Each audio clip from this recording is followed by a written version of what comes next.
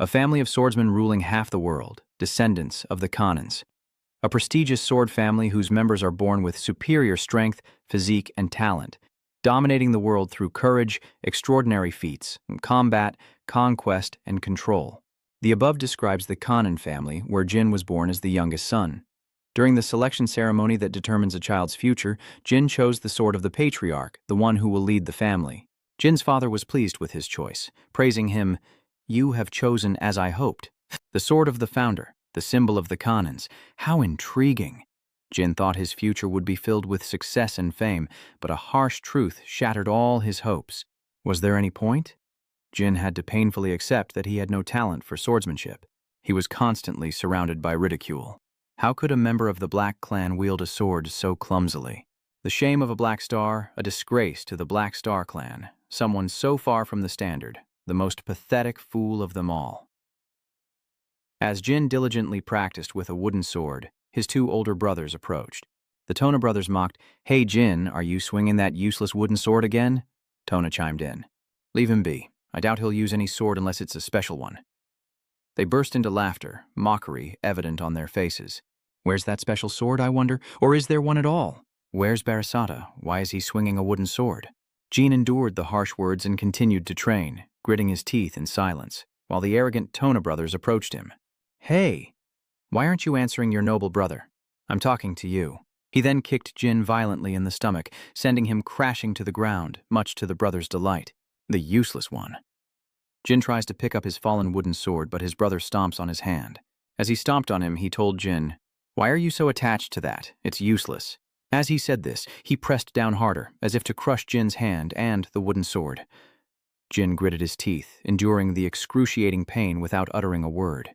Just then, Ta found a book on Jin and laughed triumphantly. "Ha ha, what's this? Basic swordsmanship theory, here." Tona crumpled the book in his hand, looking down at Jin with disdain. "Did you really think reading about swordsmanship would make you any good? Is that why weaklings shouldn't be given opportunities?" Tona, with malice in his eyes, held the wooden sword.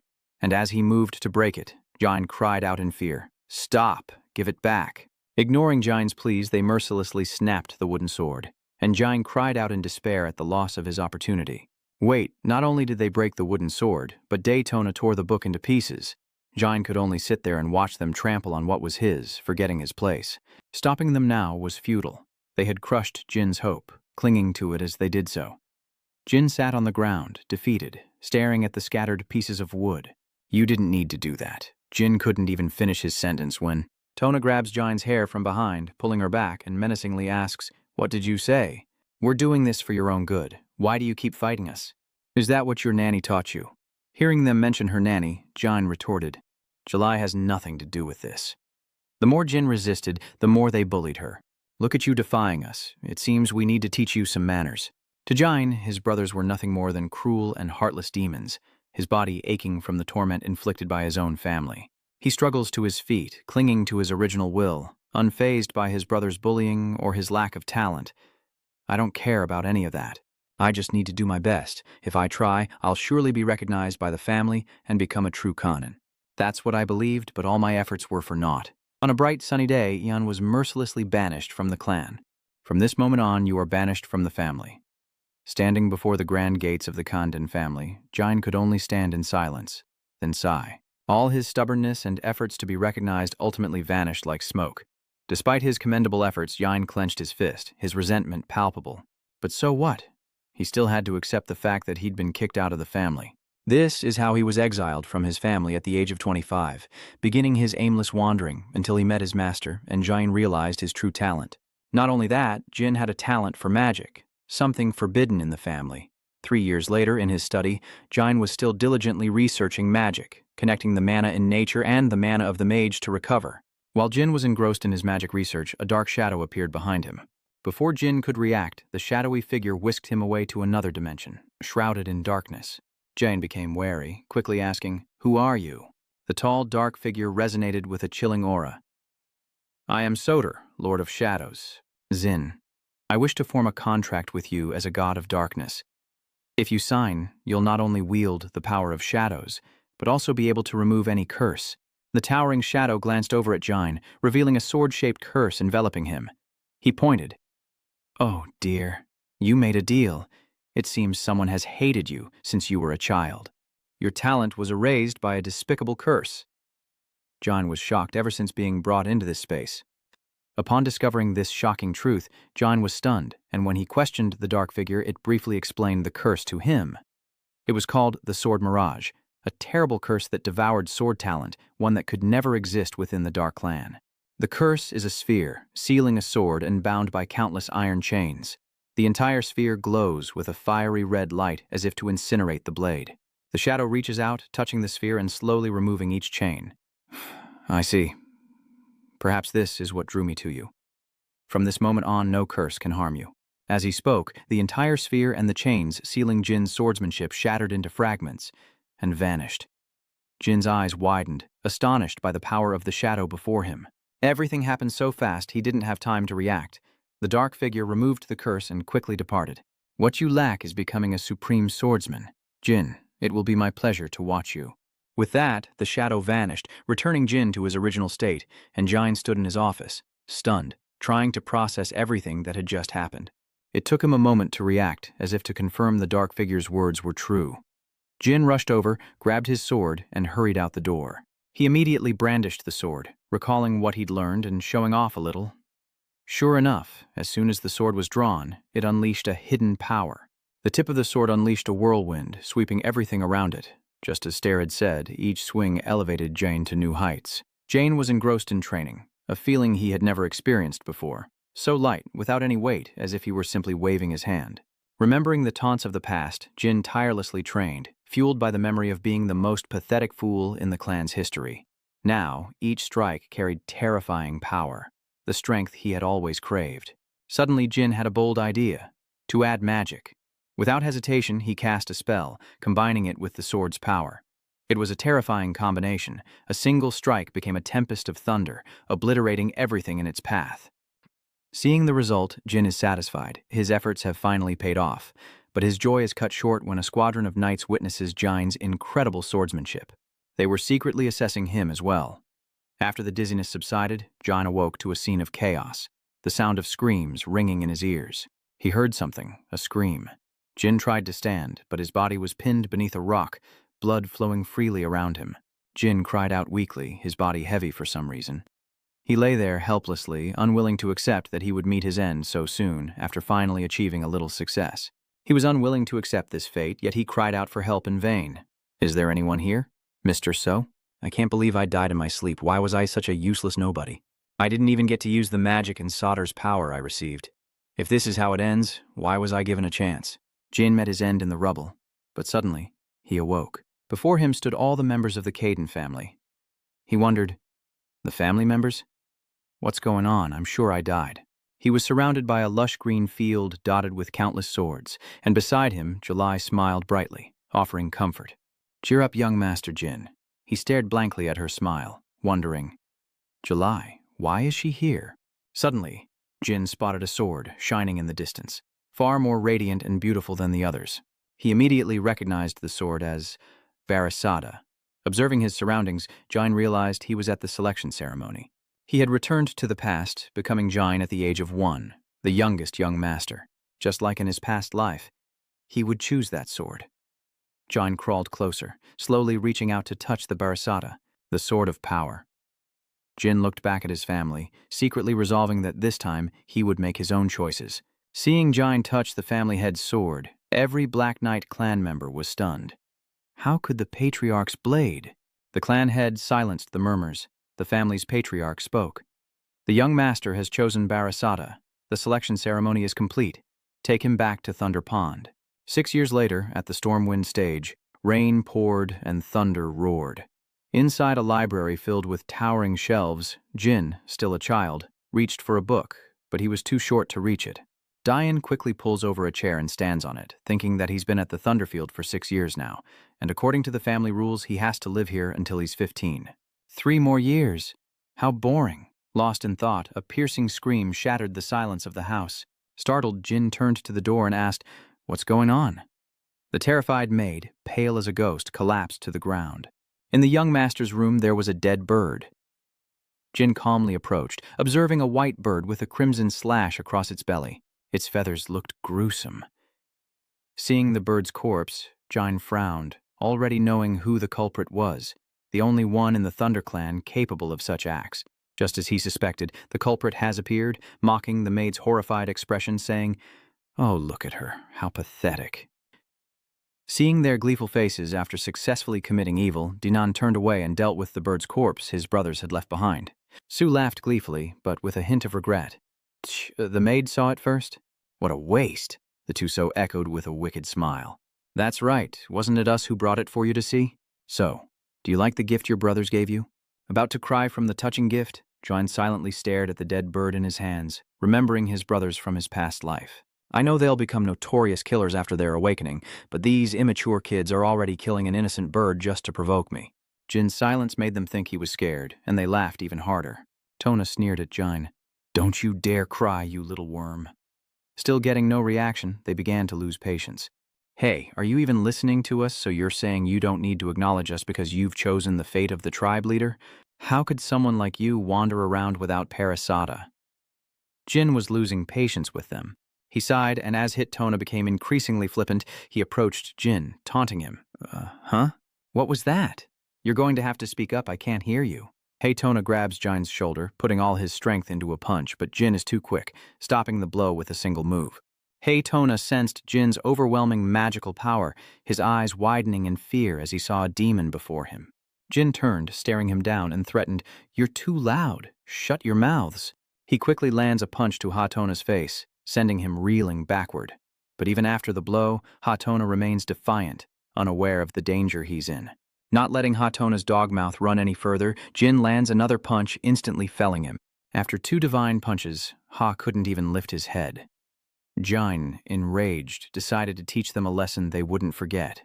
She'd had enough, and she wouldn't take it anymore. A punch to the gut lifted Ha-Tona off his feet and sending him crashing to the ground. After teaching her brothers a lesson they wouldn't forget, Jine finally dispelled the magic from her hands. From now on, it'll be better for you if you don't appear before me again. Suddenly, a guard knight entered and seeing the situation immediately asked, "Young master, what's going on here?" Yan quickly hid her hand, concealing the magical energy. Khan questioned Jin, his gaze shifting to the battered brothers sprawled on the ground as Jin coldly glared at them. They suddenly started fighting each other. Khan clearly didn't believe it. He asked again, "I'm sorry?" Jin turned to him, impatient. "Are you deaf?" They beat each other up and passed out. Khan noticed their injuries, thinking even the youngest master of the Kanden family was ruthless, but outwardly he asked no further questions. "Understood. I'll take the Tano brothers to see a doctor," Jin coldly ordered. "No need, Khan. My brothers need to go somewhere else." Jin then ordered Khan to drag the Tano brothers along with him, following the evil one, as torrential rain poured down, creating large puddles. Jine pointed to a grave, signaling Khan to lay the brothers there. Khan gently placed the children down, hesitant, and asked, "Master Jin, do you truly intend to leave them here? The storm is getting worse." Jin, under his raincoat, thought about their insolent actions and decided he couldn't forgive them. His face devoid of emotion, he says, "My brothers need to understand the gravity of what they've done." Seeing his resolve, Khan immediately submits. "I will respect your decision, young master." Jine turned and left without another word. As he watched Jine leave, Khan sensed an unusual energy around him and wondered, "This isn't aura. Could it be mana? If that's the case, this is no longer a simple family squabble. I need to report this to the Patriarch." Immediately, Khan turned to a nearby soldier. "Hey," the soldier asked with respect. "What is it?" Khan cast a cold glare at the soldier and ordered a horse to be brought forth. Jine, back in his room, watched from above as Khan hastily prepared his steed, and he quietly surmised that Khan would report back to his father, just as he'd expected. Watching Khan ride off despite the storm, Jin realizes he's not just their protector, but also their overseer. And this magic is something he can't linger around. As Jin thought this, he moved his fingers, and a stream of black magic appeared, like a thin mist surrounding his hand, the only proof of his contract with SIER. Thanks to this power, I know the Covenant is still in effect in this life.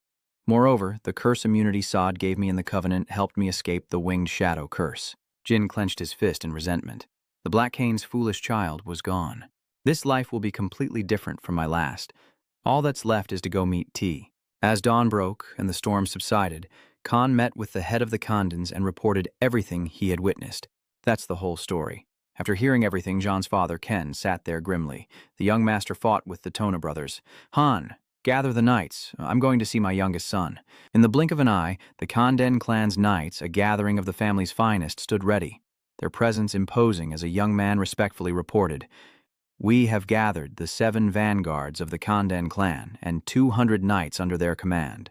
Ken, atop his horse, surveys the assembled knights. Yes, this time the knights have gathered all their talented faces. After surveying the group, he ordered them to head to the Thunder Arena as Mary, the 7th heir of the Can family, wondered about the sudden summons. An emergency summons? Do you know anything about this? I'm going first. I just asked Luna, but I bet she doesn't know anything either. Mary yawns widely, saying she's busy fighting witches. The Black Cane heir thought to himself as he walked, pondering the 4th destiny first. Next year, the Tona twins will leave the Thunder Dojo. Perhaps that's why he turned back. Maybe he's going to see our youngest. Mary was surprised to hear this and asked loudly, "The youngest? Why?" Diffuse calmly replied, "During the selection, that kid chose the founder's sword." "Oh, right," Mary suddenly remembered. She dramatically exclaimed, "Ah, that's right." But then again, it wasn't that big of a deal to warrant the cavalry riding out in the middle of the night. But did father return just for that? Diffuse didn't know, couldn't possibly know what father was thinking. Luna, the first hope of the Cannon family, overheard their noisy discussion and immediately turned around to warn them. Mary was first. Realizing they were speaking too loudly, Mary apologized. Thinking back to what DeFirst said, Mary seems a little unhappy. Her father is personally returning home to see him. That kid is that useful? At the Thunder Coliseum, Jiawai happily adjusts Jin's clothes and announces, "The Patriarch is coming to see us. He must have suddenly missed his son." Jin didn't really care, trying to sound nonchalant. Maybe. Jin thought to himself as he turned his back to July, who was fixing his hair. Khan must have told his father everything. Khan is rather naive, so he probably didn't tell father that I use magic. He probably just said what he saw. Gently, July adjusts Jin's hair with the comb. "Please, turn this way for me." As Julie meticulously combs his hair, Jin ponders his father's motives. The youngest son wielding a power beyond magic and aura. He must want to see what that power is, to see if it or I can be an asset to the family's future. At that moment, the cavalry arrived at the Thunder Arena. The massive doors swing open, revealing a line of imposing knights standing in perfect formation. A unified voice booms, declaring the immense power of their leader. Kenan strides confidently into the great hall, his imposing presence filling the space. Entering the hall, he immediately ordered the Tona twins to be brought before him, and they knelt before Kirin. He sternly called their names, Tona and Tona. The 2 children immediately bowed their heads, not daring to show their usual defiance. "Father," they began, but he cut them off. "I heard you fought with Jane. Tell me, what did you do wrong?" They were immediately accused, their eyes wide with fear, frozen in place. After a moment, they reluctantly came up with an excuse. "It's not our fault. Jine hurt us." They still hadn't realized their mistakes and immediately blamed Jine. "That's right, father. That power was abnormal. Not aura, but more like magic." Seeing their father's eyes narrow, they eagerly added fuel to the fire. "Using magic is forbidden in our clan, father. If Jine used magic, we must question him quickly, before he finds a way to hide it." Mary and DF silently observed Tona's brothers' ridiculous accusations and sighed, realizing they were beyond help. Not letting them continue their charade, Ken cuts them off, saying, "Enough. Listen carefully." He looked them straight in the eye, warning sternly that if they continued with this behavior, they wouldn't survive in the Jian clan. Only then did they realize they had gone too far, and they began to regret it, fearfully looking at their father. Ignoring the brothers, he summoned Jin, who saw Tona and his brother exit with blank expressions. He understood. His father, Kirin, the strongest and most heartless man he knew, was known as the Genesis Knight, the pinnacle of a demigod. Before receiving that title, he was just an ordinary man. However, after receiving that title, he gradually lost all worldly emotions, becoming a man concerned only with glory and the future of the family. So to my father, those without swordsmanship talent, like me, were simply useless. Jin clenched his eyes shut. He had made his decision. But this time, in this life, no one would look down on him.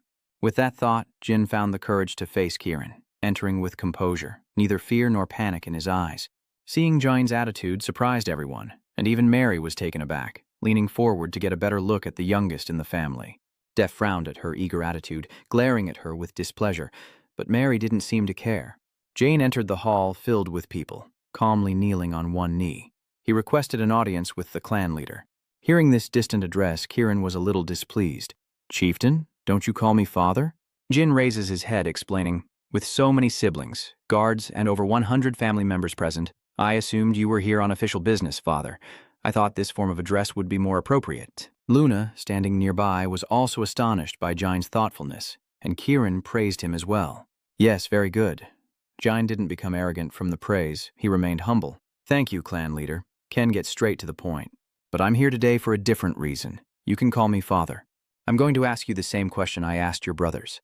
Where do you think you went wrong?" Jin clenched his fist, determined.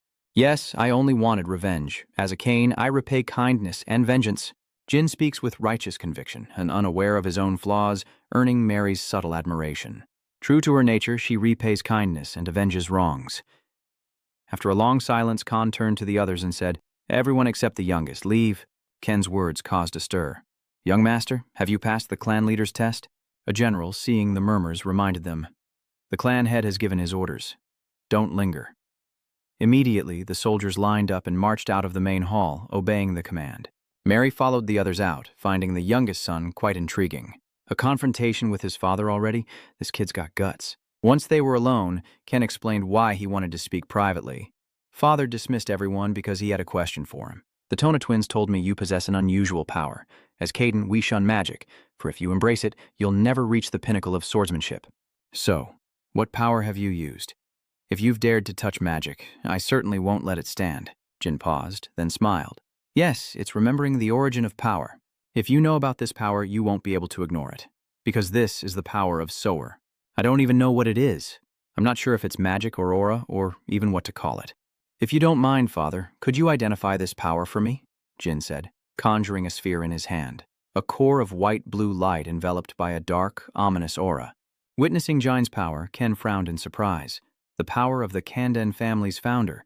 Kirin stared in astonishment at the orb of power Jin had created. That power. Dark energy. The dark energy of Barasada. Does this mean the child is destined to lead the clan? Under Jine's expectant gaze, his father confirms it. That's right, that is the power of Sadr, the god of darkness. Jane didn't quite understand. A god of darkness. Ken explained, "Yes, Sadr made a pact with the founder of the Kanden family, Lord Tama, and has been on our side ever since. But since Lord Tama passed away, Sadr has not appeared in Kanden again. I don't know the reason for this, but it seems he's trying to connect with the Black Knights through you." Jin then asked, "Father, I'm curious, is that god stronger than you?" Ken wasn't sure himself, pausing for a moment before saying, "I don't know, as I've never fought a god." Hearing this, Jin thought to himself, he's never fought a god before. That's the most arrogant thing I've ever heard. Ken then approached Jin, patting his head with admiration, saying, "That's my boy, that's a great question. Your innocent question has given me a wonderful topic to discuss. Coming to see you today was the right decision. Then let me ask you this, how do you intend to use that dark power?" And, of course, not to disappoint Ken, Jine clearly answered, "I want to use this dark power to serve the interests of the family." Upon hearing Jine's words, Ken frowned and asked, "For the family?" Then he laughed as if he'd struck gold, saying it was the most ridiculous lie he'd ever heard. "You beat your brothers to a pulp, threw them into a storm, and then said you'd use this power for the family? Now tell me the truth." Jine's hands trembled, knowing this wouldn't be easily forgiven. After struggling, Jine confessed, "I want to use this power for myself." But unexpectedly, Ken was quite pleased with his honesty. "All right, I like this honest answer." Then he left, warning me that he would be watching me closely from now on. With his father gone, Jine breathed a sigh of relief, his tense body finally able to relax, almost causing him to stumble. Great, I got through that safely. Getting permission to use dark energy as I please is the best. But this has raised Father's expectations of me, an unforeseen outcome. This life is a world apart from my last. Jin clutches his newfound power, a satisfied smile playing on his lips, a stark contrast to his past life. Before leaving with his father, Mary suddenly turns back and hands Jin a gift. "Here, take this, little brother." Seeing the carefully wrapped box, Jin hesitated. Mary gave Julie the box before Jine could refuse. "Oh, you hold it, it's too heavy." Julie quickly reached out and carefully embraced the box. Mary pointed to the box, saying it was a special gift for him. After delivering the gift, Mary gave a sly smile, reminding Jane, "Cook it, chew it well, and get strong fast. Got it?" Mary quickly returned to the cavalry. DF saw her return and asked, "Where's your luggage?" Mary casually smiled. I gave it to the youngest. What? Watching them leave, Jane wondered, Mary, why me? Upon opening the gift, a brilliant rosy gold light enveloped John and Julie, who stood frozen, awestruck by the precious gift. It's a phoenix heart. Jin thought about giving this to a 7-year-old. Mary really is crazy. Speaking of Mary Jan Candon, she's a 6-star knight and the 7th knight of Canon, also known as Windfury, but she has another lesser-known title, the Mad Woman of the Southern Territory. The reason this battle-crazed woman gave me this is clear. Get stronger quickly and become her opponent. If I consume this while young, I'll not only gain fire resistance, but it'll also be an elixir that grows with me. Thinking about it, the Phoenix Heart is essential for a 6-star mage to safely summon a phoenix. Perhaps in this life, I can summon the phoenix. Lost in thought about the Phoenix Heart, Julie quickly prepared it and brought it over. Have you been waiting long, Master? Seeing the food plated, Jine politely says, Ah, thank you. Julie placed the steaming soup on the table. Lady Mary has given you a wonderful gift. Please, eat it before it gets cold. Jane was about to eat, but then said helplessly, But before that, if you guys have something to say it quickly. The Tona twins, hiding in a corner, drooled over the sub on the table. Realizing Jine had found them, they abandoned all shame and begged for food. Oh, it's nothing. It just looked like too much for you to eat alone. The 2 Tonas chime in, That's right, July's got a huge bowl. Jin was speechless at their reasoning. So you guys want to eat it? Hearing that, the 2 kids' eyes lit up as they nodded repeatedly. Then we'll do as you ask. You 2 need to do something. And so, a while later, the Sona siblings were seen digging a tunnel beneath the Thundercloud platform. They grumbled as they dug, wondering why they had to do this. Yeah, there's nothing here. Why do we have to do this? What if someone sees us digging this up? Hey, To, dig harder. What are you talking about?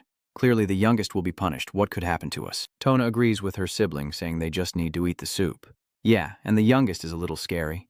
It seems they've finally dug to where Jin needs them to be. This tunnel is above the secret room.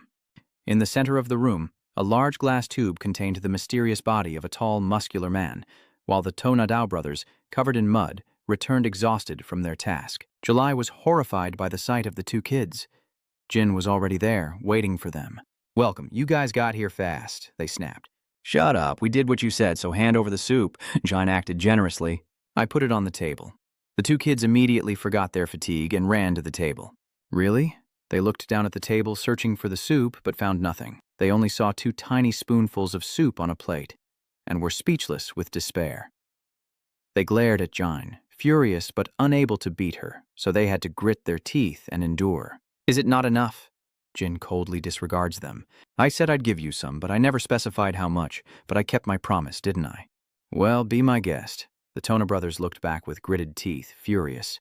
Yeah, thanks a lot. That night it rained heavily, and Jin quickly put on his raincoat and headed to the tunnel the Tona brothers had dug. Standing before the tunnel, Jin was impressed by their thoroughness, thinking that even a 1-star spell would suffice for a wall this thick. The wall isn't too thick, so magic should break it, since my mana keeps increasing and I can't do anything with it.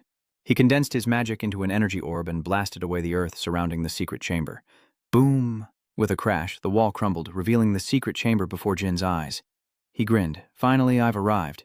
The Black Clan's secret chamber.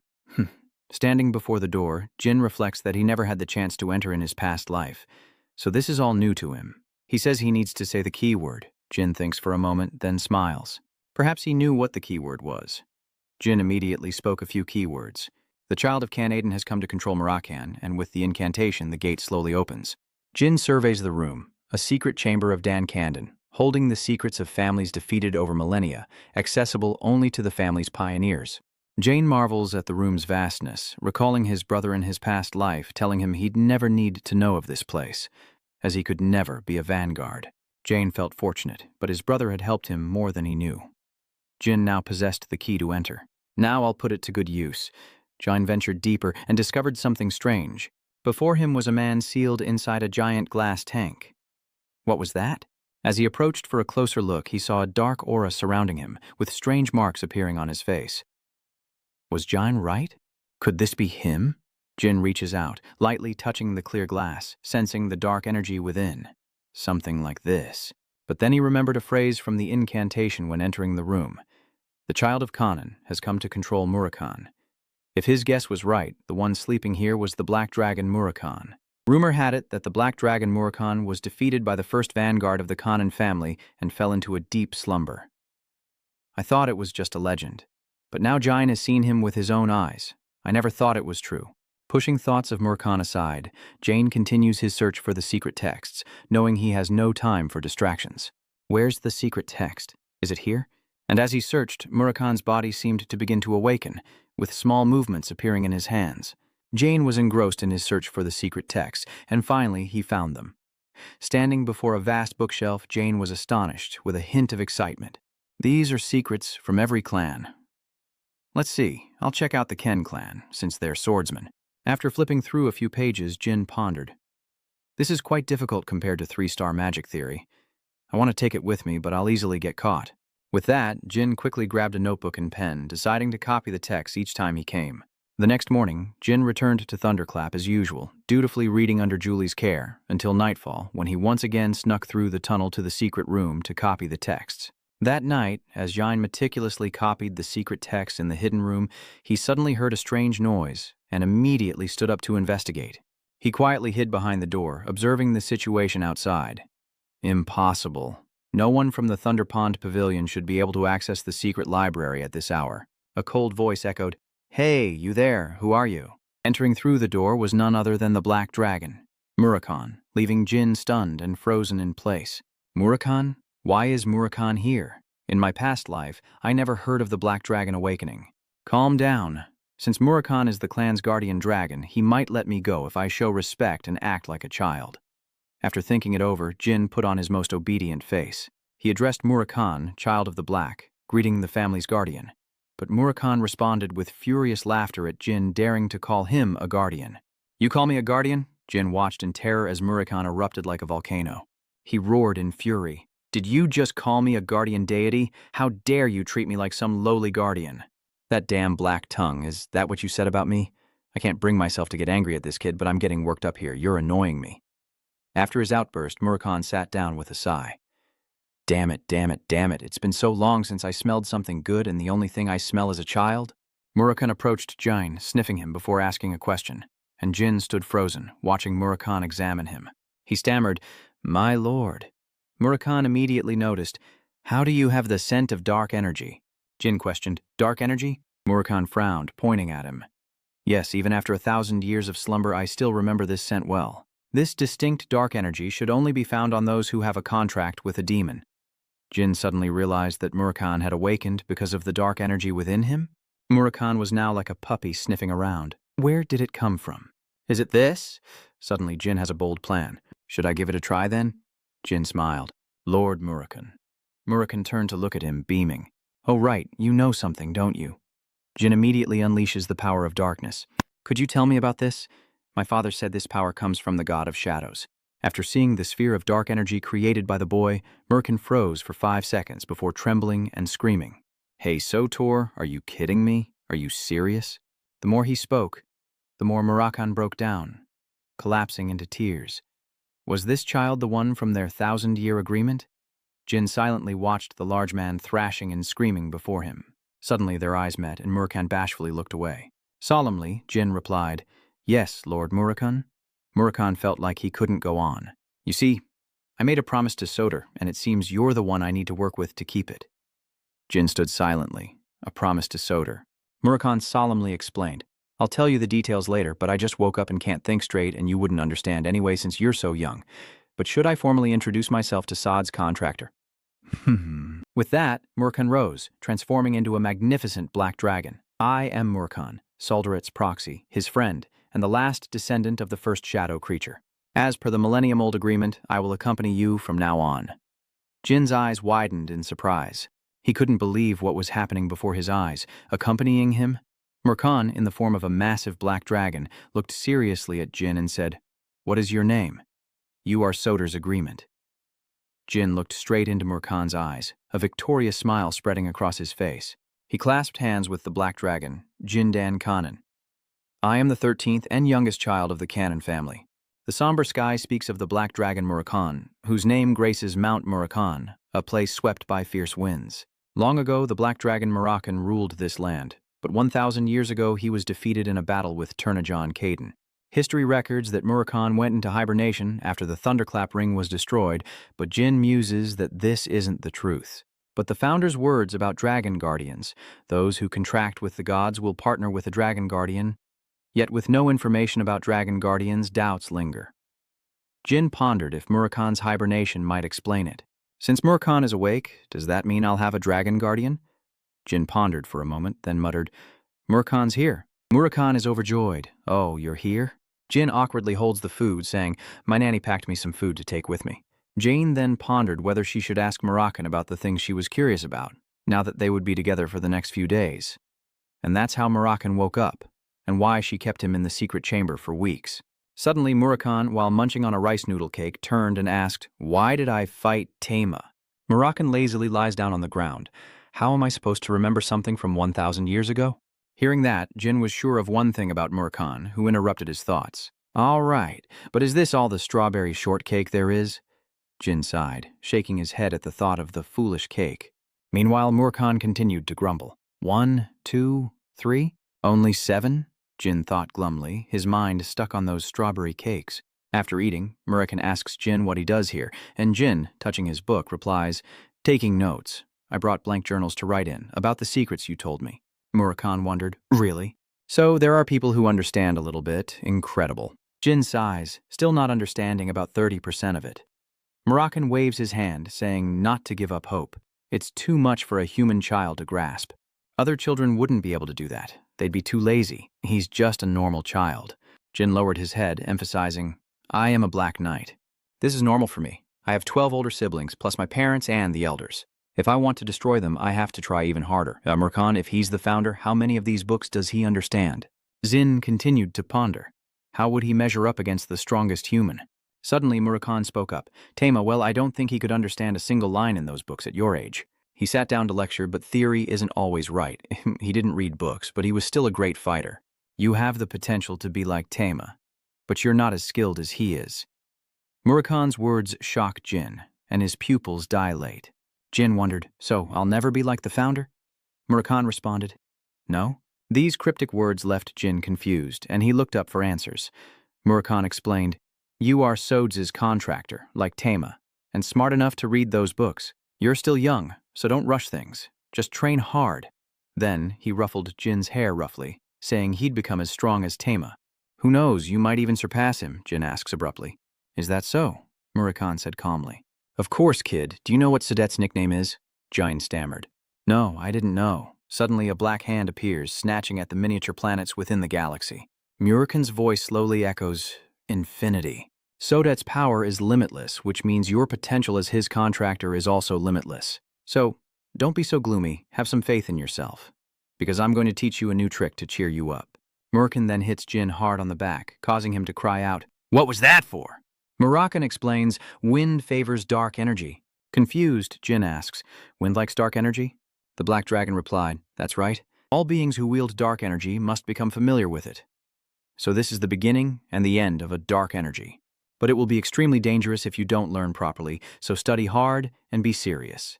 Jin is excited. Okay, I will. So Murakhan, what should I do first? Murakhan pondered. You, huh? Yes. First, you must learn to unlock your mana. Jin asked, confused. Unlock mana? Yeah, then he asked why, while Jin thought about how many times he had already done this in his past life. Murakhan explained, manipulating dark energy means unlocking and moving your mana. You must master both. From now on, you'll have to practice this for 2 to 3 years. Jin couldn't believe his ears and sank into thought. 2 to 3 years? That's far too late? Murakhan scoffs. You don't even know the basics, so I can't teach you anything too advanced, you know? To be more specific, you need to learn how to move your mana. Jin held out the blue light in his hand. Can you teach me now? Murakhan is utterly shocked, unable to believe what he's seeing. Is he trembling? How did you do that? Jin humbly replied, I've been doing it for a while now. Murakhan muttered, no way you know mana shift? Seeing Murakhan's disbelief, Jin demonstrated by moving mana from one hand to the other with ease. Murakhan couldn't believe it, sighing, only the most gifted geniuses can do that. You're an extraordinary kid, aren't you? Fine, I'll show you how to unleash dark energy. Jin marveled at his own success and calmly replied, dark energy originates from darkness. All the darkness in this world originates from Sed. And now, shadows begin to creep everywhere. So Sed is the master of all the darkness in this world, and you are Sed's sole contractor. Suddenly, a dark shadow crept beneath his feet, startling Jin. The darkness grew stronger, rushing towards him in a torrent. Then, it slowly enveloped a corner of the forest. Murakan continued to explain. In other words, you could also be the master of all darkness in the world. So, what do you think, kid? Murakan smirked. This is the release of dark energy. Jin turned back in a daze, as a huge shockwave erupted from the edge of a forest. A massive dragon falls before a silver-haired girl, known to the soldiers as Luna. This area is completely cleared. We have 5 more zones to go, and then our mission will be complete. Luna turns back softly, replying, Of course. 4 wins is enough. Tell the knights to rest. Luna's eyes fell into contemplation, as if pondering something. With a cruel flash, Luna unsheathes her sword and adds one more thing. The soldier, confused, replied, Yes, is there something else? Luna asked, What do 9-year-olds usually like? Half a year after meeting Murakan, Tona left the storm arena, waving goodbye. We're off. I'll see you around, Jin replied. Yeah, take care. And then Jin was left in silence. Suddenly, Jin heard someone calling him, Young Master, turning around in confusion, unsure of what was happening. Julie happily brings out the birthday cake, wishing him a happy 9th birthday. It was then that Jin realized and secretly planned my 9th birthday, leaving Jin stunned with joy. Thank you all so much. July, would you mind cutting the cake for everyone? July softly replied, Yes, young master. As they were talking, someone called out from afar, and Jin turned back, wondering who it was. Khan? Khan bowed deeply, looking guilty. Forgive my sudden interruption, young master, Jin wondered. What is it? Khan replied. And then, a white-haired girl entered, her stern expression drawing closer to that beautiful, long, white hair. Khan gasped, Lady Luna has come to visit.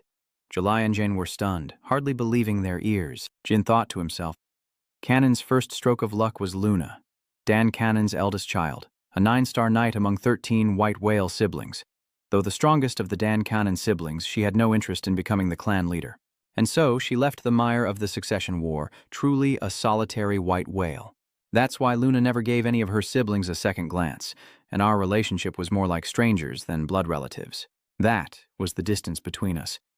Yet that sister decided to come to the thunderfighting stage unannounced. Is something big happening with the family, or did she find out I went to the secret library? I can't let suspicion cloud my judgment, Jin wondered. Luna responded softly and gently. Have you grown up a lot, little one? Jin felt shy. If I'd known, I would have dressed up more to meet you. Luna felt like she was melting. Luna's words were sweet, but did she really need to announce her visits to her youngest brother? Jin couldn't believe her ears, and Luna felt a pang of sympathy. But don't you look tired and unwell? She gently leaned down, placing a hand on Jin's shoulder to get a better look. Jin startled, replying, Oh no, it's nothing. Actually, I'm just a little nervous. Luna raised her eyebrows at this. Jin whispered, It's the first time I've been this close to you, and I don't know why, but I feel uneasy. Luna asks, You're nervous? Luna sinks into dark contemplation. In Kandon's tradition, siblings must watch out for, even trample on each other. Did Jin think he was here to check up on her? Suddenly, Luna gripped his armored hand, unsure of how to face him. Luna finally responds, admitting her lack of consideration. Jin looked up, puzzled. Yes. Luna realized she'd forgotten Jin was the youngest of the Kandon family. I'm sorry, she said, kneeling to show her sincerity. Well, little Jin, I need to speak with you privately. Could you dismiss your nanny and guards for a moment? Jin wondered. She wants to speak with me alone? Not wanting to keep her waiting, Jin quickly replied, Yes, sister. But his thoughts were far from settled. Though she didn't know why, it didn't seem to be bad news. Luna spoke to her younger brother with affection. The reason I came to see you so suddenly is because there are some things I need to tell you, Jin replied. What is it? Luna recalled, answering. When Father visited you last time, your behavior attracted the attention of all the other children, meaning that by the time you leave Thunder Rain stage, all your siblings will have their eyes on you. Luna gently placed her hand on Jin's, her expression turning serious. But little one, I hope you won't sacrifice your own happiness by joining the family's battle. I truly don't want you to be hurt by the Black family's traditions. Jin was stunned, not quite understanding her words. Was her reason for giving up the position of head so simple? If she didn't want him involved in the sibling rivalry, why hadn't she warned him even once in his past life? Was I not worth talking to? Or did my siblings not see me as a threat? Jin replied, Luna, I appreciate what you're saying, but I have no intention of staying out of this fight. Luna said sternly, Jin, I'm serious. I'm not saying this because I think you'll be up against me. Jin, do you know that? But having heard Jin's story of a past assassination attempt, Luna's face darkened as she asked, What happened? Jin continued, That's why I absolutely cannot escape this fight. Luna, radiating dark power, pressed. Who dares? Who dares do such a thing within the Thunder Arena? An uncontrollable rage filled Jean's room as she pressed Jin for answers. Who dares try to kill you here? Tell me now. Who wants to kill you, Jin? Jay replies in a panic. I couldn't determine that information. I mean, to be fair, I haven't been able to identify them yet, but even though they want me gone, look, I'm okay. Luna gripped his arms tightly, and Jin softened. Jin continued. Aren't all my siblings supposed to hate me? Thank you for telling me that. It makes me truly happy. Luna was saddened. Her little brother Jin then embraced her tightly, leaving Jin in disbelief. Luna is devastated, realizing she's now caught in the family's muddy war. It breaks her heart, and as Jin hugs her back, he can't help but think. He never imagined Luna was such a warm person, and he gently patted her shoulder. Don't be sad. After a moment of sorrow, Luna stroked Jin's head and said, Today is a special occasion. We shouldn't talk about these things. It's your birthday, after all. I actually came here to give you a gift. Luna pulled a small wooden box from her bag. Luna opened the box to reveal an exquisite green necklace. Jin gasped. A necklace? Luna said, Could you turn around for me? Jin politely replied, Yes. Luna kindly said, If you ever encounter something you can't handle, break the green gem on this necklace. Wherever you are, I'll be right there with you, so always keep it with you. Happy 9th birthday, Jin. Jin is touched and thanks Chi. Afterward, Julie brought Luna a freshly cut piece of cake, and the two sisters affectionately fed each other. Julie was touched by the heartwarming, sisterly affection. After a while, Luna finished her cake and left. It's getting late. I have to go now. Jin is happy. Yes, take care, Luna. Moroccan waited impatiently. Hey, you're here. Tea lover, what's that around your neck? Jin replied that it was a birthday gift, and Murakhan trembled as he pointed at the pendant. He must have really cared for you to give you something like that. Jin didn't know to ask. What is it? Murakhan asked seriously. It's an artifact of the Demon King organ, and over 1,000 years ago, countless people risked their lives for just one of his relics. Jin asked. Is it really that amazing? Murakhan replied, Of course. It grants the wearer resistance to magic attacks below 5 stars, enhances their magical power, and I suspect it even has summoning abilities. Jin, surprised, asked, You know a lot about it, don't you? Murakhan scoffed. Well, we lived in the same era he was famous in, and this belongs to that powerful person who just arrived, right? Jin handed Murakhan the pastry and replied, Yes, my eldest sister came by. Wait, you could sense her energy from here? Murakhan replied, Spot on. Your sister probably sensed me too. Hearing that, Jin was startled and asked loudly, What? I mean, she wouldn't tell the clan, right? Murakhan said, You're worrying for nothing. She gave you that precious gift. Would she really report you and leave you to die? Jin, you're so naive. Is that so? Moroccan interpreted. Yes, you can trust her. Elsewhere, Luna senses an unprecedented surge of energy, while Murakhan is moved to tears by the delicious cake. Is this what paradise tastes like? As Jin was left speechless, Luna continued her inner monologue, pretending not to know anything. Just remember one thing, Jin. No matter what you do, no matter what you become, I will always be on your side. The time I thought was boring in Stormcastle gave me many things. Recognition and expectations from my father, the phoenix heart I received from Mary, my relationship with Luna, and even my meeting with Marikan, the Dragon Clan warrior. Things I wouldn't have even dared to dream of in my past life. Now I'm 10 years old, possess overwhelming power, and am ready to leave Stormcastle for the main estate. As the two spar intensely, a massive explosion erupts, and Jin swiftly attacks like a storm. Their hands collide, and Khan thinks, as expected, no wonder the Lord is interested in him. Though he's the one assessing during training, Jin's eyes seem to say that he's the one testing Khan's teaching abilities. Khan, let's stop here for today. Jin was fine. Suddenly, someone called out, Young Master Jin. Jin wiped away his sweat and turned around. What is it? Do you have a problem with today's training? Khan bows his head. It has been my greatest honor to teach you until now. You'll be leaving Stormcastle soon, but I promise to teach you to the best of my ability until the very end. Jane is satisfied. Good. Please take care of me until then. Jin plays with firelight under the candlelight. He reaches through the flames unfazed by the heat, pleasing Jin. Finally, someone calls him Master, and it's Jai who's hot. Oh my, it's not hot. Jin blushed. Yeah, it just feels like warm water. I'm glad Miss Mary's gift is starting to take effect. I've only heard of the Phoenix Heart, but never seen its power firsthand. Me too, Jin. He then fell into contemplation, realizing he'd absorbed half the potion's power and would absorb the rest in a few years. Julie smiled as she left the room. The young master will be leaving the castle early tomorrow, so let me know if you need anything. Jine? Yes, that's fine. As Julie walked, she noticed 2 strange books and spoke up. Young master, should I wrap these books? Yes, I'll read them in the carriage. Julie turns. Understood. Is there anything else? Young Master Jin only needs those books. Julie babbles on. Understood, I'll prepare some shortbread for your snack. Jin hesitated. Yeah, that's okay, I guess. Julie, I'm going for a walk. Julie was surprised. What now? Jin, sorry, I'll be right back.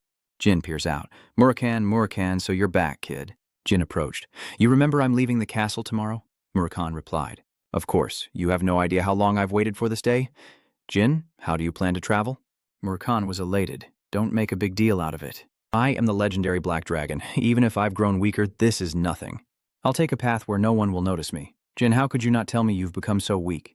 How could I be okay after sleeping for years, you brat? Murakan wondered as Jin looked on. So, can you recover your strength, Murakan? Of course. You will become stronger than me because I am your dragon guardian, so hurry up and become a magic swordsman like Tima. Jin, you said the Canons were once a family of magic swordsmen? Actually, that's what Jin heard from Cest in his past life. The Kanzan family originated as a clan of magic swordsmen, and the founder of the Tama clan, Dan Kanzan, was the strongest magic swordsman in history, a fact almost no one knows. Murakan replied that the Canons abandoned magic to pursue swordsmanship due to an oath made 1,000 years ago. Even though my clan reveres me as their guardian, they'd be quite displeased if I showed up. A millennium ago, the Black Knight, you and I would have been celebrated for bringing such a noble being into this world. Jin was confused. The Black Can clan really would. Murakan grinned. I think it's absurd too, but I'll hide well, so don't worry. Jin agreed. But what do you plan to do with it? Someone will notice when they come to the library and find nothing there, Murakan replied. I can only cast illusions with dragon magic, Jin worried. What if even the illusion is discovered? Murakan retorted. Hey, I'm the Black Dragon, you know. Illusions are a piece of cake. Don't worry. Like I said, I haven't fully recovered my strength, so the illusion won't last long. Murakan said seriously, but I'll try to keep it up as long as I can until I fully recover. Jin was happy. All right, thanks. Murakan is touched. I would appreciate it if you respected me more, since you're so kind. Jin, you sly dog. Oh, actually, I brought some special things with me today. Murakan wondered, something special? Jin pulls out cakes made from the first strawberries of the season and homemade wine. Murakan is surprised. What's going on? Jin warns him not to get drunk and create strange illusions, and Murakan acts like a child. What did you bring, you good boy? So, raising you wasn't a waste after all? Why don't you introduce him to the nanny? Jin hesitates, saying he'll consider it. July, be careful. Young master, you can't expect a comfortable life, just like the Storm Castle and the main castle. Of course, you've trained hard, but it'll be even harsher at the main castle and you'll be busier. I won't even be able to bake you cakes whenever you want. Jin reassured him, don't worry, I know, and I'll do my best at the main castle. Jiaowai knelt, hand over his heart. Yes, I will dedicate myself to you as well. Someone is approaching, young master. The 2 knights spoke in unison, Jerome and Jose, welcoming young Master Jine. We will safely escort you to the Garden of Swords, Jine. Very well, I'm counting on you. Let's go. And so, their journey begins. October 30th, 1790. I finally left the castle, the horses' neighs echoing as a new journey began. They were headed to Duncan Dan's main territory, the Garden of Swords, and the carriage picked up speed. Inside the carriage, July looks out the window, noticing the falling snow. It will likely cover the roads quickly. We need to stop at a village and wait for the snow to stop. If it gets too heavy, we won't be able to use the warp gate. Jin was happy to hear that, but suddenly the carriage shook violently, causing them both to stumble, and July became worried. Young master, there's an ambush. Please stay inside the carriage, the knight shouted. Julie held Jin close, reassuring him. Don't worry, young master. Everything will be all right. Jerome and Jose are 7-star protectors, and I'm here too. The assassins yell, get them! July is silent. There are about 20 enemies, a mix of witches and warriors, and likely more archers to come. But it's unlikely any of them are above the level of the 7 stars. Jerome and Jose are still in control. Hearing that, Jin was incredulous and shouted, Gilly, we have to get out of here. July was confused. What do you mean? Jin said seriously. The Dan Cannon's guards must protect their bloodline, no matter what. One of them should have stayed by my side. Hearing this, July began to suspect something as well. So you're saying one of them betrayed us or someone is impersonating them? Jin replied, That's right. There's definitely a weapon in this carriage. We have to get out of here. Furious, Julie replied, Understood, master. Then, summoning her weapon, she declared, I will protect you as a member of Dan Clan Den. If I overstep, I'll gladly accept any punishment. Julie then stormed out of the carriage, declaring, "Young master, I'll gladly accept punishment upon our return to the castle." "Jin, now's not the time. Let's go to them. I need to confirm something." Julie was confused. What did he want to confirm? Jin explained, "Those they're fighting might be our allies. If they wanted to kill me, they would have done it the moment I stepped out of the carriage." But this silence is strange. Julie quickly understood. "I understand, young master." Mukera shouts, "Find Jin Conin now. Third squad, secure the left flank." Jin, indeed. July responded. The symbols of the Devil and the Black Peach, the Mattel Magic Clan, and the Black King mercenary group. A person in a white cloak shouted, "Julie McLaurin is over there, and Jin Conin is with her." The group shouted, "Prioritize protecting Jin Conin." The redhead then introduced himself. "I'm Makara, captain of the Black King mercenary group. We're here on the Cannon family's orders to rescue Jin Conin." Mukara grits his teeth. "Damn you, how dare you lay a hand on our young master?" Jin thought to himself that they must be the imposters. If they were truly the 7-star guardians, there's no way they'd be struggling against these people, especially since there are only 2 of them surrounded. July growls, "Who are you? What is your purpose? Who are you working for?" The bald man sneered, asking, "Are you sure about that bitch? Who has time to answer the questions of those runken dogs?" Julie turned to Jin, speechless. "What should we do, master?" Jin coldly ordered, "Kill one and bring the other to me with his hands cut off." July's eyes grew increasingly ruthless, and with a sharp "Ken," like slicing a watermelon, the white-haired man watched in horror as his comrade was cut down like fruit, before suffering the same fate. The man stood dumbfounded as the blade whistled, his blood spraying. July's eyes narrowed as the man transformed, a powerful kick sending him crashing to the ground. Only then did July's gaze soften as he casually grabbed the white-haired man by the hair and dragged him towards Jin. Mukera chimed in, "Your master seems to underestimate his opponents. To become a servant of the Run-Candle clan, one must be at least a 7-star. So if you want to assassinate the children of Ran-Kanden, you'll at least need to be 8-star. Zin mocked, as the white-haired man screamed in fury. "Enough chatter. This is only the beginning. House Caneden, your time is coming to an end." Yan casually says, "I want that too," leaving Mukera stunned. "You sycophant, Jin. I have no interest in the Kanden Empire. I only care for the Jindan Kanden Empire." The white-haired man didn't expect to meet such a daredevil. "Kneel before me." The white-haired man yells at Jipo, and Jin wonders about the name. Jipo? The Jipo family, renowned sorcerers, rule the other half of the JP world. Where the Conin family is known for ultimate swordsmanship, the Jipo family is known for the pinnacle of magic. 1,000 years ago, after the founder of Conin passed away, Jipo made a humiliating request to strip the magic from Dukananden, and so the magic in Conin was sealed. So, for the Canon family, the Jipo family is their age-old enemy. No wonder I wondered who would dare act so recklessly. It turns out they're followers of the Jipo clan. Jin scoffs. July throws him somewhere. Interrogation will yield nothing. Jai obeys, as the white-haired man curses. Jin thought to himself that, of course, to the Jipo family, the Conin were also lifelong enemies. The white-haired man spat, "Just kill me already." Jin thought to himself that they were always plotting to terrorize the Dukan. However, this incident was likely not orchestrated by the Dukan clan, but rather by zealous followers acting on their own. Strange. Even with the best disguise, it's hard to fool a 7-star knight. Don't tell me he's involved. "Young master, I've done as you instructed," Jin responded with his arms crossed. "Thank you, Julie." Jin approached Mukera and asked, "You said earlier that you were the captain of the Black King squad, right, Mukera?" Mukera nods. "Yes, sir." Jin calmly looks at Mukera, saying that his successful escape was thanks to them, drawing attention away from him on the way back to the Dark King castle. "I will report your merits, and you will surely be rewarded handsomely. Now, help me set up the teleportation gate." "I'll do my best." Mukera looked at Jin in disbelief. How could a child from the Cadell clan wander outside the castle for so long? And at only 10 years old, how could he possess such confidence and maturity?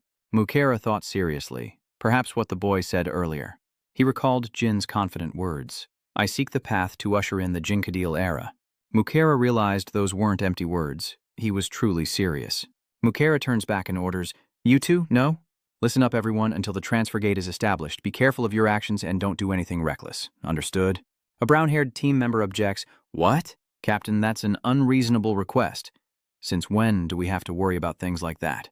The headband-wearing member was dumbfounded, wondering why the captain was suddenly acting crazy. Mukera snapped, "Just shut up and do as I say." Julie turned back to remind him, "Captain Mukera, I think we can depart now." Mukura snapped back, "Understood." Mukura placed his hand on his chest. "Then let's get going." As they moved, Mukura asked, "Is it okay to just leave them behind like that?" Julie replied, "It's fine." Julie explains, "Whether they're found dead or alive, it's a warning to their comrades." Jin praises, "Well done, Julie." She replied, "Thank you, sir." Julie bowed. They said we'll reach a village in about 2 hours. NC time." Jin calmly replies, "Is that so? I guess we'll have to stop there and wait for the snow to stop." Jin suddenly called out to Julie, who was curious. "Yes, Jin understands. Don't worry about what happened during the escort. It's not your fault. Even the 9-star knight, Khan, didn't notice." Jin reassured her, saying that as a 7-star warrior, it was natural she wouldn't have noticed anything amiss, and that he wasn't trying to lecture her on her duties as a guardian knight. July blames herself, apologizing. Jin looks at her, thinking she's just like she was in his past life. Jin thought to himself that as a nanny of the Caden family, her fate was tied to the child she raised. In his past life, July was his nanny. Jin recalls Julie being bullied by the other caretakers, thinking that because he lacked talent, she was also scorned and humiliated. Yet she never resented him. On the day I was exiled from the Kanden family, July was also cast out with me, and she said to me, "Young master, I am sorry for not taking good care of you." She bowed her head and told him this. Jin bit his lip, not wanting to make things difficult for someone who had always been so good to him. But the times are different from his past life, and Julie needs to strengthen her own resolve. Jin declared, "Don't blame yourself, that's an order." Jin turned back to Julie. "As long as you're my caretaker, you're the only guardian knight I need." Jin says, "If you let such trivial matters affect you, how will you escort me in the future? So don't make me repeat myself." Is that clear? July bowed her head in compliance. "Yes, master, I will fix this." July thought, realizing how much he cared and that his words were for her own good. "I must be more careful to ensure no one hurts him again." Julie steels herself. "Young master, I will do my best." Jin glances back, sensing her mood, and feels relieved. She seems to have recovered her spirits. The door opened, revealing warm light and a welcoming voice. "Welcome." The group entered a lodge. The innkeeper asked, "How many rooms do you need?" Mukera replied, "2 rooms, please." Jin thought to himself about the group and the fake escort knights. Looking up, he realized that if he was right, it was highly likely that that person was involved. Dian pictured that massive figure and called out in his mind, the shape-shifting sorcerer, Bouba Gaston. Jin knew shape-shifting was the Dragon Clan's forte, but even they couldn't achieve perfect transformations. Only Bouba could create such flawless illusions. He used that ability to disguise himself and commit various crimes to wreak havoc on the world. Jine wearily opened the door to her room with anxiety. If Bouba is truly involved, things are about to get a lot more complicated, even though he hasn't done anything too terrible yet. Before heading out, Mukera, don't hesitate to call me if you need anything. July responded, "Thank you." Captain Mukera Jin sat up in bed, thinking that in his past life, when he turned 20, Bond's special ops team had captured him. If he could turn Bu Ba into an ally, it would be very useful. Jin frowned, thinking, "But I have no reason to invite someone who pointed a sword at me to be my ally." Jane sleepily yawned, thinking that before Bu caused any more trouble, she needed to check carefully for any changes from her previous life. So noisy. Jane scratched her head, groggily waking up, and thought, did I fall asleep? As the noise from outside the window seeped in, Gwyn stretched and thought, even with all the training at the Thunderous stage, it was still too much for her 10-year-old body. But what is that sound? He looked over, freezing the black cat outside, and Jine wondered, "Huh?" The silence hung heavy, punctuated by a string of question marks, before Jine, bewildered, widened his eyes and asked, "Could you be—" He recalled Murakan's boisterous laughter. "Find it funny, do you? I'll always be hidden and follow you, so don't worry." Jine laughed at that. "Okay, I get it." Jin chuckled, watching the black cat outside angrily meow and scratch at the window. "You said you'd hide and follow me. Did you mean turning into a cat like this?" Jin chuckled, as the black cat Murakan angrily hissed, Okay, I'm sorry." He opened the window for the cat. "I was just surprised you'd be in this form." Jin eyed the black smoke emanating from the cat. "I thought you'd disguise yourself as one of my servants, like a stable hand or something." Murakan returned to his angry human form. "Hey, if I did that, all the knights in your family would notice me." An angry Murakan says, "Do you know how hard it is to keep up with him?" His foot caught on a warped plank. And so, Murakan face-planted into the wall of the room. Did he just cry out? Hearing the noise, Julie burst into the room, fear and worry etched on her face. "Young master, what's wrong?" She then saw Murakhan squatting and trembling, clutching his forehead. Julie's face darkened as she snapped, "Who the hell are you to be following my young master?" She pinned Murakhan down, raised her iron claws, and with a murderous aura threatened, "Tell me everything before I send you to the afterlife." "Hold on, who the hell are you?" Jin urgently intervened. "Wait, July, this is Murakhan, hard as it is to believe." "July, is that really you, July?" Murakhan stood up, a dreamy look on his face. "Oh, my little honey bun, I've finally met you." Julie's face twisted with disdain, as if she'd seen a cockroach. Murakhan remained confident. "I've been looking forward to the day we met." She's stunned. "What?" Jin stands by helplessly, covering his face, his mind racing. Jin introduces Murakhan to Julie. "First of all, Murakhan here is the guardian deity of the Kandans, the black dragon, Murakhan." Then Jin turned to Julie and said, "This is Julie." Before Jin could finish, Murakhan interjected, "I know who she is." "She's my precious little honey bun, isn't she?" Julie said, her voice trembling slightly as she bowed. "The lowly servant of the Caden household apologizes for disrespecting the guardian deity. Please forgive me." Seeing Julie's reaction, Murasian burst out laughing. "Don't worry, my little beard bread. I'm more than willing to forgive you," Julie asked, a bit flustered. "Lord Murakhan, may I ask why I'm strawberry shortcake?" Murakhan replied confidently, because she was wonderful, beautiful, and made perfect strawberry shortcake. Julie, stunned, turned to Jin. "So, he's the reason you requested strawberry shortcake every day? Can you sit down for a moment and let me explain?" Jin spoke, and Julie, crestfallen, replied with a slightly dejected tone. "There's so much I don't know about you, Master." Jin looked at Julie. "I'm sorry for lying to you." "Julie," July responded. "No. I always knew Master's talents were extraordinary. First magic, then a contract with Cadet, and now a dragon. As a servant, I'm just surprised and happy for you." July was now full of curiosity. Jin replied, "Regardless, Julie, you're one of us now. The association can't know the truth about Murakhan's awakening and my connection to him. At least, not yet." "Understood?" July replied softly. "Yes, young master, I understand." Murakhan stretched out, shielding Jin, and gleefully looked at Julie. "Don't worry. Strawberry cake, I'm always by his side anyway." Julie replied, thanking him for his kindness, addressing him as Murakhan. Julie wondered, "Oh, so the loud noise from when you transformed earlier is gone?" Jin simply replied no, then turned to Murakhan, telling him to be more careful. Murakhan muttered to Jin, "Spare me the sermon, I just fell, wah." Suddenly, Murakhan rises, laughing heartily, and Jai, unnerved by his behavior, glances at Jin. "Are you sure he's trustworthy, young master?" Jin replied, looking helplessly at Murakhan. "Well, I guess so." Julie stood and toasted Makara at the transfer gate. "Well done, Black Knights." Makara wondered about a cat. Hadn't it been here before? July continued, "The Conin family will generously reward your efforts." Mukara replied, "This mission is also a valuable experience for us. I'm eager to see the future of young Master Rukandan under your care." Mukara wondered, but Julie Moran had a question for her. Julie replied, "Yes." Mukara then asked, "Why would someone as talented as you leave the Moran family to become a caretaker for young Master Rukandan?" Julie hesitated, not answering, and glanced back at Mukara. "There's nothing more to discuss," Mukara said, embarrassed. "I apologize for overstepping," July replied. "It's all right." Julie and Jine are greeted by the receptionist as they step inside. "Welcome to the MEL transfer gate. May I see your papers?" "To Canon of the Hufster Alliance. Thank you." "Ah, you're from the Caden family. The reception is honored to meet you. Follow me, we'll get you seated in the VIP section. We'll be back in a flash if you can wait here for about 2 hours. Travel safely," Julie called out softly, and the young master turned to face her.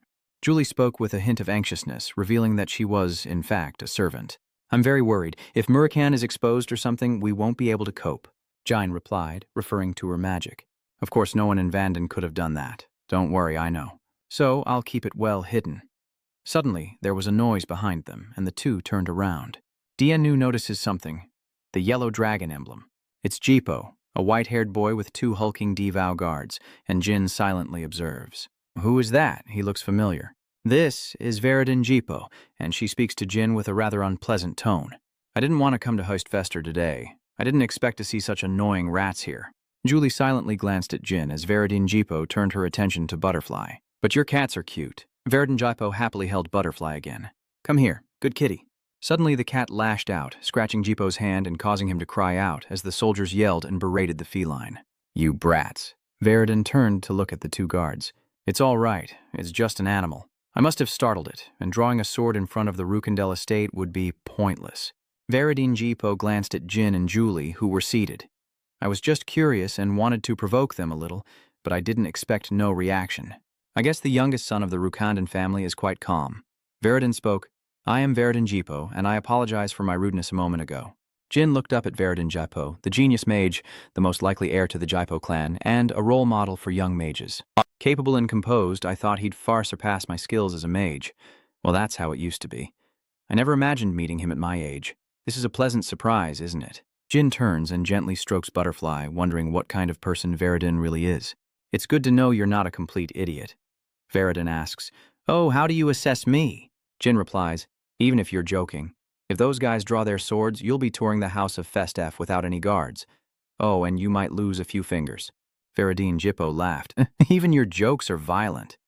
Jin replied with a grim look. You think I'm joking? Veridin Jipo seemed a little scared, looking at Jin at this moment. All right, let me give you some advice. If you encounter another Jipo or a similar situation, don't rush to cut off their fingers, or it will be painful for both clans. Jin replied. How amusing, Veridin Jipo. My father, Kenvuk Kandan, and your father, Celiac Zippo. Do you think they'd interfere in a children's game? Veridin Zippol hesitated for a moment, then chuckled. You're right, they'll probably just compensate with gold or something. I learned something from you, and I'll repay this debt when I can, Jin replied coolly. Don't put it off, pay me now. Veridin Jipo seems a bit awkward. Oh, what do you need, of course? Jin replied. I would appreciate it if you could. Remain silent until the gate activates and do not disturb my rest. Veridin Jipo was surprised and worried, thinking, Jin, he'll probably become even stronger in a few years, won't he? If it weren't for his clan, I'd ask him to be my friend. Jipo kept staring at Jin, so the guard had to remind him. Veridin Jipo suddenly thought about something, and his eyes lit up. Wait, if he's from the Rukanen family, could he become my mortal enemy? I'm amazing. The guard sighed and said, Young master, please. Seeing Veridin's behavior, Jin thought to himself, what a nuisance. His finger is probably in bad shape, and yet he still acts like this. What's wrong with the JP family? They're all crazy, the loudspeaker announces. Thank you for your patience. The transfer gate will open temporarily, but side effects like headaches or dizziness may occur, so all passengers should... Veridin Zippo suddenly slams the table and shouts, Jin Jane Run Conindel, it's a pleasure to meet you. Until next time.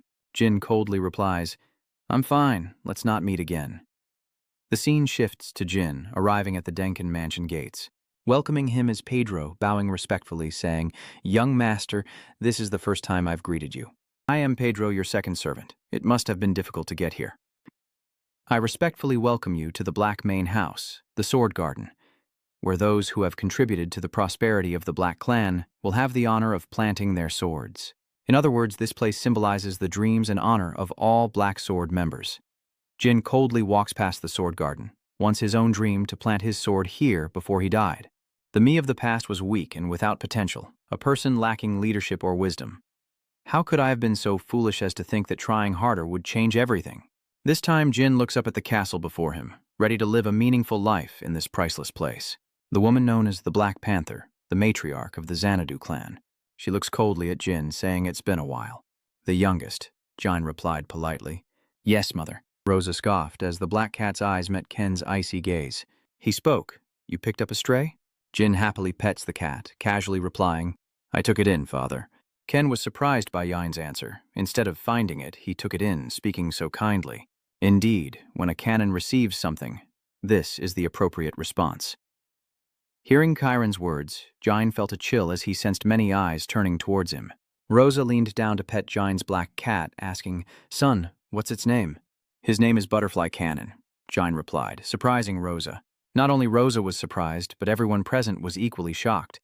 How could they give such a lowly animal the Dan Kanden surname, even if it was just a child's whim? Julie, how have you been raising your sibling? How dare a cat? Julie stammered in fear. I'm sorry. Ken cleared his throat. Enough, let's calm down. He then turned to Jin, asking why he gave the cat the Ran Ken name, to which Jin respectfully replied, That way, I'll be responsible for her. She may just be a beast, but she's the first life I've taken in, so I think her name should have value. Ken was quite surprised by Jin's answer. It was truly astonishing. But, youngest, do you understand the weight of the Kanden name? Zin confidently replied. Yes, I understand perfectly. If anyone insults Butterfly, I will make them pay. Ken gently strokes his sword, remarking that the youngest seems to have a talent for finishing off enemies. Look at how the other children are glaring at you. Jane smirks, it seems. However, you also have a talent for eliminating enemies. Khan suddenly burst out laughing, a rare sight on the face of the Caden Patriarch. This child. You should all be worried if you want to deal with this insolent youngest son. With that, Ken turned and left, leaving Jin amidst the resentful gazes of his siblings. 4 years passed, and in the early summer of 1794, Jin Kandon, now 14, was a 2-star knight and a low-ranking cadet. He's talking to his trainer. My lord, we'll end the youngest master's training here. You've worked hard, but why the suspicion? We only train in the mornings. The instructor replied, Doesn't Lady Luna have training plans for today? You seem to have forgotten. This man is Garen Antermia, a low-ranking Black Cane cadet guardian trainer. Jin places his sword on the rack. Ah, right, that's right, I'll go grab a bite to eat. Gar said, Are you planning to eat with the other cadets today as well? The faraway mistress seems quite disappointed. Jin sighs. It's fine. I don't want to participate in the competition. Garen, overhearing, replied, Understood. I'll let him know. As Jin sat alone, a voice echoed, Master, I brought you food. Ah, thank you, Belop, Jin replied. Belop smiled. You're welcome, Master. This girl is Belle Smith, a low-ranking cadet in the Blackguard. Jin glanced at Belop, who was happily devouring the food, and thought to himself, Belle loves Smith, a 13-year-old commoner. After failing the training, he faces being stripped of his cadet status and expelled. Jin looked at Belop and asked if it was good, and Belop turned to face Jin. Yes. As if reciting Jin's question, Jin suddenly stood up. Of course, I'm always grateful to the Caden family. It's thanks to them that I get to eat such delicious meat, and I'm also grateful to the young master for always sharing it with me. Before Belop could finish, Jin interjected, Enough, stop. You said the same thing yesterday, did you memorize it? Belop scratched his head and laughed awkwardly. Belop, you must learn to control yourself with maturity. The truth is, your constant chatter makes others look down on you, words that Belop eyed with suspicion. Is that so? Jin looked at Belop with a stern gaze. That's right, stand tall and be confident. Have confidence that you are a Kandandel cadet knight, Belop said timidly. But my scores are terrible. I can't even reach 1 star. Hearing this, Jin sighed in frustration. Becoming Kandung's cadet isn't easy. No matter how low your score is, you're still better than other 13-year-olds, understand? Yes, Belop replied.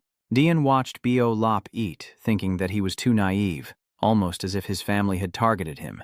But how could someone so innocent, someone taught the path of a master swordsman, become the Empire's loyal dog, walking a path of ruthless murder? I was shocked when I heard he became a royal guard, and heartbroken when he committed suicide. If only I hadn't abandoned Belop. Jin then used his fork to put his portion of meat into Belop's tray. Belop was startled. Master.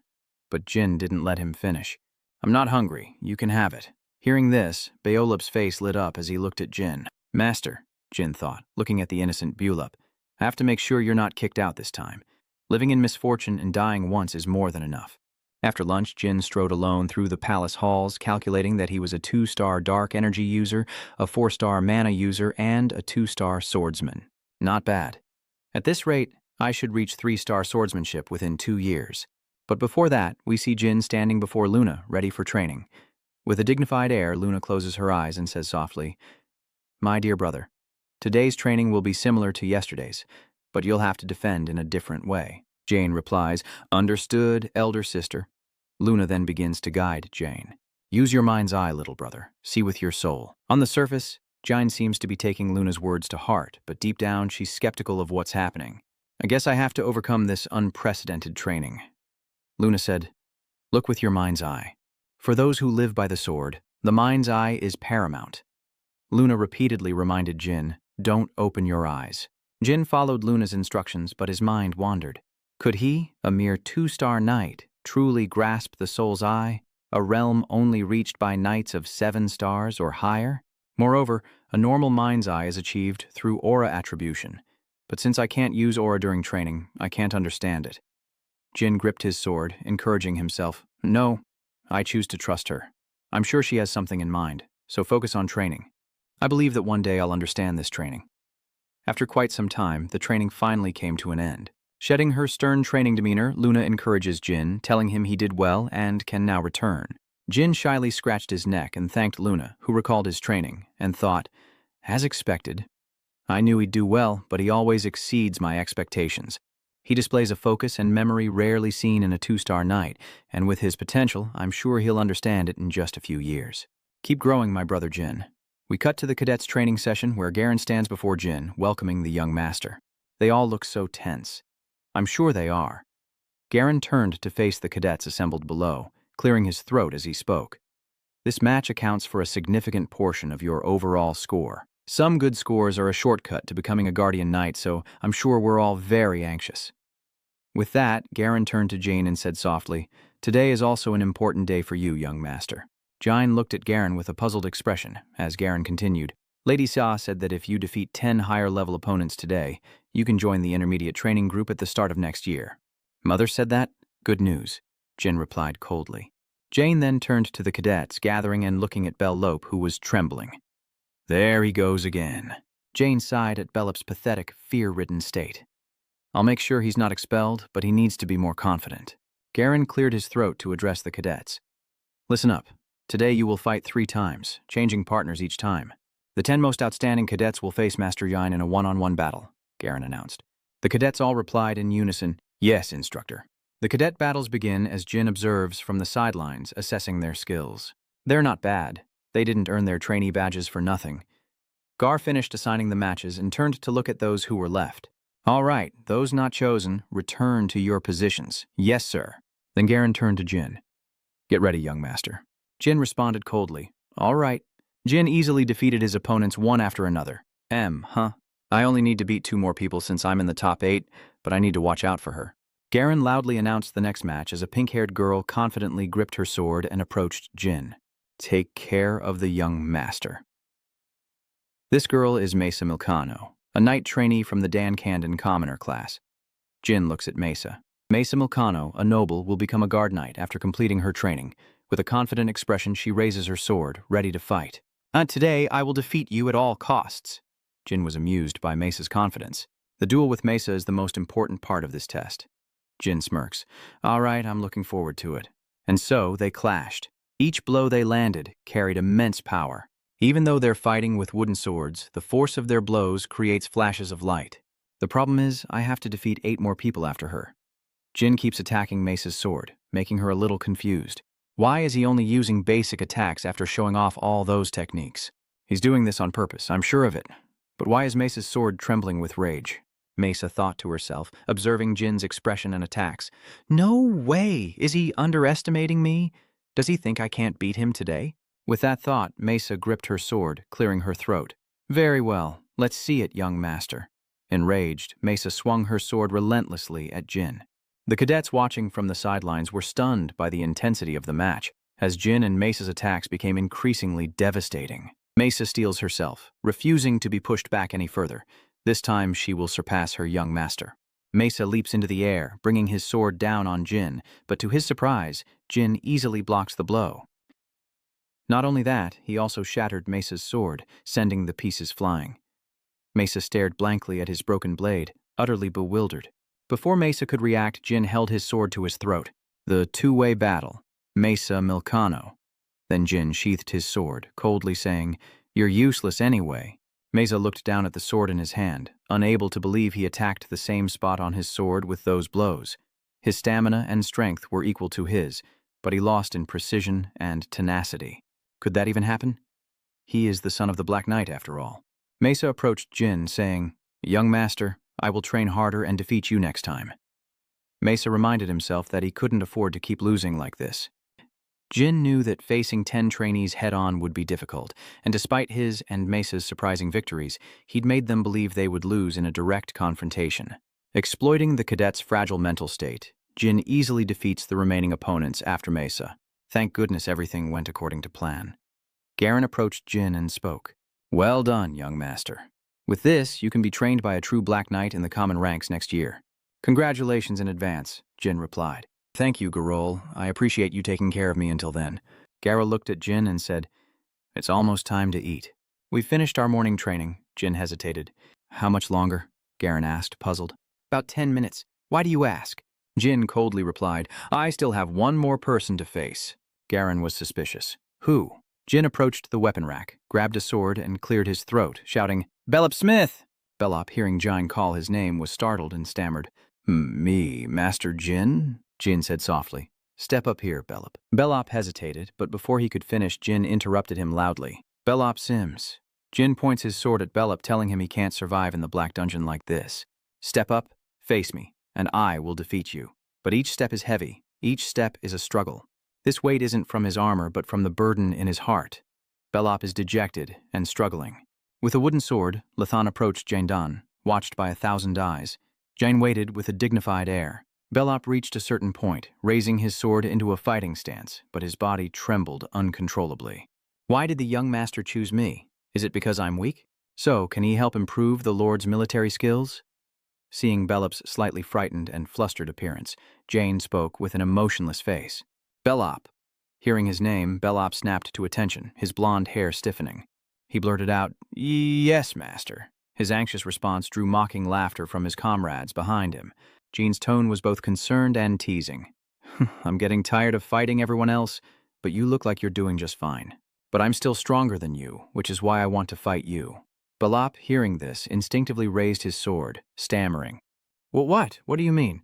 Before Belop could finish, Jin Cannon burst forward like a blazing inferno, the surrounding scenery reflecting his fiery power. Caught off guard, Belop quickly parried the blow with his sword, using all his might to push Jin away. But then his feet gripped the ground to brace himself, and he seemed flustered. "Young master, why would you—" Jin remained silent, continuing his relentless assault on Belop, this time with even greater force.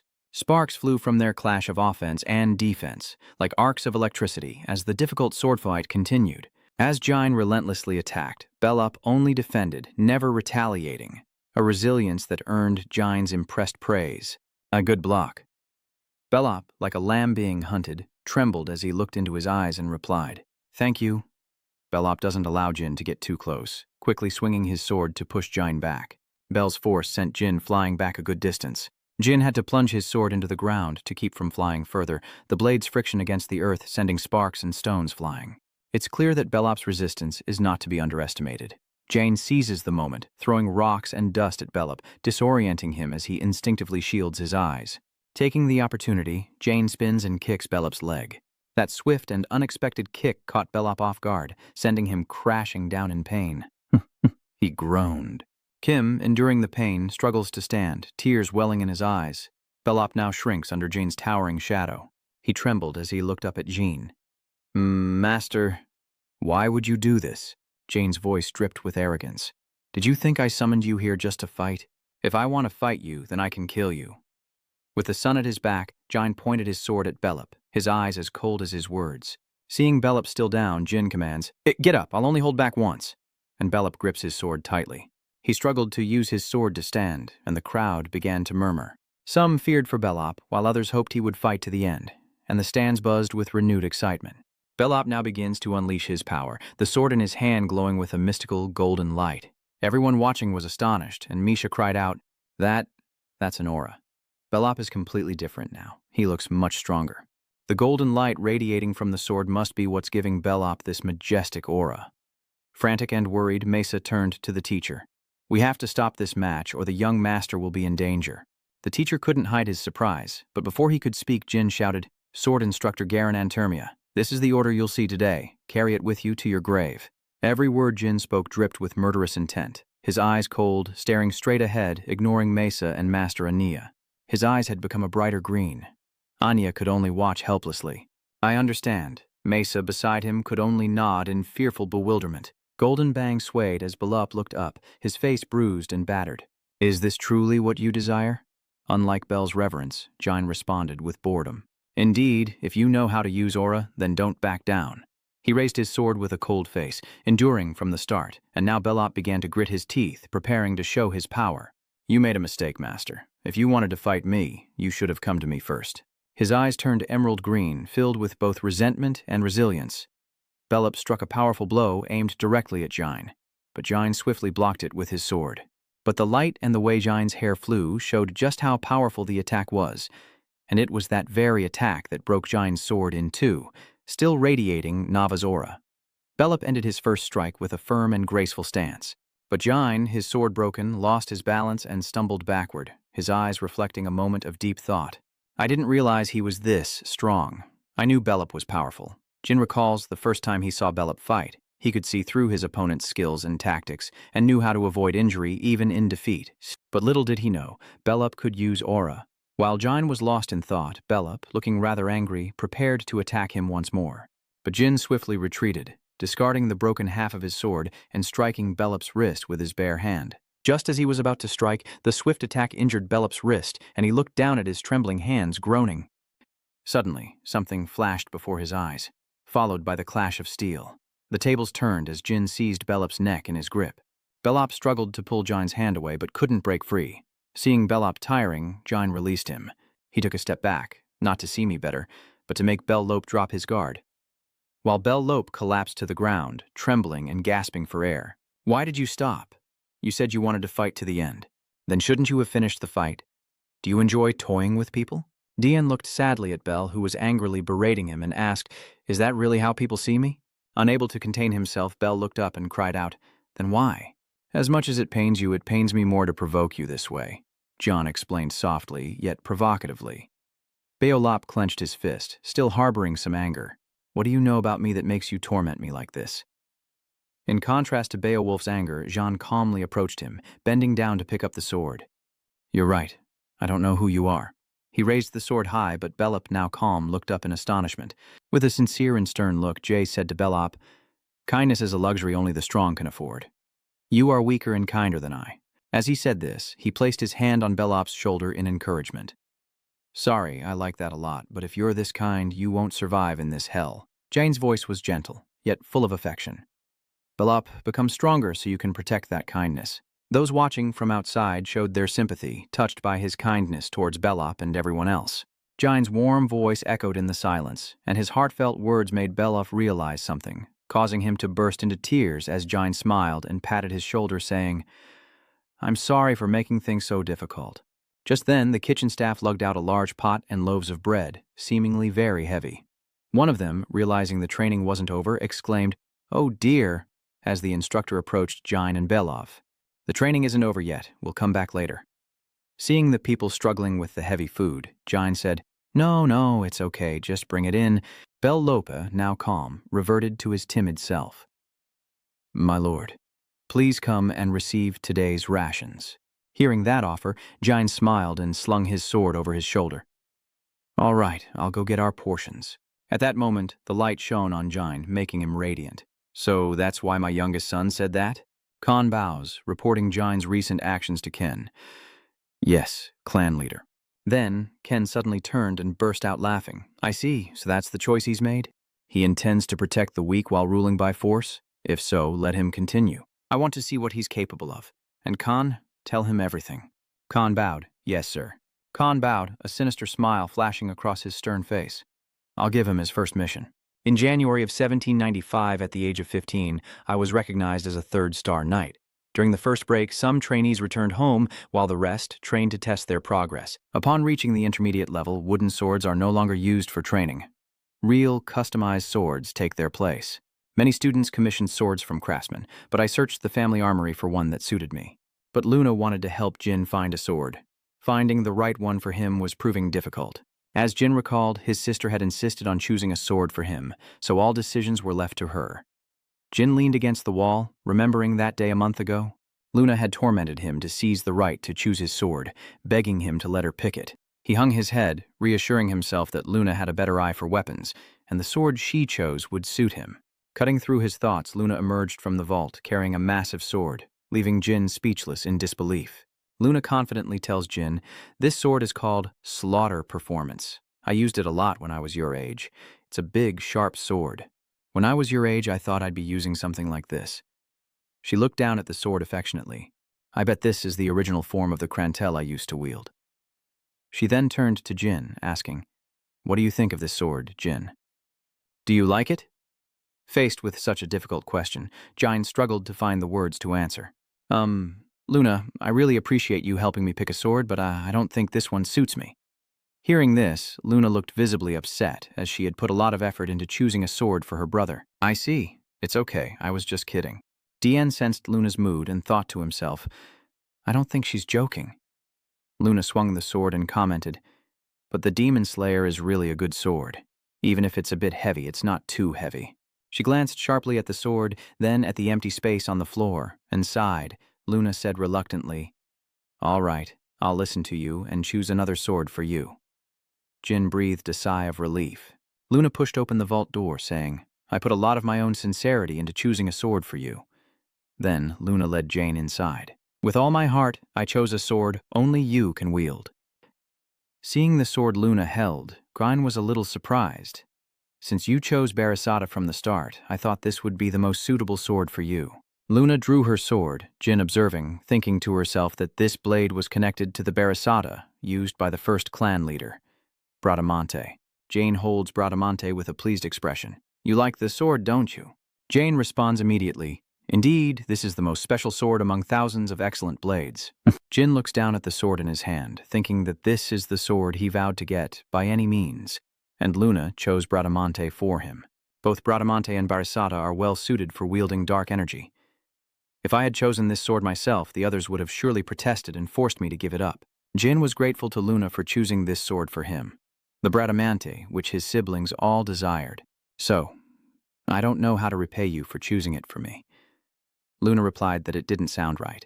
Jin, I guess you still haven't let your guard down around me, have you? She lowered her head, a hint of sadness in her eyes. I'm a little disappointed, you know. Jin waves her hand in denial. No, it doesn't hurt. I'm being sincere. Luna moves closer to Jin, pointing her finger. Is that so? But I am disappointed. So soothe my poor, heartbroken soul. Jin is confused. What was that? Then, Luna requested, close your eyes, Jin. Let's start training, okay? Do you know what I'm talking about? Of course, Luna. Good, but I still have something to teach you today. Jin is caught off guard. What? Luna places her hand on Jin's shoulder. Your relatives may try to tear each other down, but they're also the ones who love you unconditionally. Remember that. She suddenly grabs Jin's shoulders, yelling at him not to be sad, startling him as he replies, I understand, I'm sorry. Then, in a heartfelt tone, Luna confessed that she had lived a solitary life within her own family, even before Jin was born, and that she had had enough. So please understand that I don't want you to live a life like that. Jin trembled as Luna's hand gripped his arm tightly, and he stammered a reply. I know, Luna. Luna turns around happily. All right, let's start training. Jin, feel it with your heart. Soon, Jin returned to his room to show off his sword. Murakhan, what do you think? He thought he'd be praised, but Murakhan instead began to lecture him, telling him to return it. You can't control the darkness yet, so you can't wield it. Jin was stunned by this. What? Murakhan continued. If you want to wield Bradamante, you need at least 3 stars of dark power. But you're just a 2-star pup, aren't you? You can't just mimic the sword's awakened form. Jin eyed the blade with doubt, then affirmed, I'll reach 3 stars soon, and then I'll wield it. Hearing that, Murakhan slammed his book shut and angrily shouted, How arrogant. Listen closely to what I have to say. What? Barasata and Bradamante are not swords you can wield carelessly. You need at least 3 stars of dark power. Murakhan said, roughly patting Jin's head, telling him to use ordinary swords until he reached 5-star dark power. Got it? Jin struggled to his feet, but Jin brushed Murakhan's hand away, a playful smirk on his face. You know I'm not the impatient type. In short, I just need to achieve 5-star power this year, right? Murakhan's forehead bulged with anger at those words. Grabbing Jin by the head, Murakhan warned through gritted teeth, Even if you take first place in the dark power competition, mastering that power is still absurd. I'm saying this for your own good, because it's so ridiculous that even a dog would laugh in your face. If you understand me, stop saying such nonsense. Jane holds up the book, threatening to tear it. Say it again. What are you saying? Murakhan, seeing his favorite book threatened, flinched and cursed in anger. Damn it, hey, put it down. I said put it down. At that moment, July urgently called out as she ran in. Upon hearing that, Jin turned around. July? What is it? Did something happen? Taking advantage of Jin's distraction, Murakhan snatches back his comic book as Julie reports that Guide Garan is looking for him. He should have come himself, but he said he needed you there to look at the map and discuss the strategy briefing. Murakhan collapses to the floor, clutching the book and weeping with joy. Oh, my beloved comic book. Jin listened intently to July, wondering, strategy? Julie replied seriously, Yes. Guide Garan has entrusted you with your first mission. You will depart immediately after the holiday ends. Jin turned and scratched his head as he walked. Is that so? I suppose it's about time. I'm a 3-star swordsman now, but it's strange to leave right after the break. Julie followed Jin. I guess it must be a very difficult mission. Usually, intermediate missions and above are assigned to them, but Jin adds that he must have been recognized for his progress to be entrusted with this mission. Jin turned back and confidently waved his hand. I'll go check it out. July, you stay here and wait with Murkon. Yes, young master, please proceed. Jin pushed open the door to the appointed place. Stepping inside, Jin spoke. Gar, I heard I've been assigned a mission. Garen, holding the strategic plan, turned to greet him. Greetings, master. Besides you, 10 junior trainees have also been assigned to this mission. The group will split into 2 teams for a search mission near the Empire's southern border. The Imperial base is close to the Demon territory, and it seems near the White Wolf tribe's den.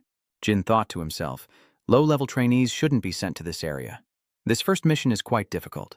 The time frame is shorter than usual too, Jin thought, reaching for the map. Young master, here's the map and details about the team members. Everyone was surprised after seeing it. So my team members are all mid-tier cadets, and Belop is one of them. Members with unstable results. Could someone have intentionally suggested this? A recommendation? If my fight with Belop was reported to my father, then this mission must be a test. Jane clenched his fist as he thought, all right, father. I'll be sure to show you my unwavering conviction. 3 days later, at the southern border, the mission objective is to find the Jin King family heir, Deum Siam Beovin.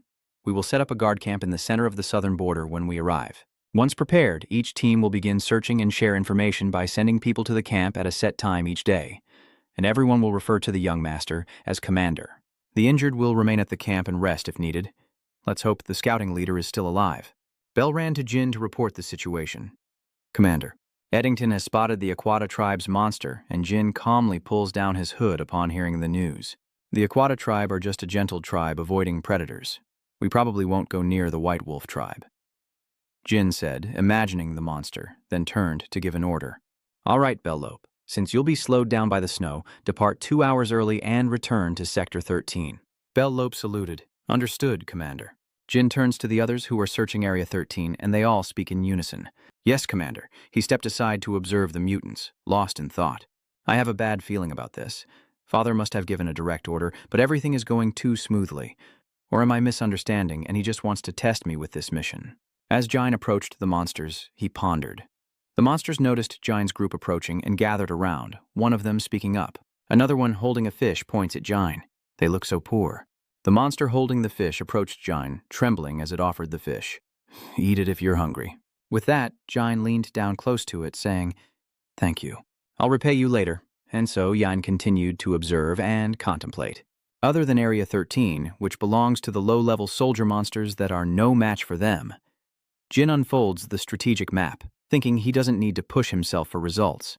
I'll spend the next 3 days confirming the areas we've searched, but suddenly, a frantic voice interrupts his thoughts. Young Master, Belot is running frantically from afar. Young Master Jin. Jin turned, a worried look on his face. What is it? Beloth frantically reports that the second squad has been ambushed, stopping Jin in his tracks. Upon hearing this, Jin spun around and raised his hand, ordering all forces to prepare to move out. Belop, what's the situation? Belop answered urgently. Team 2 scattered to evade the enemy. One survivor escaped to the outpost to report. Jane followed up. Were they ambushed by demi-humans? Beo's face twisted in a momentary flash of panic. No, they were ambushed by humans. 3 of them attacked the cadets. Jin replied gravely, Impossible. There must be more. Then he turned and said sternly, Eddington, David, return to camp and guard the perimeter. Contact with the enemy is forbidden. Report any sightings immediately. Yes, sir. After assigning tasks on the move, Jin fell into thought once more. There are too many enemies here. But what is their objective? They targeted Squad 2 instead of Squad 1. Where I am... I don't know who they are, but suddenly Jane stops, signaling the 2 behind him to halt. They were attacked. And he continues his train of thought. They will pay for laying a hand on the Runcandle clan. Suddenly, Belop spoke up. Master, there's blood under the snow, along with footprints and trails of crimson blood. Pale with fear, Belop stammered, It can't be. Everyone in Team 2 is dead. Jin calmly reassured Belop, the blood is still fresh. Jin carefully knelt to examine the tracks, noting the absence of signs of struggle or dismemberment. There was a battle here, and Squad 2 fled. The footprints indicate only one person ambushed them. Sierra's voice echoes, Master, we found discarded bandages. They seemed to belong to Hugh Fester. Jay looked at the blood-stained bandage in Sierra's hand and praised, "Well done, Sierra. Where did you find this?" Sierra replied, "To the west." Jin held the bandage, examining it as he envisioned a strategic map. So, while treating the wounded after the chase, they were ambushed and moved west. Then, Jin pushed himself up and gave an order. Sierra joined the group, relying on them. "Let's go." Belop, reporting for duty. "Yes, master." Jin and Belop continued to move through the snow. Having settled into their hiding spot, Belop whispered that it was the second squad, Master. "I see."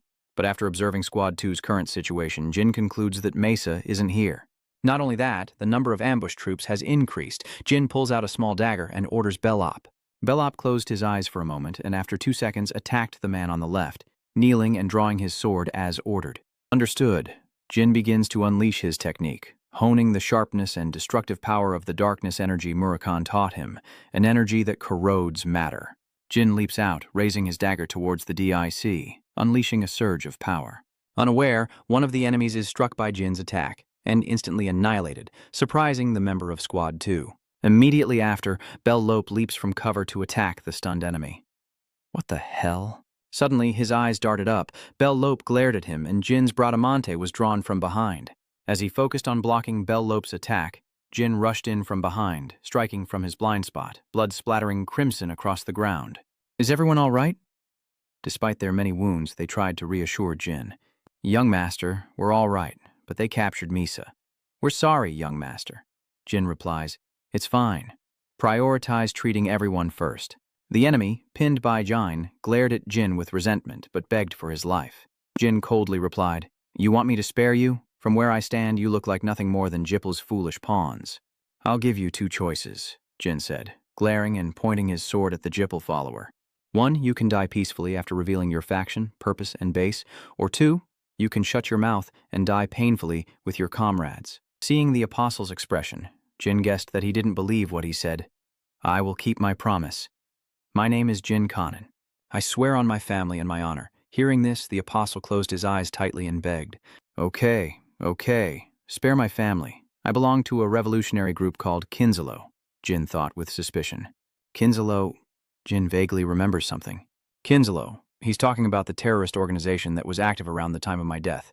They plunged the world into chaos when they assassinated the king of Din and slaughtered its people. They call themselves revolutionaries, and the Kinzalo he speaks of wants to make their king the king of the world. Jin is furious. They plan to ignite chaos in the Din kingdom by killing the Caden soldiers. The apostle quickly retorted, I'm just a pawn, so I don't know much. I don't know where the base is either. But the branch I operated in was at the entrance to the demon realm with about 20 4-star warriors and mages. Jin frowned upon hearing this. "One last question. Why capture Mesa?" The apostle replied, "It was to promote our revolution with an order to capture a female soldier alive." Hearing this, Jin was furious at the dirty bastards. The apostle replied, "That's all I know." Jin coldly stared at the apostle. "I will keep my promise." With that, Jane ended his life with her sword, blood spreading across the ground. Jin asks, "How long has Mia been captured?" Beolope replies. Jane wondered if they were still near the entrance to the demon realm, requesting reinforcements from the base after completing a first aid. Hearing this, Jem was skeptical. "Excuse me, are you planning to go alone, young master? The ambushers are 4-star martial artists? There are 20 of them in total." "He's right. It's too dangerous to go alone, master." Scott exclaimed, "We're soldiers, so it's normal to die in battle. Please reconsider." Before Scott could finish, Jine coldly replied, "As you said, Scott. But one soldier was captured, and the son of a great clan could do nothing. I'm stronger than you think, so follow my orders. I will not tolerate any further disobedience, Belov. Since all the members of Team 2 are injured, you are now their strongest soldier, so you must stay sharp. You understand what I mean, right?" Belop replied, "I will keep that in mind, master."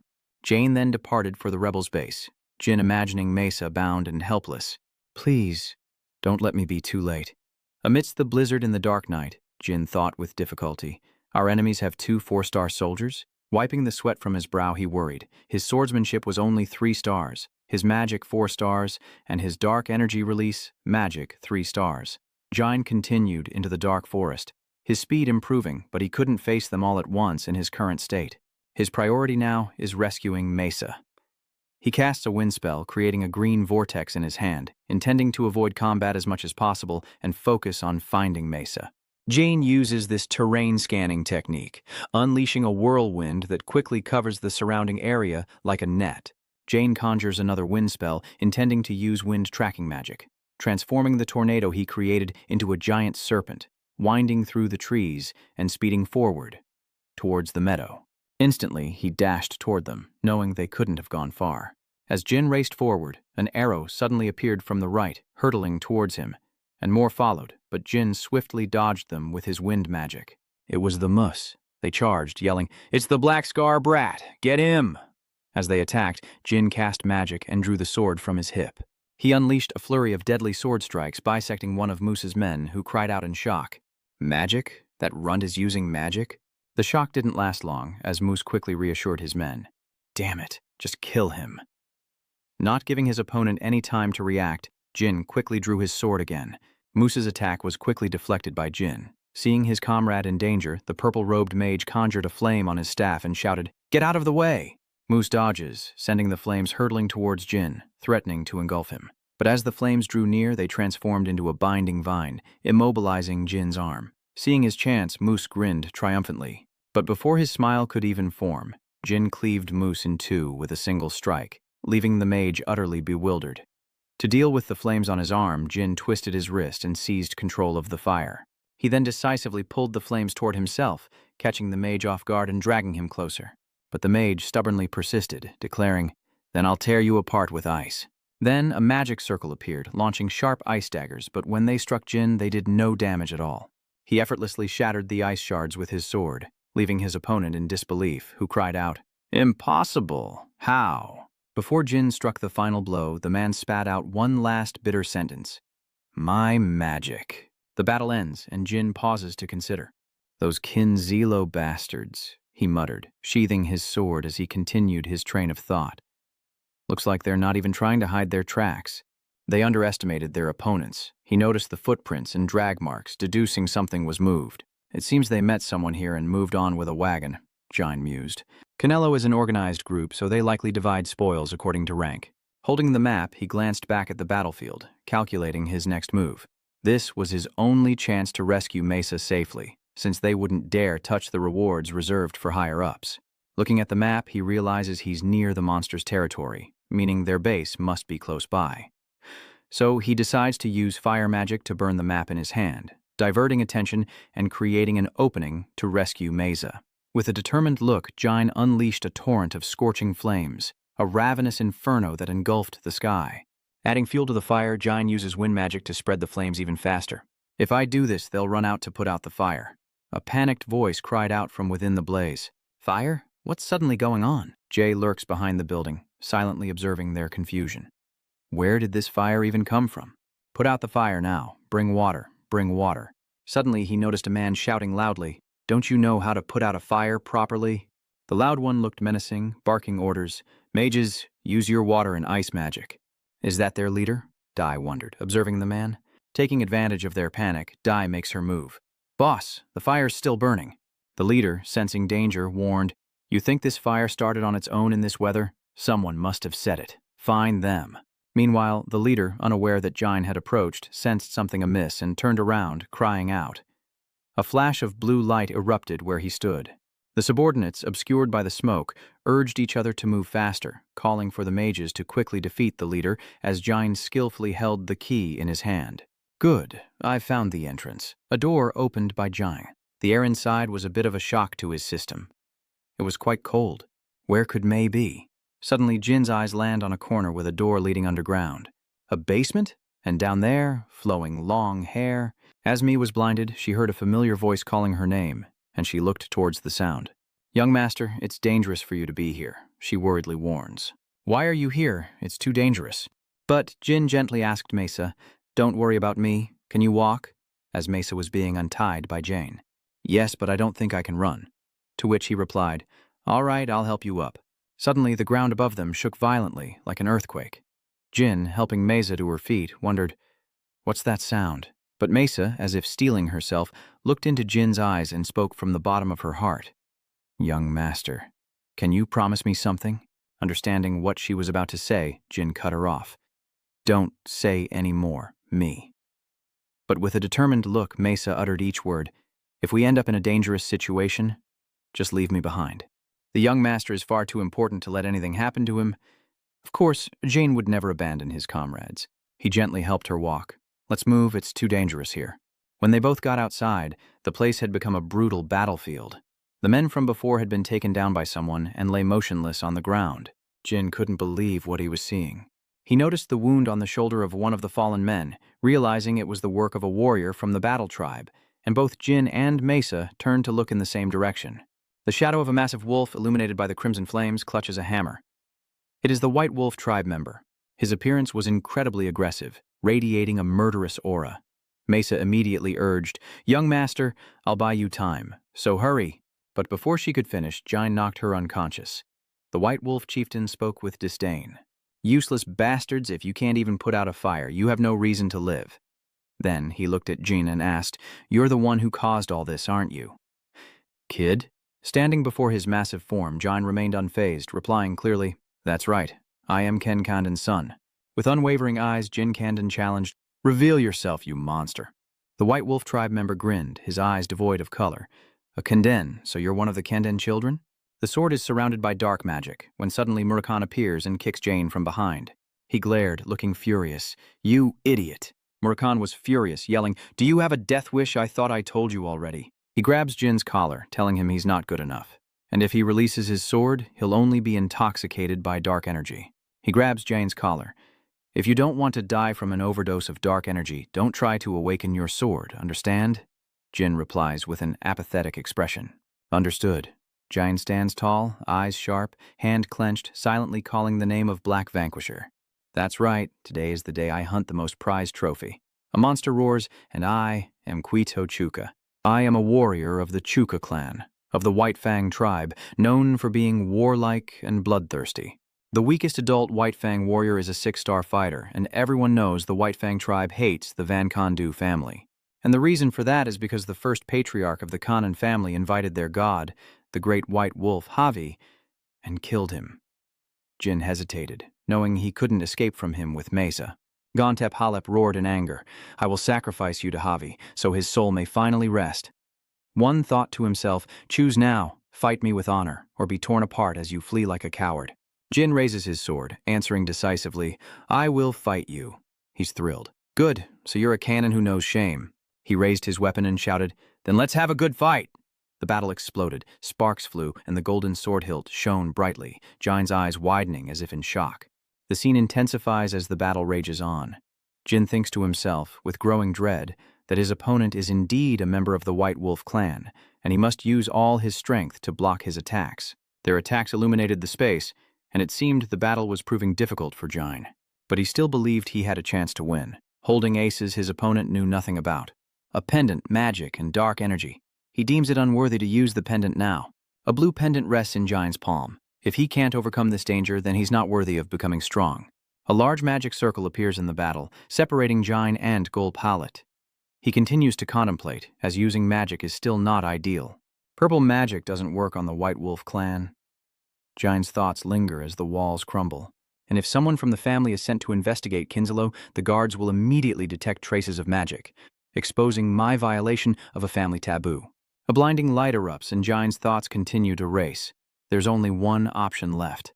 As they fought, he thought about dark energy. Gopal was attacked, and he considered unleashing his sword. The battle rages on, and Gopal acknowledges the sword's quality. "The black-striped bastard," he continues. "It's not as good as your family's famous black sword." And then, G.P. Hopalep had to acknowledge Jin's power. "But you're stronger than you look." Behind the smoke of battle, Gep roars with a terrifying sound. "Hopalep." Jin gritted his teeth. "Remember the feeling of your sword that night. It's over, you black-hearted bastard." Gep Halep's words echo alongside your white heaven sword, conjuring the terrifying face of Gontep Halb. "I will sacrifice you to Javi." Jin's eyes were so intense, I have to remember it now. Gontep Halep's eyes widened in alarm. "Huh?" Darkness consumes everything, and Gontep Halep is horrified. "I can't see anything. Figures fighting in the darkness emerge." Jane's sword is surrounded by a dark aura, along with his words. "I don't understand why my family is famous for their black swords." It wasn't until recently that I understood. Gopal was ambushed, and Jin struck a blow that left him reeling. "What are you?" Jin asked emotionlessly as the forest fell silent after their intense battle. The two fought until exhausted, when Jin's eyes suddenly filled with rage, and he hurled his sword forward. He collapsed to the ground, surrounded by a dark aura and scornful voices, calling him useless, questioning what good a lover was, and saying he was a fool who didn't understand his situation. You are a disgrace to the family, the biggest humiliation, even though we share the same mother. Gontep approaches Jin. Didn't I tell you? You're as good as dead. Out of the darkness, his figure emerges with harsh words. Didn't I tell you that if you try to unleash your sword without enough dark energy, you'll pay the price? Gontep thinks you're going to eat dirt after getting drunk on dark energy? Get up. If you lose your mind, there's no saving you. As Jin slowly rises, Gontep continues to spur him on with harsh words. Don't you know what to do? Yan thought to himself that the dark energy wind was just recovering its strength, and it was being swept away by the surrounding dark energy, so he couldn't properly release the dark energy.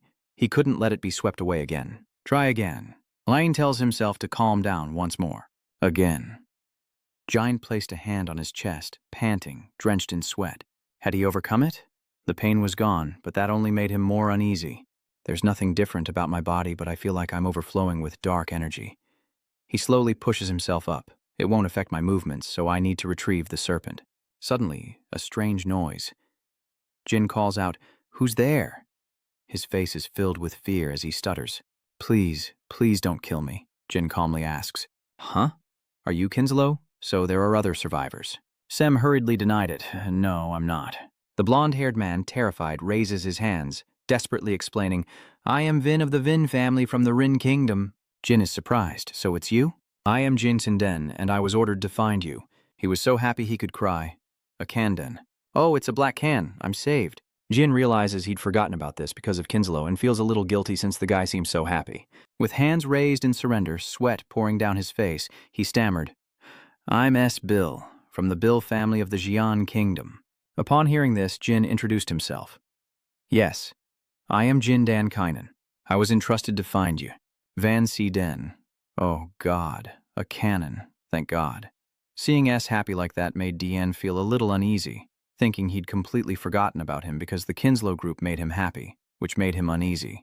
S expresses his gratitude, saying he'll never forget this debt.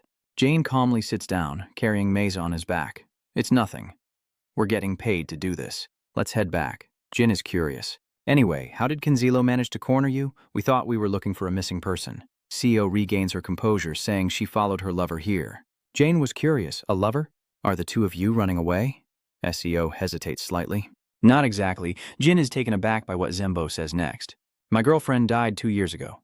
But from her face to her voice, even the 2 moles on her wrist, everything is exactly as it was when she was alive. It sounds crazy, but it's the truth. There's no way I could mistake her. Jin muses that everything is exactly the same, sounding like the work of Bouvers Gaston, the shapeshifter. Jin pondered they must have kidnapped Zember for money. Could Bouvert and the Kinslow Society be connected? This is the 2nd time I've run into him. I have a bad feeling. I should meet him face to face to see what kind of person he is. Jin's mind races, realizing the repair shop must be in the Duke's territory capital. He needs to find an opportunity while still in the intermediate training class. CO was moved to tears, grateful that Jin listened without thinking she was crazy. Jin spoke, My family will be sending reinforcements soon, so let's head back. Before he could finish, Seobeo misunderstood and burst into tears of gratitude. You even brought your knights for someone as insignificant as me.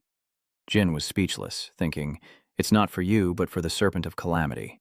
CO earnestly tells Jin that he will remember this meeting for the rest of his life, as Jin calmly looks down at CO kneeling on the ground. Okay, Samber, you're very kind. I'll be sure to ask if I need anything. July beams, congratulating him on completing his first mission. Young master, your nanny is very happy. Jin replied, Thank you, July. You must be tired. I've prepared a bath. Jin smiled, praising July's thoughtfulness as always, but before he could finish, he heard a noise behind him. Jin smiled, turning to pat Murakhan on the head. Well, look who it is, my little Nabi. Were you well behaved while I was gone? Murakhan bared his fangs and bit Jin's outstretched hand, causing Jin to instinctively throw him against the wall. Never throw an animal. Murakhan's a dragon, so it's fine. Jin rubs his hand in annoyance.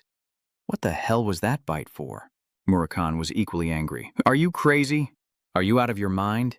Murakhan repeatedly struck Jin with his small feet, all the while scolding him. I told you not to release your spirit energy. How many times have I warned you that you could die? All for your own good. Jin takes the beating. Wait, hear me out. Murakhan, enraged, transforms and violently shakes him. What is there to hear? Is there anything more important than the life of the only one contracted with Soldaret? Worried, July tried to dissuade him. Lord Murakhan, the young master, has only just returned. Murakhan paused, his face impassive as he turned to July, instructing, Step aside. Strawberry Tart, this is a serious matter. July reluctantly conceded, Yes, I understand. Jin loudly defends himself. A cadet was kidnapped right in front of me. Was I supposed to just stand by and watch? I was worried she might be in danger. Murakhan disagrees. What about the pendant? To you, it's just an accessory? Its significance is 100 times greater than simply adorning your neck. Jane disagreed. That would be a waste. Who knows when we'll run into a much stronger enemy. Murakhan was utterly infuriated by Jin's words, repeating the phrase in disbelief. Wasteful? Julie was worried. Lord Murakhan, Jin calmly continues, is it really that shocking? Murakhan, barely able to stand and supported by July, cursed, You little brat. Then Jin wondered, Wait, how did you know? I awakened the sword. Murakhan retorted, Your spirit energy increased from 3 stars to half of 4 stars. I'm not blind. It was then that Jin realized he felt overflowing with power. He'd actually leveled up. Murakhan warned him to be grateful to Sessa for keeping him alive. Murakhan warns Jin that of the 10 who experienced the spiritual energy overload, wait, now it's 11. Never mind. Of all of them, 9 have died, but Jin notices something. He can contact one of the 2. Who is the other? The first patriarch. Murakhan remains unfazed. It's not me. Thema must be dead. Jin was taken aback. What? Jin waves it off, unconcerned. So you and I aren't so different after all. Don't worry. I don't want to go through that kind of pain again either. I'm going to take a bath. Murakhan grumbles to July about Jane, calling him a brat. Strawberry cake. You should starve him until he wises up. Julie wasn't on Murakhan's side either. I'll take my leave to prepare food for the young master. Poor Murakhan is left all alone. Strawberry cake, the kid's jealous. In a room, a voice filled with doubt echoes. Jine fought and defeated a warrior of the White Wolf tribe. How could something so absurd happen? Another voice chimes in. Of course it's absurd. They must have been mere bandits disguised as wolves. 2 figures sit and converse. The white-haired one disbelieves. How could a mere 3-star knight slay a member of the White Wolf tribe? The dark-haired one has a different theory. There is a way. The dark-haired man is On Duncan, the 9th heir of the Duncan family. On rests his chin on his hand and smiles, suggesting that the one Jine faced might have been weak. The white-haired one is Mudan Caden, the 8th prodigy of the Caden family. Mew calmly crosses his arms, but it all still seems meaningless and even more unbelievable that Mother trusts his facade. Anne's eyes narrowed sharply. Could it be? Hey, Tona and Day. Tona nervously stammered. Daytona lowered his voice to, Hey, Tona. Do you think Jin really killed him? High Tona couldn't believe it. He was a monster, but this was too much. High Tona worried about something else. It wasn't whether he killed the White Wolf clan, but that he was about to join the intermediate training class. Daytona agreed, imagining the situation and worrying that if Jin came to the intermediate class, they'd be done for. The 2 Tonas were utterly dejected, a sentiment echoed by this Tona. That's right, as if on cue a voice cuts through their whispers. Stonehead Mew and Anne turned to look at them, Mew smirking. What are you whispering about? Are you that scared of Jine moving to the advanced class? Tona and Hey, Tona quickly denied it, saying, Of course not. Anne laughs again, telling them to be honest with their superiors. One moment, Anne is smiling. The next, she's coldly warning them, because what I hate most is the tongue of a liar. It makes me want to cut off that tongue. Tona and Dea tremble in fear. We're so scared of him. And coldly replies, Want me to help you? The 2 wondered, how? Announcing her plan, she said, We'll lend you our slaves for your use. 2 Tona and Daytona were shocked and overjoyed. Can's intermediate class is actually a survival battle for qualified individuals, including universal cadets from 3 to 5 stars, new recruits, and those stuck in the class for over 10 years. Mew and An have gathered a small number of repeat cadets and are tormenting them like slaves. Anne coldly states that they can use them to ruin Jin, as they hate him as well. Anne and Mew share cruel smiles. But if you don't handle this carefully, you'd better brace yourselves for the consequences, my dear brother. In Jin's room, he's just finished showering. Still drying his hair, but he's already calculating that he's succeeded in his first mission. So joining the intermediate class must be a done deal. Meanwhile, I've also reached the 4th star of spirit energy. Yon sets a goal. To use energy efficiently, I need to reach 6-star swordsmanship in 5 years, at the latest. Jean muses that a 6-star swordsman is considered skilled, and 7 stars marks a master. But those are just standards for ordinary people. From 8 stars on, they're called extraordinary, and everything changes. Moreover, out of the 2 billion people on the continent, fewer than 100 are 9 or 10 stars, and only one has ever surpassed those standards. Demigod Realm, Origin Night. Jin clenched his fist. Jin silently vowed to reach the Origin Realm in this life. No further. Jan began to plan for the future, and the first bridge to cross was his own advancement. The Tona twins are in the intermediate class. I foresaw this even without experiencing it myself. Once I enter the intermediate class, I'll be watched by all my siblings, not just the Tona twins. Yan looks at the food July prepared, remembering her words. Eat up, young master. Jin was speechless. This is too much. Join's eyes are full of ambition and determination. The beginner class was full of children of the same level, so the atmosphere there was quite friendly. But in the intermediate class, there's no room for softness. In a place where strength and skill are all that matter, there's only one thing I need to do. I will dominate the intermediate class with my strength. Rosa sits in her office, intently writing something. Rosa is stern. Come in. Jin entered from outside, his expression blank. Did you call for me, mother? Light from the window illuminated Rosa's small frame. Hearing his voice, she paused, her expression gentle. That's right. Rosa smiles at him. I heard you completed the mission safely and with outstanding results. Jin thanked his mother as Rosa turned to the page. That's right. According to Poe's report, she closes the book. Rosa said sternly, I refuse your offer to change rooms. She placed both hands on the table. Rosa said emotionlessly, As you know, that room has only been for those who will become the head of the family since Joshua's time. It's been empty since you were a child, so please, use it from now on. Jin clasped his hands behind his back, serious. Thank you, mother. But I won't accept it. Rosa is doubtful. Why? Jin responds. It may be a good room, but in the end, it's just a room.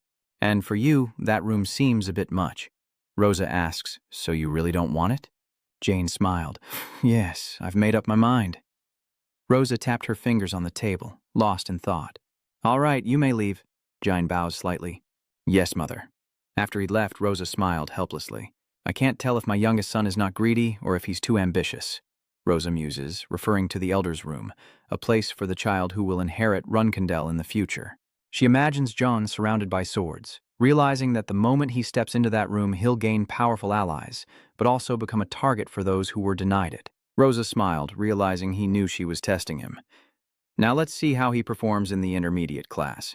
Jin approaches his comrades, stating that starting tomorrow he'll be in the intermediate class, where there are many factions.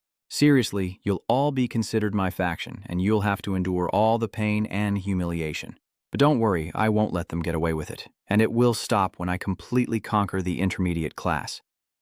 Dai said sternly, Until then, everyone must stick together, or at least in groups of 3, even when not training, and try to avoid going around alone. The crowd roars in affirmation. The next day, Z stands with his hands behind his back, stern. Pay attention, Zan Canon, elder of Canon, 8-star knight, and younger brother of Saren Conin. He stands on the platform, his voice echoing around. This year we have 10 new recruits and 27 trainees who have withdrawn. He and his comrades stood on the platform as Rhett shouted, New recruits should learn the ways of an intermediate cadet from their seniors. My job is to teach and grade swordsmanship. Aside from murder, all situations and accidents are to be resolved by you. Jin emotionlessly watched the crowd below as Rhett loudly shouted, What have I always taught you, veterans? The crowd below answered in unison, The Black Vance doesn't need the weak. The Black Can doesn't need the weak, those below said with grim faces. The Black Can clan doesn't need the weak. His teammates, hearing the shouts, begin to sweat. Black Viper doesn't need the weak, Yen sighs, thinking it's too noisy. These words are full of malice, meant to discourage us. Dien looks down at the 2 people below, who are also shouting, thinking to himself, There are the Tuhana siblings. Looking at the person next to the Tuna brothers, Dien thought he seemed like a long-time cadet. I don't think they chose him themselves. I wonder if they had help from Miu and An. He turned and walked down, thinking to himself that they were probably trying to discourage the newcomers, but he would show them they were wrong. He stepped off the platform, approaching the group below as the Tona brothers gaped, wondering what that madman was doing, coming towards them. Don't be scared. From today on, we have Miu and An backing us. Jin calmly withdrew his sword, its light flashing as he struck Kin. Standing close to Tona's group, Kaijin stared blankly, unable to dodge Jin's attack, as Tona's group looked on in stunned silence. Rach surveys the scene with a stern expression as Kajin stares in horror at his severed right arm on the ground. The surrounding crowd is in shock as Kajin collapses, clutching his severed arm in agony. Jin sheathed his sword, thinking that it was they who needed a warning, and sternly told them to call a doctor. I think it's not me, but you guys. Tona is taken by surprise. Is Jin crazy? Why did he suddenly swing his sword? Jin looks down at the person he just attacked. Cadet, what's your name? Kaji winces in pain. It's Kajin Romolo. Jin said sternly, Do you know why I struck you? Tona angrily pointed her sword at Jin. Hey! Why are you ignoring us? Draw your sword again. Jay, look at me, Tona says with a sharp, dark gaze. Can't you see I'm talking to Kajin? I'll accept your challenge later. But for now, be quiet, you bastard. Tona is furious. How dare you act like this after slicing off my junior's manhood? Tona realized what he'd said and covered his mouth in fear. Jin smiled. My underling. Jin turns to Tona with a smile. So, this guy is on your side? Brother, I only cut him because he was looking at me with such bloodlust. The onlookers panicked, realizing Jin and the Tona brothers were facing off. Was this a power struggle? Z smiled, thinking that instead of discouraging his brother, they'd been taught a lesson. He looked at Kajin, kneeling on the ground and clutching his arm. From the Tona brothers' words, Kajin has publicly aligned himself with their faction. Z watches Jin standing proudly, realizing Jane's actions are not random, but part of the Dankin's long-standing tradition. In the power struggle, he's just made a bold move. Jin steps forward, his voice stern. Cadets, listen well. I am Jin Runkendel. Jin addressed the crowd. You can point your swords at me or ambush me like before, but if you show even the slightest dissent, I won't hesitate to cut you down as I did before. Z spoke sternly, Jin Runkendel, the family's youngest and 13th child. Jin turns his head. Yes, Elder. Z's eyes flashed crimson. Do you think you're allowed to act like that in front of me? Despite Z's urgency, Jin remained calm. Yes. Z is incredulous. Why? Before the stunned eyes of the Suna twins, he remained emotionless. Because I don't think I was fighting the two Suna brothers. I'll fight you, Elder. Z's face is terrifying. Z raises his hand, a golden light emanating from his palm. You will face me. Z's eyes flashed red as a golden sword materialized from his power, radiating an ominous aura. Z points his golden sword. Jane, this is interesting. Explain yourself and your answer better be good.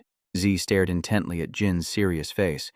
I can end you right here. At that moment, after hearing Jane's challenge, the Dark Elder summoned a lightsaber, his tone menacing.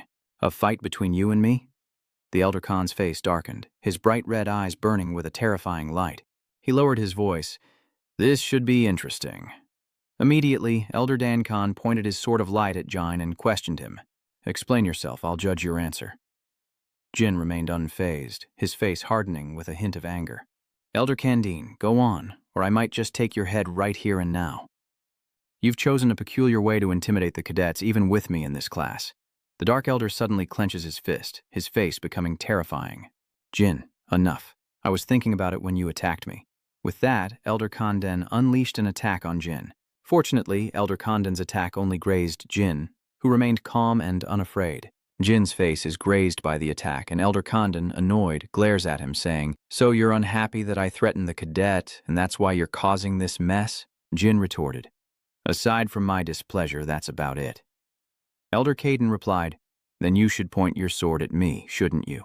Why did you injure a cadet? Jin calmly replies, unfazed. That's because I haven't won against you yet. Misha was shocked to hear Jin's reply to the Elder. At that moment, Jin smirked. If I knew I could win, I wouldn't target Kin or my brothers, but you. The light sword in Elder Van Conden's hand fades away as he replies, It seems you don't value your life very much, do you? You two rely too much on being the chief's sons. Jin immediately retorted, That's not true. At this, Elder Van Conden's expression gradually relaxed. Jin continued, I don't think that inaction in the face of a stronger opponent is what a Van Conden should do. Amidst the shock and surprise of everyone present, Jin may lose his life in a moment. But honor is forever, isn't it? Hearing this, the Black Elder suddenly smiled strangely and cheerfully exclaimed, How foolish! The Black Elder burst into laughter at Jin's words, saying that such arrogance was foolishly amusing. Then, Elder Kanden gleefully tells Jin, Fine, I'll concede. You're worthy of living in the Kanden family. Elder Kanden shouts to all the cadets present, Cadets, do not forget this day. What you've witnessed today is the embodiment of the Caden family. What this whelp has shown us is the essence of our family's sword followers. Then, Elder Kondan shouted with excitement, "Cadets, fight on and never forget your true nature." With that, the Black Moon Elder dismissed them, saying training would begin tomorrow. The cadets reluctantly shouted in unison, "Yes, sir!" After the Elder left, Tona and Hey Tona immediately changed their expressions, both grumbling curses. Jane didn't even glance back as he left, offering them some brotherly advice. Jine then turned to them, saying, "You may fear your elders now, but will that always be the case?" Hearing Jine's words, Tona and Hey Tona were speechless, simply hanging their heads. Don't just look at what's in front of you. A broader perspective will serve you better. Jine arrived home and placed his sword next to the black cat. As Jin returned, his servant July greeted him. "Master, you're back early?" Jin turned to look at her. "July," Julie responded. "Yes, master." Jin said something to Julie that made her expression shocked, surprised, and confused. "I've started a power struggle with the Tona twins," Jine said wearily, continuing. "But I believe my sisters Anne and Miyu are backing them." Hearing this, Julie hesitated. "Are they involved too?" Jine replied. "Yeah." Jin thought back to what had just happened. "I injured a cadet on their side, and after digging around, it seems he's on my sister's side." Jin thought about Hey Tona's panicked expression and continued, realizing he'd misspoke. "Now he's on their side. If she finds out, they'll go ballistic." Jin smirks, musing that he couldn't possibly have a male knight on his side, since they only accept those weaker than themselves. July sweats, looking worried, but both ladies are fortunes, and there's an unspoken rule that fortunes only fight fortunes. Hearing this, Jin replies, "It's fine. I'm actually glad you've started correcting me. This is a big secret of theirs, but since they're all fortunes, there's no reason for them to strike me." Jin sits down and continues. "All they can do is meddle, assign my team members, and adjust the difficulty of missions using their special privileges, making it easier for me to get hurt or die." Jin continued, "However, among the high-difficulty missions, there are quite a few solo missions, and no one can control me in those. That means I can go all out on those missions." Hearing Jin's words, July seemed to realize something. Immediately, July happily approached Jine, realizing this was a golden opportunity. Jin replied, "That's right." Jane smiles softly, knowing she just needs to be grateful and improve her performance. Suddenly, Jun lifts the black cat, startling it as Jin happily embraces the feline.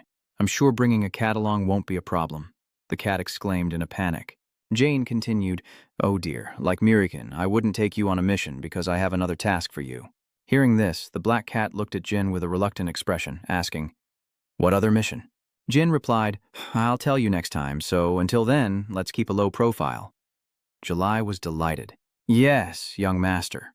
Meanwhile, the Black Dragon Elder was giving instructions to the cadets. "Next, after the three of you complete the afternoon training, you will receive special training in the secret training ground, which is only permitted for those with Rankandan blood. These are the privileges of you purebloods, but don't expect the training to be easy, understood?"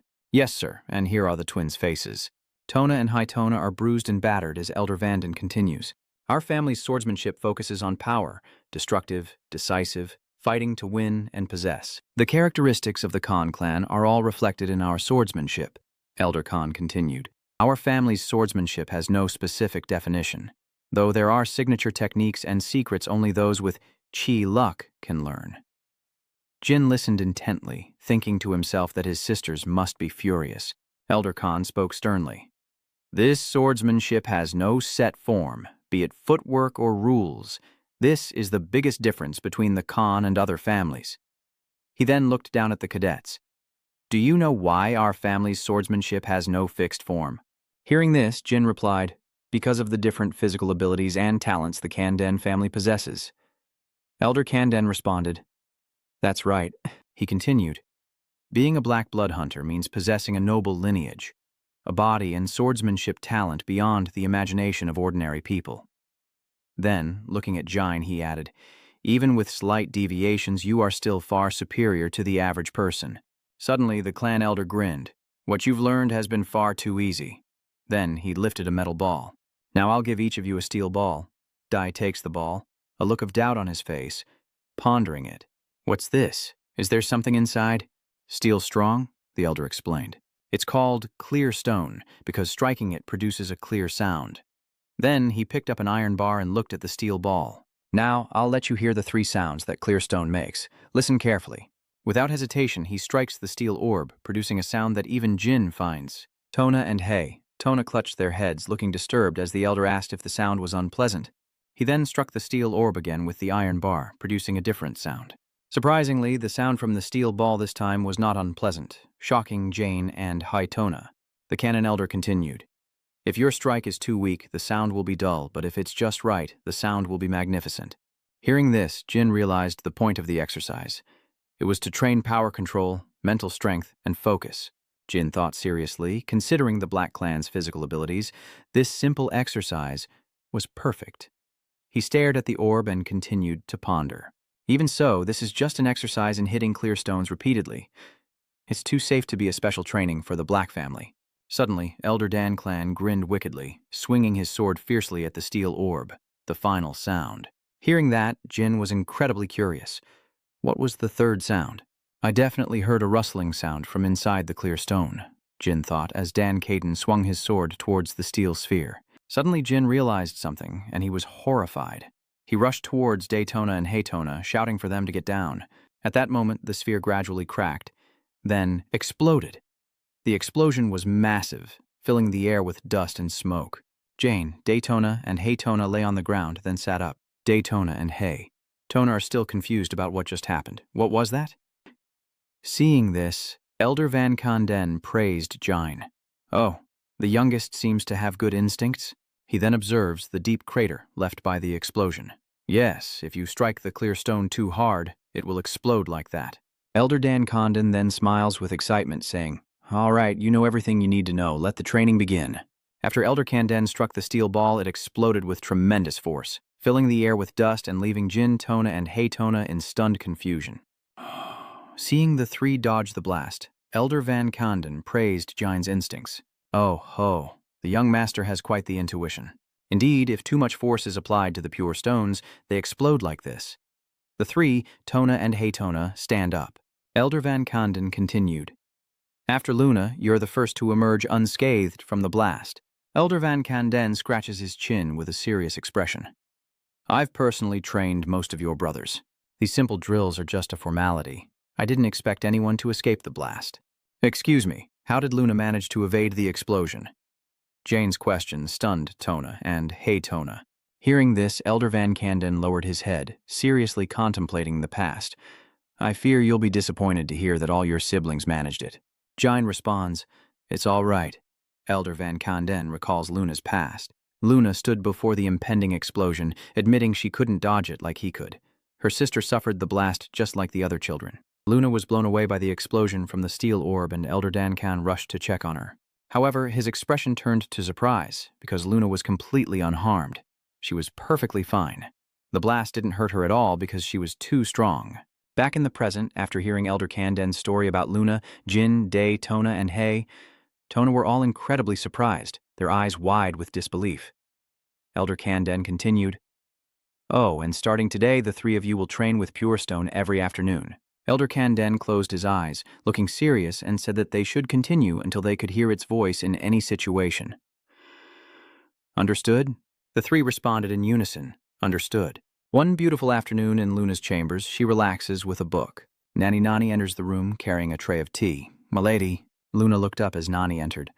Ah, Nani, thank you. Nani pours Luna a cup of tea and places it on the table. About what you told me before. Luna replied, Yes, about me and my siblings trying to assassinate Jay. Then, Nani sat in the chair next to Luna. Yes. Now Lady Miu and Dan are already suspicious of me. They know about Master Jine, so it's highly likely. Luna looks at Nani. They're acting recklessly, but to what end? Surely they wouldn't be foolish enough to attempt an assassination at the Thunder Arena? Luna picked up her teacup, gazing at it thoughtfully. After all, they were forbidden from participating in the succession battle with Danan.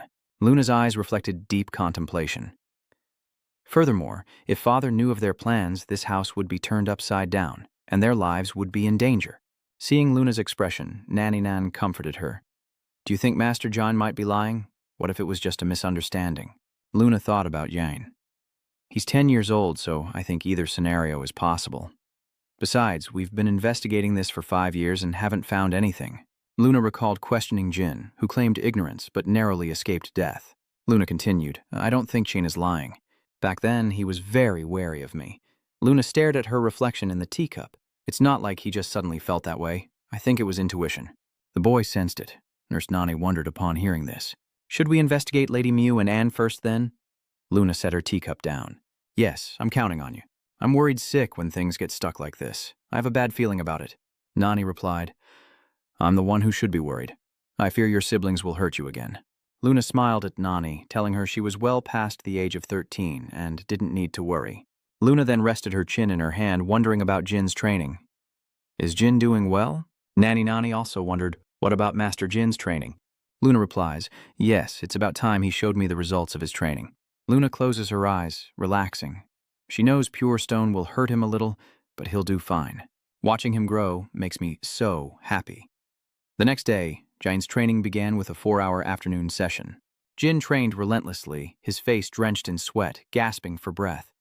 Of all the training he'd endured, this one left him utterly spent, unable to even lift his head. It was truly disheartening.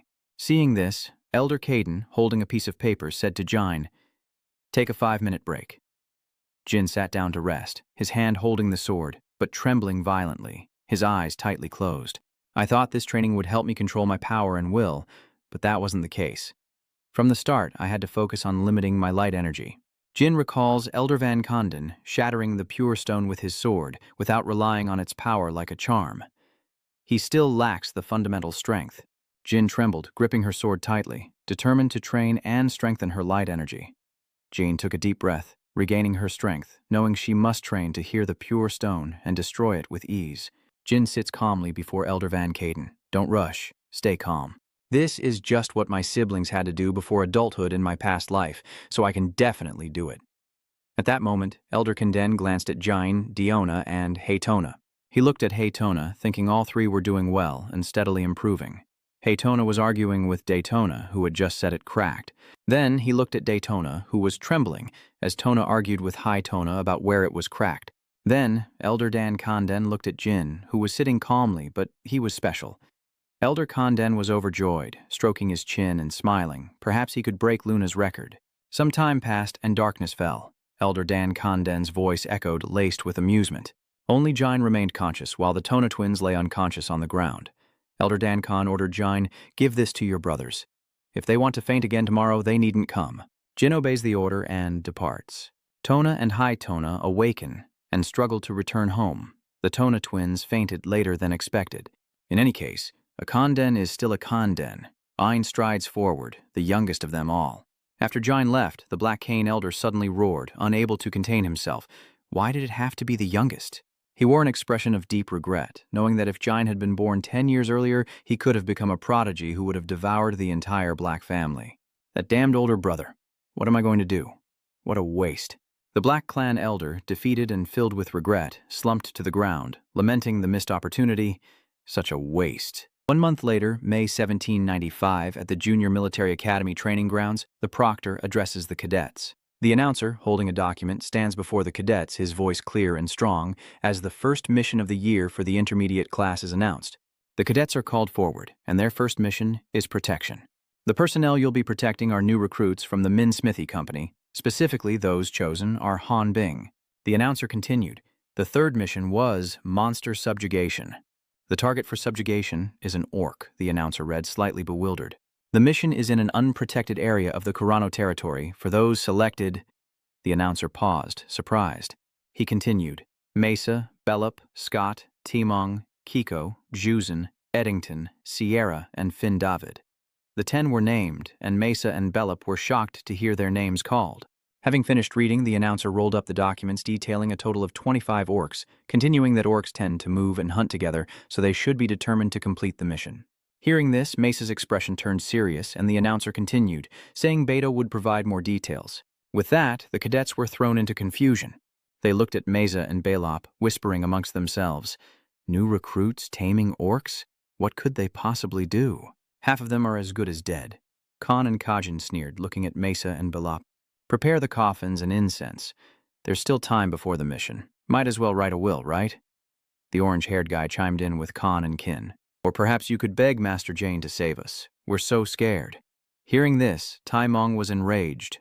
What did you say? Mesa, remaining calm, stopped Tai Mong, saying, Leave it, Tai Mong, we can't win against them yet.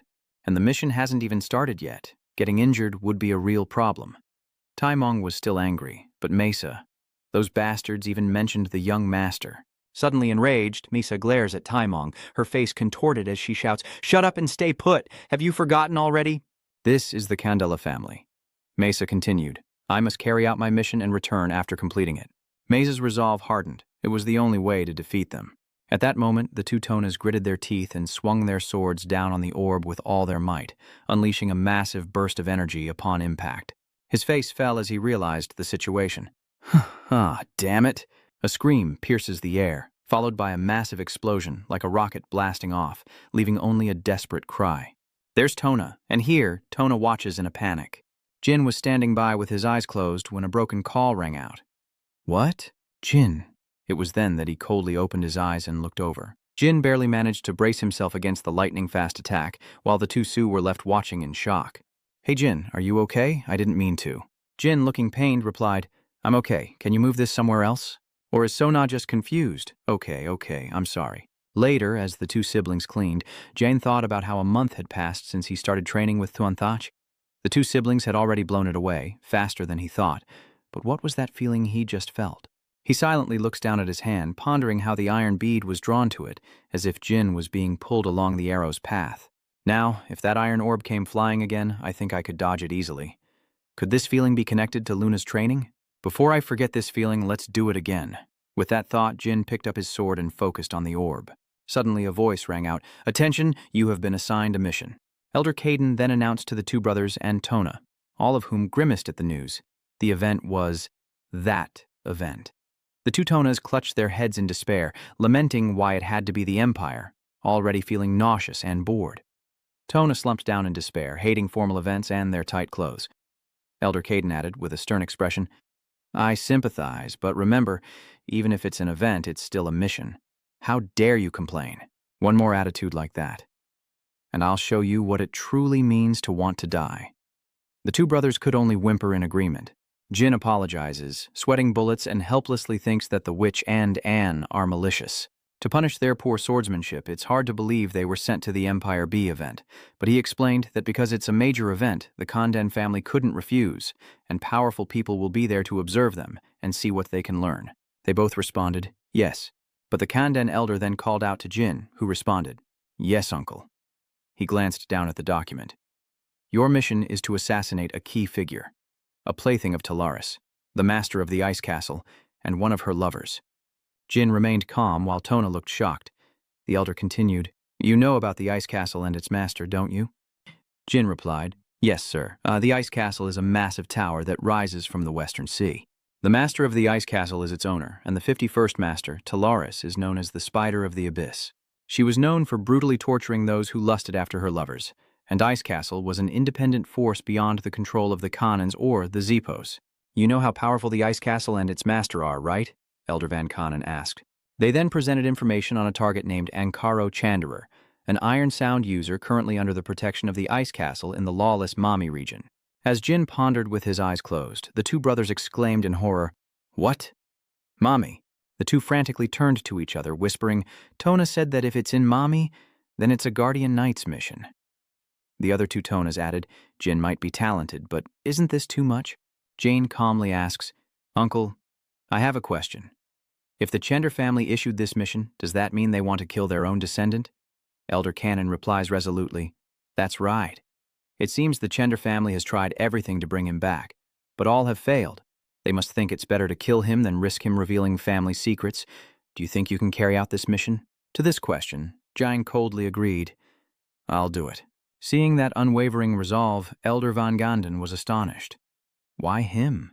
Observing Jine's composure, he couldn't help but wonder if the man truly understood the dangers of the ice castle and the mammoth.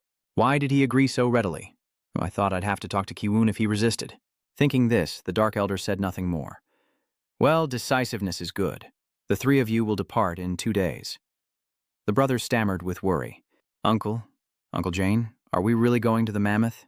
He said not to stop it if it wants to go. "Afternoon training will be canceled until the mission is over, and personal training will be limited so as not to interfere." "Yes," Jine replied vaguely. "Okay, Uncle." Just then, Tona turned and called out, "Hey, Uncle Jin." Jin asked, confused, "What?" He stammered, then suddenly perked up, saying, "If necessary, say you're a member of the Caden family." Tona chimed in.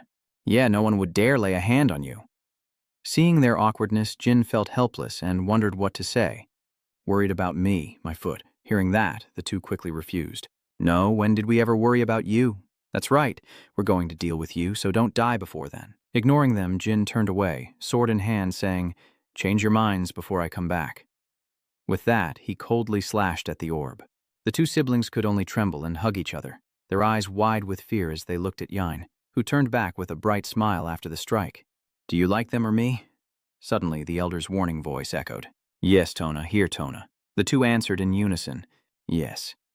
Watching Jane's retreating figure, he spoke as if confiding in his youngest, "Prepare yourselves, and don't provoke him before we're strong enough. If you want to live long," he warned them with a deep, meaningful look. Soon, 2 days later, a group of people gathered. "Young master, are you going to the Lawless zone?" Jane simply replied, "Yeah." Song Mesa asked, "But master," noticing Jin's hair had changed, to which he explained, "I'll be in disguise. I can't be recognized as a Black Wing." "I understand, and as he cheerfully reminds me, my mission differs from theirs, so I'll be heading to a different transfer gate." "Having to go through all your immigration procedures is part of the subjugation mission, right?" Zin asks. Mesa simply replied, "Yes." Suddenly, he asks, "Why do you all look so gloomy? What's wrong?" Mesa and her teammates looked unhappy, but she denied it, saying, "It's nothing. We just wanted to say goodbye." Jin, sensing the heavy atmosphere, tries to lighten the mood. "What's with the farewells? You're acting like this is the last time we'll see each other. Sure, some of us might die, but worrying won't change anything. Right? We should focus on the task at hand. I'll definitely be back, so don't worry too much." Belop forced a smile. "Yes, young master, please be careful." Jin patted him on the shoulder, reassuring him. "Yes, see you later," July mused. "How cute." Jin replied, "Is that so? Please protect them." Black Dragon then spoke up, "Don't worry, I'm the master." Before he could finish, Jin interjected, "Don't get caught and don't stand out too much." Black Dragon gritted his teeth, annoyed. "Tch, you're the one who needs to be careful and don't rely too much on that disguise. I'm out of here." A moment later, Jin led the horse outside. July looked off to the side and said, "Murakhan isn't here, so it'll be quiet." Jin replied, "Consider it a break, July. I'll bring back results." She clasped her hands together, a worried look on her face, still concerned about the mission to assassinate the Ice Castle Lord's lover. "I know the young master is no average cadet, but Mommy is still a dangerous place. Please be careful on your journey." As Jin mounted his horse, he replied, "All right, I'll be back," he affirmed with a bright smile. Cut to the lawless region of Mamit, a haven for the lowest of criminals, where a large man carrying a weapon barges in, shouting, "Hey, you bastards, I'm new here, where's the welcome?" From inside, a voice replied, "Who's this? Thon on the run again?" The man called Thon entered the fray, replying with pride, "That's right, I'm back. The sacred ground of lawless criminals, rumored to be influenced by terrifying people." Suddenly, the criminals turn towards the door, as if sensing something. Jin appears with a cold glare, his expression so fierce it could kill the grass. The others inside were shocked. "Huh? A new guy?" Ignoring him, Jin flicks a coin and says, "Cold water and something simple." "Ha!" whispers fill the air. "Look at this guy." The owner says nothing, just happily taking the coin. As Jin sat down, the thug appeared, patting his shoulder and asking, "Quite the loudmouth for a newbie, aren't you? Who are you? A traitorous level 9 knight, is it?" Seeing that he didn't intend to answer, he approached, glaring and gritting his teeth menacingly. "Sus. Hey, newbie, shouldn't you learn our rules when you arrive? Now kneel down silently and lick my toes." Before he could finish, a sharp blade was at his chin. Blood splattered on the table as Jin slammed his fist down, rose, and coldly demanded, "How much longer must I wait?" The faces of the crowd showed shock and disbelief, followed by a wave of excitement. "He's really dead. I knew this day would come." They cheer, raising their glasses. Seeing this, Jin frowned, thinking that his master was right. These guys are all crazy. To be accepted by these criminals, he'd have to show them skill and courage. He presents his sword, then says, "He helped me so much in this life and the last. I hope one day I can repay him, master." Soon after, a glass of water and a plate of cookies are brought out. The server carefully said, "I wouldn't poison you." Jin replied, "Poisons are banned here. I know that much at least." Seeing Jin's knowledge, he became more interested. "You're young to know so much. Do you have family here?" Jin slid a gold coin across the table and said, "None of your business." He picked up the gold coin and cut straight to the chase. What do you want?" "Opium, huh? And I've got some really good stuff that's been flying off the shelves lately. Who are you two looking for? He asks mid-bite. Does anyone named Heister stay here?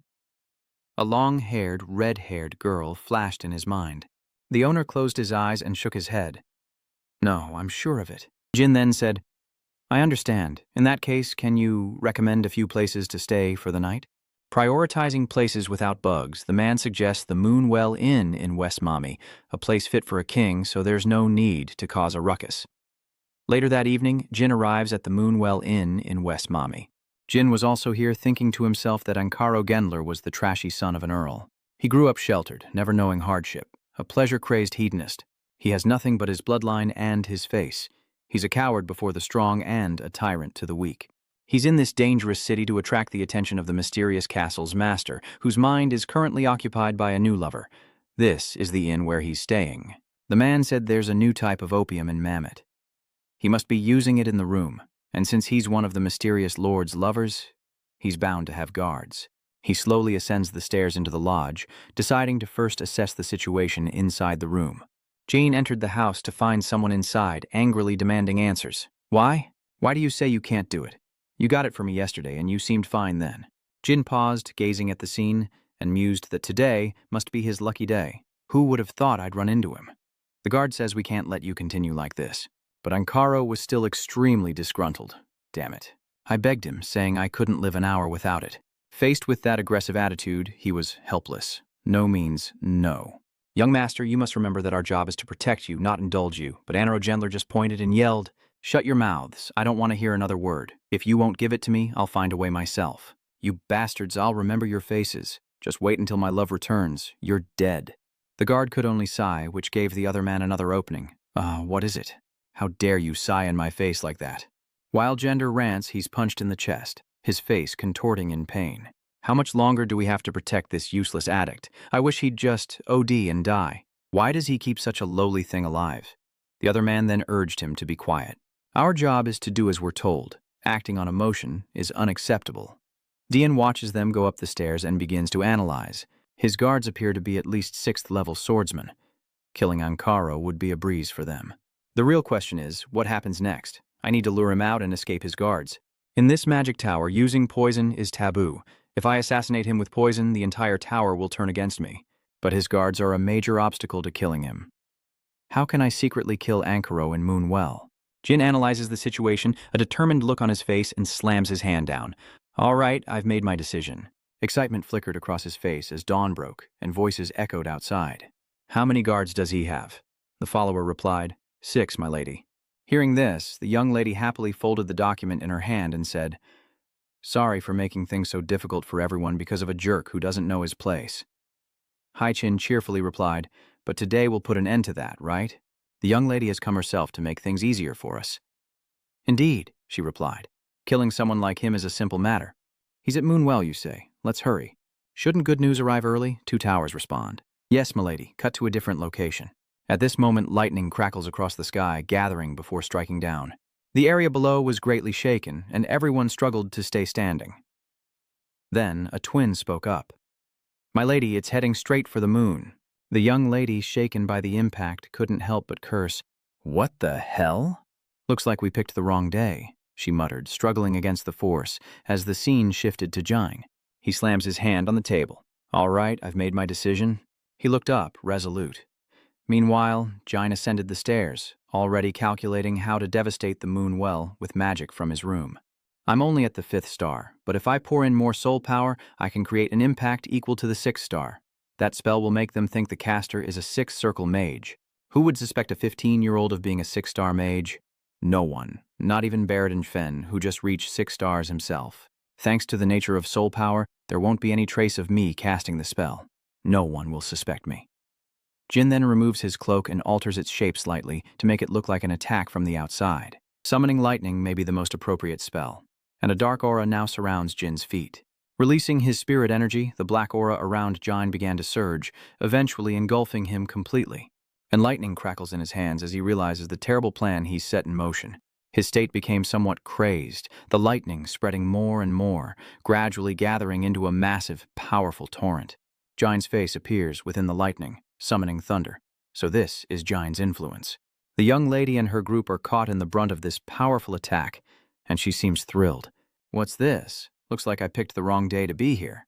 This young lady is Cirrus Idoma, leader of the Secret Chamber's 7 Swords and daughter of the Secret Chamber Lord. Jin's lightning power grows stronger, striking with blinding force. The two subordinates speculate that someone from the Moonlight Well has angered a high-ranking mage, a theory Cirrus Idoma frantically agrees with. It seems so, but it could also be an attack aimed at the secret palace. Suddenly, Cirrus Idoma turned back and said, "There are 6 of our people inside the inn. Not to mention my mother's lover, Enro, is also there." With that, she ran off, urging, "Let's go. I don't care what happens to that Ankaro. Our people come first." The two followed, replying, "Yes, ma'am." Xiaozi ran, only to see flashes of lightning beneath the dark clouds. A moment later, lightning struck, and the house exploded.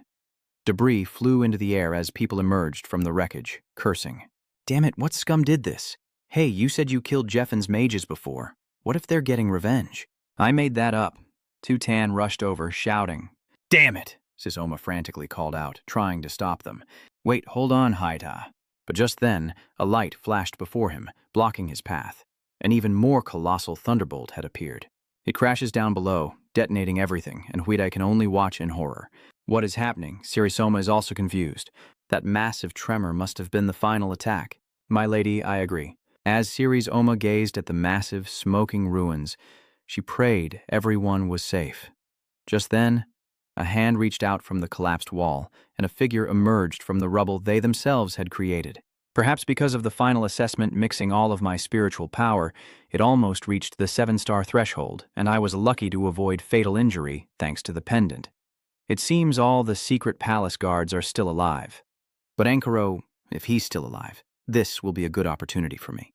Suddenly, a figure loomed over him, and Miss Cyrus leaned down, asking Jane, "Are there people my age in the orphanage too? Are you all right? So you were caught up in the attack as well?" His face was dazed and astonished as he looked up at her. Without waiting for an answer, Ceres turned back and said, "Let's get out of here, quickly, stand up." The two subordinates stepped forward, announcing, "My lady, our people are over there. They're injured, but alive." Ceres replied happily, "That's good. Gather everyone outside. If they're still protecting Inaro, order them to take care of him, and you respond, 'Yes, lady.'" But she reminds him that similar attacks are surely the work of the same person. "If you find any executioners, tie them up immediately." The two replied, "Understood, lady." Jine, still stunned, analyzes Ceres. Isn't she the daughter of the secret palace lord? From their conversation, it seems she's here to care for Inaro. His death was arranged, so I don't need to check on him. The problem lies in what happens next. It would be troublesome if she recognized me, so I'll disguise myself as much as possible and escape during the chaos. As he thought this, he lowered his head to reduce his visibility. Suddenly, a guard announced, "Forgive me, lady, but Ankaro has died in the attack. We failed in our duty to protect him." Ceres calmly responds, "Really? That's good news. I'm here to relieve you of that duty. It must have been hard keeping an eye on that idiot for so long." Her words were directed towards Inaro's guard, who could only respond to the young lady. Then, unexpectedly, she leaped into the air, raising her sword high as she declared, "The secret chamber will be temporarily requisitioning this inn. I am Cirrus Indoma, daughter of Taurus, leader of the secret palace, and captain of the secret palace 7 Swords. Anyone who opposes us will be considered an enemy of the secret palace." These arrogant words sparked discontent among many.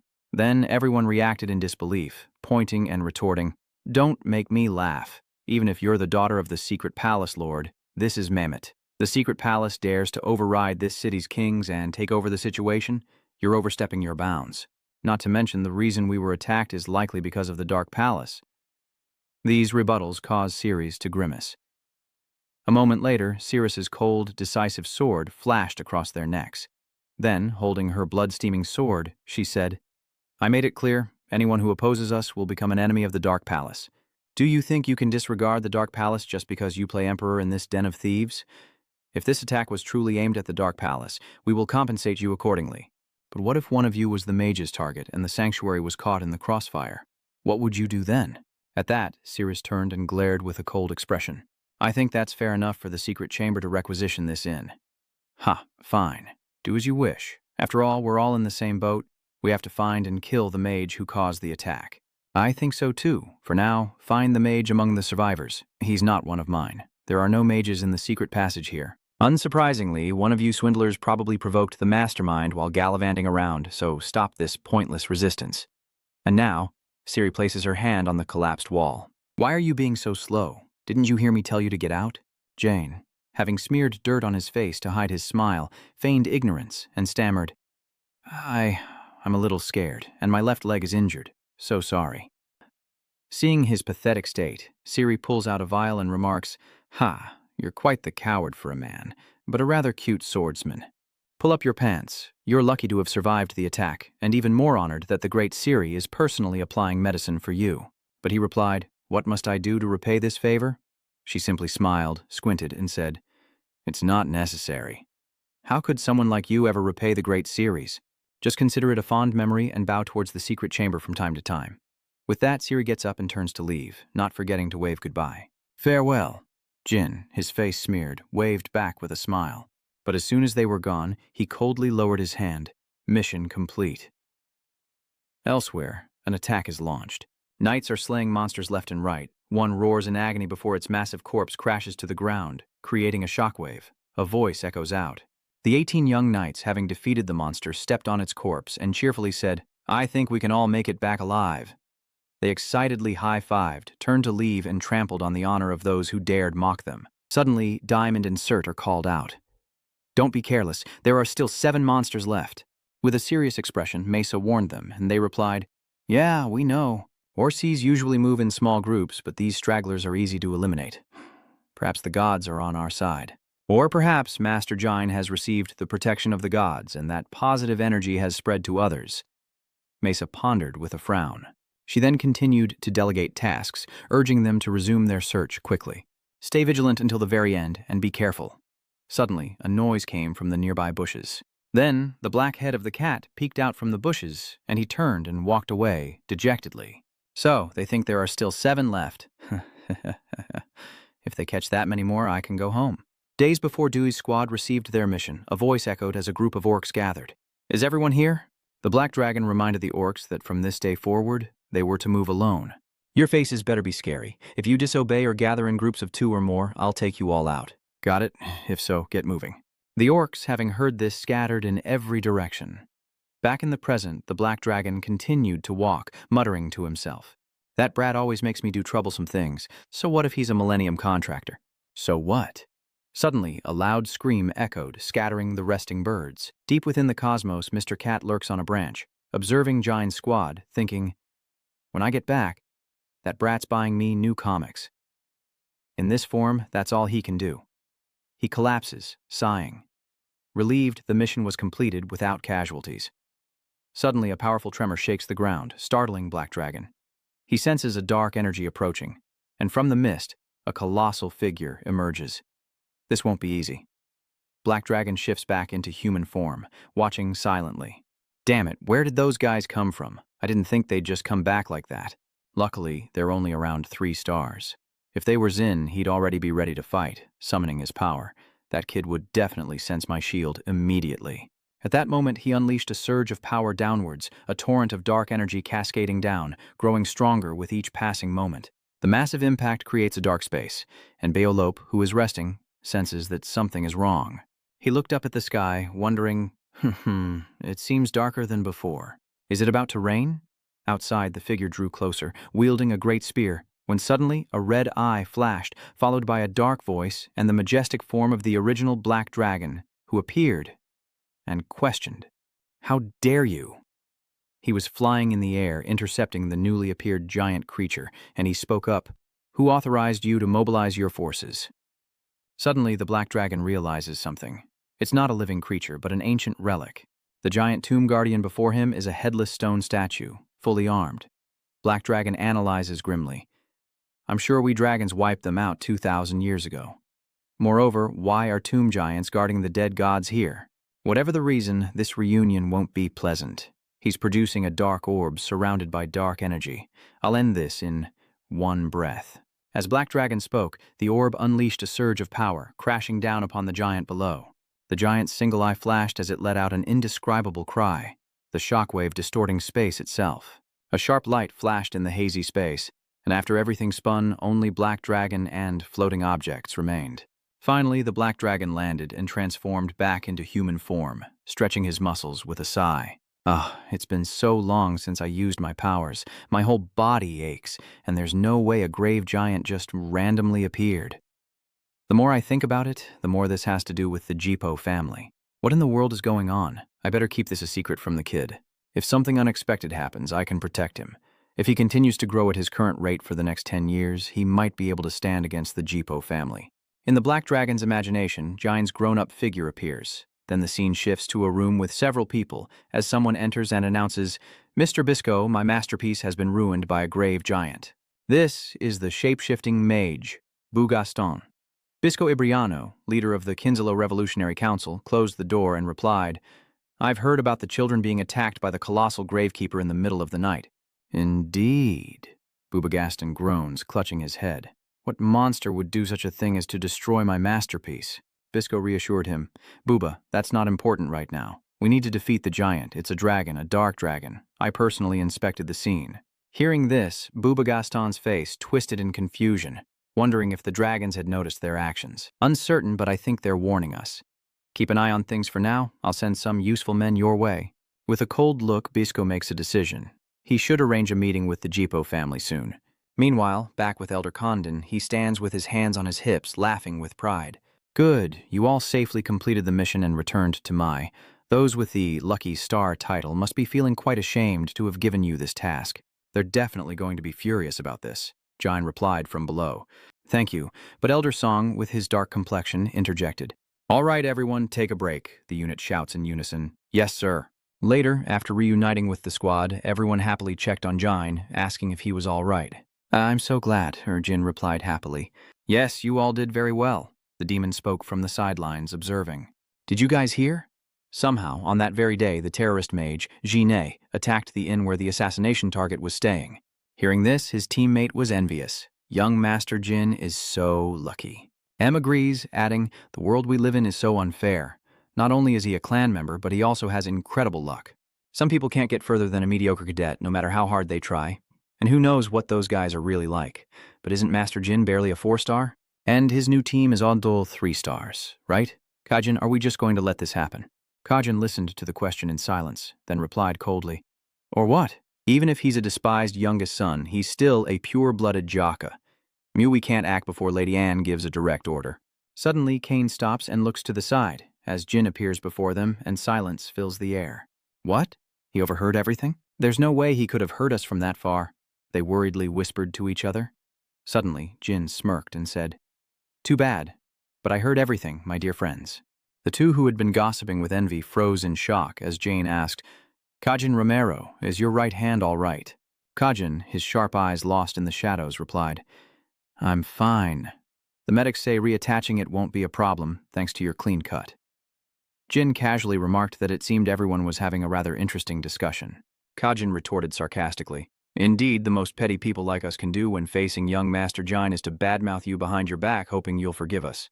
But Jin, with an expressionless face, said, "Whether I let it go or not doesn't matter, does it? Because I'm not a miracle yet." "Shouldn't this have nothing to do with you all?" Kajin retorted loudly. "Shouldn't a single word from you be enough to have people like us beaten?" Jin retorted, "Why would I do that?" Kajin sneered, retorting, "Because I'm being rather insolent?" It is quite irritating. Mill tries to stop him. "Hey, Kajin, what are you doing?" But Kajin had already begun to rise. "Oh, is that so?" Then his expression turned serious. "To me, seeing the young master recognized by everyone after completing a mission based solely on luck is anything but joyful." Jan stands tall and retorts, "There seems to be some misunderstanding here. The reason I find you irritating isn't because you mock me, nor because you're disrespectful." Before the other could answer, he touched the hilt of his sword and continued, "Kajin Romero, as a male knight, your skills far surpass those of other mid-level cadets. In fact, you're probably even stronger than I am, so why do you just stand there bad-mouthing others?" With that, Jine excitedly draws his sword as if to challenge him.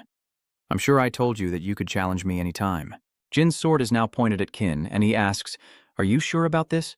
Jin affirmed, "Yes, raise your sword. There's no need to hold back. Let's settle this." At this point, Kajin's eyes were filled with murderous intent, as if 1,000 were suggesting that we don't need to set limits on using aura. Confident, Jin thinks. That's right, Kajin, who draws his sword, warning that Jin will regret this, before unleashing a furious strike. Jin quickly raised his sword to defend, thinking, his attacks are strong, but nothing compared to those I'll face in the future.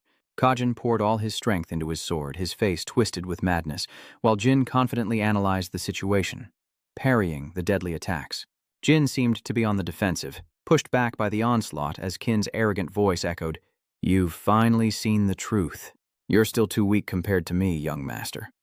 He maniacally swings his sword, trying to cleave Jin in two. He gritted his teeth, raising his sword to block the blow, but as Jin focused on the blade, another force hurtled towards his chest. That was Qin's kick, sending Jin reeling backward. Before he could recover, a curved arc of sword energy slashed out, and Jin stared ahead with a grim expression. "I can see it," he exclaimed inwardly. Jin leaned back to avoid the fatal blow, realizing he could now see Kajin's attack trajectory, just like when he was struck by Hayton's iron ball. As the sharp blade sliced off strands of hair, he began to analyze Kajin's relentless attacks. He can use countless sword moves to cut through space, but a 5-star knight can't use many. Once he regained his composure, Jin focused intently on parrying the attacks. Especially now that his anger clouds his judgment, Kajin's face contorts with rage, gritting his teeth as if he's about to go mad. Jin calculates that he can end this in just 3 moves. Then, with unwavering confidence, he declared, "I know your every move. You can't win." Qin, enraged by this, scoffed in response. "You still spout such useless nonsense, young master," he says before charging in with all his might, as if possessed. Meanwhile, Jin calmly calculated his every move. A strike from the left, a sudden head-on attack, a counter-strike, and a dodge. Qin, in his frenzy, paused as if sensing something. With his final attack, Jin thought, his blade radiating an immense power. An aura a 4-star warrior couldn't hope to withstand. With a single strike, Jin sends Kajin flying backward, his sword spinning through the air amidst the dust and debris. Kajin's body froze as he fell to the ground, his face a mask of disbelief, more shocked than pained. How? That last attack was definitely... Jin approached, pointing his sword down at him, and spoke. "Now I know how many years I need." To reach the 5-star level, Jin stood there tall and declared. Qin's face darkened, sweat beading on his brow as he muttered in frustration, "You tricked me, didn't you? I didn't know you were at the 5-star level.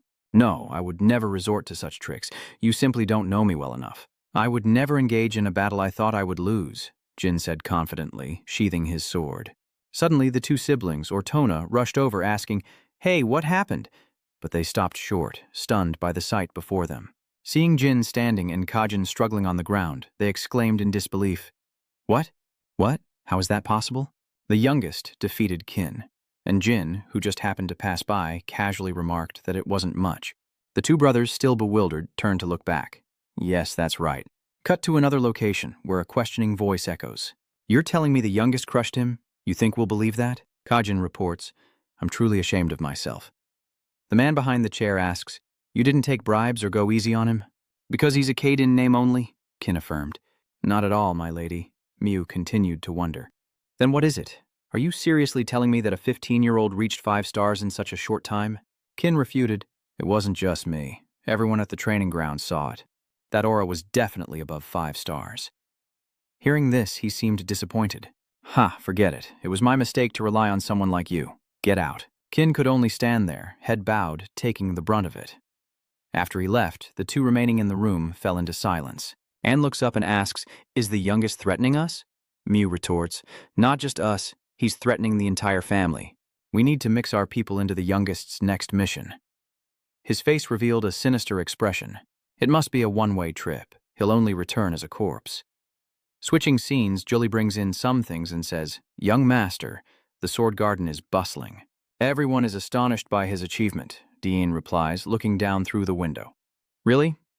Aside from my father and sister Luna, only 3 people have become 5-star knights at the age of 15 in the entire history of the House of Black Shadow. So, 5-star swordsmanship, 4-star magic, and 5-star dark energy. I didn't expect to reach 5-star swordsmanship. I was just training with purest stone as usual, and I reached 5 stars. Leaning against the windowsill, Jin gazes out, pondering the connection between his powers. Shadow energy, magic, and aura. It seems strengthening, one enhances the others. Before, when I overloaded on dark energy, I also opened a flow of aura and mana. Since I'm the only one with all three powers, there's no information, but they're definitely linked. Suddenly startled, he turned to the windowsill and asked, "Did you put these flowers here?" July responded, "Yes, sir." The vase was empty, so I added some flowers and threw the old ones away. "No, there's no magic or curses on them, so it's fine," Jin quickly interjected. Hearing this, July replied, "Understood." He continued, "Anyway, once the news breaks that I became a 5-star knight at 15, my brothers will become restless." Jin sat down with a serious expression, mentioning even Joshua, the leading candidate to be the next head of the Canon clan. When Luna Conin relinquished her status as the first relic, Canon's second relic became the leading candidate for the next family head. And with the support of his mother, Rosa Dan Conin, he has now solidified his position. The cat, Nyameo, munched on pastries at the table, listening to Jin's analysis. Though hiding my skills wasn't a bad idea, I decided revealing my achievements would be more beneficial. Now that the news of me being a 5-star has spread, it will reach beyond Runkendell, and I'm sure my story will be in newspapers all over the world. Upon hearing this, Black Dragon casually licked its claws and said, "Oh my, look at our boy praising himself. I'm sure if you become the center of attention, your brother will behave. He wouldn't mind agreeing." "That's right. More importantly, father will personally come to the Sword Garden." July and Black Dragon paused, stunned by this. The father wanted a different heir than Joshua. Other than Luna, none of his children satisfied him. But Luna, the only one who interested their father, had no interest in the position, so he decided she wasn't fit to lead the family. After that, Joshua's position as the next head of the family was confirmed, with Jontia and Mary as his backups. This seemingly stable line of succession was about to be disrupted by my arrival, as Jane secretly plotted. My father doesn't discriminate by age and gives everyone a chance, so he'll give me an order as if I were still at the bottom. Surely his order will consist of 2 things. First, a challenge. I can overcome the age gap between us, the heir candidates, and second, protection. Father doesn't want me to die at your hands before I've even taken the test, because I'm a special case. Julie then announced that if his story were published, he would be flooded with requests from families and groups all over the world. Jen replied that she was right, and there was nothing better than a banquet to deal with all of that at once. When father arrives, we'll hold a banquet, so Julie, start preparing, and don't forget to keep a close watch on Mirakan. We're doomed if he secretly turns human and sneaks into the banquet, you understand? Did he panic at those words? He jumped up in a frenzy. "Hey, do you think I'm a child? I know that." But Julie quickly cut her off. "I will heed your words. Young master, here are the scones." Days quickly passed, and Julie happily arranged flowers, noting that the butlers seemed quite busy responding to formal letters lately. "Young master," when I asked Pedro, it turned out that even the Beaumont royal family had sent a formal letter. Jin replied, "The imperial family of the empire? How fascinating. They must be quite curious." Julie then announced that the Patriarch had sent the schedule for visiting the main house through Con. He planned to arrive in a month, and visits from the other families would be scheduled accordingly. But the other young masters and ladies remained rather quiet as Jin calmly closed his book. If they try to discipline me now that I'm in the spotlight, it's as good as admitting they fear or hate me. It must be for appearance's sake. Just then, Perdo burst in, looking frantic. "Young master," he said, panting and breathless, "you were given a mission that vanished without a trace. Cut to another location, where a storm of fury is brewing. How can those who call themselves miracles work in such a manner?" The miracles stood in line, receiving her wrath. Rosa Sa is furious, unleashing her power as she roars, "They dare send the youngest to Jipo territory. These bastards." At that moment, the door bursts open. Seeing them, she softened her voice. "You've arrived," Jin replied. "Yes, mother." A girl with long gray hair, Jantaya Denkin, is the 3rd successor of the Denkin family. Next is John Denkin, the 5th successor. Vigo Dan Khan, the 6th successor of the Khan family. Rosa then asked if he had heard about his next mission to the Conin ruins. Jane calmly replies, "Yes, I do." Having regained her composure, she stated that the mission was cancelled, and he couldn't go to Conin. Mew and Don were shocked and called out to their mother. Rosa immediately lost control, yelling for them to shut their mouths, saying all they ever think about is killing their youngest brother. Mew then confidently asks, "Is it so strange that we want to kill him?" Anne, equally enraged, chimed in, "That's right. I don't understand why you're protecting him the real long." "What?" She sighs in exasperation. "Ha, if you keep spouting such nonsense." At that moment, voices rose in opposition. Both Mom and Dad secretly encouraged us siblings to fight each other. Isn't competition necessary for our family? Surely you know we've all been competing since we were kids. That's right, Mother. I've been sent on extremely dangerous missions despite only being a mid-rank. And all she could do was close her eyes and say helplessly, Yes, you're right. Competition is necessary, regardless of method or implication. Then she asks a critical question. But which of you became a knight at just 15 years old? Upon hearing this, Miu and An were shocked. Jin remained silent as the distant mother-in-law continued, "The youngest is very different from you all. If you had achieved what he did at a young age, I would have protected you as well." But while everyone questions each other, one person stands in the corner, yawning. She continued to strike at the pride of those prodigies, saying they weren't worthy of her protection. "Seeing you all like this, even as prodigies, I have few regrets." Varia, June, and Vigo, who had been silent until now, were suddenly mentioned. "Since you are also chosen ones, the three of you will be held responsible for the chaos caused by these two. Vancha will discipline herself immediately. Gian and Vigo must each return one of their family's high-grade swords." Vigo was displeased to hear this. Mom, return a sword. What does that mean?" Rosa said. "If I handled this myself, I would confiscate all of your high-grade swords. So, be grateful that I'm only dealing with it this way." The two could only grimace in displeasure, left with no choice but to accept. Jane now stood amidst a den of tigers as everyone turned to him, awaiting his decision. "All right, what will you do now? Will you pretend I'm punishing them for involving your siblings, or will you accept this favoritism and become arrogant?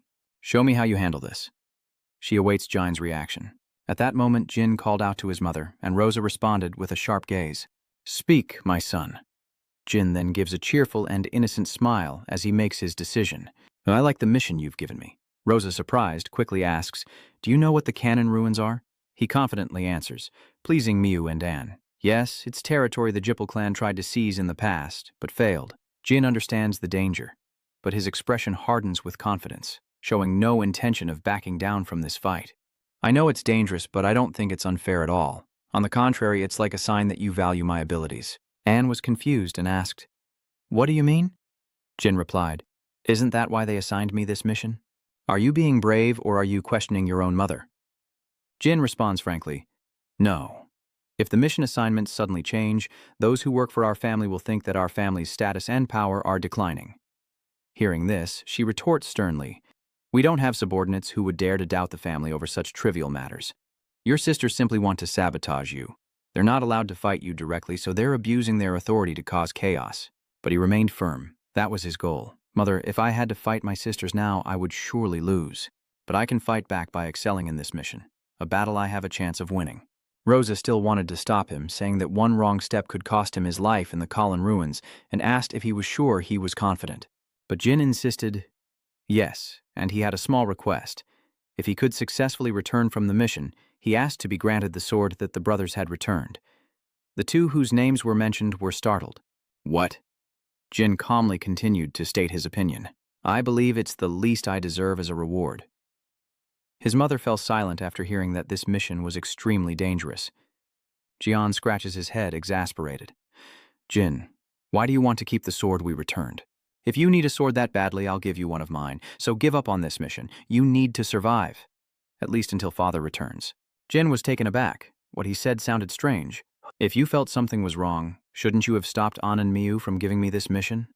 Before another argument could erupt, Daoza's voice cut through. "Stop. If you complete the mission and return unharmed, I'll give you the swords of your brothers. Now, all of you, leave."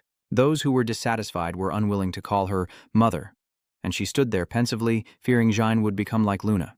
"I trampled on the honor of other children, but it seems my worries were unfounded. When Siren returns, he'll be so proud of how Jine has grown." A look of satisfaction washes over her face. Just then, Jine finished her conversation and reached the door when Anne suddenly asked, "What are you thinking?" Dreaming that fortune still favors him, Jin grabs the doorknob and casually replies, "I don't know. You guys might not realize it, but I'm incredibly unlucky." Her anger flared at his nonchalant attitude. "Enough with the flippant attitude. This isn't a personal mission, so I'll never be alone on this journey downstream." Jin replies politely, "Thank you for your concern." Jane bids them farewell with a cold glare, then reappears in a cloak, introducing himself with Khan and Mill. "Allow us to introduce ourselves. Young Master Jine, my name is Milhaz, and I will be accompanying you on this mission." Rima chimed in. "I'm Rima HS. It's an honor to be on this mission with you. Young Master, I apologize for my previous behavior." "We won't let you down," they said with genuine warmth. Kajin, having composed himself, placed a hand over his heart and respectfully said, "As do I."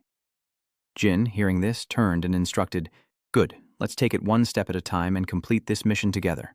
"Yes, thank you. Thank you, young master." They responded in unison, but Jin thought to himself, "Honor, my foot. All three are Anne and Miu's lackeys, so they'll definitely stab me in the back when things get dangerous." Middle then presented a document and said, "Allow me to reiterate a few things about this mission. Our mission is to seize the totems, located in the Conin ruins, and our specific targets are the 4 totems. The Conin ruins were once home to thousands of natives living in tribes. Currently, the territory is under the control of the Zipfen family, which is affiliated with the Pylon Kingdom. Of course, the current Zipfen claims to respect the native Conin people, but this is just a facade. Though they are outwardly respected, in reality, they are just slaves, and there are no policies to improve their situation. Because the lives and rights of the Conin people mean nothing to most of humanity, the reason the Zipfen spare them is to maintain the area's natural environment. It's a performance to atone for past atrocities, as the JP Fen clan often targets reasonable laws, seeking willing submission from those they rule. But in the past, they went too far with Conin. Their obsession with the Conin relic, even at the cost of their reputation, was due to the mirror hidden by the natives. Jin and the Mill Group have appeared here, moving with caution. The existence of the mirror is supposed to be confidential, known only to the JP Fan family. But the truth was revealed before my regression. Thanks to a daring journalist, the article detailed JP Fan's actions in search of a certain relic. And the artifact, obtained through the accusations of the natives, is called the Source of Mana. Simply by looking at it, one can increase their mana stat to 7 stars. Using this artifact, Jen mass-produced countless mages, meaning the Jip Fen clan hadn't yet obtained the source of mana when they began making mages 10 years later. The men exchanged a nod, and Dien gripped his sword, determined to keep it out of Fen's hands. A voice whispers, "Young master, the mages are returning.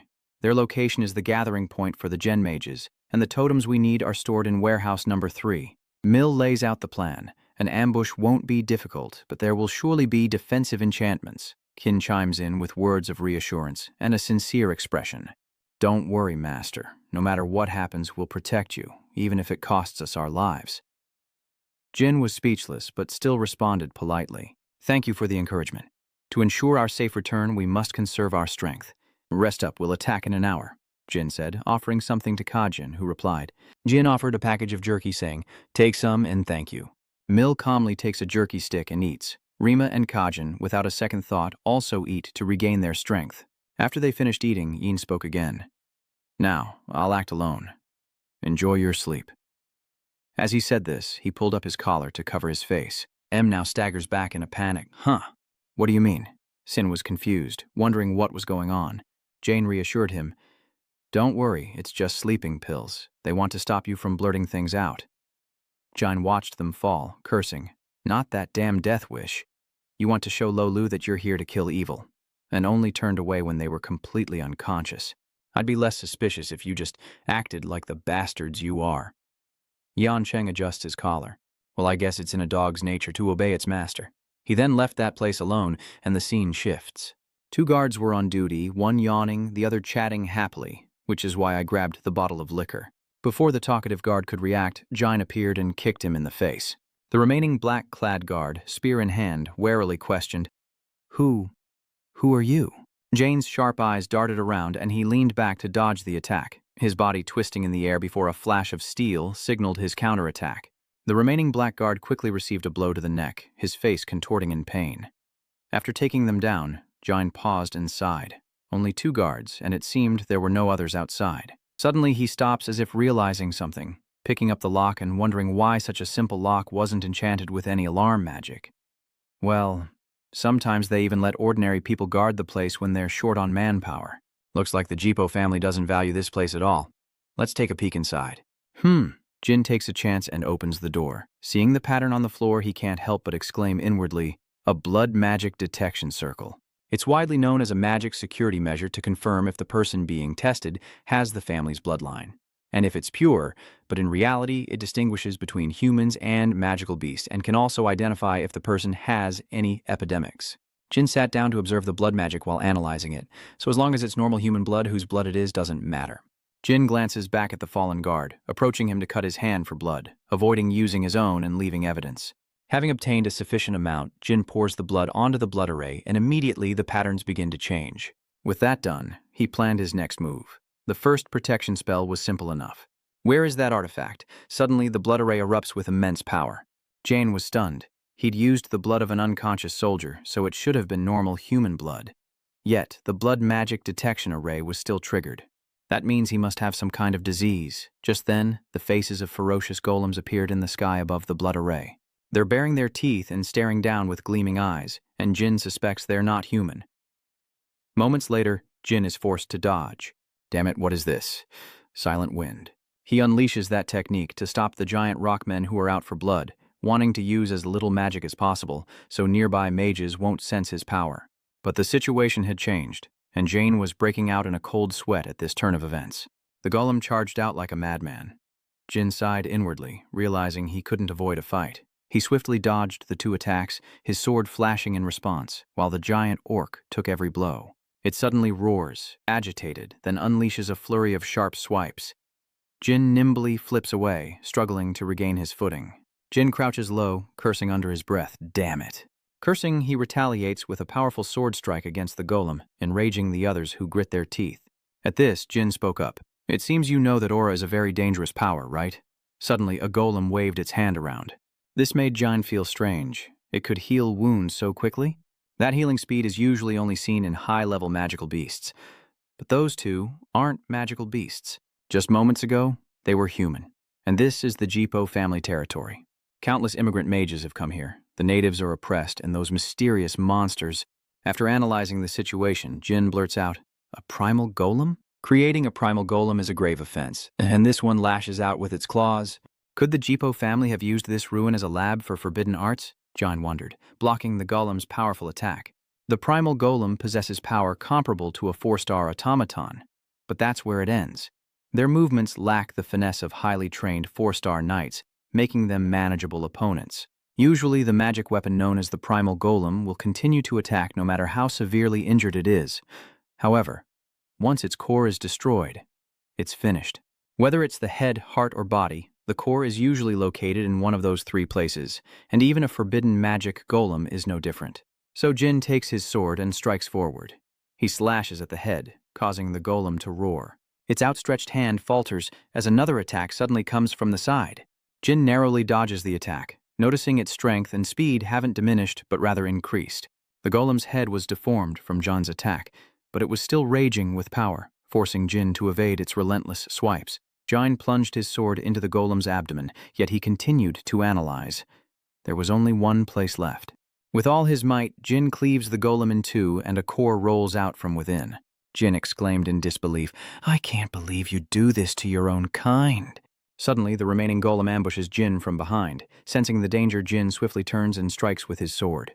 The golem's eyes glowed red, its face contorted in a grimace, and it roared with fury. Cracks then appeared on the golem's body, followed by a flash of power, and it exploded into pieces.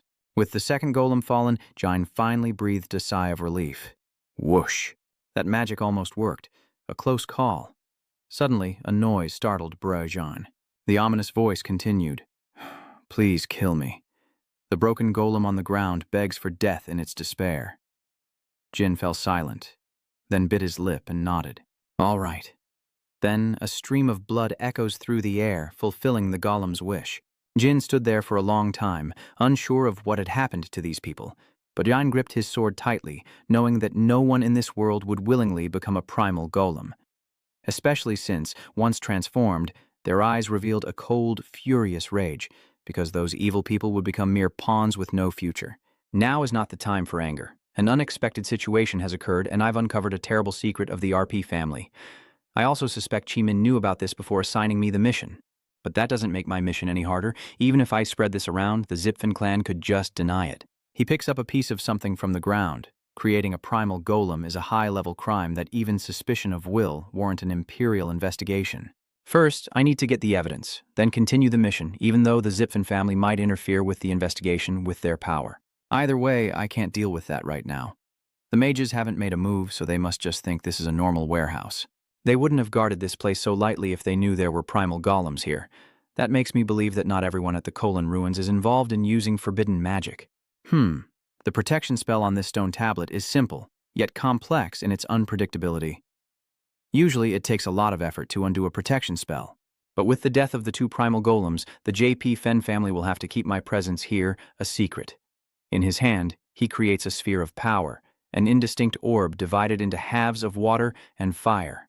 After separating the two powers, Jin spoke to himself, explaining why they were growing stronger and more radiant.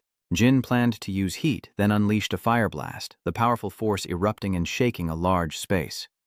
Elsewhere, an angry voice questioned, "What have you bastards done? Sending Jin on a mission in Ripfen territory?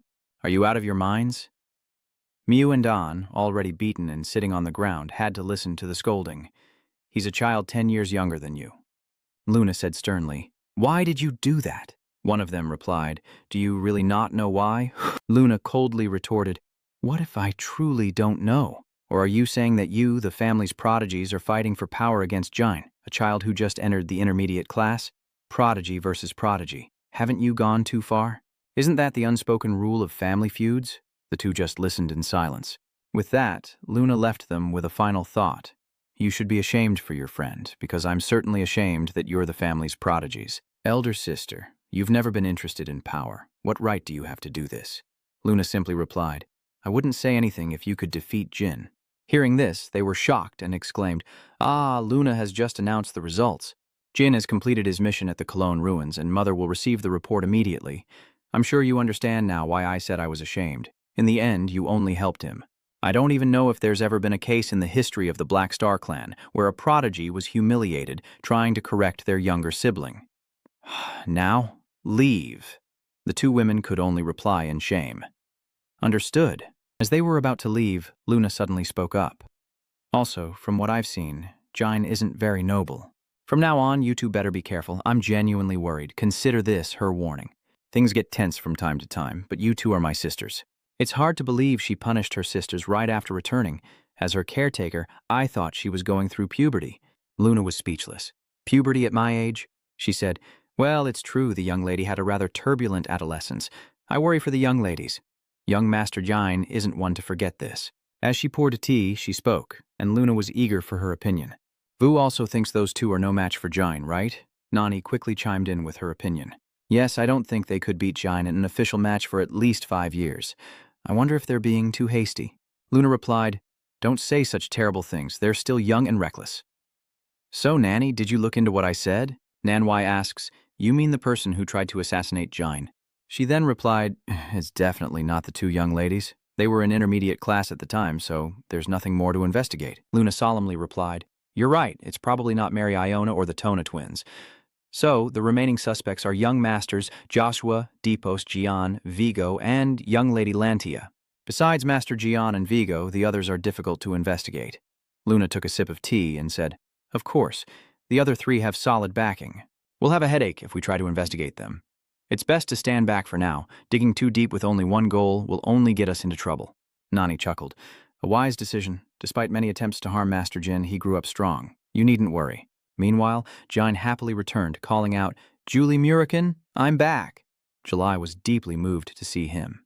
"Master, I'm so glad you're safe." Ian reassured her. "I'm fine. I'm strong. I'm sure you won't be able to beat me soon."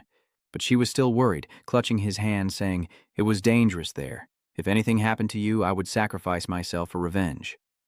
Black Dragon, overhearing those heroic words, broke out in a cold sweat. "Beard, don't say such scary things."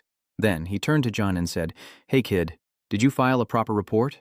He replied, "Yes, I'm sure everyone thinks I succeeded in my mission because of help, but I don't care about that. What's more important is this." Hearing that, Black Dragon was curious. "Huh? What's that?" "Huh?" Jin presented the vial containing the stone he'd retrieved from the golem, explaining, "That's the heart of the primal golem." They both curiously examined the jar. Even the Black Dragon is impressed. "You're lucky. You look to have returned unscathed, so the golem must have failed. You found this in the ruins?" But Jin reveals shocking information. "The 2 guards there turned into monsters and attacked me. No matter where I struck, they just healed. This fell out when I stabbed them in the heart." Hearing this, he was shocked. A primeval golem? First a giant undead, and now a primeval golem. What are those Z-Pen bastards up to? After a moment of thought, the Black Dragon said, "If what you say is true, this must be the masterpiece of the Jipfen clan." "You're saying the ruins are within their territory," Jin affirmed. Indeed, the black dragon pondered for a moment. Set aside some time. You and I need to return to... A statement that caused Jin to look down in surprise. With a serious expression, he explained, I think we need to question them directly. What the hell is going on? And if he's lucky, he might even find the full mana altar, though the Zipfel clan will try to hide it no matter what. With that, he made his decision. All right, I'll make some time. As soon as the mission was complete, Kajin and the HS brothers returned to the Kandon clan, only to have Miu and Anne strip them of their cadet titles and banish them from the family. Exile was a harsh punishment for the cadets, but no one sympathized with them. Then, in June 1795, another unknown impact occurred, followed by a call to stop. The Caden elder solemnly announced that his mana training was over, and from tomorrow he would only meet with the twins. Tuna, Jain replied. Yes, sir. Hearing this from behind, Sona was moved to tears with admiration and envy. Unexpectedly, he continued. Also, Jin, it seems your morning training with the cadets is no longer necessary. The Patriarch will have something to tell you next week. This news leaves the twins speechless, but Jain remains calm. They whispered to each other, but everyone could hear. Could it be that Father wants Jain to become a provisional successor? So soon? A temporary miracle means he'll have to leave the Jian clan to gather honor and become a true miracle? Yeah, he'll have to act alone, without the clan's help.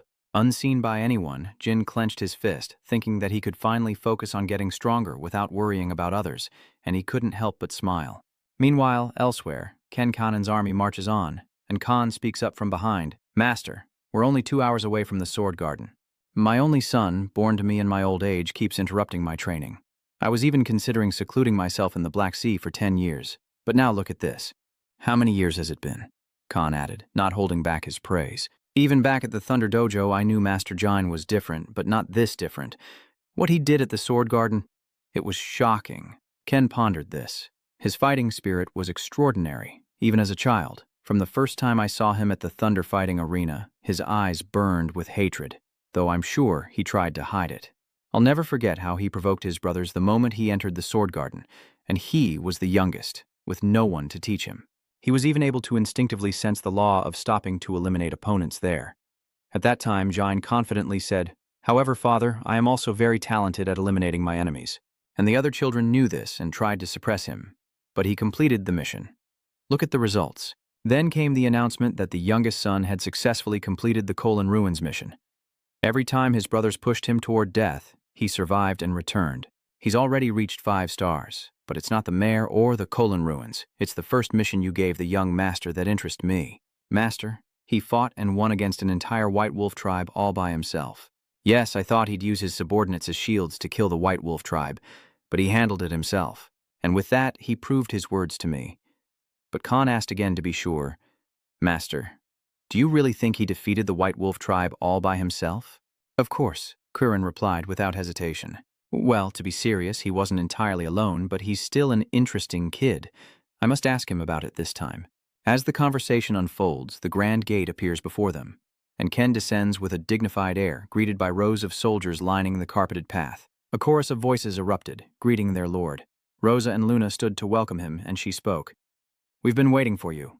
Rosa, you've done well, Ken said, approaching the head of the household. Rosa glanced at Joshua, striking a pose beside her, and said, Not at all. He prepared everything himself, so I didn't have to do anything. Ken continued. If you say so, if these grown-up kids are doing so well on their own, then I wouldn't have had to leave the Black Sea. This causes Joshua to freeze, his expression stiffening. Our guests today will be very sensitive to my presence. Won't that just make things harder on my children? He passed by, giving Rose a dissatisfied glance. Rose, oblivious, said, Yes, please come in. We've prepared your favorite dishes. Well done. I'm looking forward to it. Suddenly, Ken's sharp eyes landed on 2 swords strapped to someone's waist, and he called out, Gian Vigo. Sweating profusely, Gian replied, Yes, sir. He then asked, Did you give your younger sibling the sword I gave you? Vigo hesitated, unsure how to answer, but Gian could only admit that their youngest had stolen it from them. They said they'd give it to him if he completed the Conin Ruins mission, and before he could finish, Ken grinned with excitement. Unable to contain himself, he burst into hearty laughter. Ha ha ha ha. Then he placed his hand on Gian's shoulder and said, Well done. Remember to find a way to take it back. That youngest one is really clever, isn't he? Sometimes I wonder if he's really my son. Sometime later, Ken stood next to Jain. He spoke first. This must be your first time at a ball. Jin politely replied, "Yes, father." He thought to himself in his past life, thanks to his master, he had attended a few balls hosted by other families, but never one hosted by the main family. Even on the rare occasions I attended, I was always hiding like a criminal. But now, I'm an honored guest with my father. Of course, it came at the cost of dying once. A sharp glint flashed in his eyes.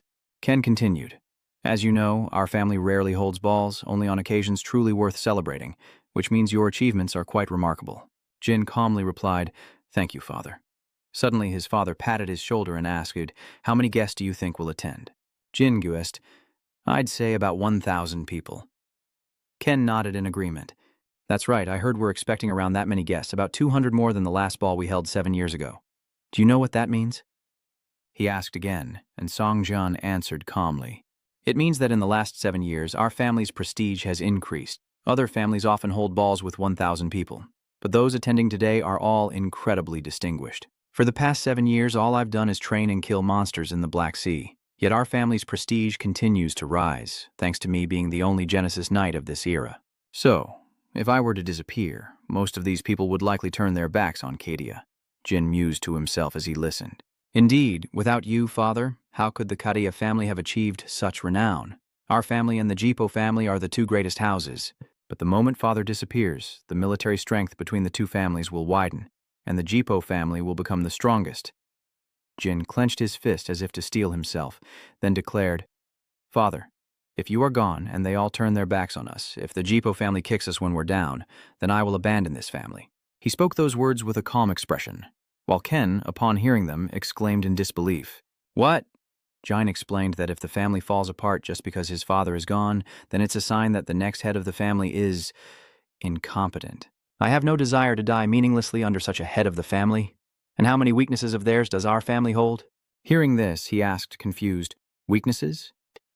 Jin replied, "Yes, I'll return the sword I took from Vigo. I asked him to show me the partnership agreements that only the gifted are allowed to see. The head of the Russian royal family deceived the emperor and embezzled national funds, yet they still brazenly attend this ball because of us. And the clever family recently asked us to assassinate the Jipo family's mages.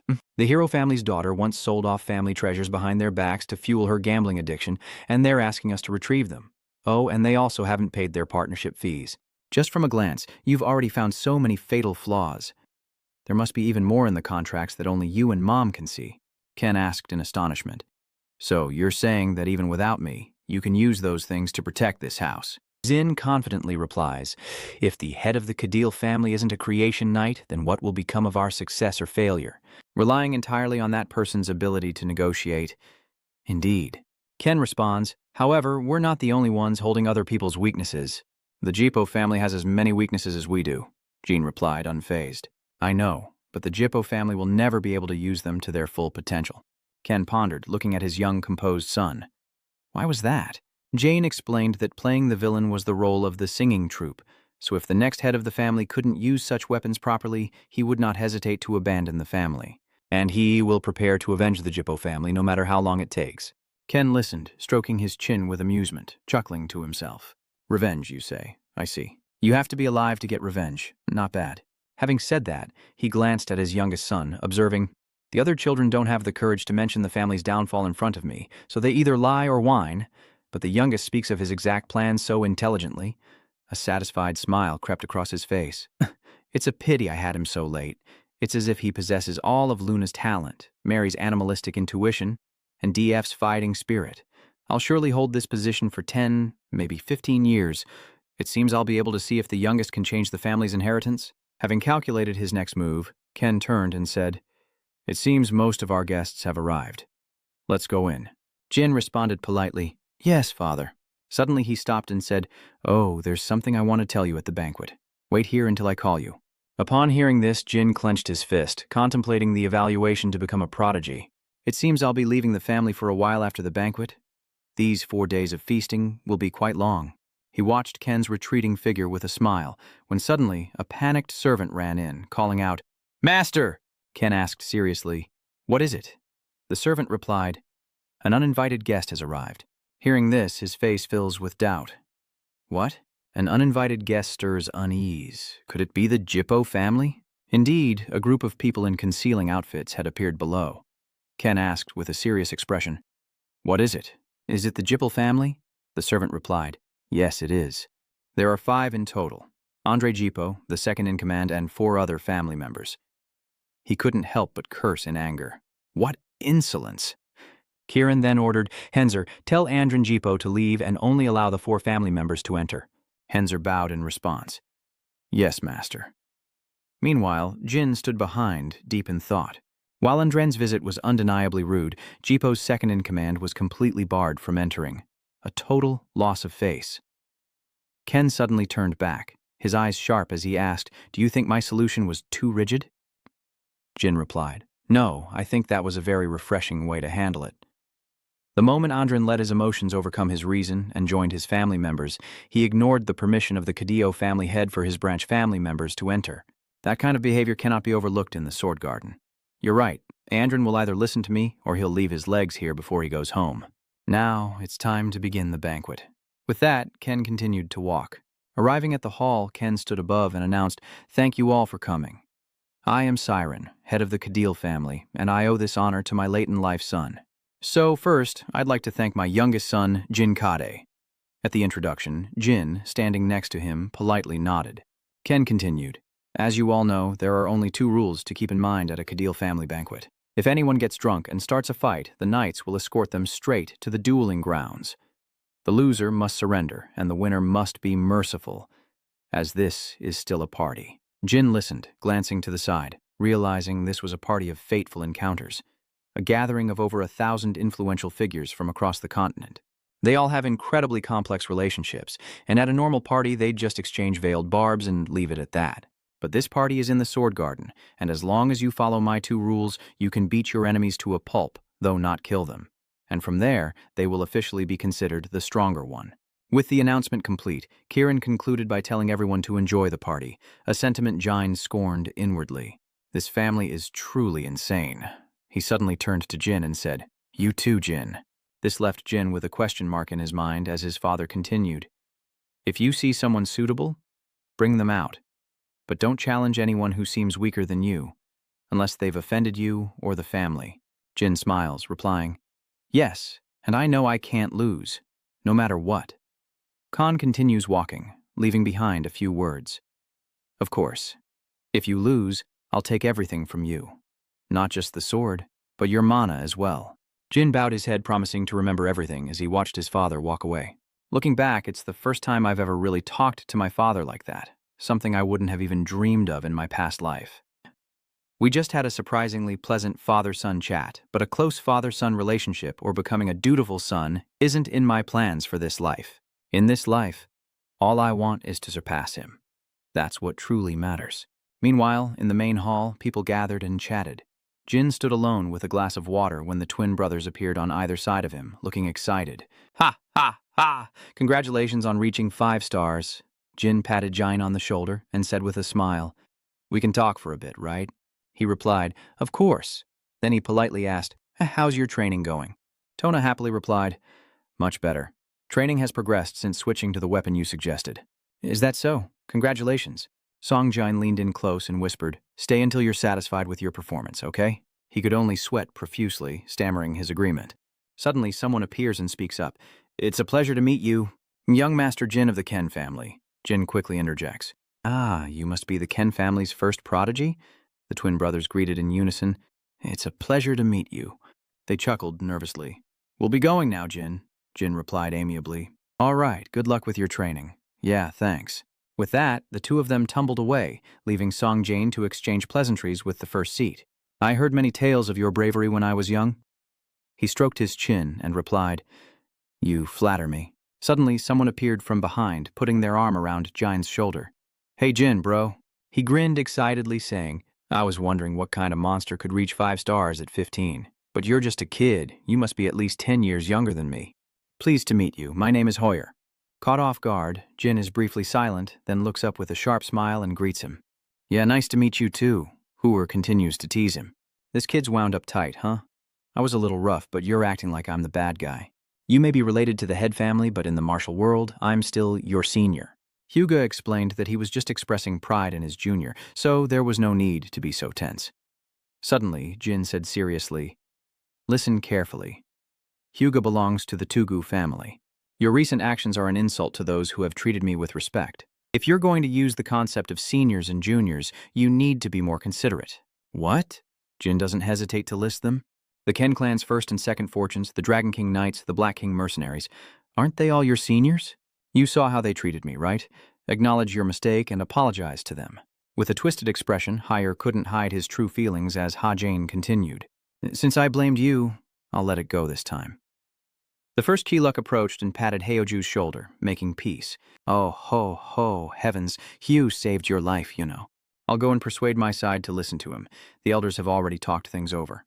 I knew that big mouth of yours would get you in trouble one day. Just let it go. There's no need to be so tense with each other. Hearing that, Hugh scratched his head, and after a moment's thought, bowed deeply with respect.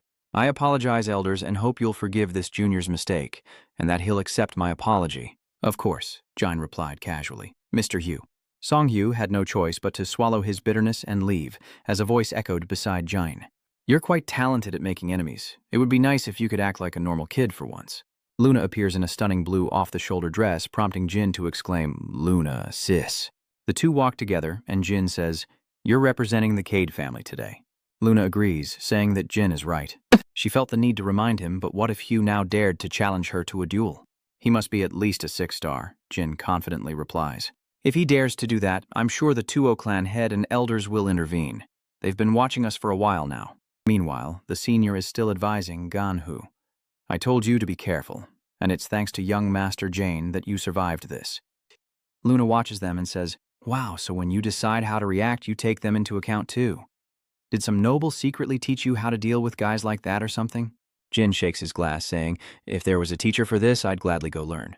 Luna said, puzzled, I only need to learn swordsmanship. Why would these things matter? He explained, It might be hard for you to understand, but as the black sheep of the Gankathea family, I need a lot to survive.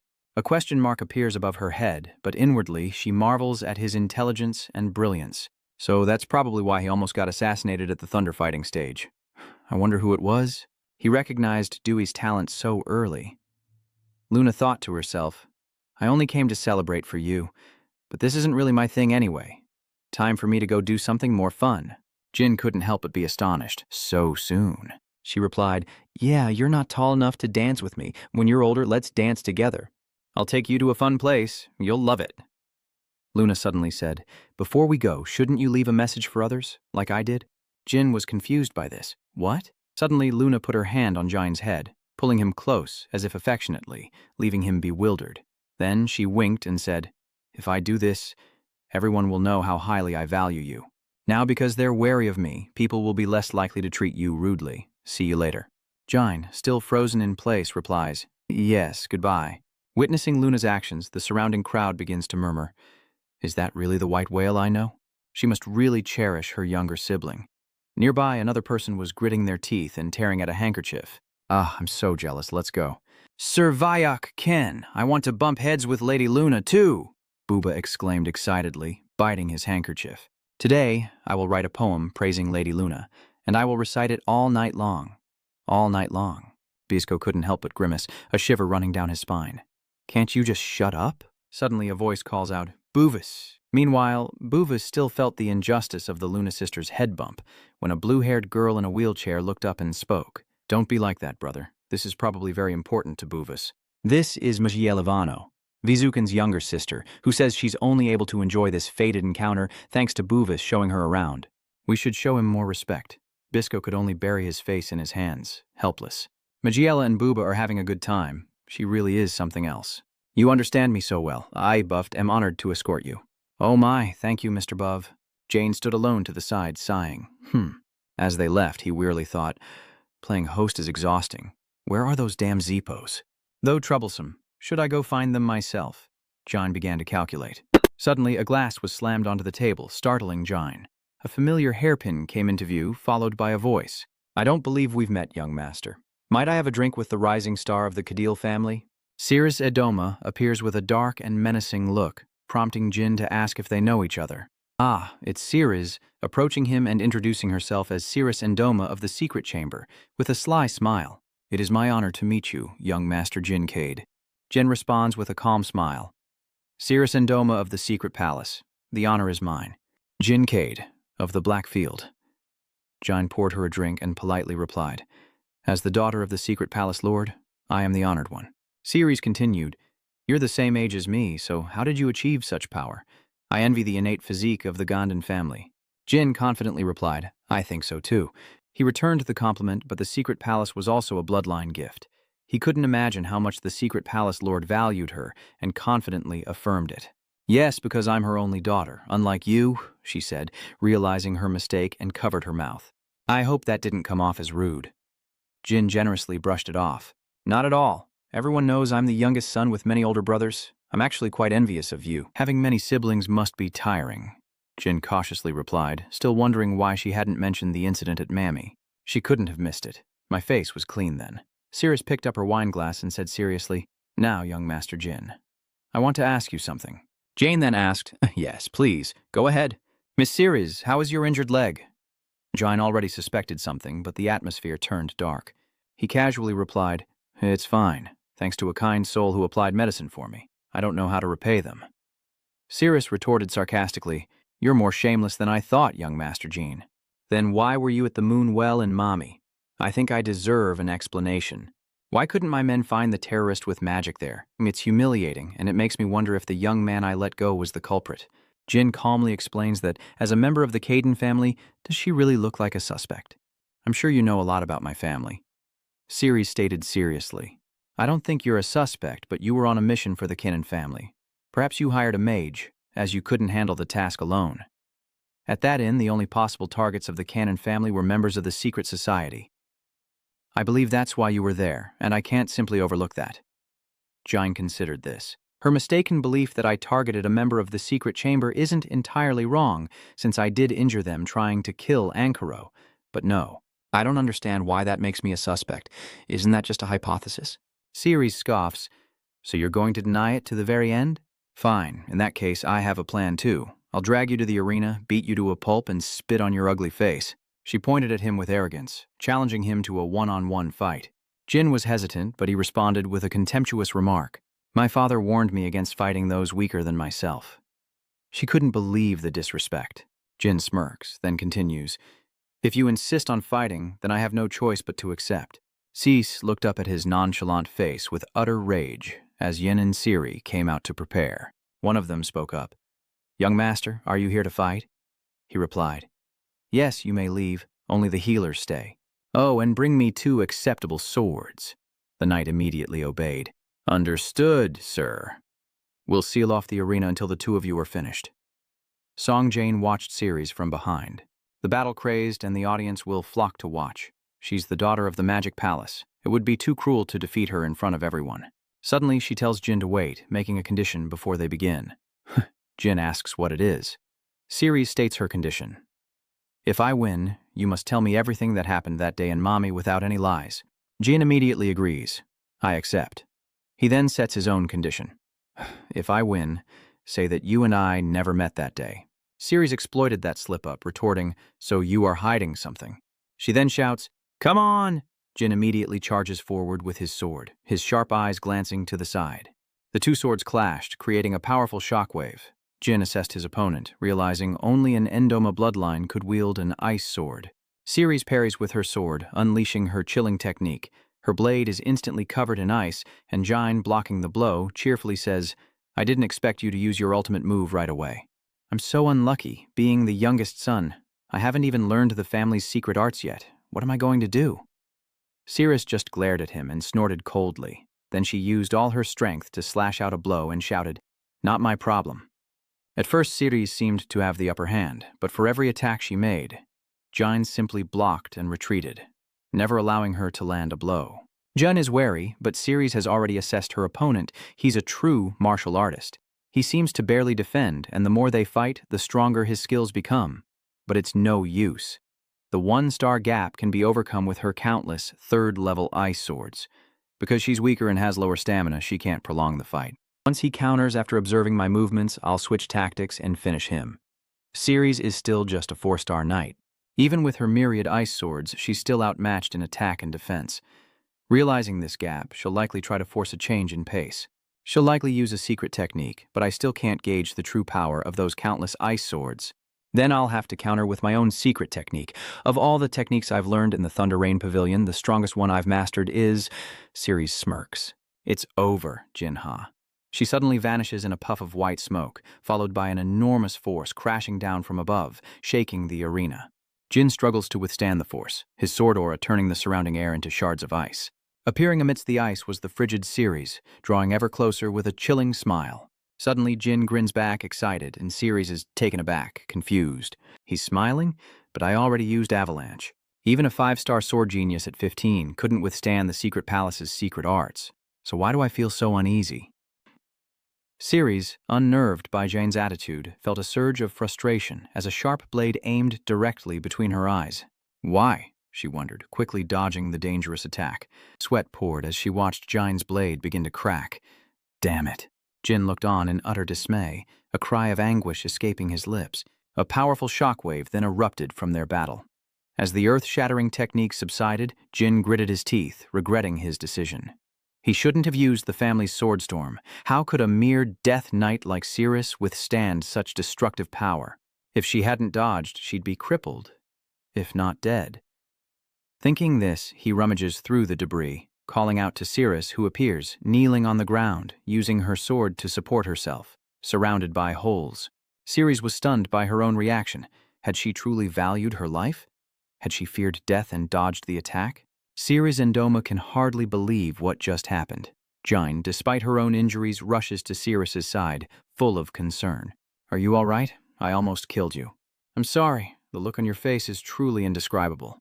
Ceres heard his warning but didn't avoid the storm of swords. Yet no matter how much she valued her pride and honor, she was still just a 15-year-old girl. She's too young to suppress her desire to live. Jin steadies Ceres, reassuring her, I would have dodged it too, if I were in your situation. I would have done the same to save my life, so please, don't mention it again. He wondered if his words had offered any comfort as she unexpectedly produced a familiar vial. It was the same ointment from before. As she opened it, she said, Your face is injured. Ceres gently applies the medicine to Jin's face. I'll use this to repay you for saving my life. Jin tried to ease her worries, but as the sole heir to the secret palace, wasn't she being too reckless with her life? Ceres finished applying the medicine, stood up, dusted herself off, and explained, This is the life I begged for. I will cherish this life I have, so don't worry, and let today be the first day we truly meet. With that, Ceres turned and left without another word, promising to meet again tomorrow as Jin watched her go, a slight frown on his face. The next day arrives quickly, and the hall is sparsely populated. Fewer people than yesterday, it seems. Jin stood alone, sipping wine and analyzing the situation. From today on, everyone would be able to witness the matches. I wonder if the party's really starting now. There are fewer spectators, so maybe I'll run into some members of the Jippel family.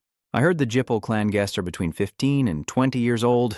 Perfect. The same age, so I can compare my magic skills with theirs.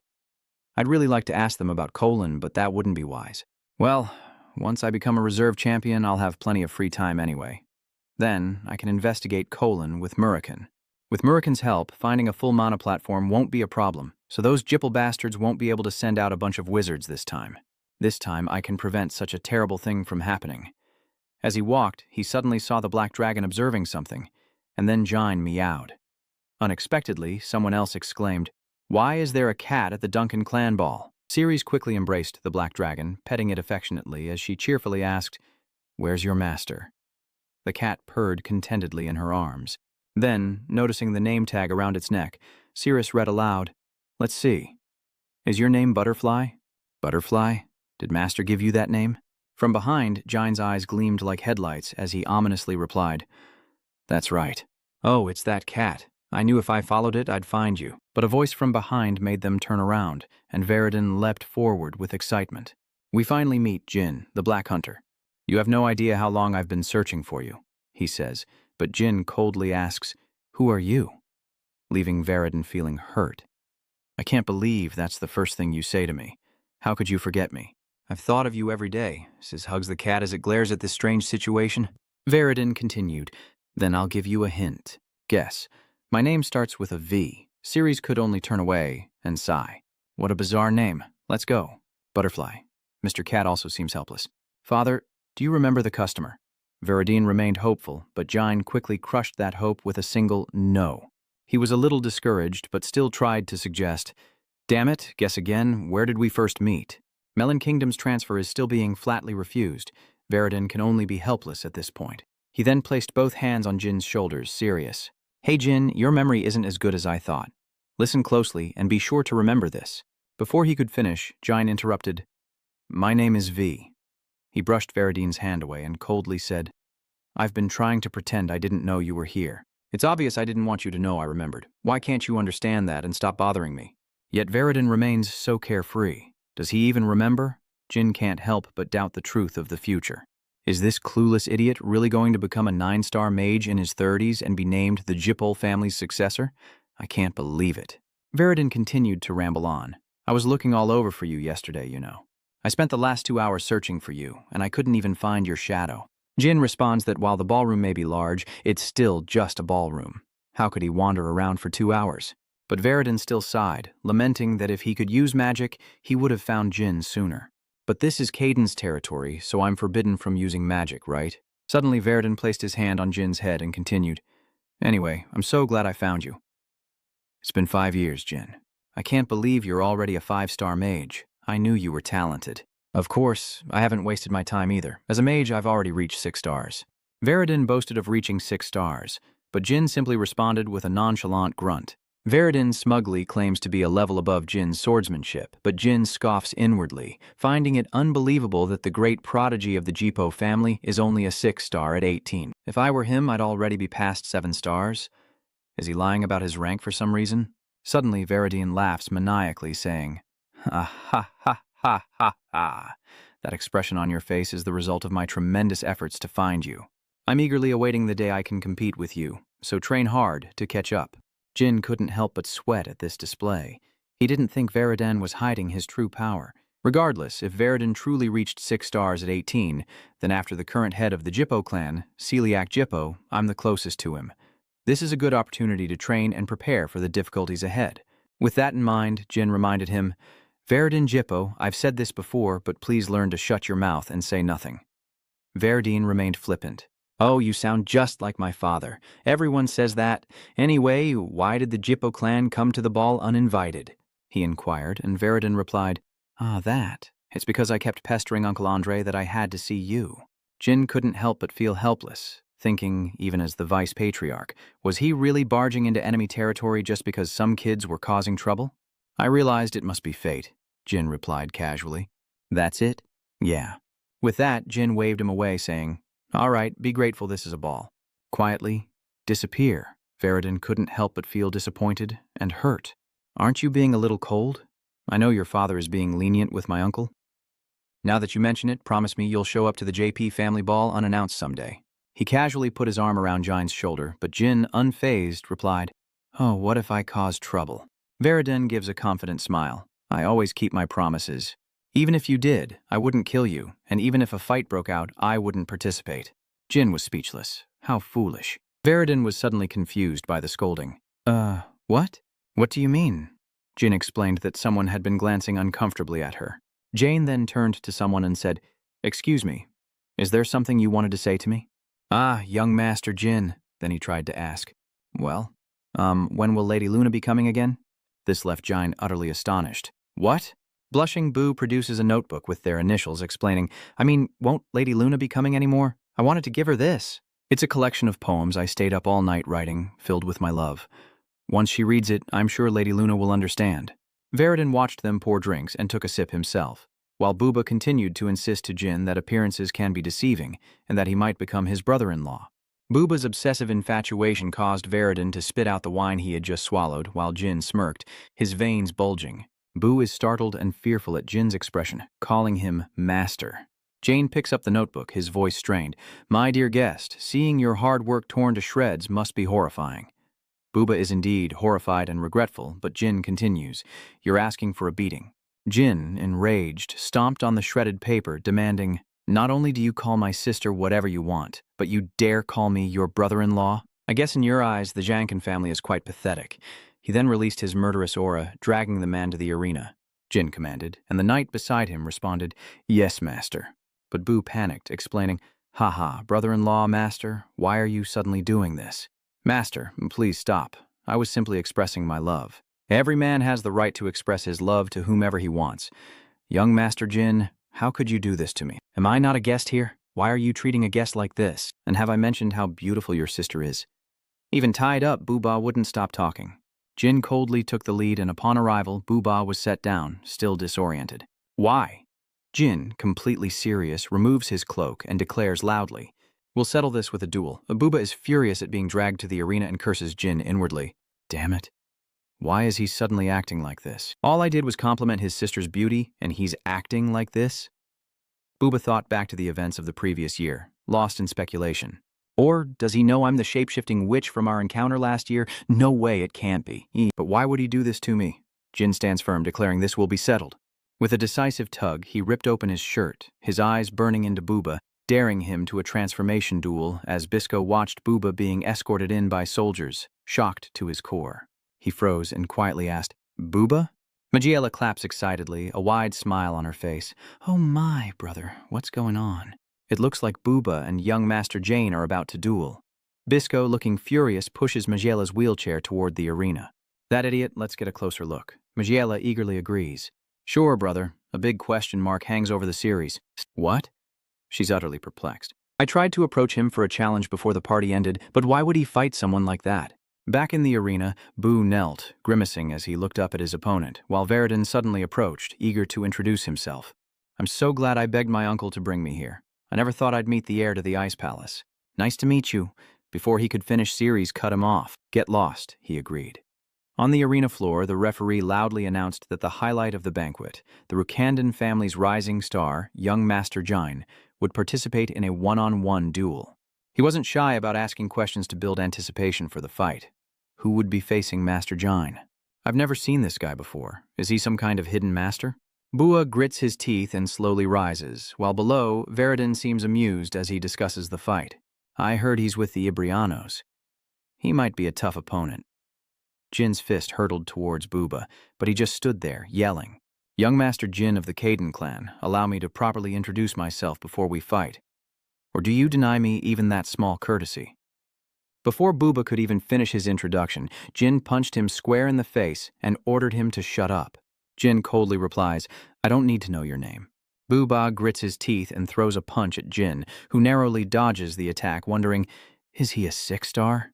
After observing for a while, Siri exclaimed, so Master Jin chose an opponent stronger than himself. That fatty looks very focused. If he slips up, it'll be embarrassing. Veridin scoffed. Jin is struck in the ear, and Booba mocks him. You call those scratches an attack? As if victory was assured, Boobaba threatened, I'll have you begging for mercy. Meanwhile, Jin quickly recovers and pounces, clawing at Boobaba's face and pushing him back, relentlessly attacking and leaving him breathless. Boobaba cries out in pain, and Veridin smirks, pleased with the outcome. It's over. He landed a swift blow after baiting the guy into carelessness, just as expected. Jin, you did great. All eyes turn as someone shouts, Brother Bisco! The other woman continued to shout. I don't understand what Master Jine is doing, Magiela sternly questioned. Isn't victory already assured? Why is he still attacking them even after they've surrendered? She continued to wonder, wasn't it strange enough that Jin chose a weaker opponent, but he was just going to sit back and watch? He's helping me, after all, Bisco replies. Magiela, he's not weaker than Master Jine. He sighs deeply, his head bowed. Brother, your sister is feeling quite disappointed. Magiela says she wants you to teach him a lesson, any way you see fit. Bisco, surprised, asks for confirmation. You want me to fight Master Jane? The onlookers cheered with excitement, such youthful passion. Why don't you listen to your sister? Bisco, with a mix of helplessness and indulgence, pinched his forehead and agreed. Jin turned, startled by the voice. It was Master Jine. Bisco clenched his fists as DM Nian approached, suggesting, Why don't you release him and fight me instead? Jin was lost in thought. Bisco Ibriano, a duel with a 7-star knight. Win or lose, he benefits. Furthermore, exposure to the Ibriano family's swordsmanship is a valuable learning opportunity. After all, the head of the Ibriano family was considered quite strong by his father. His eyes caught something indistinct, neither person nor scenery, but enough to make him freeze. But Jane's eyes were drawn to Magiela, sitting primly in her wheelchair, a sinister smile on her face. Magiel Ibriano was indeed a funny little girl. She dares put her own brother in a difficult position just to watch the drama unfold. Jin says to his opponent, "You truly do love your sister, Bisco." He casually replies, "Isn't that obvious?" Young Master Jin responds somberly, "I have a sister too, so I understand how you feel." He confided that he cherished his sister as well, threatening his opponent. "From now on, I expect you to control the mouths of your subordinates." Bisco narrowed his eyes, explaining, "It seems you've misunderstood something. The man you beat to a pulp wasn't one of our servants, but a companion." Jin was stunned by his words. "Perhaps he did something to offend you. He came to help my sister move more easily." It seems his actions were inappropriate for the Caden family banquet. Jin stood frozen, finding his behavior rather perplexing. "Bisco is actually asking you to let him off the hook. Anyway, I assure you he means no harm, so I hope you'll let it slide." Jane realizes something. Is Bisco Ibriano connected to the shape-shifting witch, Bouba Gaston? He can't be distracted. His opponent is the 7-star knight, Bisco, who raises his sword. Jin tells himself to focus on the fight, while calmly asking his opponent for guidance. With a sharp hiss, Bisco lunged toward Jin, the blade seeming to split the very air as he forced Jin backward. Gritting his teeth, he realized that Bisco was far more than just a 7-star knight. Bisco's fierce attack made Jin's sword glow. He noted that his swordsmanship was even better than Uncle Wretch's. Bisco charged forward, his fighting spirit ablaze, the light reflecting off the sharp steel blade, making the space tremble. His sword strikes carry such weight, the very air seems ready to shatter, and Jin struggles to parry each relentless blow. The tide of battle seemed to turn against him in an unpredictable way, drawing gasps from the onlookers. Jin is being pushed back quickly, while he's trying to withstand the relentless attacks. The Ariano family's swordsmanship is known for its trickery and unpredictability. Indeed, their swordsmanship overwhelms opponents, leaving them no room to breathe. Their moment of weakness is their end. Veridin smirks as if mocking their ignorance. They truly know nothing. The cannons always have a trick up their sleeve when cornered. If the Ibriano's swordsmanship is like a cunning serpent, the cannon's is like a powerful rhinoceros. Even with a broken horn, it will relentlessly attack its enemy. Just as he thought, Jin glared at Bisco and swung his sword with all his might, without hesitation. After observing Bisco's calm demeanor, he muttered, "Bisco is clearly going easy on me." Jin hunched over, clutching his chest and panting as if his heart was about to burst. He was holding his own against a 7-star swordsman, despite being only a 5-star. Jin felt a dizzying sensation as he stared at Bisco, who was nearing his limit, but he had sensed it. His swordsmanship. He recalled the feeling from that time, a blur in his subconscious. Jin slowly closed his eyes, a powerful aura emanating from his sword and enveloping him. Bisco praised, "That's the second sword technique, young Master Jin." He then rockets towards Jin, who stands with his eyes closed, his sword glowing brilliantly. The powerful clash with Jin's sword cracks Bisco's, then shatters it to pieces. But Jin remained motionless, unresponsive to Bisco's blade at his throat. Time seemed to freeze in that moment as Jin suddenly collapsed backward, as if he had no strength left to stand. The announcer declared Bisco the victor, who touched the wound on his neck, his face as dark as a storm, his eyes like daggers. The announcer declared the victor, Lord Bisco Ibriano. Bisco glanced down at the unmoving Jin, a flicker of doubt in his eyes. What was that at the end? Someone anxiously orders Jin to be taken inside. The soldiers quickly responded, "Yes, sir." A flicker of confusion crossed Bisco's mind. When the blue blade broke, I felt a sharpness at my neck. Something about him is unsettling. No way. Did he awaken his sword heart in that last moment? If Master Jin had been a 1/10 of a second faster, and I a 1/10 of a second slower. As Jin was carried away by the soldiers, Bisco thought to himself, "Jin Run Candle, you truly are a frightening person." Jin flinched slightly, a small groan escaping his throat as he felt something pressing against his face. Annoyed, Jin raised a hand, ordering, "Get out of the way." Enraged, he grabs Murakhan by the neck, lifts him up, and shouts, "I said, get out of the way." "Seriously," Murakhan growls. After sitting up, Jin looked around in surprise and asked, "My room? I wonder, did I faint after fighting Bisco?" Someone, seeing that he was awake, greeted him. "You're awake?" Young Master Jin sets Murakhan down, wondering, "Julia, how long have I been asleep?" She replied warmly, 2 days. Jin was stunned. 2 days? He closed his eyes and sighed. "So, the banquet is over. I couldn't even bid farewell to the guests who came all this way to see me," Zhao Ai reassured him. "Don't think like that, young master." She smiled brightly and recounted. "For the past 2 days, your match with Bisco has been the talk of the town.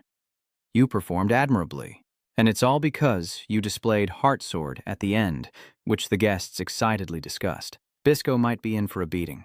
a 5-star swordsman reaching the level of heart sword. I have high hopes for the next generation. Julie encourages Jin, saying he did great against an 8-star swordsman. Remembering his sister Jine, he thinks that while his sword heart isn't complete, he's obtained what he wanted. The grueling days of training with Luna have paid off. At first I couldn't understand her methods, never believing they'd be so helpful. He recalls his time training with Luna and her instructions. Don't open your eyes. Even if it only activates when I'm in danger for now, I can't lose patience. The fact that I could face an 8-star swordsman is already amazing, even if it was a bit clumsy. Jin looked up and smiled, realizing he'd gained much from this banquet. I confirmed Veridin's identity in Jeepoli, gained something akin to friendship with the Ice Palace heir, and discovered that Buba Gaston and Bisco Ibriano knew each other. Jin strokes his chin, deep in thought. There are many possibilities behind the shape-shifting case. I don't need to worry about it right now, so I'll look into some peripheral information first. After seeing the flower by the bed, he exclaimed in surprise. A flower? Jawai explains that the heir to the Ice Palace left it during his visit. She asked softly, "Does she like you?"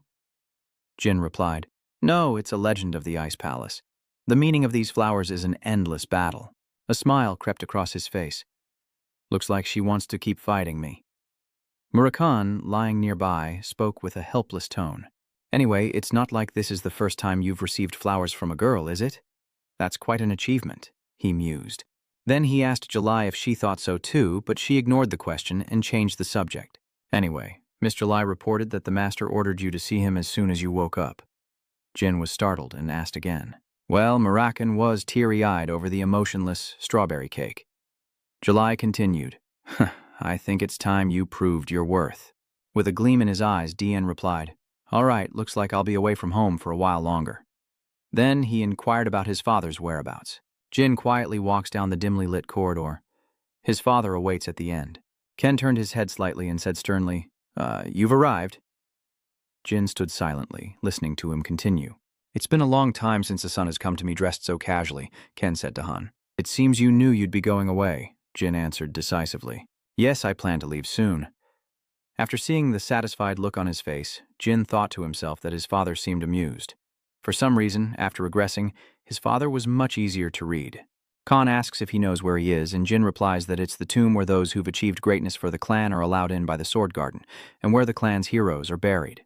Ken praised enthusiastically. "Excellent," he added. "In other words, the family's heroes rest there. This is a tomb that has existed for thousands of years," Khan said somberly. "Do you know anything about the first family head, T. Magadan? He's not buried here." Jine responded, "Yes. You also know that his grave isn't in the Sword Garden either." Khan shares, "The dark power I possess, like him, is why we can't honor the first head of the family. After his death, we signed a humiliating treaty with the Jipo family, agreeing to never use magic again, nor honor ancestors who did. As a result, the gods of the Jipo family gathered and cursed the bloodline of the Yankanden. That's why no Black Knight born after the first patriarch could wield magic." He recalls how, when I defeated the Tona brothers with my aura, he didn't ask how I got that power. "Do you remember?" Jin replies. "Yes, and I even lied, saying I'd use it for the family's benefit. Luckily I was young then, or I wouldn't have let it slide." Jane stood frozen at those words. Ken continued, "Did you hear Sed's voice?" Jane recounts, "Yes, he called me the contractor." He thought to himself that even in this life, he had never heard him. Ken confided that it might not be fair to his siblings. He frowned. "All right, can you use that power to surpass your siblings and take over this family?" Jin declares he will leave and travel the world. If nothing more valuable than Caden exists, he will take over the family. Ken's lips curve slightly in satisfaction, then he raises his hand, posing a question. "To gain recognition, your siblings left the Sword Garden to train, but you're leaving to find something more valuable than the family itself. I'm not sure if I should be proud or call you arrogant." Ken held his hand out towards Jine. "I'll give you 5 years to discover your own worth, then return with your answer." Suddenly, a blinding white light erupted. Zin drew his sword. It was surrounded by a powerful aura, he confessed. "Thank you for everything, Father. I will return to see you in 5 years." Julie and Murkhan are waiting for him outside, and as he emerges, she gently asks, "Han, are you done talking with the head of the house?" Jine replied, "Yeah, I just need to leave."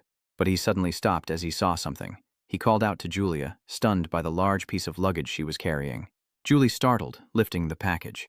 "This is it," she excitedly announced. "They say this will block aura.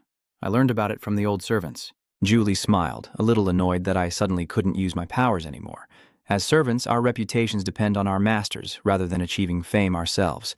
So please don't worry about that. This is for you. Young Master D solemnly promises that he will protect her. Not just next year, but always.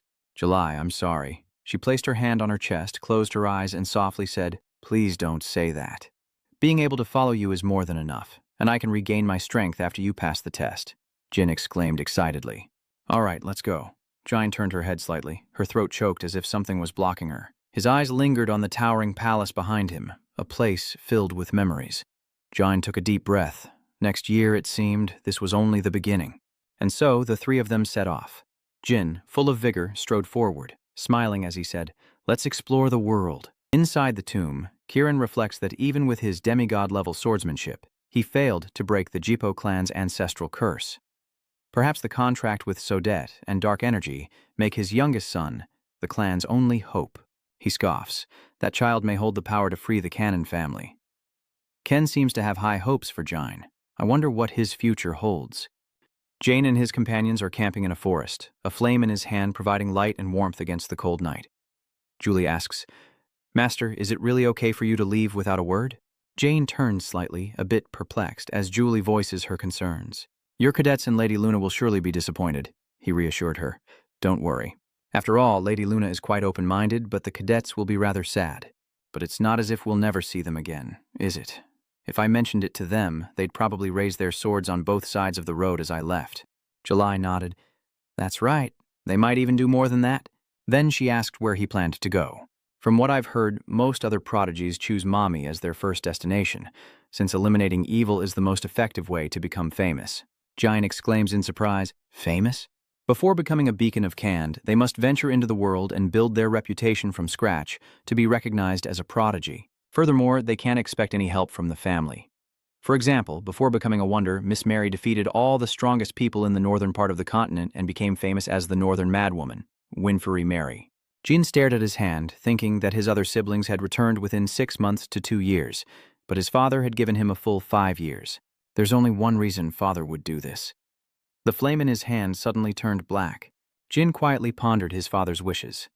Seek all knowledge of dark energy, then return. He means we're going to the Akan Kingdom first. Julie is a little curious. Akan Kingdom, you mean the nation affiliated with the Lutero Magic Association? Julie exclaimed in surprise and fear. Isn't that the Jipo family's territory? Why are we going there? Jin chuckled. While on a mission to the ruins, I heard that a large number of unregistered mages were violently ruling the land. Apparently, they're colluding with martial artists and causing a lot of trouble for the people of Akan. That's a great idea, young master, she says with a determined fist. As a soldier, I loved dealing with those kinds of bad guys. I'm already excited. Jan wore an awkward expression. Actually, I've never heard of such things. This information comes from my past life. I remember all the unregistered mages and warriors are puppets of dark families called Tessing. What I'm really interested in are the underground auctions those guys hold, where many items' true value remains unknown. Julie pondered after reviewing their funds, realizing they needed to acquire some sword techniques and a ring. Master, I don't think we can use the warp gate to enter the Ain Kingdom. She picked up a coin and frowned. According to family rules, I can only bring 10 gold coins, and since you can't reveal your run candle identity, I doubt we'll get any help. Jin suggests that reaching the Dining Kingdom would solve their problem. Jai was surprised. Din Kingdom, huh? But how do we explain that we can fly? Murakhan looked momentarily doubtful, then glared at him as if he knew the hidden intent behind those words. Jin sharply asked, "What are you waiting for?" "Murakhan, transform!" he yelled. "Hey, kid, are you okay?" July asked worriedly. "Master, we can't do this. What if someone recognizes me?" Jin reassured them. "It's all right. We have to at least try." Julie spoke with a trembling voice, but Murakhan resolutely jumped to the ground. Black energy surged, accompanied by smoke and lightning. In an instant, Murakhan transformed into a colossal dragon. He opened his mouth wide, reminding her to hold on tight. Murakhan said they'd have to fly fast to reach the Din Kingdom by tomorrow. Cut to the royal palace where Luna walks through a vast corridor, suddenly stopping as she senses something amiss. Luna turns to the window where a dragon soars through the sky, its wings beating powerfully. A hint of doubt creeps in as Luna wonders, is that Jine? Riding a dragon so soon after becoming a reserve luck-bearer? She placed her hand on the window pane and sighed. Goodness, he really is different. There was a hint of reproach in Luna's voice. He left without even saying goodbye to his siblings. She doesn't forget to wish her brother luck. "I hope you'll be okay, my cold-hearted little brother." Cut to the kingdom of Yong, where Jin and his companions land in a forest. Julie leaned against a tree, vomiting uncontrollably as Merkin cried out in worry. "Julie, are you okay?" She cries out, "My stomach!" Merkin turns and loudly berates Jin. "Hey, kid, look what you did. Beardy's scared because of you," Jin retorts. "How is that my fault? You're the one who flew so strangely." Murakan retorts, "You told me to fly." Then he turned to July and said, "Hey, Whiskerface." He gently guided her. "That's it, nice and slow. Take a deep breath. That's right, lean on me, let's keep going." Seeing Murakan caring for Julie, Jin realized he needed to get into the city, but Murakan insisted he go make money while he cared for Julie. As Jin donned his hood, he warned, "Just stay put and don't cause any trouble." The scene shifts to the Vin family estate, in the heart of the Din Kingdom's capital. Someone sighs deeply. It's Zimir. He gazes at the moon, lost in thought as young Master Jain Siren expresses his frustration. Though a banquet was held in his honor, I only learned of it after it ended. He recalls that even if it was a mission, he still saved his life. He wanted to see him again, to thank him for saving his life, remembering the promise he'd made. "If you ever need help, please let me know." Jin agreed without hesitation. "Okay." A slow sigh escapes Zemo's lips. Little did he know, someone was quietly approaching. As two figures, fraught with worry, were reflected on the still river surface. "When will I see him again and repay him?" Zembo suddenly heard a voice. He instinctively turned and replied, "Yes." Before Seol could speak, Jane cut him off and he cried out in alarm. Jin quickly reassured him, telling him to calm down. SEO gestures for him to be quiet as he introduces himself. "It's me, Jane. I saved you from those Kinslow guys." CO gasped, surprised, and asked, "But Lord Jin, why are you here?" Jin asks. "You said I'd come to you when you needed help, you remember, right?" He replied.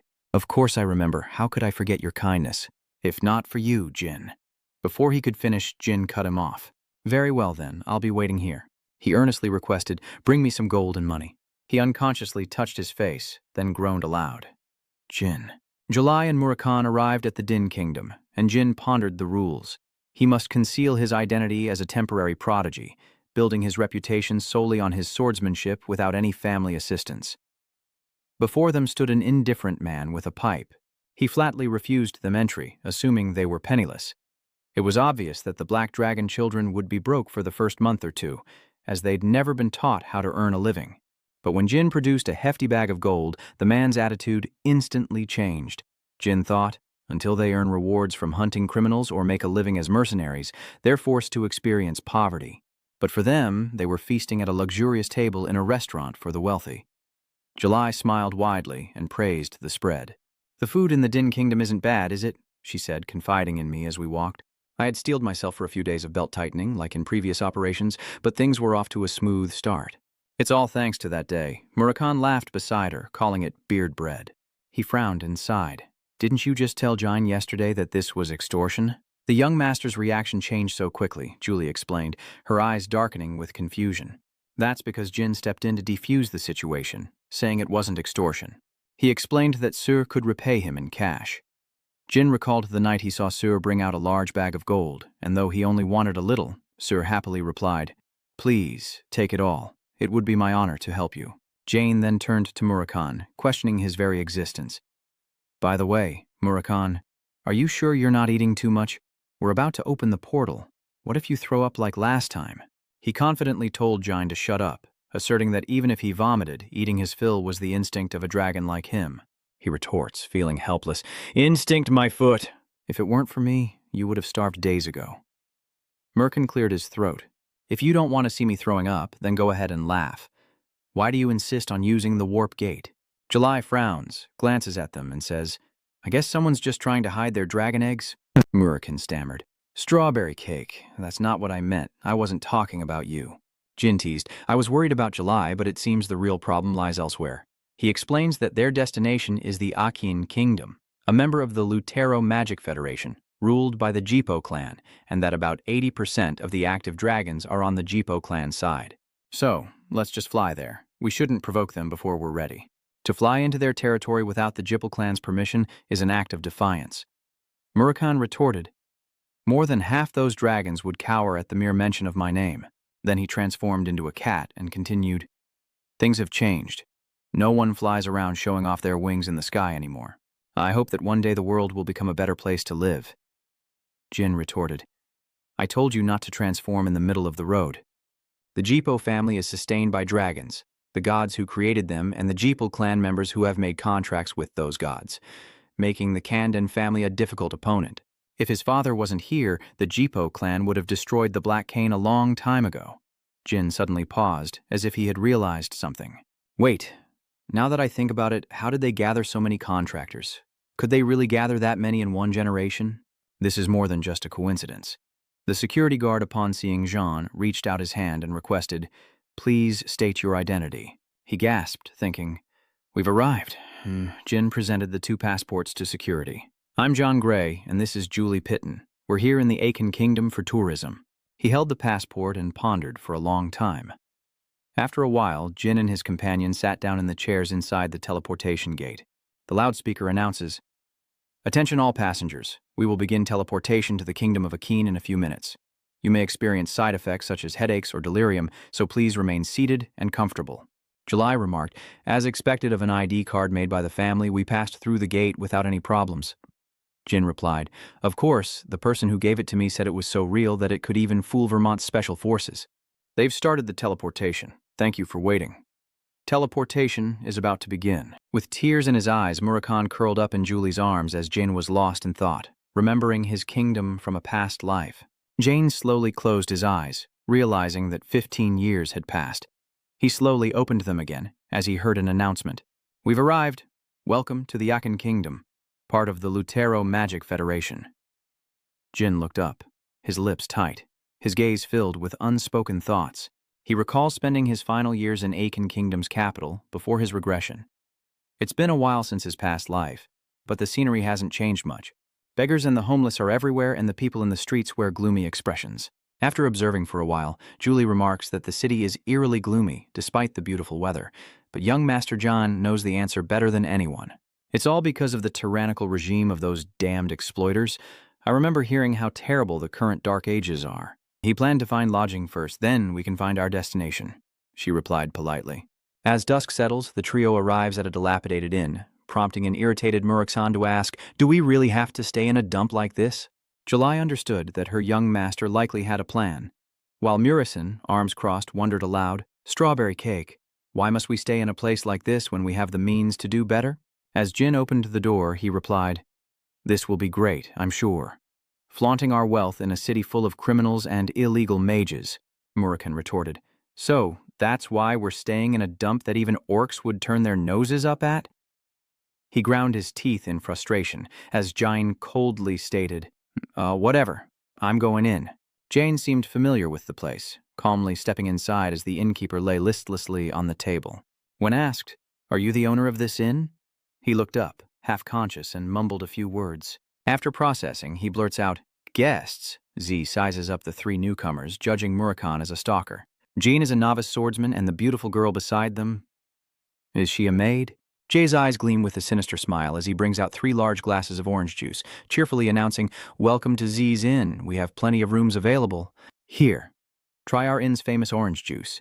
Take a glass and choose any room you like. As Murakhan raised his glass, Jay smirked, thinking, That's right, drink up. When you wake up from that, your lives will begin anew in the underground auction beneath this inn. Murakhan, face contorted with rage, throws the orange juice in his face. He just wants to send you to meet your maker. Has this lowly insect lost his mind? He asked innocently. What is the meaning of this? Murakhan jumped onto the table and punched him square in the head. Murakhan angrily demands, How dare you poison our drinks? Z stammered, questioning, Poisoned? What do you mean? Murakhan doesn't care. He growls, Right here, right now. Right now, Murakhan cracks his knuckles, threatening Z, You're going to the afterlife. Z cried out, clutching his cheek in fear, begging for a chance to negotiate. Murakhan had no intention of stopping, kicking Z in the face, deforming it and scoffing at the idea of negotiation. Jin recalled Z, a news dealer in the Empire who called himself someone Jin owed a debt to in his past life. It was thanks to Z's help that Jin, a weakling exiled from his family with no foundation, was able to settle down in Akin. And so they became close, but for less than noble reasons. He bitterly recalls how Z swindled him under the guise of introducing him to an underground auction house, taking everything but his clothes. Jin rubbed the bridge of his nose, already annoyed, but this time was different. This time he would be the one taking advantage of Z, that bastard who wouldn't learn until he saw his own grave, still threatening him. "If you keep hitting me, I won't let you get away with it," he screamed with all his might. "Looks can be deceiving, I'm a 5-star, you know," Murkan retorted between blows. "Who cares?" Z, realizing he couldn't win, changed his tune. "I was wrong. It's not poison, it's a sleeping draft." Murkan didn't care about those words anyway, and Jin calculated silently. "This should be enough," he commanded. "Murkan, stop. Let's hear what he has to say." Murkan was taken aback. "Huh? Why should I listen to someone who tried to poison us? Please, save me. I'll make amends for what I've done." Murkan silenced him with a roar. "Don't even think about opening your mouth if you don't want to get hurt." Jin calmly sits down and begins. "I'm going to ask you a few simple questions." "Hey, you bastard," Jin calmly continued. "Lie and you die. Tell the truth and you live. I will subjectively judge your answers based on my feelings and intuition. Understood?" Z hastily agreed, and Mura stood and entrusted everything to Jin. "All right, do as you wish." He began with the first question. "All right, what's your profession?" he asked groggily. "My name is Zia. I'm an innkeeper, an information broker, a con man, and a trafficker." And upon hearing this, Murakan wished he could send him straight to the afterlife. Z then rushed to kneel before Jin, begging, "If you spare me, I can be of use to you. Trust me. I know a lot about this city." Jin spoke up. "Looks like you drugged us because you wanted to sell us somewhere." Z began to repeatedly bang his head on the ground. "Yes, that's right, I'm sorry." When Jin asked where, Z froze for a moment. "What's up with that?" A deafening explosion erupts before him, and in a panic, Z grabs Jin's cloak, revealing the location: the Testing Underground auction house. He stepped on the man's hand and gave detailed orders, as Z frantically revealed that Testing was a dark organization that ran slave auctions, dealt in forbidden poisons, stolen goods, and even antiquities. "That place has everything." Jin seems to have guessed it, finally arriving at the Testing Underground auction house. He said softly, "All right, you're safe tonight, but you know what to do next, right?" The man replied immediately, "Of course. Thank you, my lord." "Thank you," Murakan said, clearly confused. "Kid, you're going to waste medicine on him?" July chimed in. "That's right, master. If you spare him, he might deceive us again." Jin excitedly shared, what could be better than exploring those places than judging his attitude and behavior later? Although they didn't quite understand, they still agreed to follow along.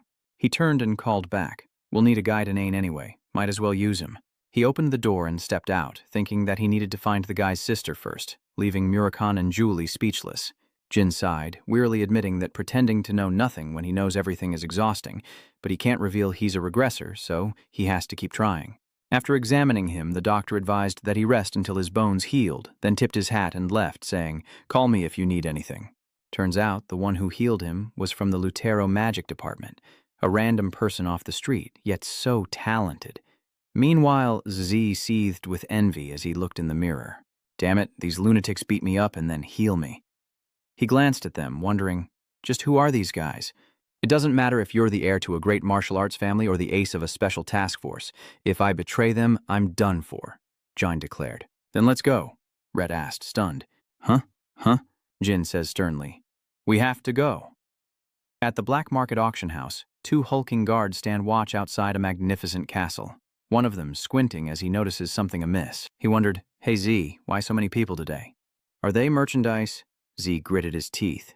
"Stop the chatter and open the door. They're my guests." And just like that, they were in. The guard opened the door for them, and inside, the lights shone brilliantly. Jin, without a change in expression, glanced up at a large, luxurious chandelier installed on the ceiling. Everyone there wore masks, laughing and chatting as a band played. Someone remarked on the absurdity of it all.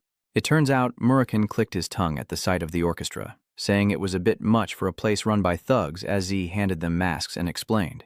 Everyone thought Sanka was the leader of Tessing, but the real leader is someone else. Murkan is shocked. Zai said, "If you want to go to the auction house, please wear these. It's better to cover your faces." Zin wondered why. Then who is the real leader? He replies that it's a man called Spiderfoot Ao. This place is decorated to his liking, but in truth, he's just trying to hide his lack of education. Jin orders him to continue. Z shares that to a fly like him, Ao is different. Not only can he clean up those dirty streets, but he's also a 7-star martial artist. He hesitantly continued, "Rumor has it he's connected to the Black Van clan across the sea." Jin was stunned. The Van Kanden, huh? Murakun sighed heavily. Kid, ignore him. Do you really think they'd associate with such lowlifes? Julie nodded. I agree, my lord. No matter how much I think about it, I can't recall anyone like that, except for Jine, who thinks differently from the others. Not a single one. The one who cursed me, preventing me from wielding a sword. If it's related to the Magic Society, it's likely him. The 9 stars Thunder origin prevents me from dispelling it. I don't think any test mages could cast such a high-level curse, but in 10 years at Thunder Arena and 5 years at the Sword Garden, I still haven't found an answer in those 15 years. I need to at least get a lead. He tells them, we came here to learn everything we can, including the identity of this Alu. Jin's unwavering determination is also worth investigating. Muraka asks, so what's the plan? Is the plan to wipe out all the thugs on day 1? Jai whispers. The guards we saw on the road seemed to be novices, and some looked like unregistered mages, so I don't think it would be wise to raid the enemy's camp. Jin, don't worry, I have a plan. July was curious. The plan? Jin turns to Julie and Muraka. All right, listen up, everyone. In a little while, Muraka. Humph, children? Muraka ran a hand through his hair, frowning. Sometimes I really wonder what goes on in that guy's head. How does he even come up with this stuff? July is taken by surprise, covering her mouth with her hand. That's unexpected, but can you really pull that off as a run candle? Jin turns, remaining calm. No need to worry. We can escape if any insurmountable problems arise. Hearing that, Jai nodded, and R respectfully excused himself. We've arrived, sir, and I've selected a discreet spot for you all. RT pulls back the curtain, letting the light shine in, and smiles, gesturing, come in, welcome. Jin, Julie, and Muraka step out from behind the curtain, looking down at the auction and the guests below. RT smiles as he arrives at the Taeing Underground auction house. Jine and the others take their seats as the auction begins. We will now present the next item. On the platform, a dirty, wounded foot chained by iron emerges. The host excitedly explains that it doesn't matter where they came from or why they're here, gesturing to the shackled figures. Our first item is something you can use however you wish, without a second thought. Slaves, a group of large men brought forth as slaves. The host continued, they're in excellent condition today. Just look at the one at the end of the line. He looks to be in good health. Jin, sitting in his chair and watching the chained figures below, wondered, Rhett, are you planning to sell us off like them? Z scratched his head, forcing a smile. Forgive my ignorance. Jan stared at the crowd below, thinking, slaves. I should be glad there aren't any children among them. Muraka crossed his arms, looking at Jin. Hey kid, what do we do now? Jin coldly replied, we wait.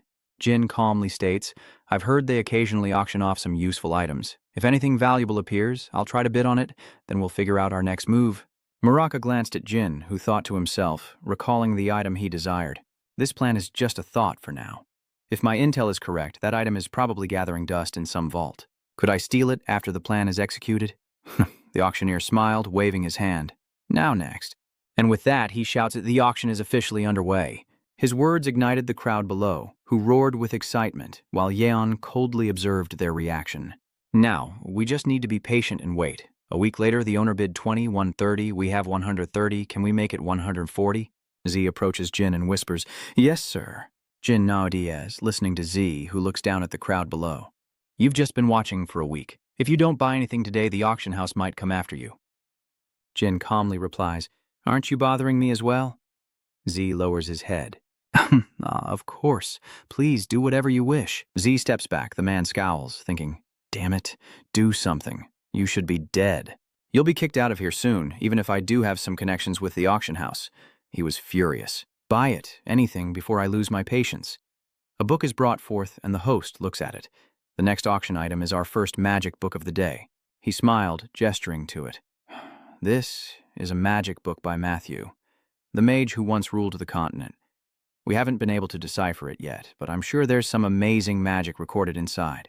From the crowd, a bidder calls out 80 gold. Jin shields his forehead, thinking, it's Matthew Moniac, you idiot, not Matthew Goniac. He recalled the library somewhere, thinking that all of Moniac's magic books were managed by the JP family, so there's no way this book is real. It's been a week since I came to this low-grade auction house. Nothing of value has appeared. He glanced down at the host, thinking to himself, as the auctioneer continued to spew nonsense. The auctioneer grins. This is our next item. After the auction, that book was taken away, and Jane rested.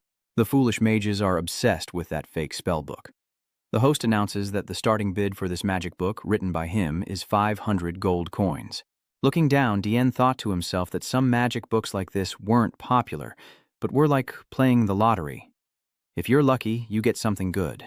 But if not, the price is driven up by the guests below. 60, 70, 80. Mangaka patted Jine's shoulder. Hey kid, Mangaka said sternly, you should buy it. If that book really belonged to the Jenny I know, this would be a steal.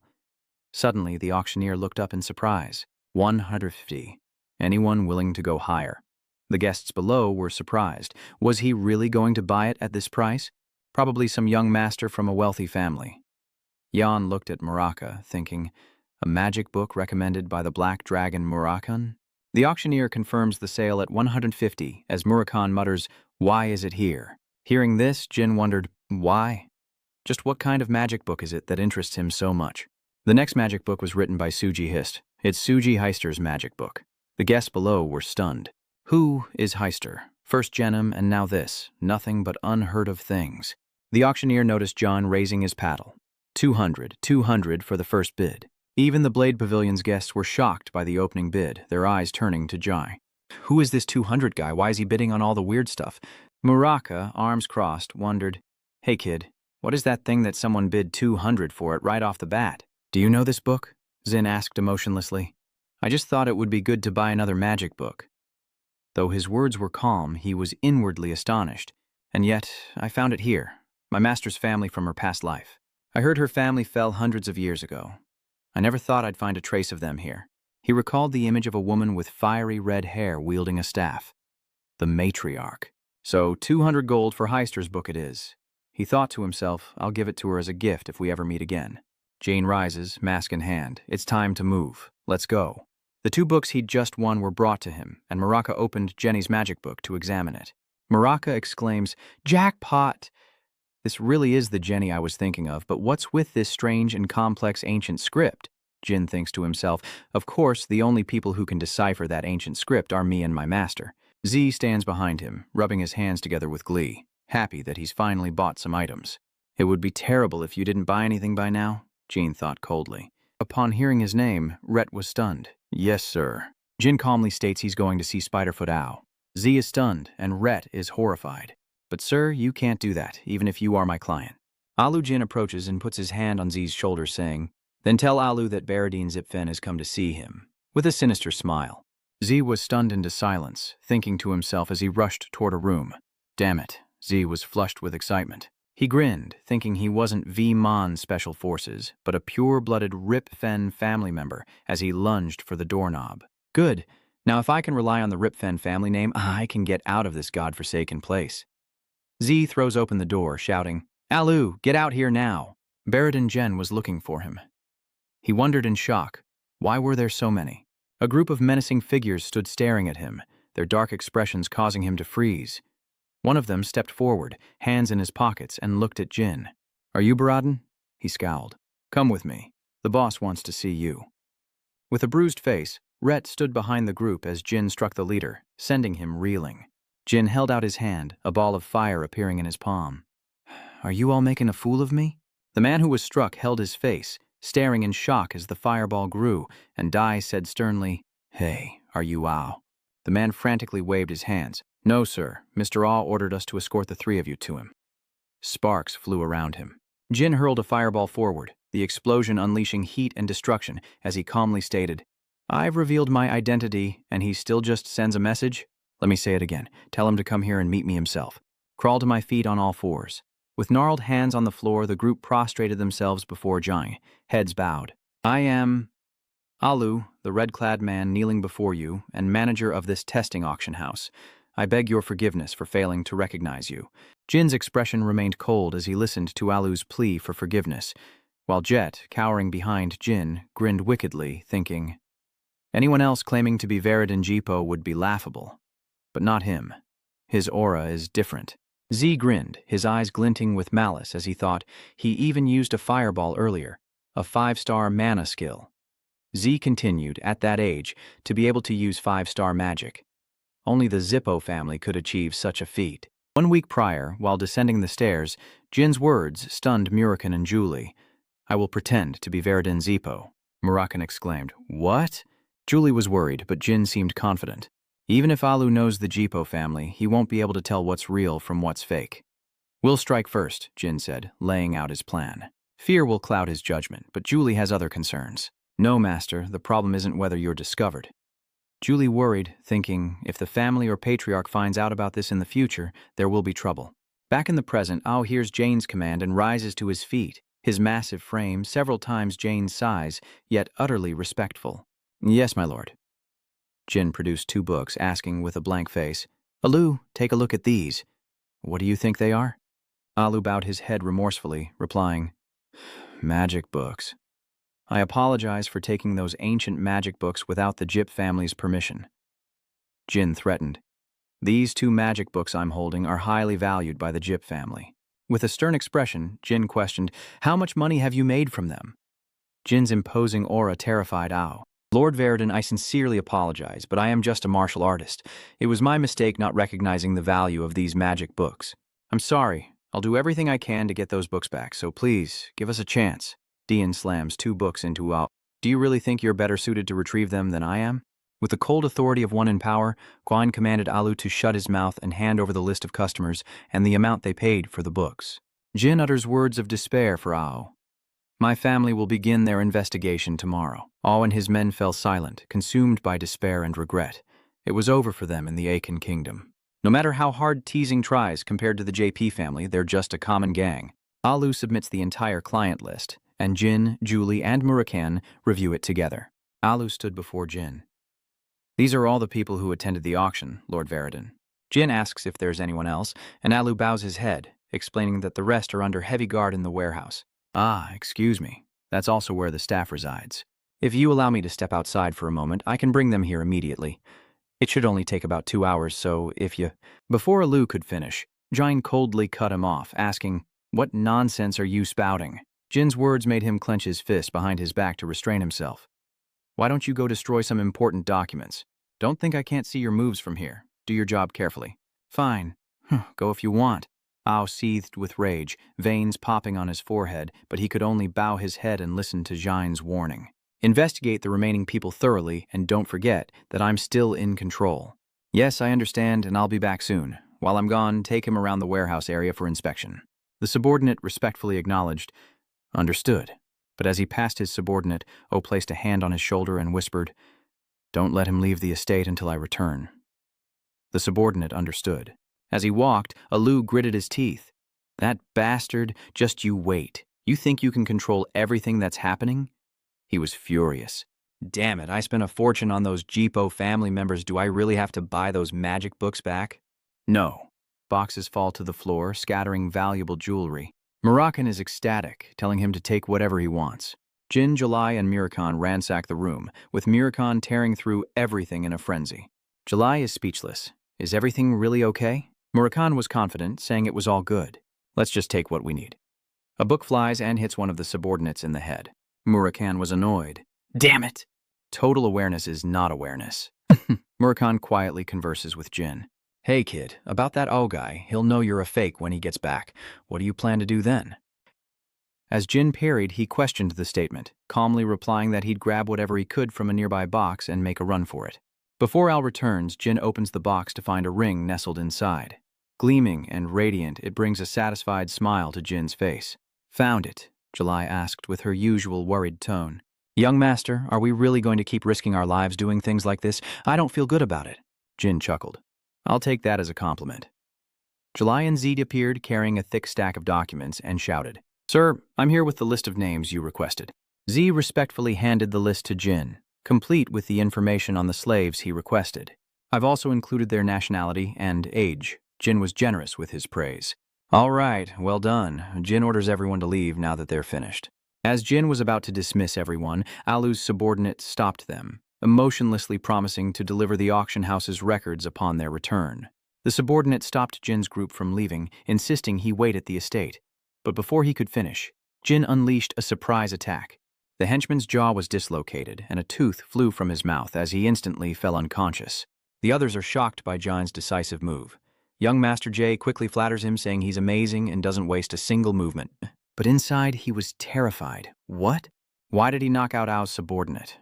Jin unexpectedly turned to Z and asked a strange question. Z, do you have a family? Zed was surprised, but reflexively answered. Huh? Yes, I have a son. Jin's next words shocked him. Take your son and run, preferably to the Kingdom of Peace. Give them my letter of introduction and tell them everything you know about this auction house. That's the only way to survive. Z was confused again. No, I will stay by your side until the very end. He couldn't let this golden opportunity slip away. As was determined, he would fight by his lord's side until the very end. He knew he had to seize this opportunity to succeed. Jin throws him a curveball. Sorry, but I'm not Veridin Zipo. Z was stunned, as if struck by lightning. What? 2 hours later, Alu returned, stating, I've investigated Veridin Zipo. Alu looked at the subordinate sprawled on the ground. This Veridin Ziphole had long, white hair, unlike the imposter. Another subordinate speaks up.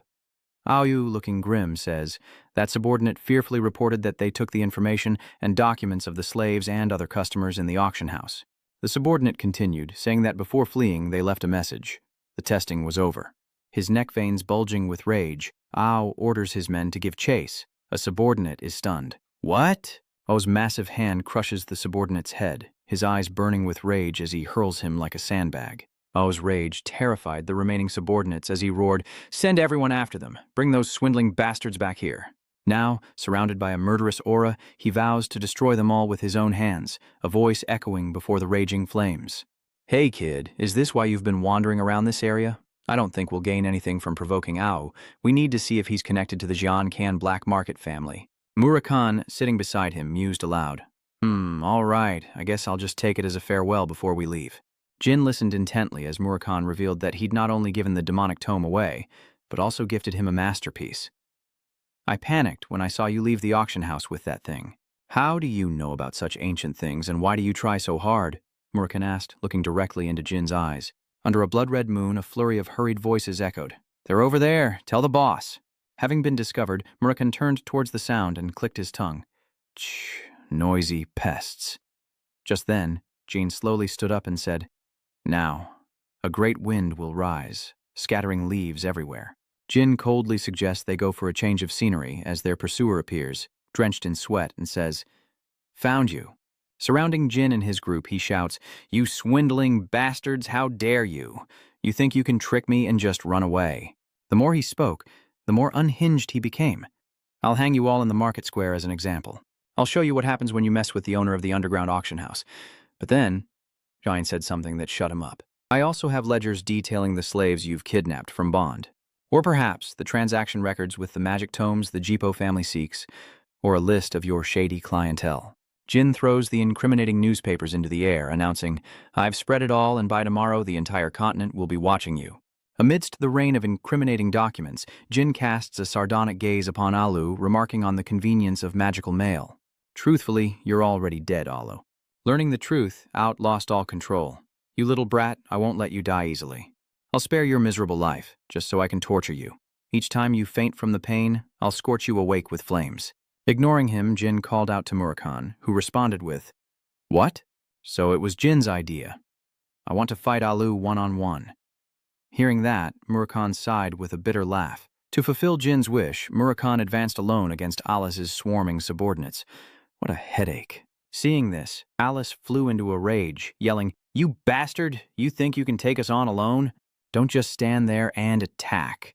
At his command, the mages raised their staffs and cast fire magic, while the rest stomped the ground, gaining momentum. Alus ordered, Leave the brat alive and bring him to me. Kill the rest. Audis's men charged at Murakhan, weapons raised, but with a flick of his hand, Murakhan effortlessly defeated the first attacker. He was thrown back and another two rushed in to attack, but by the time they realized it, it was too late. Murakhan had already dealt with them. Witnessing this, the others hesitate to attack as Murakhan, eyes blazing, surveys them like a death machine. With a single kick, he shattered the earth, and like a missile, Murakhan surged forward, crushing all who stood in his path. From a backstabber to another taking a blow to the face, Murakhan effortlessly defeats them all. Not stopping there, he continues his relentless assault. Ao's subordinates become as small as trembling animals before the Mountain Lord. They were frozen in place, afraid to flee or attack. Seeing his incompetent subordinates, Ao raged, What good are you standing there for, you fool? But the mage stammered, If we use magic now, we'll hit our own troops. Hearing this, Ao ordered them to only target those in the back. Immediately, Jin instructed July to hold them off for a moment, as a giant fireball was being conjured, along with ice and tornadoes unleashed by the mages to attack Jane. The time was ripe, and they launched their powerful assault. But in the face of this, Jine calmly assesses that they're all below 5-star mages. The sparkling crystal on her necklace emits a dazzling light. All of the Utu's attacks are blocked by Jin's defenses, a sight that the mages can hardly believe. As the barrier faded, Jine casually remarked, "Thanks to Luna, that was much easier." July, behind her, breathed a sigh of relief. "Even so, you left without saying goodbye to the young lady," the young master suddenly shouted. Enraged, Murakan's eyes widened as he roared, "You weaklings, is all you have numbers? You rabble are starting to annoy me." With that, a deadly green aura emanated. Murakan unleashed a barrage of massive magic cannons, roaring, "Just die already!" The surge of power like a colossal lightning bolt engulfing the crowd. Owlut and his subordinates collapsed like straw, watching in disbelief as a rain of bodies fell. O's eyes darkened, and a sly grin spread across his face as he maniacally drew his sword, striking friend and foe alike. Meanwhile, Jin quietly watches the chaos unfold. "Master, what's going on? He's gone mad." Ah continues to slaughter his own men, and Murakan wonders if he's gone mad. Well, that saves them some effort. "Hey kid, I've cleared out these ants like you wanted. Now hand over that bastard who signed the contract." Having slaughtered all his subordinates, Owluta pointed his sword at Jine Kwak, demanding, "Who sent you here?" He was desperate for an answer. "Who sent us?" Jine retorts, saying it doesn't matter if he tells him because he's going to tear him apart anyway. He was fast. As he finished speaking, a powerful sword strike was unleashed. But Jin simply dodged aside, the sword cleaving a long crack in the wall behind him. That attack revealed just how fast he was. The August raised his power-infused sword and declared, "Whether you're telling the truth or not, I'll beat it out of you. I won't let you leave so easily." Meanwhile, Murakan was enjoying himself. "Heh, kid, you've finally met your match. I think the rumors of him being a 7-star warrior are true," he happily shouts, reminding Jane that this guy is different from the Bisco he fought before. "This guy just wants to kill you," Murakan shouts from the sidelines of the bloody battle. "Give it your all and don't hold back," the arrogant swordsman said, pointing his blade at Jine. Enraged, he couldn't believe a mere mage would dare stand against him. "Are you underestimating me?" Ignoring his meaningless words, Jine takes an offensive stance, quickly drawing his sword from its sheath. A fiery clash ensues as the two blades meet, creating a blinding light. Realizing his attack was blocked, Ao gritted his teeth in frustration, surprised to see Jin defending with a sword. A sword, is it? He tries to swing his blade down, pushing Jin back. Jin gracefully retreated, dodging the blow while enduring the man's curses. "Damn it." He continued his assault, yelling, "So you're not a mage!" Ao spun his sword, slashing at Ying. Fortunately, he reacted quickly, blocking the blow with his sword, but Alu gritted his teeth in anger, unleashing a new attack with all his might. The two clashed repeatedly in mid-air, creating brilliant sparks. The moment had come. Jin retaliates with a swift downward slash, but Alu vanishes into thin air. Instantly, he appeared behind Jin, who quickly sensed the danger and turned around. Meanwhile, Ao unleashed a vicious strike, but it seemed he wouldn't get what he wanted. The blow only grazed Jin's clothes, causing him to remark that it was too light. Meanwhile, Jin retreated, creating distance to strategize. Too fast. He hadn't even gone all out yet. It's then that Ao realizes the fire orb from the auction house was just an antique? Damn it, he fell for his trap. Suddenly, he shifts his focus, realizing he's not the real problem. It's Murakan, the one who single-handedly defeated all his men. He's definitely stronger than me, so why is he just standing there? Meanwhile, Murakan is amused, as the kid seems to be having some trouble. July anxiously asks, "Lord Murakan, you're really not going to do anything?" Even if it's what the young master wants, it's still too early for him to face a 7-star warrior. Murakan reassured her, "It's fine, beard cake. The kid needs to learn to value his life." July knew he was right, but before she could say more, Murakan asked, "And Beardy, do you think he'll lose?" A simple question, yet it left July speechless. Why would he ask that? Back to the fight, a powerful strike is unleashed, but Ao easily deflects it. Jean is taken aback by his opponent's strength. Outside the arena, Murakan and Julie watch with bated breath, while Ao grins with cruel delight. While Jin was distracted, Ao seized the opportunity, charging forward with his sword, yelling, "You're finished!" Despite the dire situation, Murakan smirked confidently, and Ao suddenly paused, realizing something. Long ago, when the Black Swordsmen of Canel fought regardless of rank, Jin had already created a powerful fireball in his hand and confidently unleashed it. By this point, it was too late for Yao. A fireball larger than his body hurtled towards him at breakneck speed. Unsurprisingly, he took the full brunt of the painful blow. Shielding his face, he wondered, wasn't that an artifact? Damn it. Meaning, looking towards Jin, who was standing above a lava pit, he incredulously roared, "Are you a demon swordsman?" Jin was surrounded by blue electricity, his eyes becoming more determined.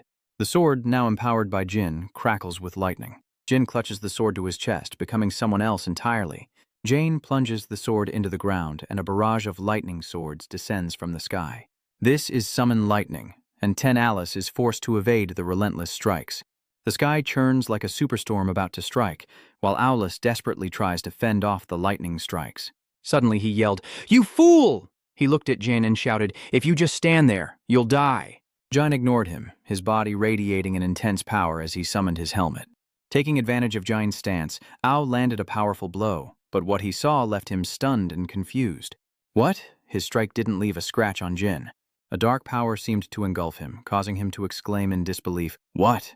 Jin suddenly spins the sword in his hand, and while Ao is still in shock, a powerful strike is unleashed, instantly cleaving into his body. Jin has effortlessly struck Ao, leaving him frozen in place. Despite the blow, his face remained frozen, as Jin donned a suit of black armor with a blue sheen. Alice bled from the previous strike as Jin paused after delivering the blow. His mask fades away, revealing emerald eyes as Alice finally bleeds from the fatal blow. Even as he's wounded, he doesn't realize Jin has victory in his grasp, a confident smile on his face as his strike sends blood flying. Jin pauses behind Tak after striking his shoulder, while Tak stands frozen, a look of shock on his face. Jin's eyes calm behind his mask. Takan's body bleeds from the wound, his clothes torn. His mask still blazes and the world seems to pause. The flames then die down, revealing his face and his profound gaze. As Takan's body erupts with blood, his expression still calm. I gently sheathe my sword as my mask fades into black smoke, while Moroccan squints, unable to suppress his admiration. As expected of the Muta relic. July tilted her head, puzzled. "Ancient Muta, you explained it thousands of years ago," he interrupted. "Muta was made for Bond, the first king and the one the demons favored, and that's when the war broke out. The knight held a sword, his entire body glowing gold, a masterpiece blade capable of blocking all attacks below 7 stars. How did it end up in the hands of these street thugs?" Meanwhile, Jane gazed at the ring gleaming on his hand, lost in thought. The Muta relic. In 5 to 6 years, this item will be given to the King of Ben. Jay realizes that the Academy and everyone else will be in turmoil over this helmet during that time. That's why I remember the exact location, position, and the day I first discovered it. Amidst the blood spraying through the air, Takan collapsed to the ground in a cloud of dust, and Jin turned to look at him. "Stay calm. Before you die, I want to ask you something." Al listened with difficulty. Standing before Takan's massive, fallen form, Jin asks, arms crossed, "I heard you conspired with the Kanden family, is that true?" Murakhan sighs. "Kid, you should have asked sooner. He's practically on his way to heaven. What could he possibly answer?" Laughter then began to echo. "Okay, now I understand." Jin's eyes widened as he heard him laugh. He quickly regained his composure, sneering at Jin. "You must be Jin Dangun," he declared. "So it's true you failed, but you're just the youngest son." Hearing this, Jin's face filled with disgust as he narrowed his eyes. Tikan trembles, stating that he can't be stopped. Jin watches him impatiently. Murakhan approached, frowning and complaining. "What the hell is he talking about?" Jin calmly states, "Spider legs." Murakhan glances at him, confused. "I doubt that's your real name, is it? I think I need to investigate further." Folding his arms, Jin voiced his thoughts as he looked at Takan. A 7-star warrior leading a gang must be related to the Black Jan clan. Murakhan, confused, asked him in return, "What's so strange about you? Wasn't one of your ancestors a 9-star warrior who opened a tavern?" Takan remained motionless. Jin responds to Takan, "That's right, but I need to know the name he just mentioned. I must find this person, especially since I'm destined to become the clan leader." He strokes his chin, a thoughtful look in his eyes, pondering the meaning of, "You have failed, you cannot stop him." Then, looking at Takan lying on the ground, he knew who I was, and still said those words. "So, does 'you have failed' mean something related to Yakage?" Images of the others flashed through his mind, And as for why he said he was just the youngest son and couldn't stop him, he must have known about the power struggle between the Caden family brothers. Yona ran away from home, so she's out. Then he remembers the twins. The twins, Miu and Anne, are too young and naive, and the others aren't clever or cunning enough to get involved in this. There was only one person left, obsessed with rankings, who always made things tense when his talent was revealed. He remembered that person's hawk-like gaze. He strides confidently down the hallway, the next heir of Duncan Dan Rothschild. No one else could have done it, he thinks. Whether this conclusion is correct or not, he'll find out soon enough, as the man looks up and smiles with deep, calculating eyes. Then, in a vast blue sky, birds soared as news spread. Testing was wiped out by the combined investigation of the Zipfel and Bond families. The townspeople eagerly crowded around the newsboy. Testing had completely collapsed. The headline screams that the demons who preyed on the innocent have been wiped out in a single day. Meanwhile, Jin and Murakhan read the news and exchanged thoughts. Z did well, it seems. He frowned. He then commented that the Zipfel and Bond clans would surely not let this go. This price is nothing compared to his life. The man slams the table, a chilling threat that terrifies him. He replied, this trash needs to suffer to smarten up.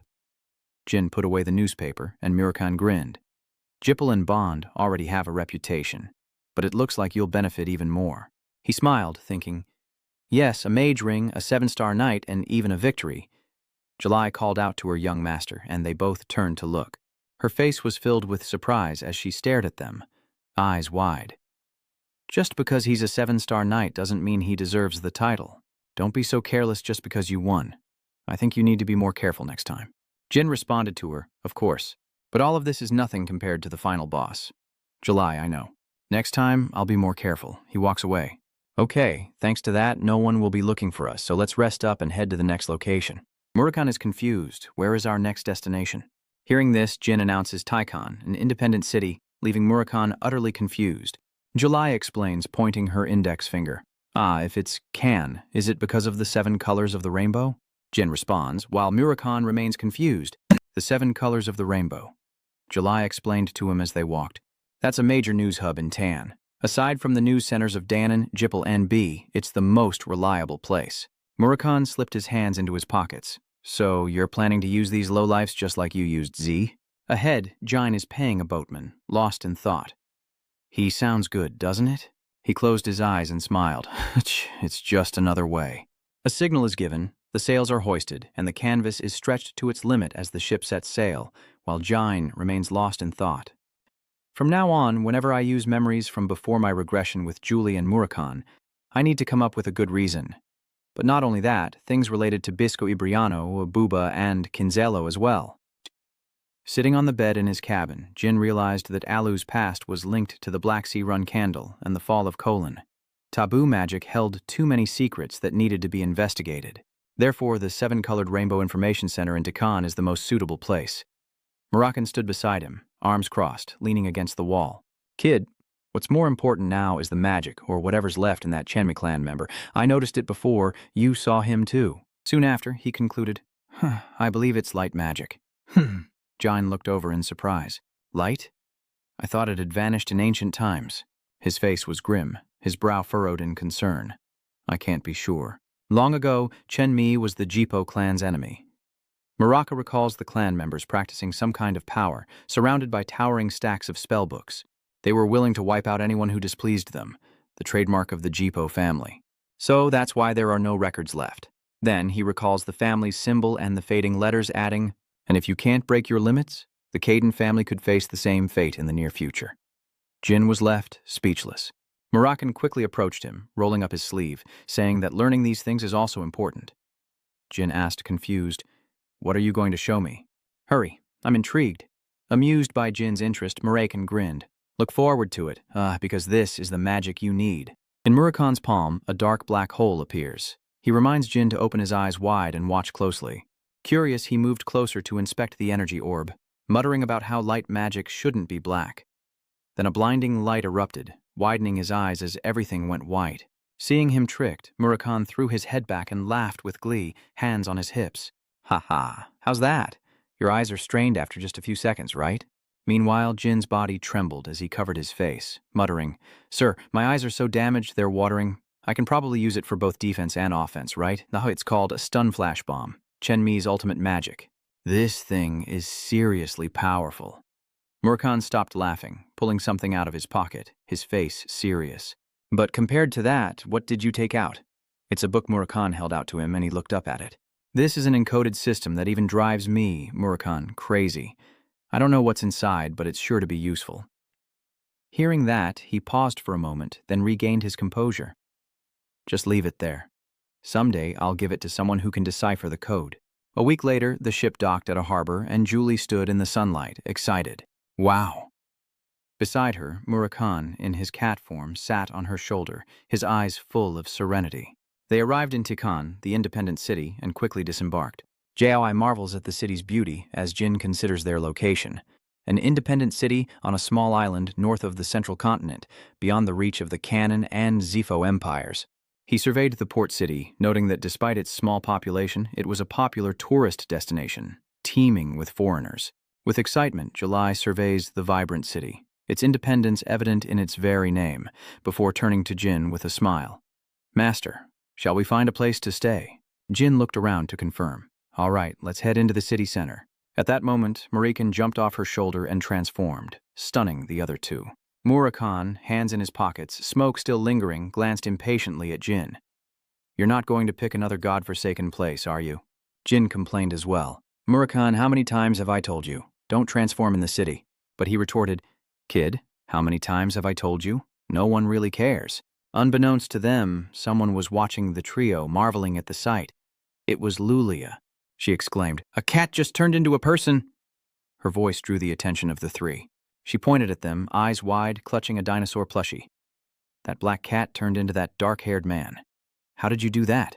Caught in the act, Merchant's face froze in disbelief, while Julia's eyes sparkled with fascination, her dinosaur plushie seemingly begging, Teach Julia, please. After explaining, Jin concludes, So you must have been mistaken, understand? How could a cat possibly turn into a person? Lulia listened calmly, eating her popsicle. Hearing him mispronounce her name, she took the popsicle from her mouth and corrected him, It's not Lulia, it's Julia. And I didn't mistake you for someone else. A black cat turned into you, mister? Why are you lying? Faced with the innocent interrogation, he was speechless and guilt-ridden, closing his eyes in resignation as he repeated, No, I'm not lying, and I'm not an old man. Lulia leaned forward, frowning, and declared, You're lying, and you are an old man. He walked ahead, defeated. Fine. Since I bought you ice cream, you can pretend to be the interrupter. Don't make kids lie. Seriously, I'm at a loss for words. Behind them, the two watched in stunned silence. July wondered, What should we do? She rested her chin in her hand, looking troubled. We should take her to someone in authority. Thinking she was lost, but if she spreads rumors, won't the Zippo family find us? Murakhan frowned. Don't worry, Whisker Biscuit. No one will believe her. Hearing this, she shot him a reproachful glare, saying, If you had listened to the young master from the start, this wouldn't have happened. Murakhan weakly retorted, Come on! Lulia pauses, popsicle stick in hand. Before them stands a fortress. Lulia recognizes the sign and exclaims, This is the Central Information Hub. Immediately after, she sadly hugs her dragon plushie. Julia doesn't like the military. Julie glances over and asks, Why not? Everyone waited for her answer. Lulia frowned and confessed, I don't like them, they're always bothering Mom. Julie frowned with pity, looking at Jane. This isn't good. This place is likely where violence and exploitation of civilians occur. The man beside him stroked his chin thoughtfully. Her mother might be able to tell us more. Jane decides to investigate, and the guards notice them approaching. The man recognizes her. Isn't that Julia? The girl's face darkens with displeasure. The guard cupped his hands to his mouth and shouted, Hey, get the commander, Miss Julia's back. Seeing this, he steps forward and asks, Wait, you know this girl? The guard simply smiles wryly. Ha ha, I see now. She's our commander's daughter. He looked perplexed. Commander, my daughter. The little girl excitedly pointed as the woman approached. Lulia, Mom! She cried as a powerful figure emerged from the building, radiating a palpable aura of menace. Dian cautiously narrows his eyes, assessing the Central District's commander. The woman's expression tightens with severity. He remarked that he didn't think that was all she was. Suddenly, the person grinned. She runs forward, arms outstretched in excitement, as young Julia happily runs to meet her. Before the crowd, the mother and daughter embraced warmly as Elisa scolded Julia for wandering off. The little girl hugs her mother, whining that her mom never wants to play with her. The mother lovingly embraces her daughter. "I'm sorry, sweetie, once I'm done with work I promise to play with you a lot," Lulia replied. "Really? You promise? Just don't leave me 'cause you're busy like last time." "Okay." The three onlookers were left speechless by the scene. Suddenly, she said something that left him dumbfounded. "Almost everyone in this city knows Julia, so it seems I've been careless." Holding her child, Elisa reached out to greet him. "Forgive my lateness. I'm Alicia Burr, commander of the Tan Outpost." The child smiled, clinging to her mother's neck as she looked at him. Jin reached out, smiling. "I'm Jin Gray, just a new traveler in Tan." Elisa smiled. "Ah, so you're a tourist. I should repay you somehow. Is there anything you need while you're here?" He smiled and voiced his request. "In that case, could you recommend a place for us to stay?" Then Elisa muttered, "Oh, well then." But before she could finish, Lulia called her back. "Mother, oh mother." She turned to look at her child. Then the girl whispers something in her ear. The silence is palpable as Elisa retrieves a pen from her pocket. She turned to the guard and asked, "Do you have any paper?" He quickly produced a stack and offered it to her. "Yes." Elisa quickly scribbled on the piece of paper. She then tore off the paper and handed it to him, while Lulia remained excited. "Hello, mister," the guard replied. "Yeah, bye, kid." Elisa looked at him. "This is a letter of introduction stamped by the outpost commander. With this, you'll be treated well anywhere in this city." He calmly smiled back, accepting the letter. Elisa continued, "Thank you again for finding my daughter." Jin humbly replied, "No, we should be thanking you. We'll be on our way then." The three quickly departed, leaving Elisa to silently observe them with a serious expression. Julia innocently replied to her mother, Her expression turned serious as she asked if it was really a cat turned human, to which the girl replied honestly, "Yes, but it seems like they don't want to talk about it." Hearing this, she quickly touched her daughter's cheek, smiling and reminding her, "Then let's pretend we don't know anything." The girl playfully retorted to her mother, "I'm good at keeping secrets, aren't I?" Everyone has one. Meanwhile, Elisa, her red eyes gleaming, wondered to herself, transformation? The image of his dragon form flashed in her mind, something only a dragon could achieve. That night, in an inn, everyone worked tirelessly. July rubs her belly. Wow. She happily sits on the bed, remarking, "The service is great. I only received treatment like this back in Hewfester." Meanwhile, he leaned against the wall as Merkin sprawled out in agreement. "This bed is so soft. It should be like this in the tent, too." She wondered, "Is this the power of the letter of introduction?" He muttered, "Things seem to be going smoothly in Tian. We've been so lucky since we got here." He smiled at them, and suddenly July clapped her hands as if remembering something, smiling at him. "Oh, now I remember. Can I have the same ice cream Julia had earlier? It's a Tan specialty." Hearing that, Jin looked at her and complained, "Seriously, July, why would you ask me something like that? Go buy some." Hearing him say that made her want some too, and she happily skipped out the door. "Yes, I'll be right back," Jin muttered. "It's been a while since we've had this. It feels like a vacation." Behind him, Merkin leaned back, legs crossed, and glanced at Jin. "Hey, kid, how do you plan on meeting Rainbow? It won't be easy to meet them."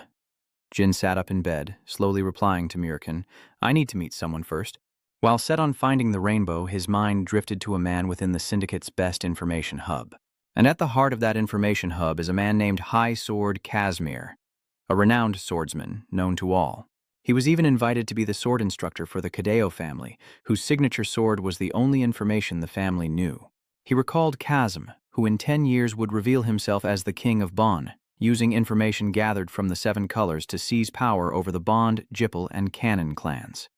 He pictured Chasm being greeted by the people, reaching out to them in response. Jin muses that he will later gain full support as the first king of the independent kingdom of Tan, his eyes narrowing as he brings a hand to his mouth in thought. He's extremely cautious, with not only superb swordsmanship, but also the ability to patiently bide his time for years. He's the one who can help me get all the information in this city. As Jin pondered, hurried footsteps interrupted his thoughts.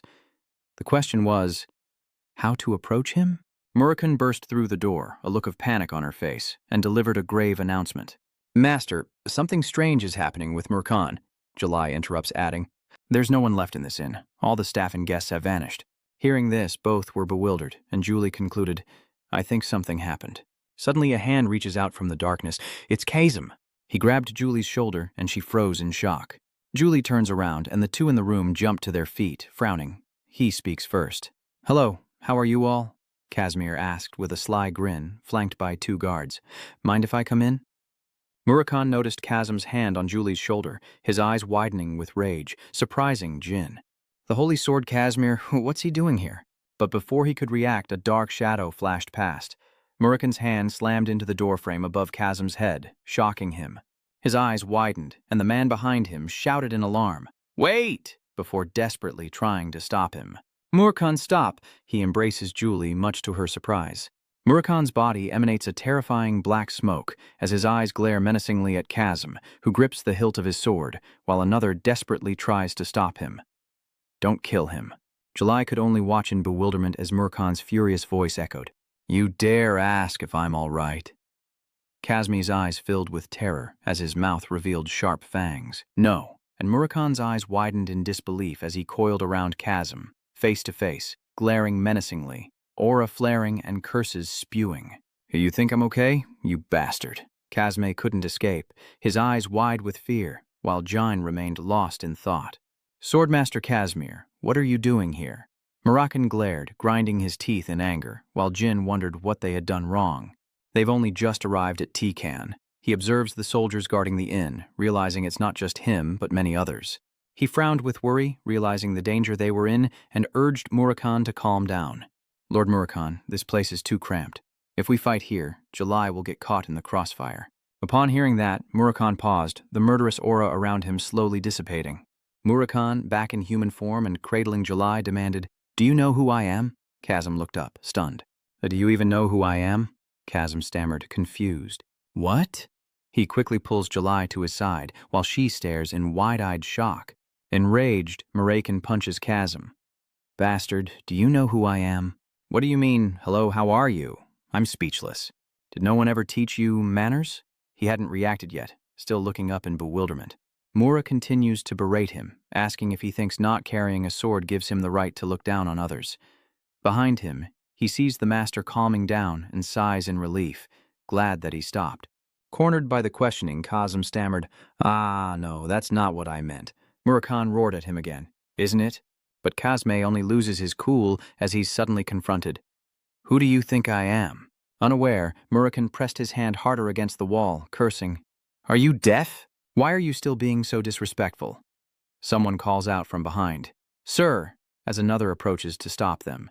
"Stop. That's enough, Mr. Murakhan, isn't it?" He then turned to Kazmi, reminding him, "If we weren't wanted, you should calmly put your weapon away." It was then that he noticed and looked down at his side in astonishment as Jin approached, and Murakhan stepped aside. Jin smiled amiably. "You must be High Sword Casimir? I've heard so much about you that you're not exactly a stranger. How do you know my name? And who is this young master?" As Murakhan held Julie protectively, Jin looked at Kazmi warily and sighed, "Oh dear, I forgot to introduce myself." Then he slowly smiled. "My name is Jin Conin." Murakhan glared angrily, but Jin cut him off. "It seems you have a lot to say to me. Why don't we find a more suitable place?"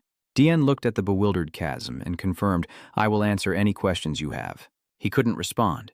They then sat at a table in the inn. Jin spoke first. "Thank you, Casimir, for dismissing your troops. I feel like you trust me a little more now." Siyama, wary, glanced at him, thinking he'd brought his army here because of rumors of a dragon.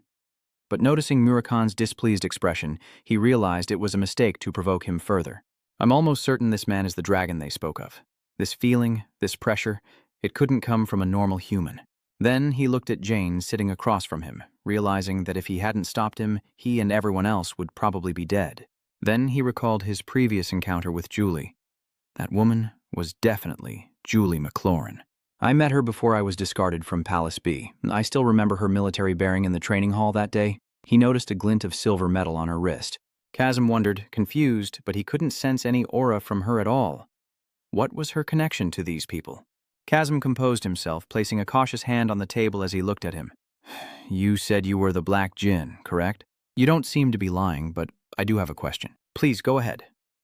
Kazim glanced at Murakhan, who was standing beside him with his arms crossed, looking displeased, and then posed his question.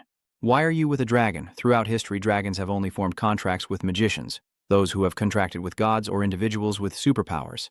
Kazim slowly added, "But rather, the Jipo clan." Hearing this, he stared intently at him. He calmly replies, "No, they don't know." Chasm smiles, knowing his family wouldn't let this go if it were to spread. Yet, he spills a life-altering secret as if it were nothing. Isn't the real issue whether or not I'm a member of the Black Dragon tribe? Hearing his threat, Jin narrowed his eyes. Chasm added, "Please, tell me." But faced with this oppression, he calmly retorted, "Knowing there are dragons here, why did you still want to come?" Murakhan stood beside him, arms crossed, glaring menacingly, leaving Chasm speechless. Hearing this, Chasm didn't hesitate to reveal the truth, since he had revealed such a big secret. "Then I shall tell you my secret as well. You've met my daughter Julia, haven't you?" At this question, they both remembered the girl, as he seriously added, "The reason I came here is because she said she saw a cat transform into a human." Hearing this, Jin questions Van's belief in a child's words, but Kazmu refutes, stating his daughter is no ordinary child, but a contractor of Asmil. Behind the girl was an incomprehensible Jane energy eye. "Asmil, are you talking about a vassal?" He doesn't hesitate to admit, yes, it's a divine messenger. The image of the girl hugging her bear and pointing at Murakhan flashed in their minds as Kasmi voiced his doubts. "There's no way my daughter, the contractor of AZML, could misidentify something." Joy H. quickly reminded them, "You should know that there are many powerful people in this world who want to be contracted to AZML. Are you sure you should be telling us this so easily?" Muraka bared his teeth, cutting them off. Wait, something's not right. His hand slammed on the table, his face contorted with rage.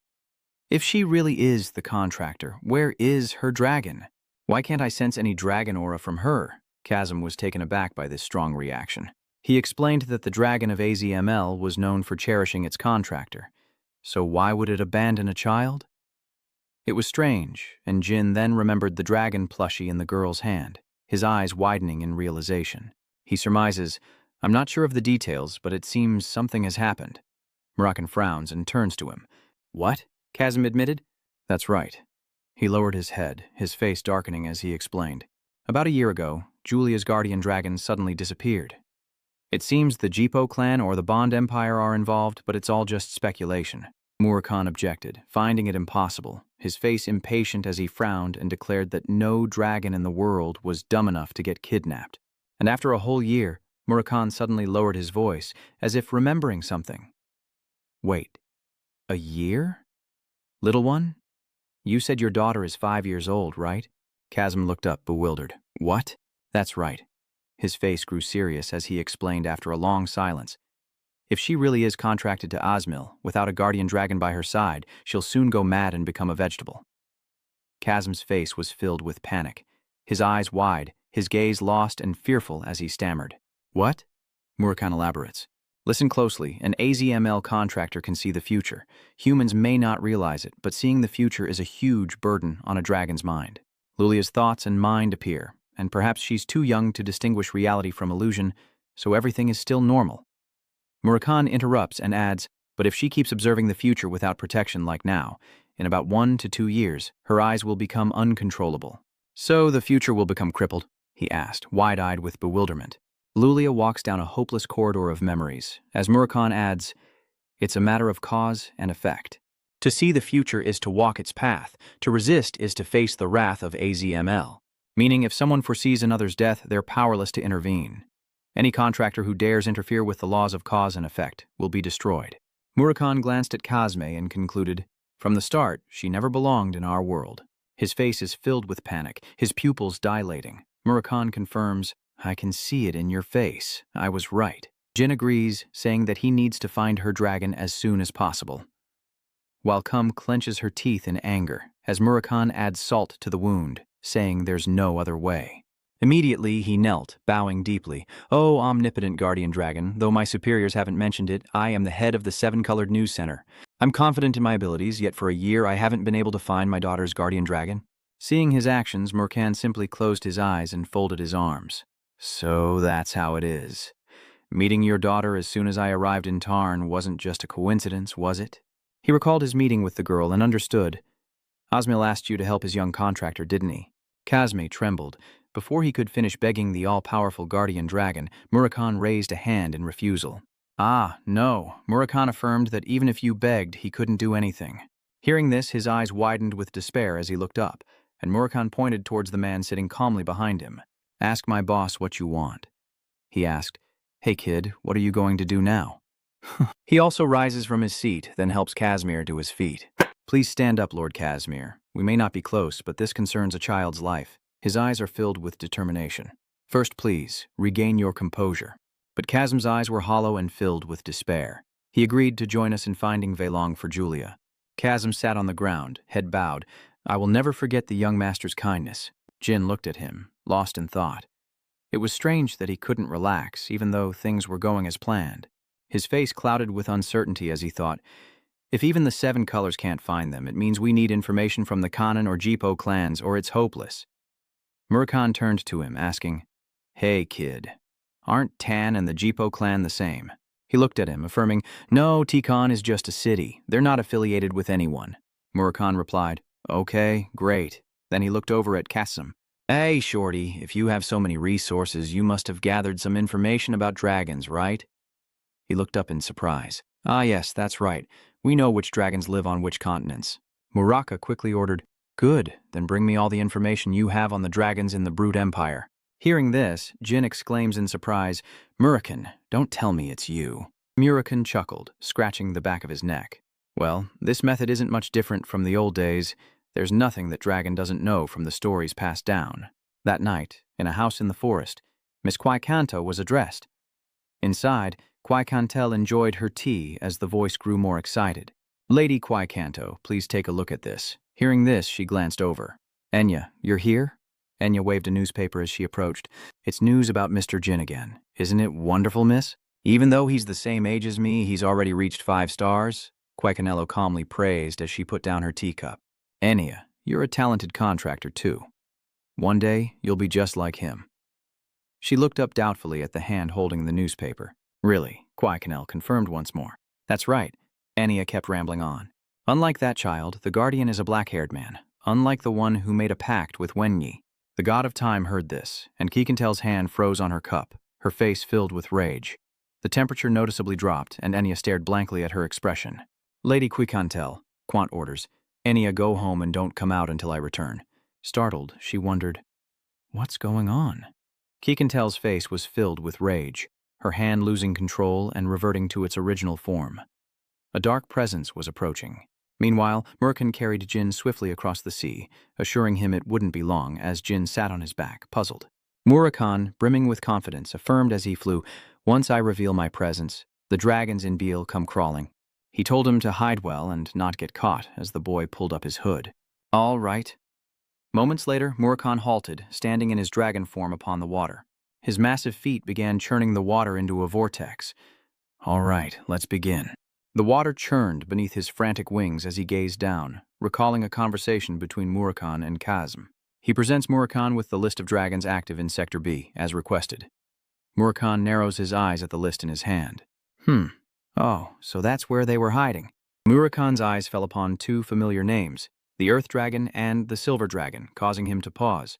Then he clicked his tongue, deciding it was probably nothing. Jin was confused by this. What is it? Murakan closed his eyes and shrugged. It's nothing.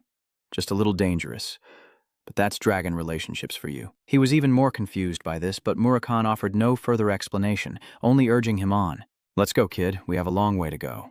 They turned to leave, but Murakan stopped them. Yeah, great dragon. Just a moment. Called by the name humans gave him, Murakan's face flushed with embarrassment and anger, and he turned back to shout, Enough. Just call me by my name. Am I some kind of cult leader? Kazm corrects himself. Then Mr. Murakan. After the instructions, Kazm bows deeply. Thank you, sir. The 2 turn to look at him as he pleads, Please, let me come with you so I can save my daughter. Muraka frowned, then said softly, I'll tell you 2 things before I leave. At that, he was startled. Muraka frowned, offering some rather blunt advice. First, from today until the dragon's return, you must exhaust your daughter every day. Because when she's exhausted, her Asmil powers will weaken as well. Play with her as soon as she wakes up, run around the house or something to tire her out, then put her to bed. Hearing this, Kazm smiled gratefully. I understand. I'll make sure she gets plenty of exercise. Before he could finish, Murakan offered the answer, ice candy. He reminds him to bring it here, saying it's his fault they couldn't eat it. Joy covers her mouth, looking at Murakan. Murakan then praised, You're really something, Galahad, and chuckled, snapping his fingers. Ha ha ha ha, beard bread, you said you wanted to eat it earlier. July keenly exposes him. You were just talking a lot to calm Casimir down. Murakhan quickly stopped at this revelation, then stubbornly retorted, I don't care about that creature's feelings. Back in reality, Jin closes his eyes, thinking to himself that now Murakhan is pretending not to care. Back in reality, Jin was filled with pride. How thoughtful of him. Our black dragon, Murakhan, seemed to sense something coming, warning Jin as he spotted two dragons in the distance. Kid, they're here, and they're coming in hot. Jin recognized Rabus and Dante. He'd beaten them many times before. Then, Murakhan told him to put on his helmet. Jin quickly puts on his mask and complains, just how badly did you beat them that they came running the moment they sensed you? He recounts his victories, saying that anyone who enters his territory will be beaten. That's how it was back then, he remarks. How proud, the roar of a dragon. Murakhan stood majestically before the two earth dragons, Rabus and Dantiu, and gave his reason for being there. I have awakened to fulfill an important mission. You shall assist me. The two dragons exchanged worried glances, wondering if they should tell him. It seems he knows nothing. The earth dragons awkwardly play along. Oh, sister of the high mountain and Sedet's best friend. We don't know your situation, but now is not the time. Please just get out of here. The other stammered. Leave quickly. Our young contractor is here. We don't want conflict at the border. Hearing that, Murakhan glared at them angrily. How dare you tell me to back down? I, Murakhan, will not avoid anything. One of them lost patience. Come on, just leave us alone. It's because you keep flaunting your presence that things have become so chaotic. Murakhan gritted his teeth impatiently. What are you talking about? They're saying the Kwai Kanto is flying here to kill people. He was stunned, while the man behind him looked confused. Jin wonders if it's Kwai Kanteo. Does that mean it's the silver dragon Kwai Kantel? What's your relationship with the time god Anta's dragon guardian? Hearing this, Murakhan hesitated. That's, he replies, an old flame. He was stunned and confused as some dragons begged, while others pointed and challenged.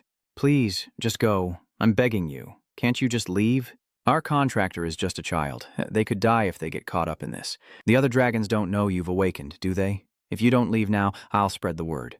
As he finished speaking, he seemed to sense something, and Murakhan felt it too, startled. He warns him to hold on tight. He looks up. Wah. A streak of light hurtles towards them like a rocket. A massive energy beam blasts apart the three dragons. Water splashes, the surface behind is torn apart, and the mountain on the small island is split in two as the earth dragons flee in helplessness. Damn it, let's get out of here. I curse you. Murakhan watched them go, confused. What the hell is going on? Murakhan warned him, Kid, don't lose focus. There's more coming.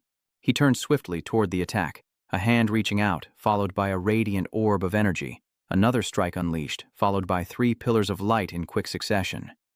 Murakhan, dodging, gritted his teeth and looked up, the energy beams tearing into the water below. A massive explosion erupts on the sea's surface, splitting the sky in two, then recedes, leaving behind turbulent waves and 2 enormous whirlpools. He assesses the situation, realizing that even if he underestimated her, she's still level 8, and that was a technique beyond that. Jin stands silently, taking it all in. How could she unleash so many techniques at once? In the distance, the Kuyo roared with fury. Murakhan! Murakhan turned to her, her hand overflowing with energy, face contorted in rage. Is that all you've got, you bastard? How dare you bring such shameless scum to this place? Jin watched on in bewilderment. We have to fight that incredibly powerful monster? Murakhan asks casually. I guess so. He wondered.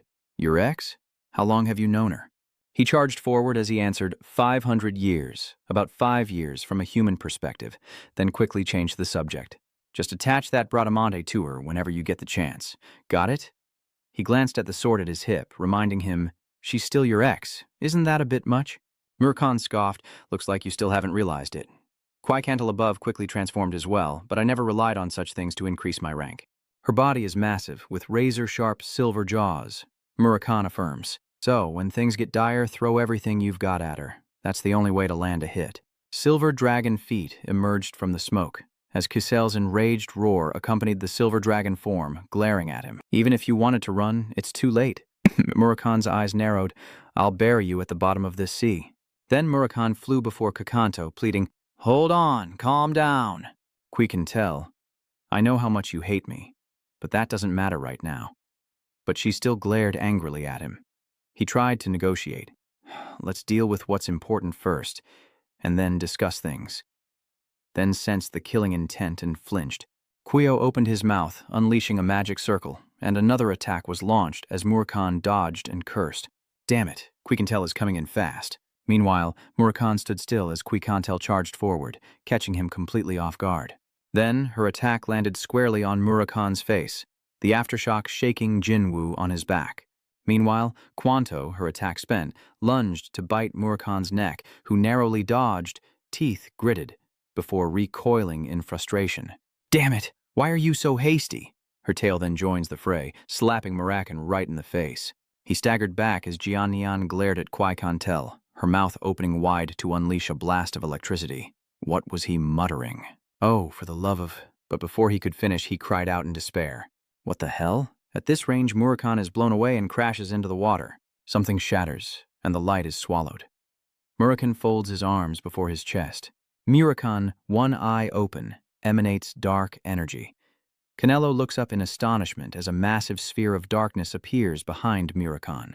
Immediately, it dissipated, and dark streaks swirled around Murakhan like an egg.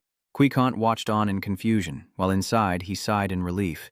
At least I bought us some time. Peeking out from Murakhan's back, he was glad he followed. If the silver dragon had hit him, he wouldn't have even heard the news of his demise. He looks at him, saying he won't die, because no matter how strong Quicantel is, she can't get in here. Murakhan continued to ramble on, but never mind that, creating an opening wasn't easy. Since we can still talk, we need to find a way to calm her down. Quicantel's hand quickly pierced the sphere, and then she tore it open. Quicantel grits her teeth. Is this darkness release? How sad, Murakhan sneers, the air thick with malice. Murakhan is still stunned, not understanding what's happening. How could she? Quican sneers and curses. You fool! She points directly at him, saying, You have no idea how weak you've become. If you think you're still the same as before, you're dead wrong. Hearing this, Murakhan weakly interjected, Quican, stop. Let's end this here. Think back to our past. I'm only here because I have a question. Hearing this, Quican's eyes narrowed with anger. She roars. The past, you say? If I think about our past, tearing you into 10,000 pieces still wouldn't be enough. Murakhan was left speechless. Quicanto's face darkened with rage as she clenched her fist, then unleashed a punch that sent him flying. But Murakhan quickly reacted, pushing Quiquanteo down in surprise. He bit her neck, causing her to roar in pain. Murakhan bites down as he reminds her to calm down. Your Majesty, how could you do all this just because we broke up? Her hand clenched even tighter in anger. Just breaking up? Quican spun around and punched him in the face again, cursing in anger. That's why you're getting your ass beat. Murakhan was beaten into silence, his eyes wide as he looked down, then shouted orders to Jin as footsteps rapidly ascended the dragon's body. He leaped into the air as Murakhan roared, Go, kid! Jin leaps into the air, drawing his sword as Quiquanteo looks up, confused. What? Jin lowered his sword, his mask nearby. She was stunned. A human? He was busy contemplating Cole. Its outer shell was difficult to pierce, even for Murakhan's teeth, meaning he could barely scratch it with a single dimension. He frowned, then paused, his eyes drawn to the wound on her back where he had bitten her. A narrow gap. He glanced at the black energy around him and Murakhan's lingering darkness. The energy from behind was drawn into the sword, bewildering Quicanto. The sword began to transform with that energy as he aimed it at her, leaving her helpless as she stared at the power before her. He struck the wound on her neck, unleashing dark energy. Her agonizing scream echoed as the powerful blow, infused with dark energy, pierced Quicaneo. The dragon flesh at the cut ruptures, cleaving through Quicanteo's body. Her arm and one wing are severed, and he falls. Murakhan was ready and waiting, catching him. Kid, you're falling on his back. Meanwhile, a part of Quicanteo's body also fell into the water, and the mask on his face vanished. Jin sat on the dragon's hand, panting. Murakhan didn't hesitate to praise him. You've used all your strength, kid, but you did well. Jin wondered if he might have become a dragon slayer by accident. Then Murakhan muttered, All right, let's pray she's calmed down a bit. Jin, unnerved, rubbed the back of his neck and glanced at him, exclaiming, What do you mean? It's not over? Of course not. A normal dragon would die from blows like that. They looked down at the water, but the Book of Time wouldn't go down so easily. A wheel of time appears before them, and he stares down at the gears with a grim expression, as does Murakhan. Jane has a bad feeling. Before we can even find the missing dragon. Below the surface, Quicantel's image appears. Will we disappear too? The gears of time begin to turn. The hands spin faster and faster, leaving the two in stunned disbelief. Quicantel's arm begins to reassemble, water dripping from it as it's pulled from the sea. Standing on Kikantel's hand, he wonders if she's reversing time, but he remains calm. That's why power and magic are two different things. But don't worry too much. Even if it's just a trick, it costs a great deal of power. Murakhan warned, advising them to stay put just in case. He stood motionless, his silver hair blowing in the wind, Kikantel's body reverting to human form as she floated in the air, her face darkening. "Are you calmer now?" Kikantel asked. Kikantel's face darkened as she looked up at them, and Murakhan mocked her without hesitation. "I had no idea you were still so emotionally invested that you'd go mad like this. Weren't we supposed to have parted ways peacefully?" Hearing that, Kwai grew even more enraged, trembling. "Peaceful?" She screams in fury, saying he dumped her without a word, and asks if that's his definition of a peaceful breakup. Meanwhile, Murakhan also screamed out in frustration, flying into a rage whenever the topic of breaking up came up, stating bluntly, "I never lied to you." Jin stands by, bewildered by the dragon's quarrel, realizing it all boils down to incompatible personalities. He silently sheathed his sword, assessing the situation. Is this really a conversation between dragons who have lived for thousands of years? Murakhan relents. Never mind. I didn't come here to argue. I came to ask you something. Kwai Kanteo paused, frowning. "Wait," she interrupted, turning to Jine. "Is that human the contractor of SS?" Murakhan responded to that. "That's not important now. One of our own is in mortal danger." Kwai Kanteo narrowed her eyes, listening to Murakhan with suspicion. "Our kind? Murakhan, you are truly despicable. How many dragons have you killed, and yet you dare speak such words? Are you kidding me?" Unable to retort, Murakhan pursed his lips. Kwanto continued to curse, recalling the fallen kin who died by his hand. Murakhan was not afraid to call in the dead. "Yes, and among them were the enemies of your brother. For your revenge, I killed them, those I had no connection to." Quikanteo's face darkened, and she choked on her words as Murakhan impatiently turned away. "Never mind, it was my fault for asking. I should have asked another dragon." Quikantel reached out. "Wait," she called out. "Oh, wait a moment." He saw her reaching out and turned to look at her. Scratching his head, hands on his hips, he frowned in dissatisfaction. "Damn it, every time I see you, I get emotional. Just ask me, and I apologize for what I said earlier." Murakhan cuts to the chase.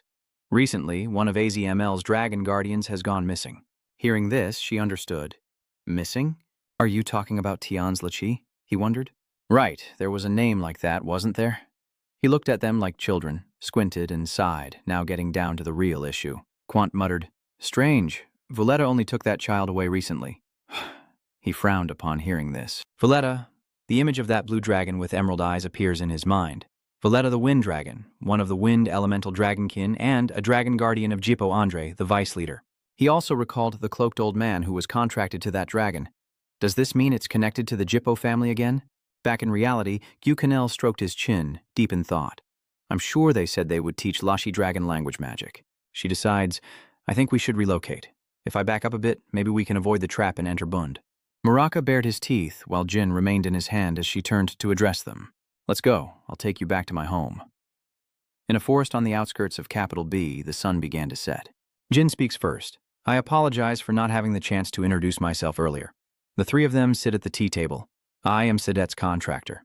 Quantel responds, I knew you were a descendant of T, she confirms, and you are Jindan Gandon's youngest son. Mura was taken aback, his brow furrowing. What? How do you know? Quanteo ponders.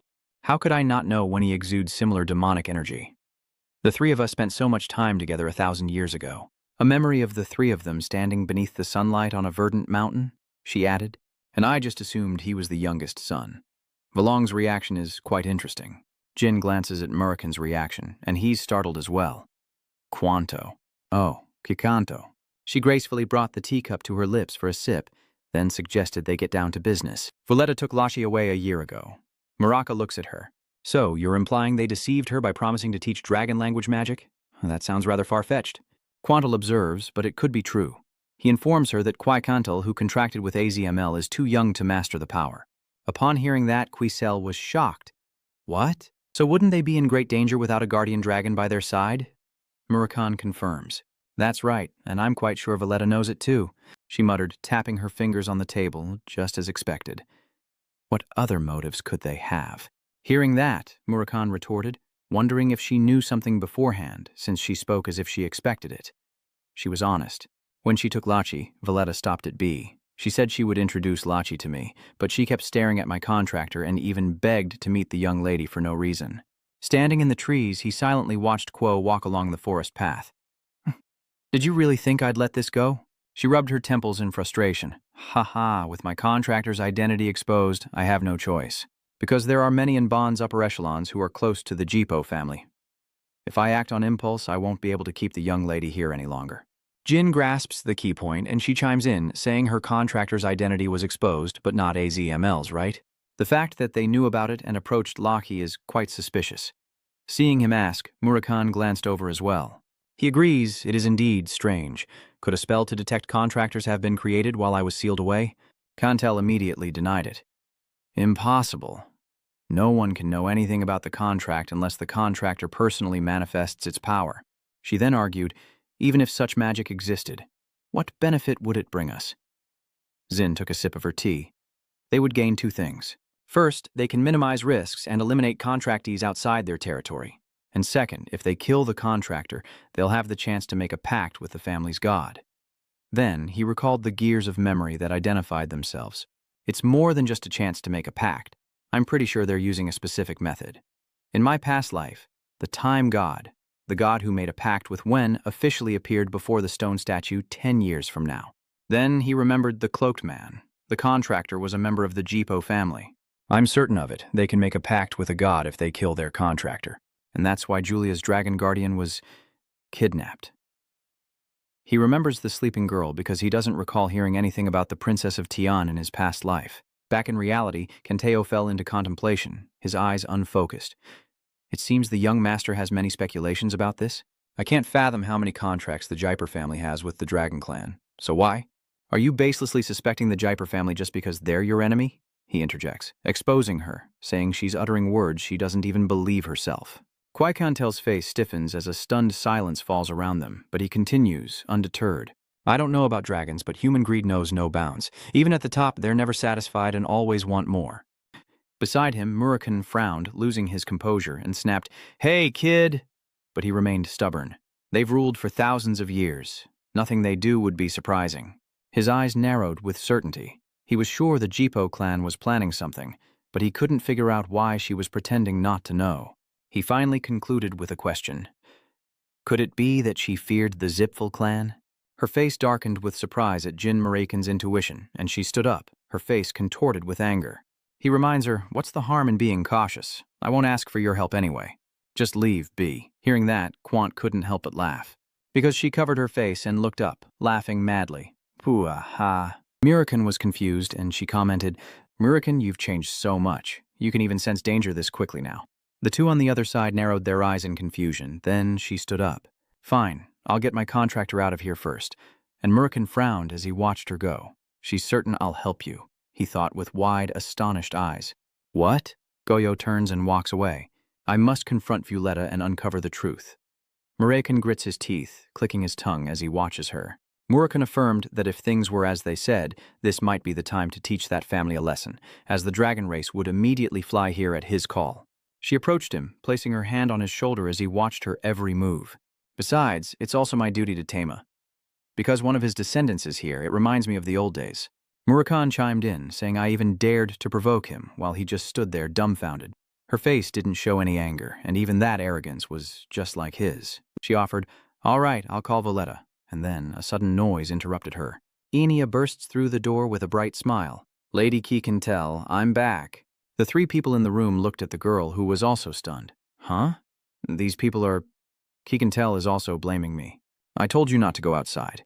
Quantel suddenly thought, no, actually, this is better. I'll introduce her to you all. This is Enya, the one who contracted with the god of time.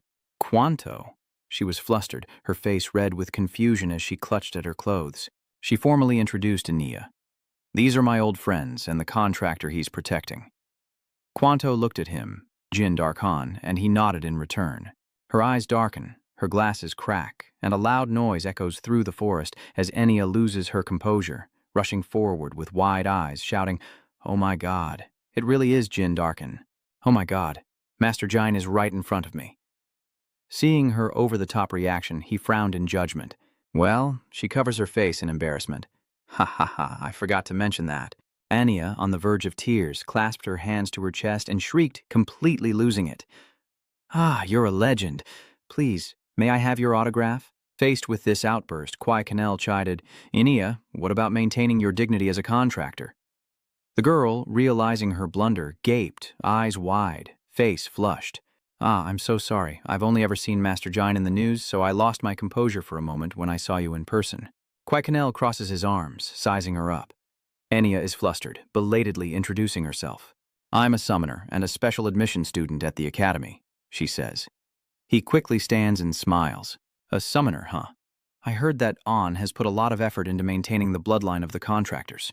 This means her talent must be extraordinary," he thought, reassuring the girl. "There's no need to apologize, Anya. Your greeting was so enthusiastic I didn't know how to react." She grins. "Ah, then you may." "Quanto. That's enough," she reiterated. "Don't mind her, Enya. I told you not to leave the house without my permission, didn't I?" The girl seemed to suddenly remember something, looking bewildered, then flusteredly explained, "I was a little bored at home, so I thought it might be more fun to visit Lady Quincantel." Hearing that, Queasel was shocked. She confessed her feelings, and when she went to see the young lady, boom, she saw Master Jine right in front of her. What a wise decision it was to come see Lady Quincantel. Quincantel's arms tightened as she crossed them. Jin noticed and thought to himself, a summoner and a special academy student? He recalled the discrimination and isolation he had faced. Those B-class nobles, I can only imagine how terribly they bullied Ania without a second thought. That's why I don't want to mention or associate with those bastards. She couldn't help but curse inwardly, finding the nobles incomprehensible. "Oh right, miss, why is Master Jine here?" He steps forward, replying, "I came here for you." Hearing that, she was taken aback. "What?" He gently explains, "Someone may be targeting you, Lady Ania." He interrupts An's current contract and smiles seductively. "Will you come with me?" He reached out, promising to protect Lady Enya, and she covered her face, eyes wide with surprise at the invitation and his good looks. "Take me with you, please." She excitedly reaches out, shouting, "Take me with you! All my prayers to the great Anta have finally paid off." Her wish is finally granted, and her excitement takes him by surprise. Moran turns away, closing his eyes and sighing. All right, too loud." Quant approaches, reminding her, "Enya, that's enough." She's frantic, face flushed, hands clenched as she shouts, "I'll go, please take me with you. Long live the master." She raises her arms again, excitedly chanting, "Forever and ever." Canello quickly shuts her up. Enya cries out in pain, then immediately loses consciousness. Canello reached out to catch her, secretly relieved. "Ha ha ha, I was worried she wouldn't want to go." She gently laid the girl down, saying, "Looks like I worried for nothing. Look how happy she is to accept." "I bet if you told her to go to the dungeon, she'd follow you," he wondered. "A dungeon? What would my family have in a place like that?" she lamented. "Don't pretend you don't know. There's a dragon down there." Jane was officially dumbfounded, wanting to ask about the dungeon, but Murican yawned loudly, cutting her off. The two turned to look at him, only for him to fall asleep in his chair, leaving Quantel speechless. "Couldn't you wait a little longer?" But there was no response. Canello calls him Jindan Kanden, and he looks over. "Yes," she explained. "As for why I agreed to help you, the dragon's loyalty to Terma and Enya's safety are only part of it. The biggest reason is," she cuts in, staring at Murakan's sleeping face, "because of that exhausted bastard." She squinted and muttered that he didn't realize how weak he'd become. She wanted to keep her word, but he really couldn't face Violetta right now. Her eyes narrowed, a difficult decision made with a sharp gaze. "So, if Violetta must be fought, let me be the one to face her." He asks if Violetta is that strong, and she confirms it, but only because that idiot has become too weak. Quant recalled Murican's valiant figure from before.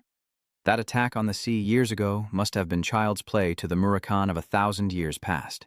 Suddenly, she offered a suggestion. "Now that I think of it, you need a place to stay before Violetta arrives, right? How about my place?" He wondered if I was okay with that. Quanteo looked at him, saying, "As long as you're okay with it, time is no issue. But if you want that, you'll have to convince that dragon." Surely he'd never agree to stay at his ex's place. They glanced at Murakan, who was fast asleep. He smiled, deciding that Quankan, the silver dragon, was more considerate than he'd thought, then declared, "All right, let's do as you say." She braced herself to stand. It won't be long now." Jin looked on, puzzled. Was there something else? Quanto estimates Ania will wake up in about 10 seconds, so Jin should choose his words carefully when explaining the situation. Jin is bewildered, considering how hard she hit her. Even a seasoned martial artist might not recover so quickly. But before he could finish, Enya stirred below. Her eyes widened, then she mumbled, "Young Master Jin."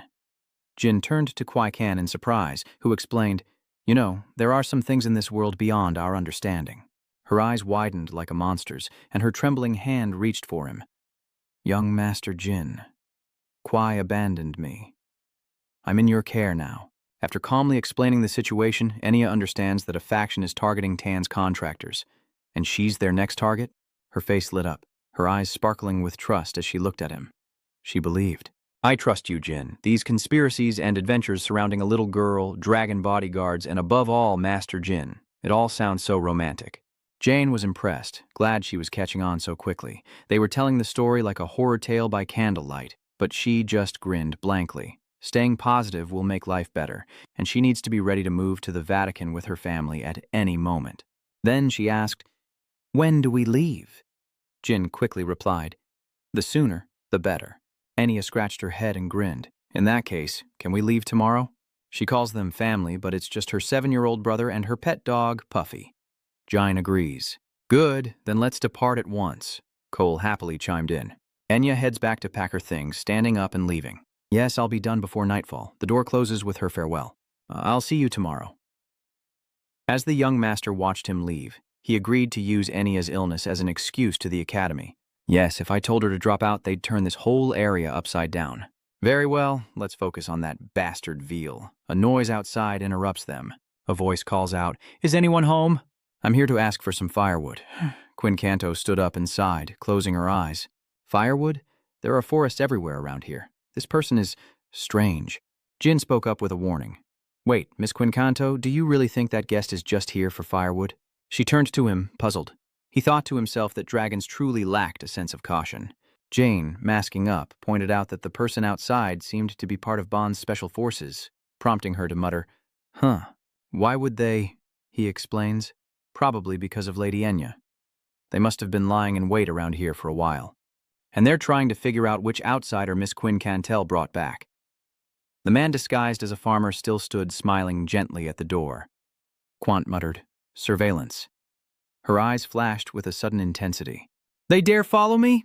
Quincantel burst out the door, enraged as the man speaks. "Oh, someone's here." Kwai Canelo rushes over and grabs him by the neck. She lifts him up, her eyes full of murderous intent, tightening her grip as she threatens, "Confess!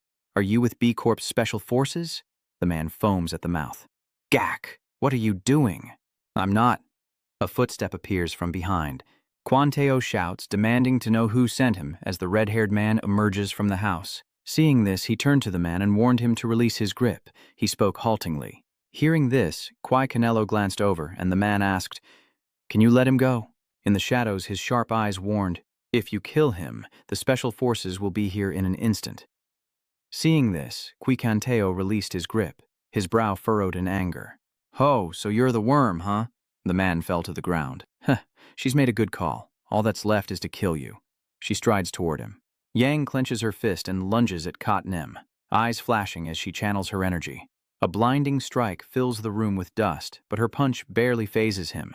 The bone nail spoke slowly, causing her to narrow her eyes in confusion as he impatiently glanced at her and the hand on his face. "Is that enough to provoke you?" he coldly asks, wondering if it will quell her anger. Watching from the sidelines, he marveled that the man was still standing after taking that hit head-on. He was no ordinary operative from Special Task Force B. Then he noticed the mask hanging on the man's face. That red mask is only permitted for the Special Command Team of the Investigation Unit, and then there's the red sword hanging at his hip. Even the sword he wields is meticulously crafted. You fulfill all of this. He recalls the appearance of Gunaim, who was with 4 people on the team, the Emperor's right-hand man, the commander of Team 3 of the Bond codename Ra Special Division, a man said to have masterful swordsmanship in Dan Conin. He knew this man held considerable power. Judging by his imposing presence, he was at least a 3-star. Good thing I concealed my face with our sex magic. He scanned the surroundings, Quanto remarking, "For a human, you're not bad." Bone's eyes were filled with coldness. "I apologize if we've offended you, but we had to confirm the identities of your secretive guests." Her eyes darkened with angry warning. "Now that I've confirmed it, I'll be on my way. You barge into my territory and think an apology is enough? So humans can be this arrogant?" he muttered as if sensing something. As Enia departs, he peers into the night, warning her that sending the young lady out alone at night could be dangerous. Kwai Kanto's face darkens at the veiled threat. Kotni reminds her that even if she could defeat him now, she wouldn't be able to help Enia if something bad happened, especially with a special agent tailing her. "So, you still want to oppose me?" He leaves, but not without a warning. "I'll let it slide this time." Quikanteo bowed his head, face darkening, and continued, "So, don't forget, there won't be a next time. You need to prioritize what's most important to you." Quanteo glared angrily at Bone Clay, feeling the dragon's furious pressure.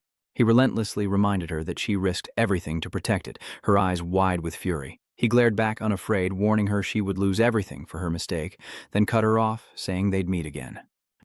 In the night, Kotne and his men departed. He announced, "I've confirmed the suspects' appearances. Go back and investigate their identities. And another thing." His eyes looked up, contemplating something. "Order a temporary halt to all surveillance of the dragon protectors." The special agent was shocked. "What?" He hesitated. Shouldn't they still be watching Quantel and the suspects? Bone Clay rubbed his punched cheek beneath his mask. "If we provoke the dragon any further, things will only get worse. I'll take full responsibility, so just do as I say." His hand stained with fresh blood, he thought. They're definitely plotting something. With this wound, even the linchpin is speechless. "You've made a decision, and you'll be in danger. Cease close surveillance until they make a suspicious move, then report back." The agent understood. "Understood." Meanwhile, Qui-Gon slammed the table in fury, cursing their misfortune.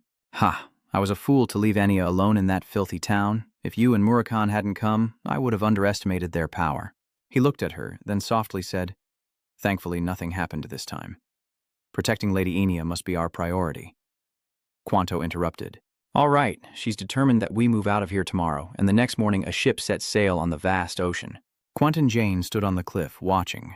He spoke, relieved that a merchant ship was headed to Tan. She simply watched, arms crossed, and didn't reply. Seeing this, Jin comforted her. "Don't worry too much, Miss Kwai Cantel. I bribed the captain handsomely so he won't abandon Ania." Kwai Canel glanced at him, startled. He affirmed, "Besides, Sir Murakhan will escort her, so don't worry." Below, Murakhan in cat form is being licked by a dog, as the Enya sisters look on, and he is furious. Kwai Kanto sighed. "That's exactly why I'm worried." She turns and leaves. Now he'll contact Violetta immediately to see what she has to say. She's close to and an important member of the Zyper family, so she may know a lot. He watches her go. A week later, light shines on the Quicantel estate, where Murakhan stands at the entrance, silently gazing up. Below, Jin also offered his praise. "Well done, Murakhan." Murakhan grimaced, gritting his teeth and muttering, "Quicantel is stricter than I thought." He was taken aback by the sudden remark. Murakhan gazed at the house before them, telling Jain, "We built this house together in the past. I see why she wanted us here." He wondered, "Is your heart being warmed?" Murakhan's face darkens with displeasure. "Don't talk nonsense, kid. It's rare for me to reminisce. But now, those are just memories." The three of them sharing laughter and a warm meal in that house. 1,000 years ago, in a house just like this one, I spent happy days with tea and Quicantel, and no matter what we did, those were joyful times. Murakhan winks and smiles at his friend, doesn't he? Memories of that person begin to fade, and a certain name surfaces for Murakhan. Murakhan's head pounds as he clutches it, staggering. Damn it. The man behind him came forward to check on Murakhan. "What's wrong? Is something the matter?" He frowned and complained. "It's nothing. My head just feels weird." Quigan taunts him, "How pathetic, you're tired after just a little flying." Feeling looked down upon, he angrily shouts, "Silence! No matter how weak I am, I'll never tire of that." Quaiken chides him to get a grip. With a serious expression, she announced, "I've received word from Violetta. She'll arrive tomorrow night." Then, on a barren island south of Beach B, dark clouds covered the entire island as Quaikan arrived alone. The sound of the waves crashed as she waited with her arms crossed, a look of annoyance on her face. Meanwhile, Murakhan and Jain hid on a nearby cliff, observing the situation. Earlier, Jin had asked her what she planned to do when she met Violetta tomorrow. She looked at him, puzzled. What do you mean?" "I texted her, explaining that I called her here to ask about Amin Latri's dragon lair." Her eyes narrowed with coldness. "If she plays dumb, I'll give her a beating. Murakhan's novelty is truly something." Then, with a grin, she said, "Not bad. You haven't changed a bit, but be careful with her, since you don't have anyone close by. I think you should just stay put." Kikanto warned, "If anything happens, I'll fight on my own. I don't need your help." Upon hearing that, Murakan glared and shouted at Quikanto, "What? Even at my weakest, I wouldn't want pity from an ex." She calmly closed her eyes and explained, "Who said I was pitying you? Don't be ridiculous. This is for the family." Next, she reasoned that since the dragon race valued honor, she would come alone. "You think I'll lose to her?" She tapped Murakan's shoulder, much to his annoyance, then confidently placed her hands on her hips. "Don't worry, just relax." Back in reality, Dai frowned. "I really don't think she'll come alone." He looked at her, thinking that if the Jaipur family had really kidnapped Lachi and were plotting shady deals. Kwai-Kantel's eyes suddenly widened as if sensing something. He realizes they would surely come prepared. A whirlwind rises, and the shadow of the wind dragon appears, along with a man's voice.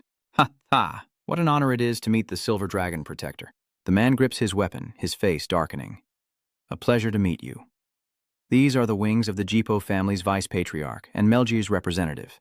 He grins, eyes narrowed. "I am Andre Jipo." Quikantel, enraged, roars in response. "Vuletta, your eyes are filled with disgusted questioning. I thought you said you'd come alone." I craftily feigned ignorance upon receiving her letter, claiming to be with Andre. Just as I was interested in her envoy, Andre was equally thrilled. Her eyes narrowed menacingly, so please understand. Without hesitation, Ho Longback Hat rebukes Burita, saying she's become too ill-tempered lately, followed by a sneer. "Well then, let's get down to business. I need to discuss Anta's contract." Kwai Canelo interrupts Arita and cuts to the chase. "Where is Raturi?" Vuletta's eyes widened in surprise, then narrowed with glee. "Oh heavens, I've been tricked." "Of course, that's all you've been thinking about." Quantel roars back, equally enraged. "Answer me. Burita, a year ago, did you take Ratura?"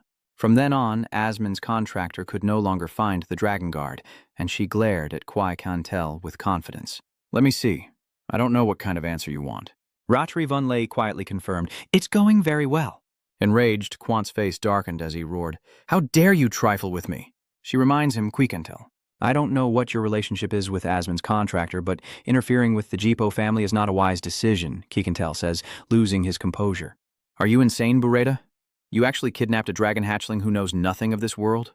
Murakan, from the cliff, gritted his teeth in anger as he listened to the conversation. "Damn it, what arrogance," Jin muttered, frowning. Vunleta sneered, beckoning with his finger. "Ha ha, oh dear. At this rate, we'll be here all day." As swirling attacks engulfed Guiganyo, Vunleta smirked with pride. "Let me offer you this," she says. She interrupts, then demands, "Hand over the contract and I'll spare your life." Her face twisted in disdain. "Ah, what utter nonsense." Then she scoffed without hesitation. "You're just an old lizard." Hearing this, Vunlet was stunned with rage. She unleashes the tornadoes upon Chai Cantello, snarling, "Then die!" Quanto. An explosion echoes within the twin tornadoes. Quant transforms into a dragon, pushing the two tornadoes away. Her voice rumbles with fury. "I have a proposition for you as well." Even Vet was taken aback by this pressure and gritted his teeth. Her face darkened as she gritted her teeth, her dragon eyes narrowing menacingly. "Return Raturi to me now, and I'll let you die peacefully." Behind him, Andre laughed mockingly. "Oh, you dodged Vulet's attack quite easily, didn't you?" He raises his staff, laughing maniacally. "It's been a long time since I've been able to fight at full strength."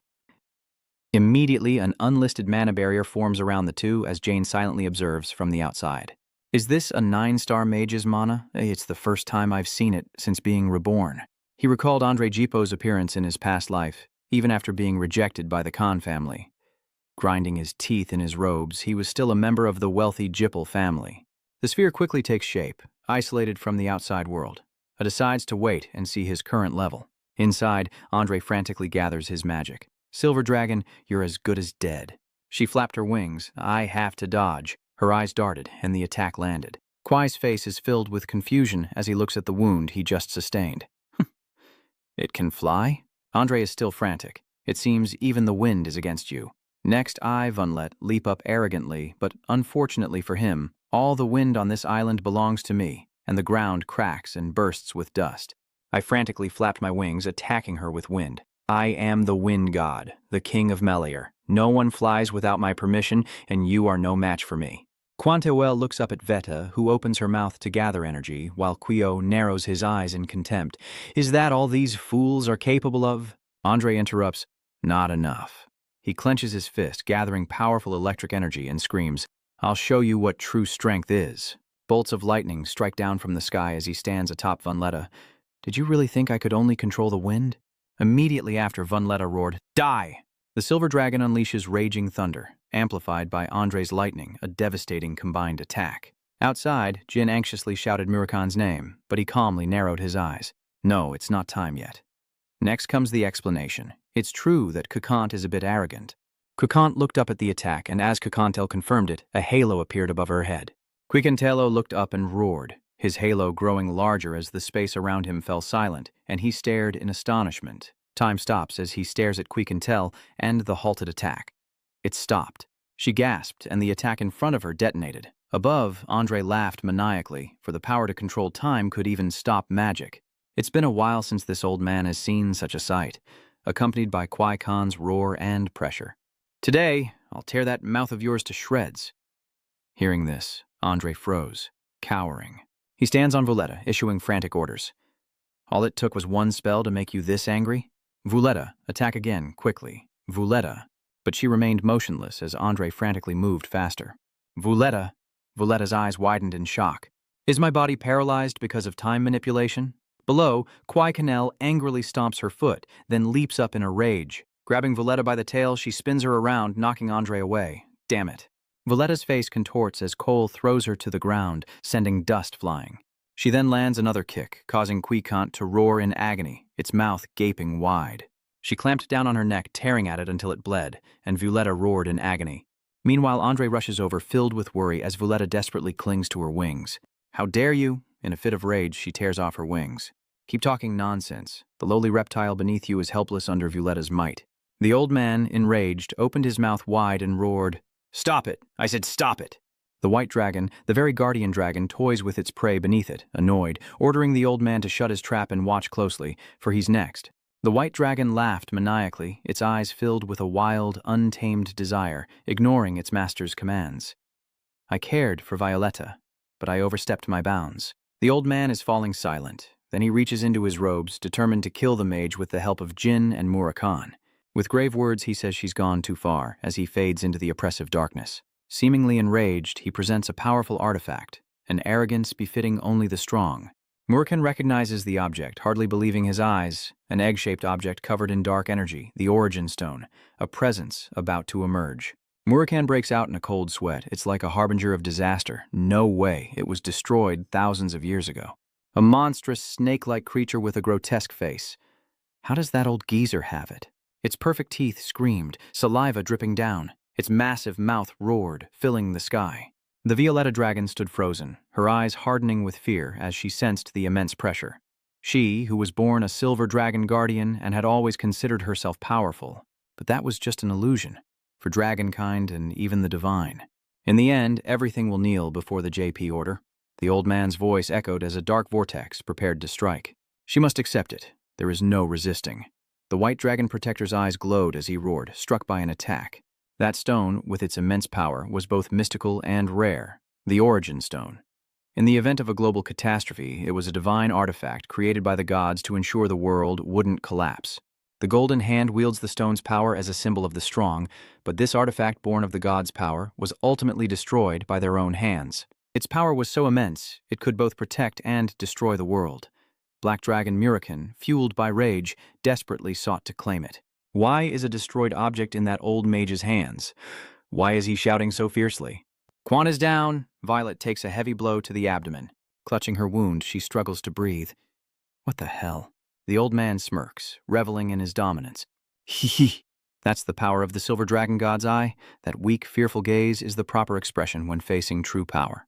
Another swift and unexpected attack. A surge of power rushes in. It's him in his black dragon form, pulling Quincanteo away. A mocking voice echoes, "Oh ho!" A black dragon and a cloaked figure silently gaze upon the ruins and the white dragon's wounded form. There are only 2 black dragons left in the world. Judging by your appearance, you must be Murakan of the Caden. So, you've finally awakened after a 1,000-year slumber? Then the boy standing next to you must be your contractor? Removing his hood, Jin revealed himself, his face stern. So, you're the youngest who hasn't been away from his parents for long. Jin Run Candle, I only intended to swallow the Quintam's contractors. The old man laughed gleefully, his eyes turning purple as the meal became richer than expected. The fallen green dragon was approached by the creature from the origin stone. Since the old man gave a warning, then to be fair, I'll wake up a sleeping friend too. It quickly approached and whispered incomprehensible words. The dragon's eyes suddenly widened, pupils blank, as an overwhelming force bore down on it, lifting it off the ground. He could only express his excitement, regretting that he hadn't used his full power from the start. The blue dragon struggled to regain its form, the surrounding aura ominous and terrifying, as he apologized. "Sorry, old friend." It breathed a sigh of relief as a deep voice slowly echoed. "I really thought I was about to die there. Moroccan was starting to get hard to chew." The sixth dragon's voice overflowed. "It has been quite a while, hasn't it?" Murakan's blow sent pebbles flying as the two dragon heads engaged in a dramatic, ravenous struggle. Enraged, Murakan shows no mercy, telling him to get lost. "That damn mummy," the six-headed dragon sneered.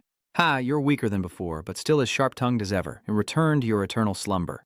Murakan, the black dragon, quickly retaliates, unleashing a surge of dark power. The black dragon's power is unleashed, but the green dragon stands unscathed. Murakan's attack misses completely, and he clenches his fist before delivering a powerful blow. From within the white smoke, the green dragon's sharp eyes emerged. It wouldn't be so easy after all. The two dragons clashed head-on at close range, the green dragon speaking with excitement. How delightful. Murakan will be written into the annals of history for killing a legend from the past. But the black dragon is no pushover, retorting with cunning. "How quick you are, mad dragon." Meanwhile, the old man slowly approaches the white dragon, speaking as he walks. "Well then, shall we continue? I was originally just going to persuade you and let you go." The old man approached with his familiar, a look of disdain on his face, but because she had seen it, she had to die. His eyes suddenly froze, utterly surprised, as Jine sped around the corner from their side. The old man rumbled, assessing the situation. "Ah, right, you're here too, are you?" Jin grits his teeth. He says nothing, silently channeling his restraint into the attack he's unleashing. Before he could finish, Jin closed in at the speed of light, ready to strike. Another whelp wouldn't change a thing. The green dragon watched the unfolding events, confused as the old man angrily counterattacked, shouting, "Andre!" The green dragon quickly disengaged and rushed toward them. He barely managed to glance back, startled by the blue dragon's warning, "Kid, get out of the way," as it arrived just in time to knock the thing away with its tail.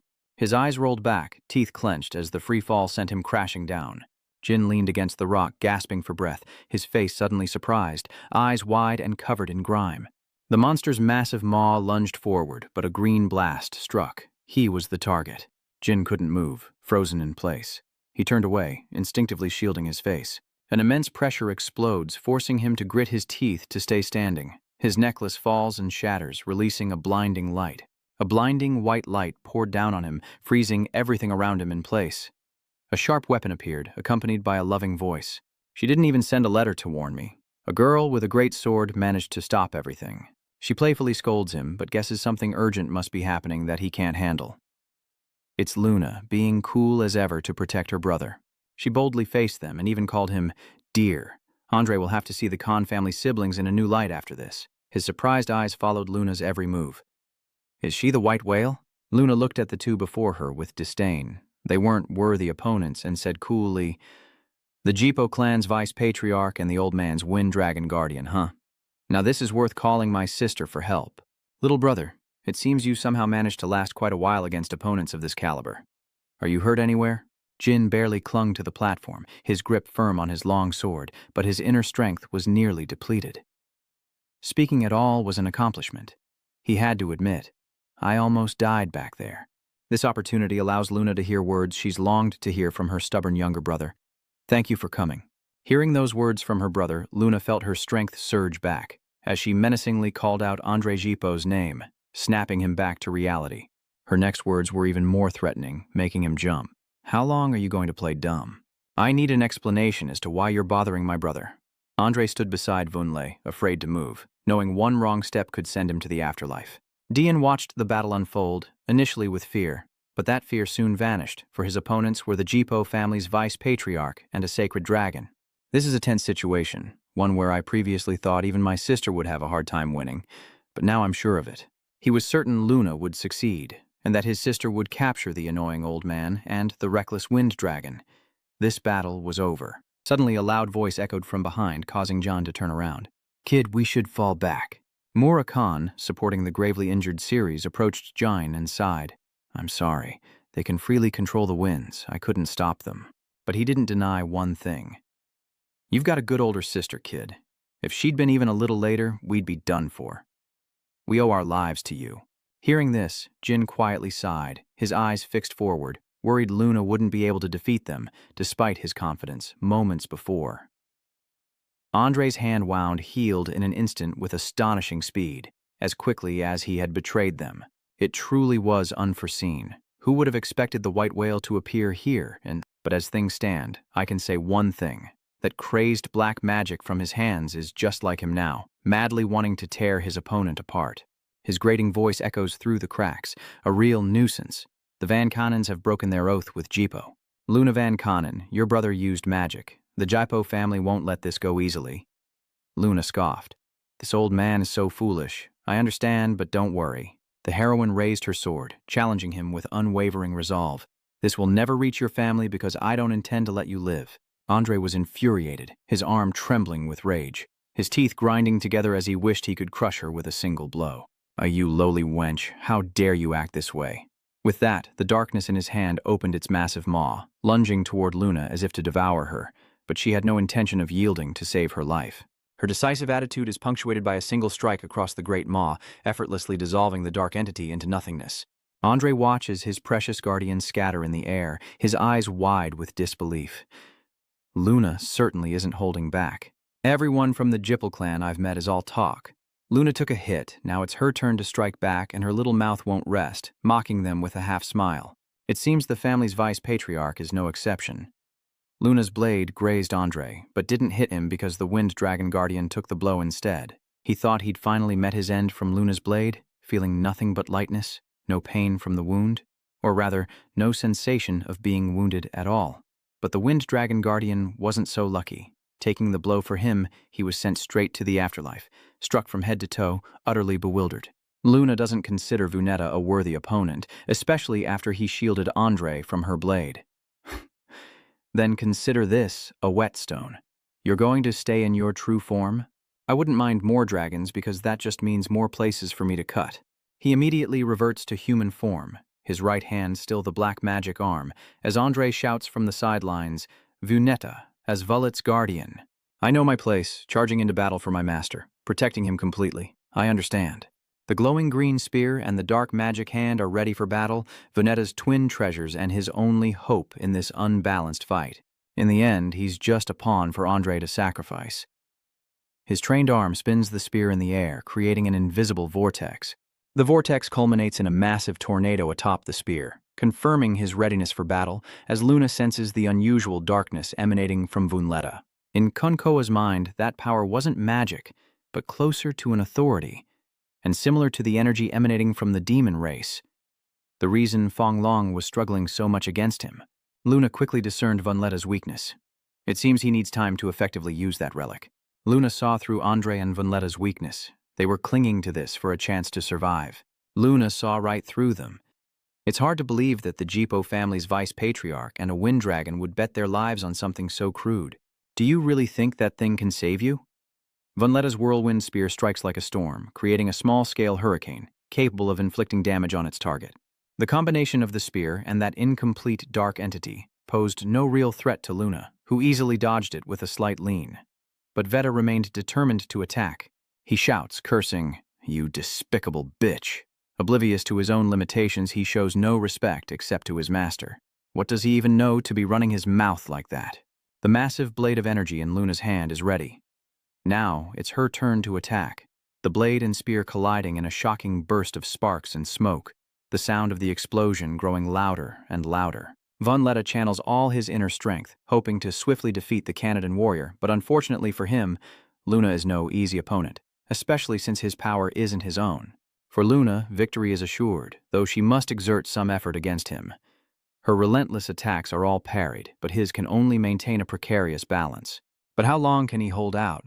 Vuneta is nearing his limit. Luna was unfazed, easily landing a blow, but his spear seemed unable to withstand the terrifying force of her blade. With a resounding crash, his strength proved meaningless against Luna. Andre had clearly lost this gamble. Veta is reaching his limit. Luna only needs to push a little harder, and he's already grimacing in pain. It looks like the end is near. The blade's aura grazed him, delivering a blow that effortlessly defeated him. Veta was sent sliding backward, his body and spear dragged further and further away from Luna. With all his remaining strength, he could only keep himself from collapsing to the ground. That would be too humiliating. Yet Luna was completely unfazed, even teasing him. Is that all you've got? Victory is sweet, but never skip the trash talk. Luna's blade is ready and it's time to end this. It seems you've shown me all you've got. Her blade pointed directly at him, a clear challenge, so she would end this quickly. Luna had truly opened his eyes today, and the blade in her hand suddenly glowed brilliantly, stunning Violetta. A surge of light pierces the heavens, carrying boundless power. The Van Keen Black Arts sword technique, capable of manipulating all creation, has awakened. Using only 5 parts of her power, Luna manipulated her swordsmanship, the space around her growing brighter, while Violetta's future grew darker. She leapt, her entire body rising effortlessly through the clouds. Perhaps Andre knew what awaited him.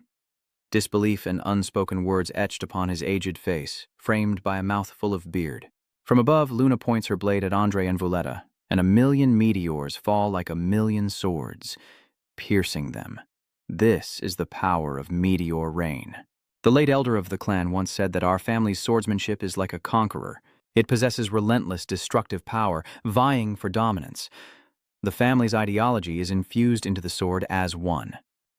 Jin remembered something the clan elder had once told him back at the family estate.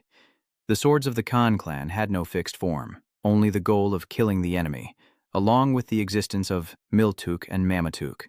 Remembering this, Jin suddenly saw a breakthrough in the swordsmanship before him, something that seemed familiar. And this, surging towards Vulta and Andre, was one of the clan's exclusive treasures. A meteor shower, countless stars falling before him. Even he had to admit it was a sight to behold.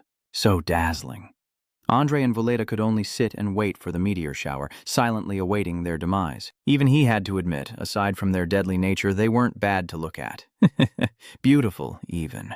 But beautiful things are often dangerous, and these shooting stars are no exception. Once they lock onto a target, they attack relentlessly, giving their opponent no chance to fight back. Its power is despairing. Faced with such a relentless barrage of ice, Andre froze, his eyes wide, as if he couldn't believe what he was seeing.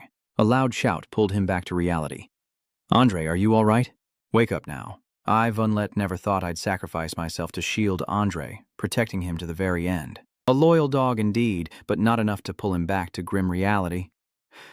He stares blankly as shooting stars plummet towards him, questioning if this is all just absurd. Because Luna's unimaginable power has made him question his very existence. She didn't use a dragon contract or any ancient artifacts, so how could such power be compatible with a human? But he had yet to realize just how much more there was to her, something he would slowly come to understand. Vletta's voice echoed in his ears. Just survive, and we'll still have a chance to win. Vletta fearlessly throws herself into the fray, shielding everyone from the meteor shower, declaring that we can turn the tide with magic stones. Though the meteor's pain contorted his face, he had no intention of giving up. Stubborn to the very end. Even if I die protecting you, you can just use the magic stone to bring me back to life, right? Andre finally awakens. Clutching the magic stone, he reassured himself that it wasn't over yet. As long as he had the magic stone, he wouldn't die. With it, he was the embodiment of a god. But before that thought could take hold, a massive star came crashing down upon him. At this moment, his life truly hangs by a thread, while the sword energy in Luna's hand emits a smoky aura, a testament to the fierce battle. Luna frowned at the aftermath of her final shot, sighing softly as one of Violetta's wings lay scattered on the ground. The spot where Andre and Violetta stood is now a small, circular crater, debris scattered in a collapsing ring. Luna surveys her work, reminding herself to train harder to reach her father's swordsmanship. She turned to look at her younger brother and the others standing in the distance, her eyes softening slightly, a sense of relief washing over her. This should be enough to teach the Jippel family a lesson for now. Luna looks at her precious little brother, a deep satisfaction settling within her. He's been given the motivation he needs. Secretly, she knew her limits, placing her hopes on her promising younger brother. If I can't reach father's swordsmanship, you must.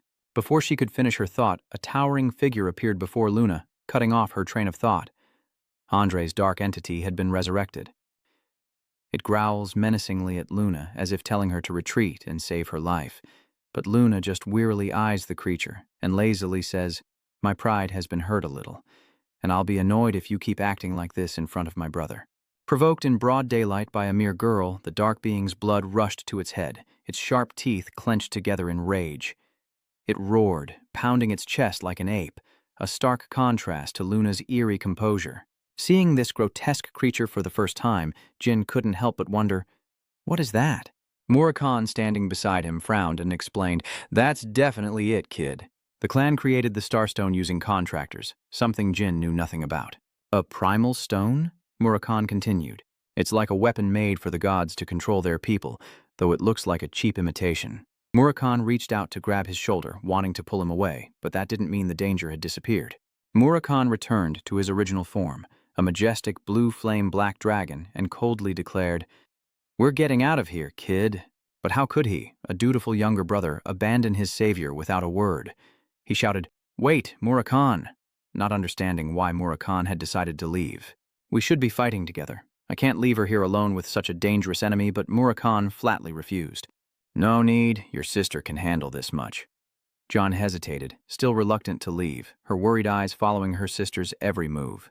Murakhan called several times, but he didn't listen. "We have to go now, kid. Let's go." He bit back his saliva, tilting his head back to look at the sky. His past wasn't supposed to be like this. After signing the contract with Sodet, I regressed and could see Murakhan again, a fresh start with luck and skills beyond my siblings. However, Jin lowered his head again, not even sure of himself, unsure of where he stood, choosing to run without resistance. If this continued, how was he any different from the family's trash? This couldn't be. He clenched his fist, silently resolving himself. He couldn't allow himself to feel that helplessness again. He had to become stronger. Murakhan silently observed Jin, harboring hidden thoughts about the young man before him, proud to see his fighting spirit ignited after witnessing such events. "Yes, that's all I ask. Don't let that fighting spirit fade." In Murakhan's eyes, Jin may be the one he trusts the most. If he keeps that pride and effort burning in his heart, he'll become the best on the continent. A gamble Murakhan is willing to take. Until then, I, Murakhan, will watch over and protect my contractor from 1,000 years ago. Luna fearlessly faces the dark creature, who towers over her. "You think changing your appearance is enough to kill me?" "That's just failing in your own illusion." How unfortunate, it suddenly vanished from her sight. Luna looks bored, whatever that old hag is planning. It suddenly leaps high into the air, creating a towering pillar of wind, disrupting the silent space around it. Dust and debris swirl into the air, obscuring everything, except for Luna, who stands untouched on a small mound of earth. The dark entity speaks, threatening, "I now have the power of gods at my disposal." Its massive maw roars, shaking the very heavens, and it cries out, "Luna na Eden." "So what can you do to stop me? You have nothing but your sword." What a pitiful child. Just surrender already. Here and now, even your father can't save you from me. But despite the threat, Luna remains calm, almost unnervingly so. For a swordmaster, a single sword is all they need, and all she needs to obliterate the towering dark creature before her. The dark creature is enraged, its already massive and sharp teeth grinding together as if ready to tear her apart. Luna's expression remains unchanged, no matter how much the creature threatens, because she knows it's not worthy of being her opponent, and she will never give in. "If you fight me with the disgusting magic you've spent your life researching and drowning in, then perhaps you'll at least witness half the power I'm about to unleash with a contemptuous and pitiful gaze." Luna stomps her foot, ready for the first attack, and advances toward the dark creature at the edge of the abyss, her flaming sword blazing as she makes her bold declaration. "Dark magic, researched for wicked ends. I, with a blade forged in countless battles, will defeat you." The dark entity was taken aback, seeing true bloodlust for the first time. It had faced many swordsmen, but never had it witnessed such bloodlust. Despite a hint of trepidation, this creature's sights are set beyond mere worry. It's determined to advance. But does it even matter? Its confidence stemmed from the delusion that its demonization had reached a godlike level. "All right, let's go." It resolutely advances, attacking Luna without hesitation. "Witness this power, and I'll show you the true meaning of helplessness and defeat, you arrogant fool." With that, the two clashed.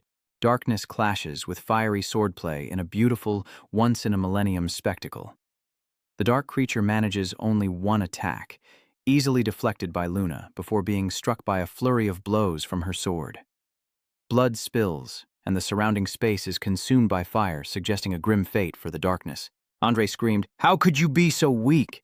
Luna, with a murderous glare, swung her sword, cleaving through space like tofu. Andre's screaming face froze as if the film had stopped, and Luna's crimson blade had already been unleashed. Luna looks up ahead. This is her ultimate technique. HS Red Moon. Blood-red sword energy tore through the earth, bisecting Andre in a single strike. The purple magic stone shatters, unleashing a blinding light as Andre explodes in a burst of dark purple energy. Magic coalesces into a small purple orb, forming a vortex that draws in the wind. Gradually, the orb's purple light turns pitch black. The wind, along with dirt and dust, is sucked in. Luna plunges her sword into the ground, causing it to crack. She braced against the pull with her sword, thinking she was about to be hit, when suddenly, Jine's voice echoed.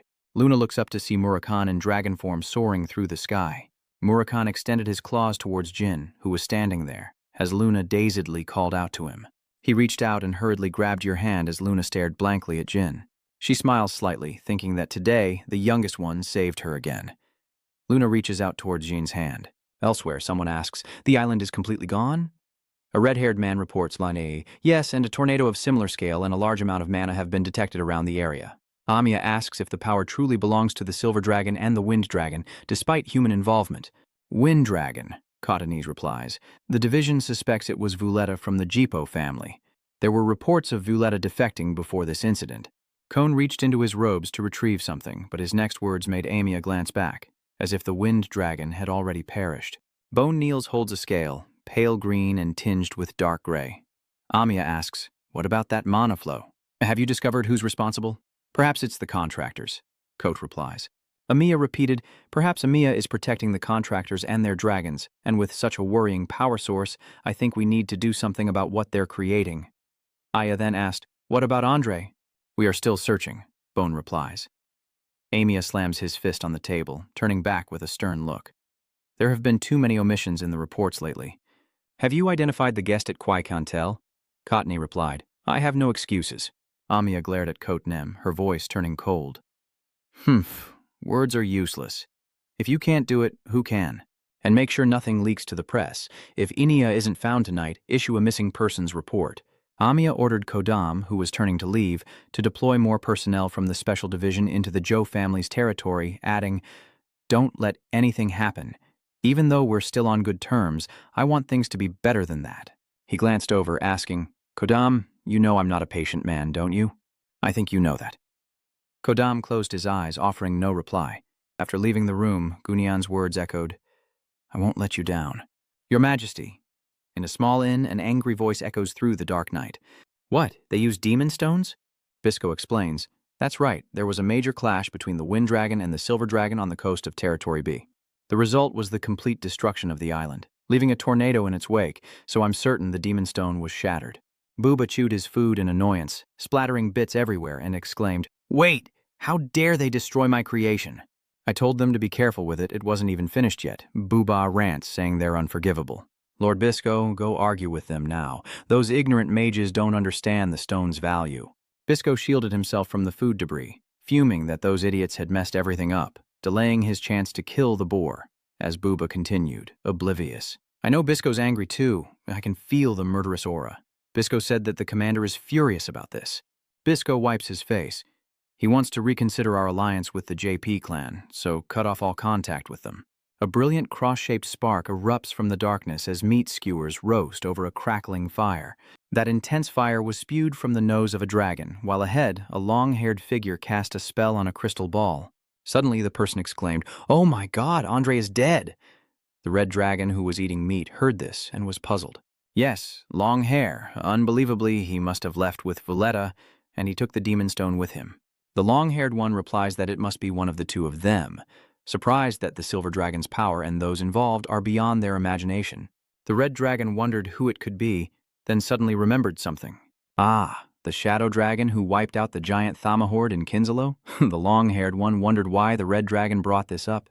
The red dragon recalls a wild figure with long, flowing hair. Misa. If it was her power, it would make sense. She wouldn't fear demon stones. The long-haired man asks, "Misa, Murkan's sister?" The red dragon replies, "That's right, and above all, Quo was Murkan's ex, so she's not a complete stranger to Misa." The long, white-haired one strokes his chin thoughtfully. "I understand. You're a man of few words, long hair, so we know what you must do next. Conin snaps his fingers, asking, "You want me to find her?" Conin refuses. "Impossible. If the black dragons want to hide, no one can find them." The long-haired, white-haired man chuckled. "Ha ha ha. Don't be childish. Still, losing the demon stone is a real shame." Khadun lowered his head. "You're so calm even after your brother's death." The long-haired man tilted his head, massaging his neck, and replied, "Of course I'm sad, but it's over." The long-haired woman thought of that unbelievably strong man and said, "I knew this would happen. I'm just shocked he went to Ken's party recently without telling me." Conin replies, "Humph, a lie. Now I have to tell the creator of the demon stones to make another batch. Without them, we wouldn't have been able to take the Candon family before Kieran died." The long-haired one sighed. "I'm sure you're not the only one annoyed by this Dark Sea King." Conin chides him, "Don't be so childish. Khadun says if you want to take the world, you have to do this much. Or Kun says if you want to become the supreme god, Kia." The long-haired figure finally looks up, revealing a beautiful face and mysterious purple eyes, while on the other side a weathered hand knocks on the door, and a voice calls out from within. "Yes, just a moment." July cracked the door open, peering out to ask who it was, but before she could finish, she saw Jine and the others had returned. Jin happily announces their return, leaving Jully speechless with surprise. Ain asks, "You've prepared a feast for us, haven't you? We didn't get a thing to eat on the way back?" Julie looked at Luna, who was smiling, and stammered, "Ah, even Lady Luna is here." As she finished speaking, she collapsed forward, unconscious, to everyone's shock, and Murkan's scream echoed through the building. "Strawberry cake." Someone is fanning Julie, who's still in shock, as Murkan worries and mutters, The young master is about to be sent away." Luna, seeing this, says, "It seems my maid is misunderstanding something." Luna smiled. "It seems she's very worried about you. You have a good maid." Jin replied softly, "Yes, she's very good to me." Just then, someone called out, "Young Master Jin." Jin looked towards the man who had just entered and called out, "Ngakasme." He replied, "You've returned, but who are these people?" Jin replied, "Yes, this is a bit sudden. This is my older sister." Lunadan Candon smiled warmly as she greeted him. "Greetings. So you're the Sword Saint May I've heard so much about." Chasm thought in surprise, while Lunadan Khan, though humble, was anything but. "The title of Supreme Swordsman is far too kind, as serving you is my honor." He then looked at the other white-haired woman, inquiring. "The other one is Enha's guardian dragon, Kwai Kano." Chasm tenses up, thinking, "Another dragon? I can't self-destruct like last time." He bowed solemnly. "I am Kasmi, the head of the Seven Colors and also an acquaintance of young Master Jin. It's a pleasure to meet you all." Jin is polite. "I apologize for making arrangements without informing you beforehand." "Samane inini. Fuene." Chasm replied nonchalantly. "It's all right, young master. We're all in the same boat now." "Where is he?" Kwai Canelo asked coldly. Her face was cold and filled with murderous intent. Chasm said, "I was about to tell everyone." "Osmil only returned 3 hours ago," Jin said, surprised. "Today of all days," Chasm replied. "Asmil is with Lady Enya and my daughter." Kasme is suspicious, but something feels off. Osmil doesn't remember what happened when he went missing. Was he suspicious of being kidnapped back then? Impossible. That firm statement left Elisa bewildered. Emil was unsure. "I only remember Violetta refusing to teach me dragon language, and then nothing." Chasm speculates that since the boy is unharmed, the JP family couldn't be involved. Perhaps he wasn't kidnapped at all. Quan vehemently denies it, saying those bastards confessed to him themselves. Murkan frowned. They erased the evidence. Jin repeated traces in doubt, and Murkan explained. They've erased all traces related to the Demon Stone, and even AZML's memories. The Jipple have always been like this. When things don't go their way, they erase everything. Chasm was curious about the Demon Stone, and Jine replied, "It's an artifact they possess. I'll explain in detail later." Julie awakens to Chasm's lament. The Jipple Vice clan leader, Pungryong, and a stone that can absorb the god's contractor. "You've certainly been through a lot, Master." She sat up as Yan wondered, what are they plotting? There must be a reason they're trying to imitate the original stone. Murkan frowned. They want to become gods. Somewhere, someone is walking through a place shrouded in red light. Murkan says that's why they're plotting to gather the power of all the gods. Murkan says they'll eliminate anyone who opposes them to become the one god ruling this world. The person walking raises their head and laughs. It's Kia. Chasm calmly says, "For now, please rest. I'll gather more information through the 7 colors. Miss Quicanto, if you need, I can take you to Miss Enya." Quant stands up and politely leads the way, saying, "Yes, this way, please." It was then that Julie spoke. startling Murakhan. Strawberry cake. Jin turns to Julie, asking if she feels any better. Julie asked, confused, "Why did I faint?" Halfway through speaking, her face froze, stiff as a board, as Julie stared blankly at Luna. Julie mumbled something incoherent, then fainted again. Murakhan was startled, his whiskers twitching, as Luna proudly stated. After dismantling the notorious underground gang, the independent city of Tan became safer. The vice heads of Jippo and Violetta were both killed. You accomplished all of that in just 2 months as a transcendent being. Luna is slightly drunk, and you can use magic without ever being taught. You would have been killed if you were caught. You really are the best, little brother. Julie scratched Merkin's chin as he lay on her lap, relieved. I thought we were goners if Lady Luna found out. Little did she know, Luna was already 1 step ahead. Haha, did I scare you? She asked. Don't worry, sometimes I have to change my mind. July said they only needed to hide it from the clan leader now. And then, Luna dropped another bombshell. Father already knows. July was so shocked by this that she widened her eyes and pinched Merkin's hip hard, while Luna remained calm. My father knows everything, from the testing to Andre's death, even my involvement. Julie is horrified. Why does the young lady say that? This should be bad news. Jin steps in, saying, Don't worry, Luna. I have a plan. Julie then calls out to her young master. Jin remained calm, saying that he and his sister would meet with their father tomorrow, reassuring July that he had a plan. Luna, still tipsy, wonders, Oh, we're going to see Dad. Then Luna was startled. Uh-huh. July is also shocked. Who did the young master just say we were going to see? Luna urgently advised Jin. Have you lost your mind? Just because Father doesn't say anything doesn't mean you can do whatever you want. What do you plan to do after meeting Father? Jane responded. I'll warn him that the JP family is plotting an attack on the Conin family. Luna, seriously, wouldn't it be better for you to talk to Dad about the Demon Stone? Do you understand the consequences of a key hunter returning home without permission? Are you planning to abandon the key hunter exam? Jin responds, Father already knows that everything that happened was because of me. Jin replied, So it might be better if I talk to Father myself. Maybe I can negotiate with him. Luna found it strange. Negotiate? She'd never even considered it. Luna sat down and warned, If you keep being stubborn, he'll kill you. Jin calmly replies, If that's the case, I trust you can stop him. Luna frowns at his words. She stands up and strides toward Jine, stopping face to face with him. Her cold, purple eyes locked onto Jine, but he remained unfazed. Finally, Luna clicked her tongue, thinking, If you dare threaten my family, I can only imagine how much Julie has suffered. Luna said blankly, Okay, I'll go with you. When are you planning to leave? Jin replied, I plan to use the first transfer gate tomorrow. Luna turns and replies, Yes, the sooner the better. Julie, confused, asks, Lady Luna, why are you explaining? This family is full of backstabbers, so you need someone you can trust. Luna smiles.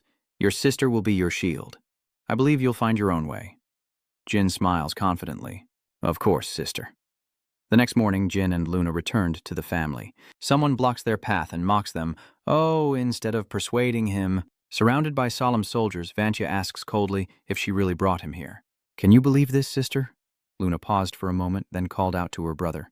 Jin responds, Yes, Luna. Out of the blue, Luna says, I really should be nicer to you. Jane reluctantly agrees. Of course. Vigo suddenly appears, cursing, You're insane. Vigo shouts, asking if the youngest son has lost his mind since leaving the family. How dare a reserve seek out the sword garden? Mew says it's because I'm too lenient. Anne said he gave up his reserve candidate position, so I was wrong. Luna frowned, realizing they were fully prepared. Just as she suspected, even her father knew. Mary looks out the window, surprised. So shocking? The youngest gave up his prodigy certification? Or maybe he's just curious about what happens after death. Mary sighed, then grew angry. No, shouldn't he have grown up to fight his sister, me? Mary's hand unconsciously squeezed the windowsill. Dus, standing nearby, was speechless. Below, Jantia asked, Sister, why did you bring her here? Luna retorts, I didn't bring it here, it came on its own.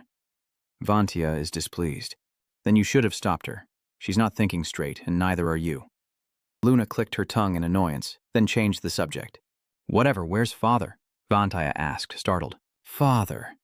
Seeing this, Jean thought, is Luna always struggling in front of her for some reason? She turned her attention to Jine and asked, Oh, dear little brother, are you here to see Father? He replied bluntly, Yes, I am, sister.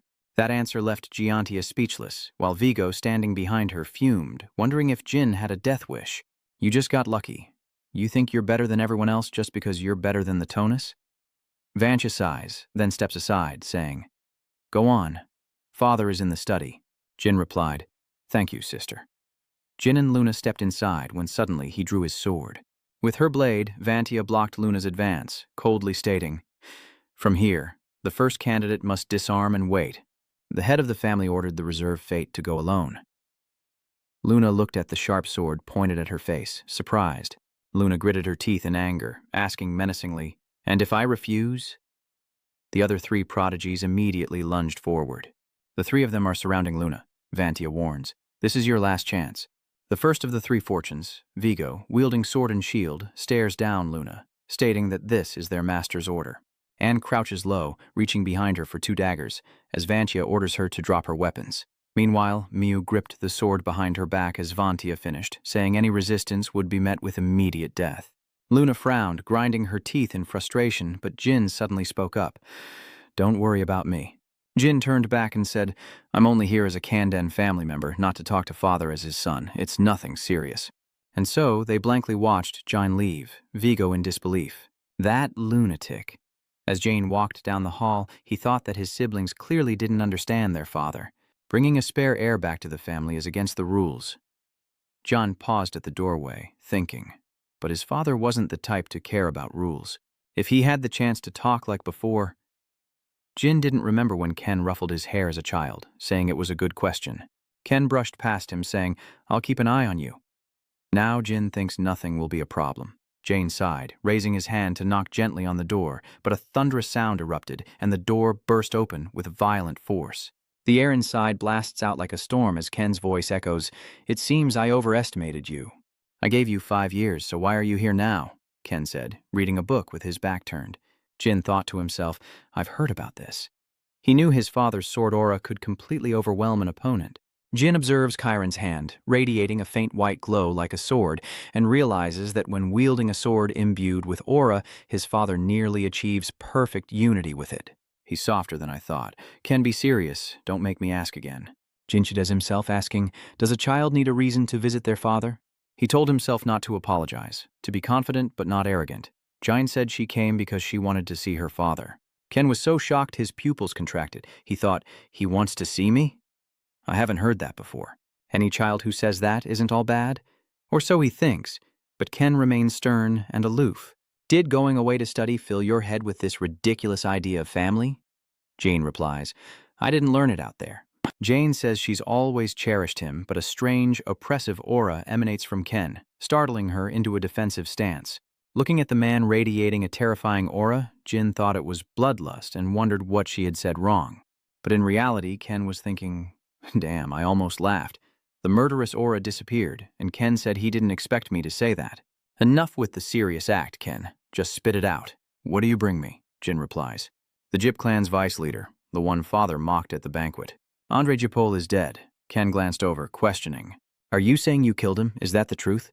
Luna took care of him, and I was the cause. There's more, Jin said, and John asked, Would you like me to report what happened? Ken closed his book and replied, Is that so? All right, he said, descending the stairs.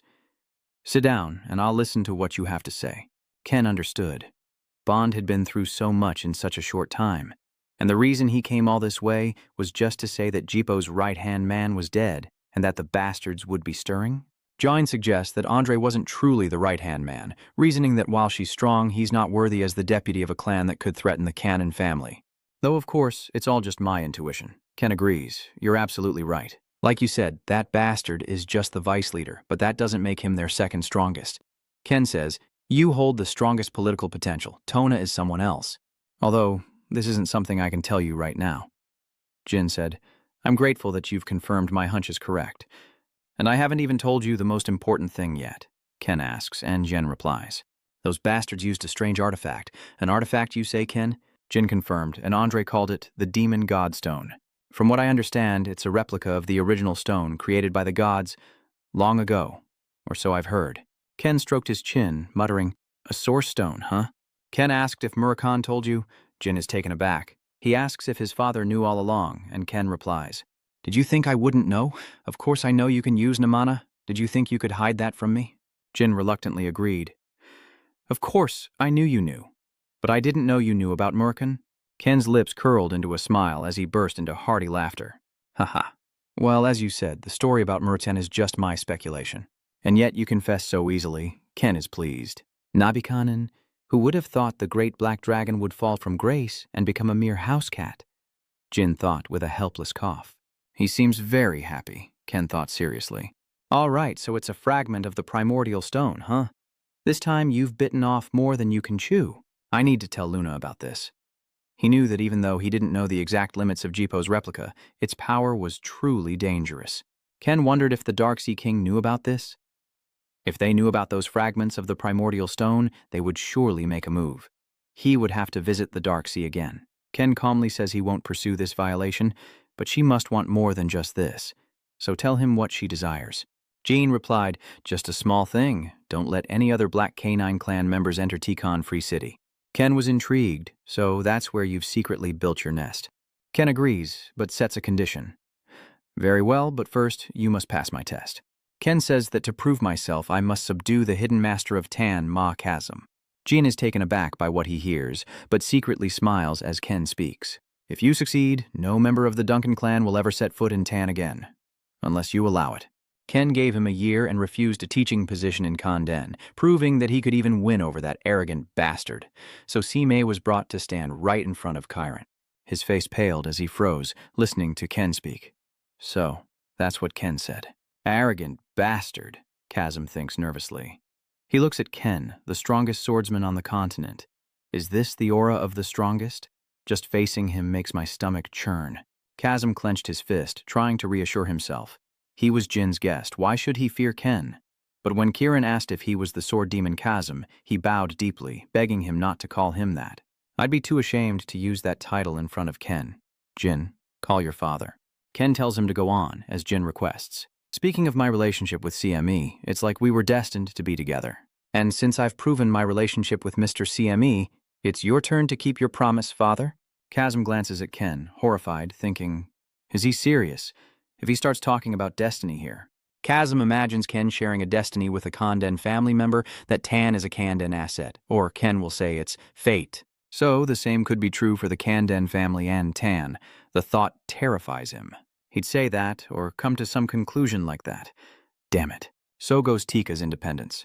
But contrary to Chasm's thoughts, Ken remains calm. This cunning kid tricked his father and still acts so brazen.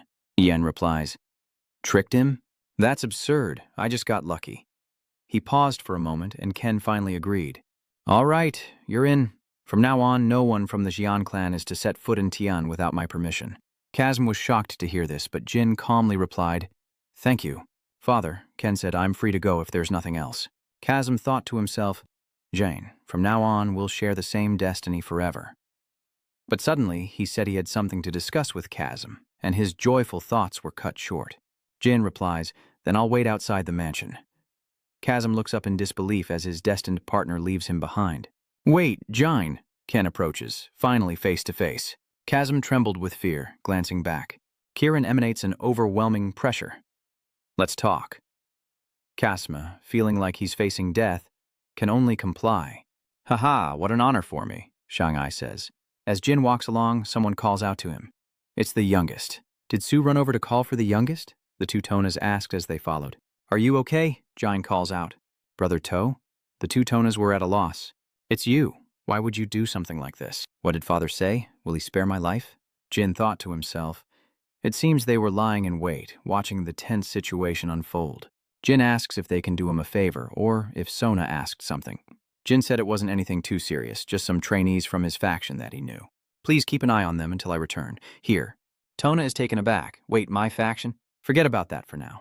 I wasn't finished speaking, but Jean's already gone. When did you guys start worrying about me so much? But I'm counting on you guys. Tona is helpless, still the same as always, carefree even after meeting father. Or perhaps Tona agrees as always. That man is indeed a bit frightening. Vigo hears footsteps and glances back, exclaiming in surprise when he sees Jane emerge unharmed. Jin, calm down. Sister, I think you need to see father. He says he has some questions about that day. Luna was surprised to hear that, as Miu pointed an accusing finger and shouted, Little sister, Don't you realize what's going on? Are you ignoring us? Jin replies nonchalantly, I'm sorry, this situation is really serious, and it's hard for me to explain. Hearing that, Miyu was furious. What did he just say? That arrogant jerk, how dare he? Just then, CME appeared, asking if he was here. Jin? He turned around and asked, Ah, Mr. CME, did you have a pleasant conversation? You look gaunt and haggard like a starving ghost. He said it was fine. That ended well, thank goodness. Miyu is furious. How dare that outsider just barge in like that? What do you think you're doing? You dare trespass in the Garden of Cadence? Giantia suddenly stops them. Halt. Sheathing her sword, she says the clan lord has dealt with the matter, and they have no right to interfere. Miyu grinds her teeth in annoyance, while Jin expresses his gratitude to Luna for her hard work. I'm always causing you trouble. Luna replies, It's okay, just say thank you. Jin thanked her for her help, and Luna asks, Leaving already? He replies, Yes, I plan to focus on training from now on. Luna blesses him. All right, take care, Zin said as he walked away, looking back to say goodbye. See you next time. 1 month later, at the Kazme Estate's underground training grounds, Jin pants heavily, his sword dragging on the ground. It was Jin Conin and Elisa Burr's 30th duel and Jin's 30th defeat. Elisa smiles at Jin, telling him to try again. And soon there will be a 31st time, as Jin excitedly asks for another chance. Please. In early August of 1795, the Jipo family officially announced the deaths of Andre and Vuletta. But because they didn't reveal the cause of death, many rumors arose. Some say they were killed in an internal conflict. Others say they died fighting the head of the association, while rumors persist that they were assassinated for offending the King of B. But the most credible rumor is that they died in battle with the Conin family, leading to speculation that a war between Conin and Jippel was imminent, and whether sword or magic would prevail. When the balance of power shifted, a guard entered Chiron's chambers, bowing low to report. Master, today the Prince of the Sukan Kingdom and 5 second-rate mercenary groups have sent gifts, requesting our aid. Khan casually waved his arm, returning the gifts and accepting their requests, even gifting a fine sword to the Kingdom of Duel, ensuring his inheritance of the throne.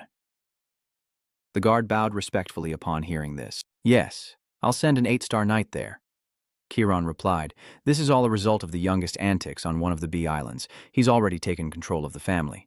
How insolent. Khan, hearing Ken call his name, quickly responded, Yes. Khan picked up his cloak from the chair and instructed, I'm going to the Black Sea. If Casimir sends a letter while I'm away, bring it to me. Remember that. Ken donned his leopard skin cloak, looking majestic. Khan responded. Meanwhile, at the training grounds, Jin was pushing himself to the limit. Sweat drenched his body, his breath heavy from the intense training, and Jin gripped his sword, wondering if every swing, even after 1,000, should feel like the first. He was still too weak, and the feeling of helplessness brought tears to his eyes. Remembering Luna's dying moments, Jin blames himself, knowing he would have died there if not for her sacrifice. He's regressed and has already reached 5 stars in both swordsmanship and magic. I'll soon reach 5 stars in dark arts, but thinking about what's to come, it's still not enough. I have to become stronger. My father gave me 5 years. Jin clenched his sword in frustration, drawing blood from his palm. He must become stronger than his siblings in that time. Jin steels himself and prepares to resume training. From below the arena, Casimir watches Jin's exhaustion and calls out, Please stop, young master. Hearing this, Jin turned to Casimir, who warned that at this rate, even the Black Can bloodline's natural stamina wouldn't save him. Anya, standing beside Casimir, was shocked at Jin's condition. Oh, heavens, Master Jin. Jin sheathed his sword, panting, as Enya and Casimir looked on. Anya took Jin's bloodied and scarred hand, her voice filled with worry. Your hands are all cut up. What should we do? You're bleeding so much? Casimir approaches Jin, saying, I understand. He couldn't wait any longer. Though no one his age could compare, his opponents would be formidable. But Jin's recklessness is the most toxic thing of all. It only makes you go against the path you've chosen. With a heavy heart, Enya used her mana to heal the wound on Jin's hand, as Jin gave a faint smile. It's embarrassing. Even knowing that, it's not easy to avoid. Casimir interrupts Jin, telling him there's nothing to be ashamed of now. No one can train as hard as you do in a day. You're amazing. The training floor is now covered in scratches from Jin's sword practice, mixed with a few streaks of blood as Casimir offers encouragement. But what if you changed your training to something that calms you down? Jin was skeptical of what Casimir said. Calm me down, you say, Casimir responds. That sparring match was against someone stronger than you. Jin felt enlightened by those words. Are you referring to yourself, Casimir? Casimir froze at Jine's words, as if understanding their meaning. What do you think? Though I've been rather pathetic in your eyes lately. He then draws his sword. A blue light emanates from the sword, engulfing Casimir, its power shaking the very ground. Seeing this, Enia cowered in fear as Casimir coldly stated, "But I am a sword demon." Jin was also caught off guard by this surge of power. Casimir sheathed his sword. "We'll fight when you're ready. For now, face Tani's strongest guardian." Suddenly, a voice echoes, "Oh, it's been a while since I've seen my husband's sword." Alicia, holding Julia, walked in as Casimir approached them, smiling, then turned to Jin.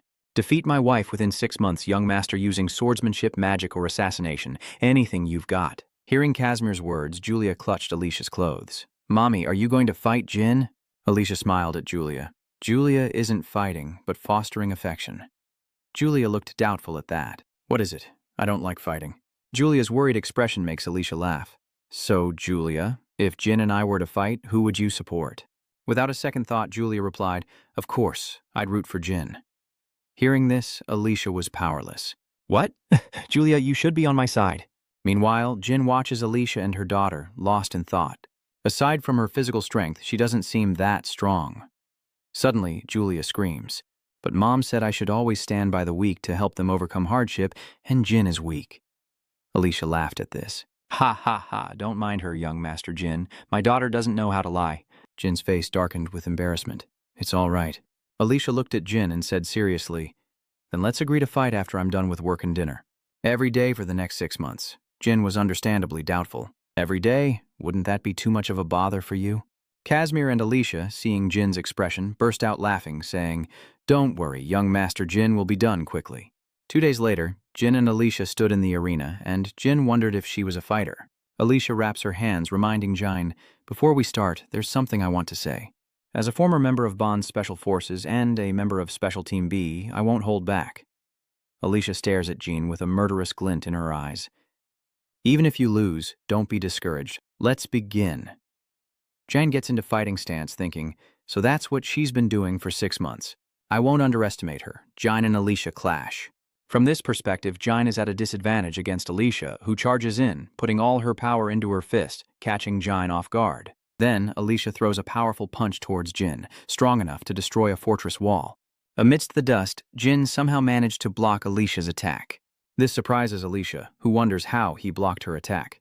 Jin activates all his gear, using light magic to surprise Alicia, the radiant light from his sword blinding her, forcing her to shield her eyes. Immediately, Jin takes his stance, activating his sword and lunging towards Alicia. Seeing this, Alicia quickly ducked, causing Jin's attack to miss, and then focused her power into her fist. Realizing he couldn't dodge the blow, Jin asked, "You'll call a doctor, right?" Alicia coldly replied, "Of course." With that, she punched Jin, sending him flying into the air. Cut to that evening at the Tan estate. "I was quite surprised, young master. I didn't think you'd be able to attack a second time on the first day." Alicia looked at Jin inquisitively, holding her teacup. "You didn't use much strength in your first attack. Were you trying to weaken the ground before our duel?" Hearing that, Jin felt a sense of unease, so she noticed. Alicia replied, "Very meticulous. I only noticed at the end. And what was that light during our fight?" "That's the first time I've seen magic like that." The light Alicia is referring to is the light that radiated from Jin's sword during their first match, blinding her. Jin replies, "It's an ancient magic called Flash Veil. Before we began, I coated my sword with it. Even so, it was useless. I guess tricks like that won't work." Alicia was about to enjoy her tea, but hearing Jin's words, she paused. A trick? What do you mean? Normally that's called a tactic, right?" Alicia sips her tea, reflecting on her first match with Jin, realizing his victories weren't luck, but the result of calculated predictions and seizing opportunities, a strategy she admires. But in a real match, I could clearly read his opponent's expressions. Jin hung his head, blaming himself. "This is the first time I've ever been completely defeated after using every strategy I could. Is it because she's from Bond's Special Operations Division?" Jane tells herself that in 6 months she will face Alicia again and defeat her. Jin and Alicia exchanged deadly glares, as if wanting to kill each other, a sight that filled Jane with excitement. This is going to be fun. Outside, Xmir watches Jin versus Alicia, scribbling something in his notebook. 1 month after May 22nd, 1795, in an unprotected area of the eastern continent known as the Black Sea, An earthworm monster approached Kirin, only to be struck down by Khan's 2 sword blows. Khan heavily plants his sword into the ground, panting. The chief is the knight who protects Khan. Hearing this, Ken knew why Khan had come and coldly raised his hand. Khan approached Ken, offering him the letter. This is a letter from Casimir, received 10 days ago. Ken took the letter from Khan, frowning as he tore open the envelope. The letter read as follows. To Kenru Kandon, from a humble knight, Casimir Anfrion. I regret that I cannot express my gratitude and emotion in person. It is currently nighttime in Tan. The stars in the inky sky shone brilliantly, as if singing to me of my own greatness. Ken, with the lowly swordsman Casimir Anfrion. Reading this, Kirin crumpled the letter in anger. I told him to report on the youngest. It seems he's quite the sensitive one. Ken's eyes could kill Casimir in an instant. Seeing this, Khan spoke up. I'll have him cut to the chase. Ken frowned at the letter in his hand. When will he inform me about my youngest? I wonder what the youngest is doing on that isolated island. I know Casimir's wife has been knocking him down lately. The first duel ended in 3 moves. The second bout lasted 5 moves. The 7th, 10. The 12th, 25. And in the 13th, he endured 10 moves. This letter recounts up to the 14th bout, and he's lost badly. As Ken spoke, he imagined the battles and blows Jin had endured. Khan found Chiron's expression a bit unsettling. Is he amused by Jin's defeat? Ken continued. Casimir's wife is from Bond's 2nd Special Task Force. Hearing this surprised Khan greatly. I don't think the young master can face that Special Task Force with just luck. Congratulations, Master, Khan said, but Ken paid him no mind. He continued. What's more, in the 14th match, it was written that he endured 12 moves and broke his own limits. Ken's voice suddenly deepened. If it were the eldest, I would have given him the family without regret. But alas, these words from the Kirin Patriarch himself shocked Khan. Chief, don't tell me you're talking about the successor. Ken didn't answer, but simply nodded, implying that what Khan was thinking was correct. Khan thought to himself that this was the first time he'd mentioned an heir in such personal terms. He'd observed many times, but never mentioned a specific person. Josua is only in that position because Luna withdrew. The chief never suggested him himself. Khan hesitated. It's still too difficult, Chief. Hearing this, Ken looked at Khan, puzzled. Khan continued. His progress is remarkable, but just because he's suitable now doesn't mean it should be set in stone. Not understanding Khan's words, Ken asks, Why do you say that? Khan replies, He isn't cold. Though he is kind, he is soft-hearted. Ken agreed. You're right. In that respect, he's different from a true Khan. When necessary, one must be able to abandon their family. Ken paused, then said, Yes, that is the nature of a true Dan Khan, I understand. Return. Hearing this, Khan drew his sword from the ground and stood at attention. Yes, chieftain. Suddenly, Ken spoke up, wondering why a letter sent 10 days ago was so late in arriving. Khan replied, Forgive me. I tried to be as fast as possible, but the number of monsters delayed me. Chiron said nothing, and coldly unleashed his move. I suppose that will do. Next time, be sure to arrive at least a day earlier. A path is cleared by Master Ken's strike. Khan replies, Yes, Master. Cut to Jin and Alicia's training. Jin, drenched in sweat and exhausted, sat on the ground, while Alicia, in contrast to him, was full of energy. She looks at Jin, today being the 9th day. You're doing great, Jin. I never thought you could push me this far. Jin wiped the sweat from his face and gave a weak smile. I need to push myself if I want to finish this in 6 months. Alicia packs up and turns to Jin. Let's have dessert upstairs then. I heard Lachi made ice cream. Jane stood up. I'm good. I have things to do. Hearing that, Alicia wondered, Are you doing that again today? Jin replied, Of course, I still have a long way to go. He then raised his sword, a surge of magical power enveloping it as Jin prepared to train. Alicia watches Jin, reflecting on their duels, noting his unusual progress, likely due to his constantly increasing aura and mana, made possible by the dark power linking them. Power gained by making a pact with a god. How wonderful. Well, no matter how amazing that power is, it only matters because of his perseverance. Jin happily walks up the stairs and leaves. A genius who works this hard can forget about their 6 wins. I think you might beat me tomorrow.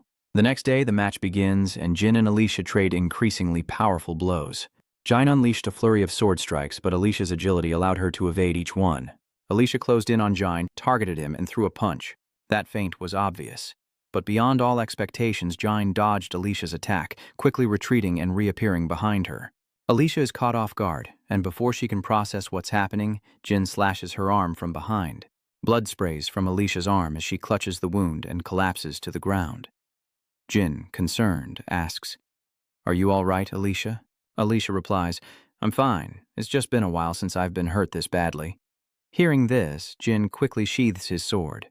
"Let me call Ania." Soon after, Ania arrived and used her spiritual power to heal Alicia's arm. Jin eyed Alicia suspiciously. She could have easily dodged that strike.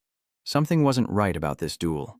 Meanwhile, Alicia examines her wound, realizing she was too careless, assuming he'd repeat his earlier move when her vision was obscured. Reflecting on the duel, she berates herself, realizing she's become far too complacent since leaving her post, clenching her fist so tightly it hinders her. Alicia looks at Jin, lamenting her loss before the time is up, but before she can finish, Jin interjects, "No, that's not true. I'd rather consider this match a practice run. I truly can't accept this victory." Hearing this, Alicia sighed, knowing he would say that. She looked up at Jin and apologized, saying she was careless and truly sorry for being so rude this time. But what's done is done. Jin remained silent at Alicia's words. Alicia continued, "If it were the Yan from 3 months ago, I wonder if I would have lost just the same due to carelessness." Elsia's arm wound was gradually healing. "You've become even stronger, haven't you, Jin?" Looking at Jin, she recalls the young master she met 3 months ago, burning with ambition, battle spirit, and extraordinary talent. Surely his aura and mana will reach 6 stars, and when that happens, I'll truly be defeated. December 1st, 1795, in a port city. Here, the ground is thick with snow, and Jin and Moran Khan are walking down the street. Jin eyed the cans in Murakan's hands, puzzled. "Murakan, why are you buying so much cold food in this weather?" Murakan retorted, annoyed, saying that cold food tastes best in cold weather and that Run Candle also wanted to eat it. Jin looks at Murakan and says, "Are you trying to give Julia stomachache?" But then Jin suddenly stops. Ahead, Casimir and Julia approach Jin, and Casimir greets him. And Julia, in an adorable dinosaur costume, waves to him, "Jin, Appa." Jin eyed Casimir suspiciously. "Casimir." Casimir asks if Jin has time to discuss business, and though Jin doesn't answer, his eyes convey his agreement. Casimir and Jin walked and talked. Bisco Iveliano, from the declining Iveliano family, which is suffering from a lack of talent, has only one promising candidate to become the next head of the family, the very person he requested information on. "Before we go any further, are you familiar with the Kinslow organization?" Jin asks. "When I was a cadet, I had a run-in with them during a mission." Meanwhile, Julia was atop Murakan, pulling his hair and screaming. "I want to go with Jin too," Murakan complained. "Sit still, kid." Ignoring Murakan and Julia behind them, Casimir continued, "Then it won't be long. Though I can't be certain, Bisco is likely a member of Kinslow." Suddenly, Julia grabbed Murakan's hair and yanked it up, causing him to scream in pain. "Ha!" Ignoring Murakan's screams, Casimir continued, "He visits the Kurano territory every week, and it's said that every time he visits, he goes to a workshop with the strange name of New Explosion, run by Bouva Gaston. From what I know, he's a member of Kinslow," Jin interjected. "So you're saying these two might have a closer relationship than just owner and customer," Casimir stated. And Jin realized something, thinking that was why he personally appeared at the Kinslow party. "I always thought they were just a simple armed organization, but if it's a place an 8th level warrior trusts and joins, it makes sense. Considering the misdeeds of those bastards in my past life, shouldn't the Conin and Bonjipo families have eliminated them immediately?" Julia and Murakan are still not stable at this point. Julia grabbed Murakan's hair and screamed, while Murakan could only scream helplessly in despair. Hey, stop it, kid. Jin's busy. Wait a minute. He's too busy arguing with Julia to pay attention to what's ahead." Before he could finish, Murakan slammed headfirst into a sharp chunk of ice. Enraged, he shatters the ice he's holding, startling Julia, and hurls a chunk at Casimir's head. Casimir, caught off guard, is bewildered, while Murakan blames Julia. "How dare you treat your father like that? You're such a bad baby." Jin coldly ignored him and called out to Casimir, "Hey, Casimir." Casimir replied, "What is it?" Jin asks if there's still no news about the Spider-Hand Ow. Casimir shakes his head. "That bastard Alu? He's got more secrets than I thought. Our Rainbow elites have scoured everything, but we can't find any trace of him before the survival game. It's as if someone intentionally erased all of this information." Jin's face darkens as he thinks to himself that he really shouldn't have let him live back then. Jin turned to Casimir and smiled. "Understood. You're certainly efficient," Kar replied. Well, the organization did all the work anyway. We'll definitely dig deeper into this Kinzilo lead for you, and if we find any information about Alu, I'll be sure to let you know right away. Jin looked at Casimir. Thank you so much. Casimir, I'm forever in your debt. Hearing this, Casimir chuckled. It's really nothing. But if you're truly grateful, please spend some time with Yuria for me. Murakhan looked to be in dire straits.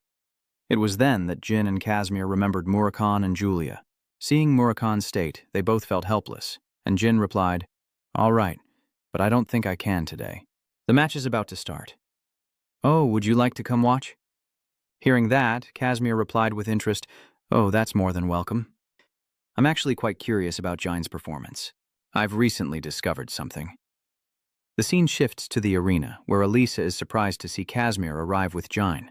What do you mean? Am I not allowed to be here? Why are you here? Casimir was confused by Elisa's words. Huh? Am I not allowed to be here? You're here because Jine invited you to watch? Elisa replied shyly. It's not that you're not allowed to be here. It's just that I don't want you to see me lose. Elisa's words shocked Casimir. What? Isn't that right, Jin? Today will probably be the last time anyway. I hope you'll remember me as a worthy opponent. Long after, Jin stood on the arena floor, coldly replying to Elisa, What do you mean a good opponent? I'll remember you as a teacher and a good friend. Casimir is stunned by Jine and Elisa's conversation, his jaw dropping in disbelief. What is he even saying? Has it only been 3 months? Has he already surpassed Elisa? Elisa prepares for battle, and Jine silently closes his eyes, gripping his sword tightly. Summoning the Phoenix. A large blue circle appears above Jine, enveloping him in a blue light as a massive blue phoenix emerges. This sight left Casimir, watching from below, in utter shock.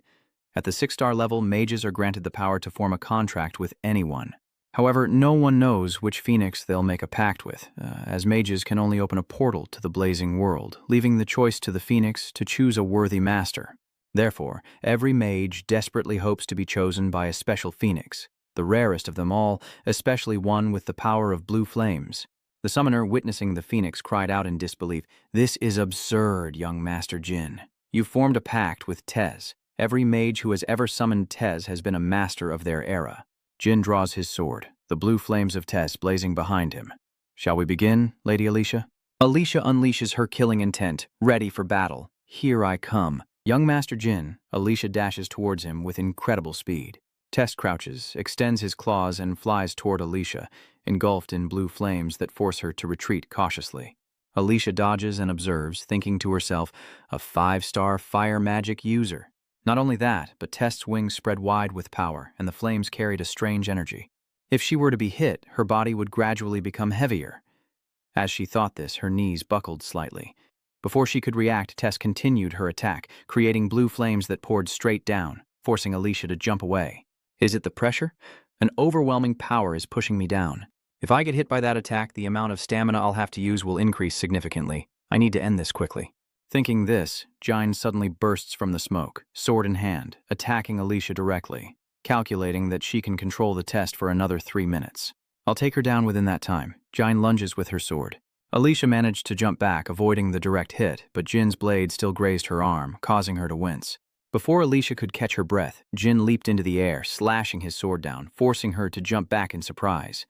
Gasping, Alicia wondered, a sword technique? No, that's wind magic.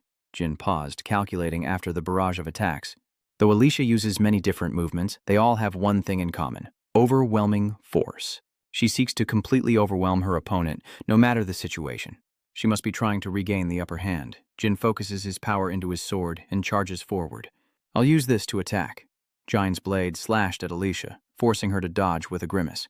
Before Alicia could react, Jine turned her head. Alicia gritted her teeth as 1, 2, then 3 lines were quickly drawn, forcing her to flatten herself to the ground to avoid them. Immediately after, Jine conjures a fireball, unleashing a massive surge of power. Alicia struggles to withstand the initial assault, sensing something approaching from behind. Sure enough, Tess's wings appeared, engulfed in blue flames. But before she could process it, Alicia had to face Jine, who was charging at her with a sword. Caught between 2 simultaneous attacks, Alicia hesitated. Should she dodge? No. If I do that, I'll have to keep defending against Jine's attacks. That won't do. Alicia smirks, as if deciding on something daring. She glares, unleashing her power as she shouts, So you're proving to me that you're a swordsman? Young Master Jin. Jin didn't stop, but swung his sword. Alicia blocks Jin's attack, her white bandages straining against the dark power emanating from his blade. Sword raised high, Alicia's eyes turned bloodshot, her other hand clenched into a fist. "I've finally caught you!" She grins triumphantly, confidently throwing a punch, but when Alicia looks again, the sword and its small blue flames have completely vanished. Alicia was stunned. "He's not here? Impossible, I was sure his weapon." The blue flame on the sword hilt seemed to flare brighter as Alicia sensed Jine behind her, her face paling as she thought about the pressure. Alicia turns, forcing a smile. Damn it. She attacks, but he's already behind her again. The blow lands squarely on Jin's face, sending him reeling, but unexpectedly, it's Alicia who spits out blood. Jin is thrown back, his mask shattered as Alicia calmly speaks. "I suppose I should acknowledge this match, shouldn't I? You've won." "Young Master Jin?" Alicia said before suddenly collapsing. Jin suddenly turned around, spotting a figure and calling out, "Ms. Ania, Lord Casimir, please summon Cohen." The scene shifts back to the mansion. Merkin shouted, "Microbe, what? Say that again." Yes, young Master Jin did indeed defeat Alicia in a match. I know it's surprising that he defeated Alicia from Department B's Special Operations Unit in just 3 months. Upon hearing this, Moroccan grabbed Microbe's shoulders and shouted, "No, that's not it!" "Din, what did you summon?" Microbe stammered as he was shaken. "Forgive me. Ah, so it's a phoenix." He summoned Test. Upon hearing that, Kwai Canel collapses in disbelief, muttering, "No." Meanwhile, Jine hears a scream. "No!" After hours of fighting, Alicia, muscles bulging, sat across from Jine and lamented, "I went too far, using an aura shield to win, only for it to be my downfall. Who knew I'd lose twice by being backstabbed?" "When did you come up with this strategy?" Jin calmly asked, chugging water and pouring it over his head to cool down. From the very first match, he arrogantly slicked back his wet hair, saying, "That sounds arrogant, doesn't it?" Alicia couldn't help but laugh at his humorous words and captivating demeanor. "Ha ha, if it's Master Jine, then that's definitely true." Beneath the dim moonlight, they spoke intimately, Jine showing his respect. "Thank you for everything you've done for me." Alicia blushed at the unexpected gratitude. "It was my pleasure. You can't imagine how proud I am of you. Do you understand?" As they chatted, a loud, irritated voice interrupted. "So, young master, what do you think about defeating someone from Special Task Force B before you turn 16? Murakan stood on the stair railing, his face clearly angry, with a white-haired girl gently following behind him. Dian turned toward the voice calling him, "Ah, it's Murakan." Before I could finish, Murkan cut me off, urging me to summon Test immediately. "Hurry." Quisel also showed clear shock and worry upon hearing that name. Magic manifested swiftly, and Test appeared as a massive, radiant blue peacock. It appeared with piercing cries and a bright blue light, and Quisel immediately knelt, bowing his head to the ground in reverence. "My subject seeks an audience with the Lord of Flames." Murakan, standing beside him, scratched his head awkwardly, clearly uncomfortable with Kakanto's over-the-top reaction. He avoided Tess's sharp, angry gaze, and still asked how it was doing. "It's been a long time, hasn't it?" No sooner had Murakan spoken than Tess lunged forward, pecking relentlessly at his forehead, unleashing all the pent-up frustration and anger he had been holding back. Murakan clutched his head in pain, crying out incessantly, "Hey, wait, easy! Hold on, what now? What's wrong? Ouch, I have the complete right to freedom of speech. No, I'm free. I'm sorry, I'm so sorry." After hearing the apology, the soul in the Test felt a little warmer. Why do I feel so refreshed? But Murakan's desperate cries didn't stop there. "I apologized, so say something back. I have to relay the message, so don't stop." All eyes were on Tess and Murakan, while Quicantel remained face down on the cold ground, trembling, likely fearing Tess would turn on her next. After being attacked by Tess with no help in sight, Murasan yells, "Kid, get this thing off me now." That hurts. Diane could only watch helplessly. Oh, okay. And just like that, the blue light and the test faded away. After being tested, Murakan clutches his swollen head and complains, "Why did you suddenly attack me?" Unsure, Jin wondered why Murakan had come to call. Still reeling from Test's attack, Murakan sighed. Of course you'd want to know why the great Murakan was bested by a bluebird." Then Murakan began to lead the story, explaining that wasn't Test's true form. Only in the Fire Realm can you witness his true form. The Fire World? Isn't that the world where the Noe Phoenixes live? I know there are other realms out there, but this is the first time I've heard the name Fire Realm. Of course, only gods and dragons use that term. That's just what we call it for simplicity's sake. Even the highest gods don't know its true name. So that place is beyond their control. That's right. That's why even the fire god Sinu can't use the fire of the fire zone. And if that wasn't enough, Omura reveals that some gods had previously left the fire zone, including dragons like Kontil and himself. Then some began to cause trouble, and Tess lost all patience. That was the day we witnessed Tess's true power. Murakan continued, glancing at the still fearful Quicontel, that Tess, in his rage, incinerated 5 gods and 7 dragons on the spot. Jin found it hard to believe, since Tess was his companion and connected to him. What? So, just how powerful is Tess? And what kind of person could possibly unleash his full strength? Murakan's sigh cuts through Jin's rising hopes. Alas, it's impossible. No matter how strong you are, you can't fully unleash his power. It doesn't matter what you are. No one can fully unleash the power of an entity from another dimension. Jin was perplexed, and Murakan explained that it was essentially a kind of balance. That's why gods can't do much when they come to this world, and why Tess will never be able to use her full power here. Murakan slowed his voice and turned to Jin, adding a final thought. Someone like you should have been burned alive. How could you get that dangerous old man into the fight right after being summoned? He yelled, getting right up in Jin's face. Do you know how shocked we were? Even with Murakan spitting and yelling, Jin remained perfectly calm. Murakan calmed down, ruffling Jin's hair. Well, if he was going to do that, he wouldn't have chosen you in the first place. He told me to tell you that he likes you a lot. Congrats, kid. Jin looked clueless, but he was deep in thought. He had a different view of the test and couldn't help but admire it. The test was greater than he thought. Sinu, the god of fire, is the ruler of fire throughout this world. So, naturally, all fire attacks are ineffective against Sinukiak's contractor and the Kadun guards. However, because he has test, Jin suddenly smiles as the Canon and Jippo families duel. He schemes, knowing that the blue flames will be a great asset. The year is 1796, a place shrouded in dark purple where a blue dragon lies sprawled on the cold stone. The white-haired man holding the letter assesses, "He's being tested for selection again? How interesting, but I have no interest in the Phoenix." Ken then read the letter, which contained a report about his son, Jin Conin. His swordsmanship has improved greatly, developing at an alarming rate. Still not believing in his son's abilities, he said, "Besides, Jane's swordsmanship is only this good. Even though I allow him to use magic and dark arts, he is still a Conin." Kieran closed his eyes in thought, clutching the letter in his hand.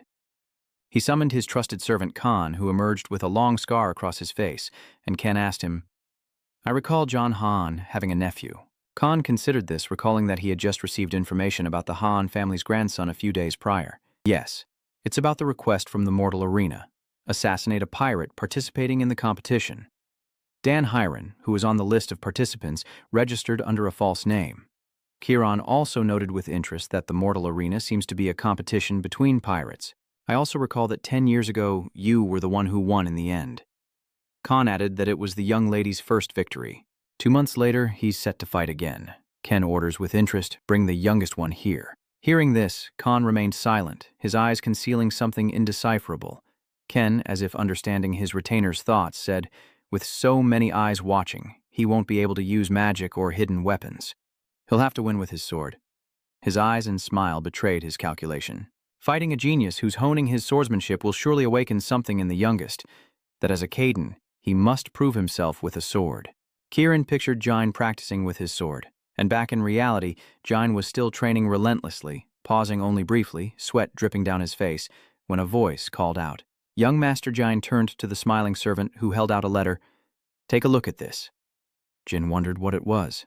"It's an application to join the Mortal Realm competition," the servant eagerly says. Jin, surprised, puts the towel on his shoulder and asks, "What?" "That's a pirate's playground." Before he could finish, a voice even more excited than the invitee chimed in. "This was prepared just for you.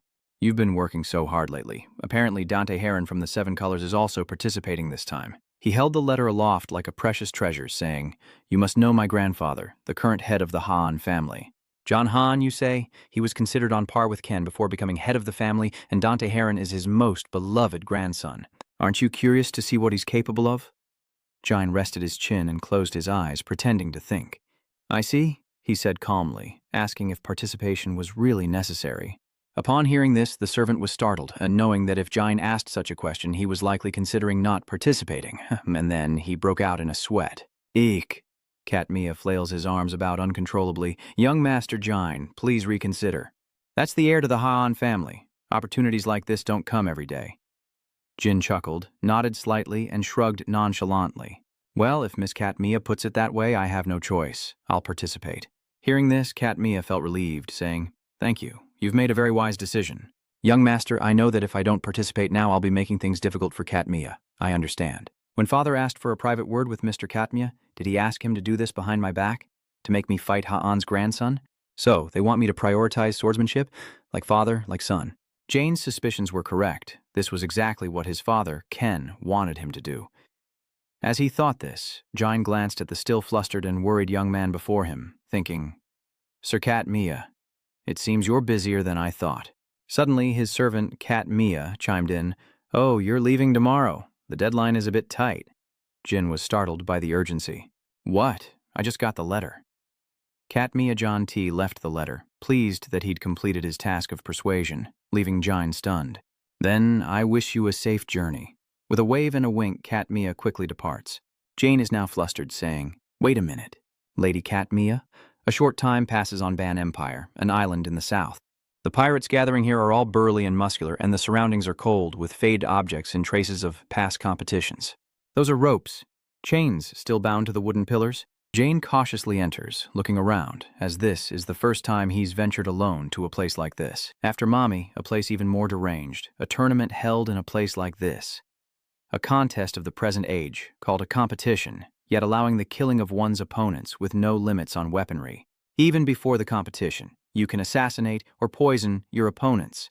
Looking at the participants, Jain continues his assessment. The grandson of the Han family, the shapeshifter, is participating in a competition in a place like this? Is the head of that house crazy? Well, whatever the reason. This is going to be quite an experience. Jain's thoughts echoed those of a young man in a blue cloak with snow-white hair. He removes his hat with excitement, noting the familiar pungent smell. But he just smiles, looking eager and excited. All right, let's have some fun. Inside a dimly lit room filled with tension, a bald, heavily bearded man, seemingly drunk, squinted at the man before him and grunted in annoyance. Who are you? Jin heard him ask and replied, I'm here to enter the competition. The bald man in the purple robe waved dismissively, shooing him away. Registration is closed. Get lost. If you die in some back alley on the way out, all the better. But Jin calmly replied, I'm certain registration is open until sunset. The bald man, stung by the truth, feigned indifference, scratching his ear. I'm not in the mood to process your application. Are you being deliberately obtuse? I'm busy, so stop bothering me and get lost. Jin realized the bald man was judging him by his appearance, and with a hand on his sword, he smirked, ready to teach him a lesson about looking down on others. Sensing something amiss, the bald man wore a puzzled expression. Huh? What do you think you're doing? Jin clutched 2 gold coins, then launched them with a punch that disfigured the bald man's face. Then he crashed to the ground, and the bald man groaned as he crawled to his feet. The 2 gold coins hit him squarely in the back as Yin stood tall, his tone calm. Is that enough? Put my name down. The bald man grinds his shiny gold teeth. Heh, I thought there'd be another comeback. Unexpectedly, he suddenly sat up, excited. You've got guts, kid. I like you. Then he put pen to paper with a flourish. All right, I'm signing you up. The bald man then held the paper in front of Jain, saying, You'll be in bracket 13. Take this, and the people inside will guide you through the rest. He donned a purple pirate hat, his purple eyes and gleaming gold teeth sparkling with romance and love. I welcome you to the competition. His information appears, owner of the Southern Island Pirate King CMEOS, this arrogant little punk. Jin Gray, board number 13. He looks confident. Pick someone decent, or if there's no one else, I don't care if you throw him to the sharks. The pirate read the profile as he walked, looking at Jain with disdain. Good grief, there are kids everywhere this year. That one's eyeing Jain, and there's another, but he's the one who dared to hit the captain. It's a shame you two aren't in the same bracket. I'd love to see you tear each other apart. The subordinate babbled as he led the way, while they passed a room where a bald, scarred man sat grimly in the corner. Well, good luck to you both. You might meet in the finals, but you'll need a lot of luck to get there. The pirate talked nonstop, but Jain ignored him, quickly ending the tour. All right, let's focus on board 13. I'll see you again if you manage to stay alive. Jin surveyed the people in the hallway. What about my room? Jin asked, and the guide sneered. How should I know? Jin thought to himself, speechless. So there weren't enough rooms for all the applicants from the start? Each room has 2 to 3 people. Dian watched the 2 men beating a weakling. Did they want the candidates fighting each other in these cramped rooms? This feels more like a survival game than a test of strength. Suddenly, a buzz-cut thug turns his head, questioning. He noticed Jine standing by, assessing the situation. "And who are you?" He's annoyed. "Hey, can't you see there are already 3 people here? Get lost." Jan interrupts him, raising his sword. "I'll count to 3. A blue aura of killing intent surrounds him. Before they can react, Jine begins to count. 1. Get out of my sight by the time I reach 3. The buzzcut man trembled in disbelief. "What is this?" Wait, Jin adjusts his gloves, but the guy is still persistent. That little bastard. The thug's face contorted in terror, his pupils shrinking, jaw dropping as dust filled the air. Jine had sent him flying into the wall. The 2 burly men simply watched without reacting, while others came to see what the commotion was about. The unfortunate man was sent flying into the wall, still gaping, eyes vacant. Moments later, 2 large holes appeared in the wall, and 2 men slumped against it in agony. With a cold face, Jin stepped outside, grasping his sword. Jane stood in the doorway, raising his gleaming sword, and asked those outside, "Anyone else want to stay?" The hooded figures laughed at Jane's words before charging towards him to their deaths, but he only smirked. Swords flash, tearing through flesh as Jin, eyes blazing, cuts down his foes, leaving a masked man to watch in disbelief. Jin wields his bloodied sword with a cold expression, continuing his assault even in this lawless place. He stood facing the men who were eyeing him hungrily, assessing that they weren't even worth comparing to the demonic beasts. So, Jin smirked, "It looks like I'm going to lose some sleep."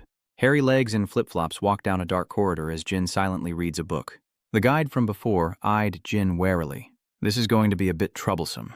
"Kid," he surveys the bodies strewn across the ground. "Are you planning to kill everyone before the match even starts?" Jin closed his book, smiling slightly. Think of this as a small appetizer before today's main course." The man was excited. "Ha! I thought you were just an arrogant kid." He looked at Jin in admiration. The captain was right.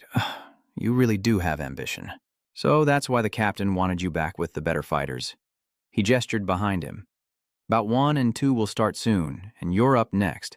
So if you want, you can go watch those guys fight. Follow me, I'll personally escort you." The man led Jine to a ring-like area, rambling on.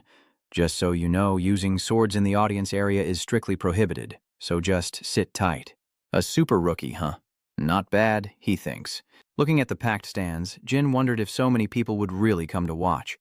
He doubted anyone would recognize him, but he should still be careful to disguise himself. Suddenly, Jin overheard some chatter. "Hey, have you heard the rumor?" "What? The one where over half of board 13 was taken down? Damn it, I bet on one of them. Who the hell did that?"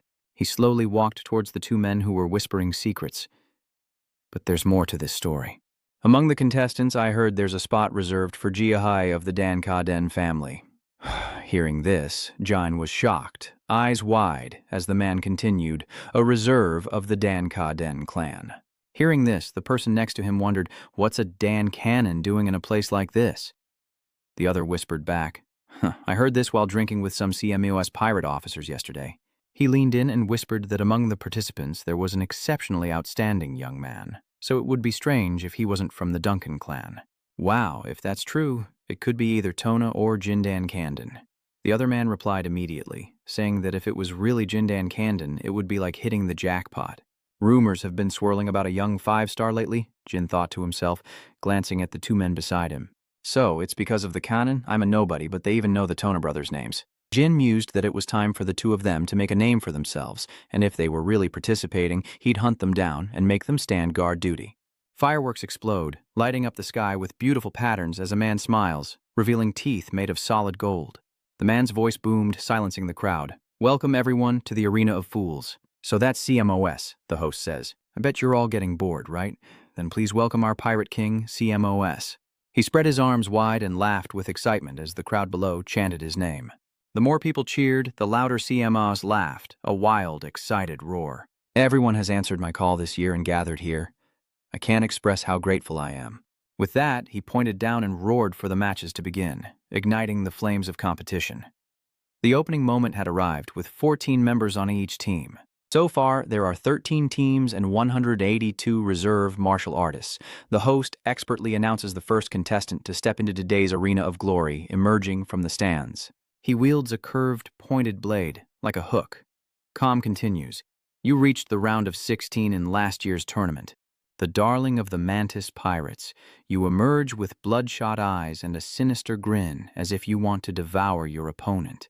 He then points to Danta, his opponent. Hiron coldly announces, a first-time participant this year. What lies hidden beneath that youthful exterior? Let us welcome the teenage swordsman, Bao Meek, the alias of Danta Han. Those beside Jine stared wide-eyed at the arena, as did John himself. The crowd buzzed, aware that the number of young participants had skyrocketed this year, but this was too much. They were crazy to let such a small child participate. Jin was shocked. Wait, a kid? Thinking back, Jin overheard the pirate talking about someone else besides him, a small fry who blew away the captain. Looking down at the arena, he really was small compared to the pirate before him, and Kamos announced the start of the match. Mantis raises his blade to his mouth, licking it as if eager to kill Bao Meek, who calmly draws his sword from behind his back. It begins.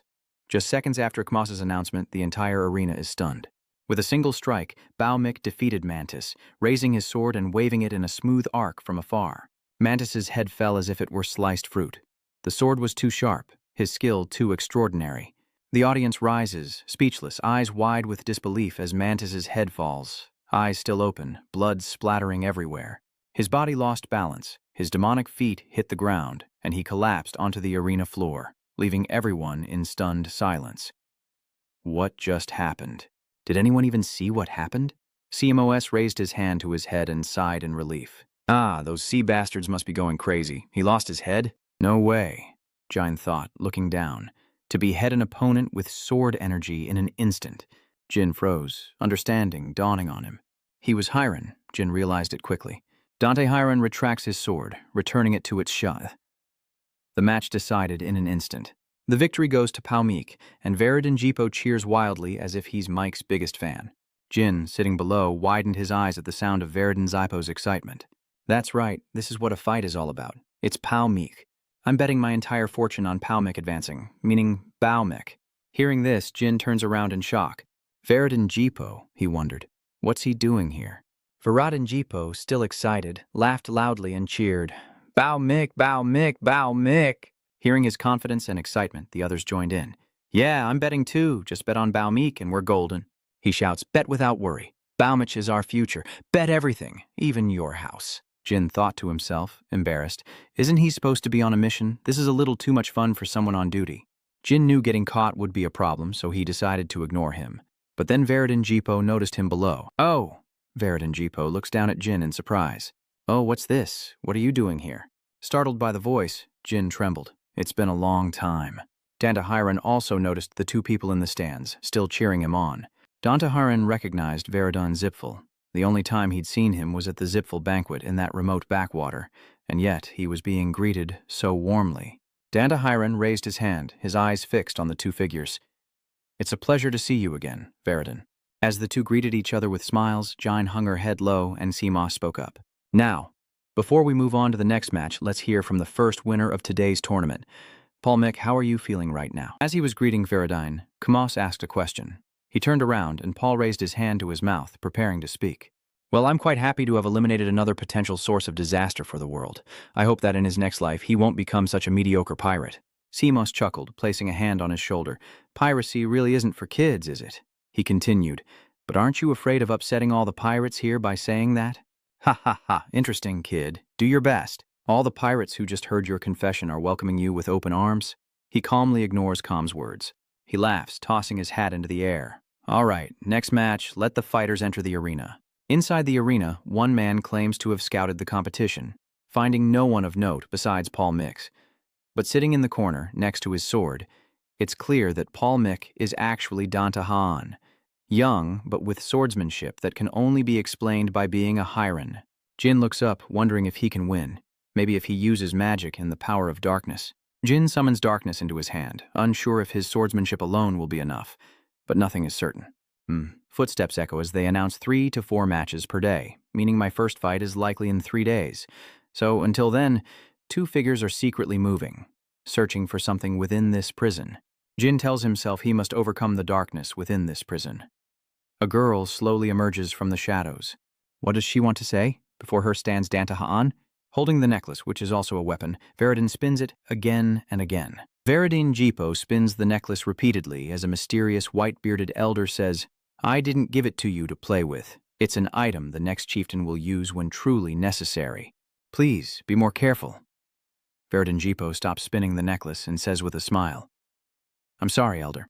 I feel more relieved having it. Is that why you called me here? The white-bearded elder raised his hand to his head and sighed. On an island north of the Bill archipelago, there's a martial arts tournament held every year. Perhaps you've heard of the Sea Moss Arena. Veridin Jipo's eyes widened at the mention, and he leaned forward, mouth agape. The boy waves his hands dismissively. Where? First time I've heard of it. Geez, a martial arts tournament held by pirates. How would I know about that? Ha ha, never heard of it. I certainly know nothing about it. The old man pondered, wondering where he disappeared to every year. Whitebeard then added, Dante Hiron, last year's debutante and future head of the Hiron family, is participating this time. The white-bearded man spoke. Go there and have a look around. If you get the chance, see with your own eyes the level of person you will one day surpass. Veridin Jipo looked up at the sky and said, So I came all this way when I heard that, and it's great that I'm making extra money. But why haven't there been any interesting matches these last 2 days? It's great to see the knitting skills, but that's about it. The two soldiers following behind whispered. Wasn't he looking forward to this? This year's so boring. Veridin Jipo lamented, Where have all the strong ones gone? Suddenly, he looked up at the tournament bracket, intrigued by the name Jine Jin Gray. Wait, is that really Jine? So he didn't just come to watch, he's thinking about a match between Danta and Jine. Here it comes. This is where it gets interesting. Jine sighs, planting his sword firmly into the ground. The number of survivors is 147. The dead are 35, with only 5 combat deaths. Jin looks up, realizing that fighters from other brackets will soon arrive, and he can't let his guard down. Who knows if I'll be stabbed in my sleep? Footsteps approach in the distance. I've trained to go without sleep since my cadet days, but 3 days straight is a first. Jane was surprised to see who stood before him as Jin approached without concealing his presence. Jin grabs his sword. They seem confident in their skills. Jin is stunned by the person at the door. Wait! Dan Hiron mumbled. It's a bit rude to say this upon our first meeting, but can we talk? Is Jin surprised? Dante Heron says, Please, let me sleep. If you agree, I'll stand guard for you tomorrow while you sleep. Jin looked up and said, Hey, what was that all of a sudden? Where did you come from? Dan Hiron replied, I've been watching you since yesterday, and I can see that you're a true martial artist, so please, let me sleep. And with that, Han fell forward, looking dazed, and fell asleep right in front of Jin, leaving him speechless. Jin looks at him, realizing he has no chance to refuse. Does Han ever train or sleep? Jin suddenly looked down at Hyrian and noticed the strong smell of blood. He must have been bothered by many people. Jin then stuck his sword into the ground, ignoring the group of people searching outside the iron bars as their leader looked inside. Wait, I'll signal. Jine then makes a surprise appearance before the group radiating a hostile aura. The leader was shocked, eyes wide with disbelief. One strike, and he was utterly defeated. Jin coldly replies, Haven't you heard the rumors? Anyone who enters this room dies. One of the group raises his hand and says, Wait, I know you, Jin Gray. You're the one who killed the entire group of 13. Calm down and listen. We're not here for you. But right behind him, someone was aiming a crossbow at Jin, ready to fire, saying, Hand over Pao Mick, who just went in. The arrow hurtles towards Jin, who seizes the opportunity and snatches it from the air. Jin coldly says, Poison? Ah, poison. The pirates are stunned by this display, risking it all for one child. I don't care who's behind this. Jane looks displeased. But can you all take responsibility? Suddenly, Hirandan wakes up and Ha'an stares blankly ahead. Before him stood Jine, watching over the sleeping Ha'an, and he breathed a sigh of relief. Jin speaks up. They said they were under Haitang's command. One-eyed doe, Jin added. Those were the last words he uttered before dying. They planned to make some money by kidnapping a Rankin, and Ha'an said with a smile, You protected me. A stranger. Thank you so much, Han said, covering his mouth. But heavens a Dankin, I'm surprised. How could I make such a basic mistake? Han wondered. Where am I? I should explain since I owe you one. I'm a noble, and a target. Though not a dark elf, Han continued. Think of me as a noble from Burmont. I'm sorry, I can't go into more detail than that. Han is pleased. Thank you for understanding. I owe you my life. How can I ever repay you? An eye for an eye, a life for a life. Jin was intrigued. Hyan smiles. From this moment on, no matter what danger you face, I will protect you with my life, no matter the cost. Looking at Jin, Han continued, I swear on my honor. Jin knew at ease. All right, do what you want, I'm going to sleep. So, please Jin, wake me up before the Group 13 match starts. Yet Jin fell asleep immediately, secure in the knowledge that protecting him wasn't part of the oath. Looking at Jin, Han thought that he seemed cold, but he protected me, a complete stranger. Dan Hiron smiles, happy to have found a good friend. The curly-haired thug, eyes wide with rage, screams as he slashes. Wow. Dan calmly draws the sword from his waist. He swiftly slashed, then coolly retreated, as blood sprayed from the curly-haired man's side, and he collapsed, eyes blank. Behind Danta, still standing calmly, the host shouts that the winner is Pao Meek. He praises him endlessly, saying he has once again finished off his opponent with a single blow, as he glances around and sheathes his sword. The stands erupt with cheers. Bao Mick, Bao Mick, Bao Mick, Bao Mick. Elsewhere, a sword falls, blood dripping from its tip. The announcer declares Jen the victor as he sheathes his sword, his opponent defeated on the ground. The commentator praises Jin Gray, a young man of immense power. Back in the stands, he turned to see the crowd chanting his name. Jin. Danta watched him from the stands, arms crossed, a smile on his face. This Jane Gray is pretty strong, not gonna lie. Some say he might even be stronger than Pao Meek. Blindfolded, he replies, he's nothing compared to the Can Clan's prodigy. Dan's face darkens as he denies it internally. I'm not a Caden. Inside the arena, the fighters hear the cheers and look out. Zin, the long-haired one, crossed his arms mockingly. So these two kids are the finalists this year? The man in the red scarf, squatting on the ground, gritted his teeth. Suck, this year is ruined because of those snot-nosed kids. Someone approaches from behind. Are you just going to sit here and take it? The two turn simultaneously to face him, their eyes wide with shock as they see the two swords on his back. They look decent, but they're just two kids. Before the winning group's match starts, if I call for backup and we catch them off guard, before he could finish, the hooded figure cut him off. The crowd turned to him as he warned, "You can't beat them."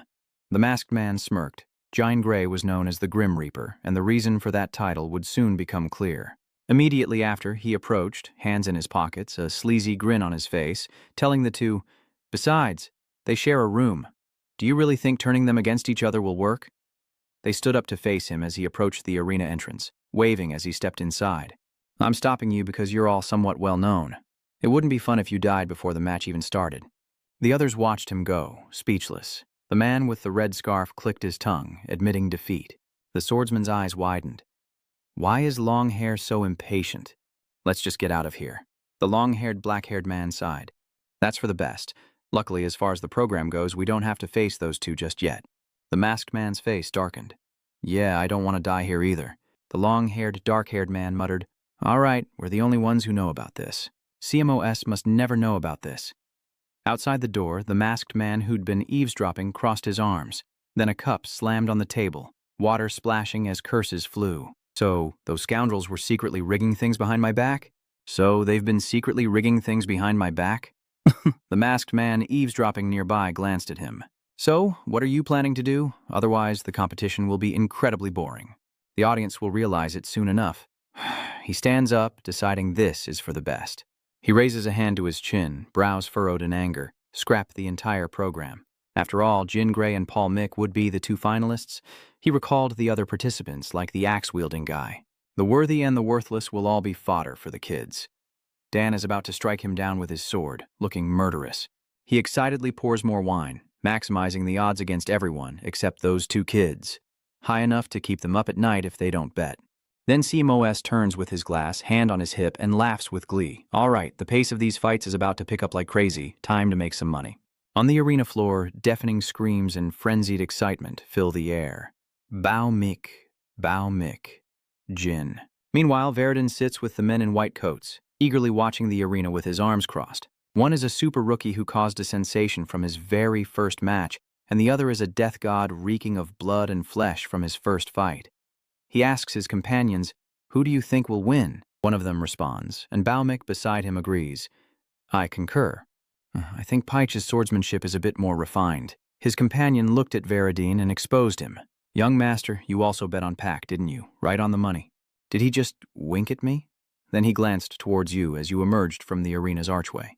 I bet on Jin Gray 100,000 gold. His close associates were shocked. What? One of them looked at Veridin, puzzled as he explained, Master, the odds on Jin Gray are 3-1. Even if Jin Gray wins, do those pirates really have enough money to pay us? But he just watches and smiles with interest. Well, Cosmos is a notorious pirate. He owns a few islands, and if he sells them... Below, CM appeared, stretching out his hands and shouting excitedly, "I've kept you waiting long enough. Ladies and gentlemen, I am Cosmos, the Pirate King." Immediately, the crowd began throwing things at him, cursing all the while. "Who cares? Hurry up and start the match. Get the mic out here." The nobles below weren't about to be outdone, and they started shouting as well. "Jin Gray, the Grim Reaper of Group 13, where are you?" The others began to pelt the stage with debris. Koma was so angry he could only curse inwardly. Those damn nobles. Just wait 5 years. I'll double the entrance fee and teach them a lesson. Next, CM cleared his throat. Ahem. Let's skip the long, drawn-out introduction and bring them out. He raised his fist high and shouted. The crowd followed suit, chanting Baomik's name as he and his opponent emerged from the gates to the roar of the audience. Baomik Dan stood to one side, still adjusting his black gloves as the shouts continued. Baomik, Baomik. CM's name is chanted, and his opponent is the Grim Reaper of the Nameless 13 Swordsman. Hearing the call, he steps forward. Jin Gray. His hand rested on the hilt of his sword, his face calm. The sound of Veridin echoed. "I believe in you, Jin Gray.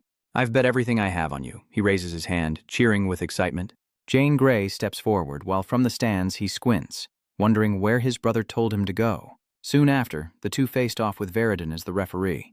And now, without further ado, he leaps back with the command, and the duel begins as both grip their sword hilts, awaiting the signal. He stopped in his tracks, and they circled each other, weapons in hand, warily assessing their opponent. Then they slowly backed away, still on guard, Danta's eyes coldly glancing at him.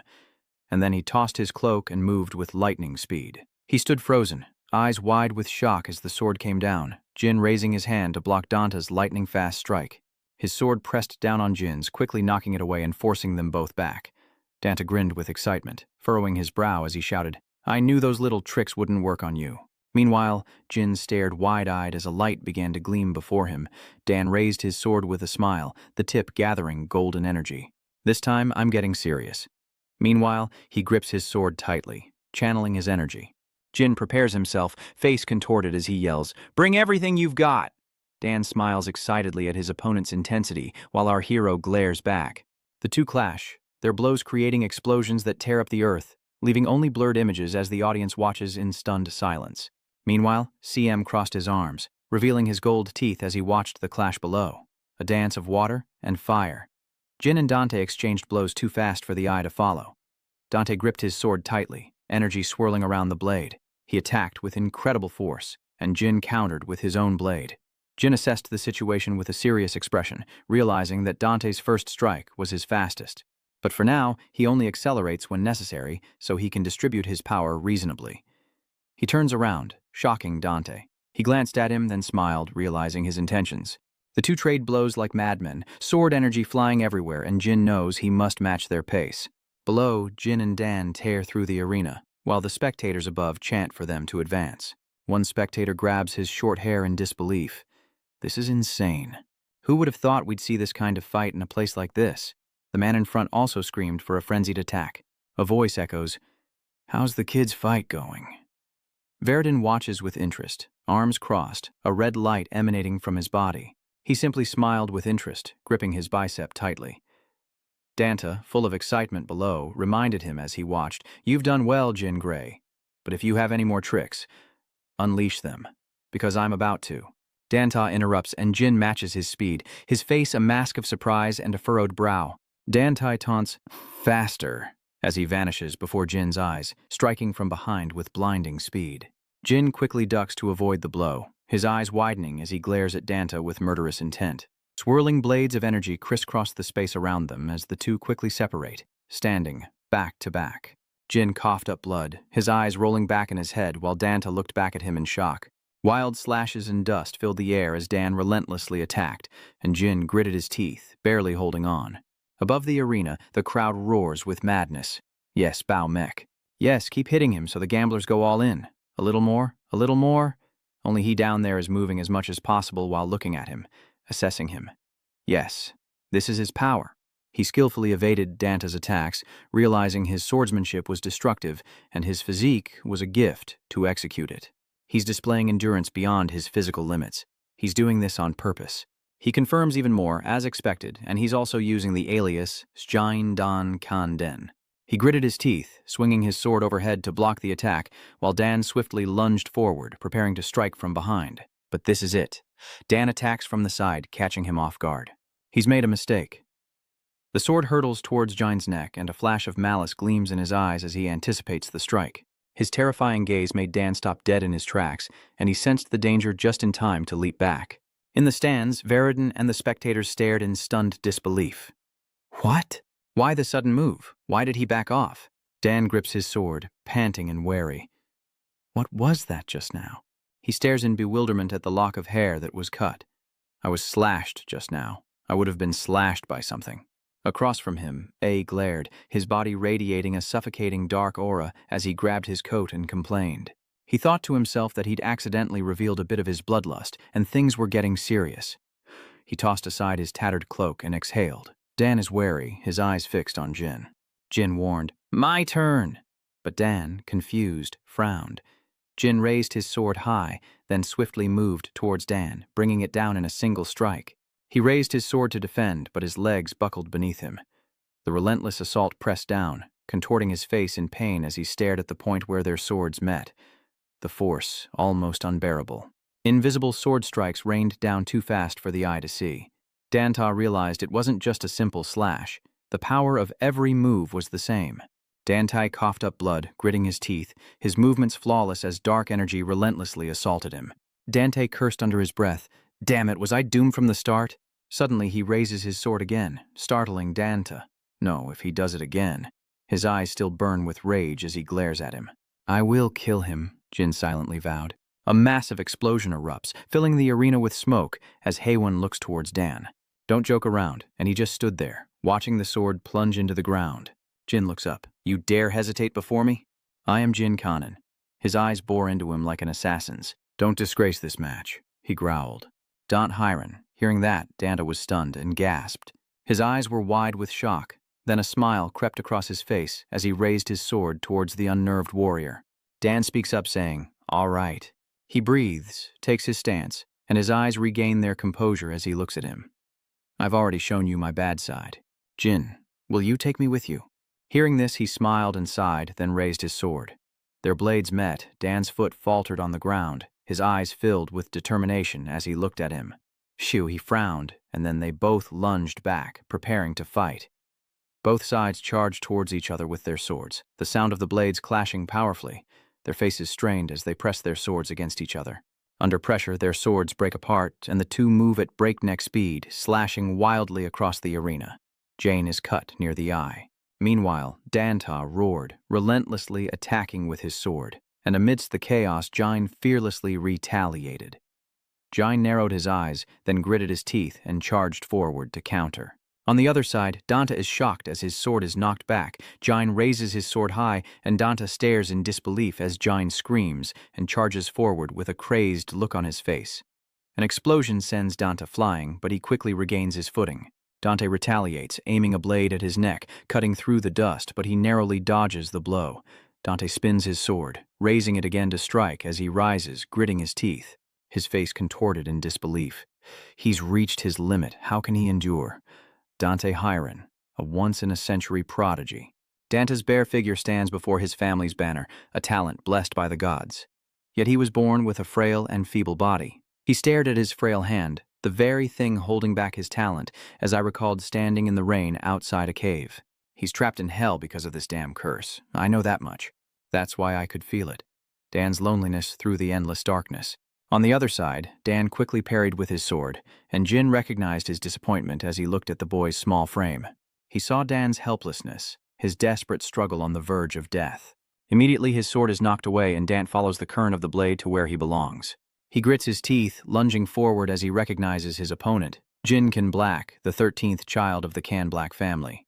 Their swords clash once more, and Danta realizes he was born with a silver spoon, healthy, talented, everything. His sword trembled, but all I sensed was despair. His deep eyes so close to the blade made Danta question everything. Why are you so pathetic and desperate? Your eyes are filled with despair. Your face is dark, he mutters to himself. Is it rage? Because you're the youngest, because you're not in the line of succession. Dana's denial released a surge of energy. No, not those stupid reasons. I can't see anything anymore. I just want to be the strongest. Jin swings his sword with murderous intent, wondering how much longer he must endure before reaching his rightful place, and he slashes down without hesitation. Dan also grits his teeth and charges forward. He doesn't remember anymore. The two forces of blue and gold collide. Danta repeatedly questioned himself. How many times had he been disappointed? How many times had he been discouraged? Jin knocked Danta backward. He monologues, desperately gripping his sword again, wondering how many times he's risen. The two clash blades once more, but he no longer remembers any of it. Dante's eyes suddenly fluttered, and he coughed up blood, stunning Jin and halting the fight. Huh, what are you wondering? That look, a mix of worry and surprise. Dante's body. The other side of Dan's body was cracking and breaking with sickening snaps.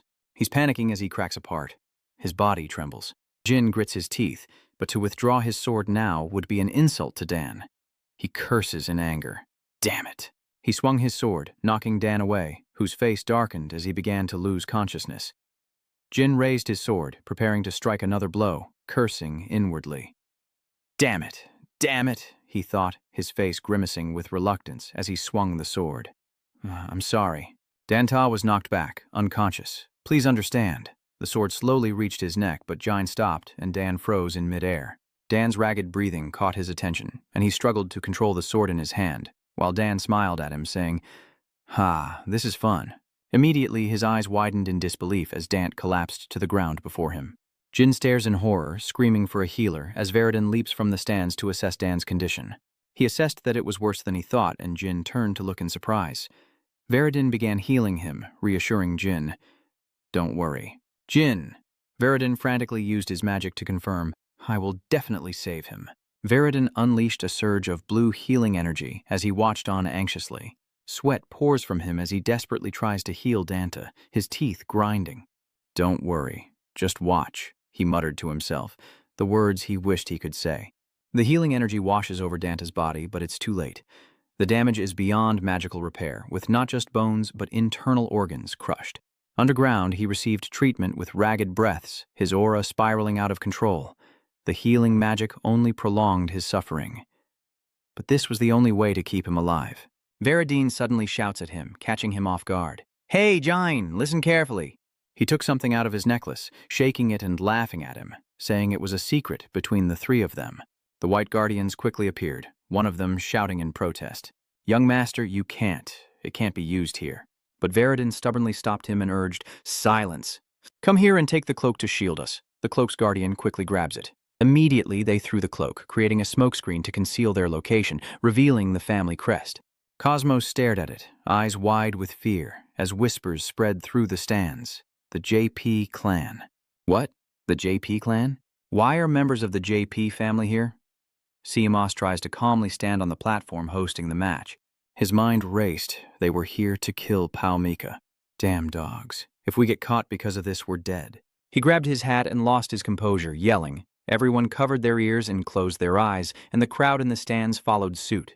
Seeing this, Veridin rolled his eyes, bared his teeth in praise, and gripped the necklace around his neck.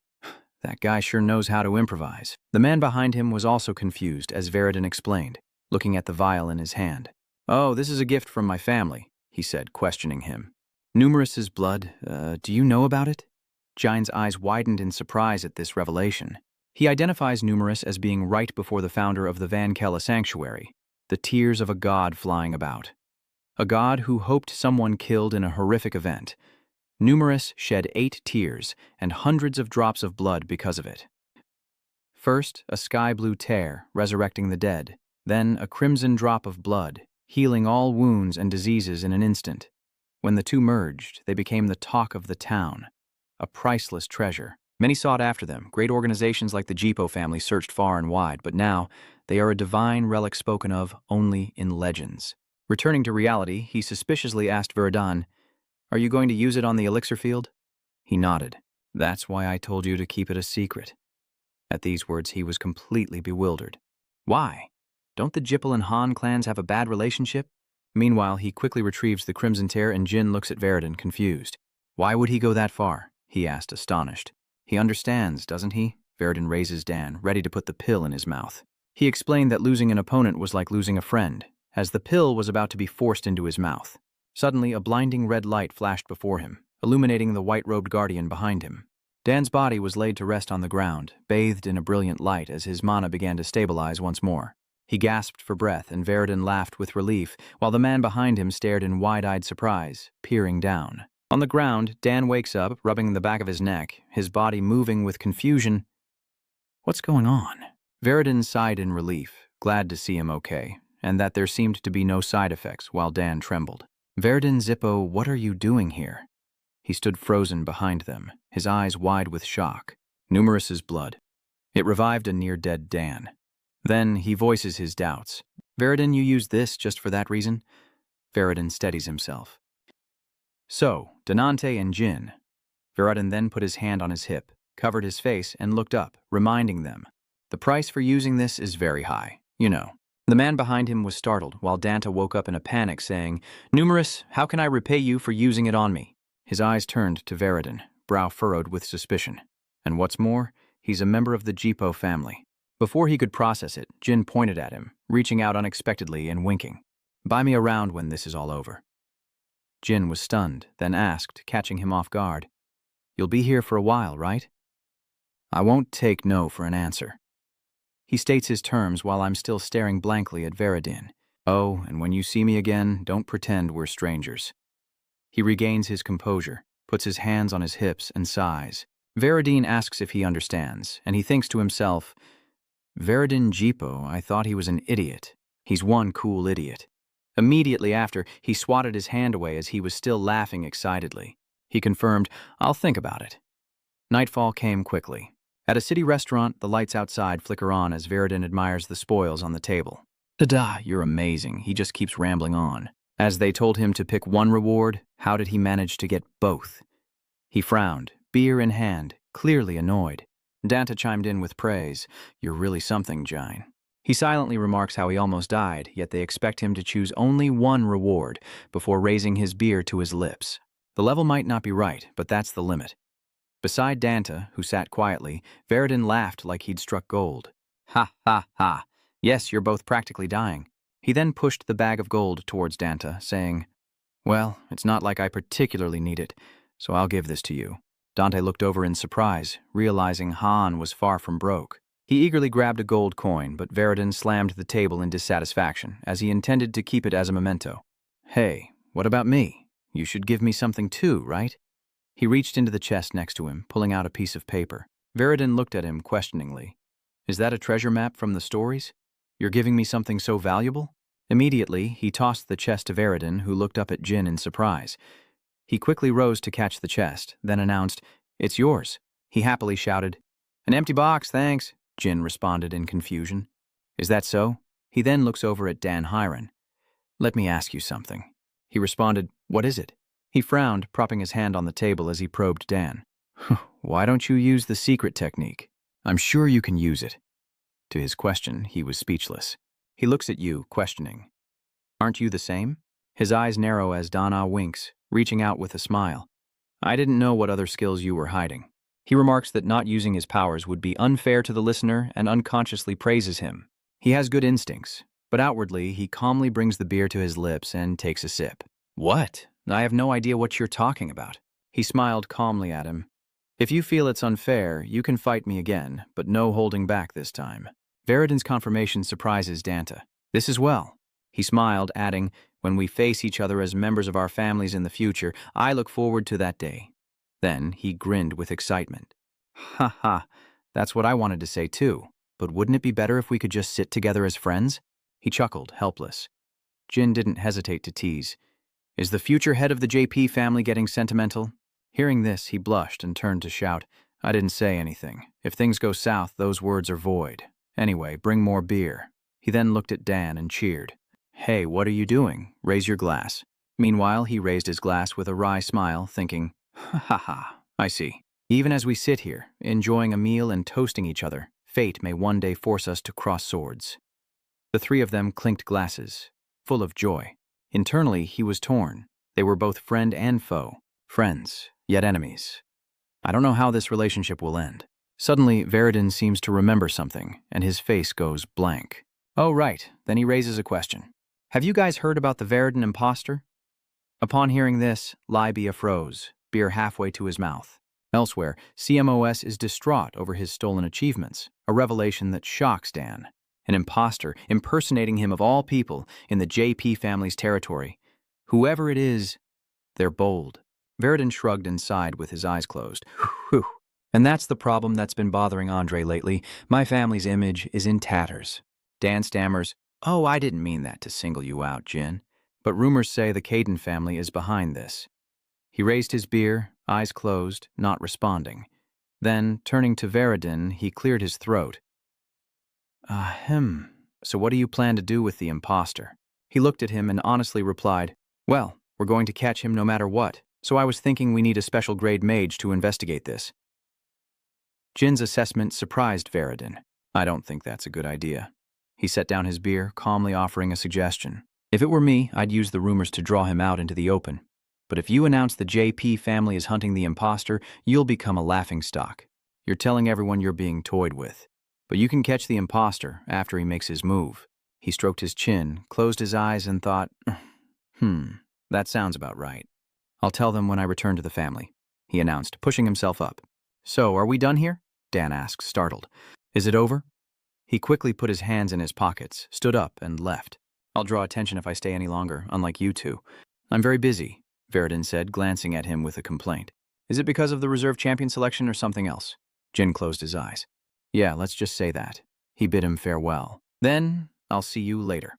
Suddenly, Veridin called after him. "Friend," causing Jin to stop in his tracks, his lips pursed as they silently watched him, and then all three burst out laughing. He chuckled as he walked away. Dream on. Elsewhere, a letter to Casimia reads, "You send Casimia, you receive Kieran Candon. Report, Jin Conin defeated Dante Heron and won in the CMOS arena. Jin Conin has reached a 6-star swordsman," it reads, prompting a complaint. He sends this after I asked for a summary. Khan's hands tremble as he clutches the paper, furious at being treated like a fool, while Khan, noticing something amiss, stammers behind him. "Chief, has something happened to the young master?" He denies that anything is amiss. It says Jin defeated the Han family's young master and achieved the rank of 6 stars. Khan listened with a serious expression. Kenvan crushed the letter in his palm, a smile playing on his lips. "Looks like he's been busy." He incinerated the letter and ordered Casimia, "I want to speak with him soon." With killing intent rising, Ken spat out each word. "I'm dying to meet this friend." Behind him, Khan sighed. "Yes, I understand." On the other end, Chasm's face darkened, and he felt a chill run down his spine.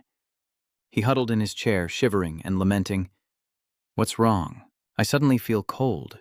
You look confused too, sitting in front of the fireplace and still feeling cold." "Are you ill?" CME responded. "I don't know. Should I add more wood?" "Ah, sorry, I interrupted you." Then looking at him, he asks, "Could you show me the map?" He rummages behind him. "It's vague, but I wonder what secrets it holds." Jin places the map on the table. Kazma looked at it, equally puzzled. This is the first time I've seen a map like this." He stroked his chin, his face furrowed as he stared intently at the map in his hand, unable to make heads or tails of it. Yuria gasped in bewilderment. "What is it?" Her eyes sparkled with excitement, while Murikan lay listlessly on her head. "Ooh, a treasure map. Yuria wants to see it too. Let's go find treasure." Suddenly, a dark blue light flashed in her eyes. "Huh?" Chasm looked over as well. "Huh? What is it, dear?" Yuria, but she remained silent. Immediately, she pointed to the map, confirming that something important was here. And here. What could it be? What precious thing are they protecting? Her voice trails off. Murakan looked down at her, bewildered, as she sobbed in horror and pain, her face stained with tears. Chasm's expression froze in fear. Yuria collapses to the ground, clutching her head while her father leaps up in alarm. Muraka jumps off her head as she loses control, screaming in despair. No, Muraka quickly transforms.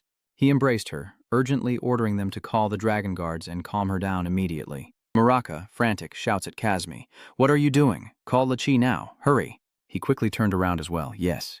Then AZML quickly rushed over, looking worried. Yuria Murakan picked up the girl, handed her to him, and explained, "She suddenly lost control after seeing something. You need to calm her down." He took the girl from me in a panic and immediately used his power to comfort her. Yuria took a deep breath. "It's okay, I'm right here with you." "Don't be afraid, I'm right here. Everything is all right." Just then, A worried Elisa rushed over, covered in sweat. "What's wrong, dear? Oh, why is Julia crying?" Casm looked at her child with concern, while Amy Mill's interruption made her look up. The boy awkwardly hugs the little girl, saying she's asleep and everything's okay. Elisa quickly picks up her daughter as Camille watches them. Osmil confirms she's calmed down, and Mirhan immediately praises him. Well done. This causes the boy to scratch his head in confusion. Ah, Murakan, I haven't greeted you yet. You asked the boy too. What did he see? The future? Amiel looked up earnestly. It's the past. Murakan understood and frowned with his arms crossed. Is that past so cruel? He heads toward the map. Indeed, the condition for Osmil's contractor to see the past is that it must be the most brutal or haunting thing. On the map, intense red negative energies radiate powerfully. Osmil explains, when they see an object or place related to it, if I'm even a little late, things will go very wrong. It's brutal. Let's talk about it. He covered one eye and stared intently at the map. An ancient land. A tribe appeared in his mind. A people who had isolated themselves from the world. They only trusted in their gods, worshipping them to live in peace and protect their harmony. But now, masked figures in white robes have arrived. But that was before they arrived. The first to find them was a mage who approached the natives, claiming to want to learn about their culture. These mages negotiated with the villagers, but they began making unreasonable demands and tearing through the land in search of something. AZML continued. This led them to murder the children here, who died in pools of blood. Returning to reality, the boy concluded that with nothing left to hide, they began to kill and threaten, demanding something be brought to them. Murakan and Jane listened in silence, Murakan understanding that they were after a sacred artifact worshipped by the villagers. His eyes widened as if recalling something. Natives, worship, and a divine object. Then he looked at the blank paper on the desk. Mr. Lachish, can you identify what divine object this is? He confirmed. Okay, just a moment. He immediately jots down what he sees and hands it over. It resembled a silver mirror, yet light emanated from within. Jin glanced over, then took a closer look at the faint lines, silently confirming that it was indeed the relic of Zokwang. The sacred brightness spring, a circular object with incomprehensible symmetrical patterns on its surface. Before my regression, it was an artifact discovered by journalists who exposed the Jipo family's atrocities. The Jipo clan scoured Conin for it, brutalizing innocent people and forcing them into labor. A reporter documented the people's grievances and exposed the exploitation of the residents here. I witnessed this during a cadet mission, a petrified person weeping in agony underground. That ancient land is Conin. He notices a symbol in the corner of the map. The mage is from the Japold family. So, this map... He paused, wondering if it led to the location of the Jade Light. While in a sun-drenched forest, a man was chugging alcohol like crazy. He guzzled from his bottle, laughing. Damn, I'll get attached to them if I stay here any longer. Below him lay a pile of corpses, now silent. He sits atop a ruined structure in the overgrown forest, reaching out into the sunlight. At least the liquor here is exquisite. Below him, a pile of corpses. In a distant house, a girl kneels in fervent prayer, sunlight streaming upon her, tears rolling down her face. The time has finally come. The girl touched her red blindfold, wiping away tears of joy, ready to welcome her guests. Meanwhile, Yin remained lost in thought about the source of magic. Little did he know, the map he took from the bandits would lead to something so grand. He held the drawing, lost in thought. Murakan glanced at him, frowning. Hey, kid, what's with that look? What are you thinking? Jin was startled by the question, then decided he couldn't reveal that he knew about it. Jin closed his eyes, regaining his composure. Everything was fine. He responded too. Very well. He then turned to Kasmi, while Elisa continued to hold her daughter. He called out, Sister Simia, and the man turned. Ah, young Master Jine. He looked at the sleeping girl, her eyes still wet with tears. I'm sorry. Yuri had such a terrible experience because of me. It's all right, he replied. It's something a contractor with a god must face one day. I foresaw this. He looked at him firmly. Rest assured, Casimia, I will always be by Yuria's side. I will protect her at all costs. Seeing this, Chasm smiled. Thank you, Mr. Latree. Immediately after, his face became serious. Now that we know this map is no ordinary object, we must act. First, I'll ask around to see if anyone can decipher the ancient text on it. Leave it to the 7 colors, he said, smiling. Well, leave it to everyone then. Though inwardly, he knew things were about to get even more difficult. Jane then thought of the slaves. After the Conin residents were massacred by the Jippo family hundreds of years ago, the survivors were imprisoned in Conin, nearly extinct. Jane stood silently, watching Kazm. Could they find Zhuo Guang before the Jipo clan did? 2 weeks later, on May 17th, 179, in a certain village, a drunkard stumbles down a deserted road, groaning, um, um, His head spun, still clutching the bottle, face flushed, muttering, spinning, his world, his life. Suddenly, his foot twisted. His body quickly collapses to the ground. But he still raised the bottle to the moon, mumbling that everything was spinning. Someone stood before him. He didn't look so good. Ban looks up at the man, confused. Huh? He smiles warmly. We seem to be in the same boat. How about a little chat? Meanwhile, he's bewildered. Kid, who are you? Tia pulls out an unopened bottle of wine, asking if it matters, claiming he's just a wine lover. He giggled at the sight of the alcohol. Oh, so you're a good person then. Soon after, he helped him into an alley, while Ban continued singing about wine and snacks. Kid, are you an angel? He replied, well, I just like helping people. Ban affirms that my sister at home would like that. He glances at him, remarking on his strange skin color. Hearing that, Pan, who was drooling over the bottle of wine in front of him, remained calm. I've heard that a lot. My clan is all like that. Jain asked about his tribe again, as he brought the wine to his lips. My home is very far from here. He then pulled something out of his shirt. Let's just stop here. I'll cry if I keep talking about it. Far from here, you say? I happen to have something that's also far from here. He pulls out a map and presents it to P, but I don't know what's written on it. Does he? He vaguely glances over, then his eyes widen as he recognizes a symbol in the corner of the map. The wine bottle slipped from his grasp, shattering on the ground as he warily backed away. His eyes darted around in confusion as Murakhan and AZML approached the bewildered Ban. Who are you people? He shouted, losing his composure. You approached me because you knew I was a contractor. Who are you? Kid, he said with a dark smile. I am... Then Kuang pointed to Murasan, Tikan garrison commander Elisa, and the black-haired person and blue-haired boy standing there are dragons. Hearing that, he and Azimel stared at him in confusion. Hey, why'd you have to blurt it out like that? But he remained nonchalant, so what was I supposed to do? I had to say it that way, Mura reminded him angrily. You know, that's not what I meant. Be more careful. He remained stubborn. It's okay. Everything's fine. Pan looked at them, utterly bewildered. You people? You're not from the Jipo family. Then how did you find me? He calmly replies. We just happened to get our hands on a map, and then we took a look at Azmil. This blue-haired boy is Azmil's guardian dragon, and he seems just as confused as Ban. Azmil confirmed it, that's right. And through Azmil's power, we saw the hatred hidden within the map, followed by a memory of those sacrificed in pools of blood. In it, people like you were exploited. We searched for those who knew about the map, but couldn't find anyone, until by chance, we found you. He interrupted and added, we found you again, someone who lives in Tikan. Even if you ask how, it really was just a coincidence. But Pan interrupted him. A coincidence, he exclaimed. It was clearly no coincidence, and he understood what that implied. Ban calmly looks at them, saying, I think it's best you meet my sister. They arrived at a wooden house where a girl greeted them. Welcome. She stood in the candlelight before a small shrine, her expression serene. The celebrities of Tikan. I've been waiting for you. Ban bowed apologetically to the distant lady. I brought them here without permission, but she simply reached out her hand. No, you've done very well. Murakhan, who was beside him, said suspiciously that she had been waiting. Quite different. He was wary as well. Yeah. He looked around at Laos's fragmented holy power, wondering if he should even call it that. It's something that shouldn't be here. Is the holy power emanating from that girl due to Colin's noble bloodline, or is she chosen by their faith? She saw them about to speak and then answered his question, much to his surprise. Born in the temple of the Holy Sword and chosen by darkness. She then looked at Murakhan and AZML, adding the last dragon of the Dark Dragon clan and the guardian dragon of the child whom the great AZML cherished. She looked at him and explained, No need to be so surprised. This is just a small trick and you were too busy assessing this unusual aura you'd seen before. His eyes sharpened. Could she be? But she only smiled and he questioned if she was a god.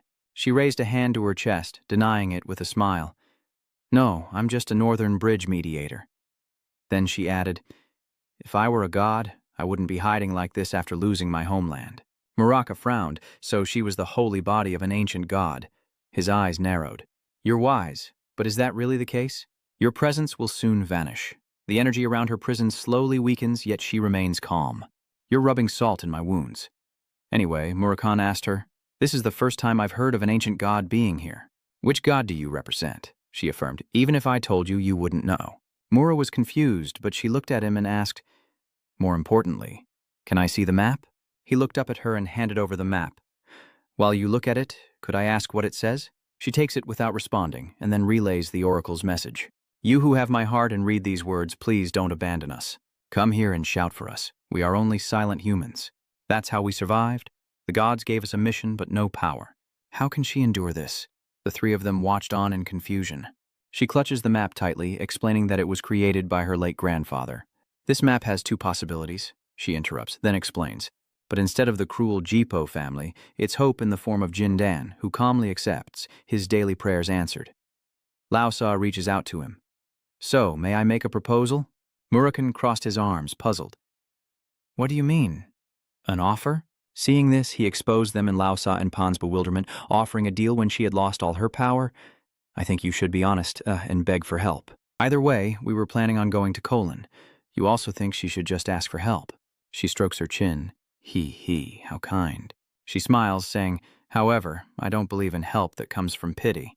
Jin hesitated, then asked, it's been a while since you've heard Sadet's voice, hasn't it? Jin's eyes widened in shock as she placed her hand on her necklace. I have something that can repay you. The image of that god appears behind Laosa. She affirmed, I'll use all my remaining power and summon your god. Said spoke until the candlelight faded, speaking of an ancient god's sacred body and AZML's contractor. Murakhan glanced at him, sighing. There are quite a few people snooping around this area. What are you planning? The kid agreed quickly, too. All right, let's get ready to head to Conin. He then added, but I'm not sure I'll be able to save everyone. That's a tall order, but she simply smiled and nodded. That's enough, she affirmed. Then I'll provide you with Colin's inside information. I hope it helps. He smiled back. Thank you. That evening, deep in the forest, it was true. This was forbidden territory, a historical site now closed off. Chasm scratched his head, regretting not sending the scouts first, while Murakhan scoffed, saying sending subordinates wouldn't change the fact that this was a restricted area. He confirms it as well. It's true. Lost in thought, he recalls this area being open to the public before his regression. But it seems things have changed since he became a cadet. His eyes scanned the ground warily. Normally, the horrors that occurred here would be discovered by reporters in 11 years. But in this situation, that might not happen. Jin stared at the forbidden sea, confirming there was no way forward. Beside him, Chasm looked at him inquisitively. Young Master Jin? What now? He closed his eyes and sighed. We can't go in if this place is being used as a magic testing ground, like you said. But before he could finish, he stepped inside the forbidden area. Murakhan followed, leaving Chasm behind in a panic. Young Master Jin, Sir Murakhan. He stammered, Young Master Jin, wait for me, and quickly followed. Meanwhile, Jin explained, isn't it strange that there's only a sign in the restricted area? He looked around the forest of trees and leaves, noticing the absence of guards or magical traps. Would the Jipo clan really be so careless with such an important place? Chasm's face suddenly cleared with understanding. Or perhaps they already found the treasure here? He turned to Murakhan for answers. Perhaps they gave up after searching for centuries. Murakhan confirmed they might just be using this place as a resort. Suddenly, his eyes widened as if he realized something, and he cautiously stopped. The other two also looked around, assessing the situation, as Murakhan peered ahead from behind the foliage. A group of people are toiling away as forced laborers. They're natives. Murakhan's observation makes him look over there, puzzled. There's a troublesome one over there. Elsewhere, laborers toiled away while one man drank, carefree. Silver hair? Is he a pure-blooded Jipo clansman? Judging by the way he's drinking in broad daylight and that silver hair, it must be Moran Jipo. He frowned, carefully considering the situation. Moran Jipo was also known as the Madman of the Magic Tower. Rather than being known as Kiliak's sixth son, he was infamous as the Mad Wizard for his eccentric personality. Chasm looked on with suspicion. He's a pure-blooded Jipo, yet he has no guards escorting him, he explained. He's the master of the 7th Magic Tower in Jipo, an 8-star mage, and carries a ton of artifacts. It's understandable to be confident. Murakhan then went berserk, revealing his claws and dark aura. So, after I chop off his head, I just need to get everyone out of here, right? That's why I brought this germ along. But he stopped him, killing the mood. No, our opponent is a pure-blooded Jipo. It'll be a big problem since we already killed Andre Jipo, he calmly explains. Even if Muran is killed, we'll need a reason to prevent the Jipo family from interfering. A rustling in a nearby bush catches his attention. Someone was in the bushes, peeking out, then cautiously stepping into the forbidden forest. Jane swiftly holds a knife to his neck, his eyes cold. "Who are you?" He pressed the knife closer, drawing blood, and threatened, "I won't ask again." Terrified, the man stammered, then raised his hands in fear as the blade pressed against his neck. Dino Jaglun, a reporter. Hearing that, he was stunned. Dino Jaglun, the reporter who wrote the report about Colin in his past life. Jin Thudao wondered if he had uncovered everything himself, as the report wasn't due to be published for another 10 years. He then looked at Dino and ordered him to turn back, and as the boy fearfully turned around, he watched his retreating figure and mused to himself. He's in his early 20s with a frail body. Did this young man start a war with the Jippel clan? Inwardly impressed, he remains outwardly calm. A reporter, perhaps, seeking a major scoop. Immediately after, he removed Kazmi's cloak, and Murasan appeared as well, causing Dino to freeze in fear, asking, "What's the content?" His expression is bewildered. Before that, "May I ask where you're from?" He replies, "Don't worry, we're just passers-by," putting on a harmless facade. Siame rubbed the back of his neck warily, as Jin explained with his eyes closed, "It's true. My friend from this land asked me for a favor, but since you're a reporter, it seems our destinations are the same." Dino was shocked to hear that. "Do you even know the current state of the Coons?" Murakhan eyed Jin suspiciously. "Wait, kid, can we really tell him everything?" Meanwhile, Cosma held him back, saying, "Merkin, we're telling him this so he can learn about this land." Murakhan, though puzzled, calmly explained his reasoning. "He may be here to experience and learn about this place firsthand. Young Master Jin will cooperate with him, providing evidence and reasons to attack the Jipo family." Chasm then looked at the silent Dino, who had likely gathered a good amount of information related to the matter. Dino pulls a file from his messenger bag, offering it to him. "Please, take a look at this." He read the timelines and contents, impressed, even the natives' journals. The book stated that on May 3, 1796, 3 natives disappeared. "I think Muron dragged them down to the basement, dated sometime after 179. The natives I contacted have also disappeared, and I've interviewed others. According to them, Muron used some kind of magic on Tik. I can't erase the look in her eyes, and Jin's face is full of surprise. You're in danger. I'm sure you understand what will happen if the Jipo family finds this notebook." Dino didn't hesitate. "It's fine." Recalling his meeting with Muron, he asserts, "I've approached Muron Jipo before. A few days prior, while he was drunk, I asked a few questions and learned that Muron had no guards. Therefore, there's no reason for him to use you to get answers from me. It would be easier to kill me instead, and Kazmi and Murkin are itching for a fight." He quickly returned to the notebook, saying, "Understood." Then Dino Jaganjin smiles, "Could I ask you for a favor?" That night, in a starlit forest with a bonfire, Muron guzzled alcohol and cursed the old geezers as his attendant knelt beside him. One clutches his alcohol, while the other curses incessantly. All because of a harmless jest that landed me in this forsaken place? Those decrepit old men. He vents his anger by beating the drunken elder. "You think so too, don't you? You insect." Dino approached Han, asking, "Aren't you lonely drinking by yourself?" As the drunk Muron looked up. "Yeah," then he cheered. "Oh, Dino, it's no fun drinking alone." He emerged from the bushes with a bottle in hand, grinning eagerly. Muron reached out, looking drunk. "Ha ha ha, I've been waiting forever. I can't even communicate with these guys." His eyes narrowed, then he noticed the 3 figures behind Dino. "You didn't come alone today?" Dino approached, explaining cheerfully, "Ah yes, they're travelers and storytellers, so I thought you'd enjoy their company." He then stood before Muron, scratching his head sheepishly. "Ah, I apologize for bringing them without asking first." Muron closed his eyes and waved his hand dismissively. It's fine. Where did you meet them?" "I met them in the Phil Kingdom while searching for herbs. Let's introduce ourselves." He took off his hat and spoke first. "It's an honor to meet you. Muron Jipo." Muron's face darkened as he grinned with excitement. He recalled a conversation with Veridin the night before, who had set his beer down, closed his eyes, and sighed. "Muron is terrible, and Andre's death was awful too, but he's nothing compared to Muron. Thinking about what he's done makes me sick." Danta looked over blankly at the comment, wondering what the elders were thinking, entrusting him with the position of Magic Tower Master. "Wow, you really talk about your brother like that. Is he really that bad?" Veridin explained that someone as naive as him couldn't possibly imagine it. Next, he called out to Jin, who turned to listen. "Conflict with the Conin family is inevitable, so if you encounter Muron," Veridin warned him sternly, "don't think about going easy on him, or you'll be in for a world of hurt." Muron drunkenly taunts, pointing in his direction. "Right, will you tell me all about your journey?" He smiles warmly.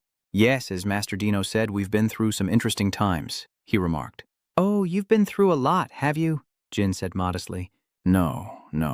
Compared to Jippo's mission, it was nothing at all. Muran chuckled, then looked over at Dino. Heh, Dino Joglin. He responds, yes, Master Muran. Muran begins to reminisce by the fire. The first time I met you was 2 weeks ago, wasn't it? I was genuinely curious about you.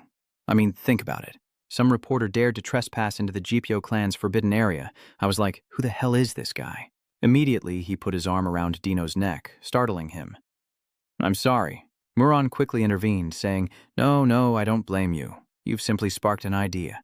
His face twisted with madness as he asked Dino, but Dino, why are you looking into the Redskins here? Seeing this, he glared at him, while Murakhan gritted his teeth.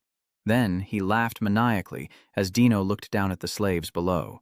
You've been poking around while I was gone? I've had to do so much damage control with those who can't keep their mouths shut. Dino frantically tries to react, but the man releases him, much to his surprise. Oh, my smart Dino Giant, don't you know? Guys like you have all disappeared at my hand, don't you know that? Not waiting for an answer, he burst into laughter, then grabbed his head and screamed madly. Oh, you stupid insect, you only crawl around here because I allow it. He grew even more deranged, screaming and throwing bottles into the fire. What do you believe in to do that? It shattered, causing the flames to surge, and Dino recoiled, shielding his face, while Muran continued to scream. Aren't you afraid? I just don't understand it. Foolish. Then he regained his composure. But now I understand.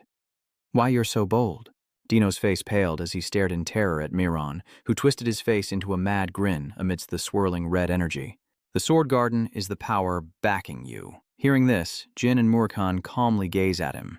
Murakhan quickly grabbed Dino's stunned shoulders, pulling him back as Jin drew his sword, a fiery arc cleaving through Muran's frenzied onslaught. Meanwhile, he backstepped, watching the man rise to his feet within the fiery shield, his face a mask of grim assessment. A shield. What magic did he use to create a shield of this size? I remember when he threw the bottle into the fire. Even if he masked the spell activation with the flames, there's no way I wouldn't have sensed any magic at all. What tricks is he using? Before he could understand, Murakhan frowned and shouted a warning. Boy, watch out! Even if you can hide some magic, you can't erase it completely. The madman Muran stood in the flames, laughing maniacally, and Murakhan was certain he was hiding something. Muran glanced at him. You're Jin, of the clan Tikan, aren't you? I guess the runaway monk contacted a Black Knight? He looked at him. How do you know my face? But you probably wouldn't answer, even if I asked. Jin drew his sword, placing it before him, his eyes full of determination. I'll pry the answer out of you myself. Bit by bit, Muran sneers, realizing Jindan Kandon was just a backup plan, wondering how he signed a contract as an individual. Annoyed, he interrupts Muran's crude laughter, saying he's getting bored. Ice spheres then appear around Muran's fire shield, who apologizes for gloating. Immediately, more and more ice spheres appeared as he reached out from within the fiery shield, confirming, let's begin. The ice orbs launched at breakneck speed, but he deftly evaded them. Jin leaped away as the ice shattered the ground. Meanwhile, Murakhan was busy getting Dino away from the barrage of ice. He gritted his teeth, then glared at the fleeing slaves, cursing. Murakhan clenched his fist and punched the ground, creating a barrier to protect the fleeing slaves. As Murakhan ran, he commanded, You over there, you're free now. Get everyone back out of the way. Dino quickly obeyed and ran off. Yes. He turned to the slaves and pointed at them. Hurry, everyone. But the slaves clutched their necks and unable to speak. His face filled with despair, then rage as he cursed. Muran Jippo's actions confuse both him and Muran, as Dino's tears fall with rage and disgust. You monster, how could you do this? He questioned, looking at the burn scars on the necks of the sobbing slaves. What have you done to these people? A monster like you belongs in hell. Seeing that despair and resentment, Muran was thrilled. Yes, Dino, that's the face. I've always wondered what you'd look like if you knew. I like that look on your face, he sneered. Foolish Dino. And he could only stare back, speechless. Muran is furious. Dino, you didn't know your place. He reached out his hand, standing in the fire shield, laughing madly. A vermin who knows nothing but espionage and wagging his tail for his master. Do you find joy in saving those beneath you? Look, Dino, these insects are like this because of you, because of your grace. Dino's tears flowed freely with regret as he gritted his teeth, while Jin threw a frustrated punch, and Muran reveled in the chaos. I can't help but enjoy the look of shock on his face as his body is sent flying. Murakan roars, "Enough with the self-pity." He conjures a magic shield as Murakan's voice booms like hell itself. "Can you stop with the theatrics already?" Jin removes his coat, revealing the dark spirit behind him, his face filled with murderous intent as he declares, "We'll kill you now." Casimir looked on in confusion. Even though he was caught off guard, he never expected to be blown away like that by the power of dark energy. "This is troublesome. It's not mana or aura, but something that's gnawing away at my magic, like darkness." He suddenly stops, eyes widening as if remembering something. Darkness? No, this can't be dark energy. So Jane is on Canon's side? He then laughs maniacally. "Ha ha ha, so Sayas has sided with Conin again? He and his god have become one." Jin tears off his armor, and the dark-faced Muron realizes he's broken the covenant. Then, Jin bows his head and looks up at him. Above them, glittering ice crystals aim to strike, and Jin warned Murakan about Casimir above. Ice spikes floated in the air, aiming for them, and Murakan glanced at him, saying, "Damn it! How did I not notice that?" He frowned, explaining, "He concealed his energy and used magic to mislead us." "Not bad, you're quick-witted, Jin Runkendell. I secretly prepared this move. How humiliating." Immediately after, the madman pointed at him and roared, "However, it will be difficult for you insects to stay alive now." Over there, Murakan kneaded his feet, and he threw him forward. Muron, caught off guard, grimaced and flung shards of ice toward him as he reached for the sword at his hip. Shadows weave around him, shielding him from the sharp ice spikes, while Muron summons a red energy ribbon. He raised his hand, brandishing the family's signature staff, conjuring a wall of ice before him and a wall of fire behind. From the shadows, streams of blue energy shot toward our hero. His eyes flashed with dark energy, and a massive explosion quickly followed. Muron was furious. He would use his full power against him. But he sensed it. He was already standing on the wall behind him, watching. The man turned his head in a panic, and then he, in his complete armor, stared down at him. He was confused. What was happening? He rushed forward with dark energy, causing Muron to scream. "What new trick is this, you bastard?" Muron conjures an ice wall, but he charges forward, sword cloaked in dark energy, and the enemy shouts, "Stay away from me!" With a single slash, his sword cleaves the ice wall in two, and the man watches in horror as it corrodes. "No matter what magic I use, he can erase all my power." Then he gaped. Is that Sed's dark energy? His face twisted in manic glee as he threw his head back and laughed. "Well, this is getting interesting." A surge of red energy emanates, a red magic circle beneath his feet as chains shoot toward Jin. He smirks. "Got you." His sword slashes through the light and the chains are shattered to pieces. He leaps to the wall behind. Muron grins at him. "Jin Runkendell, you're giving me a thrill." He throws his head back and screams madly. "It would feel so good to take your life, all thanks to you." Beneath him, dense magic circles activate. This forsaken mind can finally shine. How wonderful. He dissipates the dark energy, sheathes his sword, and gasps for breath as he realizes, is he insane? These are all magic traps? If I fight back, I'll run out of energy. I need to avoid them. Then he called out to Murakan, "Casimir." The two of them ran forward, and Murakan responded. "Understood." He rushed toward the slaves and shouted at Dino. "Move quickly. Get them all out of the magic circle's area," he urged. Meanwhile, Muron watches them with a malicious grin. "It's no use. The magic's reach extends to every corner of my sight." But Dino ignores him, pointing towards the exit as Muron screams uncontrollably, "With all my sincerity." Meanwhile, Murakan was still trying to save the slaves, mocking every nook and cranny, leaving no space untouched. His eyes widened with excitement as he prepared to savor the moment. Waves of energy surged through the forest. Explosions, fires, ice, and poison bloom, relentlessly hindering Jin's group. His eyes widened as a surge of energy descended from above. He quickly dodged, narrowly avoiding it, but his body was about to collapse when a red bloom erupted behind him. He turned to look at it, realizing, is this a land of erosion? Just a touch could turn you into nutrients for the earth. He pauses, resolutely drawing his sword. If that's the case, he has no choice but to confront him. He swings his sword, cleaving through the flames before him, and the fiery vortex engulfs his dark energy. They merged and exploded outwards, throwing him off balance. Jin glanced around. Something was off. Even with the power of the 8 stars, how could he control so much magic? Is he hiding an artifact somewhere? He looks at Muron, who is watching him with his staff, and identifies him. Does he understand the magic he's wielding? Then, he remembers the moment Jin turned around, avoiding the fire pillar without touching the corrupted land. Then he remembered Jin wielding his sword. cleaving through the pillar of fire and directly destroying his own. The two energies merged and exploded. Muran told himself that such an action couldn't come from someone ignorant of magic, denying it all in a frenzy. Impossible, Jin Runkhandle thought. You're a magic swordsman, and he still prepares to fight him? He doesn't respond, only narrows his eyes at him as the man mocks him. Ha! Shouldn't you have kept that hidden? He raised his staff, laughing maniacally. Very well, you could do that because you're a magic swordsman. Now I'm sure of it, you cunning bastard. You've made this more troublesome, he muttered, if you also possess magic power. Then a blue magic circle formed beneath his feet, and he leaped. He pressed his ice-powered hand against his face, surprising him. That maniac insisted he would crush him with a stronger magic. Mana backlash is the most serious symptom that can occur to those who possess mana, and he imagines a man writhing in pain as his mana consumes him. This happens when the magic within the body goes berserk, damaging and shattering the internal organs. In a battle between mages, the one with the lower mana is susceptible to this symptom. Someone fights another, leaving them writhing on the ground. Unlike martial artists, this is seen as an effective way to rank mages.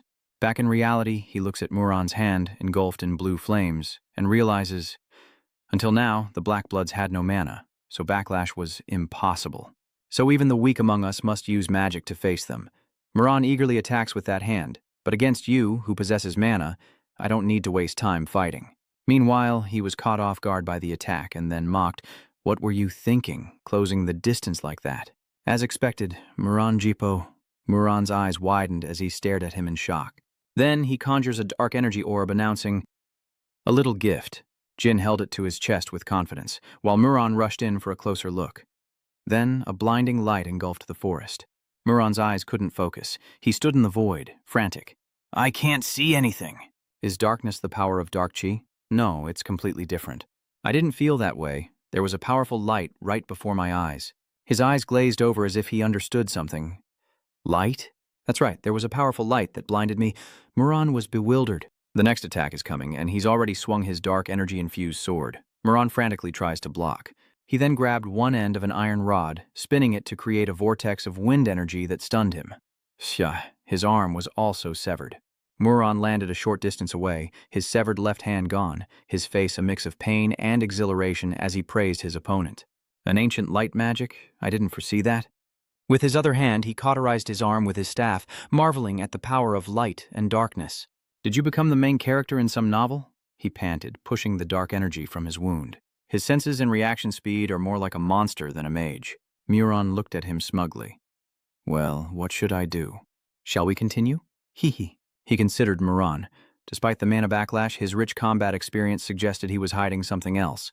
Muran glanced to the side, sweating profusely as if he'd discovered something behind a rock, then laughed maniacally, confusing him. Next, he looks back at the dark shadows. "You must think I'm crazy and don't want to work with me, right? But I can see that we're the same kind of people." He sighed, listening to his nonsense. "Are you just stalling by talking nonsense? If so, how boring. You intend to take my life?" Muran, ever more delighted, laughed and shouted, "Huh? Sorry, but that's going to be difficult, because the demonic beings are still protecting me." Then he raises his fingers to count. "Let's see, 1, 2 so far," Muran scoffs. "Or perhaps they sent 3. Meanwhile, Jin grits his teeth, struggling to remain calm, his eyes wide with barely suppressed fury. "Don't get ahead of yourself, Muran. What is it you really want?" Muran sneers. Yes, so you're finally showing some interest, aren't you?" Jin extinguished the lamp. He raised his staff, surrounded by blue sparks and topped with blue energy. He asked, "Don't you think people like us will do anything to achieve our goals? You realize that, right? That my magic control is even higher than 8 stars? Is that even possible?" He then swung his hand back, detonating a boulder, and screamed, "Look at this!" Behind him, the slaves lay dead, collapsing like dominoes. How dare those blessed by the JP order do this? That reporter and those damn insects. Dust fills the air, and Muran is insane.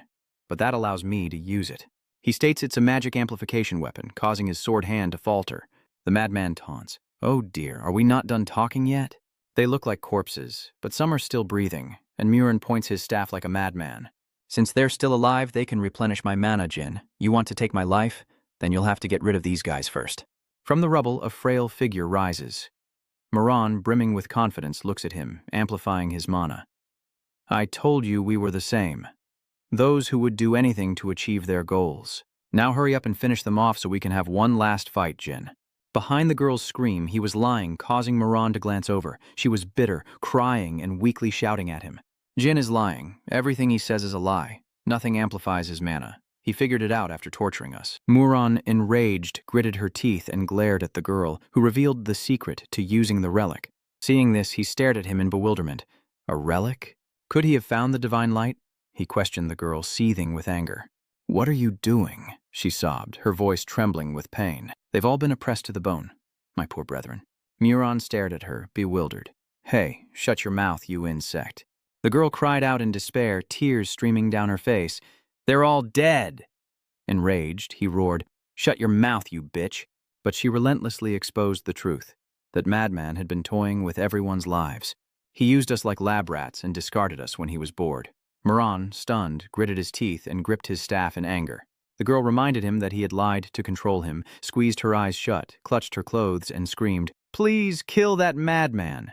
He reached his limit, gritting his teeth in anger, and spat out, You. His eyes turned purple, wide with rage, as he sneered at the insignificant creature. "Die!" Immediately, purple flames erupted around her, and with eyes wide in terror, she was consumed. Miran, enraged, cursed, "You damn brat, how dare you ruin my play?" He was supposed to scream in agony after turning over every single corpse. This was supposed to be the highlight of the night. He raged, "I spared you because you were useful, but to die like this—" A foot suddenly appeared. "It's Dino, and he's yelling from the bushes." Jin also turned confused as Dino spoke urgently. "You have to save her. She's Tika, the leader and last pillar of the natives here." He pleads for her to be saved. His face darkens as he looks at the girl writhing in the flames, the Japo clan's forbidden blue flame demon eye technique. "I've heard of it before. Jin, have you ever heard of blue flames?" He stood before the bookshelf and asked, "Blue flames?" The other replied, "It's a secret art called the demon eye blue flames, something only the Jaipos can use." As his master, she sat in her chair, sipping tea and explaining, "If you look into its demonic eyes, the azure flame will appear and never stop burning. Even if you struggle to escape, you will eventually be consumed." He stared blankly at her. "How can I fight against a fire like that?" His master casually picked up her teacup and incinerated it. "Use a hotter flame, one that can burn away the azure fire." Now, a blue flame appears, rushing forward like a powerful firebird. Miran stared blankly, looking up at the firebird before him, a hotter flame. He held the girl in his arms, the azure bird protecting them both. He decided this should be enough. On the other side, he's in a panic, eyes wide and stammering. Miran's face is filled with bewilderment, frozen in place by the blue flames still burning nearby. He stared at the blue bird behind him, muttering, "The one's chosen by the test, and he's still holding that girl. That guy is definitely going to be the greatest mage of this generation. The chosen ones are just mediocre swordsmen." Miran roared in anger, "And a black-haired one at that, a title I wouldn't even dare to dream of." He was still furious, wondering how I dared to obtain it, while I looked at him smugly. The girl in my arms began to wake up. He held her, looking back at the gray flames as she thought to herself, "It's not hot anymore," then touched the blue flames. I'm sure my whole body was engulfed in flames just now, yet there isn't a single burn. "It's as if these flames are protecting me," he spoke suddenly, startling her. "Thank you." His eyes darted downward. "Without you, I would have been fooled by that guy. You can rest now." She warily reminds him that now is not the time to relax. Though Miran wields the relic's power, he doesn't truly possess it. He sets her down, and Tika clutches his arm. He only knows a few scraps of incantations he gleaned from interrogating us.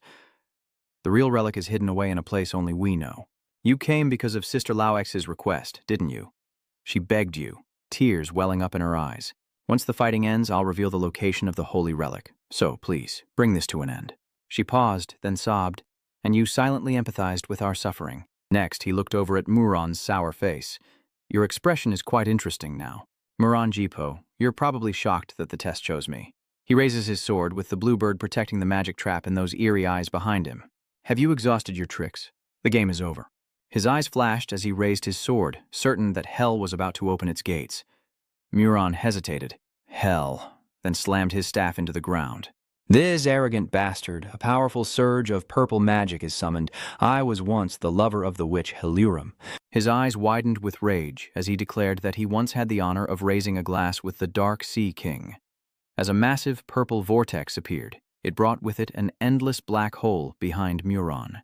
He stood before the staff, body broken, face contorted with rage, and screamed, "You want hell?" he affirmed. "Now you'll see it." Meanwhile, he frowned as he watched him make a scene, and then the black hole began to pull everything in. Muron raged, wondering what true hell really was. Meanwhile, Tess unleashed a torrent of blue fire, and Muron's hand reached out, casting flames toward him. He's burned to a frenzy, gnashing his teeth. Humph, is this the Aptium fire? The bird relentlessly spews fire, and he calls out to Tess, wondering if Tess is angry. He then looked back at Muron, his brow furrowed. Was it because of that spell? An explosion then erupted behind him. It was Murakhan who stood before him, grinding his teeth in anger, leaving Arthur confused. "Murakhan, where are the natives?" He turned to him urgently. "I've already evacuated them. That spell was an incantation belonging to the Demon King, Organ." Meanwhile, Muron was still struggling to defend against the flames, as Murakhan shouted a warning. "So, before Test interferes further, you have to stop him." He stood up straight, looked at the flames, gathered dark energy around his sword, and unleashed it with all his might. Immediately after, he retracted his dark energy as Garan prepared to strike again. Murakhan throws energy forward, but it's absorbed by the black hole. He gave the order, "Brat."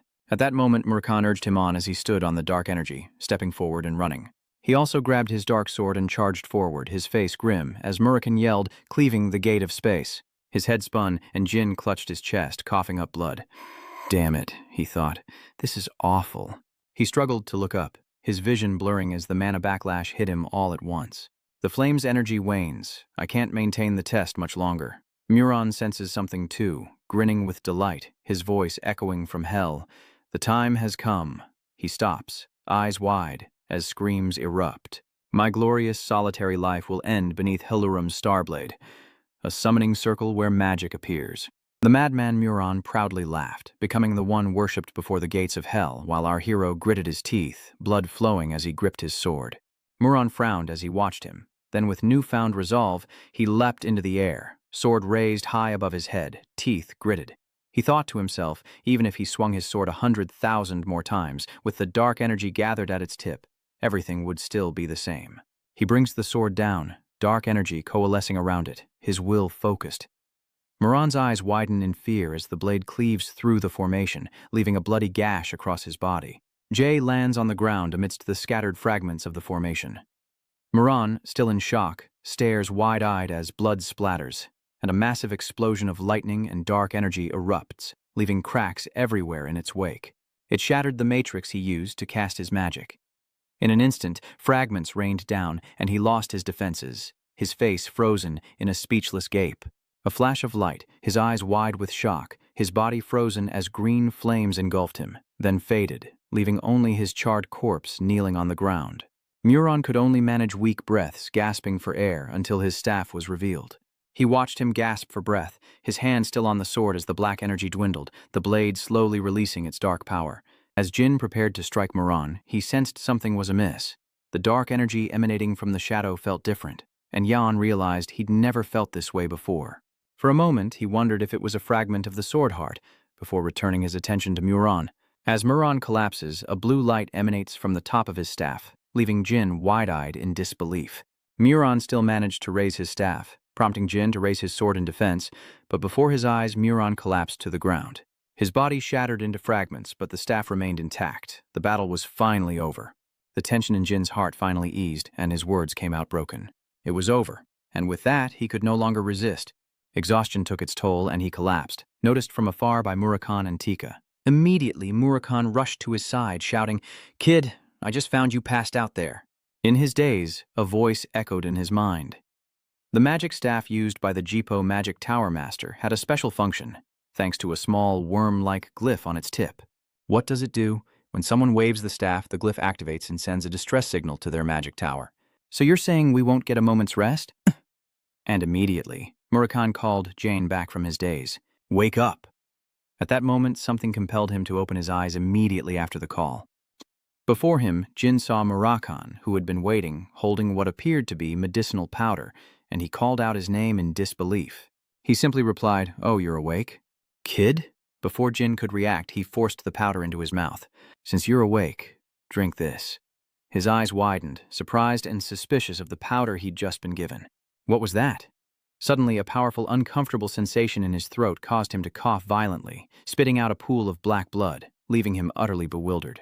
Suddenly, Murakhan explained, "You almost died from mana backlash. You just swallowed a unicorn horn, a special medicine with incredible effects for those suffering from it." Jin also noticed that his body no longer felt as tired as before, though his mana still needed time to stabilize. He certainly felt much better. "The mana has calmed, but my dark energy and aura are still intertwined." Chasm then turned to check on Jin. "Young Master Jin, you've done very well." Jin then noticed Chasm and thanked him. "Thank you, Kazmia. When did you prepare all of this?" But Chasm wasn't the one who prepared those things, and he looks away. "It wasn't me." Following Chasm's gaze, two figures carefully helped each other forward. It was them. Jin wondered why Dino had that powder. How did he get it? Dino replies with a smile. "I went drinking with Muran and heard he was keeping a stolen unicorn horn from inside the house. And it was T's help that led them to the unicorn horn, after which Tika went to retrieve it." Beside the downcast girl, another began to introduce herself. "Allow me to formally introduce myself. I am Latika Mamutika. I'm the one temporarily filling in as the saintess for Lausa." Her voice suddenly trembled as she spoke. With Jin looking on in surprise, Tika Ka bowed her head in gratitude. "I will never forget this, even if it kills me." Then she mentioned Lausa asking Jin Emperor to save them.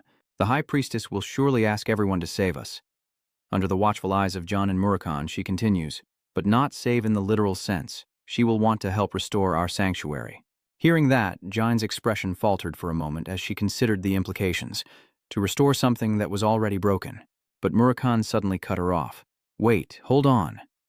Murakhan raised a hand, scratching his head as he said with a doubtful tone, "I'm a dragon who's lived for over 3,000 years, but I've never heard of such a relic. At first, I thought it was just boasting."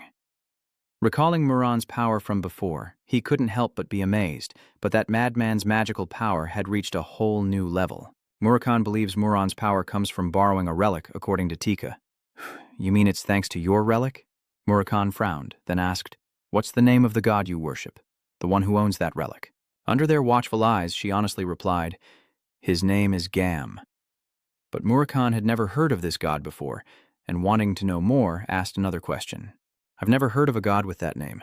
Which generation does this god belong to?" Before T could answer, Kazme called out from afar, reminding them to find the relic and get out of there if this was true. He felt this place was too dangerous to stay. Even though it was remote, it was still Jipo territory. Who knows when they'll discover what's happening here? T seems a bit flustered as she explains the problem they're facing. But there's a slight problem. To obtain the relic, we must restore it first. And there's only one way to do it. To restore it, we need solar energy to open the sealed location. Immediately, Murakhan is confused. How can we get solar energy in the middle of the night? In the dead of night, Kalawang hastily replied, explaining that they would have to wait until noon and then perform further rituals. Then they needed to perform a ritual with everyone in the tribe, so they had to gather everyone there. Murakhan scratched his head in frustration. "Why is it so complicated? We need to hurry before the Jipo clan finds out." He didn't expect this to be so complicated, and Murakhan grumbled in annoyance. "Hey, Snail, stop standing around and get to work, you vermin." Meanwhile, Jin sat there in a daze, when suddenly a voice called out, "Hey, JP, the relic's in the light of day."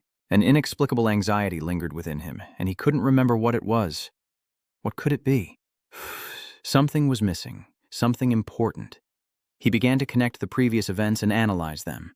He feels like he's missed something crucial, but he can't quite grasp what it is. Muran is out of the picture. Test finished him off. Besides, this is the most remote territory, a place abandoned by the Jipo family themselves, and the key to finding the answer he seeks. With no signal, everyone turned to him in surprise as he spoke. "The magic tower." He suddenly stood up, clenching his fist as if his analysis had led him to a conclusion. "The magic tower." He spoke Muran Jipo's name, the master of the Jipo family's magic tower. Murakhan casually replied, "Yeah, so what?" Everyone knows that, but Si-mei is surprised by the news. "Young Master Jin? How can this be?" Jin snatched the staff from Muran and declared, "We don't have time for this." He turned, raised the staff, and with a serious expression as blue light emanated, said they would arrive here soon. The light from the staff intensified, revealing the letter F at its peak, and dragons surged through the night sky. Perched atop the dragon was a mysterious man, Midor Elner, the vice master of the 7th Magic Tower. Kazum is serious, stating that according to the runes he is indeed a master of magic, and Murakhan is urged to explain. I'm not so sure about him being a master of magic, but I heard that the Jippel clan strategists have a trick up their sleeve to summon weaker mages. Murakhan is wary, surprised that such a thing exists. What about the descendants of that family? Do you know anything about them? The Jippel clan is currently growing at an alarming rate, though I can't confirm the truth of that. D was serious, saying he'd overheard Luna while passing by. He thought to himself, thanks to his teacher's words when he lost consciousness, Min was now fully prepared. Kazum said gravely that each tower has at least 100 mages, most of whom are 7 or 9-star, but above all, we must protect the people. If they come in large numbers, things could get messy. Suddenly, someone asked how long it would take for them to arrive. Kazum grumbles, explaining that the 7th tower is on the northern edge of the continent, so even with the gate, it'll take about 2 hours. Jain stroked his chin. 2 hours, huh? A certain someone calls out, "Mr. CM Jain, can I ask you for a favor?" Kazum asks, "Master, is that plan really going to work?" He exclaims, "If we delay even a little, everyone, including you, will die. Besides, he's neutral. He'll definitely refuse." Jin calmly replies, "Don't worry about that. Even if they're offended, they won't refuse. Time is running out. Slamery, I'm counting on you." Jane's request weighs heavily on Kazum, who grits his teeth and replies, "Understood. I will succeed at any cost."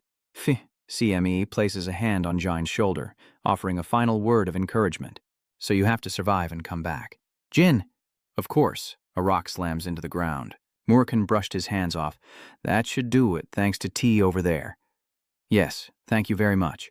"Well then." She suddenly noticed something, glanced over, and spoke. "We shall now begin the sanctification ceremony." Murakhan floats with his arms crossed, wondering if they can handle it. Behind him, Jinho appeared, and upon hearing Jinho's voice, Murakhan turned around. Jin coughs, then holds out his hand to see a mouthful of blood. "I must have overdone it again."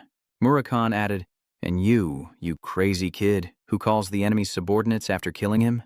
In my time, if you lost, there was no one to back you up." Jin's head throbbed. "I also called Luna, and Simi has already gone to pick him up." Murakhan feels differently, though. "Honey, we're trying to save the world here. But will Microbe even arrive on time?"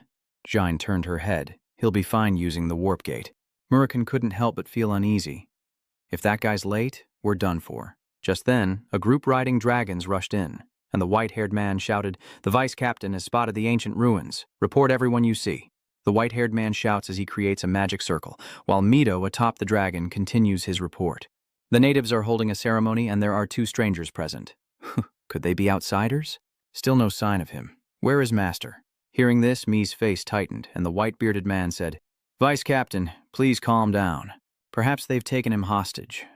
Mai was trembling with rage. "If anything happens to my brother, I'll make them all beg for death at my feet." Muraka gazes into the distance, wondering what to do. 6 dragons and about 30 mages. If something happens, I'll revert to my original form to fight. But either way, the main force of the Zifo clan will arrive soon after. "Kid, remember to take care of yourself." "Zin, yes, I know." Meanwhile, Murakhan reminisces about the past, a time when the skies were peaceful. Murakhan clenched his fist, thinking angrily, "Damn you, Teza. The wound you pierced through my heart 1,000 years ago still aches." A powerful red dragon stomps the ground, shattering the earth as the Jipo clan lands before Jin. Jin wondered, "Murakhan, do you recognize any of these dragons? They all seem to be fire dragons." Murakhan observes, "I don't know them. They're too young. And they're not fire dragons, but red dragons, a lower species of fire spirits, probably all Caden's subordinates." Mito angrily introduces himself. "I am the vice master of the 7th magic tower of the Jipo family." "Where is Murin Jipo, your master?" Jin coldly replied. "How would I know? I haven't seen him." He thought to himself that he had never heard the name Mito Elner in his past life. Mito trembled with anger. "I don't know why you're after my brother. He's a bit eccentric and can rub people the wrong way. Or are you one of the Run Candle dogs?" "Why should I tell you what happened to Jin?" M clenches his fist. "I haven't asked you to take off your mask or drop your weapon yet. Answer the question. Is my brother still alive?" He trembled with rage, shouting, "I'm asking as his own flesh and blood. Please, I beg you. You have a family, you understand, don't you? If you tell me the truth, I won't lay a finger on your family. Please tell me." Jin scoffs. "What a joke. These beasts who inflict pain on others dare to feign brotherly love? Stop with the nonsense." He was red with anger. How dare you? That worm isn't fit to be called a member of the noble Jipo family. He was ranting when his eyes widened. Something was glowing behind Jin, something Midodu recognized as a human head. Okay, I get it. I'm too late. You dogs aren't strong enough to even scratch him. You must have used some kind of trick, right? His rage explodes. Everyone, prepare to attack. Don't shoot, capture them alive. The henchmen cast their spells, creating magic circles as their leader raged that death was too easy for them. They needed to suffer. They'll be begging for death at my feet. Their blood and cries will be a sacrifice to my brother, Jin silently observes, noting they're all just 8-star disciples. A girl appeared in the light, smiling. I hate hot beasts, she said. M turns to see the encroaching ice magic. Let's see. An icy attack hurtles toward him as a noblewoman with mysterious black heels approaches. She says, I heard my daughter gave flowers to some man. Let's have a look. With her icy hair flowing, a refined woman gracefully wields a fan. Looks like I'm too late. That woman is Talaris Endoma, the 51st Ice Palace Lord, one who can completely freeze third-level magic. Mido froze in terror. The air around them seemed to freeze, but she was even colder than the air itself. Before Mido could even process it, the white-bearded subordinate beside her shouted, The Ice Palace Lord. The Ice Palace Lord. Talaris Endomajin is pleased. It seems Lord Kazmi has succeeded. Murakan chimed in. I was wondering who the Ice Palace Lord was. Impressed, little one? That ice can only be controlled by the chosen. I didn't expect this era to be capable of that. Talaris mused. Little one, go inside and rest. Then she vanished. She turns and smiles, and the ground freezes with every step Talaris takes. Her steps, though light, create a majestic wall of ice, encircling Jin and isolating him from the Jipo. Jin removes his mask and bows his head as Talaris asks, Are you the one my daughter gave a flower to? Jin replied, I am Jindan Gandon. She said, Yes, I've heard a lot about you. How are you still standing? You have external wounds, but your internal injuries are far more severe. Zin acted like it was no big deal, while Terrace was relieved that at least he could speak. Then let me ask you something. With that, she used her fan to lift Jin's chin. So you're the one who killed my toy? Remember Enkaro? So that's his name? Jin thought to himself, recalling the mission from his cadet days. Looks like Ceres isn't so tight-lipped after all. Terrace, I don't intend to take my anger out on you or anything. I was going to deal with him anyway. But do you know any decent men you could introduce me to? Like the man next to you, perhaps? Murakan could only scoff at that. You have a good eye. Talaris's eyes sharpen. Then how about this Appa and I go for tea sometime? Anyway, Ceres, take care of my boyfriend. I have things to take care of. Ceres is startled to hear his name mentioned. Boyfriend? What boyfriend? I told you he's not my boyfriend. Talaris, why did you give him flowers? Ceres is lying on his back so no one can approach him before we fight. You must be busy. Jin lies down to enjoy the moment. Yes, things have been a little chaotic lately. Ceres, you're saying Kazim, the one who delivered the flowers, looked like he was ready to sacrifice his life. Ceres recounts how Kazim held up the bouquet, saying the woman he was giving the flowers to was in mortal danger, and begged for the Lord's help. And even woke my mother up. She's so carefree. You have good comrades. Jay wearily closes one eye, thinking, Yes, everyone is so kind to me. I don't deserve any of you.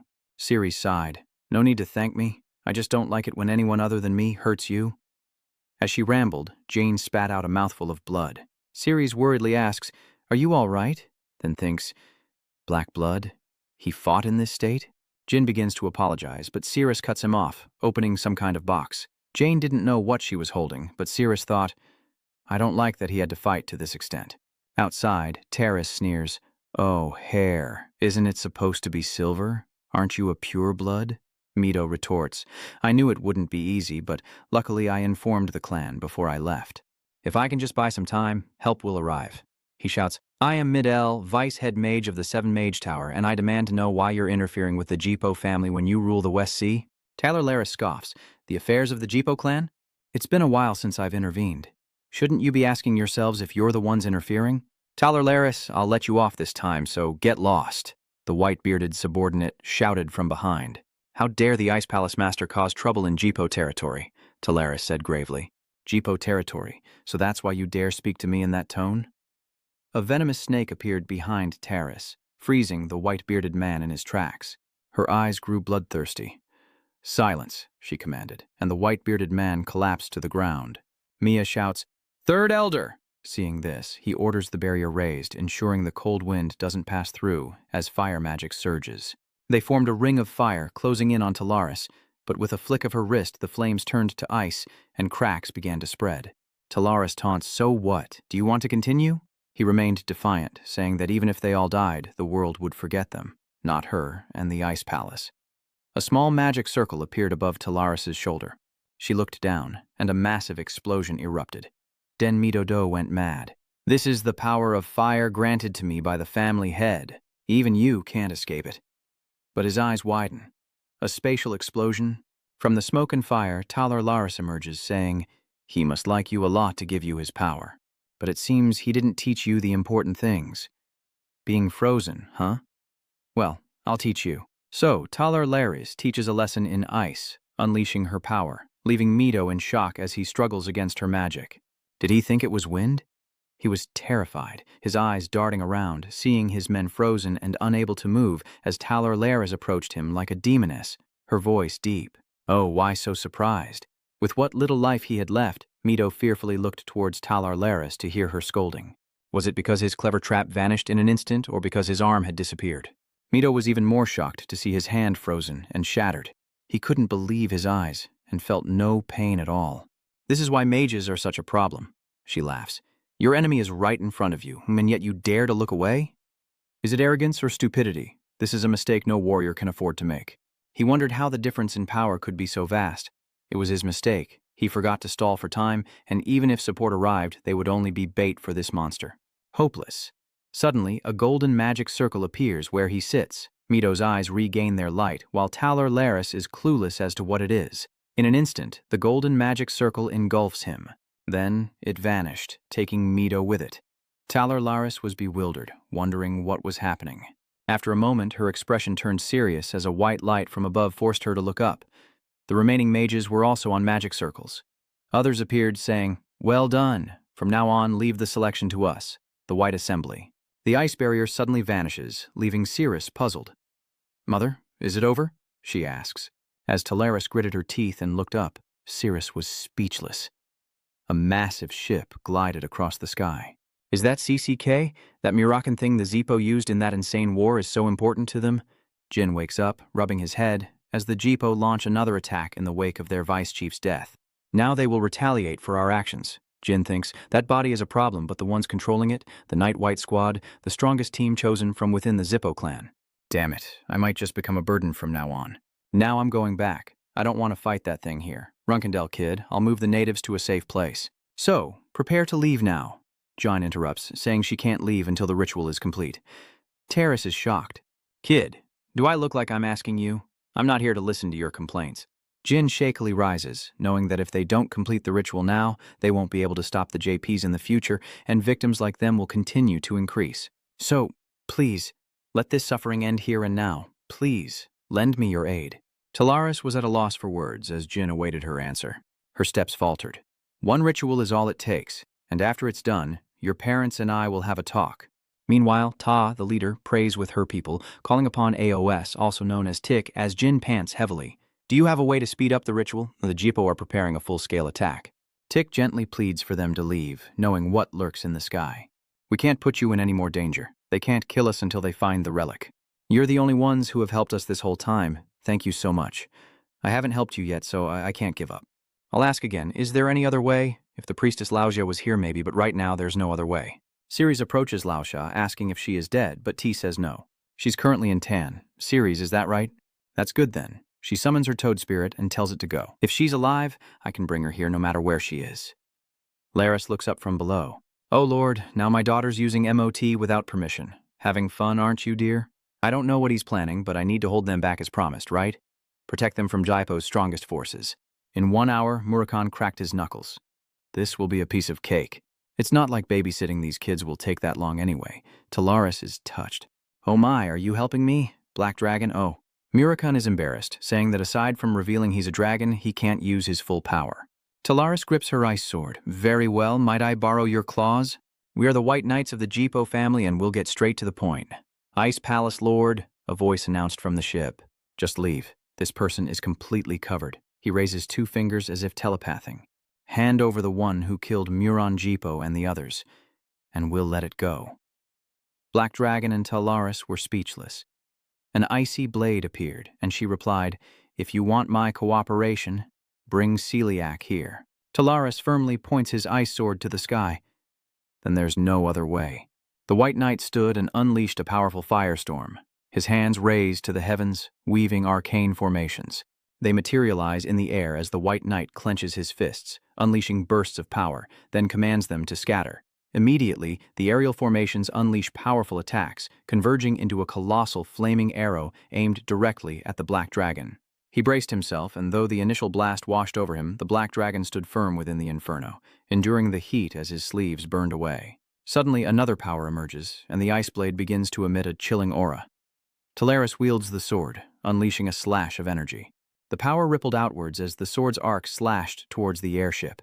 The White Knight raised his hands, gauntlets glowing with power that formed a magic circle, merging into a single force. Just then, Talaris's sword strike reached the ship, but the White Knight's magic circle appeared to meet it, along with a loud warning. "Brace for impact, first squad hold the line and raise shields." Then, the White Knight wondered about the Black Dragon. Who was this person standing before the Ice Palace Lord? "He countered my magic barehanded, without even using mana. He's not going to be easy to deal with." The White Knight orders his men to call the family and prepare the war cannons as the scene shifts to someone knocking on a door. Ban then opened the door, greeting them. Coming, who is it?" Upon seeing Jin, he was shocked. Young Master Jin. But Jin, looking hurried, asked, "Where is Saintess Larsa?" A voice from inside the room immediately replied, "I'm waiting for you, young Master Jin." Jin said, "Saintess, I'll explain on the way." But Rasa interrupted. "I'm ready, let's go now." Despite her words, she still looked incredibly tense as we return to Talaris, who continues to swing her sword, unleashing cold blades of energy that seem to freeze the very air. Talaris unleashes a whirlwind of sword strikes, while the White Knight counters with magical formations, their clash creating explosions that momentarily obscure the sky. Meanwhile, the Black Dragon continues to shatter incoming fireballs with his iron fists, looking up with a satisfied expression. "You're strong, I'll give you that." Suddenly, he looks down, startled. Black Dragon's hands are frozen solid, and he's shocked. "Huh? What's this?" Talar Laris casually remarks. "The Ice Palace Lord's fruit is better than nothing, right?" Black Dragon slams his frozen hands together, then spreads them wide with excitement. He can't feel his hands anymore, but it's working. He then used his ice hands to pick up a boulder, and the small body lifted the massive rock high into the air. The White Knight watched intently as the Black Dragon hurled the boulder at the airship above. Talaris then realized how ridiculous it was. Doangan had said the Jipo family wanted this land, so they couldn't use cannons, and both sides had to avoid casualties in this battle. At this rate, we're sure to win. Meanwhile, the White Knight is also calculating his next move. "Is that what you're thinking? Ice Palace Lord, this is annoying, but I still don't have permission to fire. But the people are performing some kind of ritual, and two have suddenly vanished. They're plotting something. We can't let this continue." Inside, the Jipo soldiers report to each other, "Commander, what orders has the family sent?" "Eliminate them." The White Knight falls silent upon hearing this. "What's going on?" Black Dragon was confused by the strange silence. They suddenly went quiet. "Giving up already?" But Ice Palace Lord Terrace senses something impossible. And then it appeared. A signal flare shot into the sky. That power erupted, casting light upon Terrace's astonished face as a swirling vortex of energy gathered into a potent sphere above. That was followed by a threatening announcement. "Sec Leader, I've just received permission from the family head. You know what that means, right? This is your last chance. I'll count to 3. Hand everything over and leave. If you don't, I'll destroy everyone here." Hearing this, she hissed in fury as he began to count. 1.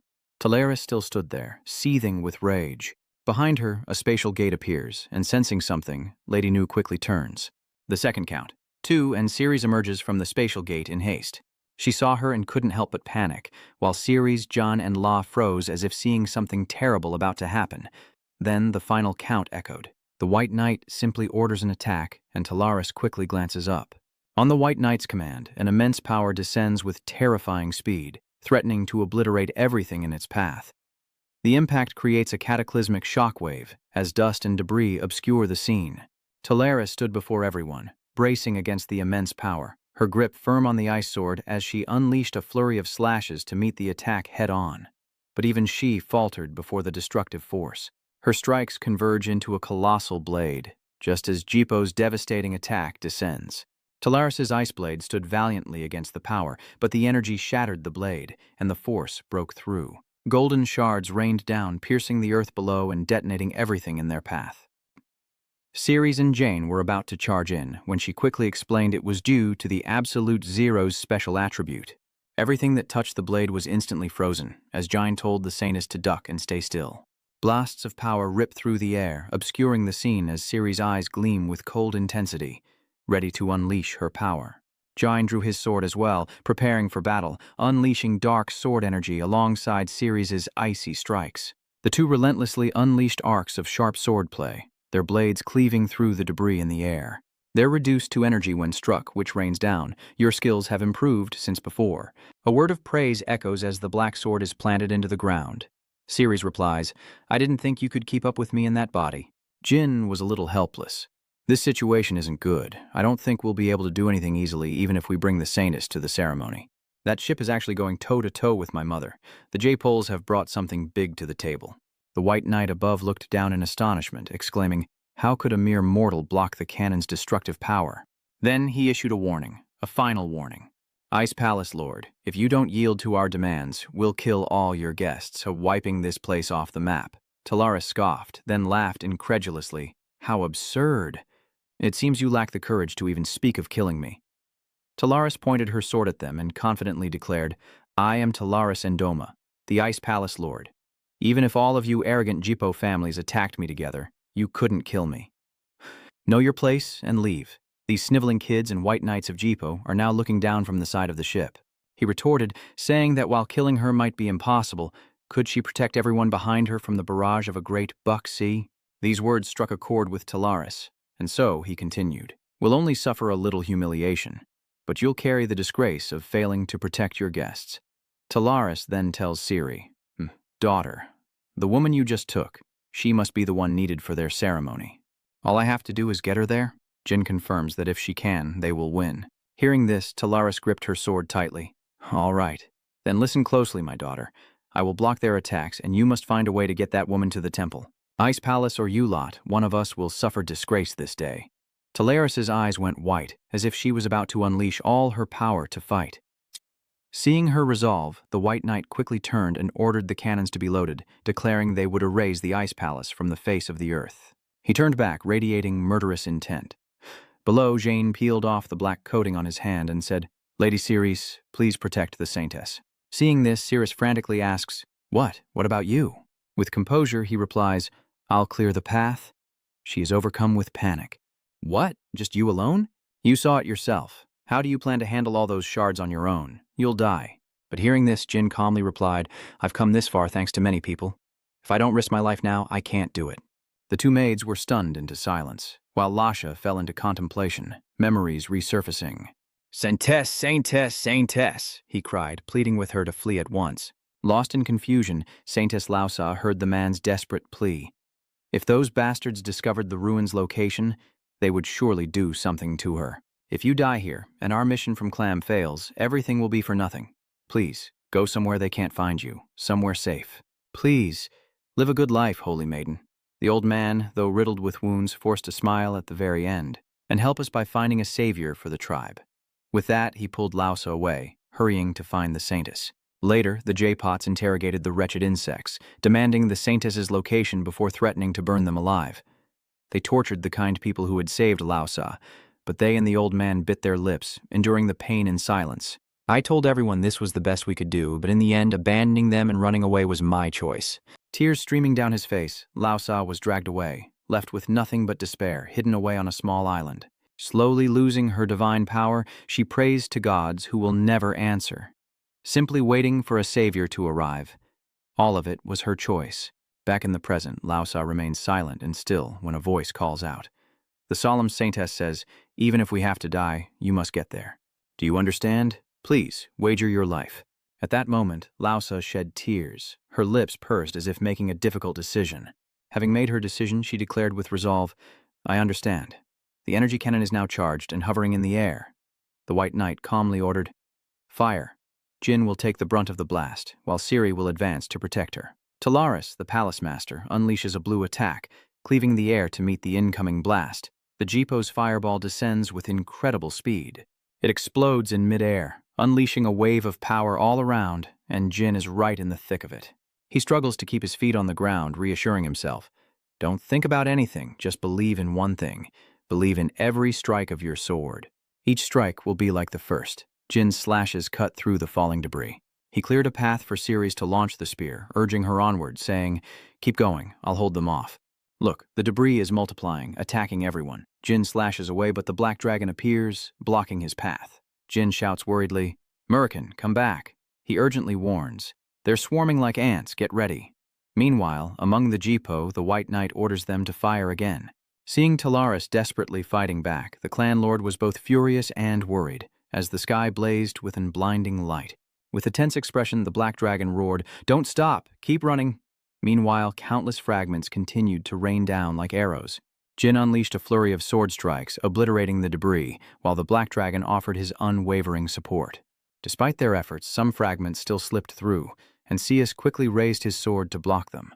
But just then, Jin's blade intervened, slicing it away, earning high praise from the black dragon. "Ha ha, you fight pretty well, kid." Just as I was getting excited, a shard came down, startling me, but luckily I dodged it. But then, the black dragon noticed something serious. John had been impaled. Ceres glanced back in shock, horrified by what she saw, and cried out, "Jin!" Looking from behind, Jin's head begins to revert to its original form. I was able to get this far thanks to the help of so many people. If I didn't risk my life, I wouldn't be able to bear the choice I bet on. Jin's words echoed in her memory. Lausa screamed in agony, "Kia ha." But Ceres, regaining her senses, embraced Lao X, hoisted Lausa over her shoulder, and ran off with a curse. Damn it. Ceres swung her sword, cursing, "You idiot! Why would you go this far?" "Why?" Her face contorted in anger as a force struck her sword arm, followed by another blow to her leg. She quickly mustered all her strength and threw Lausa away, out of the area, who turned back in a panic, calling out to Ceres. Ceres, unable to stand, steadied herself with her sword. "Don't look back. Don't let our efforts be in vain. Keep running." Lausa was stunned by this devastating truth, biting back her resentment as she charged forward, screaming inwardly. "Clam, I won't wait any longer." The other person's reply, the image of Yin lying before her, and then Ceres' helplessness. It took her too long to realize. Nothing will change with just prayer. La has made her decision. The falling debris crashed down, destroying everything in its path, while in another space, Jin's soul was trapped in an endless darkness. A voice calls out, wake up now." Jin was fast asleep, his Jin eyes dark. As his name was spoken, his eyes slowly opened, revealing a cavern filled with fiery lava pits. And beside them, Ceres is unconscious, covered in blood from his injuries, while the Talaris clan leader painfully embraces her daughter. Further away, the wretched Jipo surrounded them, trapping Talaris and her daughter. Jane's eyes widened at the sight, and he gasped, "What is going on?" The space around him seemed to solidify and vibrate, and Jin quickly turned to see the falling rocks. There, he saw the black dragon, writhing in agony, as if controlled by something. "Murican? Who is that?" A dragon several times larger than normal, covered in a fiery red, now controlled the black dragon. "This is Celiac Caden's guardian dragon. The Jipo family must be quite determined." Jin stares in disbelief at the outcome. Have we truly failed? He looked down at his body lying on the ground, its face still and lifeless. Suddenly, a voice echoes, "You must be wondering when things went wrong, right? Perhaps you shouldn't have ended things with Muran's death. Or maybe the right choice was to help those here escape. Neither is the answer. Perhaps you shouldn't have helped them at all. Aren't those regrets flooding your mind?" To those words, Jin clenches his fist and replies, "No. This is the path I chose. I have no regrets. What enrages me is your pained and desperate cries. Even in death, I remain weak and incompetent. Because of me, because I was too weak and foolish." The voice continued, "I understand. Then don't forget those feelings." These words stopped Jin in his tracks, and with a snap of the figure's fingers, he was plunged into endless light once more. A new space appears, and Jin finds himself in a place with small islands floating in the air, wondering, "Is this me? Or Clam?"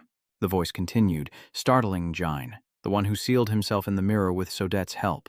"I've been waiting for you. Sodette's chosen toy." Jin was confused by this. "Wait a minute." "What do you mean?" Clam calmly explains. "A 1,000-year contractor. Time is running out. After today, you must realize the path you must take and the pain of those you cannot protect." "I'm speechless," he shouts in anger. "What's the point of meaning now that it's all over?" Clam continued. "It doesn't mean anything. None of this means anything. Let's talk more." Outside, Clam finished speaking and then flashed. Before Jin could collect himself, he was shocked once more. Then, in the real world, Jine's eyes suddenly snapped open. He quickly shot up, gasping for air, and clutched his head in dismay. Damn it, how many times have I woken up like this today? Suddenly, he realized something. Wait a minute, I'm awake, but there's another voice. Huh, you just woke up? Siri studies Jine's expression, as if pondering something. Then that radiant expression appeared on her face. Judging by that shocked look, you must value your life quite a bit, huh? As Siri's Jin panics, a hand is raised. Hey, you little brat, I'm gonna kill you. The black dragon swats Jin on the back, causing him to cry out and angrily questions him. Why were you unconscious back then? I thought you were dead. Confused, Jin calls out to Murakun, I thought you were attacked by Kadun. The black dragon was confused. Kadun, why are you bringing up that bastard's name? Then he snapped, and who was attacked? That guy better back down the moment he sees me. Talaris continued. You're finally awake. Honestly, I don't know what you were thinking. But who knew you'd actually bring a god down to earth? Jin was confused by her words. A god? What do you mean? Black Dragon explained. You did it unconsciously? The saintess allowed a god to possess her body, and not just any god. His descent instantly annihilated them. I don't know what he did, but the White Knights are all down, and this powerful magic and barrier, whoever it is, I don't think it's a weak god, but I don't remember anything. Why is he calling the saintess, who's standing alone in the distance? Hey God, he's awake now. Start explaining. As for what you're planning, the saintess turns, her eyes blank white, her long snow-white hair ethereal. A tense Jin asks, You're not... as the saintess lunges. The saintess replied, Indeed, my name is Clam, and thanks to this child's sacrifice, I can descend to this world.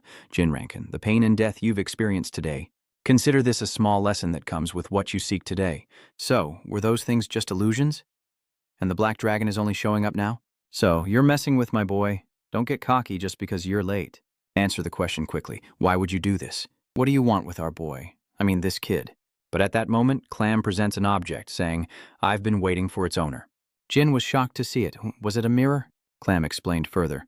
I am the origin of magic, but I couldn't handle its power and nearly destroyed the world. Then, Sed helped me. The name startled the Talaris clan leader. Sodet Clam, he continued. He sealed me and my power within this mirror.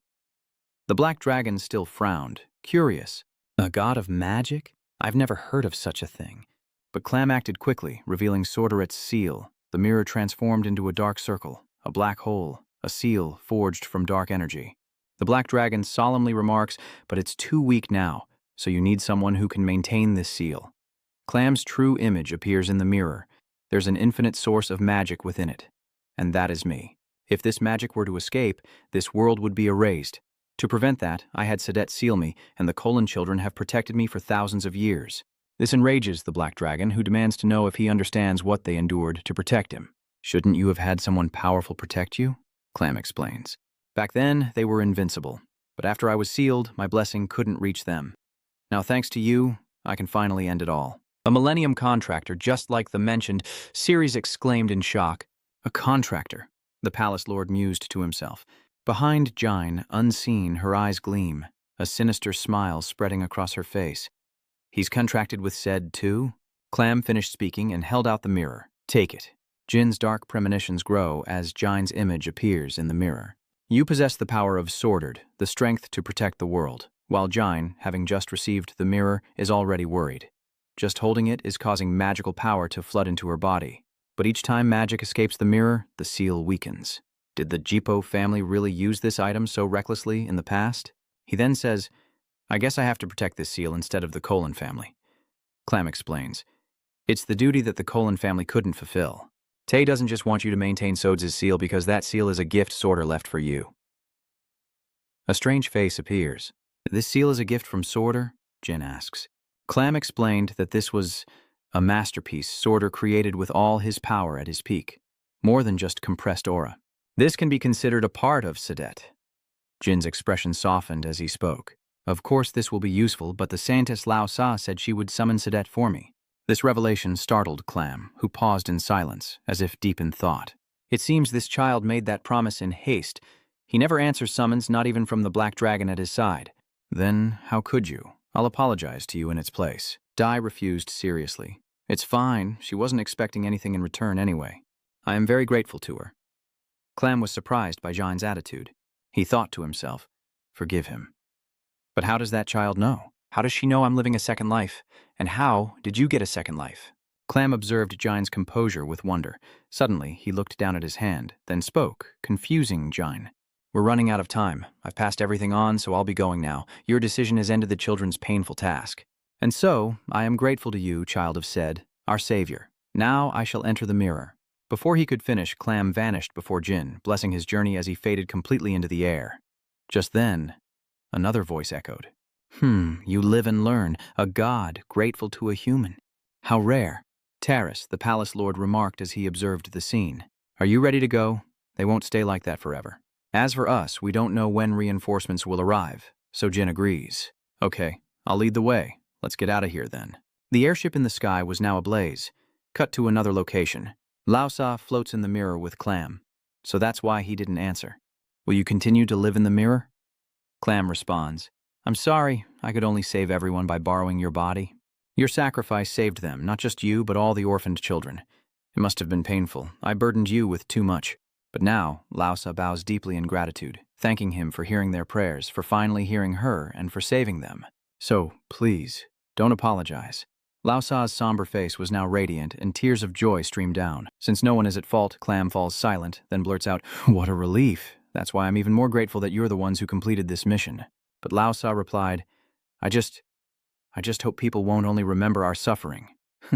Clam hummed in response, then sighed inwardly. Jin, this strong determination is linked to you, so I suggest you create a world where that pain no longer exists. As for Jine, he now stands before the Conin people. Tick says emotionally, They say it's been over 10,000 years, and our race has been losing since ancient times. Unable to develop further, we quickly became a weak nation and slaves to the Jipo. He realized then that if the Jipos got the mirror, their sacrifices would be in vain. Luckily, it ended up with him. As he spoke, Tick wiped away tears of joy, and Jine replied happily, No, the reason I'm still alive and standing here is all thanks to you. But deep down, he feared that if those Jipo lunatics got the mirror, the world would become a battlefield for eliminating mages. He then arranged for me to prepare accommodation for everyone in the Hill Pester Union. Tick was shocked to hear that. Huh? Hill Pester? Dino added in surprise. Jin, the Canon Estate's sanctuary isn't funded by the main family, is it? You don't have to do this for us. Jin handed him a piece of paper saying, This is a letter from Miss Luna Conin. Just show this when you get there and they'll help you.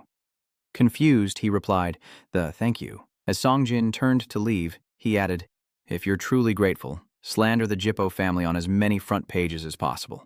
But Dino is still worried. Will the Jippo family just sit still? They'll surely ramp up their cover-ups, and even if Jin paused, asking, You think you're the only one who hates the Jippo family? He turned back, his face cold and serious as he analyzed, Dino Jacqueline, you're the fuse. When those harmed by the Jippo group read your article, they will rally. You will become a great journalist, so have confidence. These words bathed Dino in a hopeful light. With that, Jin returned and opened his room. Standing before the Talaris sect leader, he bowed. Now I can properly greet you and thank you for your help. To that, Talaris, the palace lord, replied politely. It's nothing, she replies, but Jin still voices his concerns. But I still worry that I've caused the Ice Palace and the Jippo clan to become enemies. No, now Kayak will have to be more cautious of the Ice Palace, since he didn't expect an ancient god to descend. He probably thinks I've become stronger. Hearing this, Jin's face lit up with obvious delight. What a relief. Taris then added, And I'm not helping you out of the goodness of my heart. I'm doing someone a favor, so no need to thank me. Jin still felt indebted and asked, Is there anything I can do to repay you? Laris, as if waiting for these words, wore a scheming look. Hey! Compensation? What should I ask from the boy who's Sodet's contractor and a demon swordsman? I knew he'd say that. How much should I ask for? She spoke again, seeing his hesitation. She seemed incredibly excited, thinking she might let it slide this time since she got some valuable information.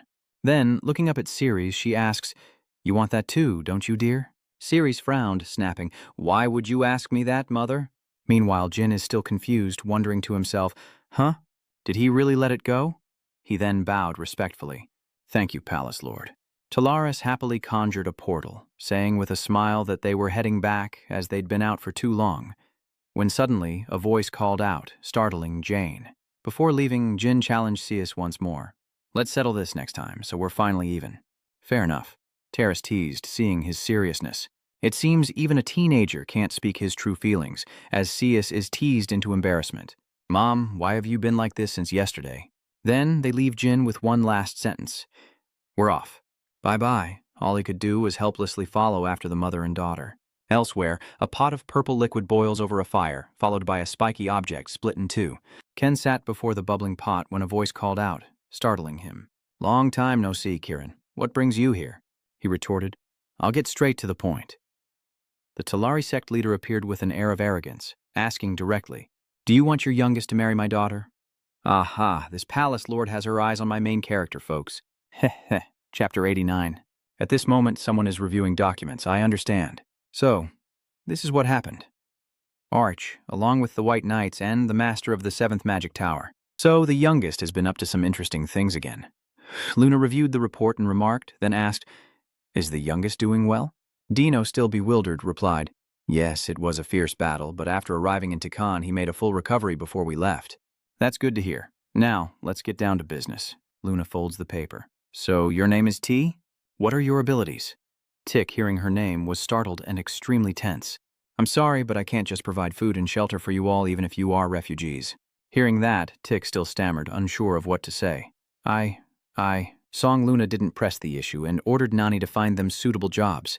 Integrating with the people of the territory will help them settle in sooner. She bows, accepting the order. Yes, lady, leave it to me. Tai Mun. Luna turned to T and asked, Instead of just receiving aid, wouldn't this be better? T replies with a bright expression, Yes, thank you for giving us this opportunity. Then it was Dino's turn, and he said his name was Dino, right? He was startled. Luna happily says that if he needs anything, just tell her, and she will support him in every way she can. Instead, he had to achieve the results the youngest had asked for. Dino fell silent. He then firmly declared, Please don't worry. I won't fail his expectations. A month after the Conin incident, the whole world was talking about the massacre of the natives, including the anonymous travelers who punished the Jipo family, the perpetrators of the massacre. Forces opposed to the Jipo family, including the Conin family, quickly spread rumors. Even though the Jipo family claimed it was Muron Jipo acting alone, a piece of CC was found at the scene, indicating the Jipo family was deeply involved in the incident. Hufester's allied forces were enraged, while the Lutero Magic Federation tried to cover it up, and the Emperor of Empire B unilaterally declared the JP family innocent, gradually cooling down public opinion. As a result, the Canon family, who revealed the situation, gained popularity among the people, and B received support from the Jipo family, further tarnishing their image as they betrayed their honor and status. Therefore, Jipo remained silent for a time, from the death of their second-in-command to the Conin massacre, a truly devastating blow. Dino now tries to process the information, both Master Jin and Luna. I thought the Black Brigade were all just sword-crazed fighters, but I was wrong. And then a pile of letters suddenly appeared, leaving him utterly bewildered. Yeah, Tika brought them. She happily asked, See what's happening? These are all letters of support and money sent to us. Dino is still confused. Oh my, all this? T explained. After being abandoned for hundreds of years, now many people are paying attention to us instead of just complaining. We're all secretly praying for the young master, hoping that the unknown adventurer will one day be revealed as the young master who will raise the Canon family's status and bury the Jipo family. Meanwhile, Khan walks alone on a rocky mountain path. He walked, calculating in his mind. This is the third time, isn't it? I hope Mr. Khmer's writing skills have improved.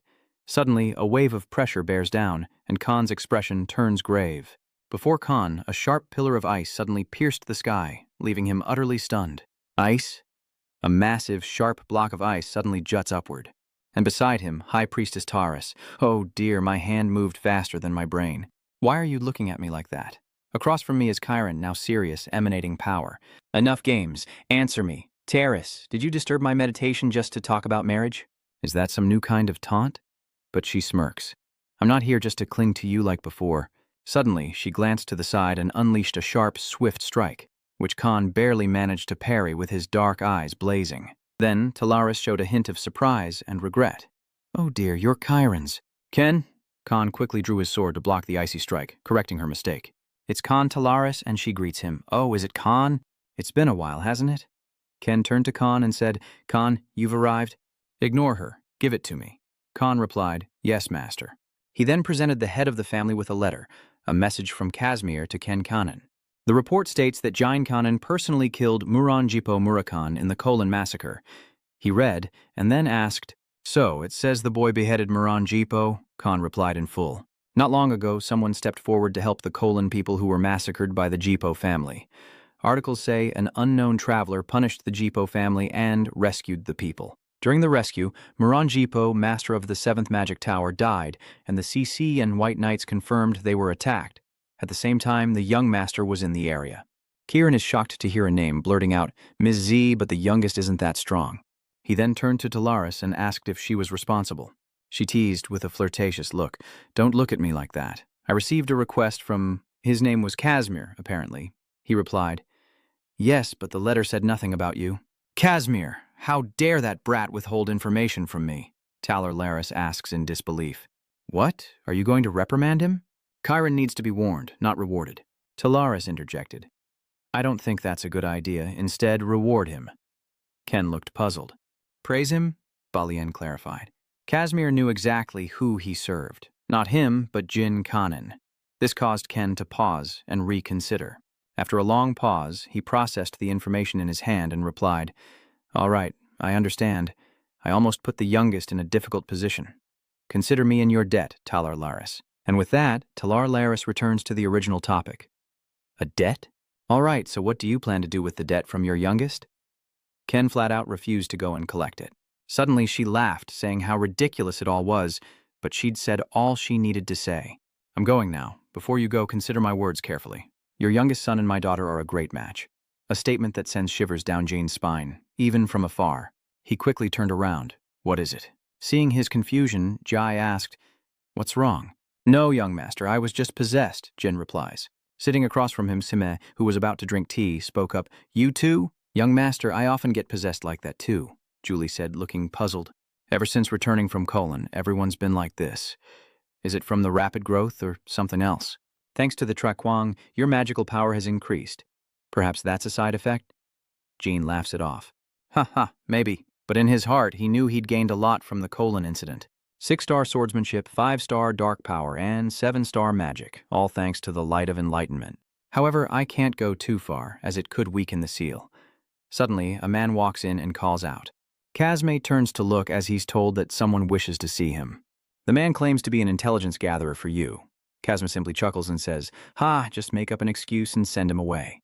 But the butler hesitated, saying, "I was going to, but he claims to know the location of one of the 7 Colors' secret bases." This news darkened his expression.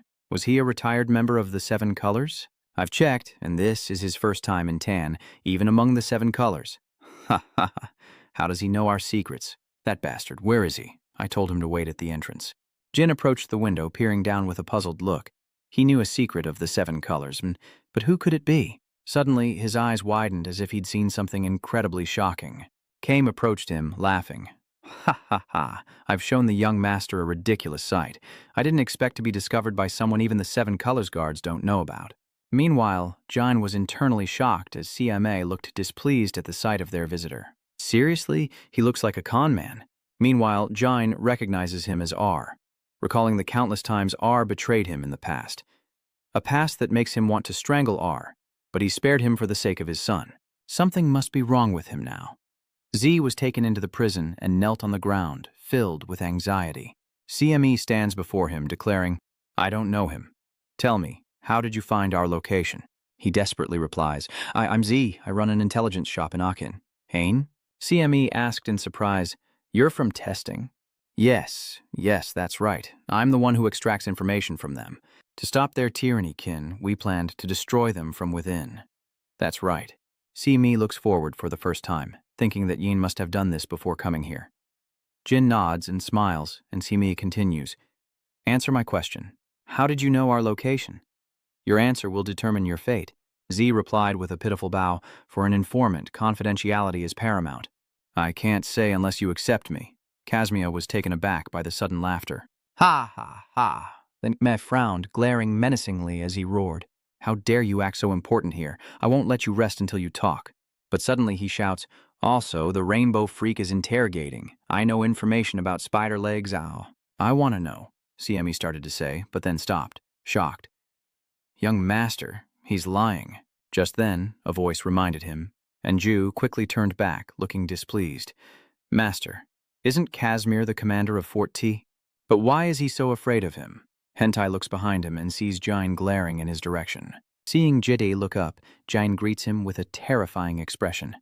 Long time no see. Jay, what are you doing here without my gift? He looked at him like a ghost, his face contorted, unable to speak. You fraud, he screamed in terror. Lord Kazmaya, this con man is a fraud. He impersonated Veridin Zipo. Don't listen to him. Tikan will become the next test subject. Chasm couldn't take it anymore and interrupted, grabbing some kind of tool. You're insane. How dare you? Just as he was about to draw his sword in anger, the black dragon burst through the door and shouted.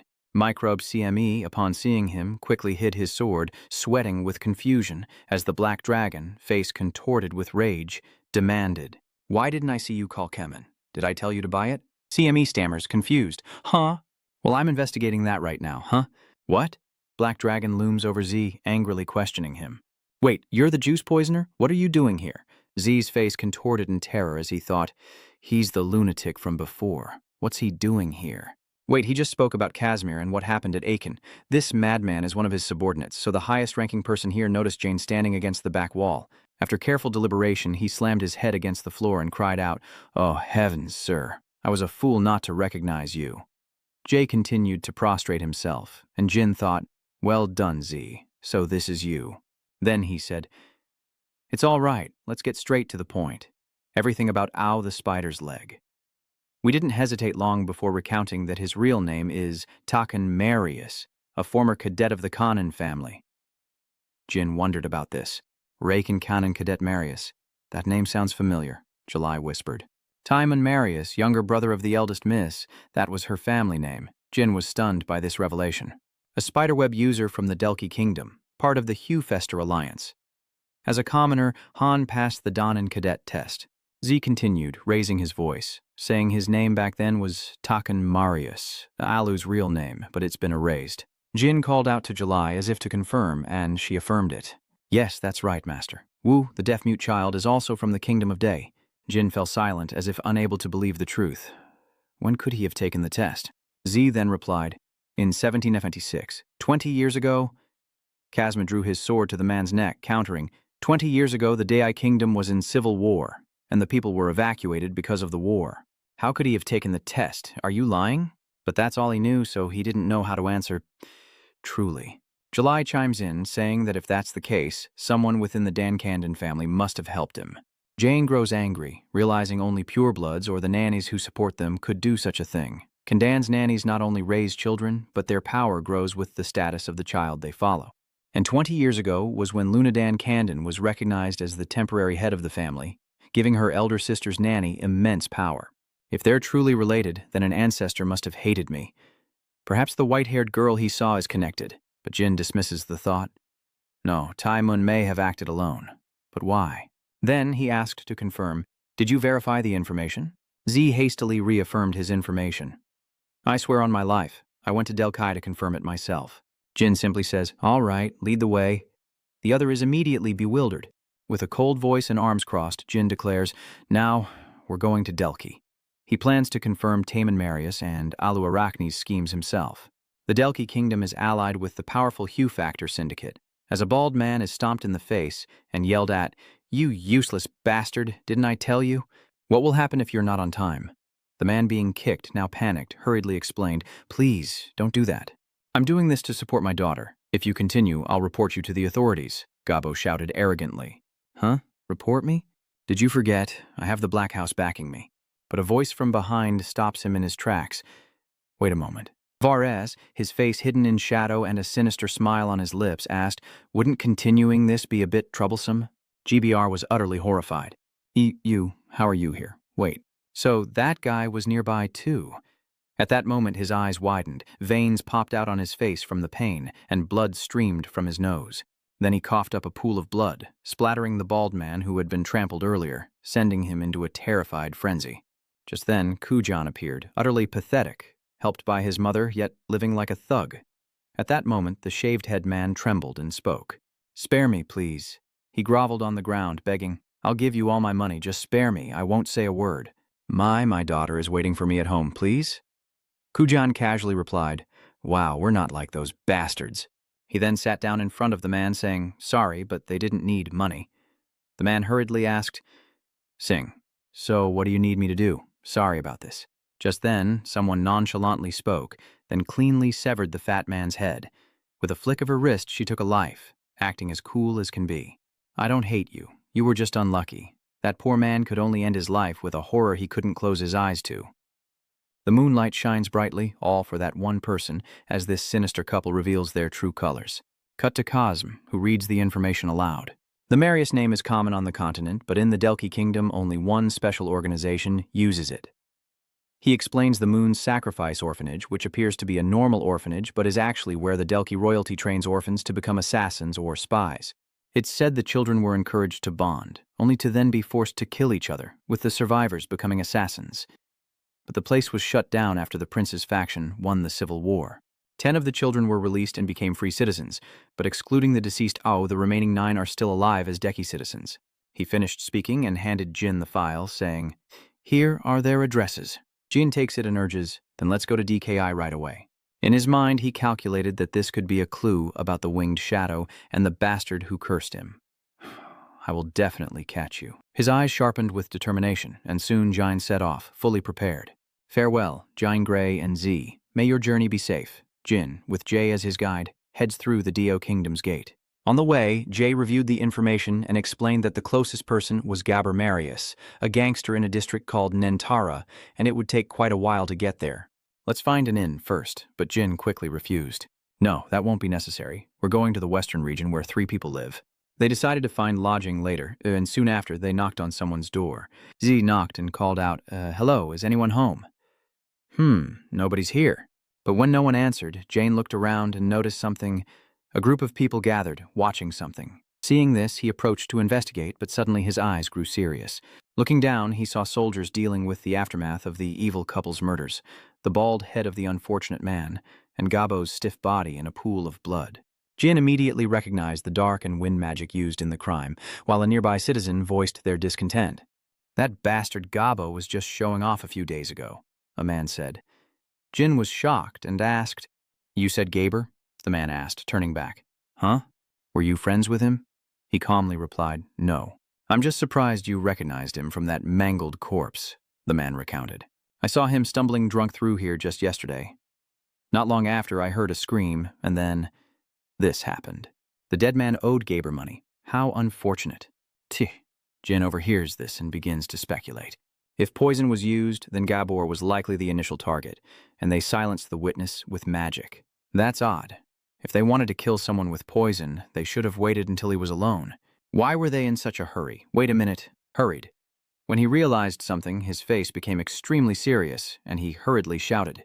Z replies, startled. Huh, what's wrong? Jin urgently asks, Who's regretting it? He answered while rummaging through the documents. Yes, it's Weatherway Marius. About a 2-hour trip away, Jin decides they'll get there in 1. A bad feeling washes over them, but upon arrival, they find the man sitting stiffly in his chair. In a panic, Red exclaimed, He! As Jin approached to examine the man, she realized it was poison. He hasn't been dead long. His skin color and posture haven't changed. It's a self-adjusting assassination poison. He then declared that the same person was behind the killings, leading Jane to conclude that someone was trying to eliminate all the survivors of the moon sacrifice.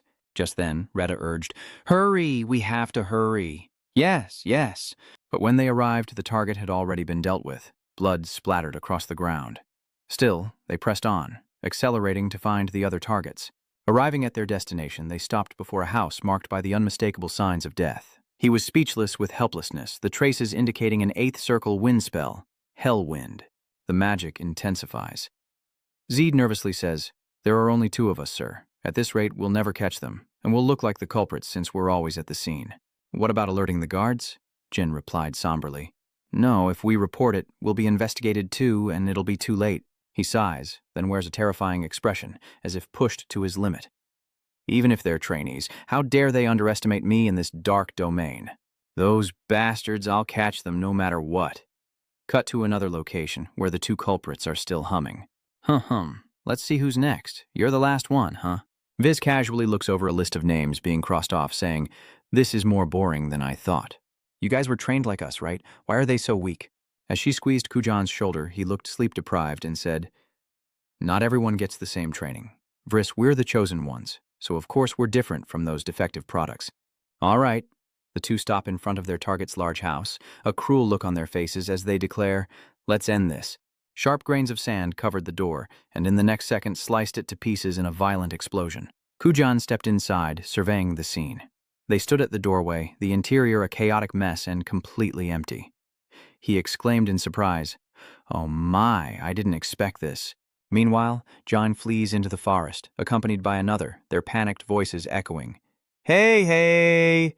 The man, running in panic, asked, "Are all the moon-offering people dead?" Jin kept running and replied, "Yes, someone is one step ahead of us, killing them all." The last man clutches a bundle tightly in his arms, visibly tense, as Jin deduces their kill order, starting from the space gate and moving outwards.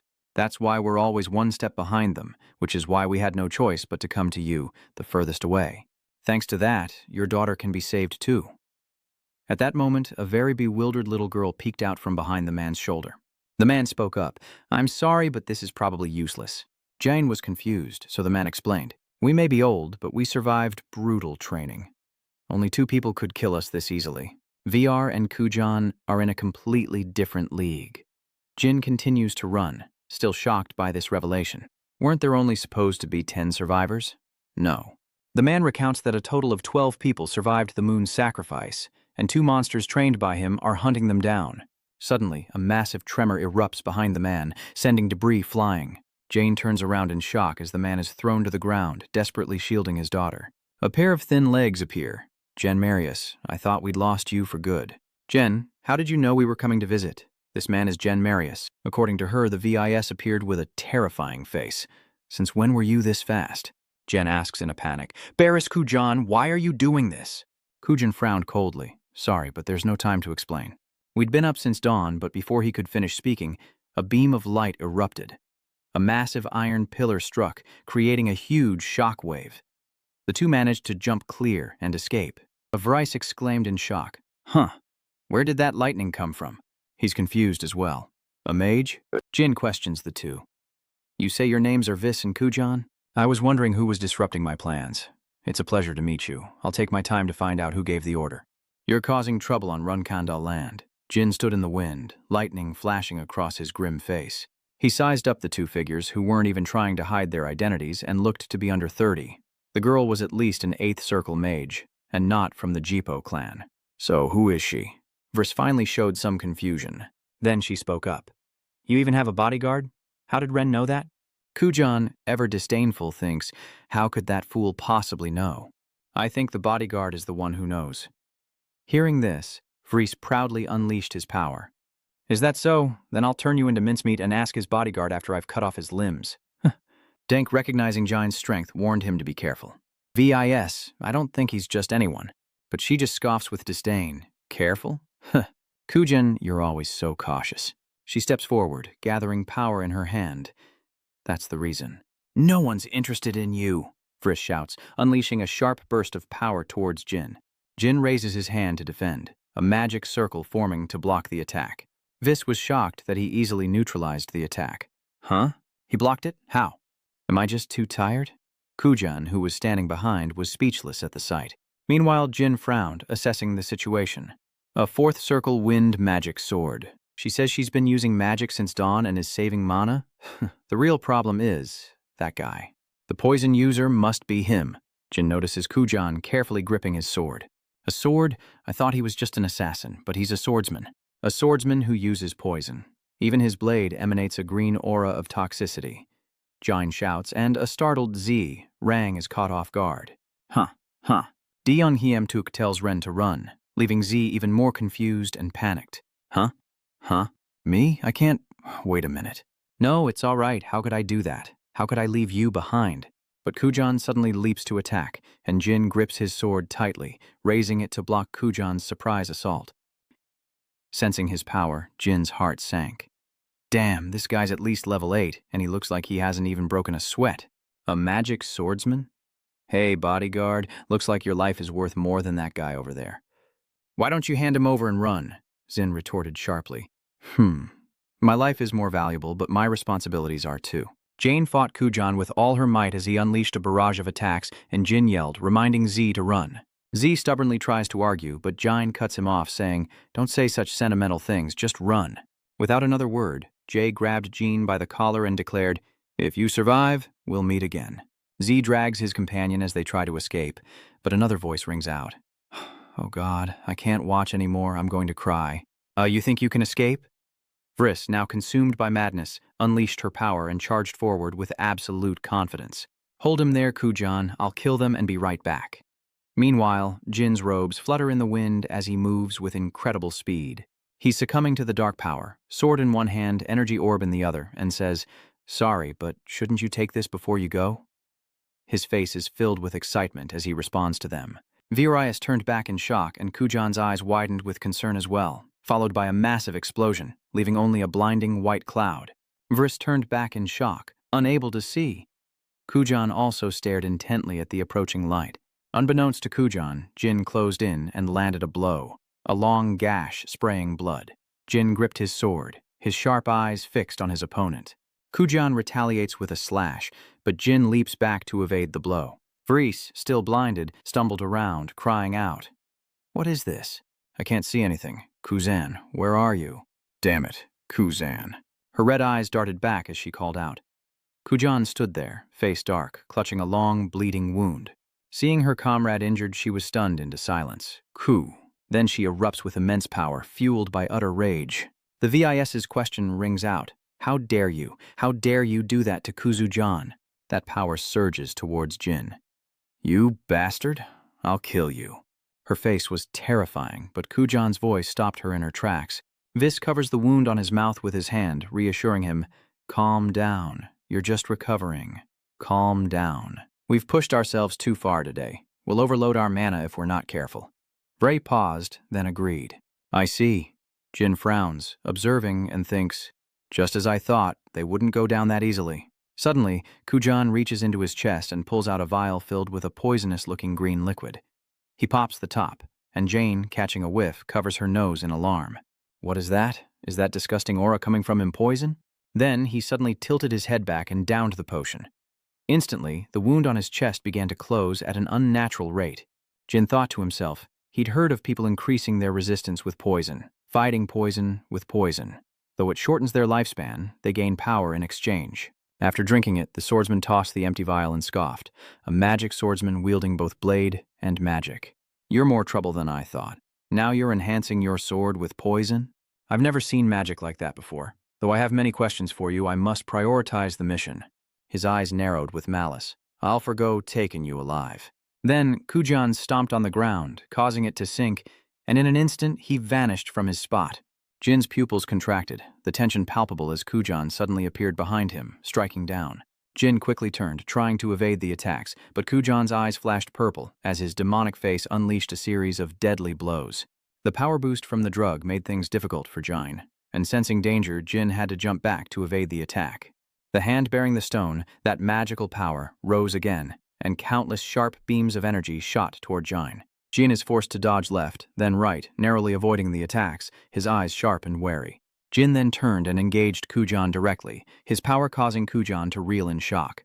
Just what is this guy? His swordsman level is only at rank 6, but his movements are faster than normal. He's definitely better than that. Just then, Jine grinned, deciding to deal with the mage first, as a blue aura erupted around him. Vriss is shocked by what she sees. Huh? What? Blue flames? No way. That massive blue flame is headed straight for her. As the blue fire washes over, only a faint shadow remains, and a desperate scream echoes out. Kujan froze, turning back in shock. Vriss, you're distracted. What a loving brother. Jin's mocking voice echoed as dark energy enveloped Jine and Kujan. Lost in an endless abyss of darkness, he couldn't help but frown with unease. It's so dark. What's going on? Suddenly, a sharp streak of dark energy flashes. As Jin passes, Kujan is slashed twice across the chest, blood spraying everywhere. Now powerless, he collapses to his knees, his body frozen as he wonders what that energy was. Not magic, not aura, but something he's never encountered before. Then, with a look of resignation, he said, "You're a swordmaster wielding demonic energy, aided by the Azure Phoenix. I've met a formidable foe. But I'm curious. Jin turned back to Kujin, puzzled, urging him to continue. I wonder if poison will work on a bastard like you. With that, Jin's body collapses to the ground, while Vis lies scorched and smoldering, barely clinging to life. Painful, labored breaths filled the air, alongside the unmoving Kujin and the equally wretched Jin, whose face was contorted with purple veins and a mouth overflowing with blood from the poison. Jin bit down on his teeth in pain, urging himself to stay calm or he would die. He struggled to pick up his sword and used all his strength to stand, his face contorted. Meanwhile, Kujin retrieves his sword, his eyes sharpening as he turns his gaze back to Jin. Both men struggled to their feet, still hunched over from exhaustion, ready for another fight, when a loud voice suddenly boomed, startling them both. I've found you, Your Highness. I've found them. A pair of silver boots appeared, followed by a group of knights. Leader's orders, archers, prepare to fire. The knights following him were incredibly imposing. I am Laika Ka Delki, the third Prince of Delki. Lay down your arms, Jin thought to himself as he looked back. Did you call them? Then, as he turned, Kujin spoke up, sounding like a warning.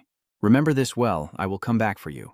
He then picked up the unconscious body of Vis. His eyes burned with sharp hatred. Don't think you're safe, you bastard.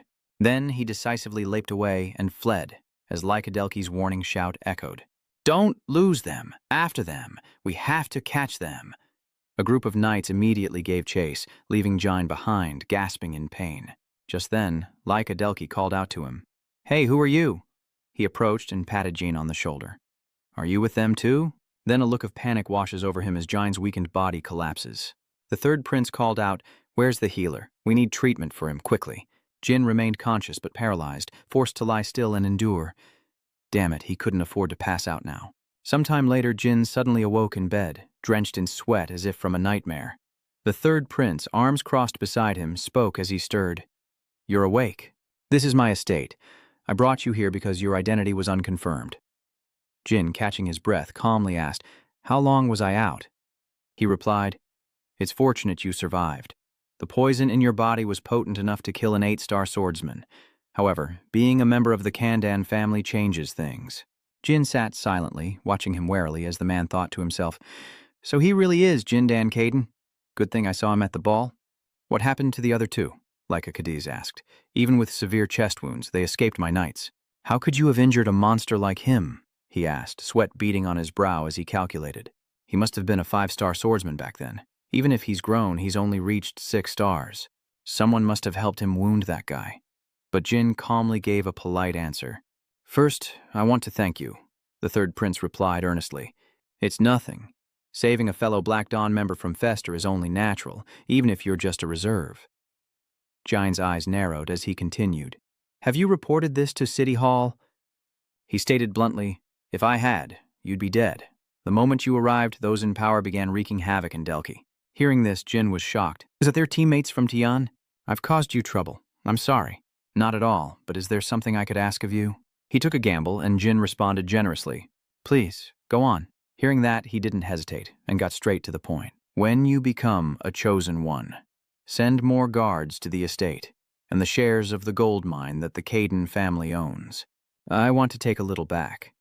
Jin pursed his lips and remained silent for a long time. Then he uttered a sentence that made the third prince sweat profusely. So, you think my life is cheap? I'll send double the guards and all the gold mine shares. He was shocked to hear that. That much?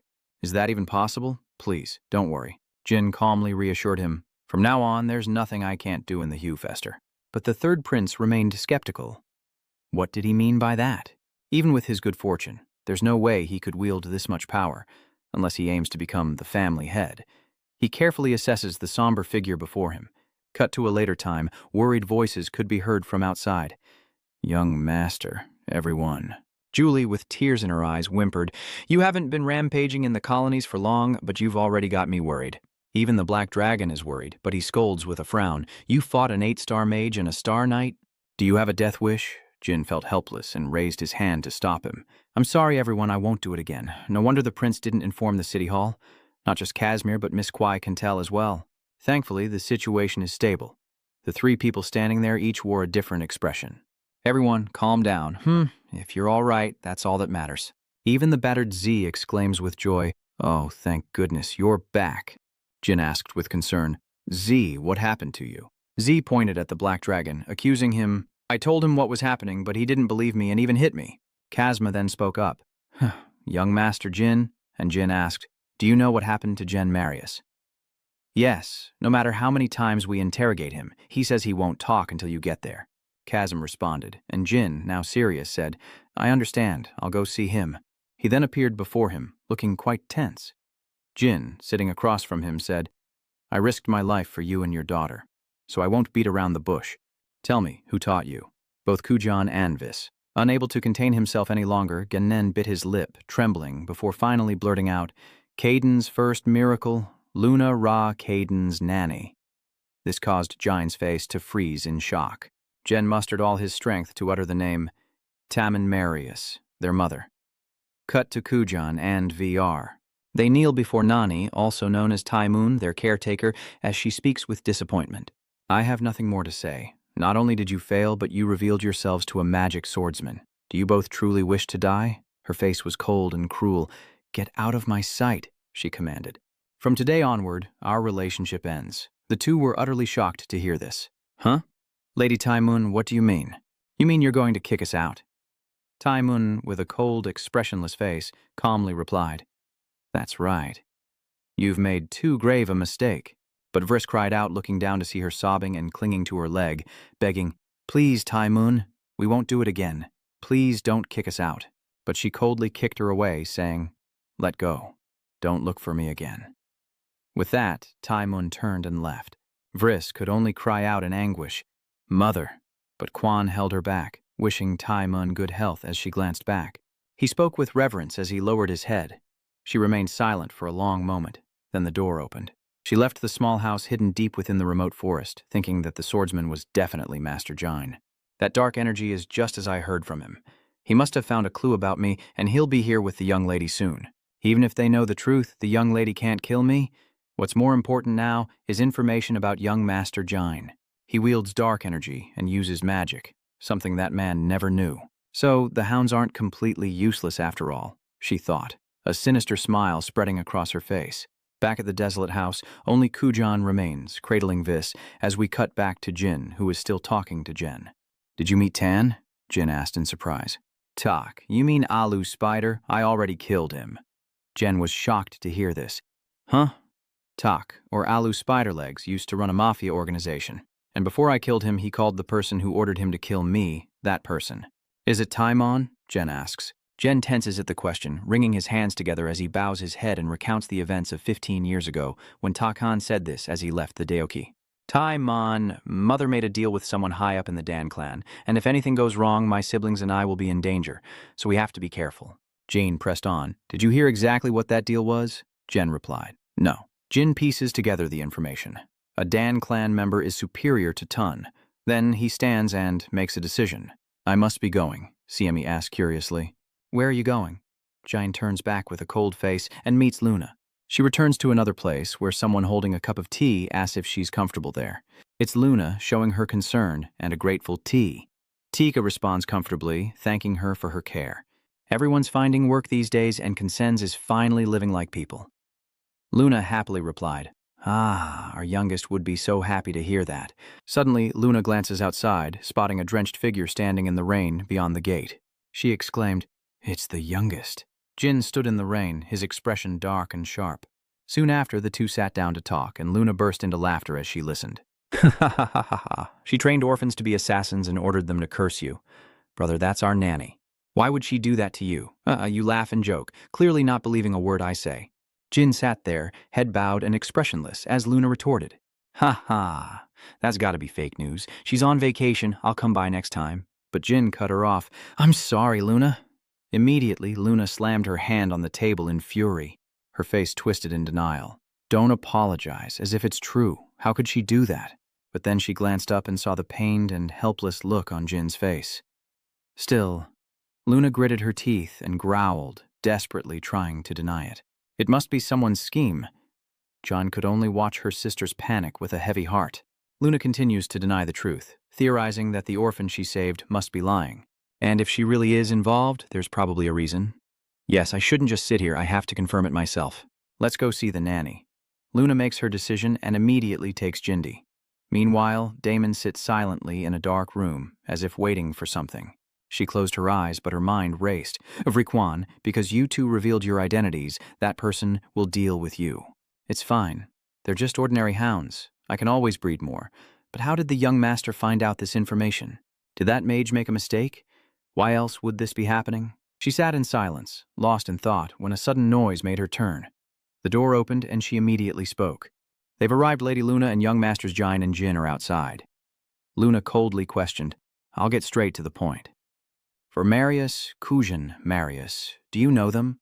Taimon paused, looking at her, before standing and answering honestly, Yes, I know them, miss.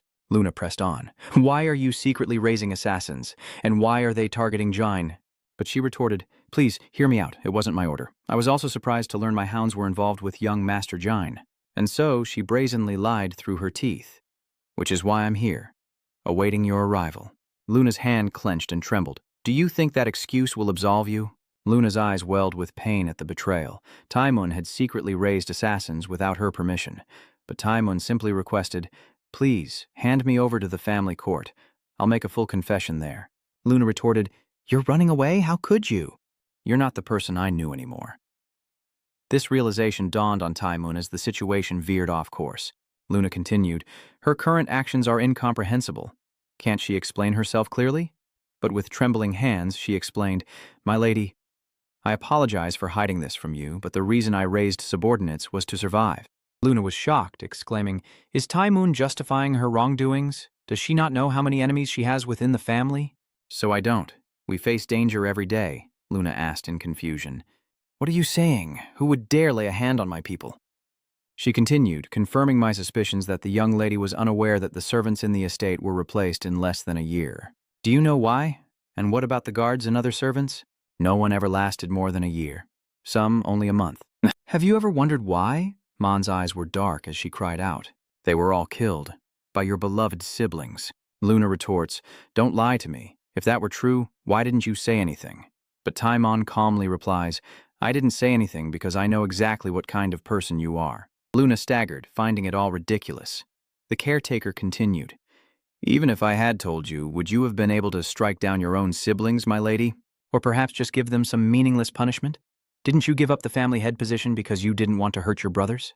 A nanny. Just a nanny. Tears of despair streamed down Luna's face as she relinquished her claim to the Kandan family's leadership. She calmly stated that the moment one abandons their duty, their subordinates are seen as prey. Taimun spoke, clutching her skirt in anger as if it were Luna's fault. Rewind to 35 years prior, to the first time I tasted true power. In that dilapidated orphanage, I was destined to be a loyal dog to the aristocracy, but the Kenan family recognized my talent, and I became their family's nanny. Finally, I could live like a human, no longer an animal. Taimun cradled the newborn, lamenting, My destiny is unfortunate, but the firstborn of House Caden is so lucky. I envy you so much. Of course not. On the contrary, I'm grateful. You gave me this power, such a warm little gift. Every child born after her was her rival, but it never mattered because the head of the family said that Lady Luna was more talented than anyone.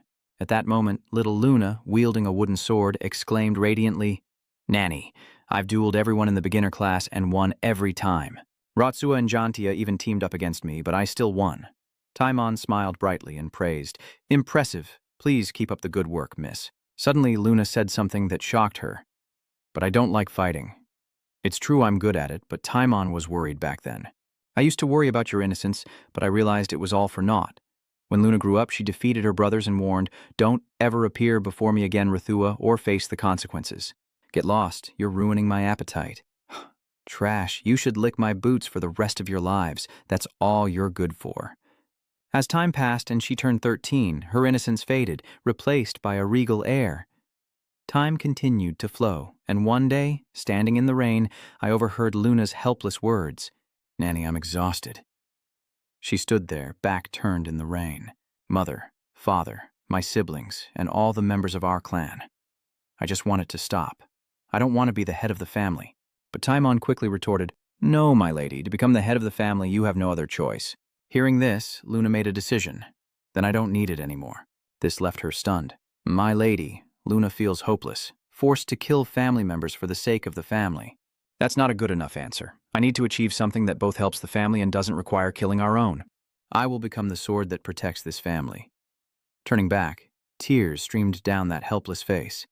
At 19, as the young lady's adolescence drew to a close, so did my revenge. Tai Mun, hearing Luna's decision, felt like he'd fallen into an abyss, all his efforts collapsing. Yes, the sacrifice and suffering I've endured for the past 12 years. I intended to make her the head of the family and use her to get revenge. But she was a whale swimming out of mythology, and I was just a thirsty fisherman watching her go. At that moment, Tai Mun knelt before Luna. I will follow you, my lady. On that day, she gained a new dream. Tears streamed down her face as she cried, "Thank you for supporting me, Nanny." But Tai Mun felt he'd lost everything, and her dream was shattered. And soon, her siblings noticed the change in her and began to hunt her. Their inhumane and deranged actions were difficult for even a seasoned assassin to stomach. At that moment, Tai Mun overheard the sinister plot and thought to himself, I can't let the young lady know about this or she'll blame herself. I'm her caretaker. I have to handle this myself. But how? That's right. I will raise loyal dogs just as I was raised. I will select a few useful orphans. But in the end, her hands were bound, and she was taken away by Marius, the guide and top assassin of Moon Sanctum. Bound and kneeling before a figure, Tai Mun is given a proposition, one that gets straight to the point. I want your obedience and loyalty. If you accept, I'll give you everything you want. But Tai Mun refused. Ugh, just kill me. The man interrupted, telling her to listen to the end. You always smile, but I know exactly what lies behind that smile. Tai Mun, don't you want freedom? Didn't you despise that incompetent princess? Come with me and I'll give you true freedom. That day, the fisherman who had been longing for the great whale finally heard the voice of salvation. Her face twisted, wondering what expression the young lady would wear if she heard this. Back in the present, Luna and Jin head for the door, while Tai Mun, still in the shadows, says, I'm sorry, my lady. I hoped you'd never know about this, even if I died. Whatever the reason, the truth is I secretly trained soldiers and had them point their swords at Master Jin. Even if I didn't directly order it, it's still a crime punishable by death. I must pay for my mistakes, so I've reported everything to the main family. Just then, a squad of knights entered the room, shocking Jin. Execution knights of the clan, Tai Mun really was one step ahead. She stood there, awaiting her removal. So, I'll see you all at the trial. Jane, watching from above, couldn't help but speak up. Looks like you have someone backing you. Ton Marius. I don't know who that is, but few have the power to save you at a family court. But she simply turned back and calmly replied, You're wrong again. I only have Miss Luna. Even if I'm executed, I'll just consider it bad luck. Jin warned with a cold expression. You talk too much for someone about to die. Do you really think someone as free-spirited as him would save a pawn like you? Tai Mun was momentarily stunned, then calmly replied, If you have nothing more to say, I'll be going. Jin remained silent, watching her go as Tai Mun passed the knights, marveling at how far he'd come by more than just luck. Indeed, he may have abandoned me, but young lord, the information I possess about you could save my life. If I use this information as leverage, perhaps... Suddenly one of the knights spoke, stopping her in her tracks. Tom and Marius sends you a message. Well done. Suddenly the knight moved in on Tai Mun. A sharp blade aimed at her, but another force intervened, impacting the other knights as well. A voice booms out, questioning why a mere knight escorting a prisoner would dare try to kill her nanny.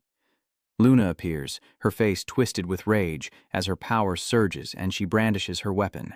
Looks like you've forgotten who I am, Luna demands, power surging. Looks like you bastards have forgotten who I am. The knight was shaken by the surge of power. Jin calmly observes from above. So it has come to this. Tai Mun, the family's executioner knight, will not resist her. They're just his subordinates disguised as knights, but their threats are meaningless. They are suicide soldiers, and one has appeared behind Tai Mun with a sharp blade. Jin continued his deductions. Even if it meant death, they would drag Tai Mun down with them. And just as he thought, a group of assassins rushed towards her from behind. But suddenly, Jin leaps down, slicing off the assassin's arm with a single blow. His eyes flashed with cold light as his blade sliced through another assassin's neck. A head flew into the air, but more assassins slipped behind him. But at that moment, countless vortexes came flying. Luna had thrown her weapons with incredible speed. They slammed into the ground, sending rocks flying and a cloud of dust billowing, stopping the assassins with a divine horizontal cut. Tai Mun was stunned, her eyes wide with disbelief as another assassin swung his blade, only for a hand to suddenly appear, crushing his head as Luna unleashed her godlike power upon the earth. Suddenly, the Death Knight raised his dagger and lunged at Luna, aiming for her neck. But after the strike, only a tiny scratch appeared on Luna's armor, causing him to exclaim in shock. "What?" Luna grabs the man's arm, violently ripping it free from his body. A heart-wrenching scream echoes as Tai Moon trembles, witnessing Luna strangling a Death Knight. Jine slowly sheathes his sword, glaring at Tan, who is speechless and pale, having no intention of saving her mistress. Luna, still choking the Death Knight, demanded answers, but her eyes suddenly widened in horror, as if she'd seen something terrifying.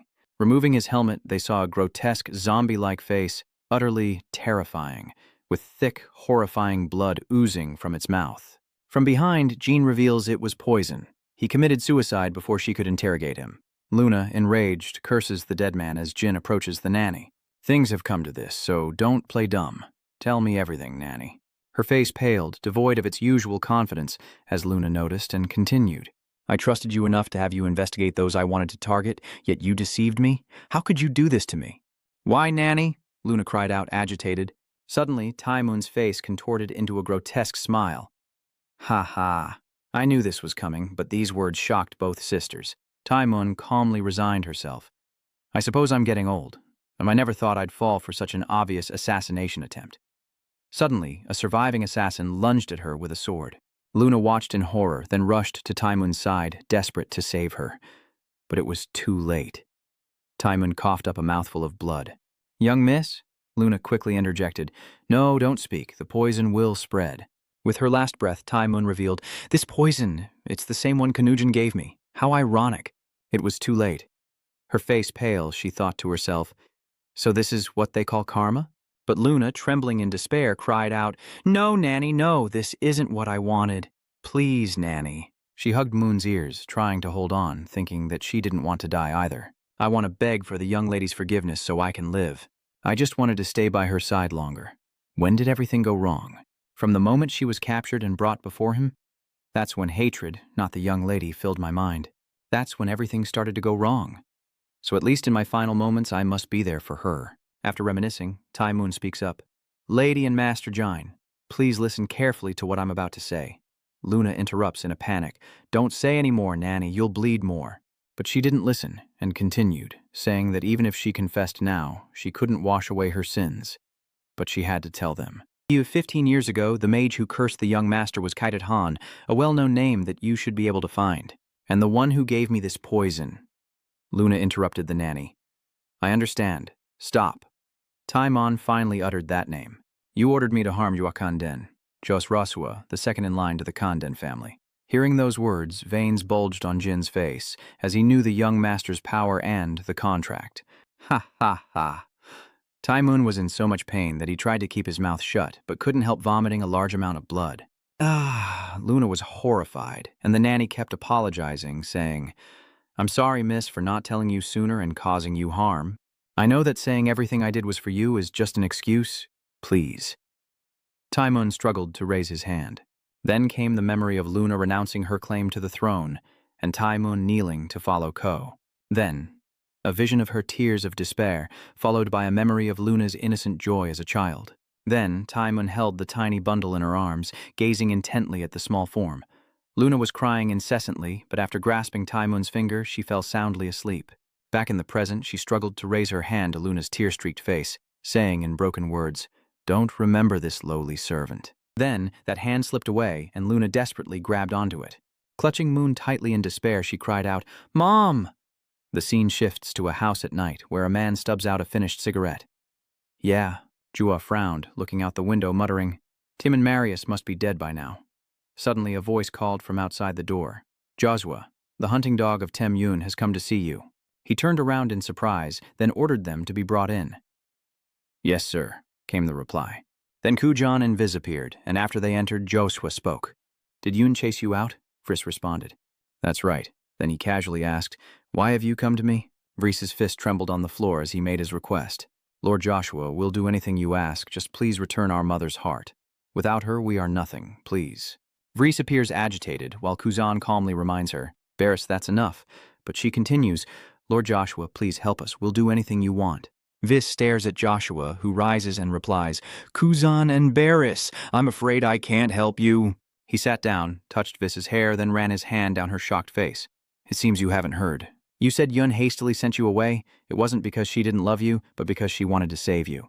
Then Yua began to fabricate a blatant lie. She was murdered by an anonymous swordsman. Vriss's eyes reflect the figure before her, stunned by the revelation. Josua continued to feign innocence, claiming Yun said she was in danger and asked for her help. I sent 5 knights to rescue her, but they died with Yun. Vriss, unable to bear it, collapses to the floor. Meanwhile, Kujan gritted his teeth and asked, "Who is that demonic swordsman?" Vriss, on the verge of madness, repeatedly muttered, "I'll kill you, kill you, kill you." Denjos describes the characteristics, pointing toward Zhang, adding that he has a contract with Sodet and nothing else is known. Where did he come from? Who does he work for? Kujan, consumed by hatred, his eyes bloodshot, vowed, "I will find him. I will avenge my mother with my life." Denjo stood up, continuing to feign helplessness. "I understand how you feel, but now is not the time. He will target you soon enough. You must seize that moment. Can you trust me and wait, because I too have a debt to settle with him."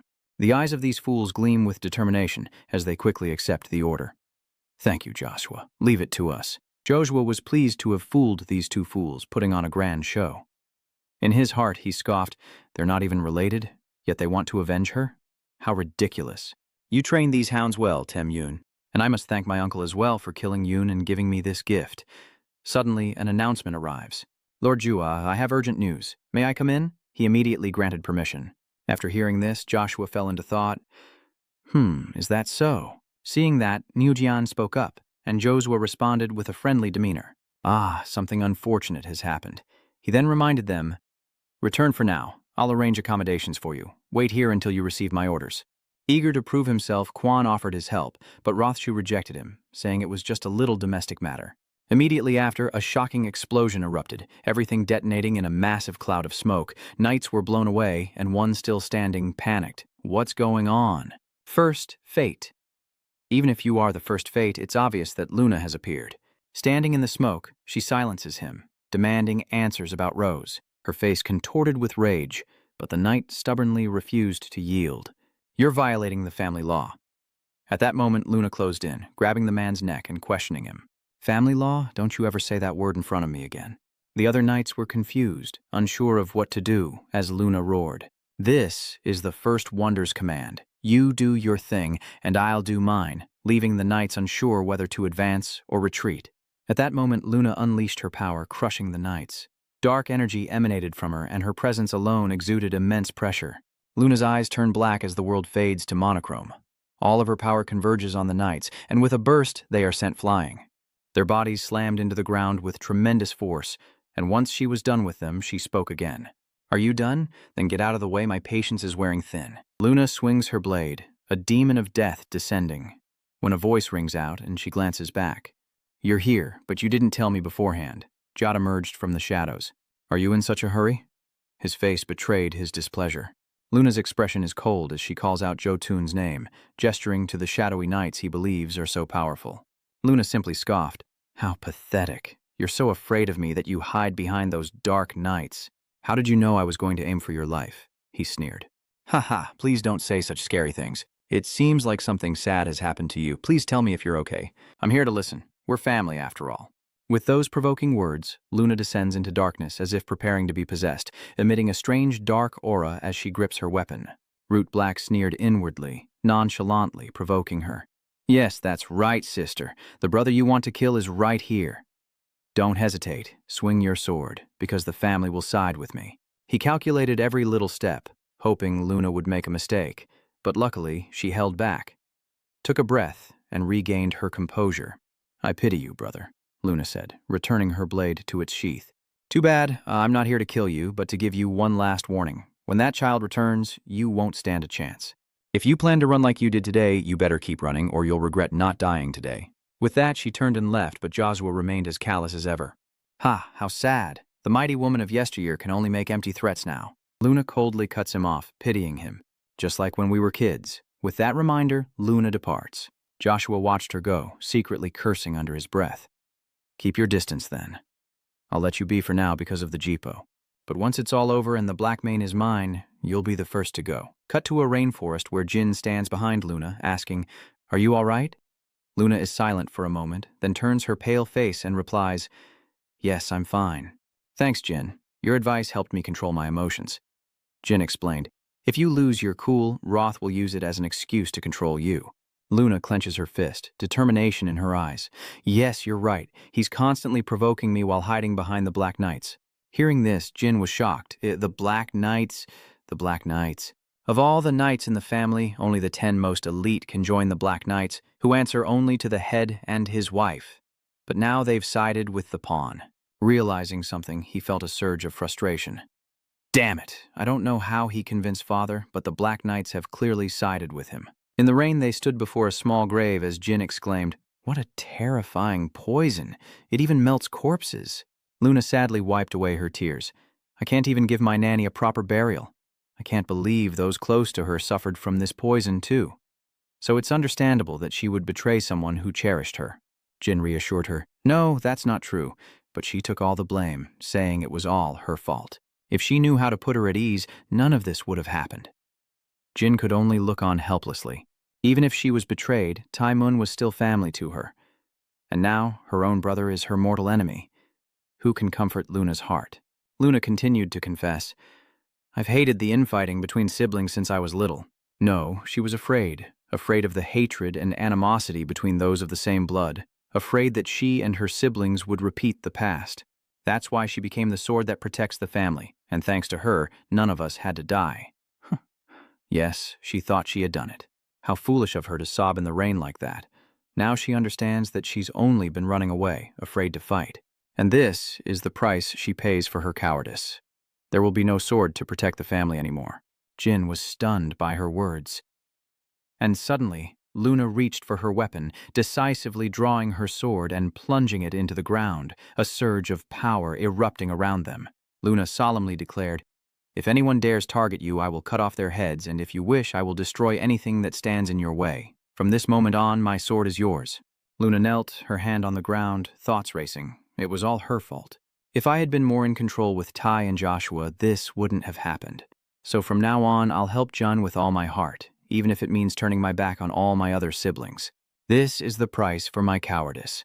At that moment, Jin knelt before Luna with solemnity. He plants his sword into the ground and declares, "I will stand by you. I will cut down anyone who tries to harm you, and I won't hesitate to kill my own siblings if I have to. Do you remember? No matter what you do or become, I will always support you." Overwhelmed by Jin's sincerity, Luna's lips curled into a smile. She happily thought to herself, "My little brother, Jin." Remembering when she said, "Whatever you do or become, I'll always support you." Just then, Jin reached out and embraced Luna, vowing that the day he returned as a miracle would be the day he protected her.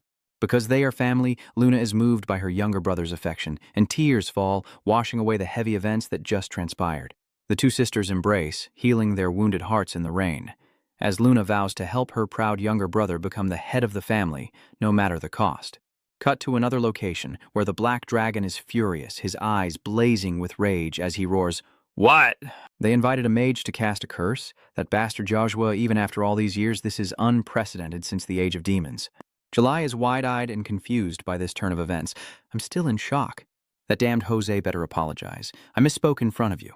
The Black Dragon encourages him, "It's okay, Beardbread. Bottling up your anger will only make it worse. Repeat after me, bastard." Jiawai innocently repeats, "Son of a bitch." Rosha and the Black Dragon continued their colorful lesson.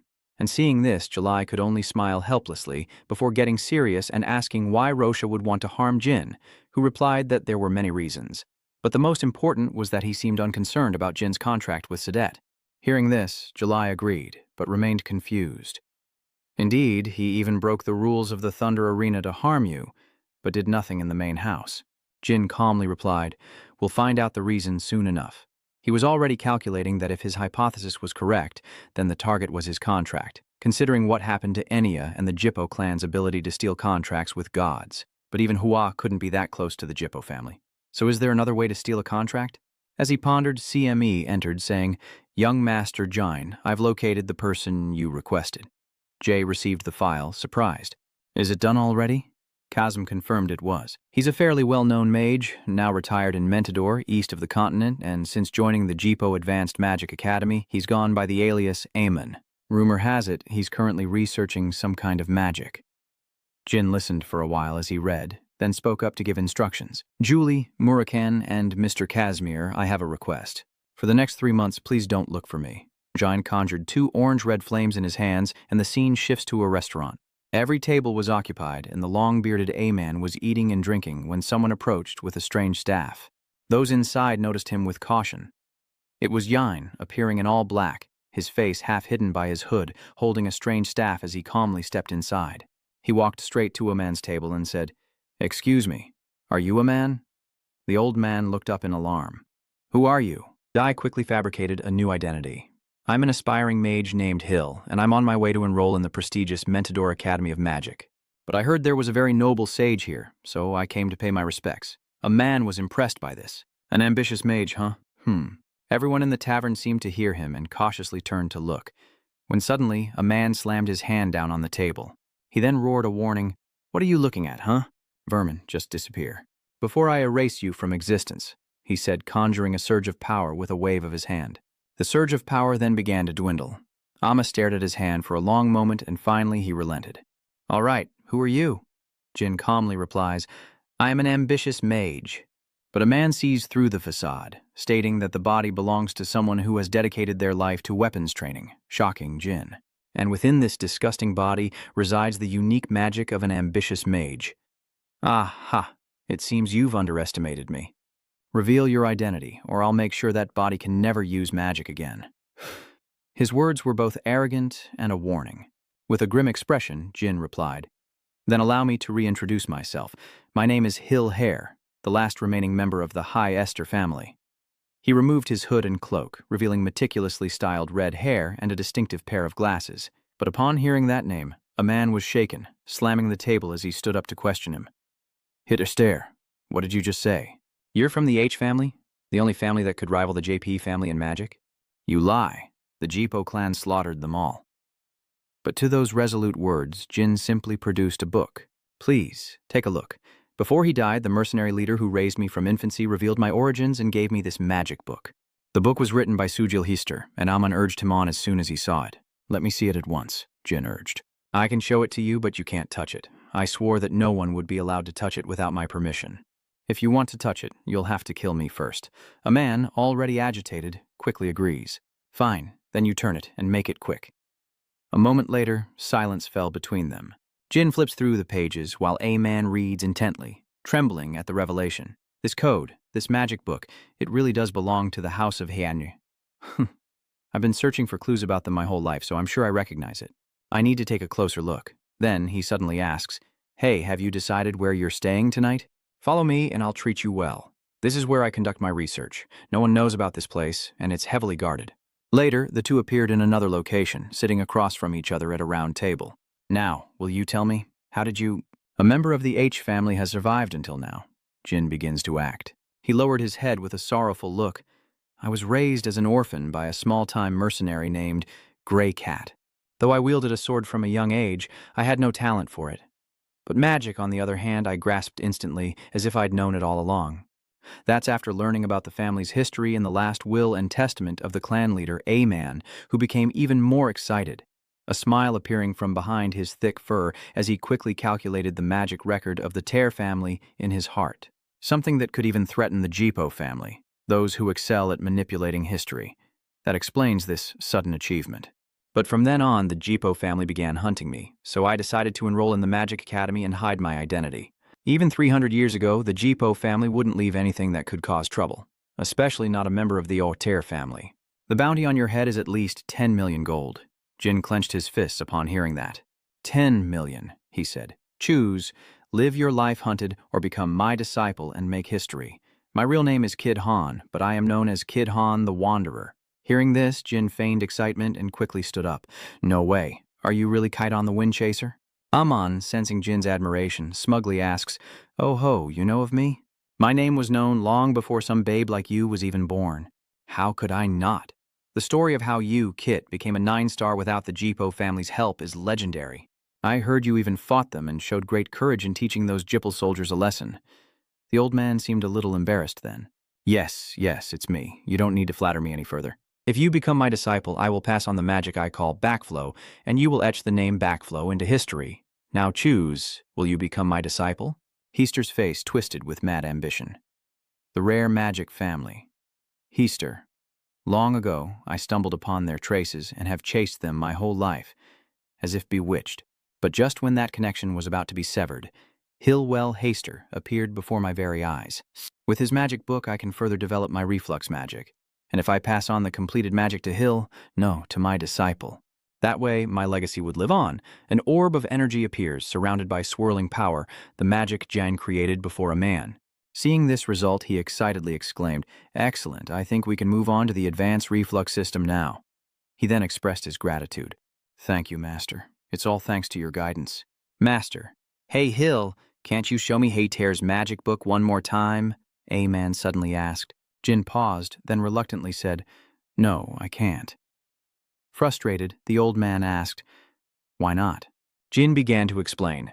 "As I said, it's a matter of personal belief." But the old man angrily slammed his staff down, his face contorted with rage, and roared, "You and your beliefs. It would be easier than eating porridge for me to forcibly take that book from you, yet I have always respected your beliefs. Hand it over now." A man commanded casually, but seeing Jin's cold eyes, he quickly shrank back, then regained his composure and bowed. Sorry, I misspoke. Forget what I just said."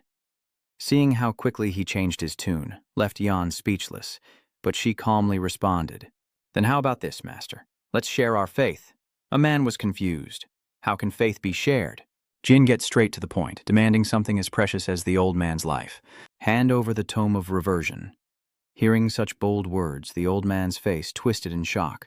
So I was about to continue, but he turned away as if he'd made a hasty decision. "All right, but you'll have to wait. The Everlasting Vault in Van Castle is where the reflux tome is currently stored, so I have to retrieve it myself, understand?" Jane calmly replied, "Yes, Master." The old man reminded her to study the advanced reversal system while waiting. As Amandita pondered, "The reversal book is the essence of my magic, which I intended to pass on when I left this world. But what good is seeing Ater's magic then? If I had Hister's magic, I would have surpassed the Jaipal family swamp." Amandita arrived outside and called out, "Then wait here. I'll be back soon. And I could make a name for myself if I had it."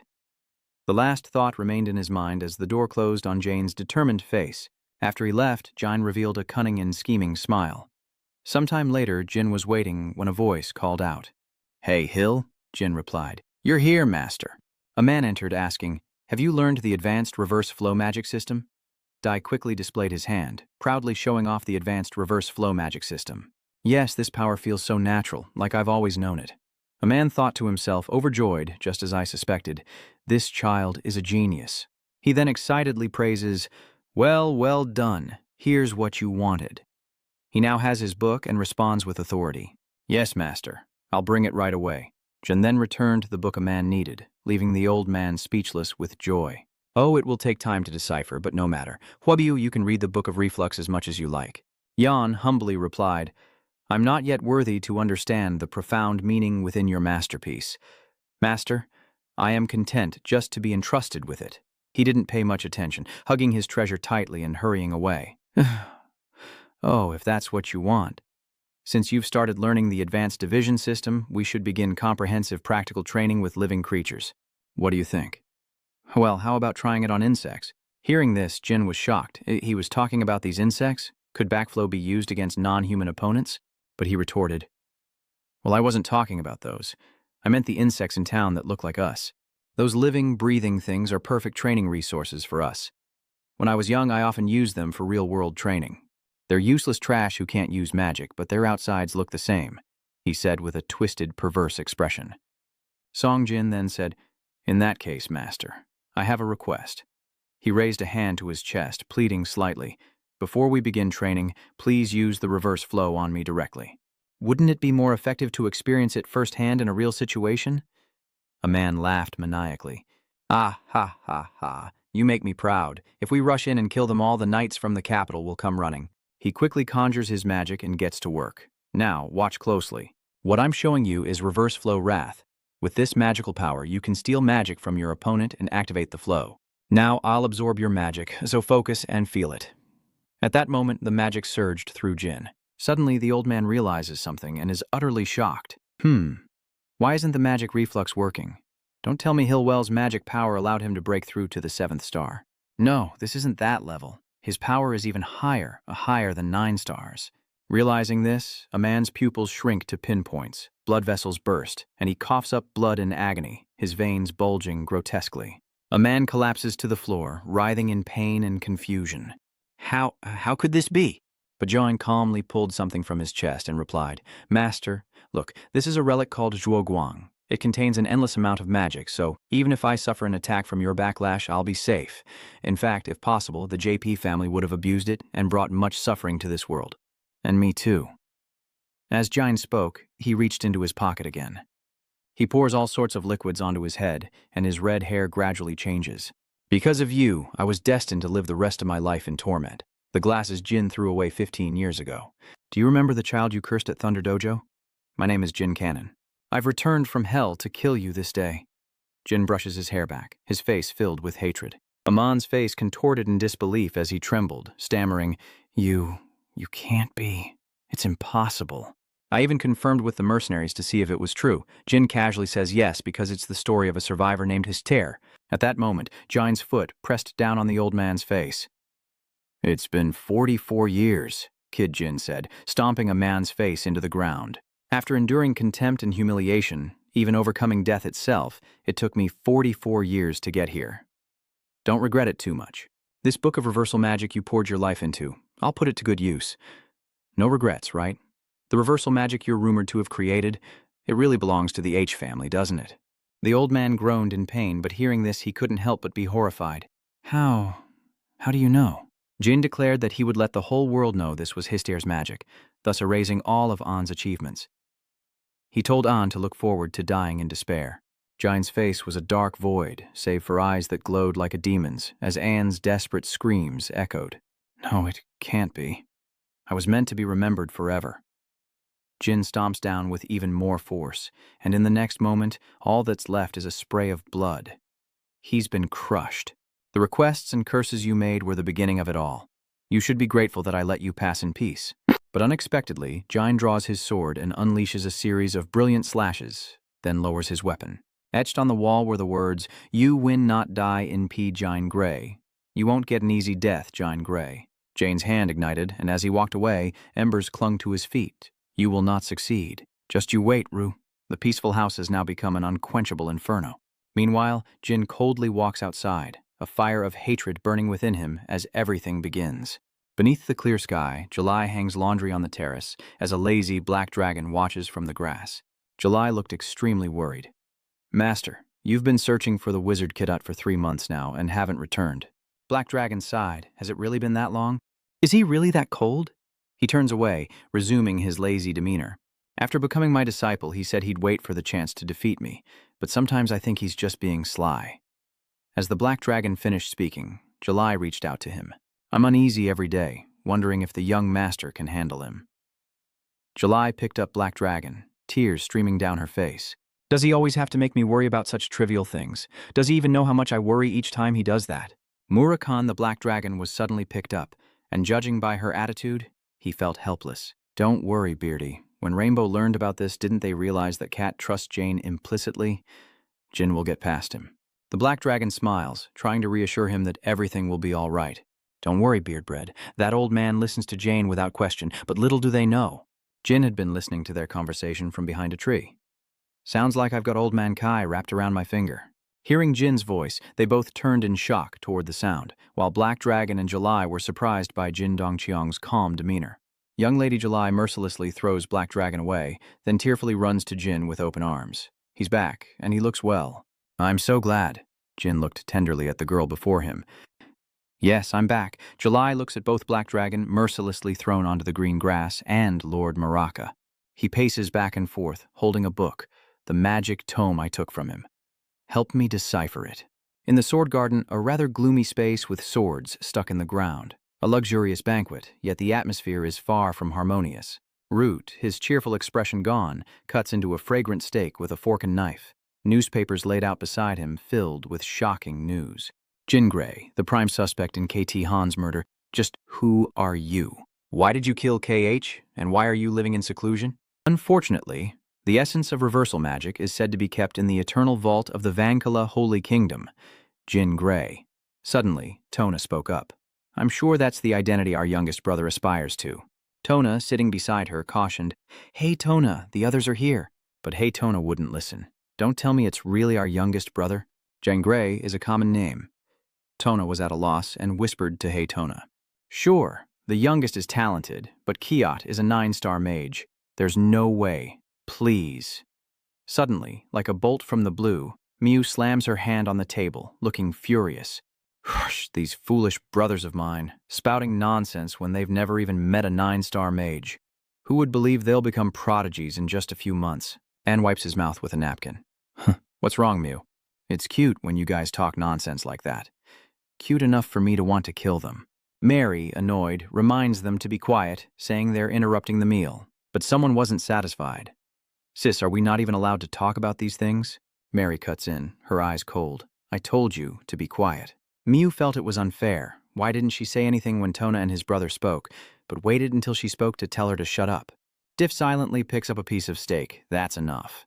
If you say another word, Em, I will—" A round of applause cuts Diff off. Roth, sitting at the head of the table, propped his hands up with that same smile on his face. "That's enough. It's been a long time since we've eaten together, so let's not get angry." And he also thinks that their youngest son might have killed Kidahun, a statement that shocks Miu. "What?" Some were surprised by this unexpected turn. Even the eldest brother was interrupted by Roth. Of course, the youngest couldn't have done it alone. Rothschild offers his deduction. If the child named Iona helps the youngest, it might be possible. Mary's eyes suddenly turned fierce as Vantia sleepily glanced at a hand slamming down on the table. Defus looks displeased, saying, "Enough, brother. Are you wary of Jine, a young prodigy, and dragging Iona into this as well?" Defus shouts. "I'm sick and tired of all this scheming. Brother, can you take responsibility for your words about Iona helping the youngest?" Rote waved off the seriousness with a laugh. "It's just speculation, so there's no need to take responsibility. A 9-star mage is dead, but the cause of death hasn't been revealed yet. This is something very few could accomplish, unless it was the work of the Nameless." He explained, "The Nameless Society is currently the #1 assassin organization in the world, and it's been a while since Iona joined them on the orders of the Tea Party." At this, Joshua's gaze turned serious. At least, that's what he thought. The youngest son made a deal with the Nameless to attract attention, and Iona, feeling abandoned by her family, helped Jane to bring him to her side.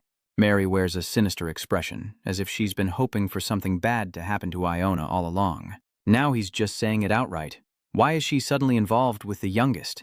Miu raises her hand in agreement, saying she agrees as well. If Anne is really helping the youngest son, then the missions he did as a cadet make a lot more sense. And that bitch Iona is currently in the Faceless Society, but I wonder what she thinks about family. A direct attack on Miu sends furniture flying. Anne is shocked. "Sister!" Miu is thrown against the wall, the force of her small body cracking the surface. A hand grips Miu's face as a punch is about to be thrown, but DF stops Mary just in time. DeForce warns her not to go too far, and Deuce advises that the more she reacts, the more things will go according to Joshua's plan. Frustrated and helpless, Mary could only scream, "Damn it!" Jantia, however, remained indifferent. Mary throws off Defus's hand, realizing the 7th fate can't defy the 2nd. But with a fierce look in her eyes, she warns them to remember one thing. If they harm Iona, their father won't stand idly by. Joshua, however, simply smiles at what just happened. Anne, equally frustrated but helpless, rushes to support the unconscious Miu as DF reminds Joshua, "Sometimes you should be more straightforward, brother." DeVos frowned, displeased. "If you fear Yona, defeat her and make her your subordinate. Don't use threats to incite them like you did today. That's not the way of the Donkin." Ruth, regaining his composure, uttered the unexpected, "Then you should draw your sword." "Defus," Vantia said, glancing up. Defus looked at her and asked why she would do that. The atmosphere at the table grew even gloomier as the two Tonas wept silently. "Little brother, we miss you so much. Light streams through the windows, voices chatter, a 9th Circle mage has been murdered, and the name Jine Grey is left at the scene. Danta is with Veridin, and if it's John Grey, it must be him." Veridin stroked his chin. "You see it too, right? Then Danta, could you spare me some time?" Danta countered. "Right now?" Veridin quickly clarified. "No, not right now. Tomorrow or later is fine." He looked eager. "Let's go see Jine," Dan said, seeing something in Veridin's expression. "Oh, do you have a plan?" Veridin asks excitedly. "Of course. Listen, my plan is for the two of you to whisper to each other." "Oh, is that plan too?" Veridin couldn't wait any longer, so let's start tomorrow. Unbeknownst to them, a butler had been eavesdropping on their conversation. He entered a room to report that Dante Hiron and Veridin Jippo were conversing in the banquet hall. Reports suggested the Jippo and Han families were not on good terms, and this confirms it. With a serious expression, the butler reveals that the Jippo family is linked to Cadet Han's death, and Veridin has been feeding information to Donant. Perhaps the Jippo family is prioritizing its allies and cutting ties with those who don't share their views. Kid Han is an example, the core name said, sitting back in his chair with his arms crossed. Whether it's true or not doesn't matter. It's a good enough reason to stop the Jippo family. Leak the appropriate information to the press.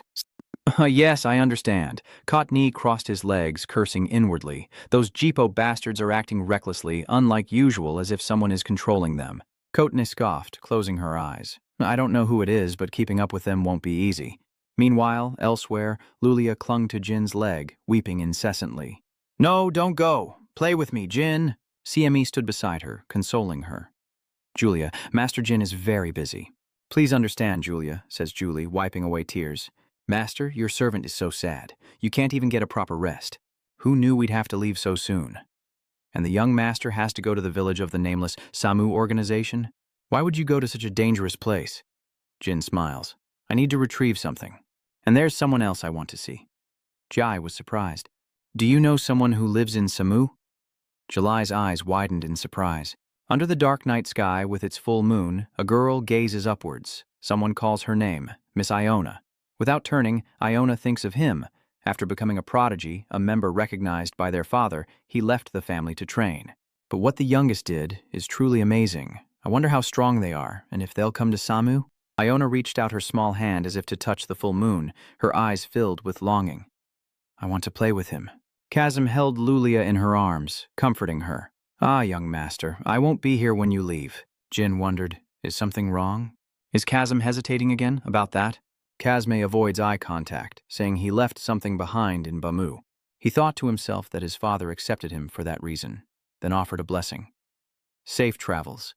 The Black Dragon bursts in. Kid, I've finished what you asked for. Seeing the Black Dragon's haste, Jin understands. Ah, Murakan, thank you for your hard work. The Black Dragon held a book in his hand. Come here, so I can write on your back. White light emanates as script is inscribed upon Jin's back. Good. With this, you'll be able to use the magic of the Kadad. Jin stares at the Black Dragon, feeling like he's just received an amazing weapon. The Black Dragon strokes his chin. While transferring it to you, I took a good look. There are many useful spells. Even if a whole association of 7-star mages attacked at once, you could defeat them with just one move. Jin puts his shirt back on. Perfect, I'll give it a try right away. Jin unleashes his power. His aura explodes and blue lights erupt, releasing dark energy. A powerful blue vortex appears, more intense and ferocious than before. The Black Dragon sees this and smiles. Oh, it's activated. Jin, someone outside is calling for Jine. Young Master Jin is caught off guard as the halo is temporarily withdrawn. Lady Enya. Is she caught in it? Jin is frantic. Are you all right? Lady Enya. Enya's arm trembled. That was amazing. Enya, despite her injuries, still gives a thumbs up.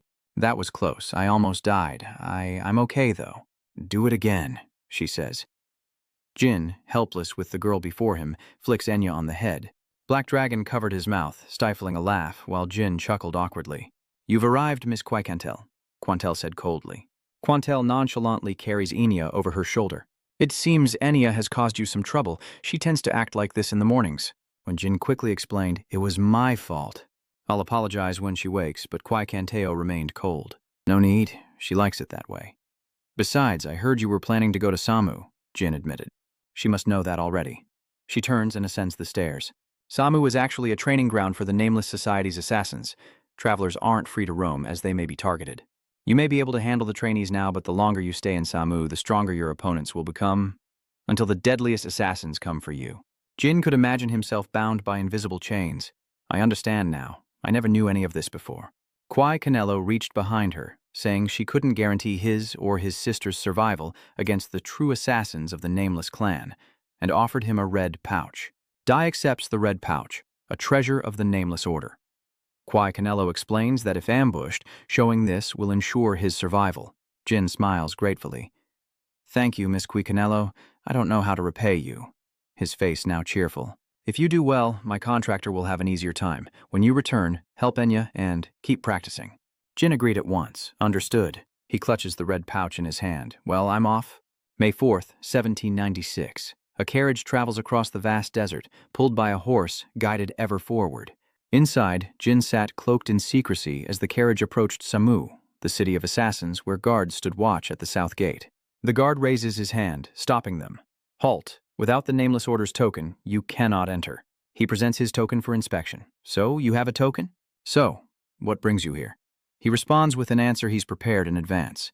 I only wish to learn from your experience. The guard agrees. Yes, there will certainly be plenty of bloody experience to be had. Now get in there. When will you be getting out? Will you take back the token? Jin asked coldly. I have something to ask. The man looks up. What is it? Since the traveler has arrived, must they also abide by the rules of the Nameless Society? Behind Jin, the coachman acts suspiciously. In an instant, the coachman vanished, charging at Jin with a blade, but Jin swiftly dodged. He swiftly knocks the man unconscious, sending him collapsing to the sand. Jin looks at him. Looks like you had murderous intent towards me? Jin tossed him a coin. You've been broadcasting your intention since the road here. You have no talent for assassination. Change careers. He turned to the guard. Are you planning to attack me too? The guard simply scoffed. We learn assassination, not martial arts. I would never face anyone head-on. He pulls up his black hood and the massive gates open. Before Jin, white castles rise. Is white the symbol of the Nameless?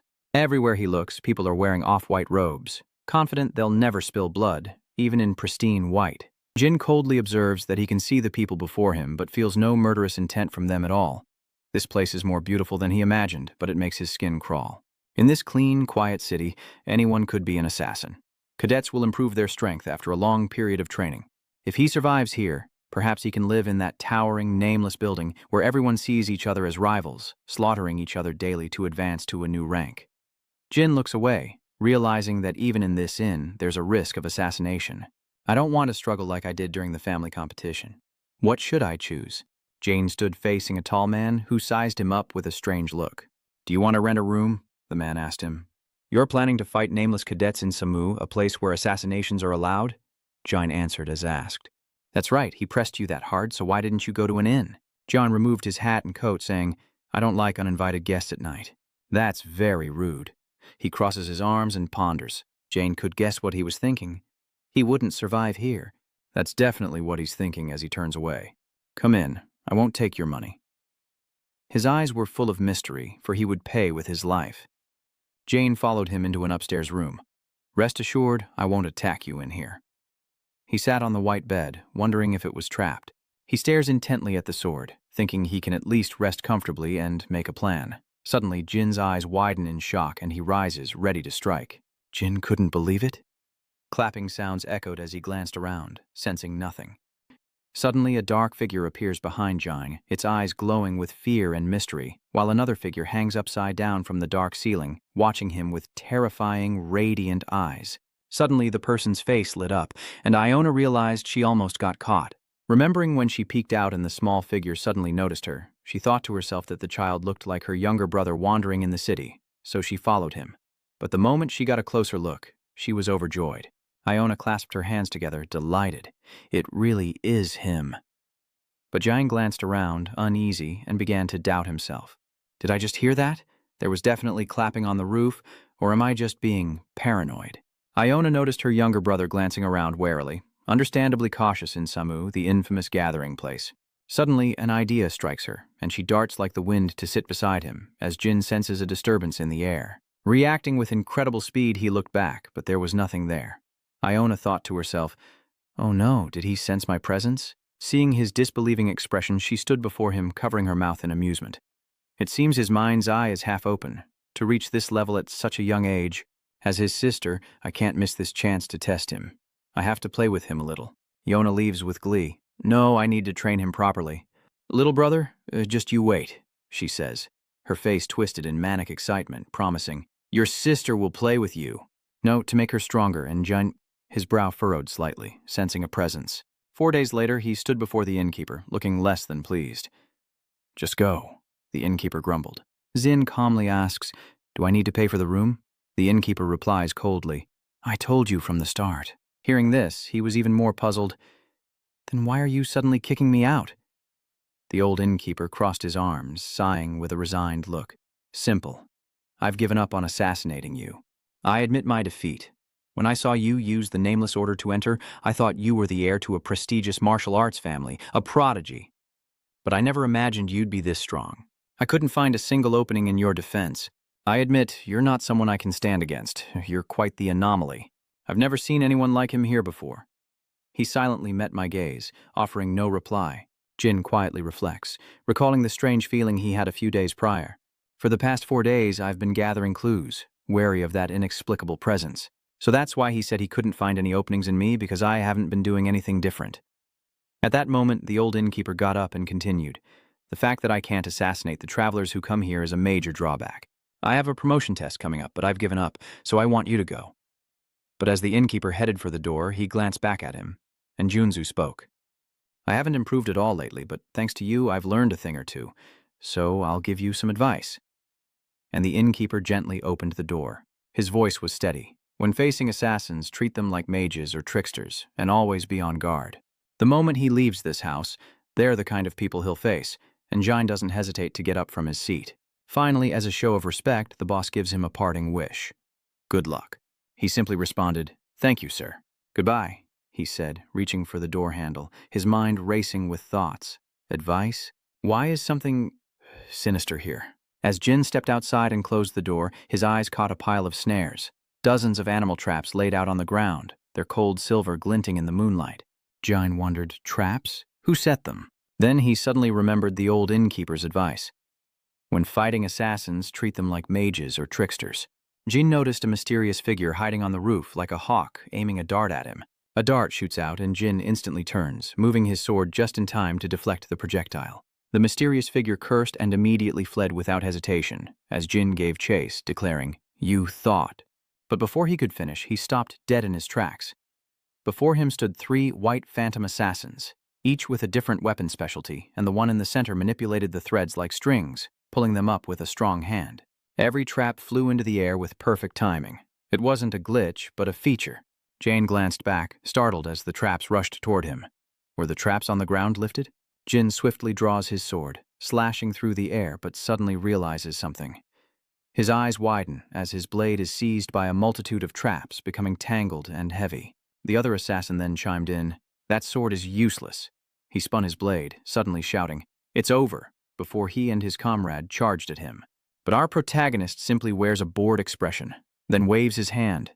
A wave that scatters the traps, instantly smashing the assassins' faces in. His jaw shatters, sending teeth flying as he watches his comrade soar backward in disbelief. What? Before he could even ask what was going on, the assassin's face filled with panic as a death god descended upon them, promising that if he didn't die, they all would. He immediately surrendered, begging for mercy. Then, with a crash, the inn's ceiling collapsed. The innkeeper was startled as dust filled the air. The animal traps scattered, and the assassins lay motionless on the ground, their fates unknown, while he alone stood firm amidst the wreckage. The innkeeper was stunned, wondering what this was, as he reflexively caught the small bag that was tossed to him. Jin, however, remained calm. "Take it. I'm not the type to be indebted to others." The innkeeper opened the pouch to find it full of gold coins.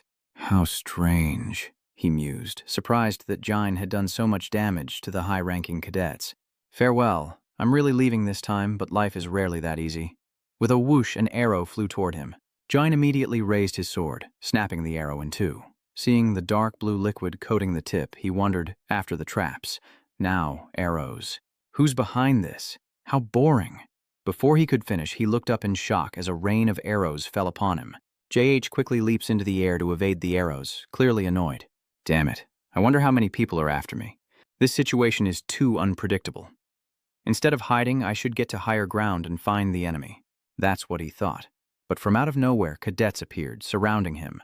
An enemy ambushes him from behind. Jin grits his teeth, his cloak billowing in the wind as he swiftly unleashes his skills.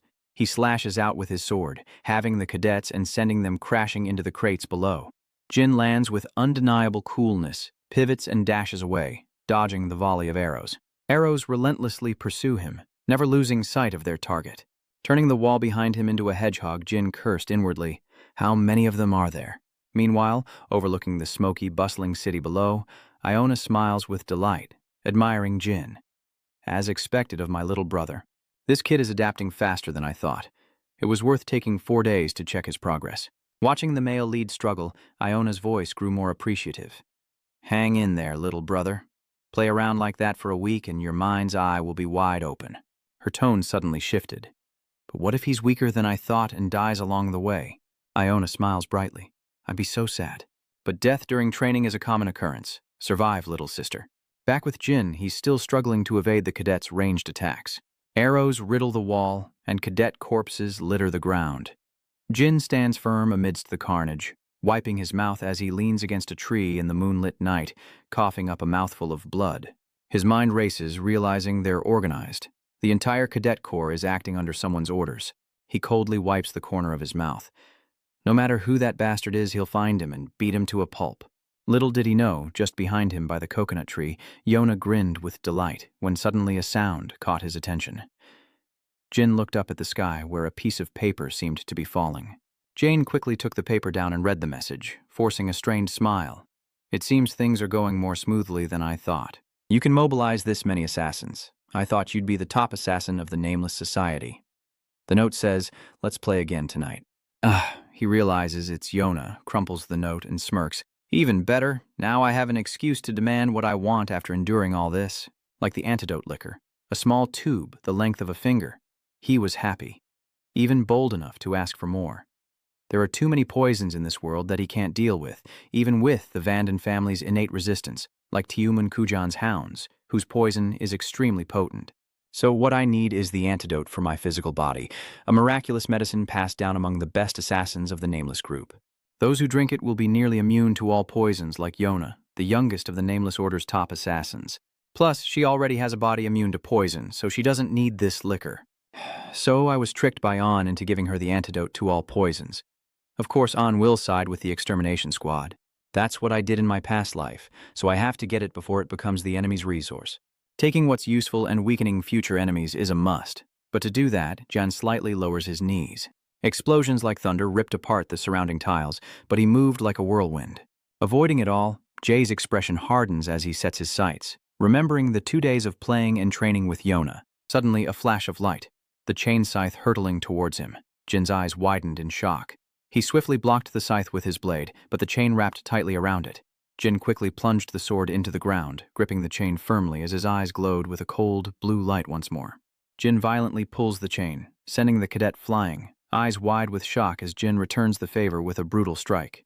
The cadet on the other end, following his momentum, slammed into something with a loud crash, sending up a cloud of dust, which cleared to reveal him slumped amidst the rubble.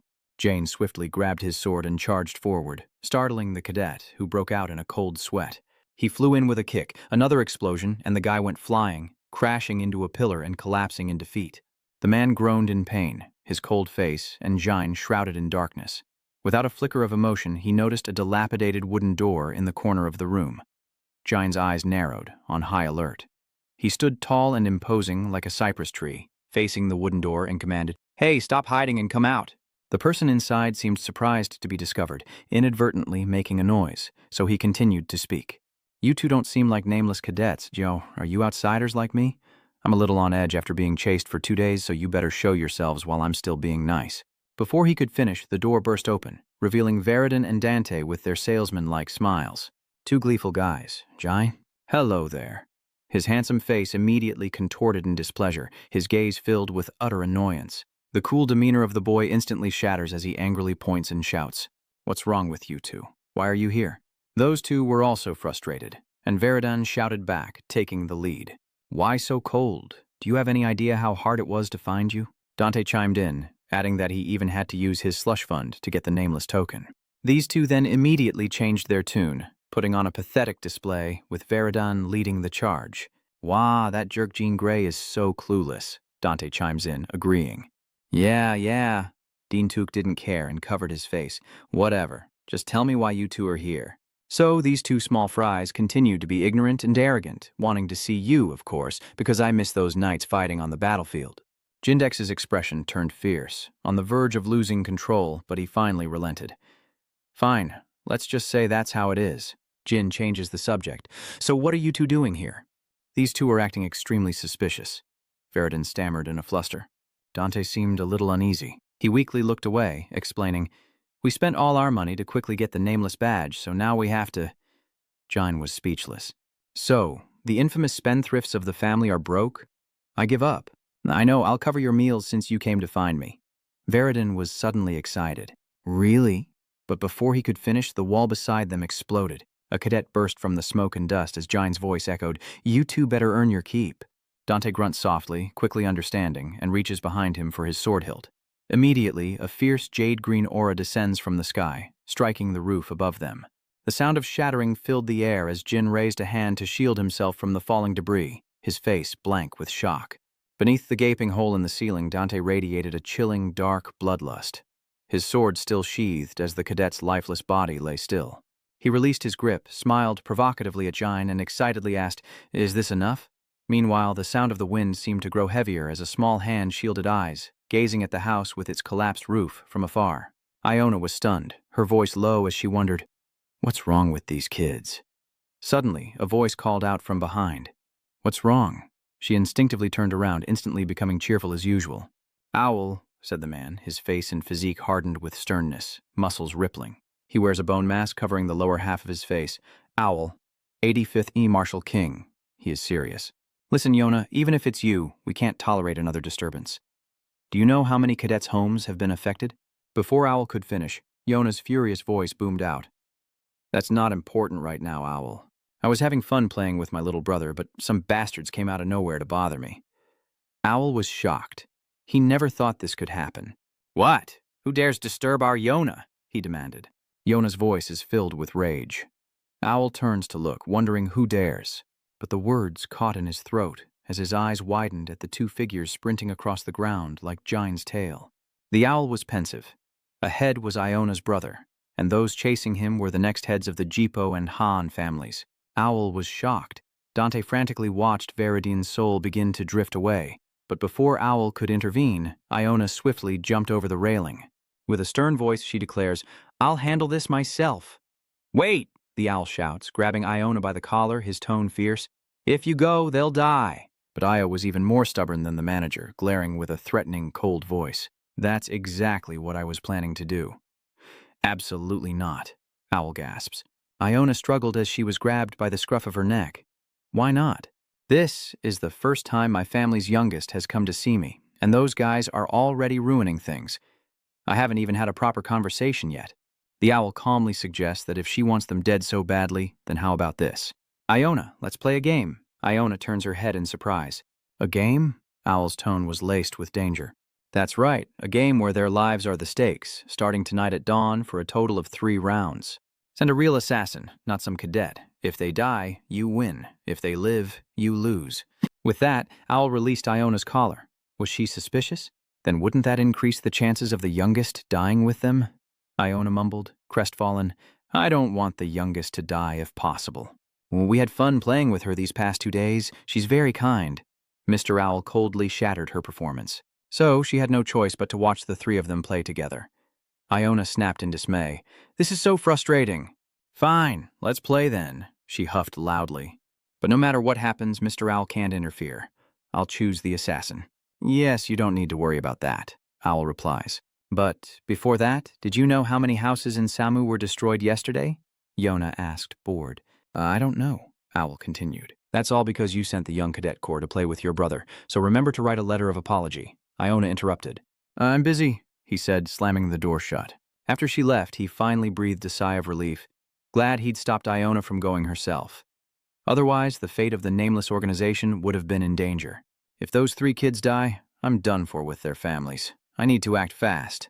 In the distance, the sun slowly rises over the horizon as Dante and Veridin sleep together in one bed.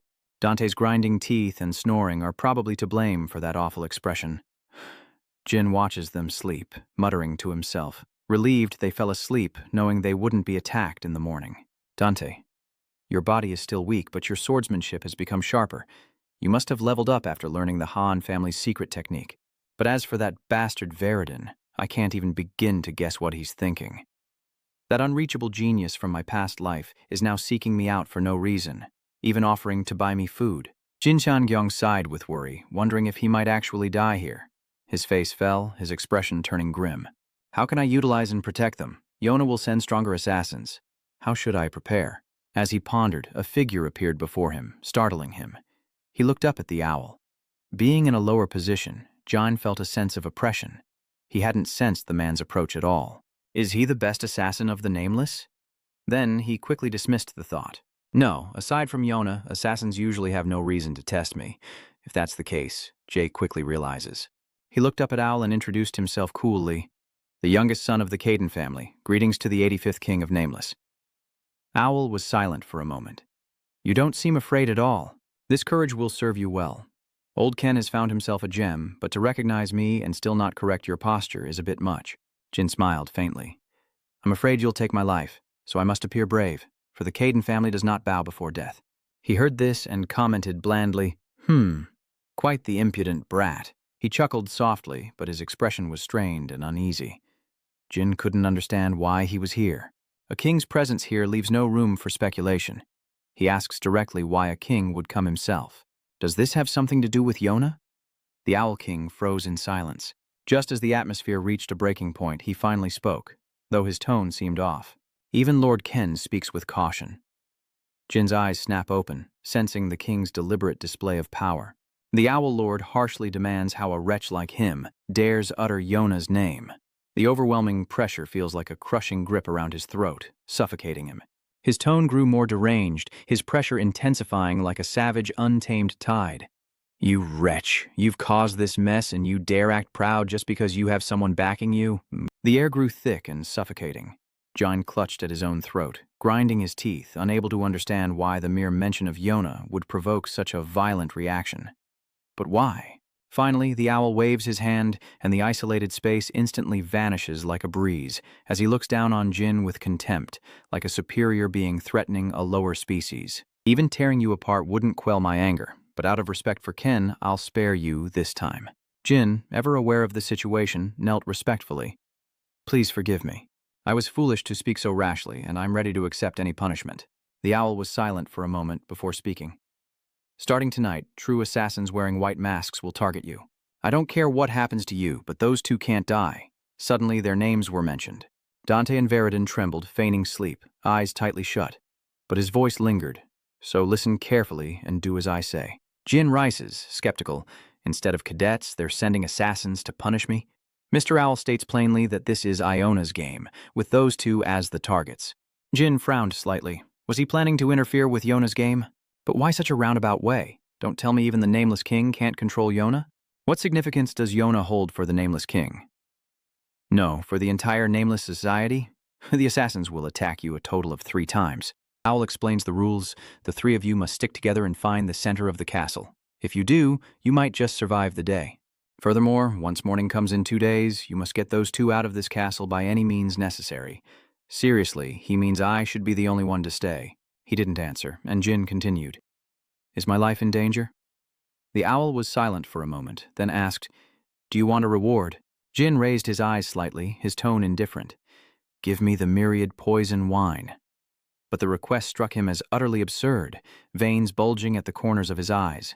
You're insane. Even if Ken himself asked, it wouldn't be possible, he spat. After a moment, it's unclear what conditions he set, but Owl has agreed. Very well, but that's the price of your life. Remember, you must save those 2 future family heads lying over there. Jin smirks. I will fulfill my promise. But the owl still has more to say. I'll give you one last piece of advice. We could kill anyone in this world if we wanted to, but do you know why we don't abuse that power? He coldly replied, because the stronger the weapon, the more terrifying it becomes in the hands of another. And if used carelessly, it will become an even bigger problem for oneself. Hearing this, Owl instinctively asked, If you knew, why did you mention Yona? But before he could finish, he realized something. Frozen in place, he stared at the boy, wondering if this kid had any idea about his connection to Iona. Was he really just asking if I was here because of Yona? I got angry and threatened a kid. How embarrassing. He realizes it now, but the embarrassment is palpable. You can't help but feel awkward for him. He regains his composure and acts like nothing happened. The owl feigns a cough. Ahem, very well, your answer is acceptable. I'll see you in 3 days. With that, he turned into a cloud of air and vanished. Jin was a little annoyed. He got away. Then, as if remembering something, he looked down at the 2 guys still passed out. Jin thought to himself that he needed to get them home, but then he changed his mind. "I'm sorry, but I have no reason to listen to you," the owl-like man said with a knowing smile. The sun begins to set as Jin, Danta, and Veridin sprint through a desert village. He turned to them and warned, "Listen up. From today on, we'll be targeted by real assassins, not just the Cadet Corps. You two need to focus." Danta frowned, confused. "Even if our enemies are stronger, we haven't seen anyone yet, Jin." "Why are we in such a hurry?" Veridin asked, breathless and frustrated as he ran to catch up. "That's right, it's barely dark." The sun quickly sets and he confirms with a shout, "When I fought the young military, I could sense their presence as soon as the sun went down. And as soon as it got dark, daggers would fly at me. But right now," he interrupted, "on this dark road nothing appears. I can't sense anything." He tells himself, "Well, not exactly nothing, I just can't sense them." His body ran as fast as it could, but he could sense something approaching. He felt an eye watching them, like being hunted by a predator. Confused, Jin could only run. His eyes glazed over as he realized the difference between cadets and assassins was on a whole other level. At a towering, windswept spire, Iona sits perched on an owl's shoulder, shielding her eyes as she gazes into the distance, pleased. "Not bad, little brother. You're already making moves." He squinted at Iona, then questioned, "You sent out a high-ranking assassin first. Are you really going to kill your own brother?" She innocently glances at Iona, affirming, "Huh? Of course not." He was confused as he explained to her. "Her little brother is quick-witted, so he's running now, but when they attack, he'll die before he can do anything." Owl tells himself that if that happens, the two behind him will also die, but Yona confidently asserts that it won't. Her younger brother's mind's eye is already half open. Hearing this, he was shocked. "What?" he wondered. "He's that young and already has the mind's eye?" Her eyes narrowed with pride. "It may look like he's moving on instinct, but that's not the case. I'm sure he sensed something, even if it was just a little. Over the past few days, her mind's eye has begun to open, and her abilities have changed accordingly." She watched Jin run, and the owl confirmed she was right. Her face flushed, and she clasped her hands together, tilting her head with excitement. "I'm so proud." The owl just frowned, speechless.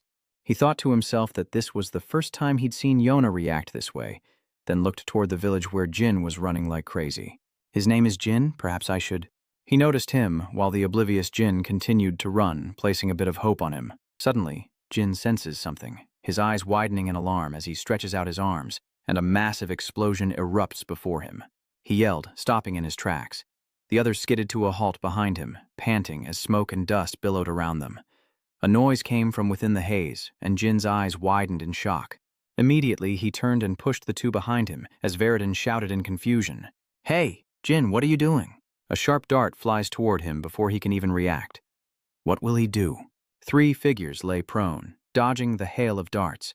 The projectiles struck the walls and roof, creating a cacophony of thuds. From the smoke, a foot emerges and an assassin swings a blade toward him. Jin senses it, his eyes widening in shock. He tilted his head back, glaring, and the white-clad assassin widened his eyes in surprise, then thrust his blade down, only for him to block with his scabbard.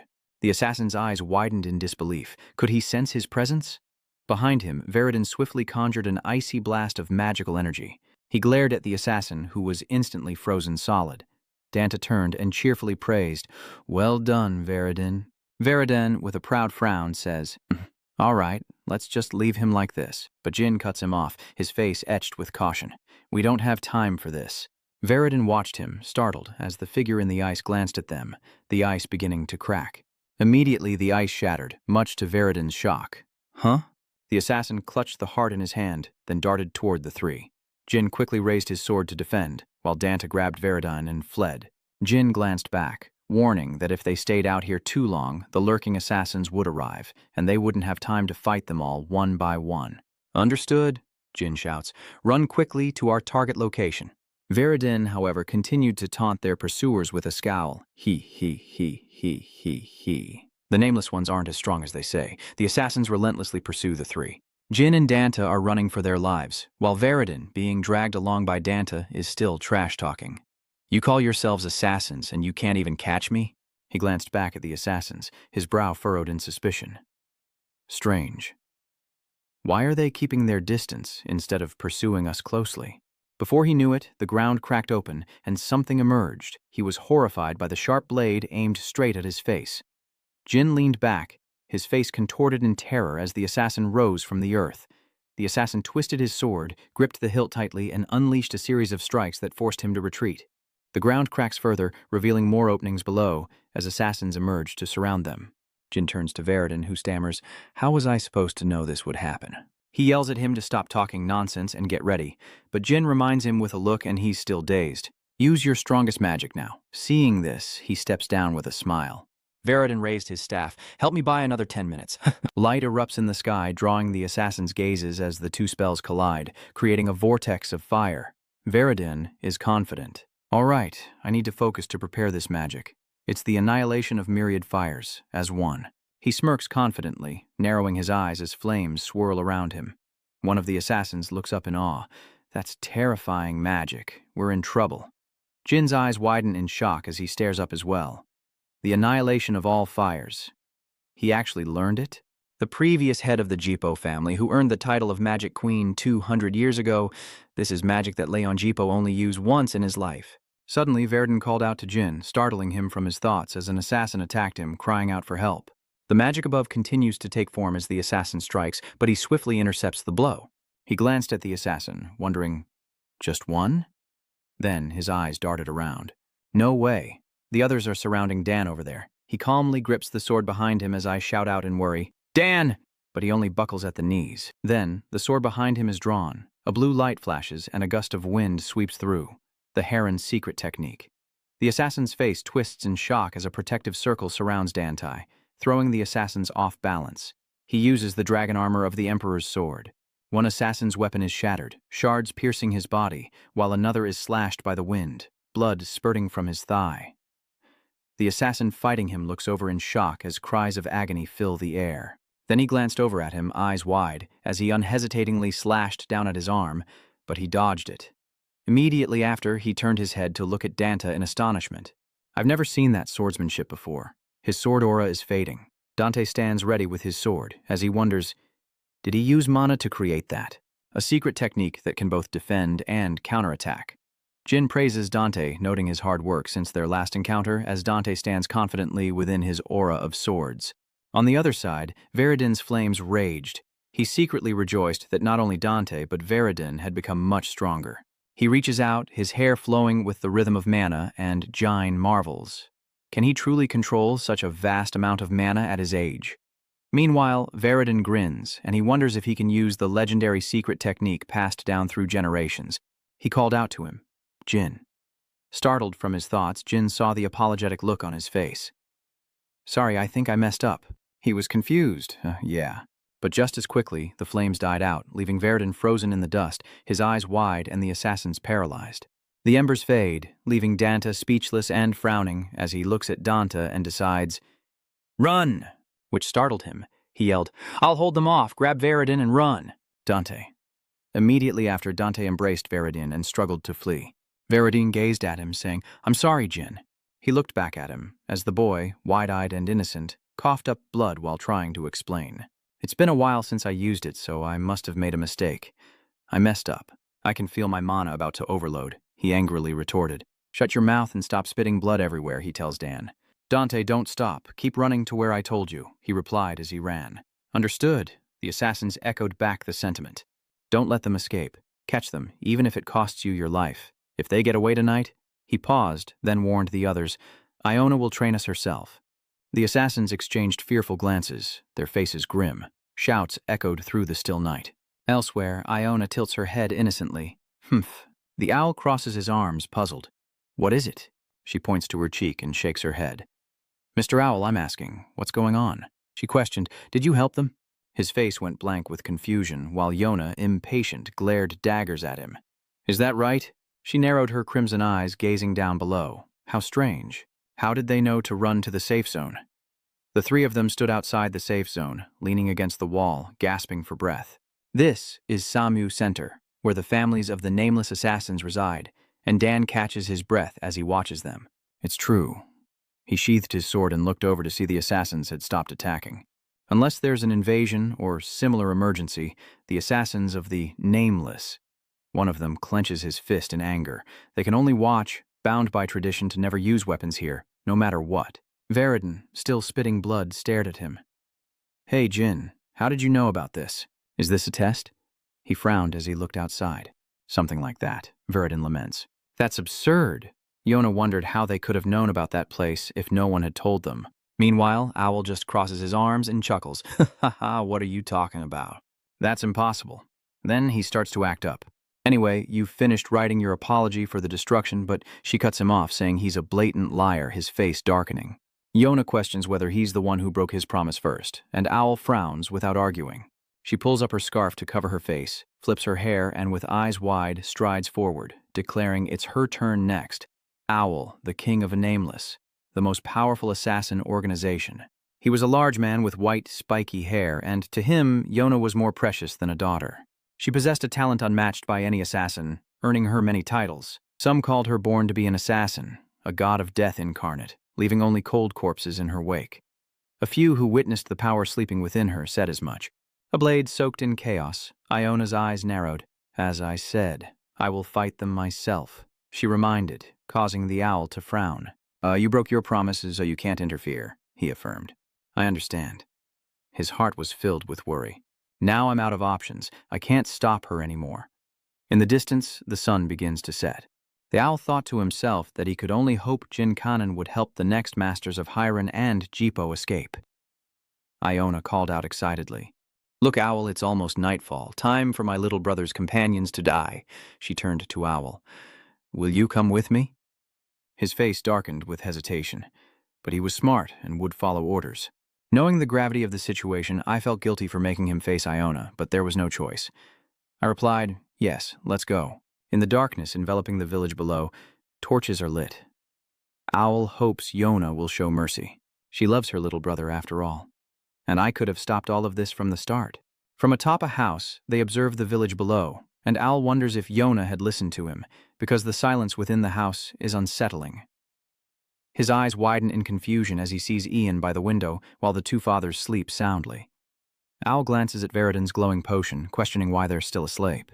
Iona grins, eager for the kill. Hey, it's perfect that they're all gathered together. It'll make it so easy to kill them. Sensing danger, Owl interjects, Wait, Yona, hold on. Her eyes narrowed like a bloodthirsty beast as she cursed, How dare those bastards talk and laugh with my little sister right in front of me? Even I haven't spoken to her yet. She's losing it. I'll kill them. He rummages in his pocket, and her eyes widen as shock brings her back to her senses. And then, removing her veil, she angrily confronted the owl. Owl, stay out of this. Does he still not understand? She angrily points towards the window frame, questioning the owl. Don't pretend you don't know. A flash of light appears above, and she repeatedly shouts, Its light is shining on the window frame. Inside, he held one up, and it glowed brightly as Iona muttered, The thing that the youngest is currently holding. She stares at the ivory-white dragon claw in her hand, the claw of a silver dragon. Inside, he raises the dragon claw, a sense of bewilderment washing over him. Why aren't they reacting to this? He recalls their expressions, his eyes darting back and forth. If his assumptions were correct, the assassins should have reacted to this by now. A noise startled him, and despite having experienced it countless times, he still found it unsettling. The two stood behind him, the owl folded its arms, and Iona pouted. Jin realized that despite standing together, he couldn't sense anything, and then greeted them. They've arrived, and he greets her with a pout. Long time no see, Yona, he says, cutting himself off and looking up at Owl. It's an honor to meet you for the first time, 80th Nameless King. But the king remained silent, staring at him. He looks at him, smiling, and assesses him. I knew he was smart. Owl replies, Indeed, you're quite perceptive to have noticed me. Then he glances at the two figures sleeping soundly. It seems you knew we were coming and drugged your friends, he stated. Yes, it's best they don't know too much. The owl's eyes narrowed. Then I'll ask you directly, where did you get the silver dragon's claw? He carefully explained, A silver dragon I met during my travels gave it to me as a gift. Owl observes, You brandished it like you knew how to use it. He eyes the silver dragon claw. If you show this to Nameless's assassins, you'll survive any situation. Yona, standing beside him, also averted her eyes and chimed in, Yeah, that's because our motto is that there's no one in this world we can't kill. The owl paused. Yo, huh? She turns her head away, pouting. Meanwhile, he rubbed his forehead in frustration. Ha, yes, handing it over to us would save your life. He seriously proposed, Before I give it to you, there's something I want to ask. The owl looked at him. What is it? Jin continues. I wonder why the people hunting me down are actual assassins and not military cadets. Iona's eyes widened in shock. He wondered, is it because I'm a Caden that you don't trust me, Iona? She shook her head, flustered. No, she didn't get a chance to explain before the owl cut her off, saying, "Stop, let me explain." He glared at him, his face darkening as he complained that this guy was truly untrustworthy. He explains that he told him not to let Yona know he helped him, because Yona and he had made a bet. I bet your friend could survive, while Yona bet against it, and thanks to you, I won. He grits his teeth. And the fact that I didn't tell you was for your own good, he confirms, so from now on, no assassins will be after you. He points at him, but he looks calm as if he knew all along, and all the assassins of the Nameless, including Yona and myself, will not harm the three of you. He added, stunning Jin. We will uphold this promise for the next 10 years, and as long as your family doesn't attack us, this decision will not be revoked. His eyes widened as he screamed internally, 10 years. Jin smiled, relieved to have eliminated a major variable. He no longer had to worry about the Nameless organization assassinating him while warring with his siblings. He adds a condition. Since you've obtained the Silver Dragon's Claw, I will reward you. He closes his eyes and bows sincerely. Thank you, sir. Owl confirms they'll discuss the reward later and places a hand on Jin's shoulder as Jin feels a surge of power. The owl quickly departs, leaving him and Iona alone. The sisters must have much to discuss. Owl reminded them that this was the first time they'd met since he came to Samu. Talk as much as you like, then vanish with the wind as he stares intently at her. She's flustered, her hands fidgeting nervously. Her face filled with embarrassment, she glanced at him, stammering. Hello there, little sister. Elsewhere in the village, someone's talking about how a temporary Kan family miracle is close to the next head of the Jippel and Han families.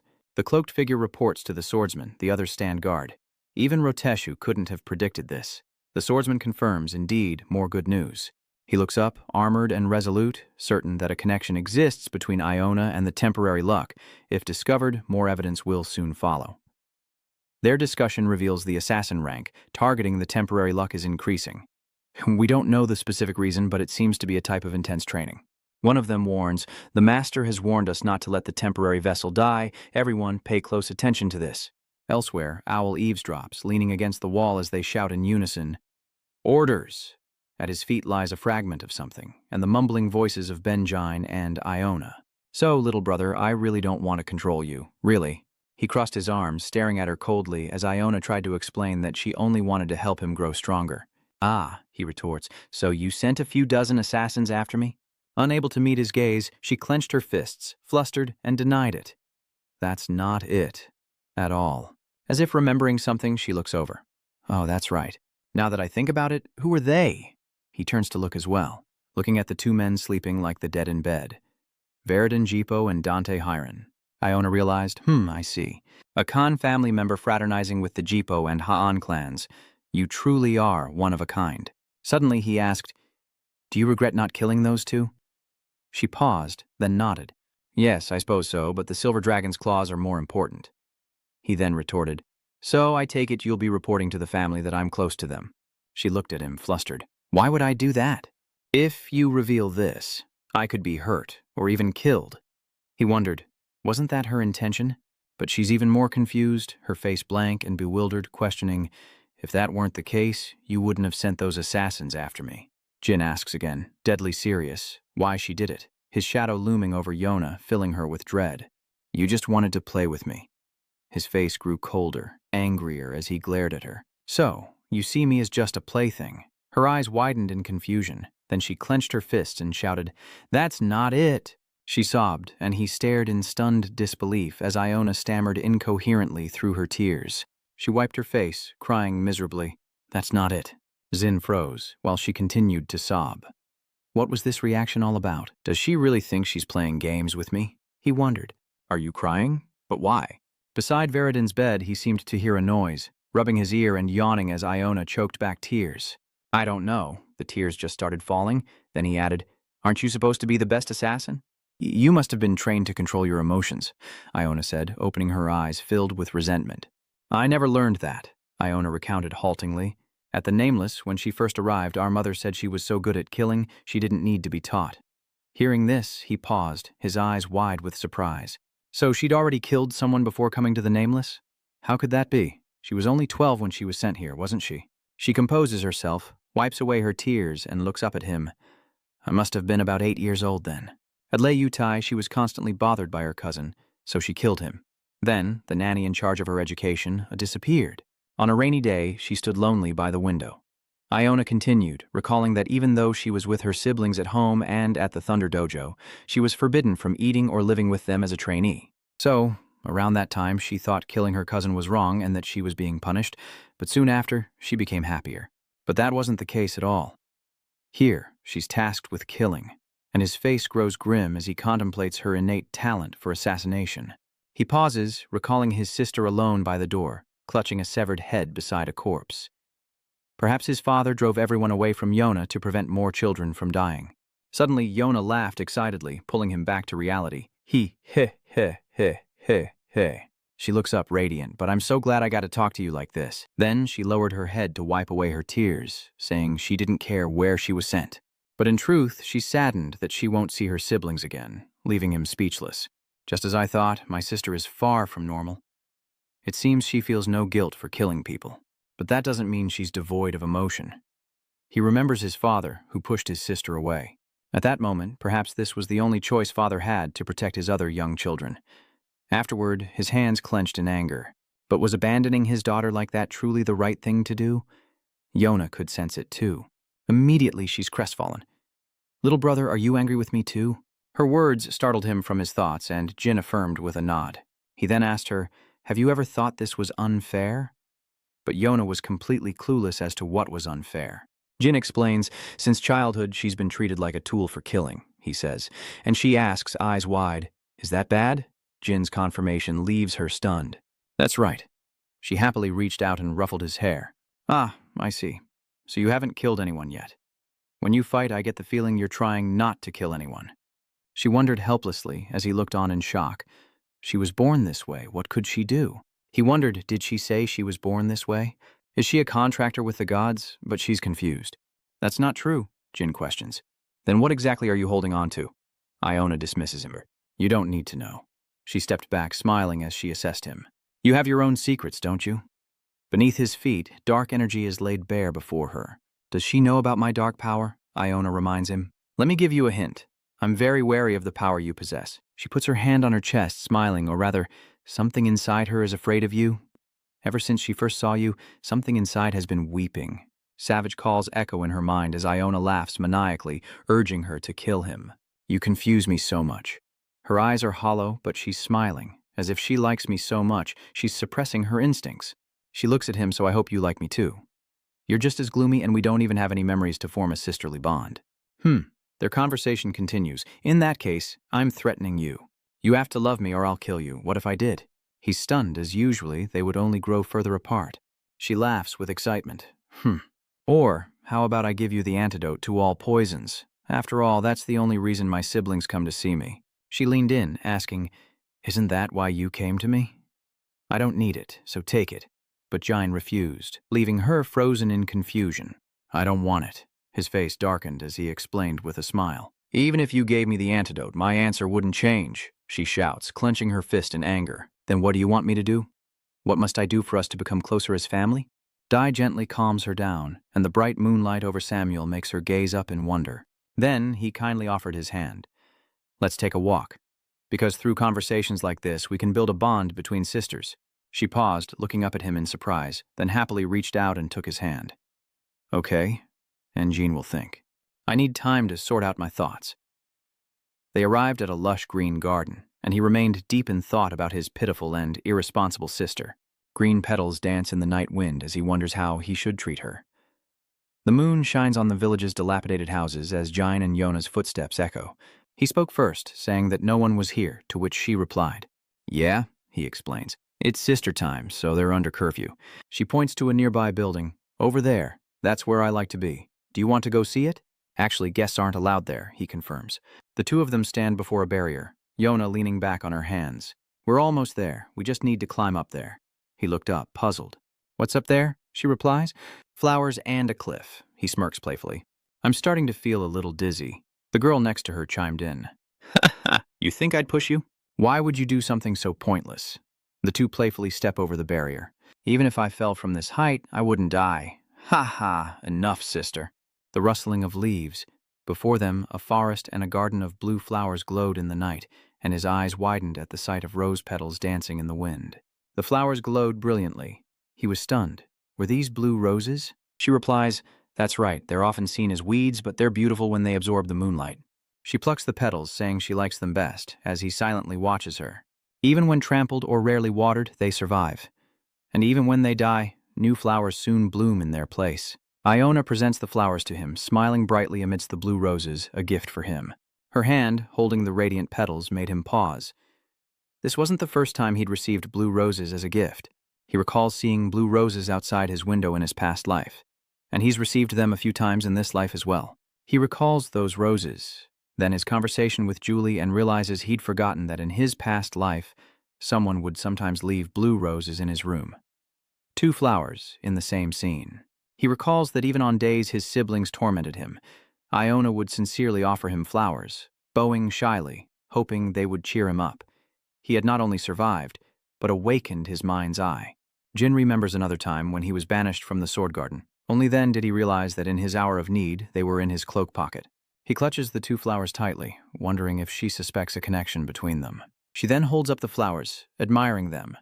Up close, they're quite beautiful. She's proud. Do you think so too? I only give these to people I like. Hee, what's wrong, sis? He asks Yona, who seems lost in thought, how she's been lately.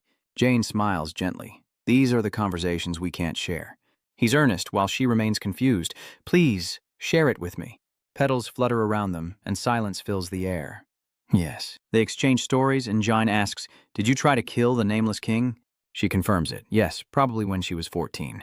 The owl scolded her severely, and she had to write a letter of apology in her room, after which she tried 2 more times, both unsuccessfully.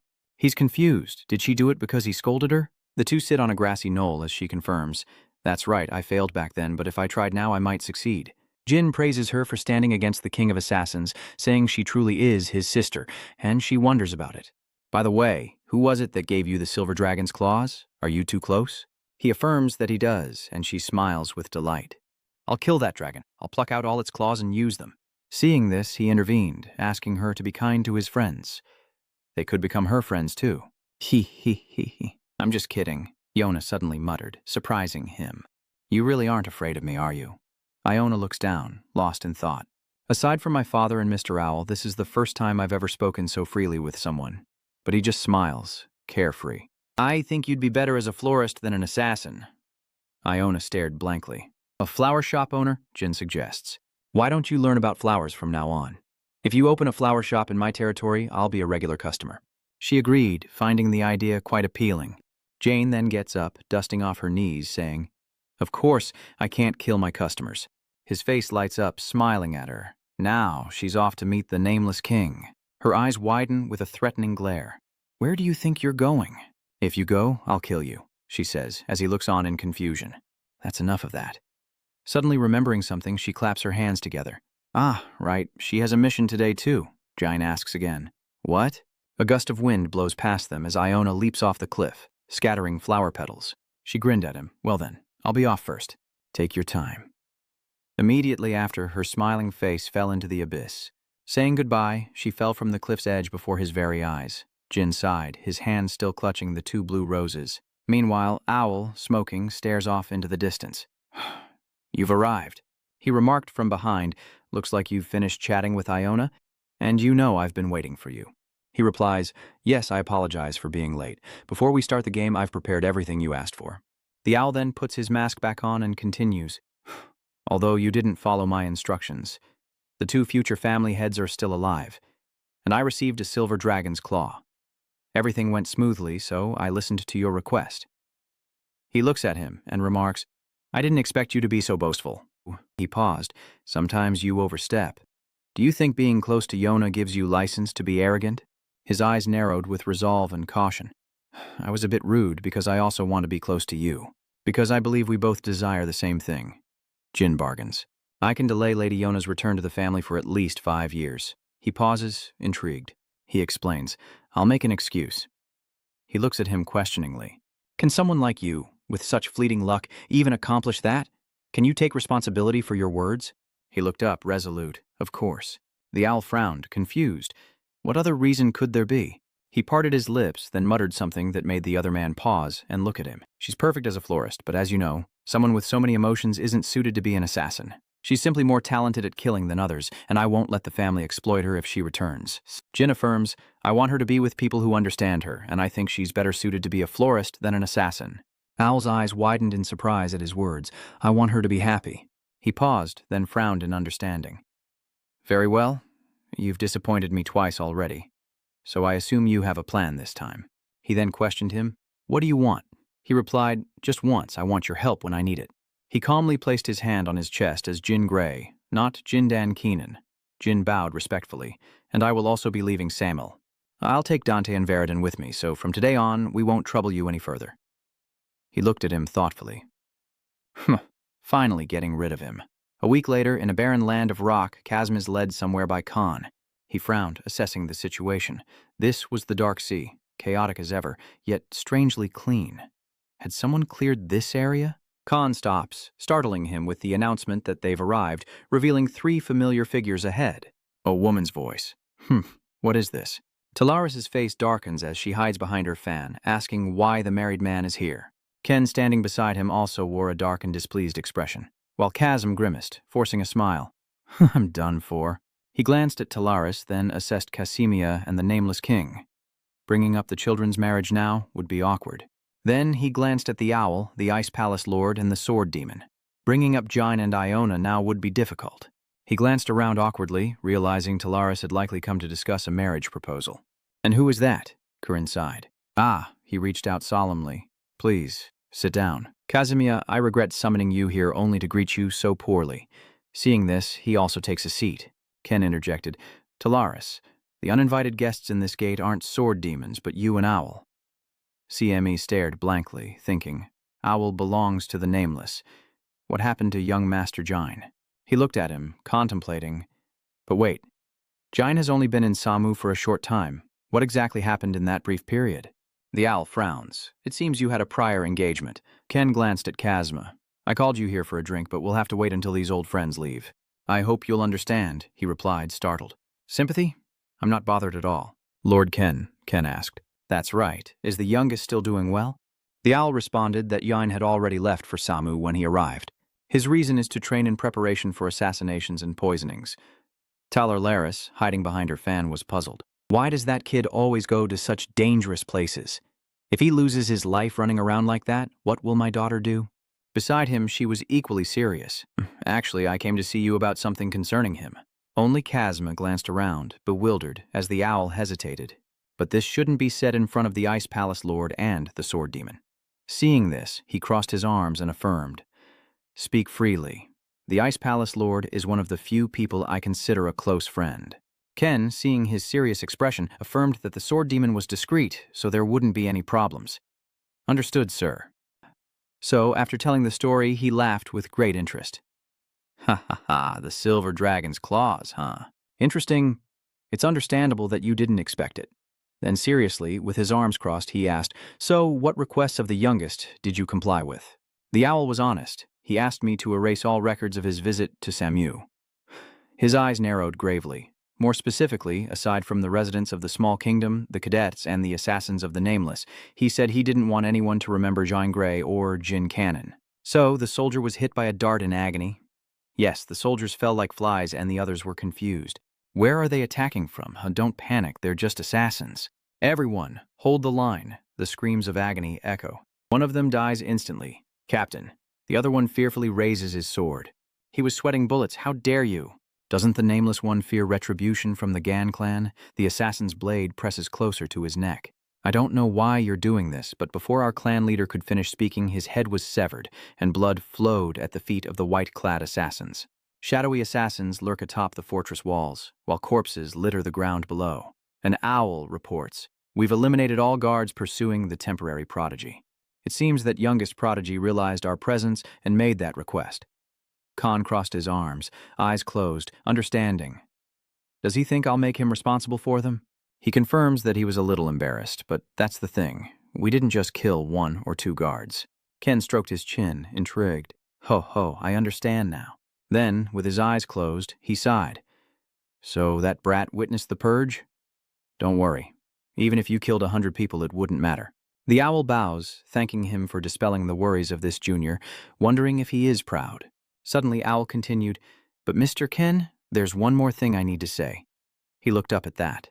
"What is it?" He then pulled a piece of paper from his robes and handed it to Ken. "Please read this note."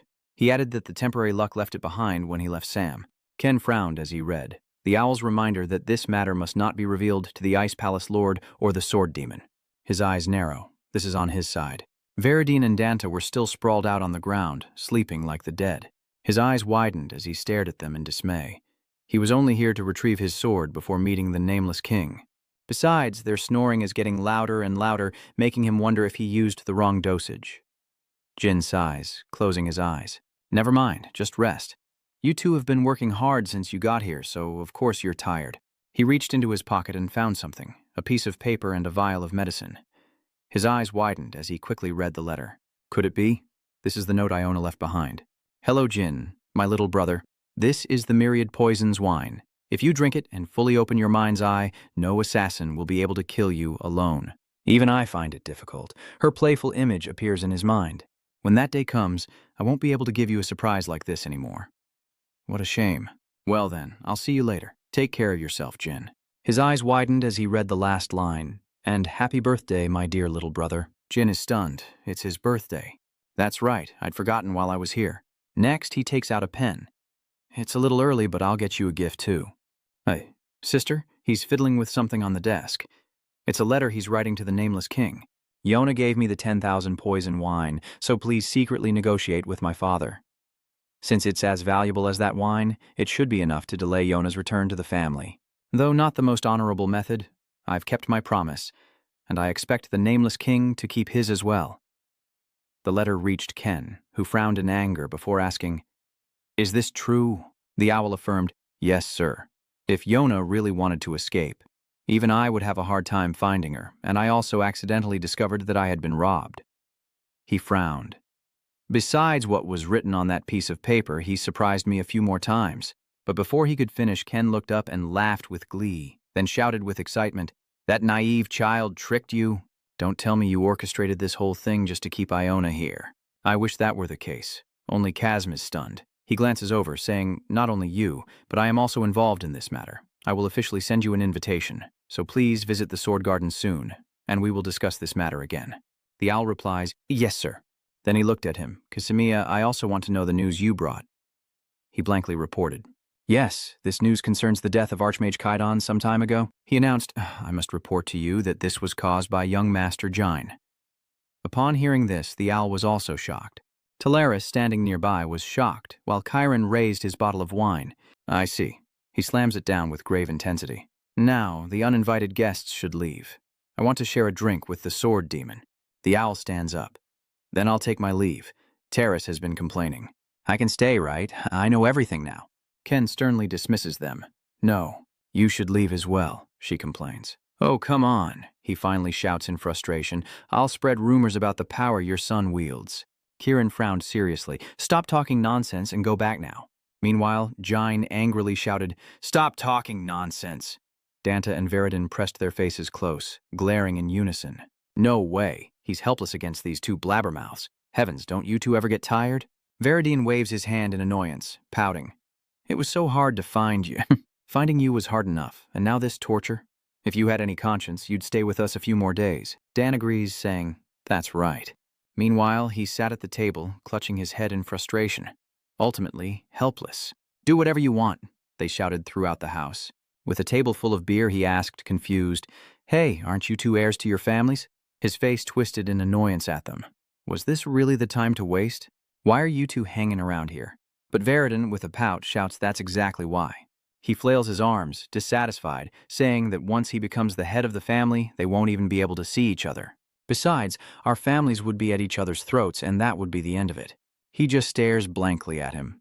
"Why don't you worry about becoming the head of your family first?" Veridin threw his arm around a drunken Dante and explained, "What's there to worry about? My position is so secure that no matter what I do, I'll become the head of the family. And Dante here has been personally endorsed by his grandfather, the head of the Ha'an family." "That's right," he said with a sigh, annoyed by their announcement. "But unfortunately, it's not the same for you two." I'm very busy, Veridin asked him. Oh, right. Didn't you kill Kid Han a few months back? He denied that too. Who knows? I told you I wasn't the culprit. Veridin is frustrated, asking why Dan is drawing lines between them again. Meanwhile, Jine questioned if he was being too nosy, prompting Veridin to angrily shout, "Hey, how long are you going to be so mean?" Dan silently drinks his beer, then asks if they won't see each other as often once Veridin becomes a key. Meanwhile, he stared blankly, and even Veridin was confused. He stared into his beer with a troubled look but still smiled as Veridin said, "Once we become family heads, we won't be able to see each other, especially him." Shine Veridin laughed excitedly. "So, until then, let's just have as much fun as we can." Danta also looked up at him. Veridin added, "To become a phenomenon, you need a reputation, right? If you say you didn't kill Kid Han, then let's drop it." But he just closed his eyes and sighed as Danta and Veridin excitedly put their arms around each other. "Let's travel together and we'll help you build your reputation." Danta turned to discuss with Veridin. "Or, how about helping others?" He agrees, suggesting they hunt down notorious villains together while our hero just squints at them like they're lunatics. Veridin suggests targets like the Mammoth Kings, Mad Jack Glow of West Vermont, and the remnants of the Black Magic Society, while Dan adds Walk the Destroyer of Vankella, but he just sighs at their excitement, even though it's far from here. "Oh, and the Orange Fur Tribe." He raised his beer, cutting through their excitement. "He wants the three of us to go on an adventure?" "Stop talking nonsense." Veridin slams the table, yelling. "A good idea?" He suggested we go on an adventure together. His face was just as blank as he raised his beer. Dan, beside him, insisted that the three of them were friends and should stick together. He looked down at his beer, then smiled indulgently. "How foolish." Jin wakes up in bed, disoriented and confused. He looks around, trying to make sense of his surroundings. Huh? When did I fall asleep? Dien remembers the two beer worms lying dead on the chairs. Veridin must be forcing us to drink. They were dazed. "Adventure, let's go on an adventure." "Oh, I don't want to go home. And tell the delivery guy to send them both to Vermont." He silently pieced it together. He'd thrown them both into the gate, and he only remembered returning to Tan. Then he sat up abruptly, clutching his forehead in confusion. What happened? And why does my body feel so strangely comfortable? A noise stirs beside him. "A young Master Jane, you're finally awake." He looked at the girl, who was rubbing her sleepy eyes, and asked how he was feeling. "Did you fully absorb the antidote?" He was stunned. The antidote. Memories flood back as he recalls standing before Kikantel, having taken the potion. Regaining his composure, Jin asked Ken, "I passed out after taking the antidote?" She confirmed it. "That's right. Wow, I thought you were dead." Her face flushed red as she wiped the drool from her mouth, explaining that after he fainted, his body would turn black every few minutes before returning to normal. "But even this side of you is so cool." Outside, Queen Cantel entered, startling Ken. She looks at him, saying he's finally awake. Jindan Cantel returns her gaze with a dark expression. "Queen Cantel, how long was I unconscious?" She calmly replied, "You've been asleep for 5 days. Usually after taking the antidote, it takes at least a month to recover, but it seems your blessed Canal physique has allowed you to wake up sooner." He smiled at her. "Good thing I woke up early. Consider this a few days of rest for you." He looked at the blue vase in the room, wondering, did anything happen while I was asleep? She replied that not much had happened, except that Lord Casimia returned shortly after leaving.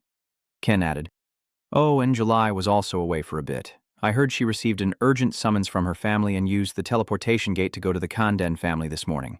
Jane was puzzled. "A family matter?" Ken stood up. "She said she'd be back soon, so it can't be anything serious."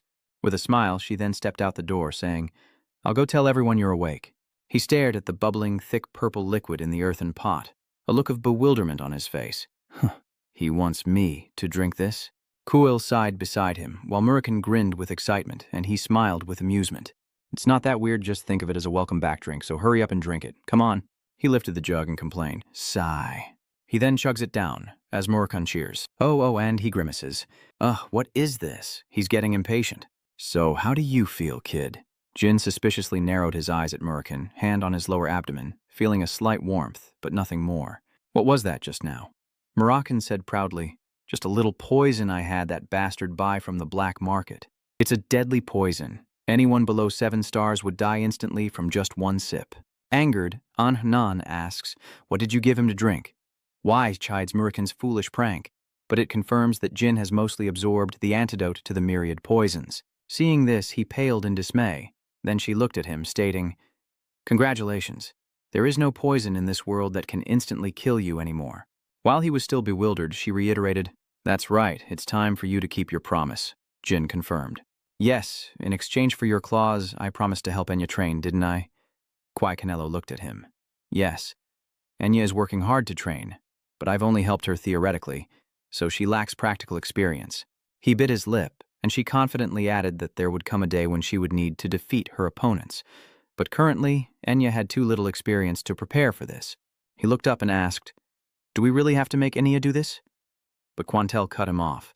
"What are you saying?" She reaches out, affirming, "Jin, remember, everyone here is your comrade, which means when you fight your siblings in the future, we'll be right there with you."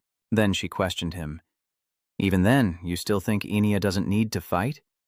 He smiled as if she were scolding him, but outside they realize Kieran is eavesdropping, perhaps relaying everything to Enya. Kwai Canel went on and on, saying Enya must become stronger so he could call her his companion. He cuts her off, saying, "Not to worry, he's already decided on their next destination." Ken paused, then suggested, "I was thinking of improving my backflow magic by fighting a mage, so it might be good to bring you along." Her eyes lit up as she burst through the door. Oh, I get to go alone with Master Jine." Her face was filled with infatuation. "Isn't this a date?" Kwai Kanteo warned, "I won't tell you to act with dignity, so please, just don't go overboard." Meanwhile, back at the Sword Garden, a voice echoes from within the building. "I've just heard something quite interesting happened in Samu. Speak now, if you have anything to say," from within the guarded office. Ken activates his arm while Joshua stands silently before him, unable to explain. Ken grits out, "I'll ask you again." On his side are Owl and Julie. He exposed himself because Yona had to delay her return to the family for your sake. Kieran calmly removes his gauntlet, asking if Joshua has anything to say.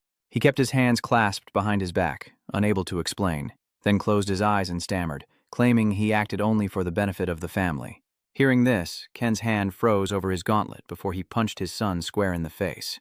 His father's blow left him stunned as the man pointed at his wrist and interrogated him. "What are you doing?" His eyes burned with rage, his voice a hellish command. Roswa straightened his back.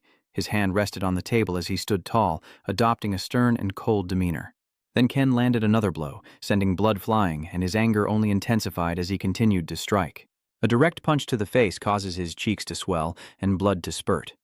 Outside, the owl listens in silence, while July closes her eyes, covers her mouth, and clenches her fist to avoid vomiting. Inside, Ken watches Joshua crawl on the ground and orders him to remove the black gold armor, saying he's no longer worthy to wear it. He quickly takes off the armor, revealing the robes underneath, and places it on the table. The black gold armor now silent. Khan angrily cursed, a second hope for the family defeated by the youngest, who was only a backup, and he was sure he'd warned him and all the others, while the boy stood listening with his head bowed. His eyes narrowed. "What did I say?" Through bloodied lips, Rushua struggles to speak. "Iona, don't touch Iona."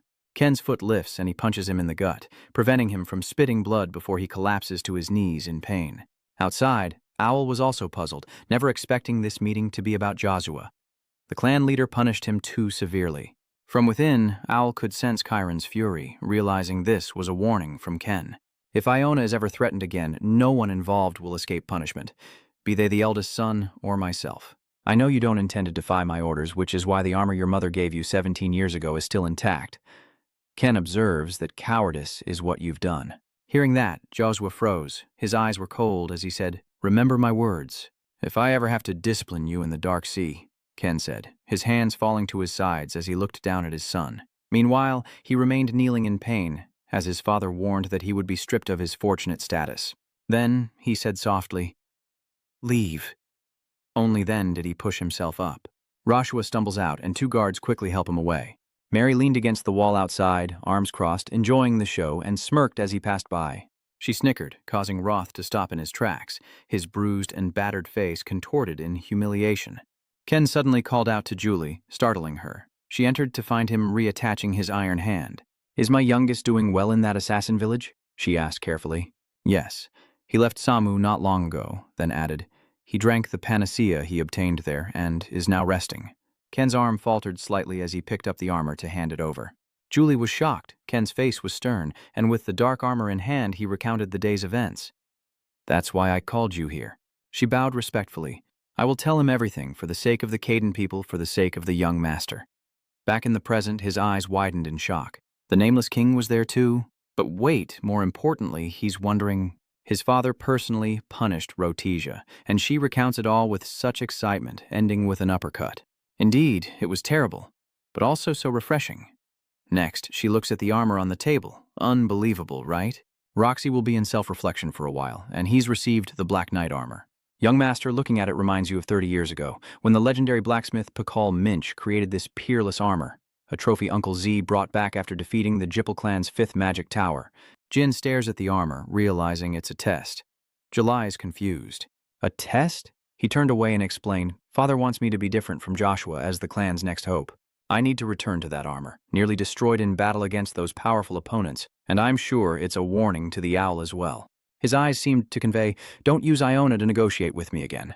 But he remembered his sister's smile. If his father was displeased, he was capable of anything, even beyond what the owl could prevent. This is what I and the other fortunes must be wary of.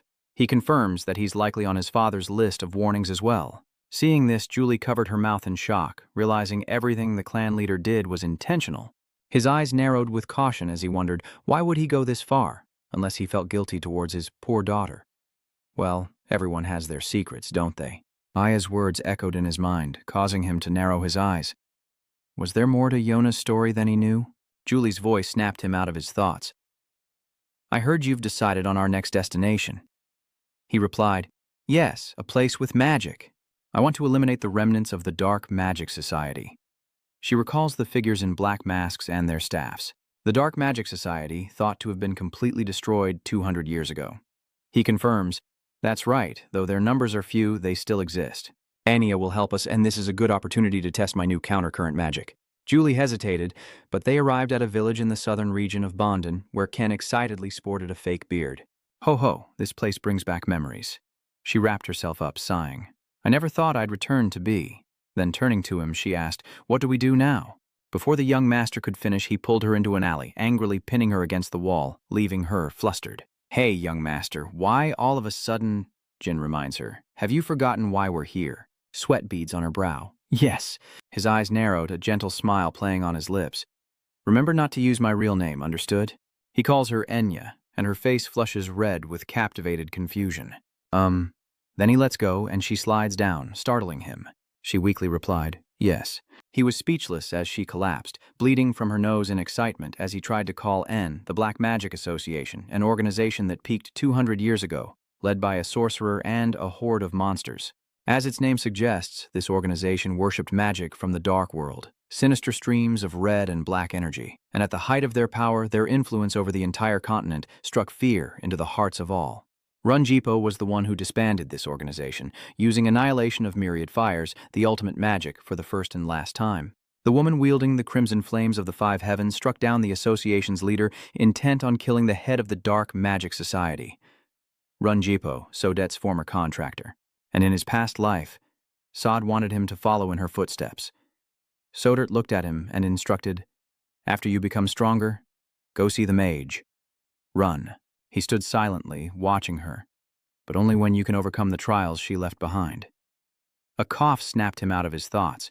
Cough, cough, Ken was flustered. A young master. No, I mean brother, she said, following him. The remnants of the Dark Magic Society are all bad people. After hearing the rumors, it seems they're kidnapping children, making one wonder if this place is truly safe, she says, looking at the faces of the citizens. Perhaps the reason everyone here looks so grim is because of them, he explains. Actually, it's likely because of those nobles. Kieran doesn't understand why. He then recalled the state of the strongholds as he tried to explain. You live in the capital, so you know that no country has better security than B. Although they can solve crimes quickly, they deliberately ignore organized crime. She still wonders why, doesn't she? He glanced around as he explained. Both criminals and victims seek to exploit the nobles' way of thinking, they discussed as they walked. The reason I think B didn't wipe out the Dark Magic Association is to give the Academy's mages a chance to act, she shouted in bewilderment. The Academy? Does that mean the Academy is on its way here? He replied that it was possible, but those old geezers were notoriously lazy, so it would be a while before they... A shout interrupted Jane. It was the Academy's mages. Ken startled, fearing discovery, as a convoy of carriages raced in. The crowd cheers. It's the Academy's mages, the nobles have arrived. A carriage stops and Masu steps out with the academy mages. The commoners cheered, seeing the mages had arrived. The capital finally sent mages. He watched from the crowd, realizing they acted faster than he thought, and he needed to avoid them at all costs. The commoners' cheers made Mathu frown. They were there to wipe out the Dark Magic Association scum who were as good as dead. He glanced at the arrogant group led by Chip, thinking that anyone from the academy was extremely arrogant, and getting involved with them like in his past life would only complicate things. The commoners cheered, praising the academy, but Jin calmly muttered, "They're all going to die," confusing Ken. His eyes narrowed with concern. There's no way they can wipe out the Dark Magic Society. Afterward, they went to eat, and Ken was thrilled with the food on the table. Wow, oh my gosh, are we really allowed to eat something this expensive? He reminds her, "Austin, almost all of my companions are as rich as I am." She's flustered, "But I'm not rich." Jane calmly ate, telling her, "Choose between the Tikan Central Bank, the Iron Dragon Bank of the continent, and the Eternal Vanilla Vault to open a personal bank account. I'll give you some pocket money." Ken was moved to tears, inwardly screaming, "Young Master Jine is so cool." Suddenly she asks, "But what did you mean by what you said earlier?" He turns to her, equally puzzled. She reiterates that the academy cadets will all die, to which he calmly replies that that's exactly what he means. They're all too young and weak. She chewed on her meat, worried. But those mages have had high-level training, and they're probably all 4-star mages, so dealing with those remnants shouldn't be a problem. His eyes narrowed, realizing the truth. The Dark Magic Society's members were all seasoned veterans who had lived wicked lives. While those cadets lack real combat experience, he considers their leader and his hold over them. According to the Rainbow's intel, the association has about 50 members, averaging 4 stars, plus the 30 or so cadets we've seen. Even with high-level mages on both sides, the Dark Magic Association has a significant advantage. Suddenly a noise interrupted them, drawing his attention. "Yeah, I'm about to lose it." The brown-haired man is arrogant and disgusted. "Hearing the Lord's flattery has ruined my appetite." The weasel rubs his hands together with a despicable sneer. He. Watching him grovel and beg like that with his pig-like face is truly a sight to behold. Chip goes first. The 3 sat down at a table, the brown-haired one still disgruntled. "Whatever. The seniors say the food here is amazing." "Hey, boss." He figured one look was all it took to know they were cadets from the academy. Jin turns. "Let's go." It's not good if Austin attracts their attention. Meanwhile, she kept her head down, afraid to look up. He stood and grabbed his coat, but she didn't move. He called out, "Austin! Austin!" Her face was pale with fear, haunted by battered memories. 3 figures tortured her in the academy's corner, their laughter laced with malice. Jane screams out. Austin pulls her back to reality. Then, filled with worry, he wondered if it was them. She looked up at him, stammering, "My master? I mean, Austin." "Yes," she confirmed. "Yes, they're the ones who bullied me back at the academy. That son of a..." "Then that's even more reason we shouldn't attract their attention." Chip suddenly spoke up. "Hey, who are you?" That made the other 2 look at him as well. He frowned, clearly annoyed. "Why are they looking at us like that? You 2 don't look like servants. Now answer me quickly. Why are you so wary of us? Don't tell me you're a member of the Dark Magic Association." He glances at a trembling Ken, then impatiently asks, "Why do you want to know?" Chip, feeling insulted, rises. "How dare you, you commoner." "All right, I admit I was being rude. Let me rephrase my question." He then quickly approached, pointing his magic staff at him, and demanded, "Which organization do you belong to?" "Why are you being so slow?" Ken trembled beside him as he stared at the magic stone, while Chip continued to posture. "Answer me properly, or I'll drag you both out of here for questioning." The innkeeper nervously intervened. "Please, calm down. They told me they're just travelers. If you must fight, please take it outside." Chip strikes the innkeeper with his staff, enraged. "How dare you interrupt me?" The downed innkeeper clutched his stomach, while Chip arrogantly declared that the Southern Territories clearly didn't know how to treat nobles. Impatient, our hero gripped the sword at his hip, as Chip smugly vowed to punish these country bumpkins once more. Tightening his fist, he delivers a swift uppercut, stunning the noble while his 2 companions rise to their feet. "Hey, what do you think you're doing?" he asks as Chip turns to walk away. The thugs approach Chip, and the brunette yelled at him.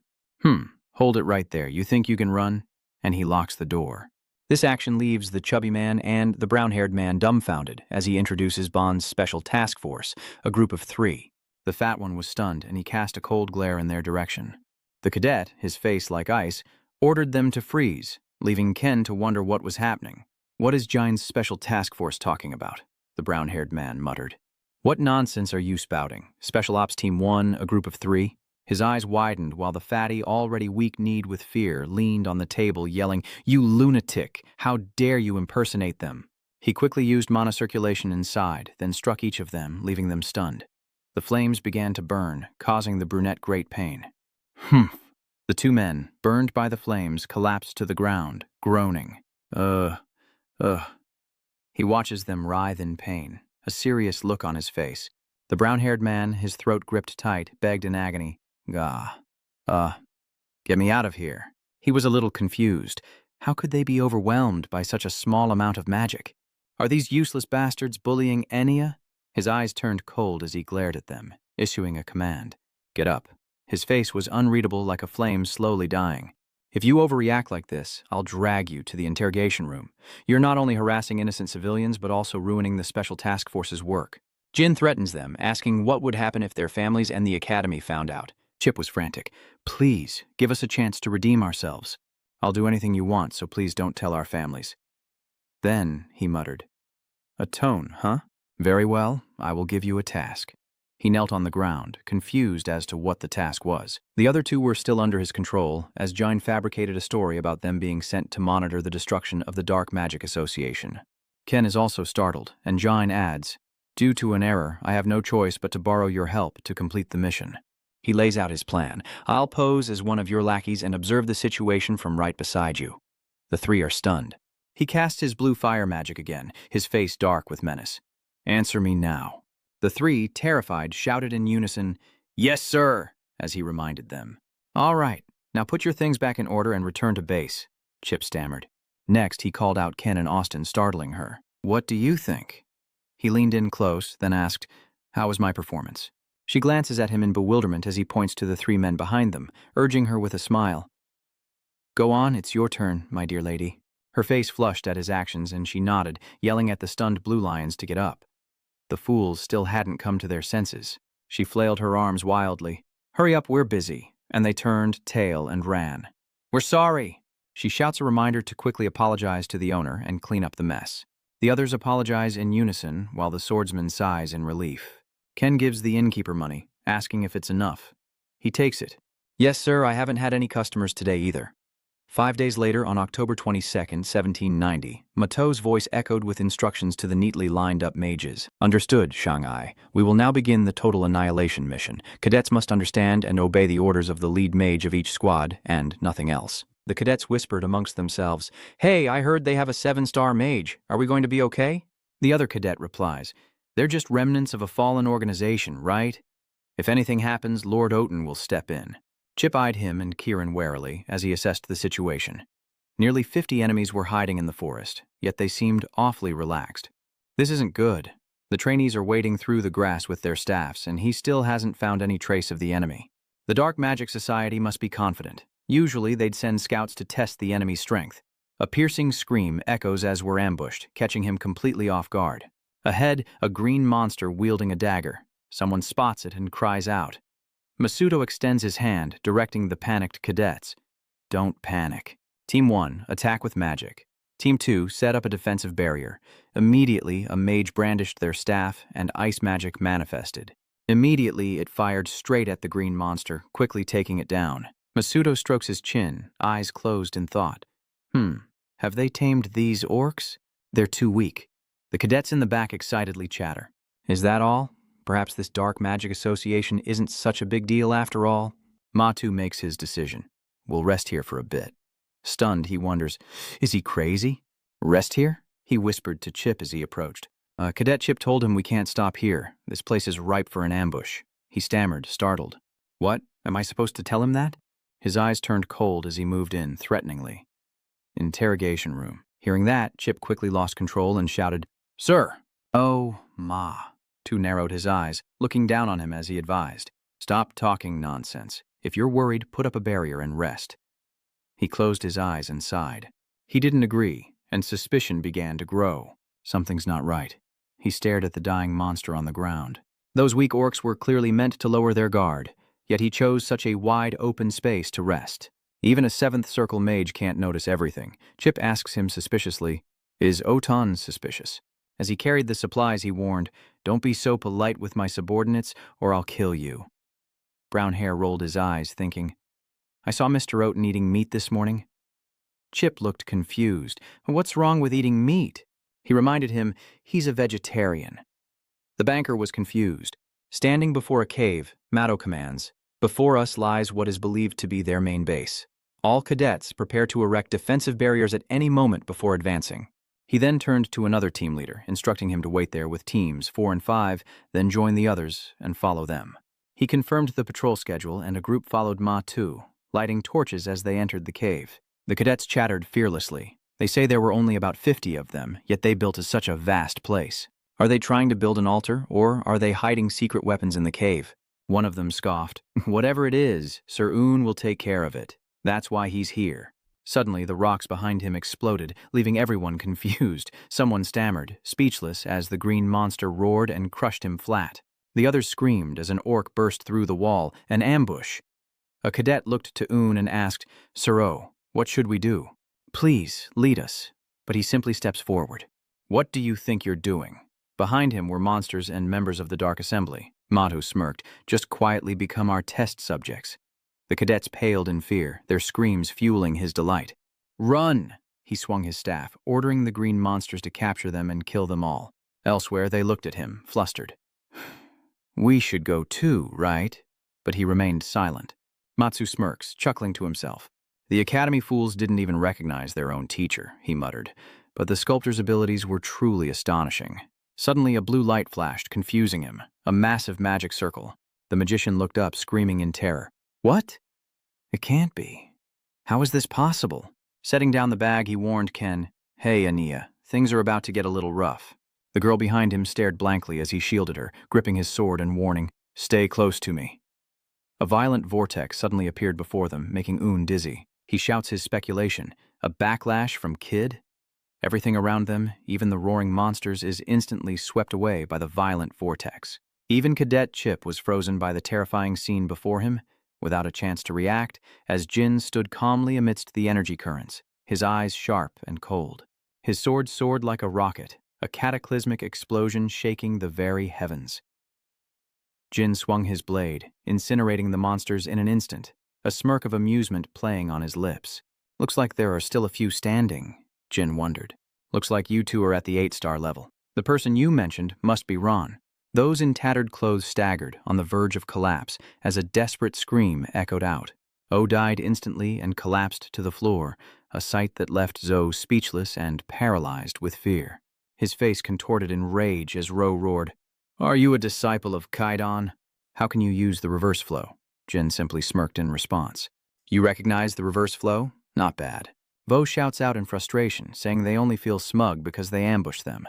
"Don't get ahead of yourself. I know you're only a 7-star. He's still very defiant and challenges Jin. "My name is Ron. Surely you've heard of me. I am not someone a 7-star trash like you can evaluate." Jin switched to the Western sword, thinking he'd gone too far. He responded, "I have heard of C's half-brother who is skilled in earth magic." As he approached him, he remarked, "This artificial cave must be your work. It's truly amazing." Von Koi Tri laughs. "So you've realized it?" He shouts, eyes wide with intimidation. "Within the Dark Magic Society, there are 9 other mages like me. And even if you're lucky enough to escape, my comrades will hunt you for life." Ro suddenly lowered his voice. "But I am a generous man, and because you have talent, I will give you a chance." He implied, "Join the Dark Magic Society." Ro chuckled smugly. "Looks like you're too shocked to speak. If you submit now, you could soon become an important figure in the association." Jin said nothing, but quietly snapped his fingers, and a powerful vortex appeared above R's head, causing him to lose his balance and cry out. "What?" 2 seconds later, a deafening sound echoed. Ania clicked her tongue, noting that he seemed to be a rather powerful mage. But seeing him scream like that even when he's near death, Ron, also on the verge of death, stubbornly mixes other energies to amplify the power of the reversal sphere, questioning his very existence as he cries out. "That dark energy, don't tell me you..." Ron suspects that Kid's disciple and Aura Mage made a pact with Cadet. As soon as he finished speaking, Jin swung his sword, sending the man collapsing to the ground like a puppet with cut strings. He coldly said, "You're just an 8-star mage in name only." Suddenly, a noise from behind startled Jin, who turned to see 2 orc monsters baring their fangs and growling as they approached. Jin sighed heavily. Oh man, and already it's orcs. With lightning speed, he sends them to the afterlife, reminding Anaya to protect Austin. In an instant, the orcs are sliced to pieces, scattered on the ground. Jin called out worriedly, "Austin?" The girl stepped forward, asking him with concern, "Are you all right?" Jin smirks. "Yeah, I'm fine." Inia breathes a sigh of relief as the orcs suddenly move, startling her. Jin smiled to himself, thinking, "Luckily, she's doing better than I thought." Clutching her torch, she looked up, eager. "What do we do now, brother?" Jane was slightly surprised, thinking to herself, perhaps this is the first time she's witnessed something like this. Yet she's not panicking and is handling the situation very well. His ears twitched, as if his body sensed the danger before his mind could react. Without warning, the ground shook violently, as if something colossal was awakening beneath them. Cracking filled the heavy air as a colossal foot emerged. It was a goblin. He casually slings his weapon over his shoulder, standing before Yin, and says, "What's going on? This place is a mess." Goaty's jaw dropped, revealing razor-sharp teeth as he roared, "Damn it! Even Zoe lost?" "This is insane," he asked curiously. "Hey, human brat, did you do this?" Anya, standing next to Jine, felt a chill and exclaimed, "Brother, oh brother," she thought to herself.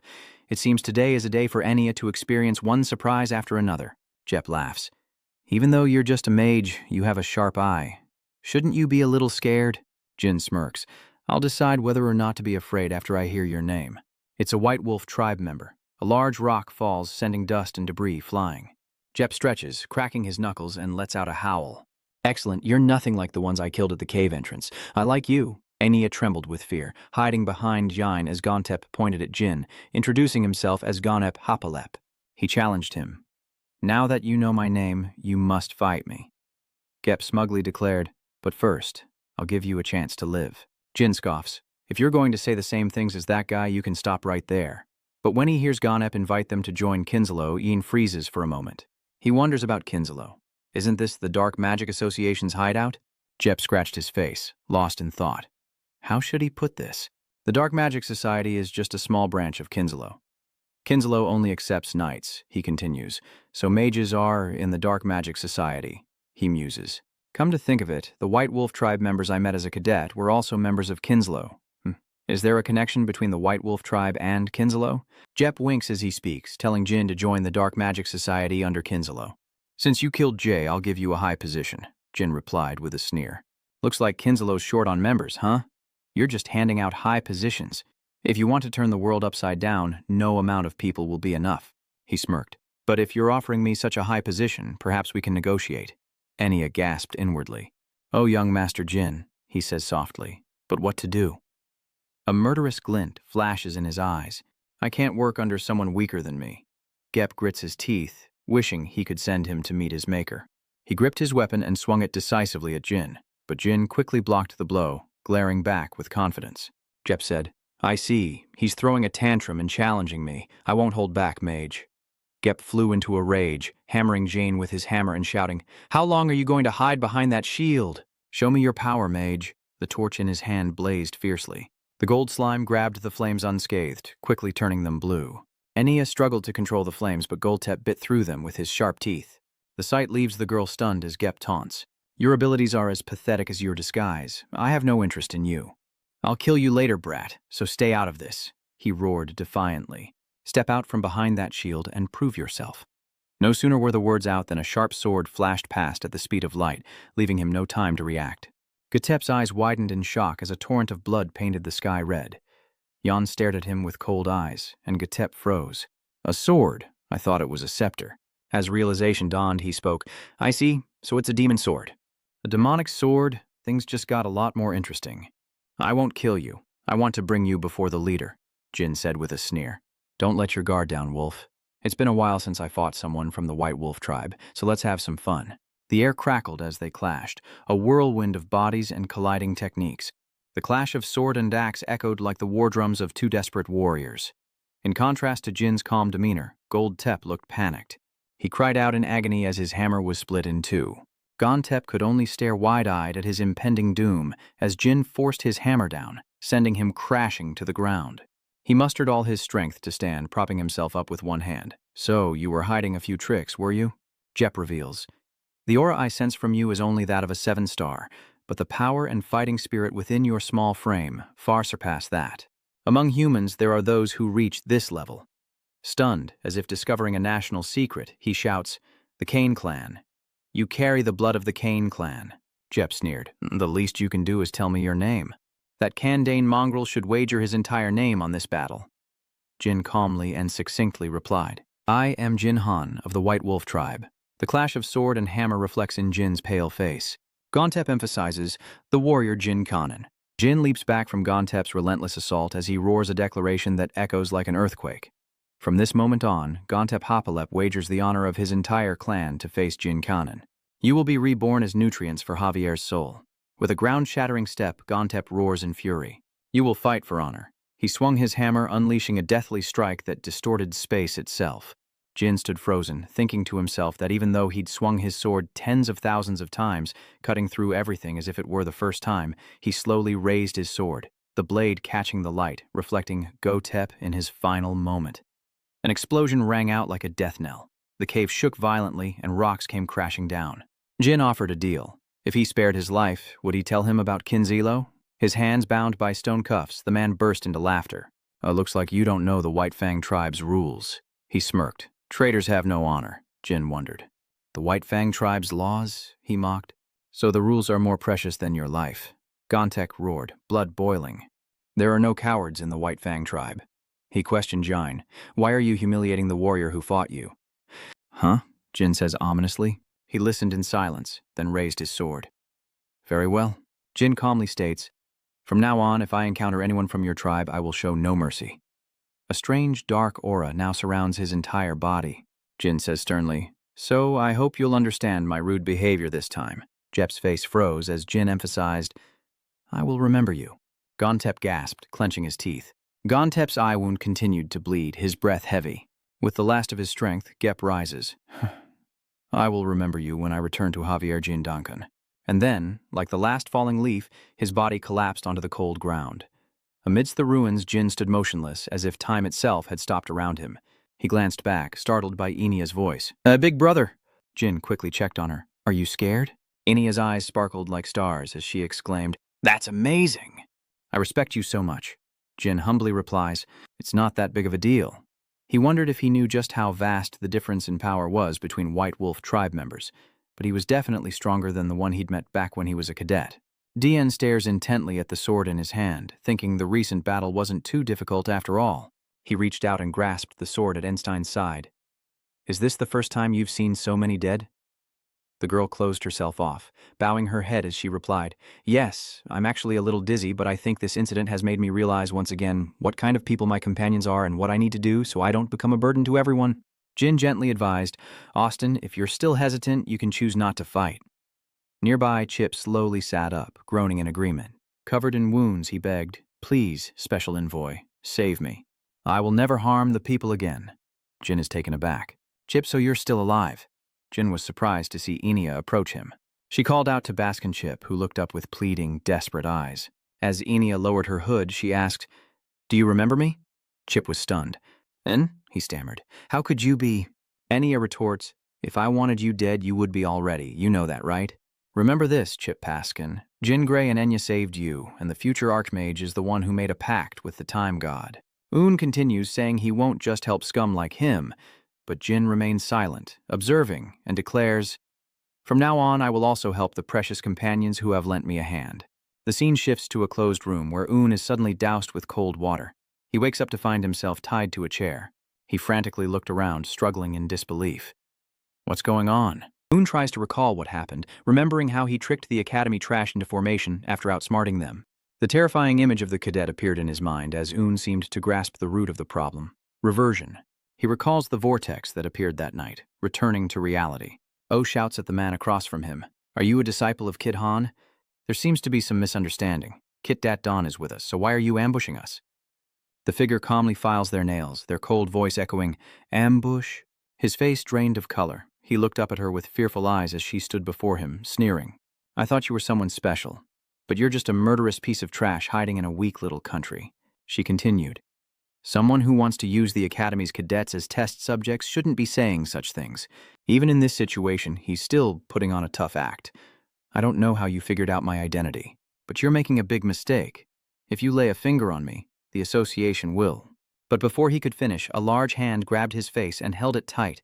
Elisa raised her knife, snarling, You talk too much. The gleaming blade stopped a hair's breadth from Un's eye, and tears began to well up. Elisa smirked. Just answer my questions, nice and slow, while experiencing the pain of those you've killed. As she spoke, a scream erupted, as if torn from the depths of hell. Meanwhile, John and the others gathered to discuss their next move. Everyone was stunned by Elisa's presentation, as the headquarters of the Dark Magic Association was rumored to be in Orium. Murakhan was shocked, crying out, Isn't that Vanello's capital? Elisa glanced at him and replied, Yes, it's the old capital from about 500 years ago. She added, While you were asleep, the Vankala Empire moved its capital. Murakhan was in shock. But why? What happened? Quant spoke. They were invaded by demons, and Murakhan, reeling from the shock, exclaimed, What? Since its founding, Vankala has guarded a relic of the demons for generations. That invasion was to reclaim the eyes of Jito. Around that time, the Kandon and Jipo clans dispatched knights and mages to assist Vanella. The Holy Kingdom War was the only war in which the Conin and Jipo families joined forces, ending with Vanella's victory and the expulsion of the demons. There's no rebuilding a ravaged land where mountains have been leveled and the sky torn asunder, Quantel stated grimly. So Van relocated their capital, while Conum remained a monster-infested land. Jin bit his finger, his mind racing with unanswered questions. And the legacy of Leon Jipo that I seek is there as well. The Queen of Magic's ultimate scripture of annihilation. Things just got complicated. How could they have taken that land? He wonders when they built their headquarters there. Someone replies, Perhaps it was 50 years ago. Elisa added with a wary look, And the Dark Magic Society should no longer be called remnants? We've confirmed 3 9-star mages within their ranks, she begins. The Grand Elder of Bond Academy, Fran Henzer, the Lilista clan head, Susan Lilista, the Archmage of Anu, Chukon Khmer. It's insane so many 9-star mages have gathered there. Yin bit her finger, her eyes pensive. If the Dark Magic Society has become this powerful, we won't be able to touch Kinzello, their mastermind. He thought to himself, Now I understand why my family Jipo and Bond just stood by while Kinzello committed these atrocities in my past life. Too many famous figures are involved to provoke them, Elisa explains, and while it sounds unbelievable, it seems Kinzello possesses a shapeshifter who transformed Matto Becker into Orton Melson. She introduces herself as Booba Gaston. Jin seems to have anticipated this move, finally mentioning him. Someone gasps in shock. Wait a minute. Booba Gaston. Simi speculates. Isn't that the name that came up when you asked me to investigate Bisco Iveliano? Jane confirms it. That's right. Murakhan still seemed uneasy. Are you sure it was a complete transformation and not just a disguise? He didn't transform himself but someone else? Quant chimes in. This is the first time I've heard of a human being able to change their appearance. I thought shapeshifting was a blessing reserved for us dragons. After being drugged and waking up, his appearance had changed. Jin slowly shared, recalling the day he left the Storm Arena as a child. There was a time when Jipo's extremist followers transformed into guardians and targeted me, Murakhan said in surprise. Oh, and then Jin suddenly stood up and declared, I think we should go and meet Booba Gaston ourselves. Kazmi wondered, You want to go alone? Jin replies with amusement, Don't worry, I was planning on bringing someone along. He requested that the 7 Rainbows investigate the relationship between the White Wolf tribe and Kinzello Lord Casimia. Kazm nods. I understand. A week passes, and we transition to the Han family's mansion. John Hiron, head of the Hiron family, sits upon his throne, listening to the report. The remnants of the Dark Magic Society have been wiped out. Not long ago, the Academy went to the Southern Lands, resulting in the deaths of nearly 20 cadets. Codenem continued, with his head bowed. 2 6-star mages and 1 7-star mage are dead. John was stunned. Oh dear, did their plan fail? That's not all, Coden said. Apparently, according to the surviving cadets, 2 mysterious individuals disguised themselves as guards. Jin Gray and Austin. Gray. They say these 2 defeated the Dark Magic Society. Danta's eyes widened at the name Gray. Cotneem continued, explaining that the older John Gray used magic, while the younger Austin Gray used a sword. Danta listened, imagining their battle. John was curious, so Cotneem glanced back and gestured, signaling the soldiers to bring something forward. John peered inside, asking what it was, as Danta's eyes widened in shock. Coat name explains that this appears to be a trick of the weapon used by the White Wolf tribe, and the cut suggests a high-level swordsman. Master Dantahan, do you see anything? But Danta didn't answer, instead bursting into a strange laughter. Namebone exclaimed in surprise. Young master, John shared. Danta's swordsmanship is indeed remarkable, and he's incredibly talented, but he couldn't create such a clean cut. It seems only an 8-star knight could accomplish this. Danta agreed. That's right, you heard it too. I haven't reached that level yet. It seems your trip here was for nothing. Boni bowed his head and replied, I understand. Thank you for your cooperation. We'll be taking our leave. Dan thought with a smile. Jin, have you become this strong? Now I have even more to discuss with Veridin. It seems Conin is still unwilling to give up. As he departed, he analyzed the situation. Austin Gray, short in stature, with a loud voice and advanced swordsmanship. His age is estimated to be between 10 and early 20s, someone who can perfectly bisect the White Wolf clan's talisman at that age. The only one who perfectly matches that description is Dantahan. Root name is skeptical, sensing that he's hiding his true abilities. He sternly orders the soldiers to monitor Dantahan's movements outside the clan. Space and time shift to October 30th, 1796, at the Khan Kingdom's transfer gate. An announcement echoes, signaling the gate's imminent opening. Please wait in your designated area.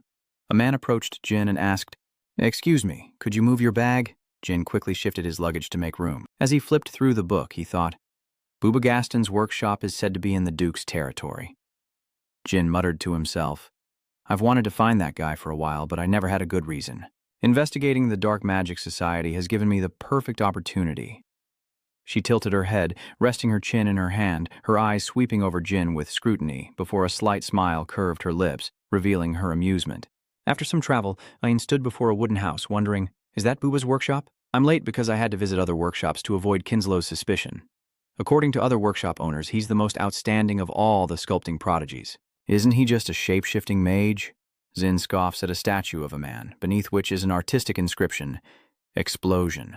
His face contorted with rage. A sculpting genius, you say? Should I just blow it up? Zin approached the door, pounding on it relentlessly, the sound echoing like an uncompromising warning. Booba bursts through the door, yelling, Stop! Stop! Who the hell is it? After recognizing him, he suddenly yells out in surprise. Booba gapes in shock. Jin Jine, the black sheep? Jin greeted him calmly. Long time no see, Booba Gaston. But as soon as he said that, Booba threw salt in his face, leaving him to close his eyes and bear it. Booba expresses his confusion, asking how Jin dares to show his face here. Jin questions, throwing salt on people is rude, you know. I'm just here as a customer today. Booba reacts violently. His neck veins bulging, he roars, Guessed my ass, I won't serve the likes of you. Jin smirked. Didn't I once save you? Is this how you treat your benefactor? Booba, as if not believing his ears, repeats, Benefactor? Jin calmly retorted, If my siblings heard the ridiculous things you were about to spew at the party, you'd be dead on the spot. But luckily for you, it's me you're dealing with. But Booba couldn't hear any of it. He threw a punch and shouted, Shut up! Jin retaliates swiftly, landing a solid punch that sends Booba flying, rolling, and finally collapsing onto the ground. Bisco calls out from inside, Booba, is everything all right out there? He turned to the door and saw Jine standing there. Their eyes met, and Bisco stammered, Young Master Jine! Jean was just as surprised. Brother Bisco? Bisco wondered, What brings you here? Aren't you supposed to be a reserve champion, Jine? Booba, beaten beyond recognition, grabbed Bisco's cloak and cried out, Lord Bisco, kill him! He humiliated me at the party, and now he's here causing trouble.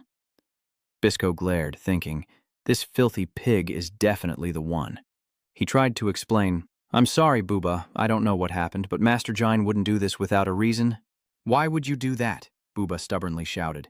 It's true I attacked him first, but he deserved it. Yanli sighed, helpless, and spoke up. I will apologize. I came to ask you to make a bust of my father, but now you've put me in a difficult position, Bisco replied. I see, a bust is it? He mused. But it's strange to apologize for something like that. You're nothing like the Master Jane I know. You came here with another purpose, didn't you? Jine cursed inwardly, but calmly replied, Indeed, I came with ulterior motives.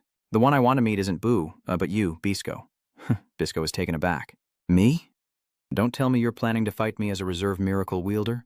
Jin thought to himself that he knew it all along, a slight smirk forming on his lips. It's embarrassing, but that's right. I can't visit the Ibriano family without an invitation in my current position.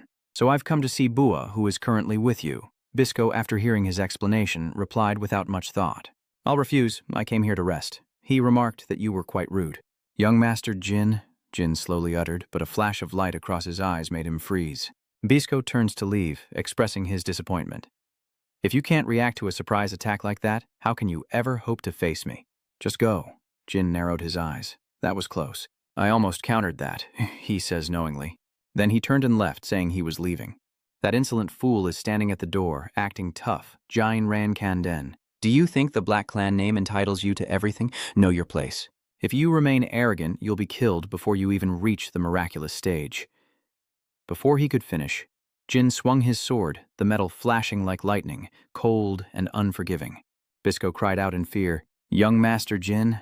The gleaming blade at Buba's throat reflected his panicked eyes as Jin lowered his gaze, saying, Bisco, I admit I'm rude and arrogant, but insulting the Kan family name is another matter. He retorts, asking if he should stand idly by while the name Ibriano is insulted before him.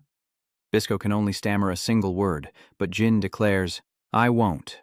Bisco draws his sword, saying he has no choice but to stop Jin, but Jin challenges him to try.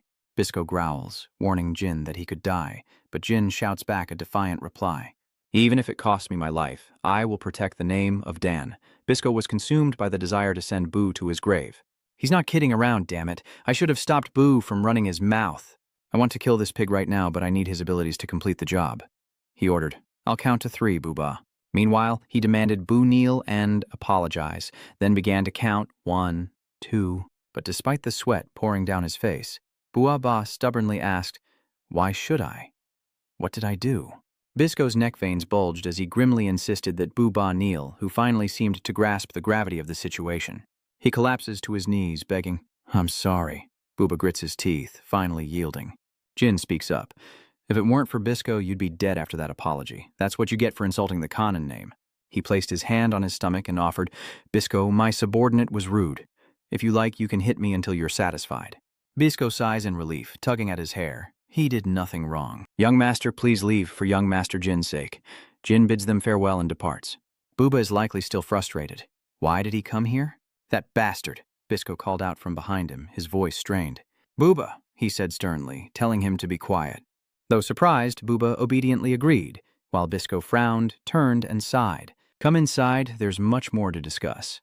After they both entered, he began to explain that the leader had declared the alliance with the Jipo family severed, so the remaining relics of ancient civilization they received from the Jipo would be halved.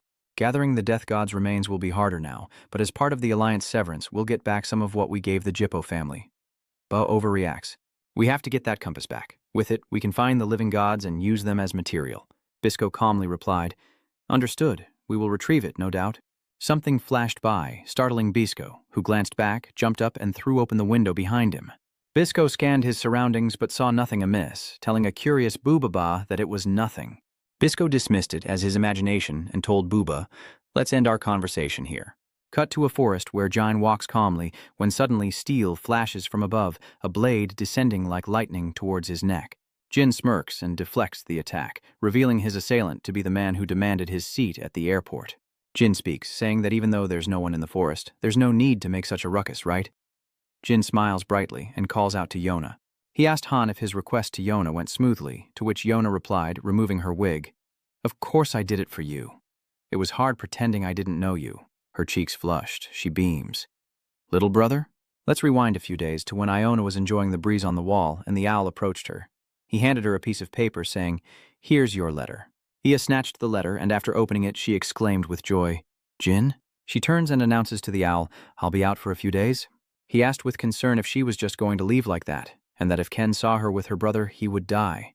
Owl provides her with a red wig, warning her to be careful and not get caught. The letter you received was from this Iona. I'm planning to meet a sculptor named Booba Gaston, so I need information about him. Whether he's muttering to himself or talking to others, can you eavesdrop on him? After they returned to their lodgings, Iona shared that Kinzalo had ended its alliance with the Jipo family, and Jin praised her, saying that she had found more information in such a short time than even the Kanden family's special documents. Jane, hand on her chest, expresses her gratitude, saying this news will help her uncover their plans. Thank you, Jane said, as Iona suddenly changed her attitude. But that fat bastard? Jine wondered. You mean Booba? She nods, confirming it's him. Yona suspects he's like her, but Jin can't grasp what she's really saying. What do you mean, the same kind of person?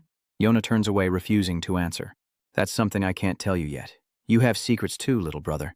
Without hiding anything, Jin reveals his secret and asks, Your secret? Is this what you're talking about?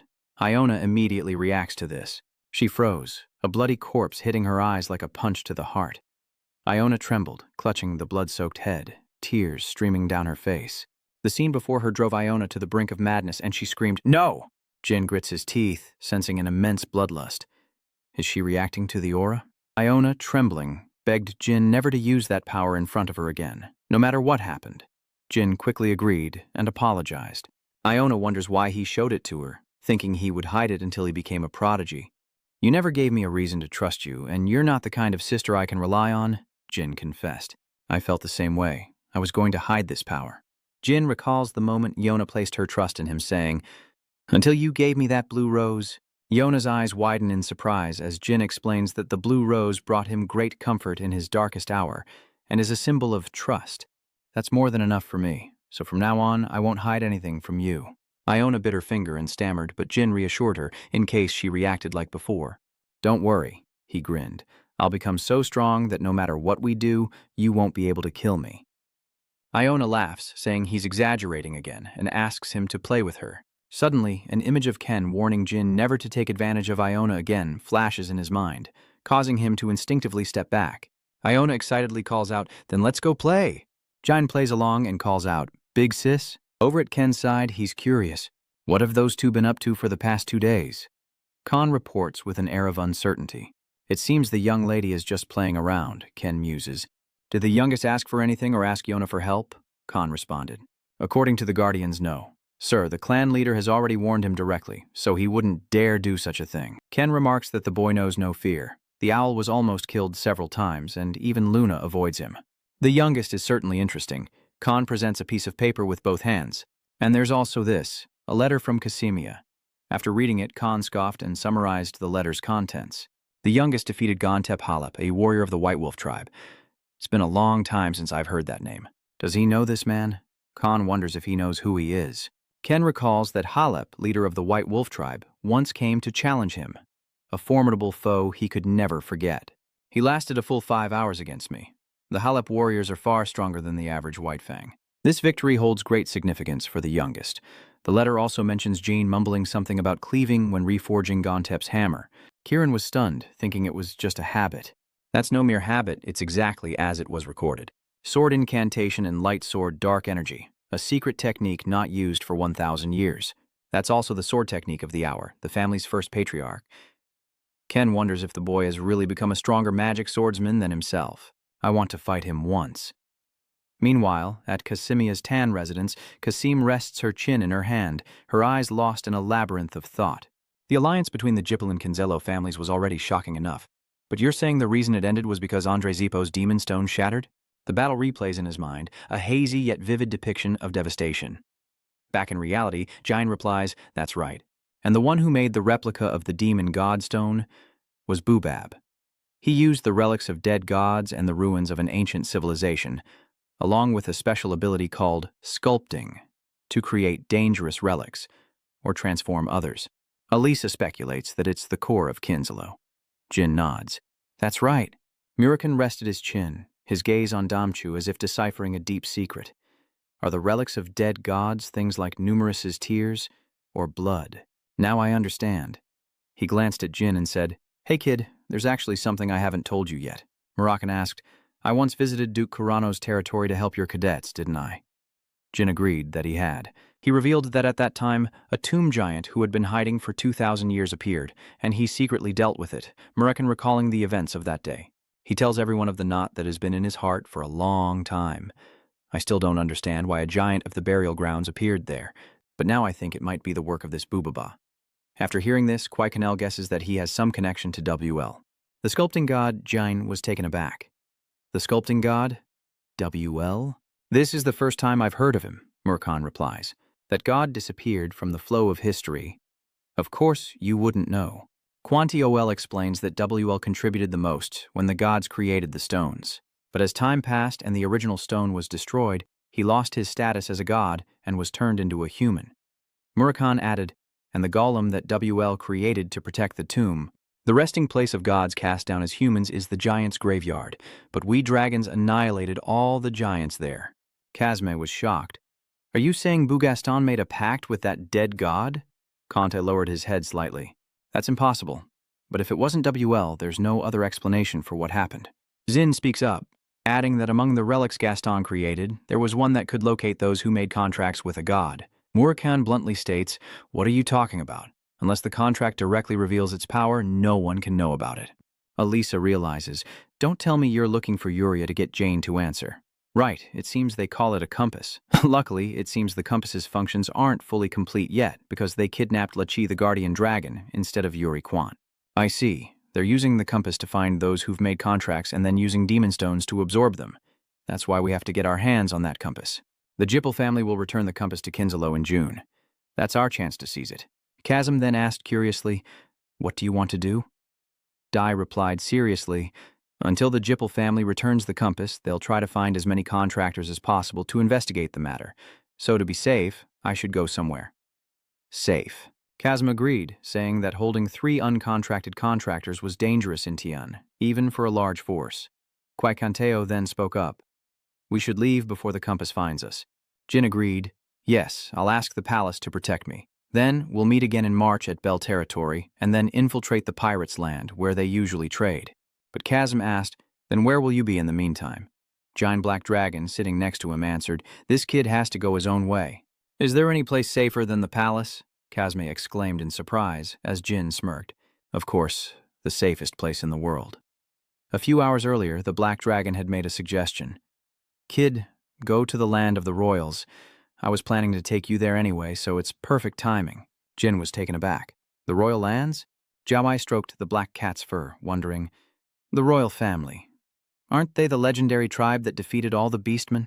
With a satisfied look, he replied, that's right, Whisker. But July frowned with worry. They fell 5,000 years ago. Jin was skeptical. How could he reach a fallen land? Does such a place truly exist? The Black Dragon then jumped to the floor with grave seriousness. It still exists somewhere in the Mi-Chara Great Desert, the territory of the Beastmen. Aside from you, the 1,000-year contractor, no one can go there, not even a god. Still not quite understanding, Jin said, explain it in a way I can understand. The Black Dragon, with a proud look, says, just understand that there's a pact between Sodas and the royal family. It's the land where true Runcandle swordsmen are born, a place anyone who aspires to be a true swordsman must visit. Go there. The scene quickly shifts to the southern border of the Doan Kingdom, nestled between the Beastman territory and where I undertook my first mission as a cadet. To reach the Micha Desert, I must traverse this mountain. But of course, risking the climb would lead to trouble. Jine appeared, observing his surroundings as he pondered. Though we have no connection, should I ask for their help? They're kind, but their instinct to avoid hunters is second only to the cat people. These water sprites are incredibly cute and round. One of them exclaims in surprise, are you the person from before? Poor things. Remembering back then, the Water Tribe members took pity on the 3 giants, saying they looked like vagrants. Poor thing. Eat this. It's a gift, the innocent water sprite offered. Huh? Are you hungry again? Jin replied, no. Holding the fish and the bag of food that appeared, he happily said, this time, I've come to return the fish from last time. Silence fills the air as the water spirits huddle together and slowly approach Jane, returning the fish to its original place. After retrieving the fish, the water sprites tossed it into the air, cheering wildly until Jine asked, is there a path only you can use to get there? Jin and one of the water sprites journey through a tunnel illuminated by glowing orbs. The water spirit asked, the Garmama station, where is that? Do you know about it? Jin says, I've heard of it and I'm planning to check it out. Hearing this, the aquatic being pauses. Tense. If you go there, you'll die. If I were you, I wouldn't go. Jin, still determined, replies, thanks for your concern, but I can't keep hiding forever. Then Tuivai said, a vast place will appear soon. Did you guys dig this? Before them was a small waterfall inside a mysterious cave, and the water sprite replied, no, Meow Island. Before the waterfall, he haltingly says, take the water past the market and you'll reach the desert. Jin quickly fills his water pouch in the clear stream. Having filled their water skins, they continued through the cave, eventually arriving at a place lit by golden lights, where Jin and the water sprite found themselves amidst a crowd of mice, fast asleep and blowing bubbles.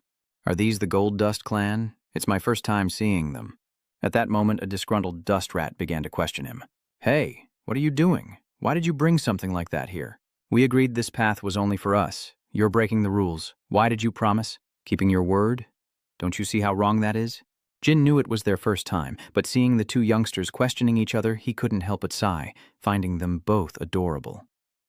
At this moment, Tui was a little reluctant, but still gritted her teeth and handed over a gold coin, saying, "Trust me, friend, he gave it to me. Take it, he'll come." Desert Mongoose's eyes lit up the moment he received the gold coin, and he immediately changed his tune. Wow, I knew I could trust him. Oh, you should have said so sooner, she says, quickly bounding toward the gate. I didn't realize we had such a distinguished guest. I'll escort you. Jane asks curiously if the door leads outside. The water sprite begins to spell again. If the door opens, he'll go to the general store. Outside lies the Yuka Yuka market. The Dust Tribe will guide you, but it's filthy, so just ignore it. They're reliable, and they don't make empty promises. I'll see you off here. Goodbye. After saying that, she turned and left as Jin watched her go with gratitude. Thank you for everything. Before we part ways, may I ask your name? She quickly turned back and replied, I am the Dark Flame. Jane happily recalled the Dark Flame of the Watertail tribe. But before he could introduce himself, the Dark Flame spoke. You don't need to say it. I know you're Jin Runkandel. I've seen the Vanken cloak before. You truly are the leader. Jin happily replied, That's great. You won't tell anyone, right? The Darkfire confirmed, Don't worry. Darkfire keeps secrets. With reverence, Jin placed his hand over his heart. Then, when we next meet as the Black Scar mercenary, I will repay you. After saying goodbye, Jin waved as he watched the Dark Flame disappear, and then Jane entered a room where she was warmly greeted by the mouse. Welcome. Are you headed to the M Desert? Then allow me to be your guide. Entering, he replied. I can manage on my own. Thanks for opening the door. At the same time, he deftly flicks a gold coin into her hand, making her eyes light up. After leaving the building, the rat bowed to the generous customer, inviting him to return, while Jin walked straight ahead, covering his face with a scarf and thinking, my clan really isn't trustworthy. A release? Soon after, he entered a market, hearing the sounds of vendors hawking their wares. Welcome to Yuka Market, where you can find anything. Esteemed guest, please come in and have a look. Meanwhile, Jine noticed someone leaning against the wall in a dark alley, their face hidden by a scarf. He spoke up. I've come to the Micha Desert and need a reliable guide. Can you find one? Jin glanced up with his blue eyes, only to see the head of a dog. It looked down silently and haughtily. Then the scene shifted to another space. A vast desert, beneath a scorching sun that seemed to strip the skin from your bones. Jin and his new acquaintance stand before the entrance to the Micha Desert as Jin thanks the dog-headed creature. Thanks. You got me here quickly and safely. The dog-head returned after completing his mission, leaving Jin to continue toward the land of royalty, a place where the sword's light is passed down. If he dies here, not even his body will be found. And so, he walked alone on this desolate path. The Micha Desert, a vast wasteland guarding the heart of monster territory. Deep within this mysterious underworld lies untold gold, civilization, and resources. A place adventurers have always sought to conquer. But even the native monsters couldn't find this underworld. And crossing the Machara Desert is suicide, the furthest reaches of the continent where no one has ever survived. Jin walks alone through the scorching desert, calmly calculating the Shadow Sword's presence here. The Shadow Sword guardian of the Mi Wang clan. A mythical race from 5,000 years ago that maintained peace for the monsters during their golden age. Cut to a conversation between Jane and Black Dragon. What? They vanished overnight. He replied, yes, they were arrogant. They didn't believe in the power of the god, so they made the mistake of challenging the holy god. You've witnessed the power of the demon stone, haven't you? Jin frowned, confirming. Yes, even a fake primal stone is that powerful. The power of a primal stone created by a god, so strong it could annihilate them in a single day. Jin, shocked, exclaimed, Impossible. The Black Dragon continued, explaining that not all gods had abandoned them. One took pity on them, a sentiment echoed by Julie. His name was Sodet. The Black Dragon quickly replaced his serious face with a cute one, nuzzling Chin and praising her. Exactly right, Whiskers. You really know your stuff. He then explains that Sodet saved some of the Miwang clan and made a pact with them. I don't know what that covenant was, but no one else can learn how to use shadow swordsmanship except for them. Even Taima, learned from them. Jin is once again shocked by this truth. Tikan, despite being the first head of Conin, has very few records remaining because the Jippo clan erased all records of Tima. He founded the clan and was its greatest hero, yet he doesn't even have a tombstone in the Sword Garden. But if he meets the Myunghuang clan, he might hear about the first patriarch. Back in the present, Jin calculates as he walks alone through the desert. Night fell quickly, and Jin sought shelter beneath a colossal skeleton where he built a fire and rested. Another day passes, and he continues his lonely trek across the scorching sands. 2 days have passed, and another night falls as Jin eats dry rations to keep his strength up. The next day quickly arrived, and he continued on his journey, feeling the desert air all around him. It's easier to fight a strong opponent. Crossing this desert alone takes real courage. Here it's just me against nature, a battle with myself. A month has passed, it's December 1st, 1796, and I haven't eaten or drank in some time. Finally, he realized that death here was also natural. The skeletons half buried in the sand made Jin look even more gaunt, and a little anxiety arose. My footprints are disappearing, and there's no turning back. But he steels himself, telling himself to endure. Never before had he felt such despair. Suddenly, 2 figures appeared behind him, saying in unison, "Finally, we've found you." Jin, startled, wearily glanced back to see 2 dark figures emerging from the dust cloud, their voices echoing each other. "You have no idea how much we wanted to see you. You made our time at headquarters so boring." Jay quickly gripped the sword at his waist. The 2 figures who appeared were the twin brothers, both grinning as they spoke in unison. "Long time no see, little Jin."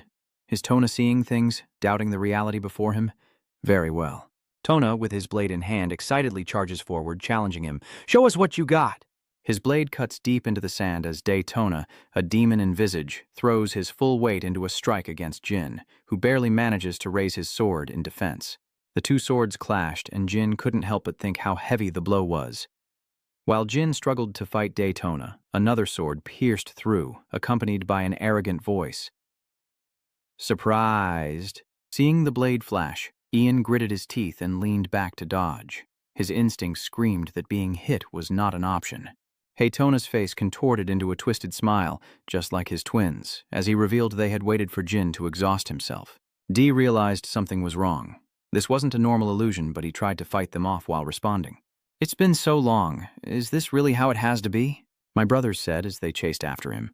"That's exactly why we're doing this, little brother, since it's been so long." At this moment, the tip of the sword was nearing Jin's neck. "They're too fast." Jin swings his sword, deflecting the blow. "Why aren't you happy?" Right then, Suna furiously swung her sword down. "Heh heh, I'm here." Zhang glared back with cold eyes, and Jin immediately fell backward to dodge the treacherous attack, while simultaneously delivering a counterattack. After a few exchanges, Jin realized they were well coordinated, covering each other's weaknesses. But that was all. Then, a single strike cleaved through them, followed by a spray of hot blood.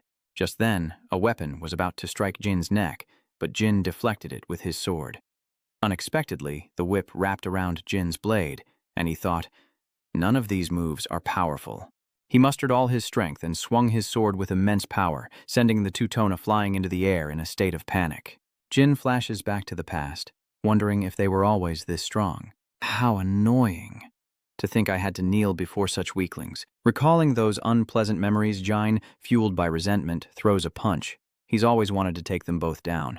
Immediately, a powerful blow lands. A massive cloud of sand erupts across the desert, revealing the twin brothers struggling in pain amidst the dissipating dust. The 2 were horrified to see who stood before them. But why was Jin there, sword in hand, with such a somber look?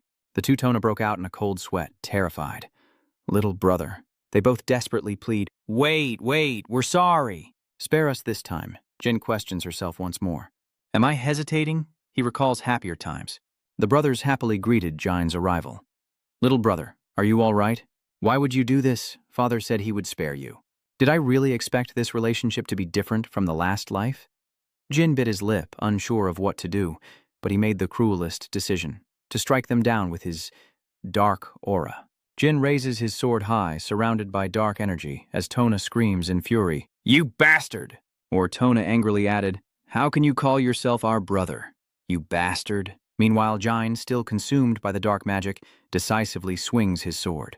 Some time passes, and the sun begins to set. The muttering fades away. Disappear. Disappear. Disappear. Jin stands there, a rare look of bewilderment on his face. Why are his lips so dry, losing all signs of life? There lie the corpses of twin brothers, whether illusion or reality. Jane wondered why they hadn't disappeared. A day has passed and my brothers haven't disappeared. Perhaps they weren't a Kark after all.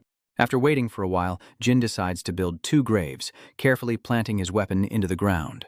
Having dealt with the matter, Jin turns to leave, heading towards the horizon, when suddenly a figure appears, cloaked in an eerie dark aura. Enshrouded in dark energy, the figure speaks. Indeed, to kill one's own flesh and blood is a painful thing. But how many of your siblings would suffer as you do now if you hadn't done it?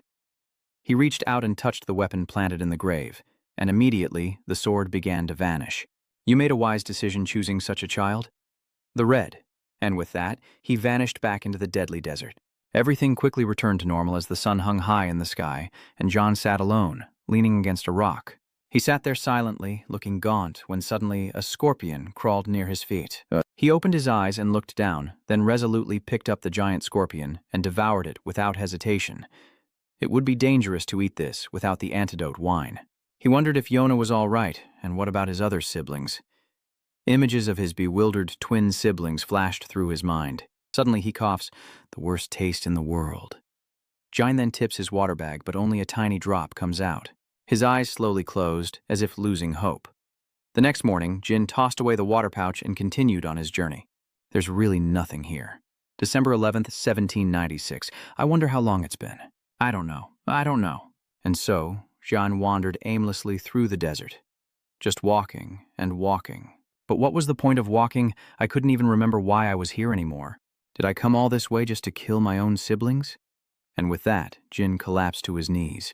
Suddenly, footsteps approach, and a figure appears before Yin, holding a staff and a water pouch. The figure offered Jin water, but Jin seized their wrist, drew a dagger, and held it to their throat, demanding, "Who are you?" The figure quickly responds, "The first time we met, you greeted me with a blade. You haven't changed a bit." Jin freezes, recognizing the voice. Impossible. The figure removed their hood and cloak, adding, "Of course, your skills back then were nothing compared to now." Dai recognizes her and cries out in shock, "Master Valeria." Valeria smiles gently. "Hello, my disciple. This is Valoria High Esther, the sole heir of the Her family, a 7-star mage, and my master in my past life. The first to tell me, the dumbest of the Black Star clan, that I had talent. She was the one who helped me keep living, my savior and trusted companion. The first time I met my master was when I was wandering around after the Van Kanden clan exiled me. Then Jin couldn't believe what was before his eyes, but that's exactly what happened in my past life. I never met her in this life. How is this possible?" Suddenly Jin looked around. When did I get here? He was incredibly confused to find himself in a vibrant place, teeming with vegetation.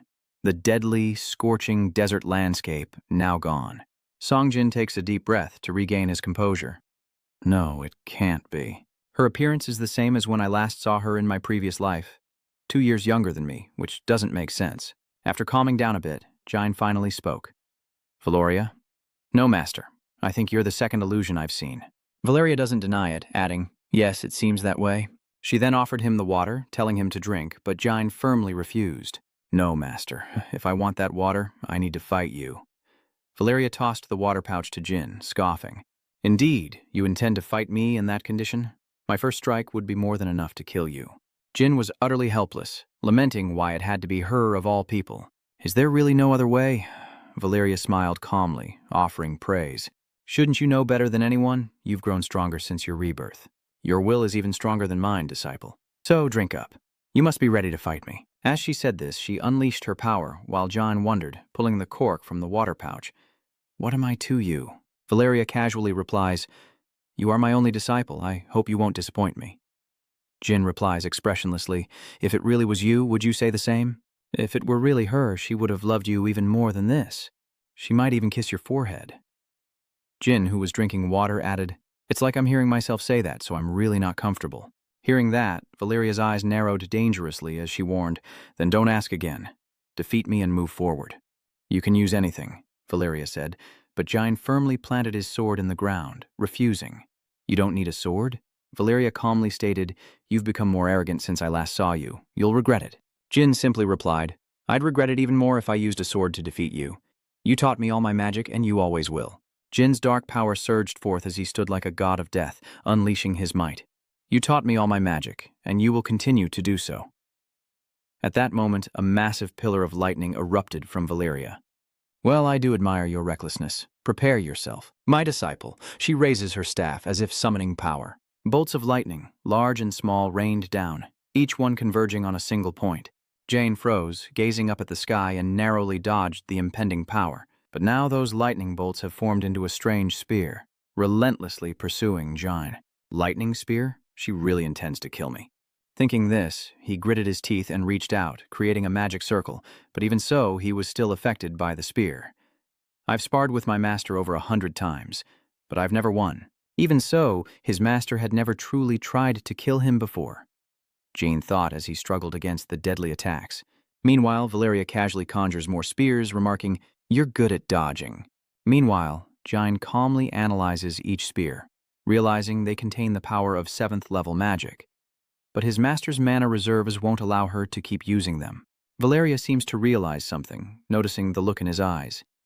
It seems he's finally getting serious. Analyzing my remaining mana, are you? Disciple, this is your last chance. Pick up your sword, or you'll die.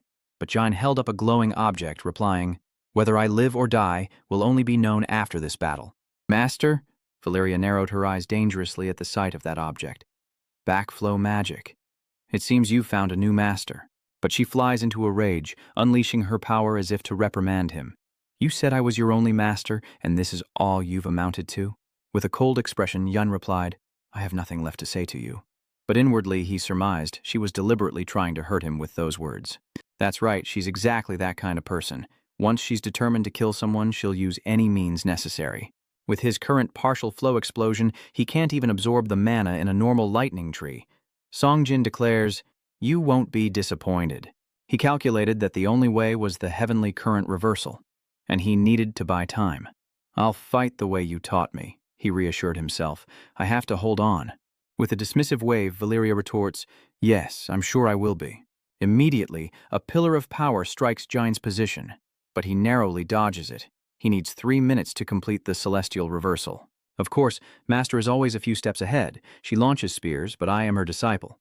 Jin is struggling to deal with so many attacks, and his master is about to strike again. Jin digs his heels into the sand to regain his balance, and just then, Jane suddenly leaps forward.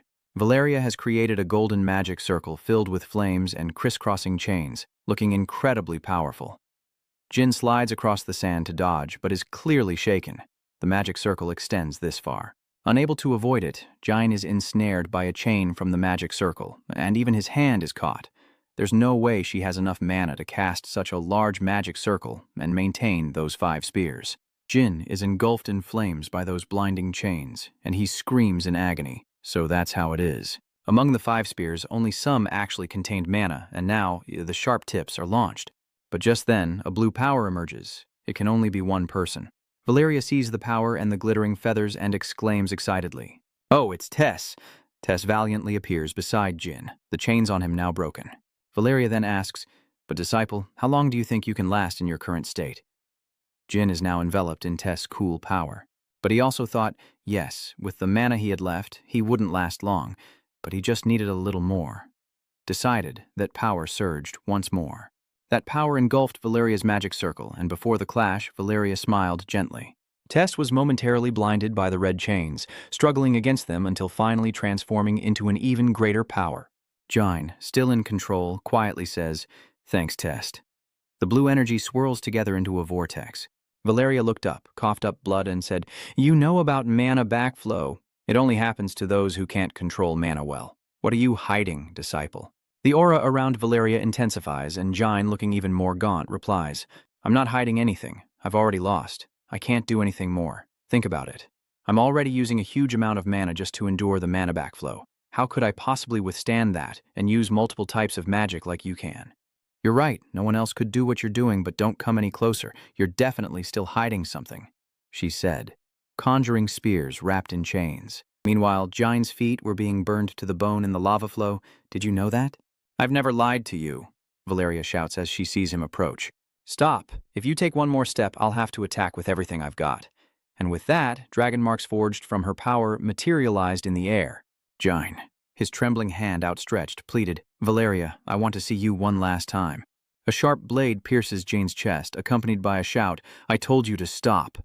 Jin grits his teeth, determined. Just one chance. He ducks to evade the attack. The heavenly flow orb. Just a tool. The aerial monsters seem to be gradually devouring Jin's flow.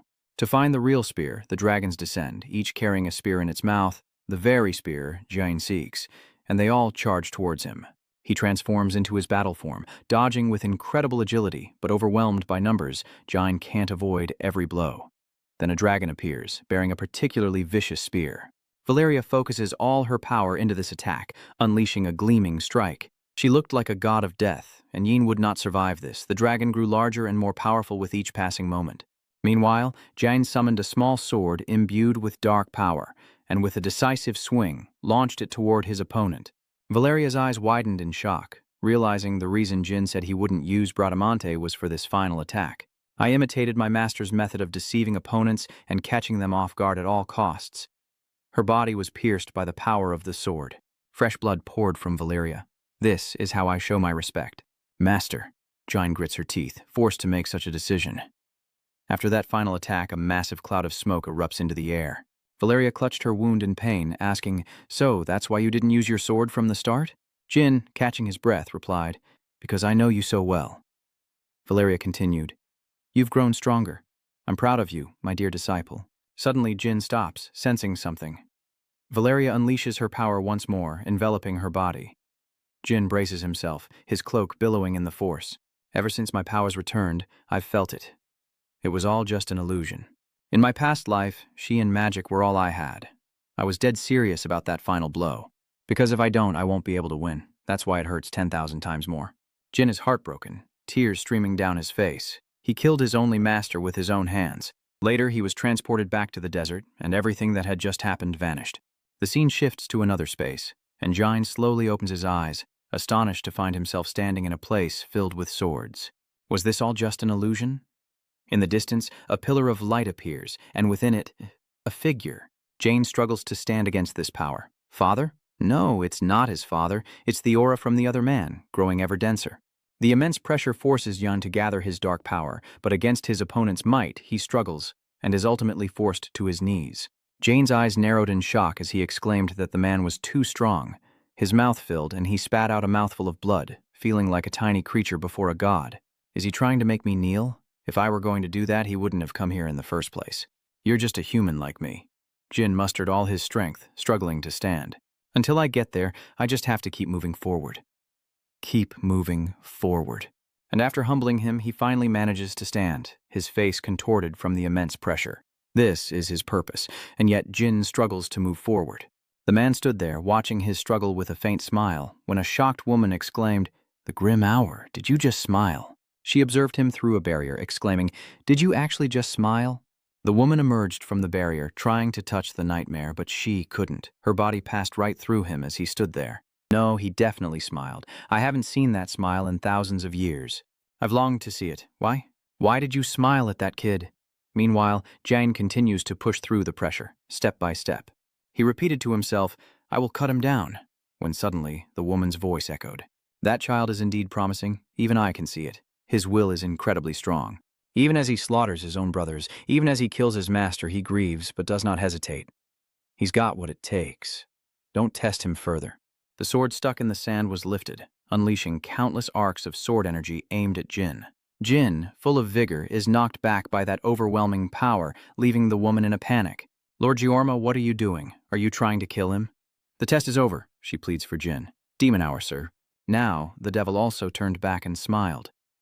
The woman turned back in surprise to see a foot stepping through the barrier, followed by Jin gritting his teeth, enduring the pain as he tried to force his way through. She then exclaimed, "I see. You think he resembles that person, don't you? Very well, I'll continue to observe." The woman fades away, saying, "The child made you smile. Let's see how far he can grow." The Demon King raises his hand, conjuring a surge of dark power.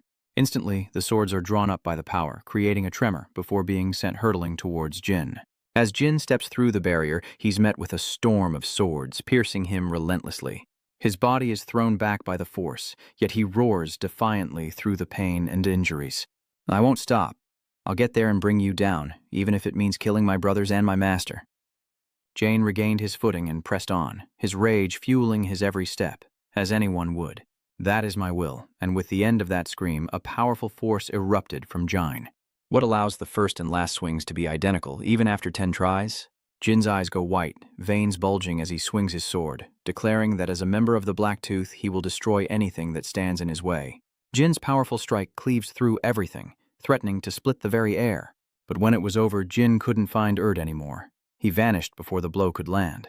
It's Roma. He grits his teeth in fury. He bit down so hard that a tooth cracked and fell out, and Jine roared at the sky. To bring you down, this sudden declaration from the demon god startled Jane. No, think carefully about why you're here. Jin wondered about that, and then he heard, head to the royal territory, kid. He recalled those words, then realized with a start, he had come to meet royalty and learn aura swordsmanship. But where is that sound coming from? Is it another illusion? He looks around in confusion, remembering now. At that moment, Black Dragon reminded him to release his dark energy when the third illusion ended, and if he did, he would meet royalty. He'd forgotten, but now he remembers the battles, the illusions, and how his twin brothers and master appeared 3 times. Well, while crossing the desert, he lost his focus when the third illusion ended, and he unleashed the dark energy in his hand.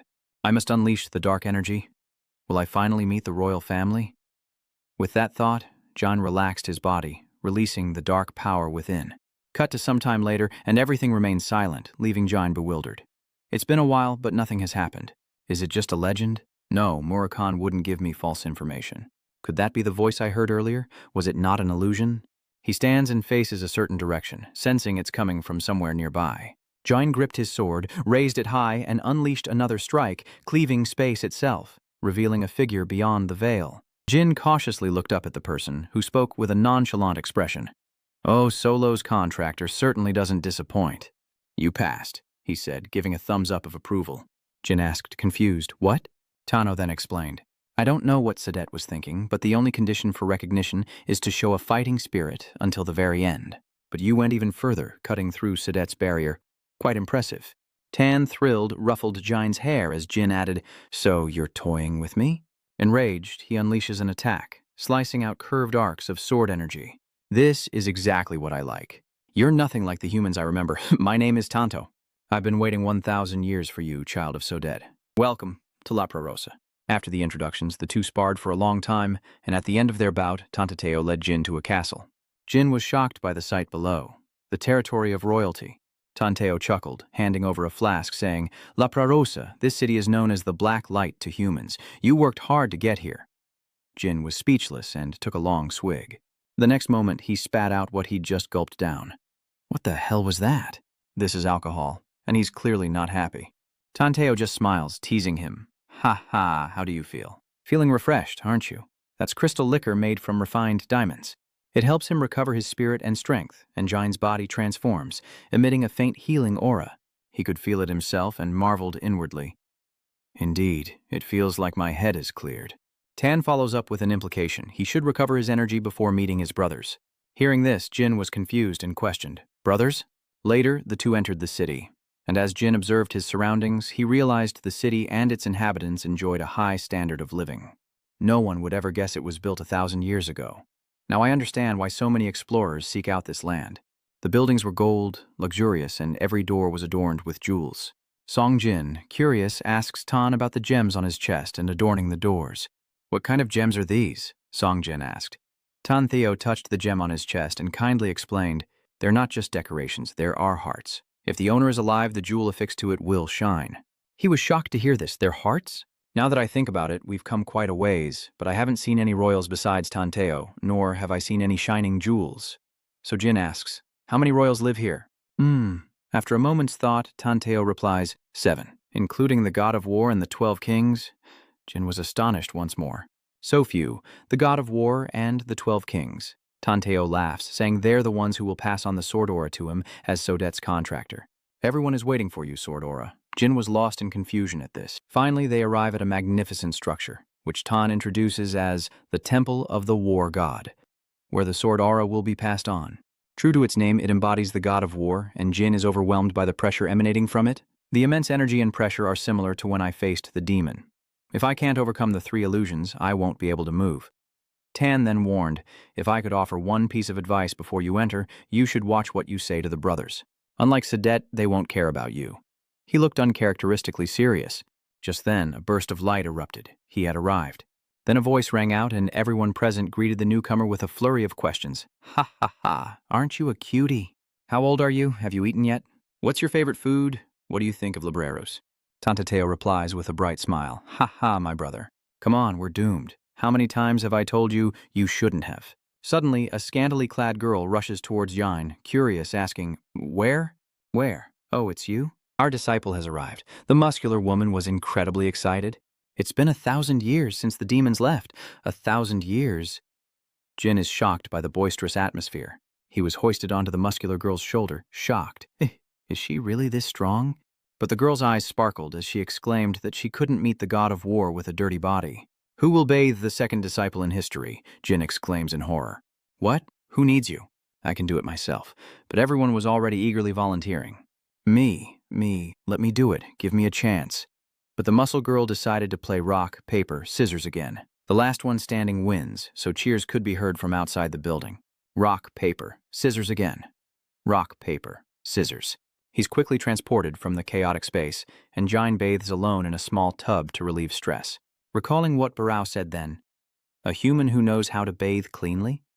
Hard to believe, but I'll choose to believe him this time. He must wash every last grain of sand from his body. Jin rubbed his forehead, wondering what era their perception of humans was stuck in. "I almost got possessed. Is it still 1,000 years since your time?" People back then probably didn't know what bathing was. But as he leaned back against the tub, he wondered, are all the royals this big and strong? These divinely blessed bodies are the reason they're known as a warrior race. Cut to outside, where Jain has finished bathing and is wearing clothes appropriate for the culture here. Praise echoes. "Well done, you've washed thoroughly, and our traditional garb suits you well." Tanteo compliments him, leaving Jin speechless, never imagining he'd be praised for simply bathing himself. Tano added, "You won't be needing your old clothes, so we burned them all." Zin asked, "So, I'm about to meet the god of war and the fighting king, who will pass down their sword aura to me?" Tanteo turns back, a knowing smile on his face. "Yes, now we're going to the temple. The brothers of the fighting kings you just met are waiting there as well. Remember to hand over your weapons to them, as you can't bring them inside. They'll keep them safe for you." As they talked, they entered the main hall, and Jin observed Tan's heart. When he was with the others in the royal family, he didn't shine this brightly. Is it the influence of the god of war within the temple? Standing before the grand doors, Tano, in his playful manner, warned that once inside the temple, Jin should only answer what is asked, for the war god's brothers could send him back with a single word. "Remember to watch your words and actions. This is for real this time." Jin couldn't help but feel a little helpless. He was saying it again. "All right, open the door." And as it slowly opens, a blinding light spills out, revealing his siblings lined up on either side. Sitting high above in a radiant position, Jain realizes this is the energy he sensed outside the war god's temple. Then, the names of everyone present were gradually revealed. The 7 kings Barizer, 8 kings Gamun, 9 kings Baba, 3 kings Palem, 2 kings Lamora, 1 king Banti Rock, king and 10 kings Kai, 11 kings Nada, 12 kings Na, 6 kings Danpaya, 5 kings Boras, 4 kings Linpa, and at the highest position, the god of war. He may appear smaller than the other royals, but his presence overwhelms the 12 kings. That's right, this is the true heir to the aura sword. Jin stood below, his body radiating a dark aura, when suddenly a voice echoed. How strange. The god of war looks down at Jin and remarks, "Your appearance is completely different from Gaelma, but your energy is very similar to his." At this moment, First Warrior Bantarok chimes in. "That must be it. His energy is similar to Gaelma's." The second king Lamora added, wondering if he could become a greater warrior than him. The 11th king, Nada, scoffed, saying it would be hard to find a warrior who could satisfy them like the Hour Demon, so shouldn't they lower their expectations? But 7th Fighting King Bel interjected, saying that after 1,000 years he was the only one to arrive, making him a qualified vessel. "Is that the Battle King I met earlier? Is she speaking up for me?" I appreciate her help, but it seems they all see me as a shadow of the past, which is understandable. But I have no intention of being treated as a substitute. After a moment, Jain spoke up. "Don't you think you're all too focused on my ancestor? My name isn't Heir, it's Jindan Conin." Upon hearing this, Deka warrior Kaio angrily retorted, "Insolent brat, you only speak when the war god's brothers address you." But the god of war interrupted, raising his hand and saying, "Enough." Immediately, 10th King Kaio pursed his lips and fell silent, his heart glowing. Then she said to Jin, "That's right. You are Jin Dan Gondan. We've talked too much about the past and forgotten that there is a new heir here. My name is Ban. We don't use honorifics like humans, so just call me Ban. But until everyone in the royal family acknowledges you, only then can you become our brother," Yan Dianjing replied. "I see. Judging by their faces, they'll never accept me, but those who show their true colors are the easiest to deal with. The problem is those battle kings whose emotions I can't read. Even the god of war is just looking down with a cold face, while she continues with the succession ceremony that will begin tomorrow. Until then, you are not to use your own sword here. Use this one instead." With that, she tossed the sword down, and as Dai watched it fall, he exclaimed inwardly, "The war god's sword?" He quickly caught it, thinking the sword used by the god of war looked too ordinary. Suddenly, his eyes narrowed with concern. "It's absorbing my dark energy. He's overwhelmed as his power is continuously drained." Ban explains, "It's called the aura-stealing sword.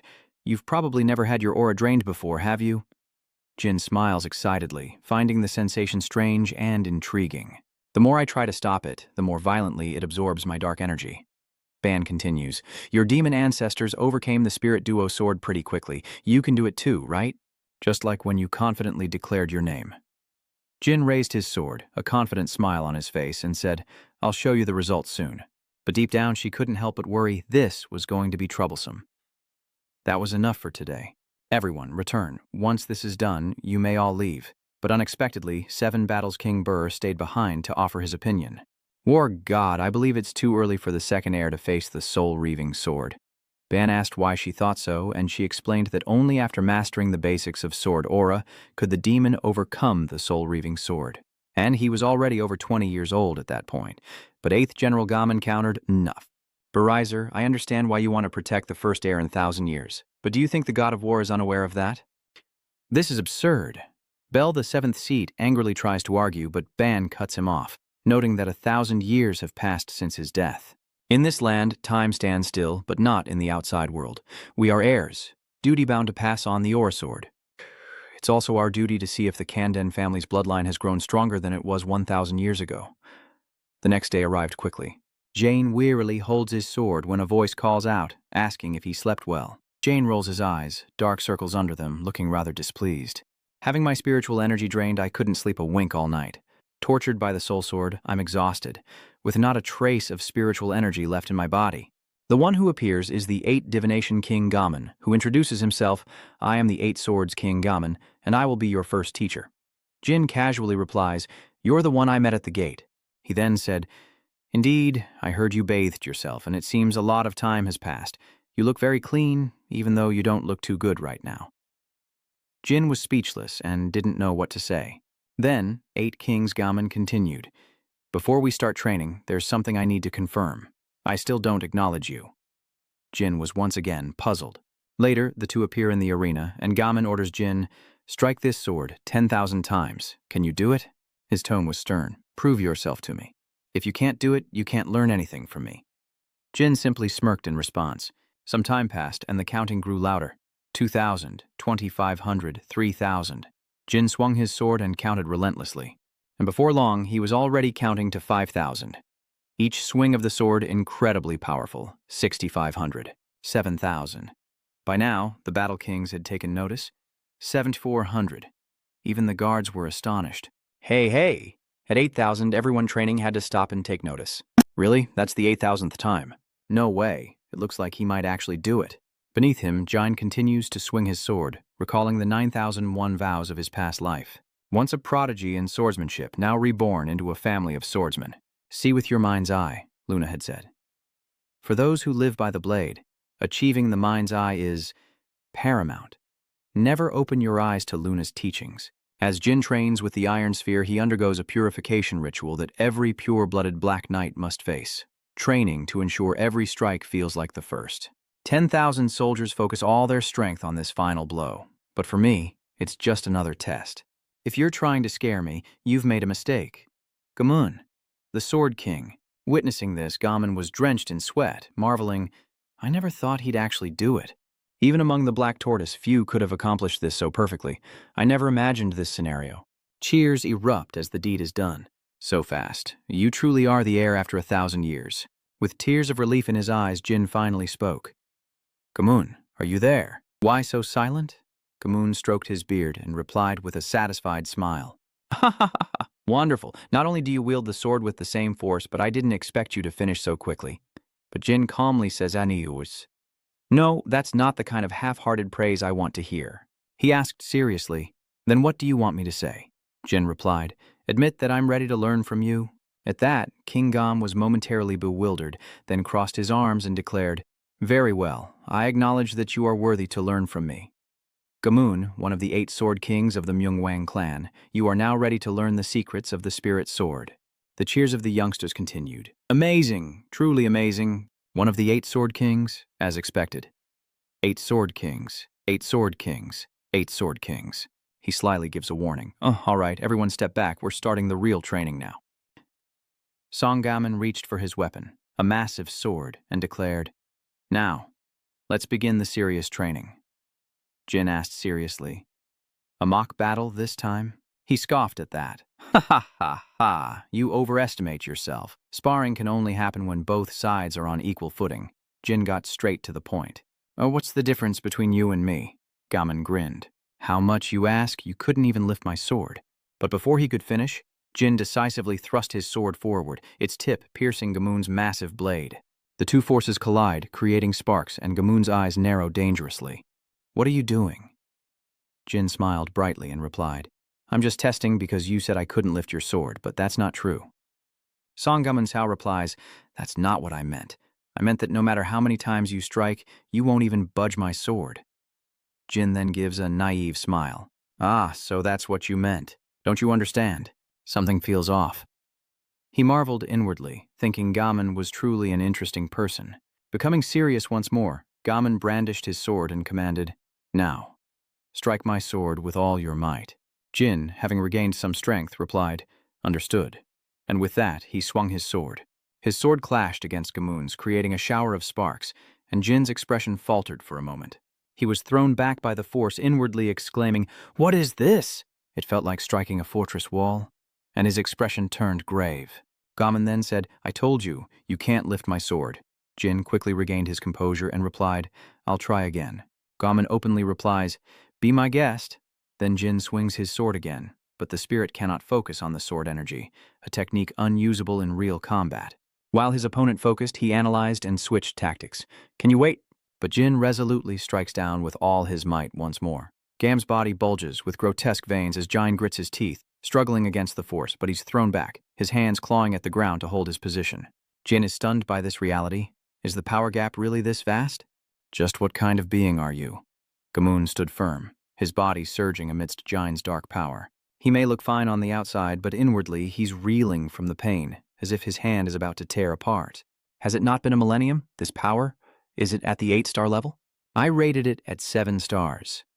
Is that thanks to the unique power of the Kanden clan and the achievement gained after crossing the Great Desert?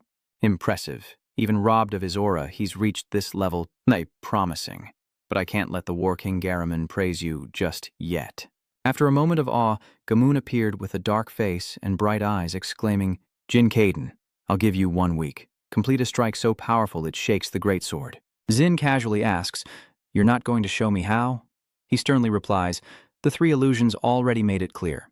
Belief, the belief that nothing in this world is impossible to transform into spirit energy, is the heart of this training. I see. Jin then asked, How long did it take my ancestor to succeed? Gamoon was slightly surprised by the question, but then gave a sly smile. 2 days passed, Jin's eyes cold as he faced the trials ahead. Soon, 3 days had passed, and Jin was like a demon, unleashing deadly sword strikes. Another shockwave erupts, a flash of power obscuring the scene. A moment later, a large piece of metal flies out, and Jin swiftly catches it. Amidst the thick dust and smoke stands Jin in a low stance, gripping his sword and holding the metal shard, having counted 7 60. Gammon, also steaming, remained silent for a long while.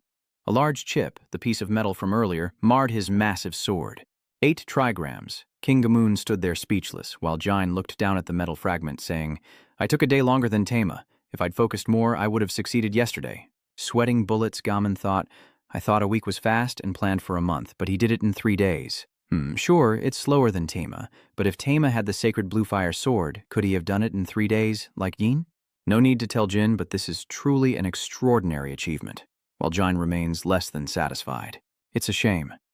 Just like the God of War brothers said, Ban once said, we must confirm whether the black blood is stronger than it was 1,000 years ago. That is our mission. Has the black blood become stronger than it was 1,000 years ago? Perhaps there's not much left to teach.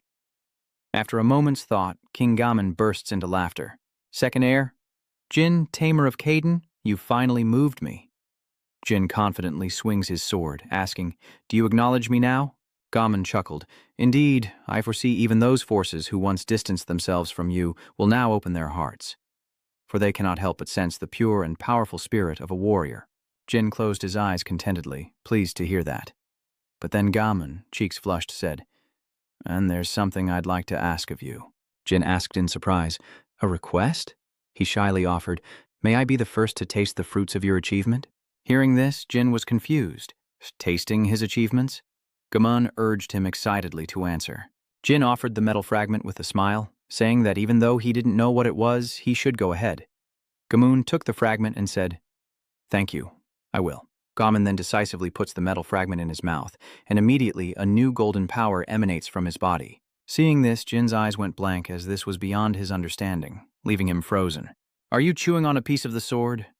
Meanwhile, Gamun, having finished eating, cried out in satisfaction. Indeed, indeed, this flavor goes well with Raprasa, Jin exclaimed inwardly, still in a panic. What about your teeth? Gamun finally exclaimed with delight. Jin Blackfield, you've done well. Tomorrow will bring more training. Quickly the night sky descends, a sky of mystical colors. Jin sat observing from above, lost in thought. He'd been so focused on training, he hadn't taken the time to truly see. The nights in Raprasa are truly beautiful. How could this place exist in another dimension? This land was prepared solely for the legendary swordsmen of the Kong clan, those who made a pact with Shreddy and me, the heir after 1,000 years. Am I worthy of this position? Suddenly someone appeared and said, Jin, what are you blaming yourself for? That first training session looks tough. Jin noticed and replied, melt away? It's not hard, just so. Tano laughed, so. I heard you haven't slept and have been training for 3 days straight. Jin complained while punching his back, saying it actually hurt like hell. If I had more strength, it would have been easier. Tano. He then offered something, saying, but it's a lesson you must overcome, eat this. Dai's eyes widened in surprise. Huh? Then he recalls a few days prior to make sure. It's not alcohol again, is it? I'm suspicious. With a smile, Tanteo tossed the piece into his mouth and explained, last time I only had wine, but this time it's a traditional cake called castos. Though not as good as the amethyst, it restores vitality and reduces swelling. After eating, Jin exclaimed in surprise, this cake is delicious, and it really does restore energy. Raprasa really has a lot of strange things. I should bring some of these cakes back with me. Okay. Tano, please answer. Song Jin then asked, by the way, how are the War Kings ranked? Does a lower number mean they're stronger? Tano retorts, no, the number simply indicates the order in which they became War Kings. The rule is that there are no rankings other than the 2 war gods. Though they use honorifics as a sign of respect, even the War Kings are on the same level as warriors like them. Jin is surprised, noting that it's a pretty egalitarian system. The surprise fades as the scene shifts. That's right. Unlike humans or other beastmen, we've never crossed swords, so we don't need a complicated hierarchy. Startled by the strange phenomenon beside him, Jin recoils, hand on his sword, ready to fight. What's going on? Who are you? But the one who appeared was Boras, one of the 5 great kings. He pushed Jin's sword back into its sheath, leaned down and asked, did I startle you? Jin was impressed. The Battle King, Boras, still smiling, said it was a good kind of tension. Then, pointing to himself, he declared, I am the Battle King, Boras. Jin, recalling Boras's earlier demeanor, replied, ah, you're the one I saw at the entrance with King Garamun of Pantu. Boras replied, indeed, you have a good memory. Then, Boras seemed to realize something. He leaned down, grabbed Yin's chin, and questioned him. Hey, Jin, how did you lose a molar? Jin's mouth is forced open for inspection, but he's still marveling at how fast Boras is, right in front of him before he could react. He sullenly replied, it broke? Boras asked curiously. How did this happen? Jin raised his hand, closed his eyes, and recounted the events. In the final test to get here, I used all my strength to slash at the illusion of the divine rhinoceros demon, but just before the sword hit, the illusion disappeared. I was so frustrated that I gritted my teeth until they broke. Boris laughed. Ha! How foolish. I didn't expect you to be so weak. The teeth of the Black Beast clan are superior to most demonic creatures. It seems you need a new tooth. Jin exclaimed in shock. A new tooth? Immediately, Boris spat a tooth out of his mouth. The tooth was still bloody, but he grinned.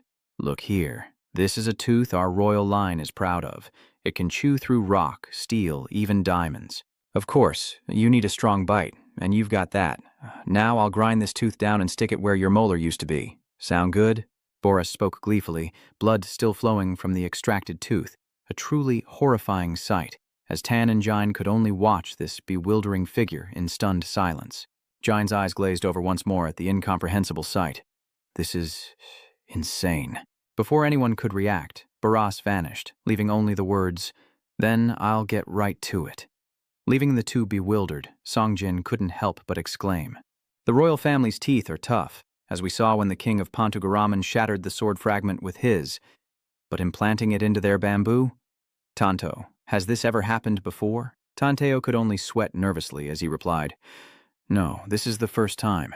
The next morning, Jin went out to the alley alone, when something caught his eye. I didn't realize it yesterday, but the floor here is unbelievably hard. Just how hard is it? Jane prepares to draw his sword, unleashing a powerful strike, but when the smoke clears, only a faint scratch remains. Far from ordinary. It's as hard as the ancient iron used to forge Bradamante swords and black armor, yet it's covered in sword marks. One can only imagine the brutal training they endured, especially judging by that mark. The training ground is covered in sword marks, but Jin notices one long, deep gash in particular. This sword mark.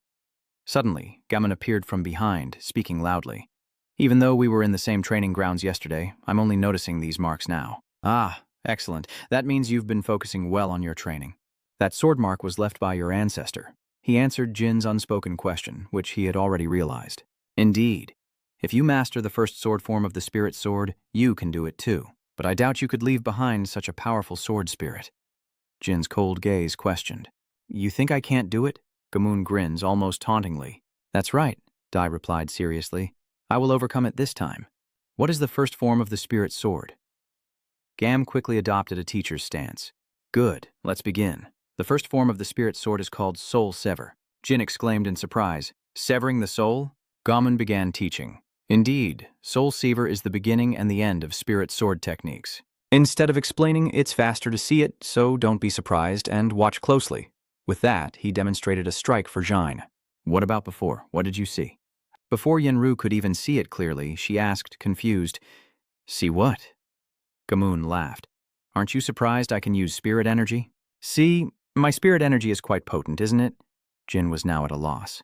Garamon, you said I'd learn the first sword technique of the spirit sword, right?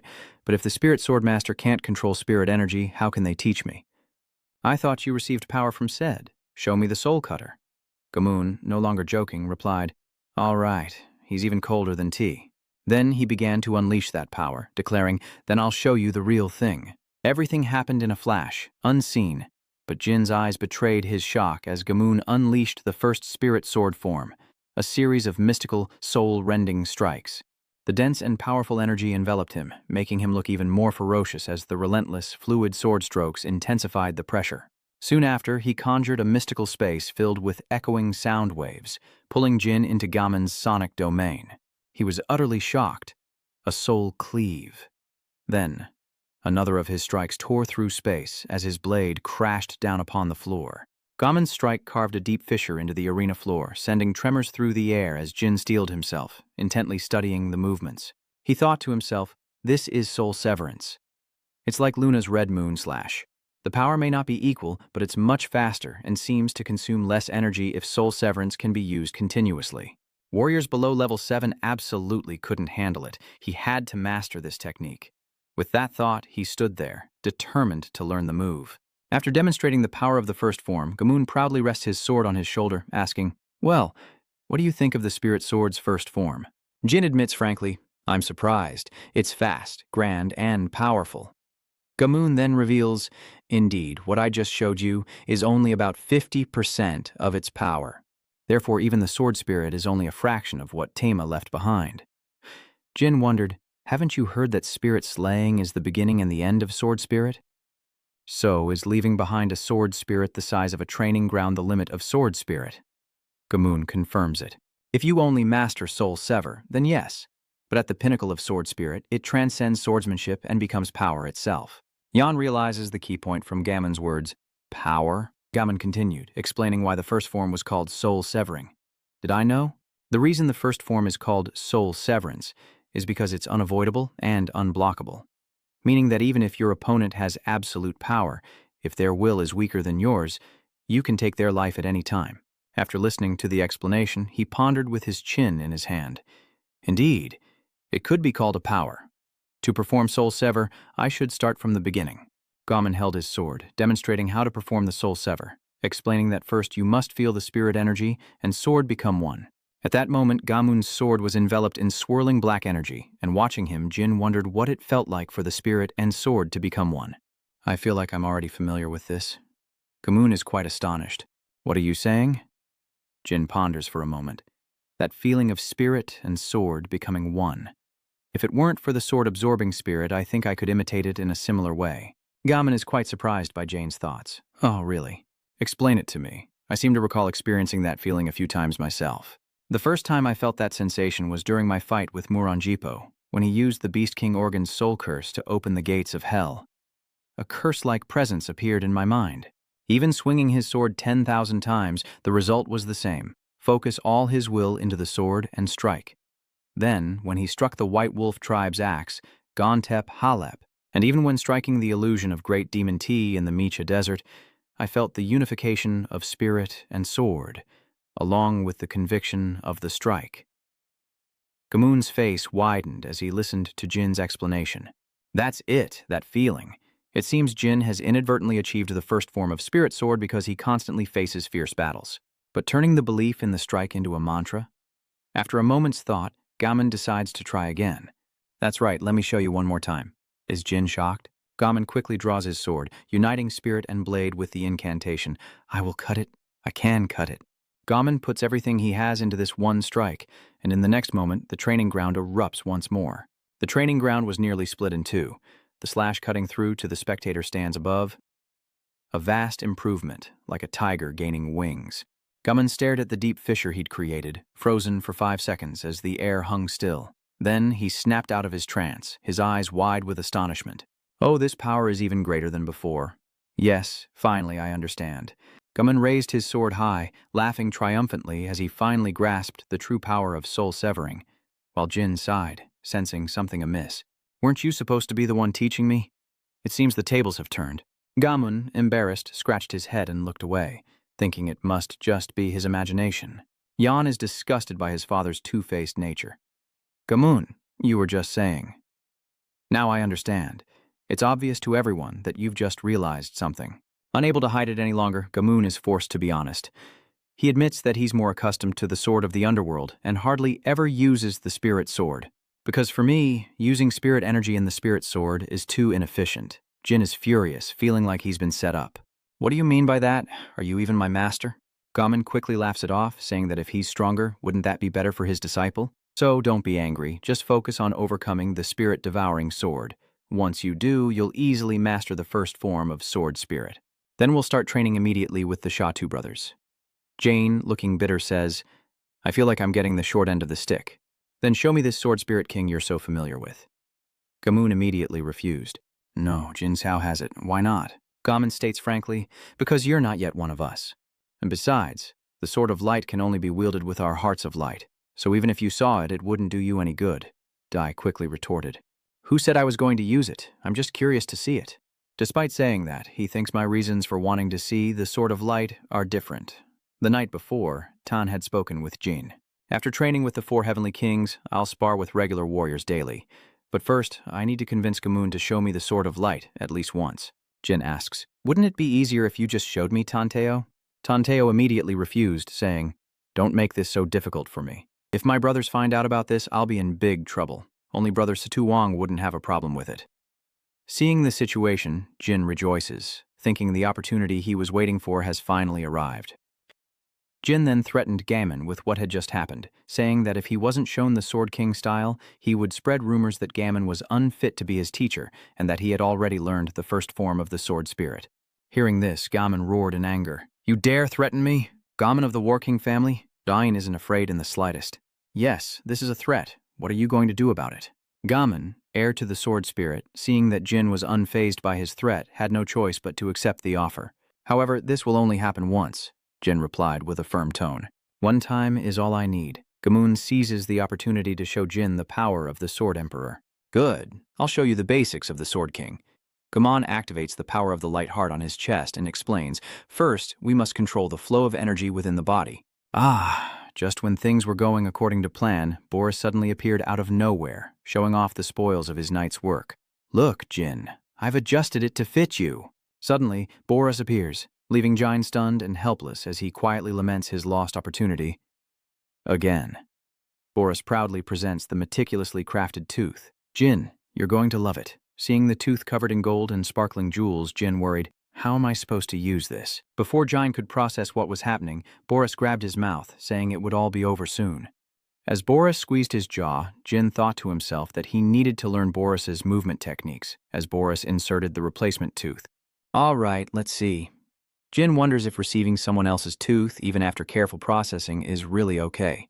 After some struggle, Boris finally manages to successfully reattach the tooth. All done. Feeling the new tooth, Jin senses something is wrong, as an immense power surges through his body. Jin realizes this is a type of magic that transmits memories, and countless images flood his mind like a slow-motion film, like a part of Boras's memories. The film showed Boras activating the Heart of Light to summon the Sword of Light and various martial arts techniques, and after seeing these images, Jin realized that what had just happened was a transfer spell. "I heard about it from my master in my previous life. When I asked her about it, she explained, memory inheritance magic is impossible for modern mages. If it were memory erasure, maybe. However, according to Valeria, the Her family has a memory transfer tool in their ancestral lands, but it's exclusive to them, created by their ancestors. But now, all of that is irrelevant as he awakens, bathed in the light of knowledge. The information about the Sword of the Underworld now surfacing in his mind. So, the Sword of the Underworld isn't just swordsmanship, but all the martial arts used by the Underworld lineage. After that flood of information, Jin directly questions Boris. "Oh, King Boras, what magic did you place on the tooth you gave me?" Boras smiles smugly. "It's a secret, but it's not magic." Jin is confused. If it's not magic, then what is it? Gammon, who was nearby, explained that what humans call magic is exactly that. But for us, there's no such thing as a mage like other races. Instead, those who know how to control magic become blacksmiths, like the brothers of King Osu. Jin is surprised. "Boras is a blacksmith?" Gammon continued. "Indeed, in the history of the Ming dynasty, Otu King's brothers were the greatest blacksmiths. Back in the day, all the brothers lined up to receive items from them." Boris strikes a pose with a bright smile as they excitedly reminisce about the old days. "Yes, that's right. That's how it was back then, before our time stood still. After time stopped, peace came, and there was nothing left to do," Gammon recalled with a smile. "Yes, perhaps that's why my body is so itchy. I don't know what you did with the fang, but judging by Jin's shock, it seems like it's been a while since you showed off your talents." Boris patted Gammon's shoulder, laughing. "That's right. The two of you worked together seamlessly while Jin could only watch in frustration. Their magical power may be strong, but their gossip skills are just as impressive." As for Jin, he finally understood why this civilization once challenged the gods. Magic, far beyond imagination. The magic civilization from 500,000 years ago still far surpasses the magic of the current world. They could challenge the gods, and not just because of their legendary feats. Dai gives his sincere thanks. "Thank you for the gift, Boris. I promise to put it to good use." Boris laughs contentedly, knowing that to receive, one must also give. "I've given you this fang, so bring me a second triumph." Jan was a little confused by Boris's words. "I don't know what kind of achievement I'll get, but I'll do my best," Boris shouts excitedly. "All right, let's get to training, May 20th. A month has passed since Jin began his training, during which he learned soul cutting from Gammon of the Fan clan, and how to use his body more efficiently from Boris of the Otto clan. Lightening the body for agility, controlling power in battle, even exceeding one's limits. Boras's martial arts of the Underworld King lineage were both savage and mystical. During my training, I achieved many incredible things, including forming an energy core like the Bright Moon lineage's Light Center, albeit only halfway. And then, Jin finally succeeds in summoning the Sword of the Underworld King. Now, to test it out, Jin wields it for the first time, to Boris's surprise. Though he failed this time, Boris cried out in disappointment. "Oh, what a pity," Jin lamented, holding the sword in his hand. "It's not easy," Boris consoled. Of course, succeeding on the first try would be strange. Still, the fact that he succeeded at all is amazing. "Jin, you formed a jewel heart like ours with Oria's power and are trying to wield the Underworld King's sword. Even Tama couldn't have conceived of this. That makes things all the more interesting." Jin thought to himself, perhaps TA hasn't received the memories from the King's tooth. If I didn't have the memories from the Fang, I probably wouldn't have thought to try this either. As Jane pondered, Boris instructed, "But Jin, what you're doing right now has to be kept a secret. If your brothers discover you're using the Sword of the Monarch before they acknowledge you, there will be opposition." Jin outwardly agreed. "Yes, I understand, but you think differently. Once I've practiced, I don't see the need to hide it anymore. Creating a domain from Aurea is something anyone can do upon reaching a certain level, but the question is whether it can function like the heart of a king's bloodline. The kings of light are born with a heart of Aurea, allowing them to freely wield its power, making them at least level 9 by human standards. In other words, they were weapons from birth. Does that mean someone like me can't wield the sword of the Underworld?" Just then, Gamoon approached and asked, "How is the training going with the Satu kings?" Boras cheerfully replied, "Fan King, you're just in time. Training with me has already ended. The Satu King brothers will be here soon." Gamoon was astonished. He didn't expect Jain to train so quickly. "It's over already?" Boras pointed at Jain and confidently said, "I was originally going to call him after the Spirit Sword test, but watching Jin train, I don't think there's any need to wait." Gamoon asked again, a hint of uncertainty in his voice. "Is that so?" He thought to himself that Gamoon seemed eager to catch up to Jin, who was also curious about this Battle King. "What will I learn from the Satu Kings?" Gamoon quickly wondered. "From the 4 venomous kings, you'll learn the second part of the Azure Soul Sword, continuing from the first form I taught you." Jin is curious about the Azure Soul Sword's second part. Boris added, "Oh, and the 4 kings of death can't speak." Jin is surprised. They can't talk? Gam clarifies that the Satu brothers need to explain themselves to avoid misunderstandings. The Satu brothers aren't unable to speak but are practicing the art of silence. And we don't know why, but it's been quite a while. It all began when Raflar Rosa's time stood still. After hearing the story, Jain began to understand the situation.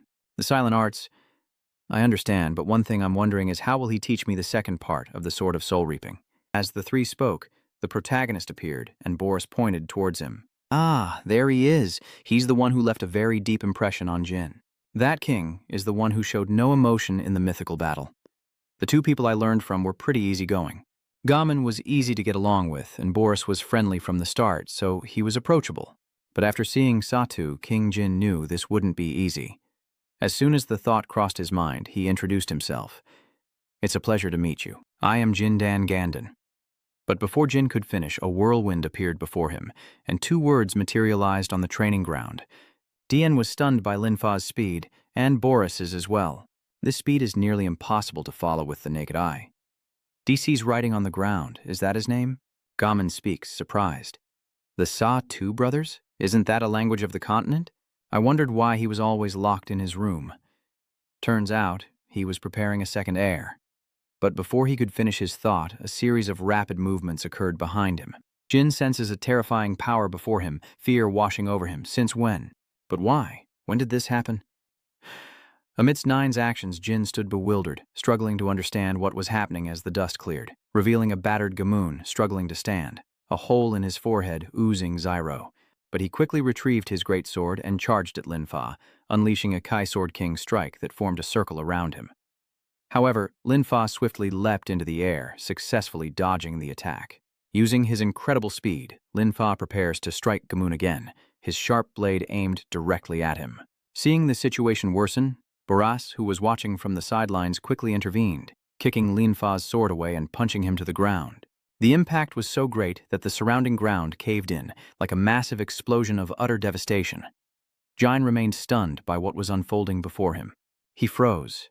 Is this what a battle between fighting kings looks like? It all happened in an instant, and of course he could barely keep up with their movements. Boris interjects, "Are the Sat Dao Vuong brothers really going to fight the Bat Dao Vuong brothers?" Lin Pi Fa blushed with embarrassment as Boris continued, "Be patient when you look at the face of the victor." Lin Pi Fei immediately shook her head. "He's not happy. Boris added. The 8 kings' mouths are always causing trouble, it's nothing new.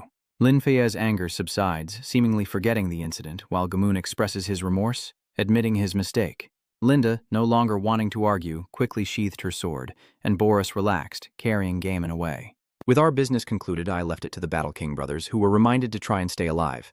Gaemon, meanwhile, couldn't understand why being caught learning the human language made Lin Fei so ashamed. He was beaten, and he didn't even know why. Jin was shocked to see Gamun beaten to a pulp. Is this how brothers should treat each other? After a moment of thought, Jin realizes Lin Fei seems familiar. Almost too familiar. So, this new master must be treated like Sister Yona. Meanwhile, somewhere near the Mia-Cha desert, the very person Jin mentioned is still drowsy, sensing that someone is talking about her. Turning, she saw the adorable, chubby black fire, still drowsy and whining sweetly. Mia-Cha happily hugs the black flame, rolling around in the sand. I'm definitely hearing things. In the land of the Underworld kings, training with the Deathmatch King, Lin Fei has begun. Or rather, just Jane is training. Jin didn't ask the Battle King about the second form of sword spirit, and so he wasn't taught. Jin was left scratching his head in confusion. Could that be why? Just like Yona once did, he sees me as an interesting new toy. As for training, whenever I focus on using my energy, he suddenly appears, demonstrates the second form of the sword spirit, and then disappears. Or, when I used Soul Severance, he'd look at me with displeasure, occasionally swinging his greatsword at me. Each time my body endured the pain of being crushed, the Combat King would smile with satisfaction. I don't know if he was satisfied with his strikes or amused by my ability to defend, but one thing was clear. If I hadn't awakened my mind's eye, my head would have been chopped off 5 times over, but I never once asked him why he did it. Iona and the others had to satisfy their own curiosity before approaching me, because I didn't want to bother with it.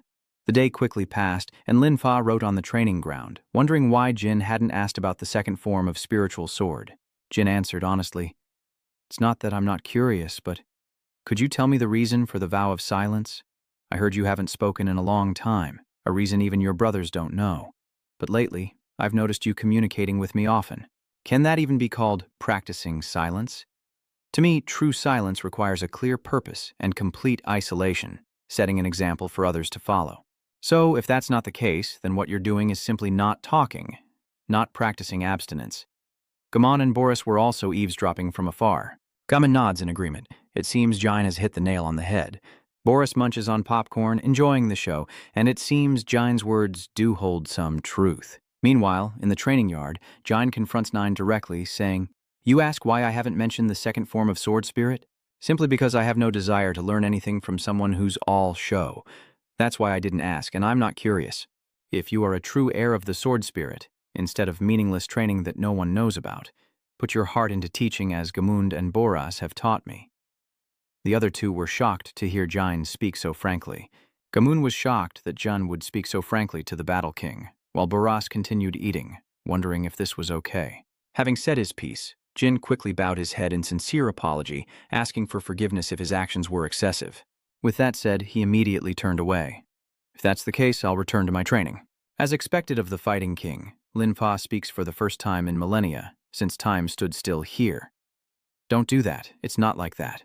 Seeing Lin Fei speak, Boras drops his popcorn, and the 2 outside spectators are stunned. Gamund cries out in disbelief, the King of Combat's brother. At the same time, Boras, with popcorn in his mouth, chimed in, Brother Nine. Ignoring the stares, Lin Fei coldly said, I will sincerely teach you. I will show you true greatness. Each movement was infused with spiritual power, a dance of flowing, graceful strokes. Each strike flowed like water, graceful and light, yet undeniably powerful. In mere moments, Lin Fei revealed the beauty and totality of what Jin was about to learn. After witnessing these movements, Jin was left speechless with astonishment. Gam's swordsmanship was on a completely different level. Each swing of the spirit-infused blade, each intersection, mirrored perfectly, a simultaneous strike from 2 directions, a feat only a dual swordsman could achieve. Whether from left to right or bottom to top, the result is the same, a great sword of spirit energy intersecting with Lin Fei's relentless swings. This is the second form of the spirit sword. As Lin Fei finishes, those outside, like Boris and Gaemon, immediately applaud. So, the killing duel King Lin Fei has been holding back. It's surprising to witness the second form of the spirit sword. After all this time, what do you think of the Death King's weapon? Linda asks Jin how he felt seeing the second sword form. Jin praises him sincerely, saying it's powerful, beautiful, and seems like he's been holding back. Hearing everyone's praise, Lin Fa felt a little shy. It was true. After Jin spoke, Gamun wondered if that oath was okay. 9 brothers, he's referring to Lin Fa training with the forbidden word. Lin Fa sighed. It's all right, brothers. Don't make a big deal out of it. If that's the case, I'll go inform the others. Gamun spoke excitedly, with Boris beside him, equally delighted. That's right. They can only speak to the 9 before the successor leaves. We couldn't say a word with Tama there. Boris and Gamun suddenly sped off to inform their other brothers, as Lin Fa turned to Jingawi. Jin also turned to him, confused. What? Linda adds that the name of the second technique you just saw is Gawi.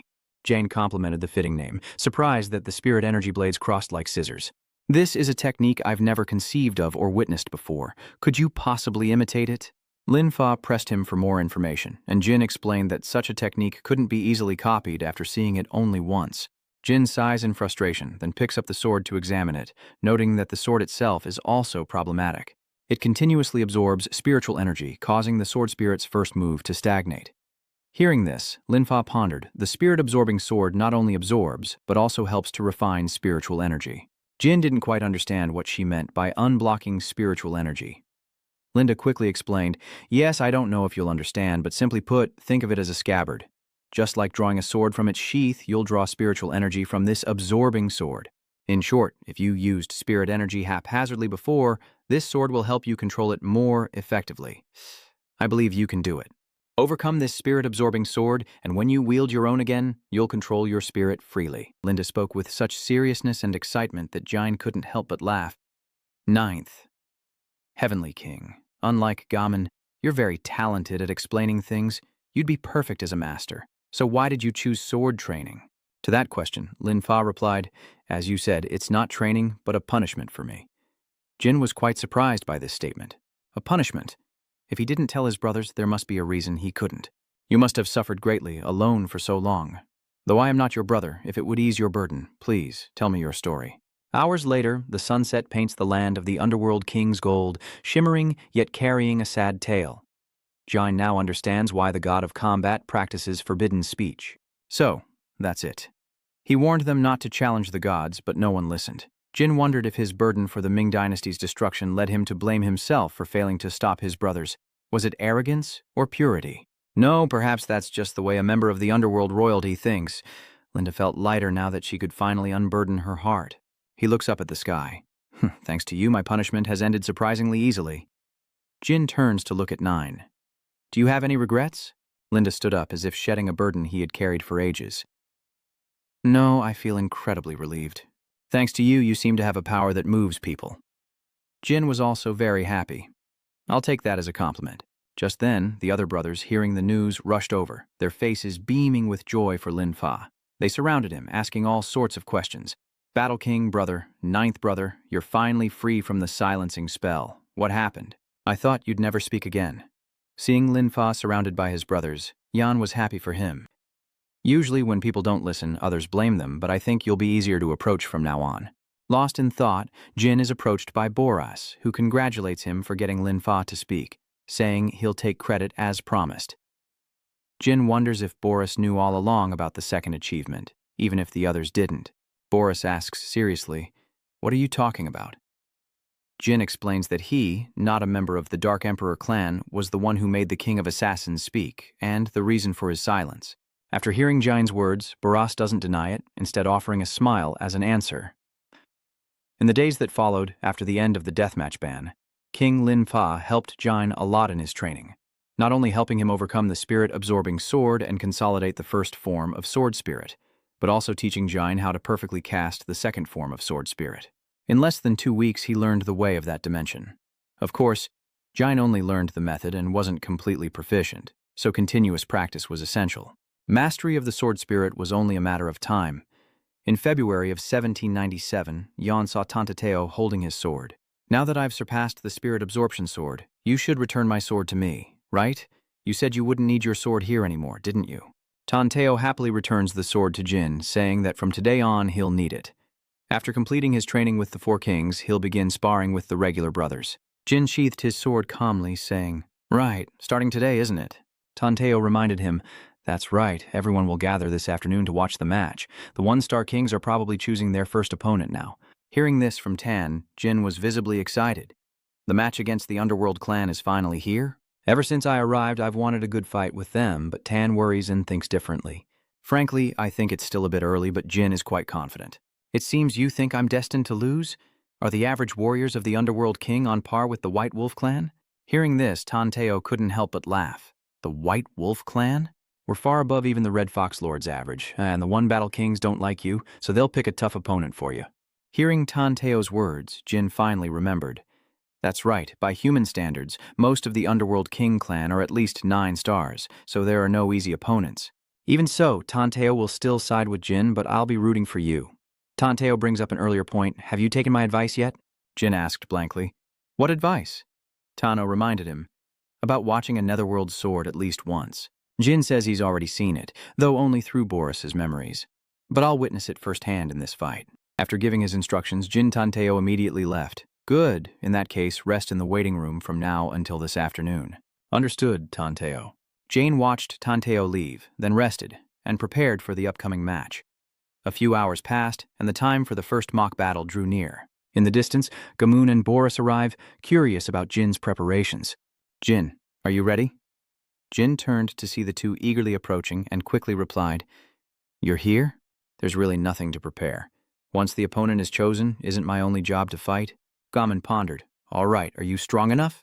He's so amazing, it's hard to believe he's just a human boy, so don't be discouraged, it's okay. Boris is quite worried, I'm just worried. Jin seems like the type to be deeply wounded by a major failure. And where did Lin Fa suddenly come from? That's how people who always succeed tend to be. But Jin, you must also learn to rise after failure. The more Jin heard, the less he cared. He was clearly annoyed. Why was everyone acting like this? Tanteo said I would lose, and now everyone looks at me like I already have. Boris said seriously, We're just worried you'll end up like Tama. Hearing Boris mention him, Jin looked surprised. Tama? Gamoon added, That's right. Tama had never lost a match out there, but here in La Feroza he kept failing. Jin inquired further about Tama's strength back then, asking how he measured up to him in his first match. Boris assesses that Tama was a bit stronger than Jin is now, but he couldn't win against even a normal warrior for a long time. After that first match, Tama even stopped eating and fell into a deep depression. I think you're similar to Tama in that regard. Jin simply chuckled at these words. He thought to himself that they seemed to have misunderstood something. What's the big deal about losing once? Unlike him, he had experienced countless failures before coming here, and in his previous life as well. Jane thought for a moment, then replied bluntly, Then don't worry. I won't be like Tama. Seeing the confidence on Jin's face, the three of them looked at each other, confused. Moments later, in the arena, amidst the cheers of the Ming Kings, the first match in millennia was about to begin. And of course, bets were being placed on how many moves it would take for Jane to be defeated by his brother after all this time. Of course, there's betting involved. Brothers, how many moves have you all placed your bets on? I'm betting on under 10 moves. Me too, me too. Let's bet on how many moves it'll take to end the fight with the undefeated warrior. Most are saying no more than 10. DN watches them with disdain, truly a race that loves to gamble. At the same time, the king chosen for the battle gradually appears. It's Saku. The lightning of battle flashes as the arena roars with cheers. Saku, Saku, Saku, facing Jin with unwavering confidence. Unbeatable warrior, are you ready? In response, Jin makes a request. No need to be ready. Just attack me with the intent to kill. Saku was taken aback by those words. Never before had anyone dared to speak to the Kings of Light like that. Saku saw it as a challenge, while Jin quickly drew his sword. If you treat this as just a practice match, you'll lose focus, thinking you can't die no matter what, right? Saku chuckled. I'll admit your confidence is something, but it's excessive. There's little more irritating than an unhumble human.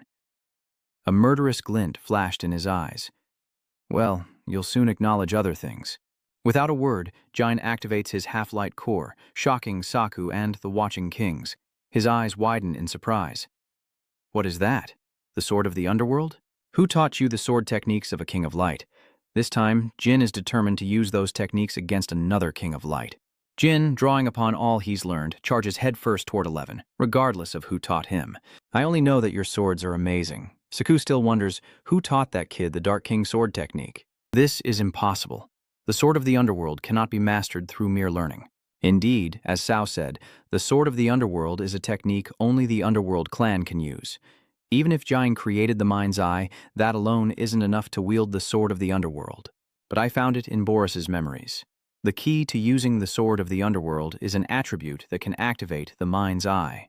I believe the fang I received from Boris is the key to it, and I repeated and practiced it madly every day after training, never giving up. The only thing I could do was keep going. An explosion erupted from Jin and Saku's initial clash, stunning the Battle Kings and War Gods. Perhaps they didn't think Jin could cause such a stir? A human wielding the Sword of the Underworld? But as the dust settled, Saku had easily blocked the sword.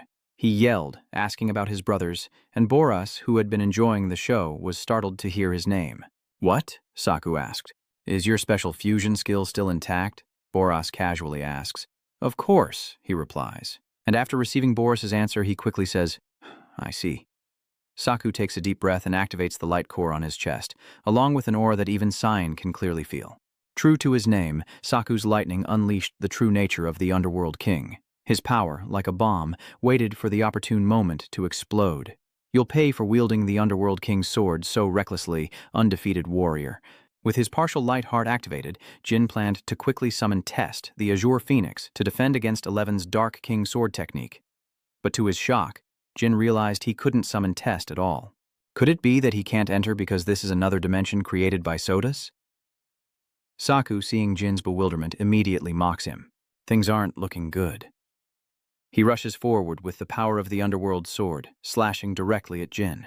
Fortunately, Jin reacted in time, quickly ducking to avoid the blow. Ignoring his inability to summon the Test, Jin continues to wield his sword, unleashing a flurry of rapid strikes against Saku. However, Saku effortlessly parried every attack, Jin unable to penetrate the King of the Underworld's sword aura.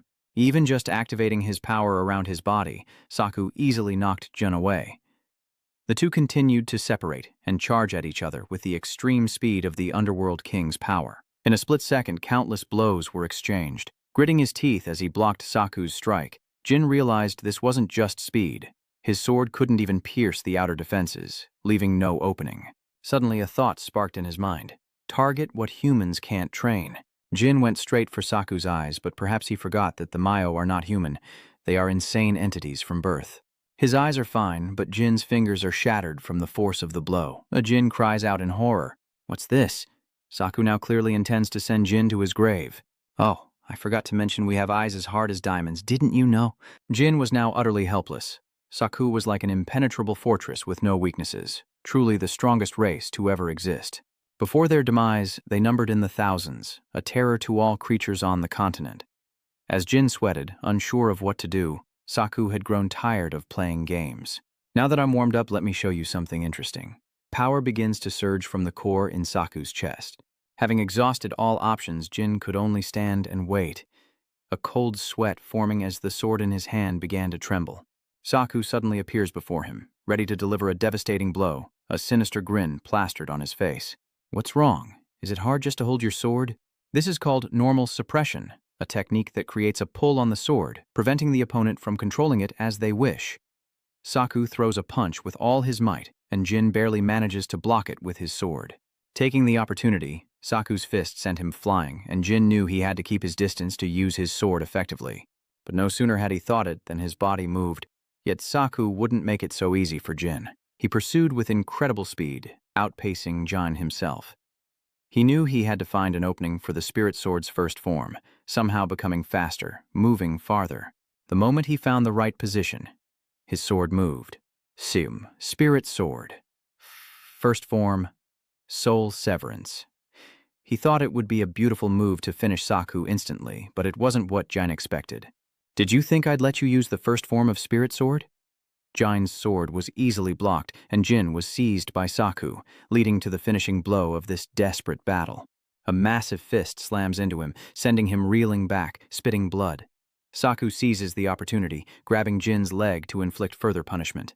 If you're going to use the Sword of the Underworld, you should experience the Fist of the Underworld as well. And so, Jin's unconscious body was pummeled relentlessly. After his brutal assault, Saku prepares the final blow, kicking Jin into a wall, headfirst into the training ground, followed by a direct kick to the gut, sending him flying. Saku grabs Jin by the neck, who is now too weak to resist. He He raises his sword, coldly looking down at him like an ant, just as he promised. This time, I'll sever all your limbs. In our next encounter, I hope you'll be more humble. Now, standing on the precipice of life and death, with a bloodied face and battered body, Jin showed no fear, but smiled.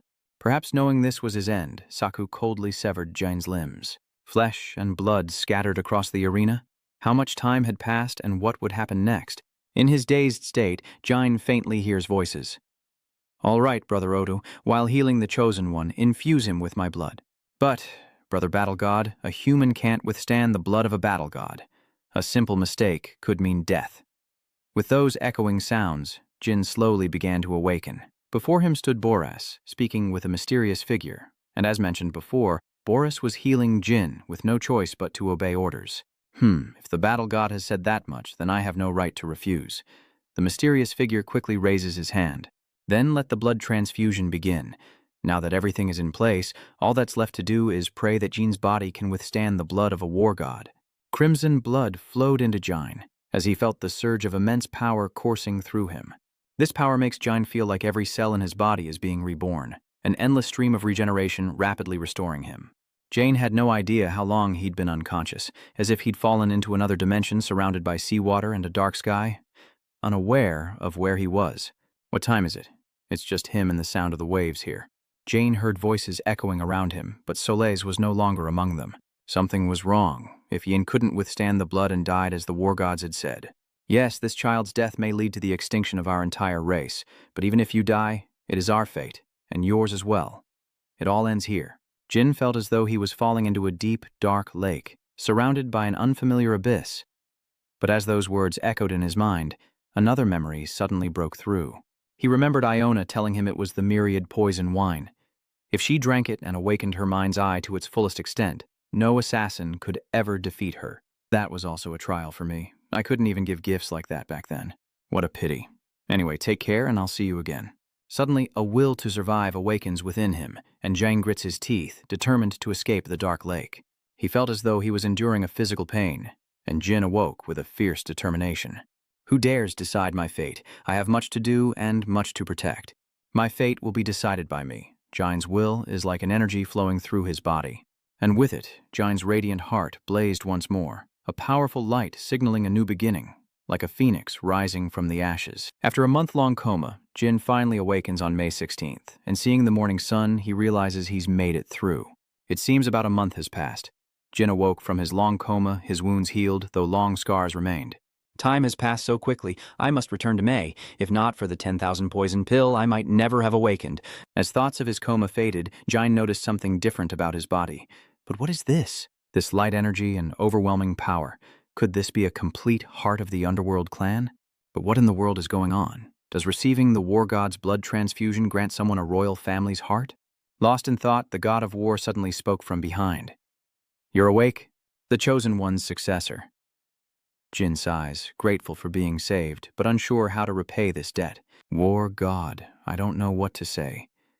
Boris gave me his fang, and now, thanks to your blood, I have a complete Underworld king's heart. And you didn't even bother to ask for my opinion on the matter? But looks at him, so you want to reject it. Dian sighed in exasperation. Do I even have the right to do that? Even so, you should have told me I was going to have a King of Light's heart of my own. You knew I was awake before the transfusion. Ban seemed to have fully recovered. She brushed off Jin's words and quickly left. If you're unhappy, then I apologize. Jin felt a pang of guilt. I'm not saying this to get an apology. I'm just surprised by the sudden appearance of the heart. I'll try to understand that I've made a pact with a god, also known as a war god, right? How unexpected. I thought you'd be furious and interrogate me. Indeed, if you were my enemy, perhaps I would have. But possessing this heart doesn't mean I've become one of you, does it? Perhaps some of the Underworld clan will sympathize with me, but those like number 11 who dislike me will surely object fiercely. In Ban's hand is a small canary. Looking at the bird in her hand, she said calmly, perhaps. Seeing the god of war nod, Jin asked for one last favor. If you hadn't helped me, would I have ever been accepted here? Ba gives Jin a chilling look. Having mustered all his courage to ask, Jin clenched his fist tightly, the vein standing out. Ba looked at him sternly. If the answer is yes, would you destroy this heart? Is it because this power wasn't earned by your own hand? Jin finally understood, a look of determination now on his face. You see right through me, but this heart is still something I earned. Though not what I truly desire, I wouldn't have gained your approval if I didn't meet the standard. The god of war continued. I only see it as a way to pass on the legacy. If you consider it yours, then why would you want to destroy it? In other words, if it truly belonged to me, I could destroy it and rebuild it as I pleased, but this relies on the goodwill of others and isn't entirely mine.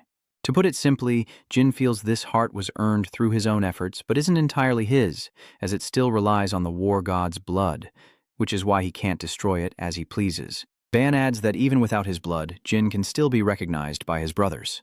Jin finally regains his confidence. Then I'll make the most of it.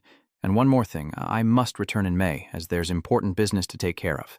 When I can return here is set, so can we adjust the training pace? He looks to the sky, so we have 2 months left, right? All right, you'll train with Barizer, the king of subjugation, in the mornings, and spar with the 11 brothers in the afternoons. And so, 49 days passed. Unsurprisingly, after obtaining the heart, some members of the Underworld King clan were hostile towards Jin. But because this was the war god's choice, not his, their harsh reactions gradually subsided. The Min clan is strong. If only I could close the gap between us as soon as I got the heart. Jin fought Saku 49 times and lost all 49. Yet, each loss only fueled his desire to spar again, for with every fight, his perspective shifted. After 10 fights with 11, Jin thought he was as strong as Luna, but after 20, he began to doubt that assessment. By the 30th time, I completely rejected that idea, and by the 40th, Jin believed he could at least cut off one of 11's arms. The destination is coming into view. As the gap narrows, Jin's own progress is terrifying. And so, I always looked forward to sparring with number 11, even though Boris had to reattach my severed limbs each time. At some point, the Pluto members stopped mentioning Tama's name in front of me. As usual, Jane stepped into the arena, ready for another showdown with Saku. Everyone wanted Saku to taste defeat, and Jin was determined to win. Let's make Saku taste defeat. Go, go! As Jane stepped into the arena, he saw Saku standing there with a grim look on his face. What's with that face today? Did he just swallow something bitter? Are you tired of fighting me? Saku sulked. Of course not. It's just that through our daily sparring I've grown fond of you and I'm increasingly reluctant to strike you down. Jin, unmoved, simply draws his sword. I've told you time and again, facing me with such misplaced emotions won't help me at all. Be serious. I understand how you feel. Saku sighed in frustration. Fine. As the god of war watched the match from above, Tanteo approached. The third god of war brother looked at him and asked, What is it? Brother Tanteo seriously tells her, I heard the successor is about to leave La Fleosa. While others are accepting him as a brother, I think we should give everyone a chance to compete with Jin. Saku has had his turn. That's right, the brothers who truly care for the successor have only been able to watch from afar. Let's give the other brothers one more chance. Ban pondered this, realizing he still needed everyone's agreement. After a moment of thought, the god of war spoke up. Listen everyone, the chosen one will have to leave in 2 weeks. So that everyone can fight him, we should accept him as our brother. What do you think? If any of you brothers object, speak now. A fierce-looking battle king considers this. Though reluctant to admit it, he helped Gammon comprehend the first form of spirit sword. Soul-severing. Boris gave him his fang, an unprecedented event in the history of the Underworld King clan. It's also clear that he completed Linda's forbidden training, and despite being recognized by the god of war, he remains humble. Though his limbs were severed daily, he never faltered, persevering to the end. And despite repeated failures, he never despaired. The royal fighting kings began to buzz with discussion, but one remained silent from beginning to end. Then the atmosphere, silent until now, ignited after his stomp. Even the first king Van acknowledges Jin Conin as our brother. Convincing the most difficult of the kings is a great start. Next, the 5th and 8th kings followed suit, stomping their feet in a clear show of support. The 8th and 5th kings also recognized Jin Conin as our brother. Thunderous Saku also recognized Jin Conin as one of their own. The cheers were deafening as Jin stood before them, each member of the Underworld clan agreeing to the call. With everything decided, the god of war stood and declared, All brothers have agreed. We declare from this moment forward, Jin Conin is officially our brother. Since becoming a member of the Underworld clan, things moved quickly, with brothers playing rock, paper, scissors to decide who would spar with Jin first. With the order decided, battles raged on, day and night, against the Underworld kings, until the early hours. In the final match against 11, Jin wanted to land a solid punch, but he barely grazed him before 11 cried out in defeat.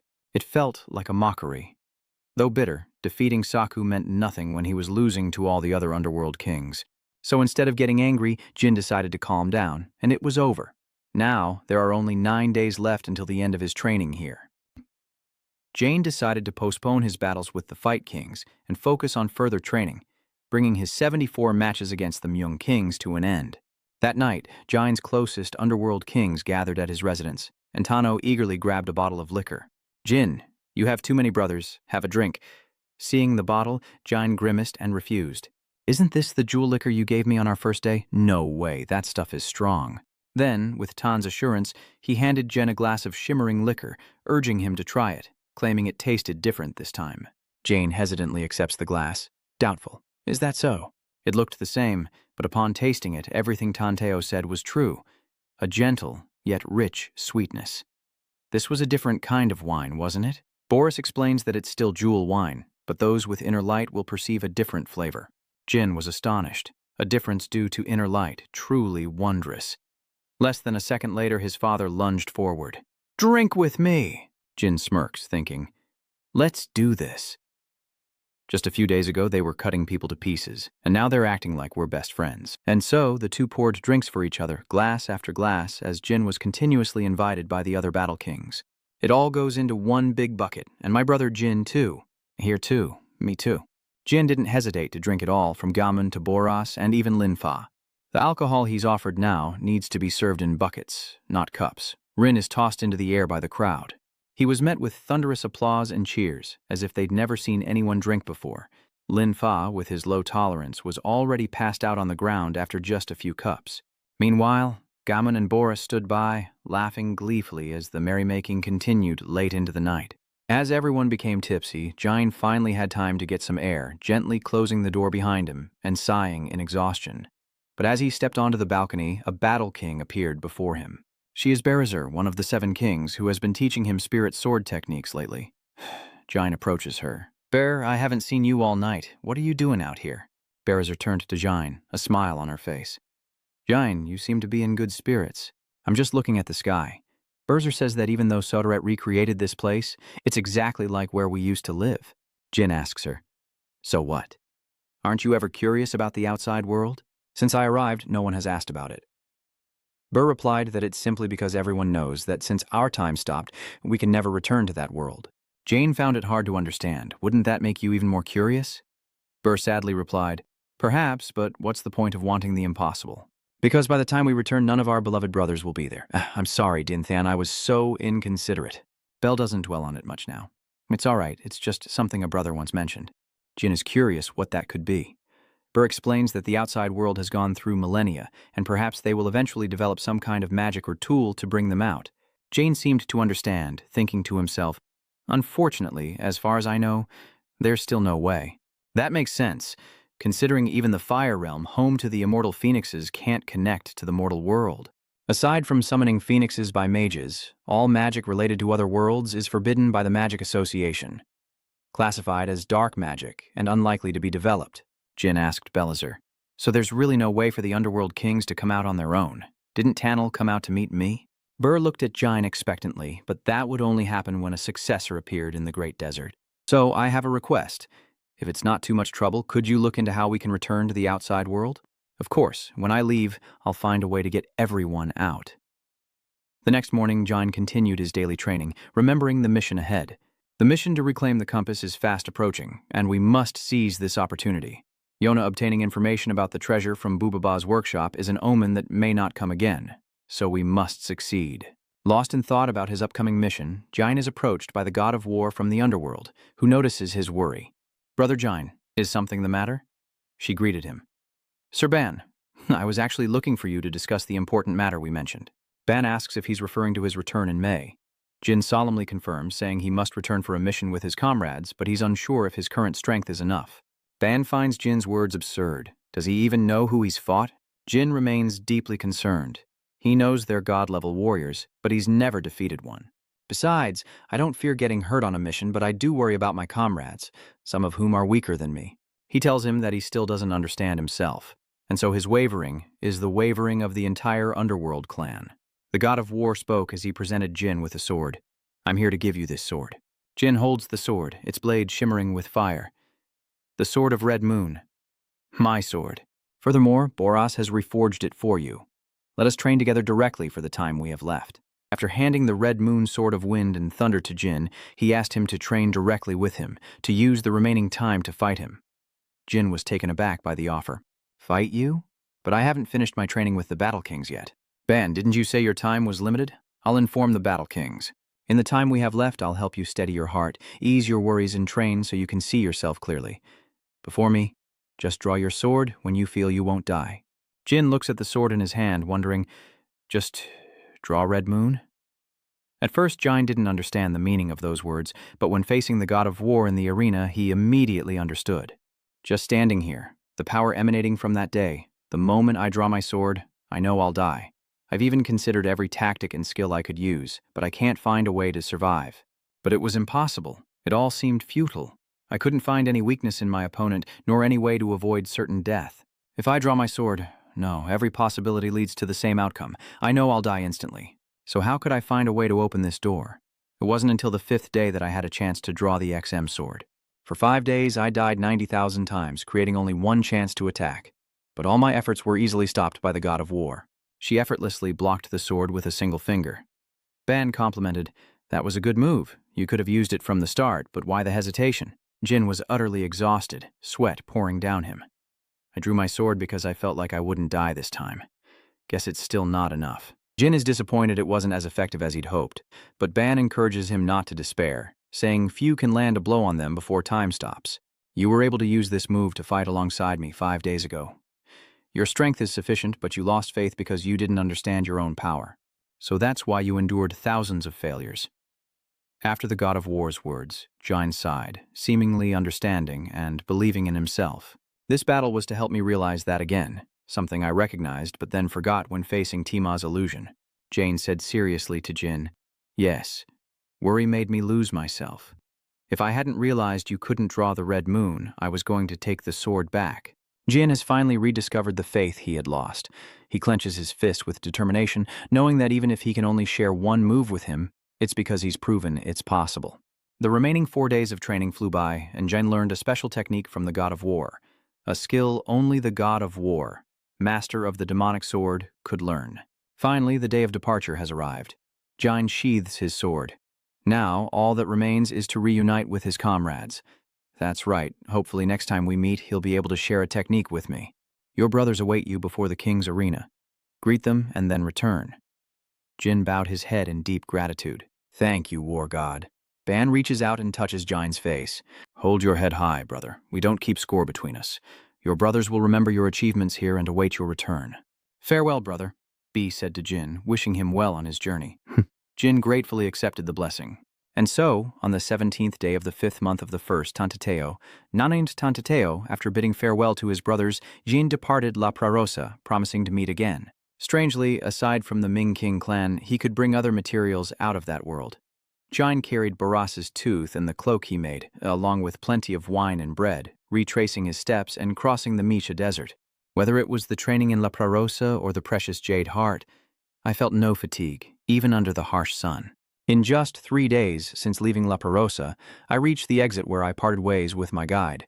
On May 25th, 1 Tan Teo, 9 Tan Theo, after more than a week in the desert, I finally encountered some black flames. They exclaimed, "Oh, a human crossing the desert?" Dian, seeing them approach, inquired, "Black flames, what a coincidence. Are you all right? What brings you here?" They lit a campfire, having completed their transaction. "The Gumseon clan is to the west. I'll return to Yucca." They rejoiced at surviving. Humans are so lucky. Everyone was worried, heartbroken, and in pain. Did you get through it? Jane pondered. I've moved on, more or less, but it was truly a valuable experience. Luckily, we're headed in the same direction. Should we head back and talk? The black flames immediately waved their hands in fear. No, I'm going straight to Yucca. Yucca? Jin asks again. Is that not allowed? They quickly explained that they had said so a few days prior. The Red Tiger tribe is dangerous and they'll return via the Métis. How long would it take to circle back around the Red Tiger territory? Jin asked worriedly. The Blackfires miscalculated, saying it would take 3 to 4 days. Jin frowned. No, that's too late. I have urgent business. Don't you have a secret passage around here? Blackfire shakes his head. Not on this side. Without another thought, Jin decided to leave, much to Blackfire's worry. Be careful, they might start something, they might kill you. Human. Jin picks up his bag and confidently strides forward. Don't worry, Black Flame, I'll handle it. Now Jin and the Black Flame have arrived at the Red Fox's guarded checkpoint, with Black Flame anxiously sitting in the carriage. This is bad. What are we supposed to do? Maybe we can pay them off. But you might not be so lucky. Jin observed them. I'll be right behind you. You go on ahead, okay? See you later. Burning with dark fire and trembling with fear, it thought to itself, be careful. As the human approached the outpost, a Red Fox clan member smirked. Oh, the Fishtail clan. Your tribute is quite substantial. All right, just go on through. Suddenly, Jine appears out of nowhere. Jine appears, demanding the return of everything stolen from the Beastmen, and the Red Fox clan senses something is wrong. What is that aura around him? What kind of energy is this? It's too dangerous. A sense of danger immediately surrounds him, but he charges forward anyway. If he couldn't kill him here, it would be truly dangerous. But before he could even attack, the Red Tiger was paralyzed with fear at a single glance. He could barely breathe as he approached the man, and the other was shocked to see his comrade flattened on the ground. He knew the man exuded a dangerous aura, but he never imagined it would be this terrifying. Without hesitation, he began to kowtow fervently. Oh, please, spare me. If you're not gone by the time I count to 3, you're all dead. As Jine began to speak, 1, 2, he said, barely reaching 2 before the Red Fox clan members vanished. They grabbed their buddy and ran for the hills. Intimidating, yes, but fast as lightning. With the matter resolved, Jin turned to Blackfire, saying, Give our Blackfire friend the fish they like best. Here are the fish you worked so hard to get. Blackfire took the 2 fish, his eyes shining brightly. Thank you, human, it stammered, inviting Jin to the Black Flame tribe's feast. One more day, then rest. Fire human, Watertail, tribe feast. Jin quickly declined the invitation, saying he was sorry, but he had urgent business to attend to. He then pointed to the pile of belongings the Red Tigers had left behind. Goods and money recovered. Return them to their rightful owners, and be careful. See you next time. Let's eat and then go. They're grilling it right here, right now, and the Black Flames are already cheering, ready to get to work on this pile of fish. Seeing their enthusiasm, Jin didn't refuse. Well, this is great. It just so happens I'm a little hungry myself. About an hour later, Jin and the water spirits began their feast. Jin also took the opportunity to ask Black Flame a few questions. Oh, right, Black Flame is at the Yucca market. Does Yucca have dye? Blackfire asked between bites, suddenly curious about dye. Jin stated his purpose. I need a disguise to go somewhere. Then use the Gold Thread Clan's makeup, it's better than dye. Blackfire quickly spoke, and with that, after inquiring about the necessities and finishing their meal, they set off. Hours later, the group quickly returned to where they had started months ago, greeted by none other than the Gold Thread Rat. Oh, you've returned safely? Good, I heard you needed a disguise, right?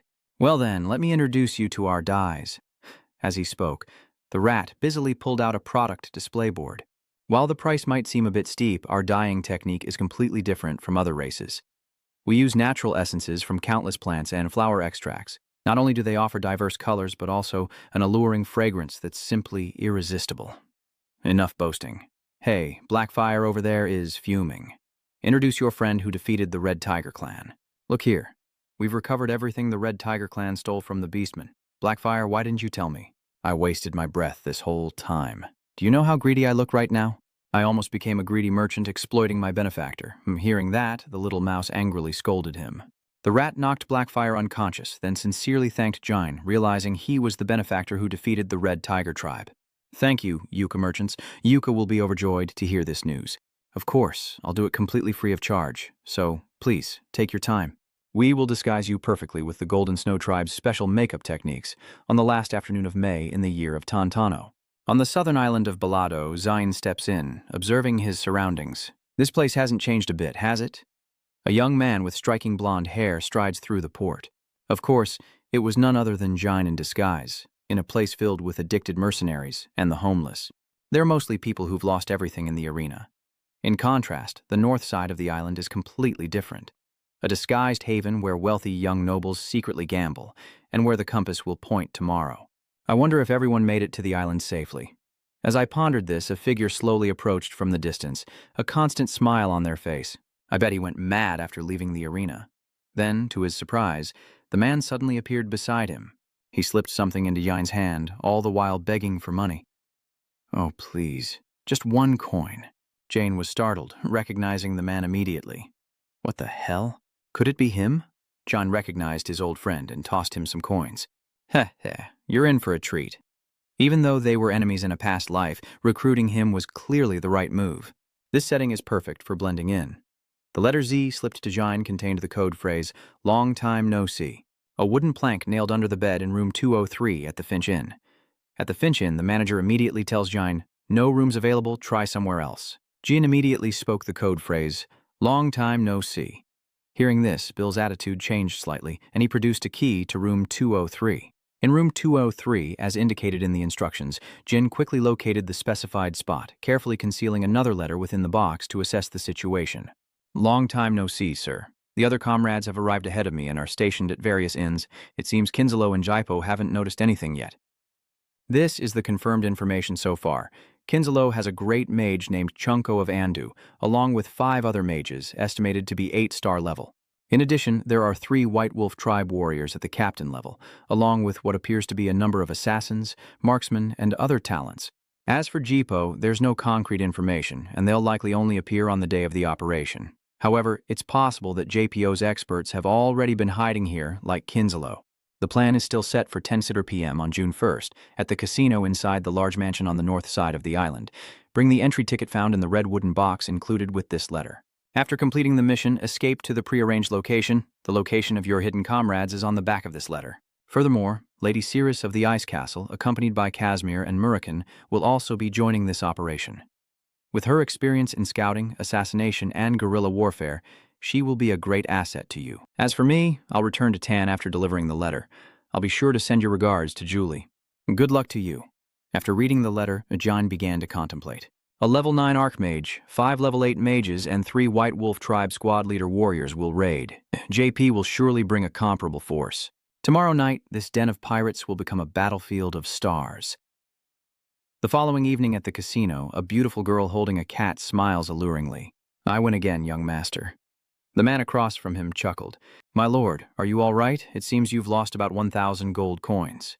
Jane silently continues playing cards, his face betraying no emotion, as the casino at the Grand Northern Island Villa bustles with activity on June 1st, 1979. A man in a mysterious black suit entered through the main doors, instantly drawing the attention of everyone in the room. One woman, in particular, took notice. Look, the woman next to her is also looking at the man, and after glancing around, she can't help but exclaim, "Oh my, it's the first time I've seen such a handsome young master." Dien entered impassively, his face expressionless, the black suit and longsword adding to his mystique, drawing whispers wherever he went. "Who is that? Should I try to approach him? I really want to hang out tonight. Yeah, just looking at her makes me crave her." The woman in sunglasses casually leans back, her delicate hands caressing the black cat, exuding an air of mystery that even her voice can't conceal. "I'm Jelia," she says, but at first glance Jin recognizes her as Siri in disguise. Jin began to suspect. The black cat in her arms was Murakan in disguise. If it weren't for Murakan, I almost wouldn't have recognized her. If you're going to act the part, you have to go all the way, and greetings are a must. Jin understood this principle, bowing with his hand on Lichty's chest. "It's a pleasure to meet you," he secretly thought. Though not comparable to Buva's makeup artistry, the disguise techniques at the Ice Palace are truly wonderful. Jelia smiled faintly, warmly responding. "If this is your first time, would you like to try billiards? It's the most popular game here. Even actions under disguise require intelligence. They're using coded language to communicate. So the other allies are at the billiards table. Thanks, but I'd like to look around a bit more before deciding." Jelia smiled knowingly, praising him. "You're very cautious. All right, let me introduce you to another game first." The two of them headed to a round table surrounded by a crowd. Jelia casually mentions, "Are you familiar with dice games? Take a look at that corner over there." The implication was that Jipo and the Kinzalo members were disguised on the left. Azalea led Jin to the table and prepared to leave. She added with a hint of meaning, "If you think of me while you're playing, come to the buy table." The implication is for him to survey the area and return, to which Jay immediately responds. "Understood, I'll be there." Before leaving, Zelia added, "It's getting late, don't be too long." She wanted to remind him to prepare well so no one would suspect anything. "Hurry," Jin chuckled sheepishly. "I understand, miss." The gambling den was bustling with activity, dice clattering and coins changing hands amidst the lively chatter. Jin scanned the room, identifying several things. Kinzalo was in disguise, just as Jay had reported. but what he didn't want to happen still and did. Kinsella was one thing, but Jipo was also well prepared. His gaze fell upon those impeccably dressed, toying with gamblers like worthless, inanimate objects. He couldn't help but marvel that such proud figures would disguise themselves as mere gamblers. Behind him, in the corner of the room, two fearsome white wolves covered in fur stood talking amongst themselves. Jine watched the scene from the front, and it seemed as expected. As expected, they're all top players. Unfortunately, one of them noticed something amiss and immediately straightened up, slamming his glass on the table. Just as Jin turned to leave, the man called him back. "Hey, you, come here." Jane wearily glanced back as the man beckoned him closer, saying, "Come here." Jane faltered for a moment, perhaps sensing the aura of the Underworld king. He thought he had concealed it completely. Luckily, he recovered quickly, and in a few seconds he figured out how to dispel the White Wolf clan's suspicion, turning back with a bright smile as if they were old friends. "Oh my, isn't this someone from the White Wolf clan? I never thought I'd meet one here." No sooner had he spoken than Yin approached him, touching and feeling his six-pack abs, looking at him with lustful eyes and exaggerating compliments. "I've always wanted to talk to a White Fang, and heavens, the fur is as amazing as they say." The White Fang, uncomfortable with the touching, tilted his head back and warned, "Hands off." And with that, Jin realized this guy wasn't much of a threat after all. "Just a fool, huh?" Thinking there was danger, Jine clasped his hands, bowed, and offered an apologetic smile. "Apologies. I didn't mean to offend you. I'm truly sorry, but did you need something from me?" Jin's respectful attitude fooled the foolish White Wolf. He waves his hand, turns, and leaves immediately. "Nothing. My mistake. You can go." Jane politely bowed in return. "Have a good day, sir. Things aren't always as they seem." Jine, still bowing, glances up at the departing figure, secretly relieved to have avoided trouble. He thinks to himself that he must eliminate all the beastmen in this mission, and that he's wandered enough. It's time to head back. At the billiards table, laughter and chatter never ceased, the atmosphere truly lively. Cheers and exclamations rang out.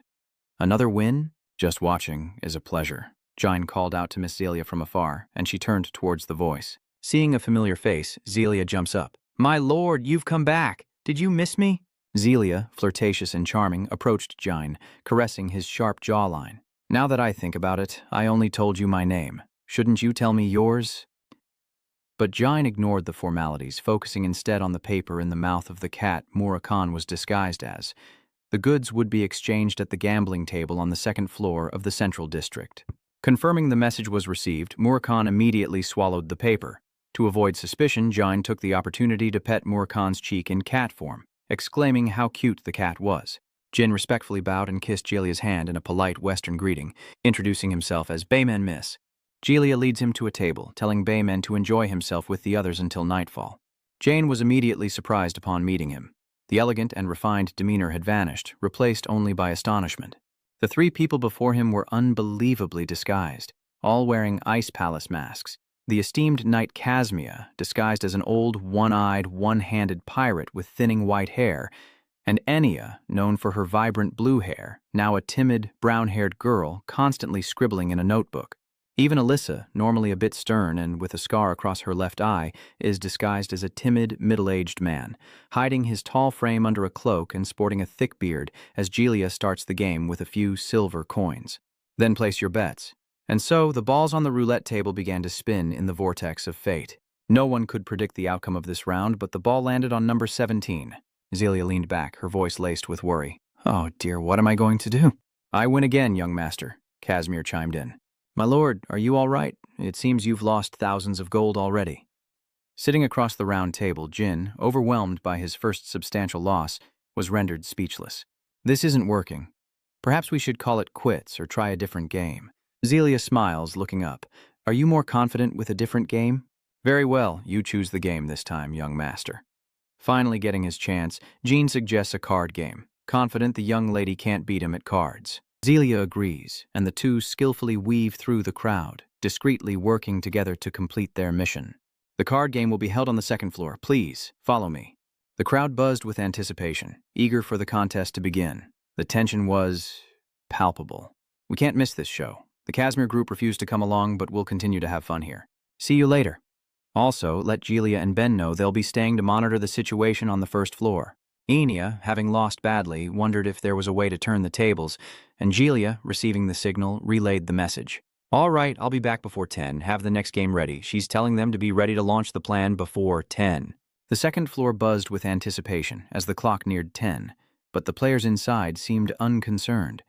John had hoped to recoup some losses at the card table, but he'd lost so much that people were asking if he was okay. Hey, are you all right, sir? Looks like you've lost again. Even Jine's hand holding the cards trembled, and a curse escaped his lips. Damn it. Jin was finally defeated, and he helplessly laid down his cards. I've lost. I can't beat her. Those watching the intense game lament, he's lost it all. How pitiful. It was a mistake to challenge the famous Lady Gelia without knowing anything. Meanwhile, Gelia stroked the black cat in her arms and said, "What a pity, young master. I'm getting bored anyway. You've already won a fortune, so I'll spare you this round." She rose from the table, adding, "Return home safely." The spectators dispersed, and the table was cleared. "Let's go, too." "Yes, let's go." As she passed Jin, she subtly gave him a warning. "Don't be impatient. Everything will be fine today." Coincidentally, the three people at the next table stood up. Only one was in the open, while the other two wore cloaks that concealed half their faces, appearing mysterious and unpredictable. What will happen next? The clock has struck 10. It's time for the mission. This opportunity won't come again. We must succeed. The man at the opposite table slowly pushed up his glasses and spoke in a language no one understood. A constant stream of whispers. But no one cared what he was saying except for Jin's group. Then he reached into his bag, rustling around as if searching for something. Jin's eyes narrowed, his alertness reaching its peak, ready to act. The compass he needs has appeared. Magic is unleashed, and he moves swiftly. It's time to act. The plan to reclaim the compass officially begins. 10 minutes earlier, Jugon arrived at the casino with two subordinates, heading towards the agreed-upon round table. On his way, Chukon passed Jin, who was pulling his hair out after losing several hands. Karin, who had been waiting for him, greeted him warmly. "You've arrived? Thank you for traveling so far. I am Karen Jipo, here on behalf of the Jipo clan to fulfill our mission." With his hands clasped behind his back, Chukon appeared relaxed, but his frown and demeanor were far from friendly as he skipped the greetings, asking, "What's all this noise?" He is Chukon, the representative of Kinzalo and absolute master of the Andu Plains in the northern continent. Karin didn't bother explaining and walked straight to the table with her eyes closed. Perhaps to her they were equals, and there was no need to be more respectful to one than the other. She casually remarked, "Aren't all casinos the same? Don't mind him, just sit." Chukon is naturally suspicious, and with his age, he's cautious about everything. He plopped down in his chair, arms crossed like a stubborn old man. His paranoia was evident. Old age made him uneasy. "But wasn't this just one of your planted thieves?" Karen frowned, explaining, "What are you talking about, Mr. Chu? This has nothing to do with us. They're just gamblers. If we wanted the item back, we wouldn't go through all this trouble. We just keep it." But a veteran like Chukon sees right through that. It's like showing off to an expert. He pressed further. "Spare me the theatrics, Karanjipo. You wouldn't go to such lengths unless you had to be careful, would you? If we didn't return it, we'd leak information to Canon, and B. Karanjipo's intentions were transparent, but she remained unfazed, even complimenting him. You're quite perceptive." Chukon frowned, looking displeased. He clearly didn't think highly of the Jipo family, not even sparing Karin a polite word. "You broke the alliance terms first, and not a single apology. How shameless. It's hard to guess what your father is plotting." Karen, unfazed, doesn't even glance at Chukon, and even jokes, "If you have the chance, ask him yourself, but I doubt you have the guts to find my father." Chukon, never one for patience or pleasantries, cuts right to the chase. "How lovely. It's time. Hand it over." As Karen prepared the goods, the clock struck 10. Jine in the corner had been waiting all day, meticulously preparing for this moment. Chukon speaks in a strange tongue, perhaps to keep their deal secret, but Jin can't miss this chance. He has to succeed. Just as the goods arrive, Chukon reaches into the black bag and starts rummaging. This was the moment to act. Jin knew the time was right, and the object had appeared. The compass they need has appeared, and the magic in his hand is ready, honed through countless nights of practice for this very moment. This moment alone.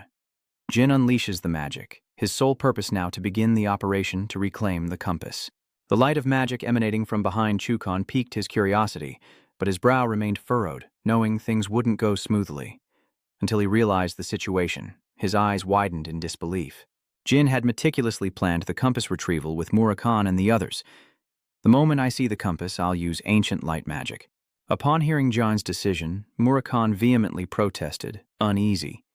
Ancient light magic? Isn't that just a flash of light? What good will a flash of light do? Kasmi, more composed, surmised Yin's choice, guessing that because the opponents were mages, he wanted to block their vision, right? Young Master Jin's choice wasn't entirely unreasonable. He's already considered the worst-case scenarios. Yes, there's bound to be a 9th Circle mage at the exchange. They're all protected by defensive magic that even 8th Circle mages and warriors can't break through, so attacking head-on isn't the smartest solution. If we attack head-on and trigger the defensive magic, we risk being countered before we can even grab the compass. This is the only way. He chose light magic because no one can see for 10 seconds after the flare explodes. 10 seconds to grab the compass. Those 10 seconds have officially begun, and the entire second floor is engulfed in light, blinding everyone.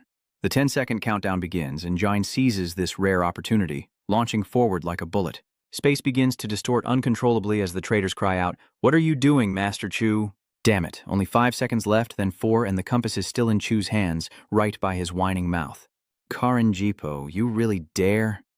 With 3 seconds left, Jin reaches out, using every inch of his body to grab the compass. So close. The compass was right there, but with only 2 seconds left, Jin focused entirely on the prize before her, her pupils straining, her life hanging on these final 2 seconds. The last second. Those on the casino's first floor heard an explosion and saw a blinding light erupt from above. Some people shouted, others craned their necks to see what was happening. Jelia and Murakhan had only taken a few steps when they turned back towards the rumbling sound, a hint of worry creeping into their hearts. She and Murakhan immediately rushed to the second floor, stopping at the stairwell hallway, now cloaked in magical smoke, unsure of Jin's condition or what had happened, only seeing a light source at the center of the second floor, likely the epicenter, obscured by the smoke. From the thick smoke and dust, the shining golden compass was hurled out like a storm. Jelia stared in disbelief at how easily it had all gone. It worked. Jelia immediately reached out to catch it. Now, the compass is safely in the strong, small hands of Jelia Go. Her 3 allies below are in position, ready to complete the rest of the plan once Jelia delivers the goods. Everything is set. Jelia throws the compass from the second floor down to the first. Amidst the chaos and terrified screams, Ania receives the compass from Jelia and immediately seeks an opportunity to escape. Some people, likely casino staff, rushed out with swords, threatening to kill, ambushing the exits and killing all suspects. Jelia and Enia were still in the thick of the smoke, so they were not immediately discovered. Though not part of the plan, this chaos is enough. Jelia casts a spell from a central location, allowing her 2 allies to deal with the thugs. In moments, those who had clamored for blood were defeated. Now, with the compass gone, Chukan's men finally came to their senses, the white smoke still swirling around them as they cursed and searched, eager to tear apart anyone who had interfered. Damn it, where did they go? Jin finally breathes a sigh of relief after getting the compass back to Zelia. If not for the Ming royal family's orthodox martial arts, it would have been too late. Only now does Chukan realize the compass is gone, and he orders his men to find it at once. The item has been taken. Retrieval is now the top priority. Jin sheathes his sword, anticipating what will happen next. Soon their vision will be fully restored, and Jin has only used one of his 2 swords. Next, the second sword will be unleashed because his plan is to ensure that none of them escape. If that's the case, I should end this before it happens. Unable to contain his rage, Chukan grabbed Karin by the collar. Torturing Jipo, you dare pull a stunt like this? For hurting Karin, he'll pay with his life. Master Chu, this wasn't us. Look over there. Kaif has lightning. Thunder? Chu instinctively looked behind him. Just as Karen said, lightning could indeed be seen within the thick smoke. Lightning? What? Suddenly a wolf's foot stomps down, shaking the floor. It seems the White Wolf clan has arrived, and he's brought 2 or 3 others, all armed for battle. The leader shouted, "Are you all right, Lord Chu?" But there was something even more shocking to him. His eyes widened in disbelief, and he stammered, "It's someone we know, back to declare war." Jin, shrouded in dark energy, stood before them. A shocking declaration. The aura of that fool. This is his unique wind sword, Crimson Muno, using thunder as power and sword energy as a medium, subjugating all. Before they could react, Zane swung his sword, and lightning swept through the space, leaving them no chance to survive. The Underworld King's sword unleashes millions of lightning bolts, gathering all the wind and thunder in the sky, striking down upon their puny casino, burying them all alive in an instant. This power forces everyone present to recoil in terror. Seeing his comrades like this, Gep roars in fury, "Get a grip, you fools! There's only one opponent." He then turned to Jin, his eyes filled with resentment. "State your name, human, for my instincts demand an honorable duel." Hearing this, Jin slowly advanced, his footsteps radiating a golden light like lightning. Jin coldly stared at Gep and said, "Doesn't that instinct tell you to run and hide? Even though I've never felt this aura before, I'm certain." Gep now knew what fear was, his whole body trembling as he watched Jin, shrouded in golden light and wielding his sword, slowly approach. This pain is surely etched in their blood. As white wolves, living as predators, they could never know the fear of death. Jin raises his sword, summoning magic, and the sword of the underworld unleashes a beam of light like a great lightning bolt. The sword descends, its judgment a blazing inferno, the power aimed directly at Gotep and his allies. Seeing the light drawing closer, Gep stood frozen, knowing no hammer could block this. Jep screams, "Decora Malto!" Get out of the way. He was going to step in and take the hit for his comrades. Jin's attack turned his two comrades into plumes of black smoke, leaving him in stunned disbelief. Ducora MLTO stammers, "This can't be real. This can't be real." Gontep suddenly remembers something. He looked up. It was Conin. As Churon is obscured by dust, Jin advances. Gontep grits his teeth in anger. "I will fulfill my duty as a white wolf warrior." Without a second thought, Gotep leaps toward Jin, swinging his hammer with all his might. Reacting swiftly, Jin turned and unleashed a flurry of strikes from his Myung Wang sword technique, sending Goldtep flying back, barely able to regain his footing. Jep stared in disbelief at his nearly destroyed hammer. A battle axe? What kind of monster is this? Meanwhile, after regaining his balance, Chukan's eyes widened at the sight before him. Jin, sword in hand, charging straight towards him. Seeing this, Gontep shouts out, "Chukan, that's dangerous!" Ignoring Gontep's cries, Jin charges towards Chukan, who is quickly protected by a magical shield. Jep, in desperation, roared and charged Jin with his hammer. He swung with all his might, but the attack was useless against Jin, and Gontep's hammer shattered in a burst of lightning. Jep could only scream in despair. "Careful, Chugan." Before he could finish, Gontep's life was extinguished by that immense power, and the blinding light from Jin's sword hurtled towards Chukan. Chukan struggles to maintain his shield as cracks begin to form in his magical defense. He panicked. "Impossible. My defense is cracking. Could he be a 9-star? This is a dangerous foe." Chukan quickly activates another defensive spell, barely managing to block the power of Jin's sword. Staring at the shattered remains of his previous defense, he wonders if it were ice magic. It could have been Teleris of the Ice Palace. If he used domineering killing intent or mind sword, I'd guess Danon or Luna's Dark Knight. But he uses lightning. As far as I know, no family uses lightning.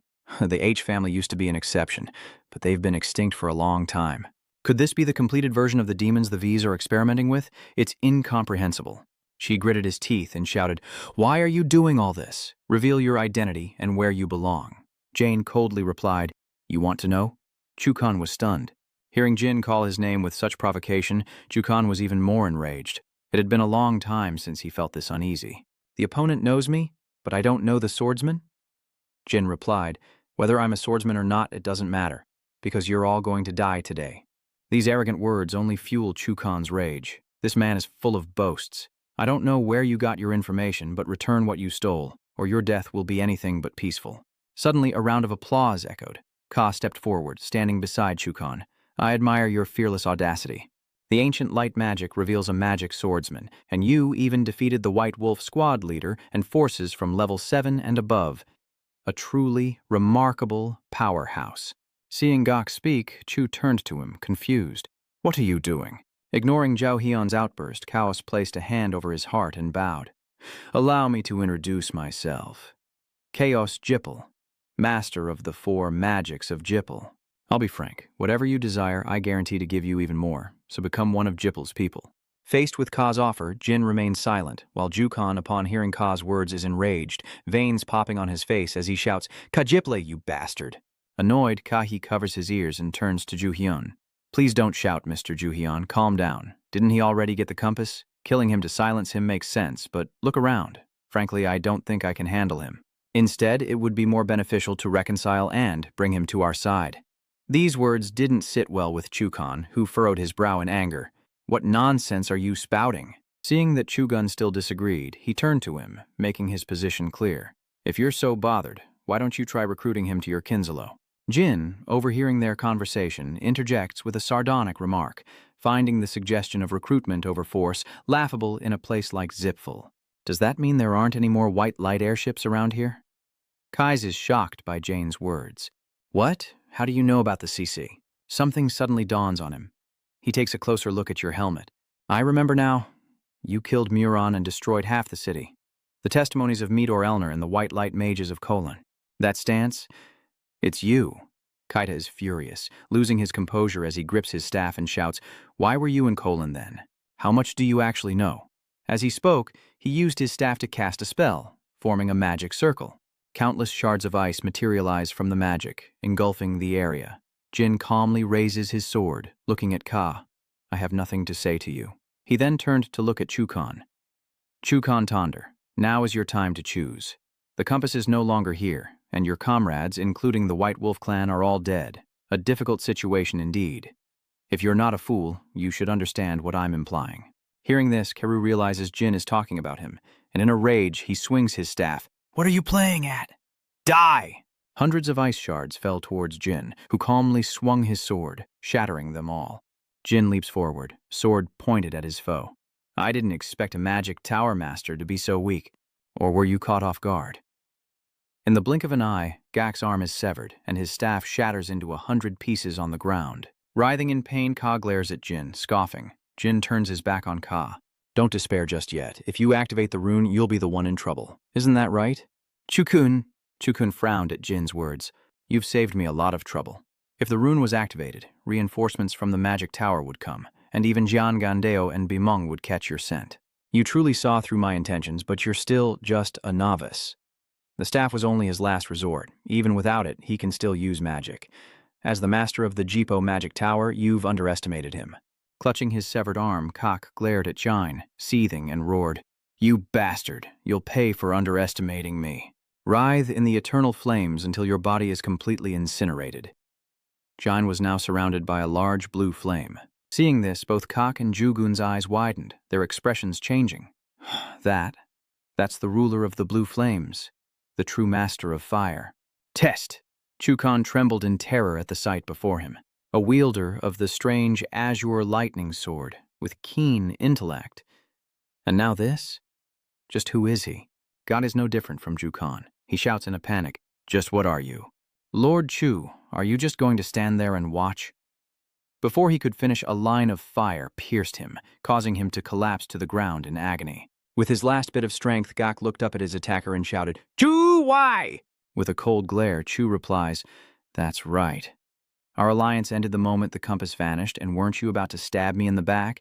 I'm simply returning the favor. Hearing this, Kak glared as if to kill Ju-kun instantly and roared. Zhao Kun-jin approached Kabak, stomped on him, and looked up at Zhao Kun. Indeed, the cooperation was smooth. As expected of the leader of the Yang Grassland, you're certainly perceptive.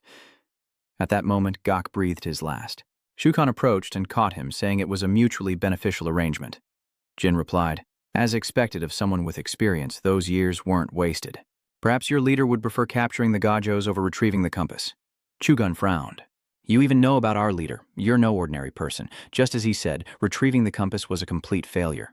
We've lost 3 White Fang members and 8 high-ranking level 8 members. We must at least capture the Zhou to save face with the chief. After all, Booba's other goods are already loaded onto the ship at the port. This is just an unexpected accident that no one could have foreseen. Compared to JP, who lost everything, we're still fortunate. They'll understand. The chief can handle things from here. He'll surely find a way to recruit that guy. I've gathered enough information to hunt him down later. Suddenly, a voice booms. Kid, our work here is done. See you next time. He saw everything, and just how strong have you become? Excited, Murakan hugs Jane tightly, patting him on the head. I'm so touched I could cry. If Strawberry Pie were here, she'd be in tears. Jin tries to escape Murakan's embrace, replying, Yes, Murakan, you've suffered quite a bit in that cat's body. You've been a great help. What about the table? Murakan excitedly turned Jin to face him, saying, A devoted fan of yours protected it well and got it off the island safely. Jin replied, The last 6 months of effort weren't wasted. What about Kumir and Elisa's series? Weren't we supposed to meet up when it was all over? Murakan said, scratching his head hesitantly. Well, actually, the situation is a little unfavorable. Jin wondered what he meant. Is anyone hurt? Murakan frowned. No, those 3 are just trying to distract the other powers, Jin wondered. What other forces are you talking about? Murakhan pointed out the window. Look over there. Many ships are advancing towards Huiseo Castle. Jin's eyes widened in alarm. That's right, Murakhan replied. It's Canelo, the Ben Special Forces, and even warships from Belato's vassals. Jin frowned. This is insane. In the dark of night, a voice echoes, scattering birds into panicked flight. Footsteps pound as a man runs, shouting urgently. Captain Siamos was dozing off, drooling in his chair when the pirate's fearful voice rang out again. The captain was deep in a dream, still not awake, so the pirate shouted even louder. Captain, something terrible has happened. Com startled awake and groaned. What's all the commotion? The pirate, terrified, his eyes wide, shouts, Feudal warships, they're coming in droves. Hearing this, he lowered his head, looking displeased. What? But then he looked up, laughing heartily, a joyful expression on his face. He crossed his arms and said, Has the time finally come for our plan? At that moment, ships in the bay quickly turned on their lights and left the island. That very night, ships carrying the noble's descendants departed. Good, now let no one leave this island. 2 knights in iron armor soaring through the sky have received word that an illegal force is gathering on the island. Before the Belato fleet arrives, find evidence or the mastermind. A subordinate immediately acknowledged the order. Inside a dilapidated house, a conversation unfolds between the knights of Junkandel. Indeed, judging by their speed, it seems the news was leaked and they were waiting nearby to take advantage of the chaos at the casino to intervene. Muraka looked down and said, Thankfully, Enya retrieved the compass and retreated safely, so they won't know the contents of the deal. Jin replies that as long as they retreat without revealing their identities, they'll be fine. The ship is our life and soul. We'd rather die than let it fall into their hands. The pirates scurried about, attacking the enemy. Murakhan and Jane watched from above as Jin asked, Do you think we can win against the Junkandel Guardian Knights? Sis, Edoma, and 2 men burst through the door. Jin, are you safe? Jin smirks. Saris, everyone's arrived just in time. Jin turns, raising his hand, and states the obvious. Their escape route is cut off. One of the men with Ceres Edoma speaks up. But all is not lost. What if we move to the port before the warships surround the island? Jin steps forward, pushes open the door, and walks out. I think so too. Let's move out immediately. A massive explosion erupts, screams fill the air, and flames engulf everything, tearing apart everything in its path. Pirates were blown away by the explosion, scattering in terror as Muraka watched in horror, realizing they were destroying the ship to prevent anyone from leaving the island. The black-bearded man calmly states, At this rate, we won't even make it to the other port. No matter how fast, it'll take at least 30 minutes. Before then, the port and ships will be destroyed. Murakhan shouts, There's no other way. You'll have to fly with me. That was our final plan. Jin remained calm, but if he revealed his true form, even if they escaped, every force would hunt him down. Yet Murakhan was already preparing to transform. But we have no other choice, the man's voice echoed again. Wait, don't transform. Murakhan turned back and asked, Huh, Murakhan says angrily. What are you saying? You lowlife. The man looks up in fear. Look at the sky. The entire island is now covered by Bamen's great chain barrier. Mura nods, wondering what this great chain barrier is. The man explains it's a magical barrier developed by the Ba-Men guard mages to counter dragons or flying monsters. The Blackbeard remained calm. Indeed, when the barrier detects a flying creature, it releases thousands of red rays. Siri coldly stated, Black Dragon, even if you can withstand the barrier, we cannot. Young Master Jin, abandon your aerial route. Jin is annoyed, damn it. Jane suddenly notices something, looking up curiously at the pirates. Jane thought the pirates were desperate to protect the ship. But where is it? Their presence here is suspicious. Jin turns and says, Everyone, follow me. But when they enter the pirates' hideout, it's empty. Black Dragon speaks up. They vanished. Looking down the well, the man with them says, Looks like they went down this well. Jin looked down. Let's go down. Beneath the well was a tunnel, and everyone jumped in. Jane and the man were curious. A tunnel within a tunnel. Jin coldly remarked, I don't know what these pirates are up to, but they're definitely preparing something down here. Let's keep moving. Deep inside the tunnel, a large group of pirates gathered, talking and trading loudly. Jane and the man's voices echoed through the tunnel. Just how many people are down here? 2 pirates heard the noise and turned around, curious. Jin and the man approached, finding the pirates gathered, plotting their next move. Who was that last pirate to arrive? We're being followed, but luckily there aren't too many of them. What should we do, Captain? First, we'll kill them all. Com spoke loudly and quietly. As Com walked, he muttered that the voice was familiar, very familiar. Jin coldly asked, "You're the captain, aren't you?" Hearing Jine's voice, he jumped, his face contorted with rage, veins popping. "Yes, that voice. Jean Grey, you bastard, I finally found you, you wretch." Jin flicks his hair back and replies, "Jean Grey, who's that?" Com is enraged to see him again. "Did you think I'd forget that voice? Thanks to you, I'm still drowning in debt." The pirate, who had just been shouting, suddenly remembered. Jin Grey, wasn't he last year's champion? CM fell apart after that match. Damn it, those cursed nobles, the curious pirate. So he's the one who put the captain in debt? He's furious. Indeed, his odds were 1-3, yet Veridin Jipo bet a whopping 100,000 gold. Enraged, Cosmos felt like he was burning, furious that the devil came to collect his debt without fail. Jin chuckled, realizing there was no need to hide anything from a man like him. Jin continued, "I won't say much, CM. You're probably aware of the situation outside." He looked at him sharply. "The Belop fleet is surrounding us, destroying every ship. How do you plan to escape?" Hearing this, Cosmos, clearly annoyed, retorted, "Shut up! You think I'd help you? Attack! Attack! Kill them all and we'll escape." Hearing that, Jine couldn't stand still either, immediately teleporting next to him. In an instant, Jine's fist was right before his eyes. Cosmos couldn't stop that speed. It was too fast. He was instantly knocked to the ground as Jin coldly looked on. The fist is still smoking. He coughs up blood from the blow. The pirate elders, witnessing this, broke out in goosebumps, trembling with worry as Captain Jine approached him, grabbing Tikan by the collar. "Why so harsh? Who said I had to give directions for free?" "This is a QMOS deal," Jin whispered painfully as he looked at him. "If you help us escape, I'll pay off your debt and give you a bonus." Not bad, right? But he still didn't agree. "You think I'd believe that? Don't even dream of it. You could kill us as soon as we escape this island." Zin leaned in close to Gamos and whispered, "That won't happen. I swear on my honor and my family.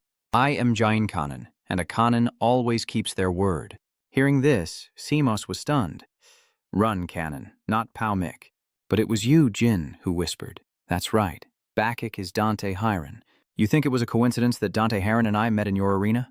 CM thought back and pondered. "I've always wondered why JP supported Condon. Now I understand. It makes sense if it's to save Dante Haran. Moreover, if it's Ran Caden, he's definitely reputable." Cosmos happily gets up, leaning on the pirate next to him. "Very well, I accept your proposal. Follow me."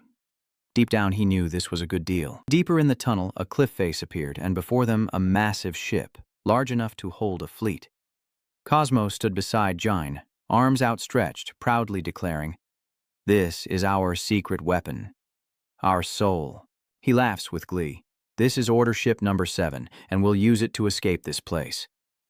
Jin turns and asks, "So, how exactly do we escape?" Jine reached out, curious, but couldn't move it. Yet in the next moment, Jine slowly sank with the ship. Unsure of what's happening, they're caught off guard as the ship glides across the waves. With Com at the helm, Jin stood by nervously, shouting, "Hey, are you sure about this?" He's confident. Just trust him. A chorus of shouts erupts from those following Jin. Experiencing this for the first time, Black Dragon, transformed into a cat, angrily meows, "Hey, you damn thing!" In a vast cavern, before a colossal ship, CM gestures to the sea, laughing, "This is our secret weapon, our very soul, the 7th Order ship, our means of escape." Jin stroked his chin, pondering, "So, how are we supposed to escape? It doesn't look like it can even move." CM waves towards the ship. "Just go, you'll find out once you're on board." The soldiers carrying supplies onto the ship murmur, "Hey, be careful. Hurry up and load the supplies. We're about to set sail. Move it." "Young Master Jin, can we really trust these pirates? There's not enough water to lift the ship, and how can we float it from this deep underground?" Jin replies, "They must have a way we don't know about. They have to survive somehow. First, let's get everyone on board."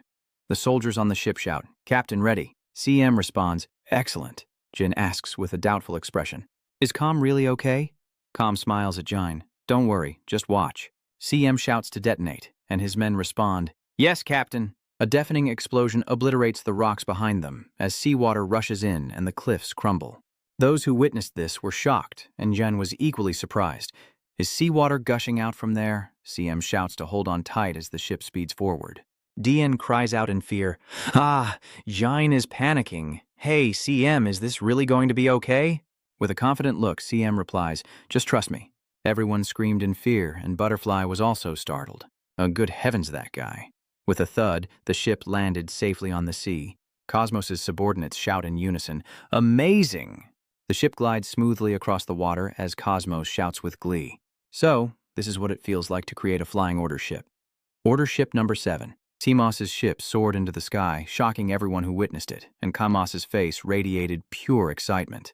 Jane shouts, "Flying is not a good idea," but Kamos just smiles calmly and replies, "Don't worry, this isn't flying, so the Empire's magic won't affect us. See, it's falling now, hold on tight." The ship gradually descends to the sea, when suddenly a wiry-bearded captain shouts, "The pirates are escaping, don't just stand there, turn the ship around immediately." Comes smilingly scoffs at the man, "In the sea, not even the Empire's fleet can catch us, let alone a duchy." With the sails fully extended, Siama stands on the bulwark and proclaims, "There's a reason I'm called the Pirate King." See you on June 18th, 1797, in the free city of Tan. Julian and Nia ran from the castle, calling out to Master Jin. "Jinli, are you all right?" Jinny, with tears in her eyes, replied, "I'm so glad you're back safe." Jin replied softly, "You've worked hard too, Enia. What about the compass?" "Enia, you've kept it safe. Come, I'll show you." While waiting for Yain, I tried to study its operation. Like other relics, it activates with magic. Jin uses his magic to activate the compass, causing it to glow, revealing a triangle within and projecting a map onto the ceiling. Kazma, surprised, asks, "Are all those red dots contractors?" Jin replies, "It seems so. Lord Casimir, most of them seem to be concentrated in Jippel and B." Murakhan frowned, exclaiming, "But why are there no red dots in Tikan? 3 contractors are gathered there, and yet—" Enia adjusted her glasses, cutting Murakhan off. "I've tested it, and for some reason the location of contractees in Tan is concealed, though Jane was undetectable even before arriving in Tikan." Murakhan replied, "That's obvious. Jin made a pact with the god of shadows." Enia's eyes lit up with excitement. "Amazing, absolutely incredible. Even the compass couldn't detect young Master Jin." Kaiken coldly stated. Jin remained silent, but even Enia and Yuria went undetected. "It seems there's something special about Tikan." Jin wonders if it's the mana spring. Hearing this, Murakhan turned to Jin in surprise, asking if he meant that mirror. Kikan agrees, confirming it's a mirror with the sealing properties of both god and demon power, Clamon said. Enia spoke, "Thanks to young Master Yain, Tan is safe as well." Simi laughs, touched. "Anyway, I'm relieved now. With the compass in our hands, we won't have to worry about surprise attacks." Yate enters from outside. "Sir, have you seen today's paper?" "You're a celebrity now," Enia exclaimed excitedly, holding up the newspaper. "Here's a copy for everyone." It details the mysterious figure's appearance on a pirate island within the Belotto vassal state. A mysterious figure in a black mage hat appeared and wiped out the pirates. Witnesses say his name is Ba Men, a young man with golden hair and captivating looks. This person wields the power of lightning and is believed to be the new contractor of the storm god Pello, the first storm contractor in 288 years, if true. With a new star stirring the continent, his next move is under scrutiny. Murakhan frowns. "A contract with Felio? Yeah, right. What a load of nonsense." Chasm, seeing Murakhan's reaction, chuckled. "This kind of media nonsense actually works in our favor." Murakhan replied, "Oh, really?" Murakhan laughs. "Ha ha ha, kid, you're a rising star. I figured the rumors about Lan were inevitable, but this is a bit much." Enia happily cut out Jin's picture from the newspaper, while Jin noticed something on the compass. "Wait, there seems to be someone else contracted in Hewfester." "What did Murakhan say?" "That's right, it doesn't show the exact location, but it's pointing somewhere." Huffster shifts to the Runken Den mansion, black magic hats, and the power of lightning. Ross looks at the newspaper on the table and asks, "What do you guys think?" Kujan, ever stoic, replies, "I believe it's likely the said contractor we've been pursuing." Freese adds, "Or, as the report suggests, it could be the Theo contractor and this kid is just a fake." The storm contractor has appeared, and Julian silently lowers his head, his face darkening. He glared at Vriss, who returned the look with a provocative gleam in her eyes. And as the two bared their fangs, Rote snapped, "Enough!" His outburst startled Julian, who flinched, and then Rote asked sternly, "Julian, could you defeat 3 White Fang captains in an instant?" Julian trembled, bowing his head in apprehension. "No, impossible." Viss chuckled with satisfaction beside her. Hearing this, a fierce look appeared on Hua's face as he said in a deep voice, "Then perhaps it's time to strengthen your power." Yen tensed up, his eyes widened, and he broke out in a cold sweat. And little did he know what awaited him. At that moment, the Black Sea remained a familiar sight, with dragon corpses scattered across the land. Ken's voice remained probing after reading, "Rumors about baymen are causing quite a stir outside." "Have you heard anything?" The voice of the servant next to Ken responded. "Yes, that name came up in the H-clan meeting. Rumor has it he killed 3 White Wolf clan captains on an island in the Belop vassal state. He might be the one who made a pact with the thunder god, Pio." Ken smiled, his voice full of pride. "If they knew it was my youngest, they'd be shocked." You can hear the love in his voice for his son, Jin Conin. His joy revealed the unexpected killer of the 3 White Wolf captains, shocking Ken's attendant. "What?" But Ken quickly reminded him to keep it a secret. At the same time, do something to keep the knights from paying too much attention to this. Kang nodded slightly. Off week. Ken read each line of the letter deep in thought.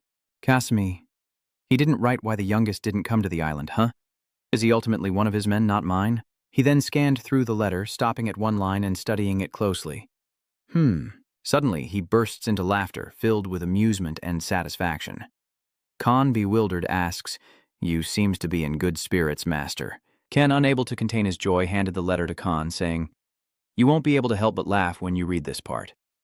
Khan took the letter and carefully read it. "Dear Ken, last night young Master Jin said something while drinking. Now I can spar with my father." Upon reading this, Khan was a little startled, but continued reading silently. This is truly an astonishingly miraculous matter. Khan's face darkened as he said with a worried tone, "Demon sword. It seems he's finally lost it." Before the real young master could finish his thought, Ken interrupted him. "Khan, have you ever heard of the Underworld King clan?" Hearing the familiar name, Khan looked up and asked, "What, the Underworld King clan? Isn't that the mysterious beast race that lost the world 500,000 years ago?" Khan slowly began to recount. And that's right, it seems the youngest met a Dark King through a trial C's assigned, and among them he mentioned a war god. Jin said that war god's power was on par with mine. Because he fought that person, he thinks he can do the same to you. Hearing this, Khan hurriedly said, "Perhaps the youngest master lacks experience in martial arts, which is why he said that. Should we invite him back to the Black Sea?" Ken stroked his chin and grinned. "No need. I'm curious this time. Will he take responsibility for his words?" Immediately, he ordered a letter sent to the Eaton Mountains, and Khan swiftly replied, "Yes, sir." On the morning of May 21st, 1797, a port in the free city of Tan bustled with people in sailboats, all busily transporting goods. Inside a luxurious white building, a voice echoes, "Lord Simi."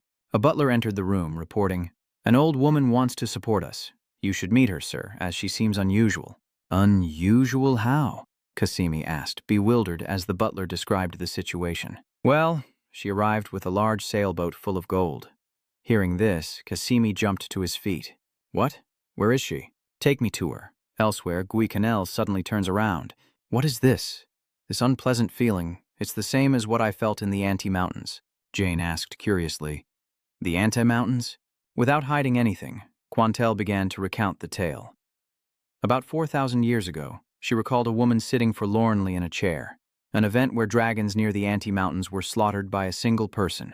After that, the dragons never dared approach the Anti-Mountains again. Suddenly, the black dragon entered, exclaiming in surprise, "That really happened?" "Who else could have done it?" Quantel said simply. "Vanessa Owen was a terror to the dragons back then." Quantel's voice echoed as a heel struck the ground. An elderly woman descended from the carriage with regal grace, noting the lingering scent of dragon blood around the estate. She was known as the Terror of the Anti-Mountains, and Kazumi rushed out to greet her the moment Vanessa Onsen stepped down. "Please, come in, madam. I am Kasimi Anfrian, leader of Rainbow Tie, and this is my wife, Alicia." As he spoke, he gestured towards his wife and introduced her. Alicia bowed politely. "It's a pleasure to meet you." "My lady," Vanessa began, exuding grace, "forgive our unannounced arrival. I am Vanessa Onsen." She turned to Alicia, praising, "Your wife is truly beautiful." Alicia blushed at the compliment from such a dignified woman. Thank you." Standing above the chamber, Quan Teo confirms Kasumi's group is below. There's no mistaking this aura. "It's been long enough, but this is the terror of the Anti-Mountains." "So she's still alive," Murikan said with provocative amusement. "She's not here for us, is she? Is that gold her toll to the afterlife?" Kwai Canello crossed his arms, his eyes fixed on Van Nessa, refuting Murikan's statement. "No, if that were the case, she would have attacked long ago. I've never heard of her personally killing anyone, not even in her prime." Murikan was eager, clenching his fist, wanting a trial by combat. "Besides Tama, Who else can defeat a dragon? Quanto turned, replying coldly, Murakhan, forget your prime. With your current strength, even if you were to die and be reborn, you couldn't defeat Von Ness. But Murakhan ignored her advice, responding with arrogance.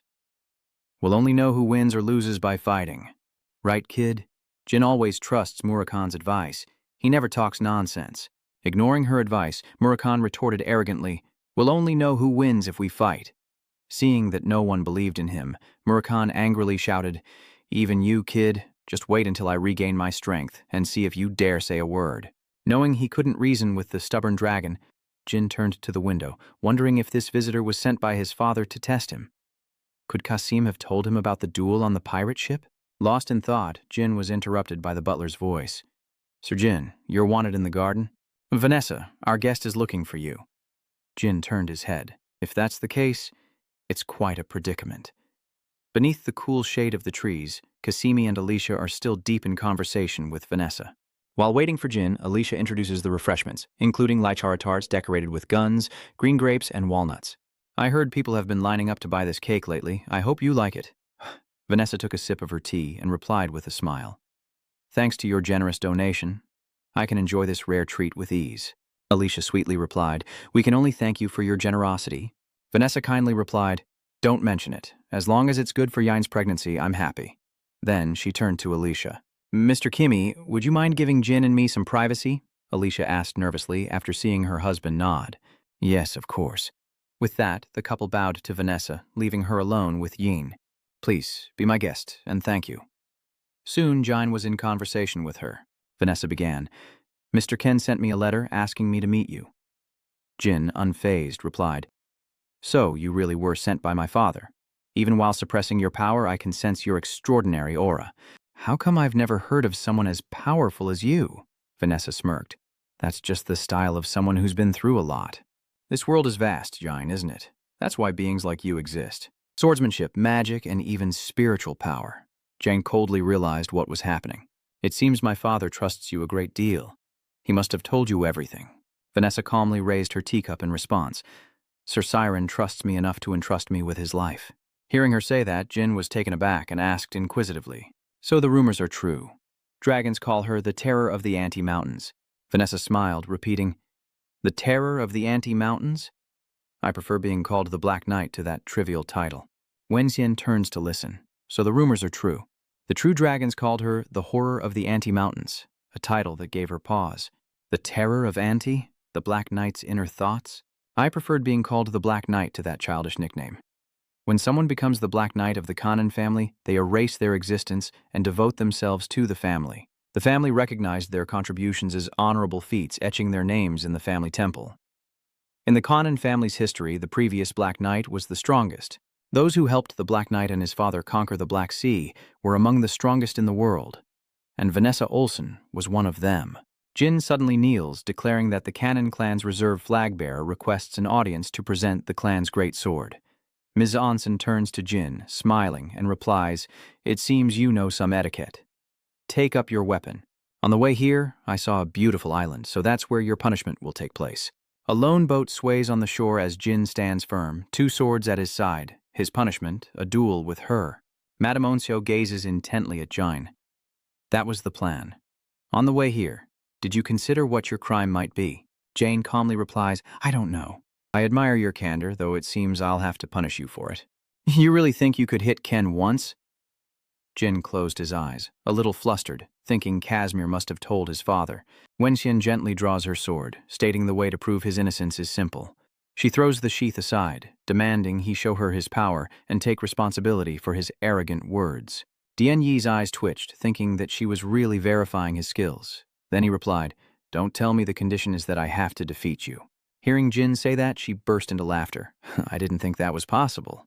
By hook or by crook, it's impossible if your sword touches me or my clothes.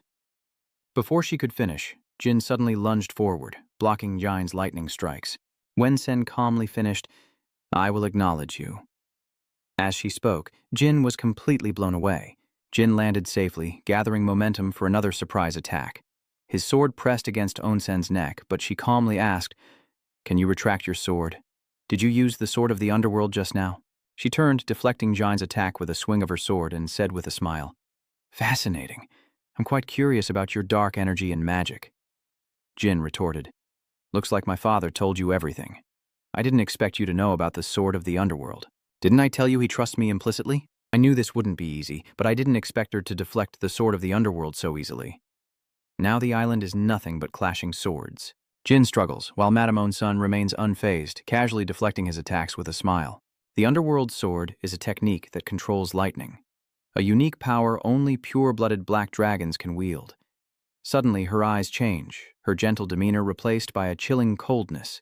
She raised her sword to block Jin's dark power attack, then smiled and remarked to herself, "He knows how to fight. Very well, what will he show me next?" Jane rushes forward and On-sun obliges by flying backward as Xin begins to cast magic. Madame Osen observes, thinking, "Light magic, I've never seen this before. Interesting, she flies up with such focus. She could easily defeat most 9-star knights." Jin flies straight toward Madame Osen, sword raised. She dodges with ease, calmly thinking to herself, "Now I see why." Just a slight opening, and Jin is struck head-on.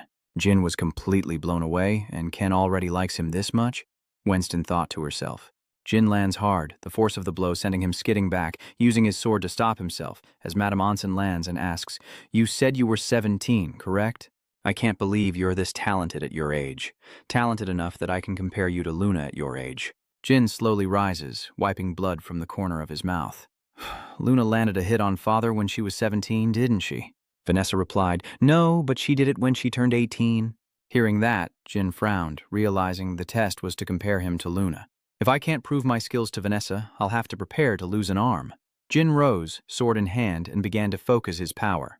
Come to think of it, this isn't the first time I've lost an arm or a leg. I just need to prove myself to Vanessa.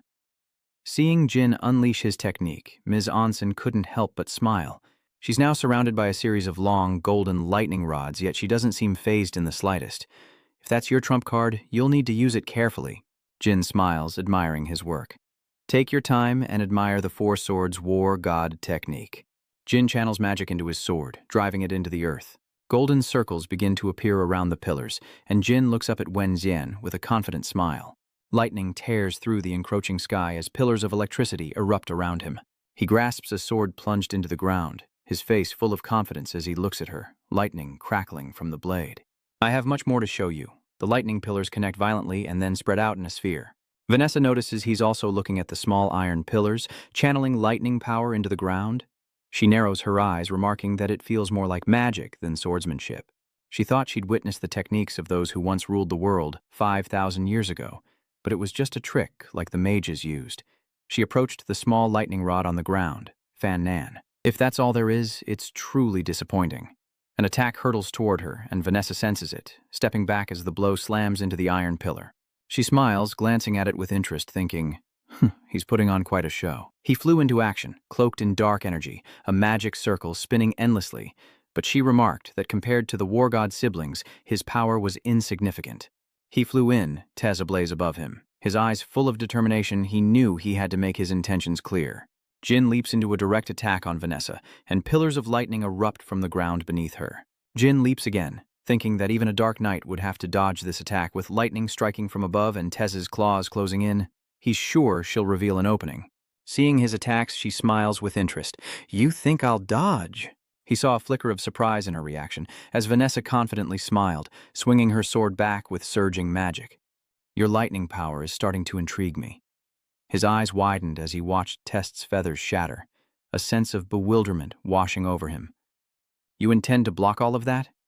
Immediately after, she unleashed a series of sword strikes, cutting through his lightning bolts, followed by explosions both large and small. Test tries to spew fire, but the attack quickly cuts him off, scattering the flames as the blow cleaves through everything in its path. Emerging from the blue flames, John gripped his sword in astonishment, channeling dark energy into it before swinging it back, catching Vanessa by surprise. Her eyes widened in surprise, inwardly praising him. "Looks like he knows how to use his head. I should have brought a better sword." His eyes filled with murderous intent, he prepared to swing his sword, dark magic flowing around the blade and his body. Jin unleashed a sweeping strike. Vanessa swiftly dodged the sword strike, carrying its aura, her body enveloped in a dazzling spherical energy armor that blocked his attack. The sword in her hand begins to crack, and the fragments scatter as the vortex above disappears.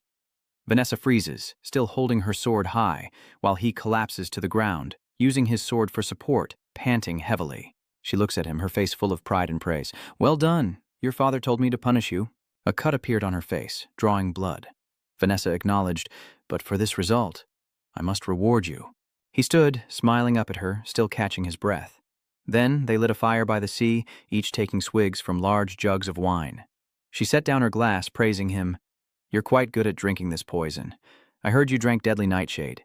Dianjali wiped his mouth, smiling modestly. "You flatter me. I'm still far behind Vanessa." He calmly continued. "May I ask you something?" With her eyes closed, she continued as he cut straight to the point. "How did she meet the family head?" Hearing this, Vanessa was visibly shaken. She set down her glass, her face serious as she stared into the fire. "This is a long story, but I'll tell you." She began to reminisce. "I was an orphan, living with my only younger brother. Until one day, a pack of fire dragons raided the village, and one stood amidst the flames it created, trampling the villagers and brutally murdering my brother. Amidst the flames were cries of agony, and driven by revenge, I wandered the anti-mountains, home to the fire dragons. Dragons filled the sky, but even after slaughtering every dragon in the Anna Mountains, I couldn't find the one who killed my brother. I remained there. If dragons came, I would slay them. If humans came, I killed humans." Her eyes were vacant as she stared at her hands, the firelight illuminating her. "I slowly went mad. No, the truth is I was already mad. I killed over 100 dragons, but the fire dragon never appeared. 15 years passed like that in the cave. Someone stood upon a dragon's corpse." Vanessa continues. "Then Sir Siren came to me. An overwhelming power. The two engaged in a great battle. Kieran gazed down menacingly. He was the first human to defeat me in 15 years. After subduing me, he led me to the fire dragon's lair. The massive dragon glared at them, surrounded by flames. It was Kadun's bloodline, the guardian dragon of Jipo. Kadun was also there to protect his bloodline, but Siren held him off so I could focus on the fire dragon. His strikes caused the dragon immense pain, while Siren's blade gravely wounded Kadun, forcing him to retreat. Meanwhile, Vanessa swiftly decapitated the corrupted dragon, allowing me to finally defeat the fire dragon. I then became Sir Siren's knight. She wore a mysterious suit of black armor. Back in reality, his face is full of empathy. So that's how it was, Vanessa replied. That's all in the past. She then produced a scroll and handed it to him, but she sure rambled on for a reward. Taking the map, Siren entrusted it to me, saying that if any of his descendants were worthy, I should give it to them. He was stunned, opening the map, so grateful for such a treasure. Diane noticed the red markings on the map and wondered, but she explained that it was a map of the Black Sea. He looked up in astonishment, still clutching the map. The Black Sea? I've heard it's a place overrun by monsters where no nation can chart a map, not even Japo would dare to think of it. Her face beamed with pride as she told him, but Jian Kanden did it, and this is also a top-secret mission from Lord Siren and me. Use this map to overcome the new challenge. He stared at the map, muttering, if it's a new challenge, there must be something in this red-marked area. Vanessa confirms, yes, you only need to eliminate the magical creature there. In the gloomy forest, a creature awaits him, Vanessa adds. I heard it's a creature that the witch Halurum once raised. In a windy canyon, a dragon skeleton guards a house, behind which is a cave, and on the trail, a person is moving. Vanessa frowned, staring at the slightly open door, then calmly stepped inside to find someone calmly drinking tea, smiling and teasing. You're getting better at scaring people. Sending a surprise letter wasn't enough, I see. She looked at Ken, who was calmly sitting in his chair with his eyes closed, drinking tea, and complained that this time he came in person without warning. He calmly asked how the youngest was doing these days. Fa pulled out a chair, smiling cheerfully, and replied, looks like you're really getting old, so impatient. Ken looked at her and stated, you two must have talked for quite a while, haven't you? Then she smiled. The mark on your face tells me everything. She closed her eyes, sighed, and poured herself a cup of tea. All right, I've handed the map over to him. Khan frowned, looking puzzled. I didn't think you'd actually give it away, Vanessa retorted. Didn't you foresee this would happen? He calmly rested his hand on the table, reminding her, who knows, but if you gave the map to the youngest, then you've completely given up on Luna. She remained silent. You, me, and the entire Black Knights. She remembers Luna with a sword amidst rubble and corpses, once placing all her hopes on her. If only she'd paid a little more attention, Luna would have stood apart from her brothers. Vanessa realized that Luna hadn't given up her position as head of the family. She sobbed, but smiled as she said something. Back in reality, she affirmed that we could entrust the family's affairs to her and just focus on our work. Ken frowned, unable to speak as Vanessa's eyes narrowed slightly. I'm just making sure Jin doesn't follow in Luna's footsteps, she calmly states, thinking of Joshua. Joshua seems to be watching Jin very closely and preparing all sorts of things.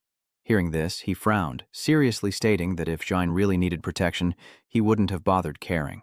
If he can't control his own family, how can he fight an enemy? Vanessa calmly asks Ken. But what if Jin becomes a second Luna? His face twisted into a menacing grin. Isn't that why you gave him the map? Elsewhere, his hand gripped the map tightly in the wind. Riding atop Murakhan, he studied the map and announced, "We've arrived," he answered while flying. Yes. Arriving in the year 1797, Murakhan halted, gazing down at the thick, dark purple miasma blanketing the land, asking, "Is this the Black Sea?" He swooped down, spotting a glowing orb, and though he confirmed the pillar marked on the map, Murakhan denied it, stating it was not the pillar. "Kid, over there, monsters are densely surrounding the pillar." Murakhan watched from afar. It was a nest of the coon species of flying monsters. The bird screeches and dives to attack, but Murakhan looks up at them, eyes blazing. Humph, how audacious. He then spat out a pillar of fire, scattering and incinerating the monsters. The creatures, incinerated beyond recognition, screamed, and the ground was pulverized into a chaotic mess of pebbles. His eyes widened in awe as he exclaimed, "Murakhan, it seems you've regained quite a bit of your power." He narrowed his eyes, "Insignificant compared to your growth rate." But our hero retorted, "To recover this much after having your heart broken, you're doing pretty well." Immediately after, Murakhan landed on the ground, complaining, "But still, the recovery rate is too slow. I need to find a way to regain my strength faster." His feet touched the ground, sinking slightly. Then he bent down to let him jump off, Murakhan confirming that we could only fly this far. Then he looked up at the purple clouds filling the sky, poisonous clouds that could melt even dragon scales. He wondered how they touched the poisonous clouds without being harmed, and Murakhan shifted back into human form to explain. "The monsters of the Black Sea have poison flowing in their blood. Consider everything here to be toxic. A poisonous flower grows on a bubbling rock crevice." Following the map, they walked through a forest of poisonous flowers as Murakhan remarked, "Your father was something else. Going to the trouble of mapping this place, even dragons avoid it." Following the map, he marveled, "Indeed, what did he do in such a dangerous place?" The deity beside him placed a hand behind his neck, glancing at him, puzzled. Strangely enough, he had to destroy a monster raised by Haluram? Dealing with that woman is nothing but bad luck. He caught the key point and glanced over. "You know Haluram?" Murakhan frowned, admitting that she's been known for millennia as the darling of evil gods and vengeful spirits. He put away the map and asked, "Is it true that Haluram caused every disaster in history, as the books say?" Murakhan affirmed that she was indeed a half-demon, with a lifespan equal to that of a demon, and essentially a curse herself, shrouded in darkness. When Haluram awakens, even the gods don't dare choose her successor lightly. Back in reality, Murakhan grimaces, adding, "When the demon beast king Organ defied all curses to be with Haluram, I truly had to admire him. Even though you and I are immune to curses, it's best not to get involved with her."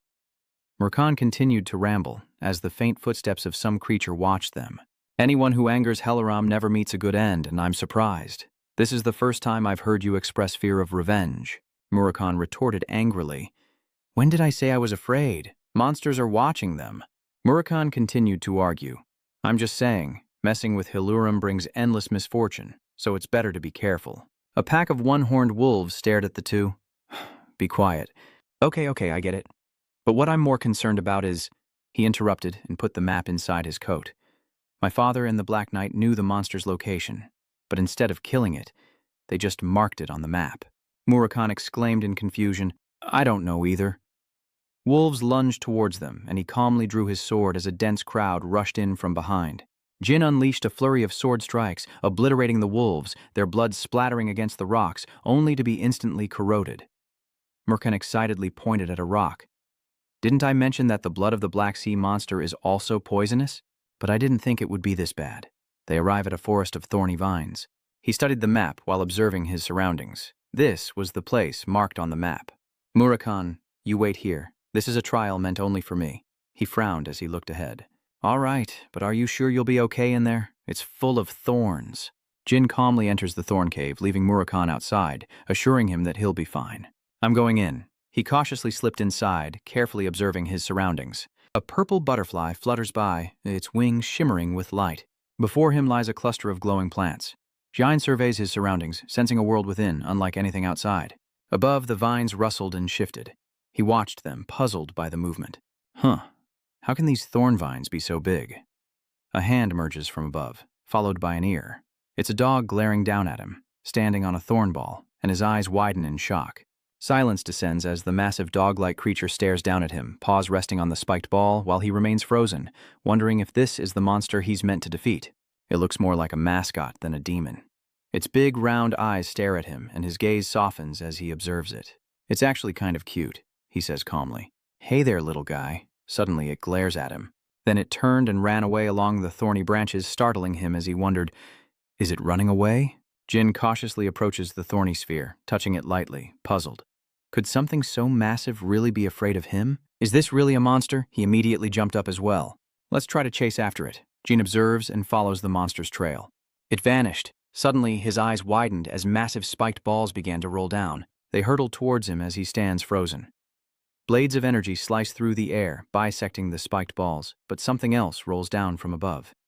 His eyes widen in horror as he looks up, and he's struck in the face, staggering backward as the monster leaps, arching its back to hurl a spike at him. It landed and looked up at him gleefully while he was sent crashing into the thorns, but it didn't let up, leaping again. Jin sits among the thorns, sword in hand, pulling himself up as he assesses the situation. This was a disastrous start, and the creature isn't running. It's maximizing its home field advantage. He rises, body covered in cuts, determined not to give up now. He'd been worried about how to take down such an adorable creature. He reached out, summoning fire magic. Guess I worried for nothing. It came out on its own. He summoned the Jade Phoenix Flame, and the fire quickly engulfed the forest, startling the magical creature. It looked up uncomfortably at the fire. The thorny vines burned to ashes, the flames growing more intense. He continued to summon fire, threatening it. You better come out now, before I burn this whole forest down. It reluctantly emerges, then stands unsteadily before him. He looks over and asks, Showing your face now, are you? He then drew a sword, grinning with anticipation. Then let's get serious. The demon lowered itself, gazing at him with pleading eyes, but he yelled, Don't try to look pitiful. Its face drooped like a soggy dumpling as it squinted at him. Then it stood up on two legs and reached for him. Dai realizes that it seems like he's finally getting serious, huh? The monster's eyes glow purple, and his eyes resonate with the same light. Memories of being bullied in his past life flood back, his eyes glazed over, haunted by terrifying recollections. Back in reality, the demon throws a punch, shouting, Meow! It strikes at him, but he swiftly dodges, then turns back, annoyed, and warns, I hate illusions. These half-baked mental tricks won't work. The demon is slashed, but quickly heals. His eyes narrowed as he thought, Rebirth. I've heard some high-level demons possess this ability, but this time, I'll step back. Raise my lightning sword and see how you regenerate when I end it in one strike. The large cat's eyes widened in shock, but it calmly looked up at the lightning striking down upon it. It raised its claws, angrily swatting away the lightning strikes, confused as one bolt pierced its fur. The cat! Then, raising its paws, it's struck by lightning, exposing bone as it howls. The cat meows strangely. He draws his dark sword, ready to fight, while the cat is scorched by lightning. He unleashes the dark energy of his ultimate move, stone-shattering strike, with unwavering confidence. Rest in peace. The demon's bisected body quickly regenerates, and his eyes widen in disbelief and confusion. No way. Even with the most overpowered regeneration, it shouldn't be able to reassemble a torn body. The forest behind him still burned as the cat healed itself, staring back at him. Jane froze, wondering what his father had been thinking, telling him to take something like that down. The cat was healing quickly, and he realized it couldn't be killed. Regaining his composure, he thought even the beings known as Black Sea Kings couldn't possess such regenerative abilities. He recalled Kwai Canelo, further convinced that even the dragons of Antad, despite their absolute recovery through time reversal, had their limits. Perhaps this isn't a power or ability at all. Above, toxic clouds churn as poisonous rain begins to fall, and Dian sheathes his sword, his expression grave. You're not regenerating? As the thorny vines grew, he realized it was a curse. Thunder rages as Suri wipes the rain from her face, trembling with fear as she sobs. Yeon realizes, the witch Helurum, your master, has placed a curse of immortality upon you. His eyes narrowed, his face drenched in the rain as he asked, That's why you can't die, isn't it? Her head hung low, tears streaming down as she let out a soft, confirming groan. He looked at her with sympathy. "Have you been abandoned here for a very long time? You don't even have the will to fight anymore." Jin watched the rain extinguish the flames, speaking to the despairing Suri. "This forest has burned to the ground. Where will you go now?" Its eyes drooped with sadness, unable to answer. He frowned, looking at her with pity. "I'm sorry, but I'm here to complete the trial my father set for me." He added that the descendants of House Caden cannot defy the orders of the head of the family. Suddenly, its ears twitched, and it regained its vitality, standing up straight to look at him. Miang meowed, and he looked at her, puzzled.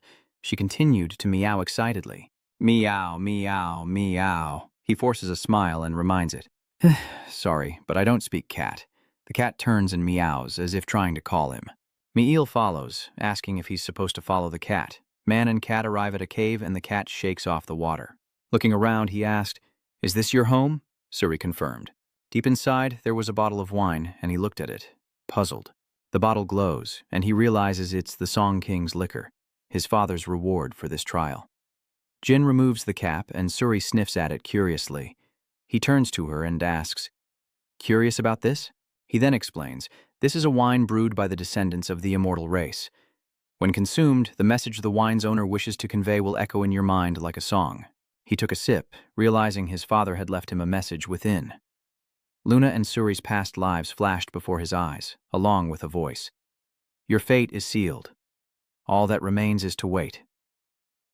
The two people and a cat were in perfect harmony.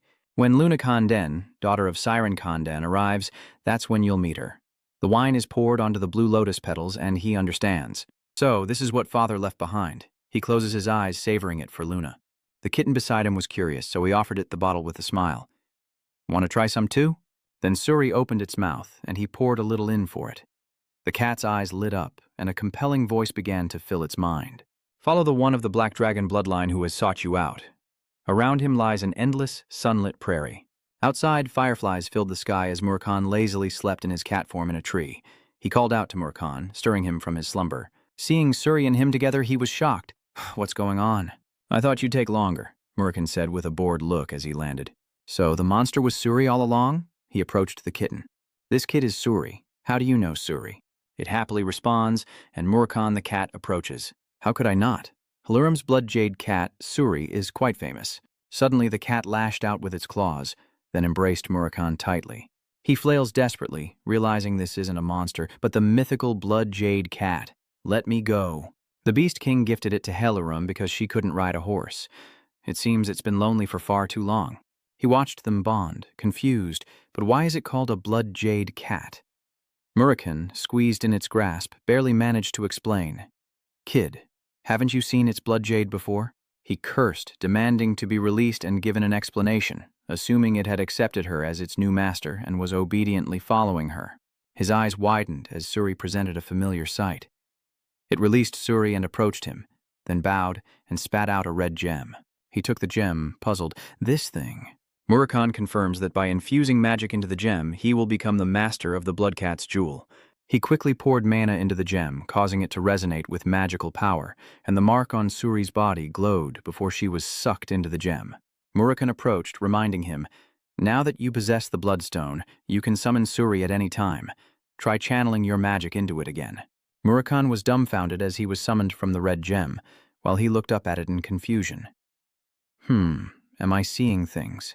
Why does it seem smaller than before?" He wondered, looking at Suri, who was only slightly taller than him. Murkan explains, "The blood cat's size changes depending on its owner. When it has no master, it's as big as a house. But once a contract is made, it usually shrinks, and it seems it has accepted you as its master." It approaches him, rubbing excitedly. Manyang, he happily rubbed his face against it, praising it. "It's much cuter when it's smaller." "All right, from now on, you'll be with me." Jan named the cat. "From now on, you're Suri Duncan Black. I'm counting on you." It eagerly stretches in response. Cat. The sky is filled with swirling lightning, thunderous bolts crashing down from above. This is the Azure Sea Archipelago, island number 32, where the ocean waves surge. In a ruined place, Yulian is bound by chains, crying out in anguish. He was suspended by chains on the lightning gate, his body constantly struck by lightning as Joswa watched. A powerful surge of electricity struck Yulin, causing him to scream in agony. Below, Joshua watches with anticipation, hands in his pockets. Elsewhere, Quiquentel asks, "The fruits of your journey to the Black Sea?" He stood in the courtyard with Murakhan, Enya, and Julie to confirm. "Yes, I want to show everyone," Enya exclaimed excitedly. "You must have brought back something great, like a rare weapon." Jin retrieves the bloodstone containing his power, as Anaya awkwardly grabs Julie's hand, who covers her mouth in shock, while Murakhan smiles proudly. Even Quant was stunned. It was Haluram's crimson jade cat. The giant cat, Suri, greeted everyone with an adorable smile. Julie stammered politely, then she and Enya stared in unison, dumbfounded. "How cute." They excitedly pet the cat. He explains that he initially thought it was a monster, but according to Murakhan, it's a spirit beast. Quanto, arms crossed, observes him, stating, "That's right, about 2,000 years ago it was a famous spirit beast. It wasn't very common then, but if you had connections with the demons, you might have encountered one." Murakhan once kept a crimson jade cat, and at this he turned to look at him. "You used to have a red jade cat? No wonder you know so much about contracts. Why don't you say something?" Murakhan coldly replied, "What good would it do to speak of it? It lived a full century and crossed the Rainbow Bridge long ago." Quant Tiao chimed in, knowing how much Murakhan cherished it, making it hard to speak of. He imagined Murakhan playing with his pet. Kwai Kanteo sneered, while only Murakhan was mortified by her exposure. Actually, Murakhan's current cat form is based on the red jade kitten he used to keep. His tears flowed as he recalled it, head raised and hand covering his nose to stifle his sobs. Jane is impressed, saying, "What's this?" "Murakhan, so you're an emotional guy after all." Suddenly her face fell with gravity. "Anyway, I thought the red jade cat had gone extinct after the demon race's decline." Meanwhile, Enya and Julie are still petting the cat, making it flop to the ground with excitement. Quantal added that Suri was cursed with immortality, unable to die even if she wanted to. Perhaps that's why she's still alive. She stroked her chin thoughtfully, a dark look on her face. Witches do love casting cruel curses. Perhaps one of the disasters Haluram caused was to cast the immortality curse on Suri. He glanced over, confused. "What do you mean?" Her eyes filled with hatred as she frowned, explaining, "To create the curse of immortality. The number of people used as a catalyst. She emphasizes that it would have to be at least 1,000,000 people." His eyes widen in horror. Murakhan regains his composure, though still annoyed, especially since the curse is still in effect. Murakhan realizes Haluram must still be alive somewhere. But if that's true, why would he abandon Suri in the Black Sea? Murakhan muttered, "And he even broke the contract, causing Suri to toss and turn, dropping her doll." Seeing her sadness, he was furious, and Murakhan was startled. Sorry, I misspoke again." A approached Suri with sympathy, stroking it to offer comfort. "In Suri's dwelling, I found the orb of the main god left behind by Father, though the reason remains unclear. But it seems Father knew Suri was abandoned, so he prepared it for Luna to take with her. And it happily enjoys the affection." Murakhan laughs heartily. "But in the end, you and Suri passed the test, and you brought her back. So doesn't that mean you've been recognized as the successor?" He caressed Suri's cheek, complaining that his father had always favored Luna, but turned cold after she gave up the throne. His eyes filled with negative emotions, realizing he could be abandoned at any time, just like in his past life when he was exiled from his family. "Jindan Khan, from this moment on, we officially expel you from the clan. I won't kill you, considering your efforts." The sentence was passed. He looked up, filled with despair. Jin collapses to the ground, clenching his fist. Julie's voice snaps him out of his memory. She stroked Suri as she looked at her. The maid didn't dare guess the master's intentions, but it seemed the master had never truly disliked Luna's gentle nature. His face showed a hint of surprise as he glanced at her, her hand gently stroking the creature. This child was cursed with immortality, wasn't he? Her face filled with sympathetic certainty. Luna was supposed to pass the test, but how could she ever subdue this child?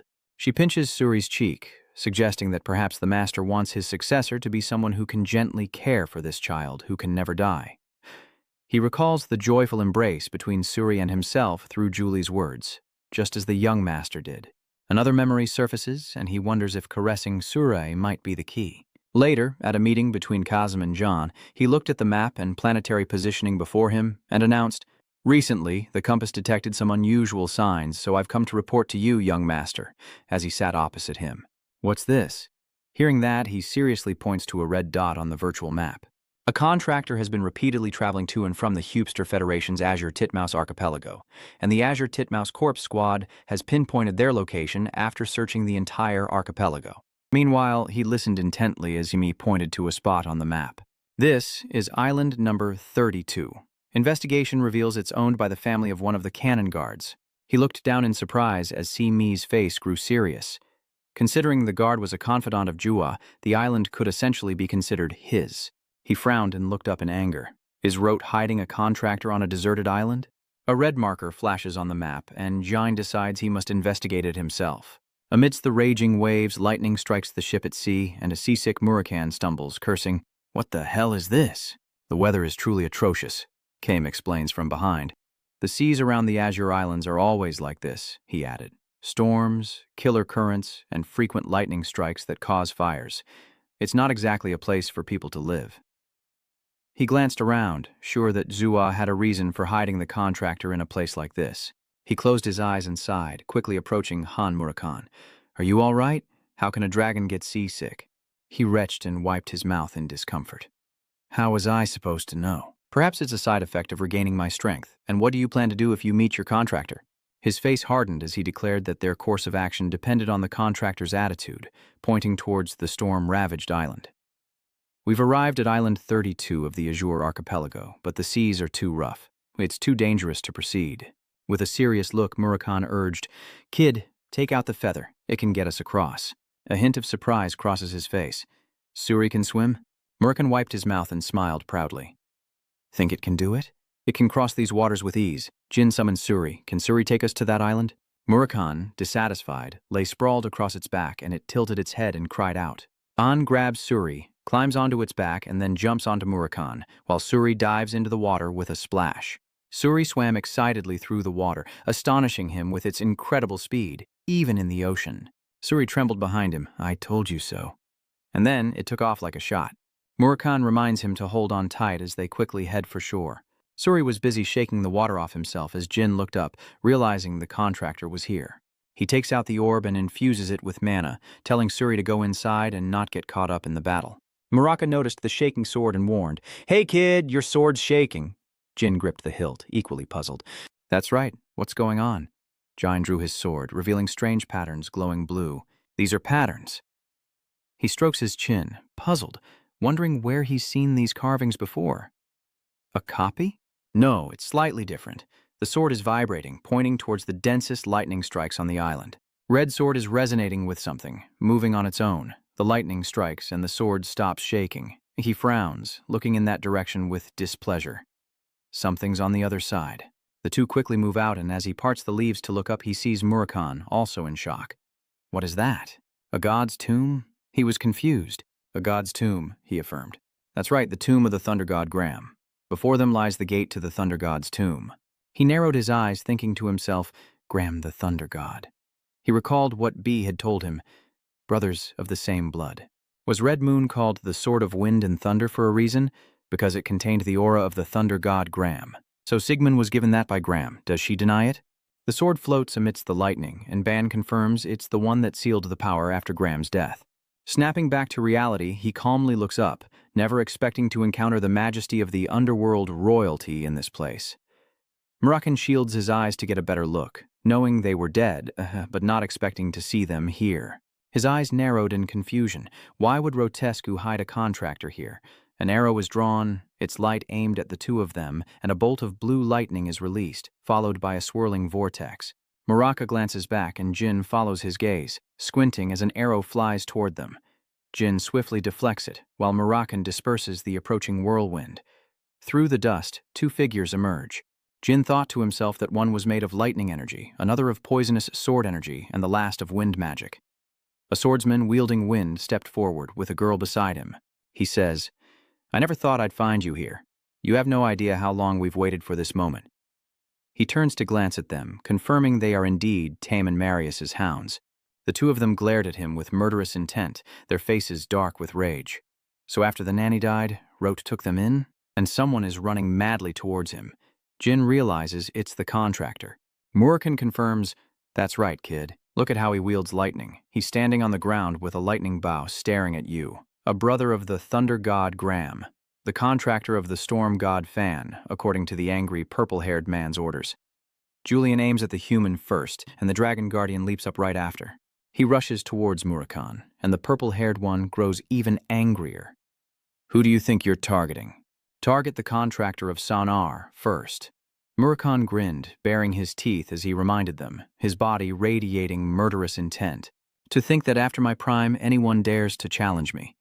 He clenched his fists, his aura blazing as he roared at him. Kid, take care of those guys, and I'll teach this one a lesson, Murakhan taunted, weaving through Yulian's arrows. A contractor dares to protect the dragon. He grabbed the boy's head and screamed, I'll teach you a lesson. Yu's body was then slammed into the ground, leaving him gasping in pain. Murakhan gloats, saying that Yu is nothing but small fry, while Yu's body still lies agape. Then it jolts back to life. Fueled by rage, he glared and swung his sword. You're the enemy of my mother, he screamed, striking with furious madness. Today, I will tear you apart to appease your vengeful spirit, he calmly says, parrying the blow. Did he really tell you that I killed Taemoon? You believed that nonsense? His eyes grew more furious as he spat out each word. Shut up! His eyes filled with pity as their swords continued to clash. How amusing. The ones who killed her were assassins disguised as Black Clan executioners, and their swords bore your poison. He knocks him back, reminding him to listen closely. Quan Rod is the leader of the Black Dawn clan. Hearing this, his eyes widened in surprise. Could it be that you're Jindan Khan? He confirmed. That's right, and purple hair attacks from above. Quiet. He dodges her furious strike, telling her to shut her mouth. He warned them, You're being deceived by that bastard. She countered with a furious strike and a shout. Nonsense, don't listen to his lies. He's just saying whatever he can to survive, but he easily dodges her attacks. Jin retaliates with sword strikes while vehemently explaining that Roth had Taemoon curse him. He killed Taemoon to silence him, afraid the truth would be revealed. As the purple-haired man was beaten, he cried out, Furthermore, he knows I'm a swordsman, a shred contractor. If he had nothing to fear, he would have told you the truth about me. She was knocked back, Kanujan's face contorted with rage. Unbelievable. You're just as helpless. If you refuse to believe me, I won't bother explaining further. You damn dogs only want to believe I'm the killer because you feel guilty for failing to protect my mother. Purple hair spat on the ground, panting, or maybe you just don't have the courage to face the real culprit. She grits her teeth, blood flowing from her mouth as she unleashes a furious wind magic, her body surrounded by immense energy. She screams in fury as the energy within her spirals out of control, alarming Kujin, who tries to stop her. Vryce, who was also monitoring the situation, was dumbfounded. Fethi's lightning strike. Aren't they allies? Murakhan grits out. Kid, we've got a problem. He looked over, confused. What's going on? Over there, Yuliel's feet have left the ground amidst an explosion of energy. Murakhan explained, I barely hit him, and he's already transformed into a Phi. His body flew up to meet the massive electrical current spreading around him. He was puzzled. An incarnation? What do you mean? He explained, You've seen something like this before, haven't you? He recalled a god taking human form. Just as a god descended upon the Saintess to destroy her, Faye's power is now descending upon him. The voice of a god booms, Damn, Phytheo brothers, how dare you descend upon my tomb? His face is filled with horror and shock. This is Graham's lingering spirit. The sword in his hand trembled, radiating divine power, and Jen realized something had happened between the gods. This sword was furious, and if things continued this way, they would all be in danger. He turned to Kujan and the purple-haired girl, yelling, Kujan Marius, choose, die here in vain, or run. Kujan held the badly injured girl, urging them, If you truly want revenge, you must survive first. He gritted his teeth, reluctantly scooped up purple hair, and fled. The god's sword flashed with sigils and divine power. Lightning descends upon his sword, leaving Murakhan in disbelief. What is it, kid? Are you going crazy too? His brow furrowed as he stared at the sword radiating with divine power, and he replied, No, that's Graham's rage towards the Fethys. Is there any way to stop him? I'll do my best to land a hit. Tell me quickly. Murakhan looked up at the descending god, certain of his power. Since this isn't a complete descent, there's still something we can do, but I need time to gather my energy. Can you hold out until then? His face brimming with cool confidence. He knew he had to try. Murakhan watches the figure falter in the powerful energy beam. It's not a complete descent, so there's still a chance. But I need time to gather my spiritual energy. Can you withstand it until then? As the earth trembles, Jin defiantly challenges with his sword. Let's see. The black dragon's outburst also erupts, unleashing a dark purple energy. Ready to go, brat. From the heavens, a powerful surge of energy descends. The gateway is about to open, and a strange white hand appears, along with a billowing scarf and a mask covering the mouth. This sudden appearance is quite bizarre. This is the avatar of Phaetha, eyes sharp and slanted, a hand clutching something within the surging power. His voice low, sensing his brother's immense power, a slender finger points forward as he floats in the air like a grim reaper. "Is it you?" Jan raised an eyebrow, pursing his lips, serious, thinking that even incomplete it was still a god, and just looking at it made it hard to breathe. The beautiful goddess and the large back of the man in the cloak were still incomparable, but compared to his father or his war god brothers it was nothing. His feet touched the ground, kicking a pebble. "I can handle that much." The avatar's eyes widened, a menacing glare. "Where do you think you're going?" He unleashed his attack, firing a blast into the sky. With nimble movements, Jin dodged the attacks as his opponent unleashed a barrage of techniques, this time a large cluster of spheres.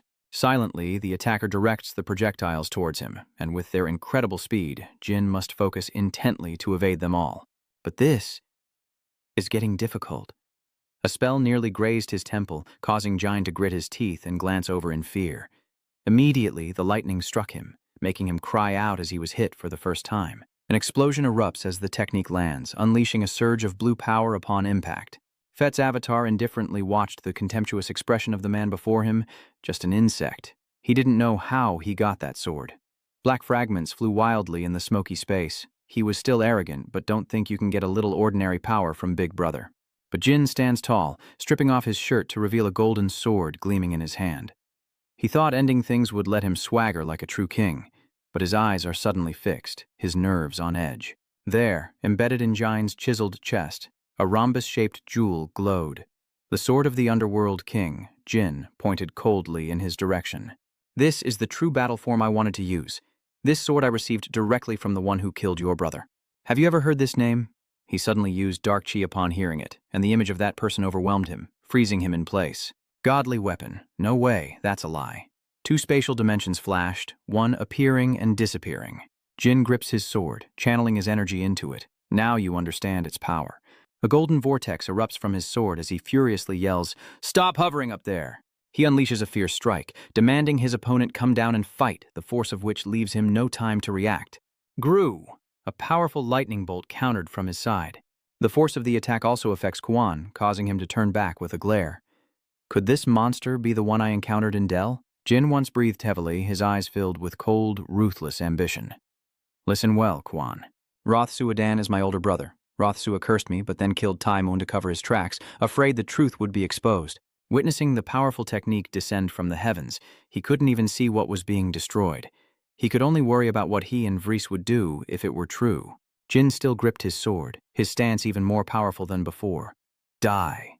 Die. Madness consumed his eyes, his pupils unmoving, the power of evil spiraling out of control. Perhaps he could win without Murakan. A torrent of golden energy poured down. Die. Die. Die. The demonic transformation. Phi howled in pain as it was struck by the aftershock, lightning crackling violently. He regains his footing, not so easily defeated. "How dare you insult me, you wretch? Just because your attack had a little effect, you're gloating? He's enraged because you provoked him."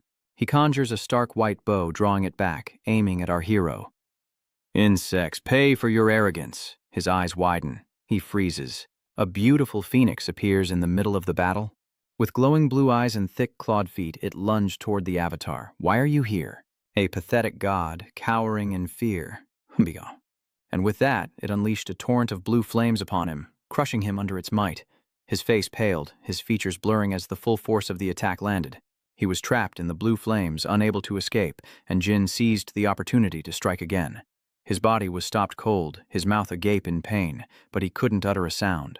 Jin didn't turn back, silently letting the debris fly past him. The true form of Lord Test in the Fire Realm, whose mere breath could obliterate the gods of this world, wielding a terrifying, pale blue power, a name spoken with respect. A god before whom even the proudest would tremble. Jin clenched his fist, gazing defiantly at the desolate battlefield. It was over. Once that power had manifested in a physical body, the one who wielded it was nothing more than a man. But he couldn't believe his eyes, startled to hear that voice again. He acknowledged before him, even as the powerful blue flames seemed to devour him, that deep voice still echoed. You're a rather interesting insect." He absorbed it, returning to the fight with a cold face, swaggering forward. "But I am a dark god. Small lightning strikes stir, even torn to shreds. I am immortal. How could a mortal like you understand?" Jin grits his teeth, sensing danger, a dark unease settling in his heart. This is beyond what he expected. He didn't anticipate another like Sai. He savors Jin's expression, conjuring a magical orb above. "What's wrong? Disappointed? Come on, continue your fight against an immortal god." A streak of light like a giant claw emerged from the dark clouds, followed by a powerful artifact and lightning bolts conjured by the avatar. The crow just looks up, but then black streaks of a different power rush in. Ha! Immortality is a joke. It quickly surges in. He still breathed easily after landing such a powerful blow, standing with his feet on the ground. "Your brother is rotting in his grave. Where's the immortality now?" Murakan appears, imposing and calm. "Now it's my turn to play with you." But in that moment, he was suddenly startled.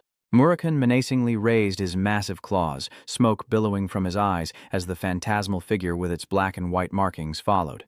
Luminous energy shimmered in the dim space, and a creature with glowing blue eyes stood tall in the surrounding aura, its deep voice echoing before the grave.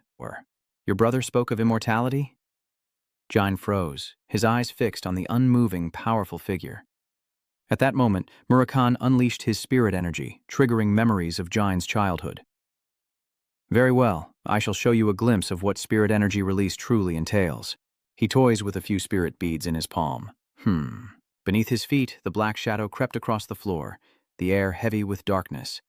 Spirit energy, ultimately born from the shadows. The flickering flame of the candle was consumed by the encroaching dark aura. A sharp voice echoes, claiming all the world's shadows are born from the Black Shree's wind, branching out to engulf the walls and taint the space with dark magic. The shadows surged towards a pillar, clinging to it. That voice continued, slow and deliberate. "Shree is the master of all shadows." Jin began to panic as the darkness at her feet crept across the white floor. "He was named by that person, and you're the only one who made a pact with Shree." That darkness spread like ink across the floor, even reaching the light hanging above. The moving darkness spread throughout the mansion, from the walls to the floor, branching out in every direction as the voice echoed. "In other words, you control everything from top to bottom," he calmly emphasizes. "You can also become the master of all darkness." That is Murakan. He smirks with amusement. This is the release of spiritual energy. Dread fills his thoughts, and this isn't even half of Murakan's true power. Just how strong was he in his prime? He transformed into a pure black dragon, declaring he'd play with him for a bit, sending shivers down the spine of the one beneath his feet. Murakan's eyes emitted smoke, his sharp claws ready for battle. Fifi's incarnation is enraged, his whole body glowing as he launches a preemptive strike, daring to challenge him.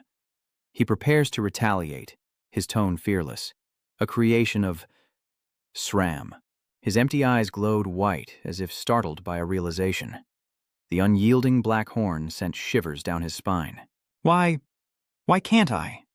Fet's incarnation lands, dwarfed by the black dragon. "Impossible?" Murakan remained calm, but his demeanor dripped with disdain. "Are you panicking just because you can't use your petty divine power?" How undignified. He lifted his foot slightly, his eyes gleaming with coldness. "You said you wouldn't die even if torn to pieces, right? So you've never been hit by spirit energy before? Fine. I'll show you what it means to be struck by spiritual energy." Unwilling to be scorned, he glares with his white eyes and curses. Get away! Get away!" he roared as a bizarre dark shadow emerged from his feet. "Don't come any closer," he shouts, leaping into the air to attack. He stood, channeling a powerful technique, his eyes changing, yet he reminded himself, "Damn it, I just need to regenerate. Those eyes can't see what's inside." The Apostle's avatar flinched, reacting too late as something tried to wound his abdomen. What is this? That thing at his abdomen gnaws deeper, causing him to scream. "Stop." In a flash, the man's hand flails, grasping at nothing, as green and white collide and vanish, leaving only a scream. His hand splayed open, stiff and spasming from the lightning. Tiny holes pulsed with each small jolt. "Stop." The scene explodes in bursts, obscuring everything else, save for a foot firmly planted on the ground, bearing the marks of the lightning that struck it. Murakan sighed. "Oh heavens, you're really fried. So, how does it feel to be struck by spirit energy? Confused about what just hit you, aren't you?" He casually rested his hand, trimming his nails as he watched the small creature below try to rush toward him at lightning speed. Don't do that."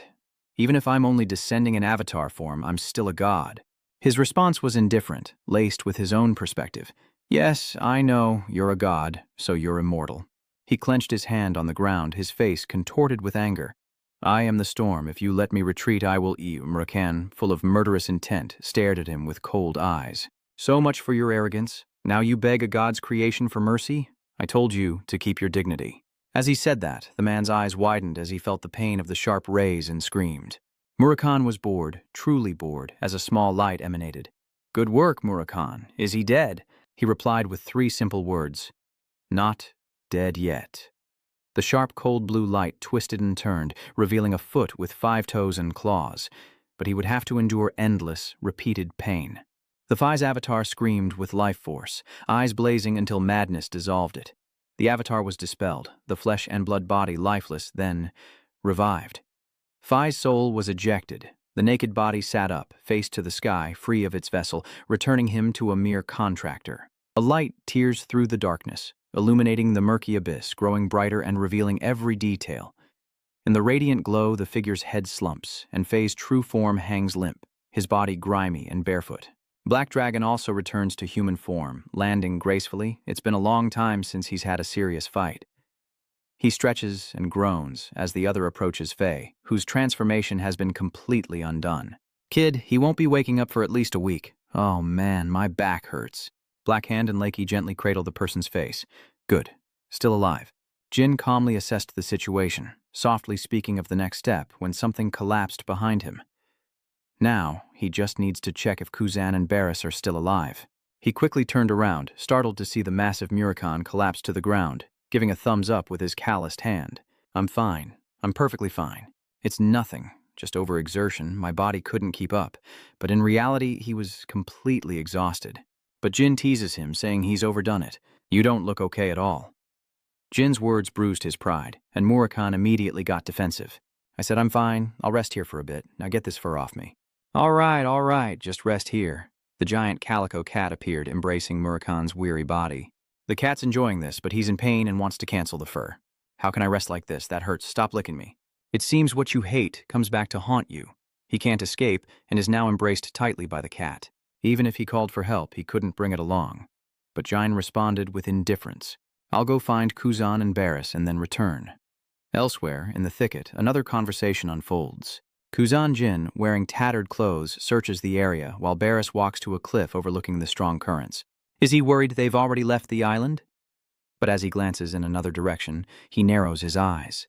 A small boat, battered and broken, still floats on the water. A boat, but it's too small to be theirs. A noise catches his attention, and Jane glances over to investigate. That black fluffball Suri abandoned Murakan on the ground and rushed off in one direction, where a mysterious, knowing man appeared. He strokes his chin mysteriously. Julian and the youngest guardian dragon, huh? So the youngest one came all the way here? So that cat sensed his presence and went berserk. But he doesn't react much. I have no interest in killing such lowly creatures. Where is your master? The cat suddenly stopped as John reappeared before it. A less than welcoming gaze accompanies a blunt question. What brings you here? His sunset-colored eyes narrowed. I'm the one who should be asking that. The white-haired kid lying motionless is what he really wants to know. What is a trainee swordsman like you doing here? Dian eyed him carefully. Was Ratsua on that ship? It didn't look big enough for anyone else. A Ratsua? He stands tall, one hand in his pocket, calmly chatting as if nothing's wrong. It's been a while. I have so much to say. Jan, we've faced off before, so don't play innocent. His eyes, far from innocent, feigned ignorance and surprise at Jin's words. What? A dark and unsettling aura surrounds Jin, his gaze filled with undisguised animosity. Just as you know my secrets, I know all the dirty tricks you've played on me. With a slight, cold smile, he calmly continues the story. Seems like I struck a nerve. I understand, but that attitude isn't appropriate. A message flickers on the wall, barely visible in the darkness, as the two part ways. I received the message you left in Cadet Han's lab. Now, he's turning a blind eye as if nothing happened. An impressive message indeed. News has spread far and wide, but no faction has discovered that you are Jin Gray. He recalls the round, red object held in place by chains, and without another word, Jin prepares to draw his sword. You should have killed me then, Rutsua, the moment you cursed me. A dark purple power emanates from the mighty sword. If you had killed me then, you wouldn't be suffering this crushing defeat now. Seeing Jin's actions, Rothra also focused intently, channeling his energy, while Kodinas's face darkened, his eyes blazing red as he confirmed, "Is that spirit energy?" "That power should have been mine," Jin retorts, his eyes sharp with disdain, calling it delusional, his voice laced with challenge. He dared them to try and take it.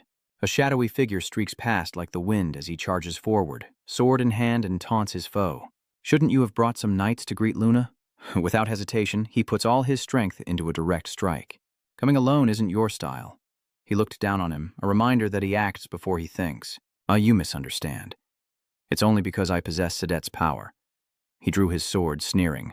"Did you think you could stand against me?" Seeing the sword in his uncle's hand, he was taken aback, his eyes fixed on the silver blade as he quickly realized the problem. "Not the favorite sword you always carry."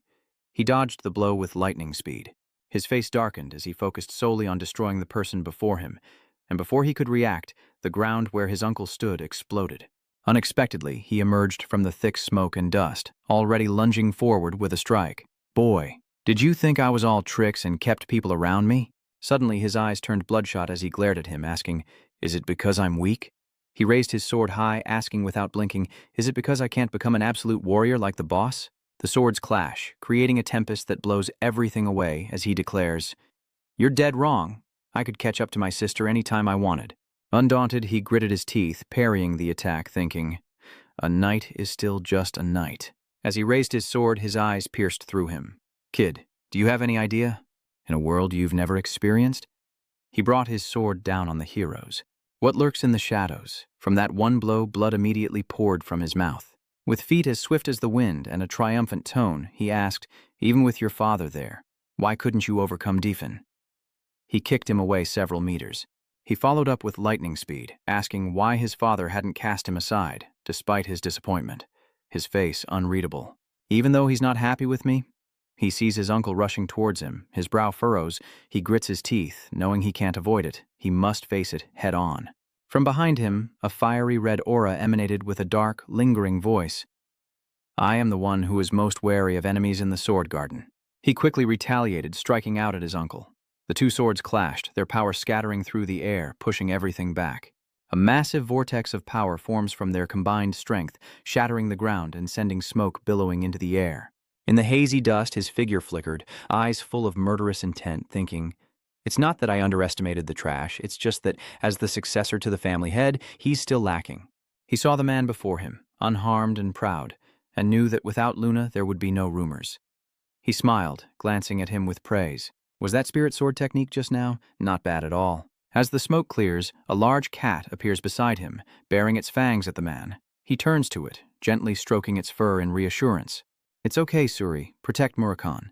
It purred softly. The black Jindankan cat closed its eyes and sighed. It was indeed a touching scene. He stared silently at the lingering dust cloud and asked, "Do you think I would take that helpless black dragon hostage to fight you?" He glanced at his collar and replied, "You're exactly the type to do that." He stared into the eyes that had been mocking him. "Aha, now I understand why you're so arrogant." A murderous aura emanates from him.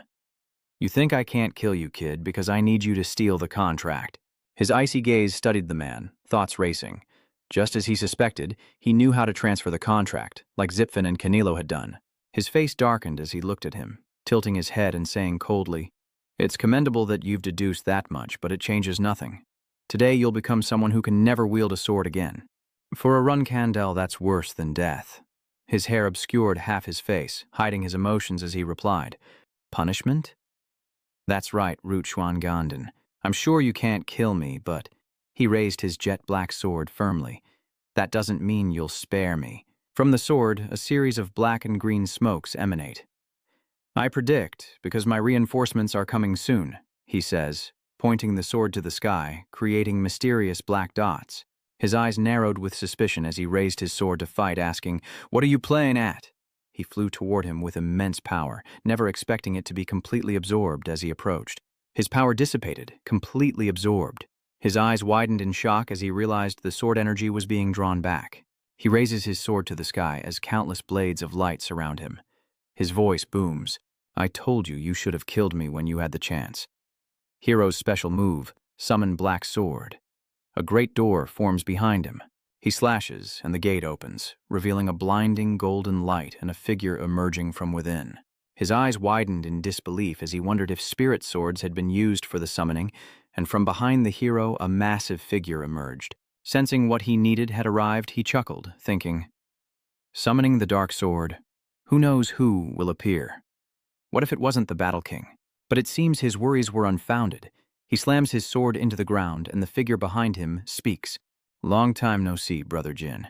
He smiled, glancing back at the person behind him politely. "Sorry for summoning you so suddenly," his voice echoed. "Brother Gamun." Gam chuckled. "No need for formalities between brothers." He stood behind, exuding authority, and asked, "How can I help?" His eyes, sharp and unwavering, commanded, "Kill him! The one before me." Hearing this, he grins with satisfaction, hoisting his blade to his neck to display his might. He introduced himself. "I am Gamun, the 8th Battle King of the Great Dark King clan. I accepted your brother's request, so my job is to eliminate his enemies." A dark aura emanated from him, filling the space. "If you have any last words, speak them now." He senses the killing intent and says, "A vengeful spirit from a race that was destroyed 5,000 years ago? I don't know what you're plotting, but draw your sword, because I'm going to kill you and then punish my brother." Gamun sneered. "You're no warrior, so stop pretending." Not to be outdone, he charged forward, eyes blazing. "You're not even blood-related to the kid, yet you pretend to be his brother." Suddenly, his eyes widened in shock. His oppressive presence and tone left no room for argument, appearing right behind him. Before he could turn, his voice echoed again. "Rest in peace." He strikes a merciless blow. "Enemies of the demonic brotherhood." In the pitch-black darkness, Gamun swung his sword grimly, a glint of light flashing in his eyes, carrying a dangerous aura. "I take it you have nothing left to say." His tense, bloodshot eyes reflected the man's words. Despair. A savage smile crept across his lips as he declared it. "You are the enemy of our brotherhood," and with those words, the cold blade fell. The immense power and destructive ambition collided, causing a violent explosion that shattered the earth, sending debris flying in a blinding blue light. Beneath the cold, merciless blade, Rosha struggles to parry with his thin sword, coughing up blood. Gamun smiles triumphantly, as if to say, "This will be fun." Beneath him, he grits his teeth, enduring the blood streaming down his face. Finally, Rushua throws off the blade with all his might, leaping back and cursing, "Shut up! How dare a mere phantom insult me?" he roared, regaining his composure. "I'll make you regret coming here," he said as a cloud of dust appeared, but he was nowhere to be seen. Suddenly, Jotsua pierced Gamun with light speed, but then his somber voice echoed, "I had hoped Dan would be more eager to meet Jin." In that instant, his brow furrowed, startled, and he glanced back. Gamun stood tall, unscathed, and continued, "But you're pathetic. Dan's descendant. You're not even worthy of this sword?" His words struck Joshua like a slap, leaving him stunned as he stared blankly at the sword in Gamun's hand. And as his opponent dropped his guard, the shadow of the great blade fell. However, he quickly jumped aside, dodging the surprise attack. In that moment, a thought belonging to no one appeared like a curse, a wretched death spirit like the next in line, his eyes wide, Joshua's vision completely obscured by dust. A second later, Gamun appeared, his blade now fully empowered, a smug look of assured victory on his face. Without hesitation, the blade came down with brutal finality, a blinding light filling the space as Joshua was unable to evade. Taking the full force of the blow, he coughed up blood, his eyes rolling back as he was slammed into the ground, before Gamun sent him flying back into the air. The Demon King's sword's true form. The blade in his hand points to the heavens, gathering power, while Dua's grip on his broken sword trembles. Dominance. Without hesitation, he charges forward, but a broken sword is no match for that powerful, gleaming blade. Not only did he fail to defeat his opponent, but Rotsu lost his balance and stumbled forward. Once again, Gamun easily struck him down. Before his opponent could react, he rushed forward, landing a devastating punch that caved in Rotsu's face. Blood vessels burst in his eyes, and the force sent him flying. But the battle rages on as Gam's blade crackles with golden lightning once more, drawing immense power from the heavens. The light fades from Jin's stern face, and on the ground a vague figure vanishes. At this moment, Rotsu seemed to be going berserk, looking up to the sky with his mouth wide open. His eyes glowed bright red, and his entire body was surrounded by a dark aura. He then unleashed a fierce surge of inner power, forcing Jin to shield himself from the blast. He looked towards the light, frowning in disapproval. Was he really going to use his ultimate technique? Too late. Turtle stance. Despite the display, Gamun remained unfazed, commenting that the impressive aura was wasted on someone like him. Impressive for a human, but nothing more. In an instant, his body was engulfed in a strange flame, a glowing dot appearing on his left chest, from which a spiderweb-like crack spread. The sight before him made Jan's blue eyes widen in shock. He stared hesitantly at the violently surging power, immediately followed by a frantic cry. Gamun, we have to get as far away from here as possible. It's the Dark Clan's unique self-destruction technique. Not just this island, but the surrounding areas will be obliterated, Jin shouts, trying to reach him. If I had my spirit beast with me, we might have been able to escape somehow. Let's go. But Gamun ignored him, standing firm, not turning back as he replied, No. Even as a descendant of Te, that aura is too much for me to handle. You know, if I don't stop him, no one will survive. His entire body is enveloped in a brilliant golden aura. A stern voice echoes, I am a summoned entity, a mere phantom cloaked in spiritual energy. Without a true body, the memories I gain here will fade. Tell me everything when we meet again. He left behind a word of reassurance. I'll be fine in Lafosa, so don't worry. In the end, Jin reluctantly agreed, bowing his head in quiet acceptance. Understood. Gamun quickly gave the order. Move quickly and don't deviate from the direction I point. At this point, Rothua was completely unable to turn back, every inch as red as fire. But in that moment, his subconscious flashed back to his final words. Jin, my brother, survive if you can. His eyes widened, bloodshot and terrifying, the final stance of the Conins. Rothzua's entire being reached its limit, radiating a brilliant light. Then a massive explosion erupted, and Jin turned to see everything consumed by the inescapable force. Gamun wore the same indifferent smile until his final moment. Amidst the explosions, he gripped his sword, radiating a blue light in stark contrast to his dire situation.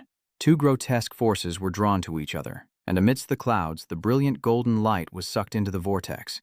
Gamun smirks, thinking to himself, I'll be waiting for you in Lafosa, brother. From afar, the destruction resembled a radiant golden hemisphere, illuminating the space around it, like a brilliant sun falling to earth. And so it all came to an end. Amidst the vast cold water, he stood silently, lost in thought, a name echoing in his heart. Gamun. Rotesu is dead. Perhaps it's because I never imagined he'd die such a meaningless death. I still couldn't believe it. So when the information appeared in a newspaper, the image on it made him stop. Seeing the familiar face in the newspaper, a question arose in Yun's mind as he crumpled the paper in disbelief. As the night fell outside the castle, the rain poured down relentlessly. In the darkness, a man sits slumped in a lone chair, groaning, his fingers clawing at the armrests, a testament to his rage, when a voice echoes out to the one who would become the skin of the Kandin people. As the faint aura fades, a pair of black shoes appears, leaving a trail of energy in their wake. The voice of that spirit energy continues to speak to the man who will become the skin of the Kandin people, as the shadow draws closer to the man so shaken in the basement. As the spirit energy fades, a figure emerges. It seems inevitable. The man in the chair tilted his head up, his dark eyes revealing his identity as Rothua. He spoke. Are you here to mock me? The figure that appeared was a seductive woman, who casually responded, revealing a bizarre grin and eyes that shone with a golden light. You wasted the clone I made for you, and now you tremble at the consequences, so why shouldn't I laugh? But all that came in response was a twisted, undisguised laugh of contempt. The Underworld royals are trapped in a dead world. They never belonged here to begin with. Then, she whispers in his ear, all you've done is waste the clones I created. With that, she turned and left, feigning disappointment, saying she didn't understand why the prophecy chose him, before glancing back at him meaningfully. It would have been much easier if it were your older or younger sister, or even your father, the original target of the prophecy. She bluntly compares others to Joshua, those who didn't defy fate and obtain the Genesis star, lamenting what could have been if he'd met her sooner. If that had happened, I wouldn't have had to help a fool like you. But you did do one thing right, discovering that your youngest sibling can summon the Underworld clan and Suri. You found the child's location, though it's annoying that he's taken Sui. Before he knew it, she was sitting in Joshua's lap, her bewitching words promising, but it will all return to you. The child of prophecy. I'll create a new clone for you. He glanced at her, asking bluntly, how much do you need this time? She smiled smugly, reaching out her hand. The materials you gave me last time were more than enough. Back to Jan he has returned, but the hand clutching the newspaper shows he is incredibly angry and uncomfortable. He lowered his head slightly, his eyes searching his memories. Rotescu had definitely died 4 days ago. There's no mistake in the article? CME explains, the knighting ceremony did take place in the Sewer Kingdom, and there's no way a fake image would be published in a nationally distributed newspaper. Julie suggests it could be a shapeshifter from Bouva Gaston, but quickly dismisses the idea. Julie Jin looked her straight in the eye and stated firmly that the ultimate technique he used was real. Its power is enough to destroy the Bluebird Archipelago. It couldn't be unleashed by anyone other than a true Black Knight. Kikanteo has another thought. Could Rox truly be a fake? He partially agreed, as Jain stated, I must examine Poitel's false contract. When that kid wakes up, maybe I can get some information. Suddenly, Murakhan jumps up and shouts, this is a headache. I missed everything because I fell asleep. Immediately, he was mercilessly attacked by Kanteo's retorts. You're a failed guardian dragon. What if Jin can't summon the Ming Dynasty clan? You may have been the strongest dragon 1,000 years ago, but now you're just sick. Face reality. She added, if you keep clinging to the past, you'll be done for. Hearing those words, Murakhan frantically rubbed his face, waving the matter away with his other hand. Okay, but clearly she's not letting it go, pressing on directly. Don't just gloss over the meeting with Mia. Maybe she has a way to restore the original power. He looked away, scratching his head, remaining silent. It was then that Yin spoke up, asking, who is Misha? He still wouldn't say, so Queen Cantel answered for his sister. Hearing that, Murakhan immediately stood up and left, grumbling, shut up, I would never call her sister. He slammed the door shut. Seeing this, he guessed that their relationship wasn't good. Someone then raised a hypothetical, suggesting Mia tormented Murakhan quite a bit when he was younger. Quinn Cannell recounts that the first thing he did upon gaining power was avenge himself on his sister, which makes Jinwoo wonder if she'd be willing to help Murakhan. She stroked her chin, analyzing. Misha is also a black dragon. Would she really kill a guardian dragon who needs to protect the Millennium Contractor? If I went with him, she wouldn't be so angry. We used to be close. That night, under the bright moonlight, a figure spread its wings and flew over the castle roof. And with that, news breaks that Murakhan has disappeared. Quincanel confirms with a headache that the fool has gone alone. Just then, Julie appeared with a report saying, Master, Mr. Murakhan left a letter in my room.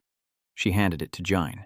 In the letter, he wrote to his beloved Ryebeard, I've decided to embark on a short but arduous journey. I wish I could have discussed it with you, but this is a decision I alone can bear. I hope you don't suffer in my absence. I remember the day I woke from my boring sleep and met you and the boy.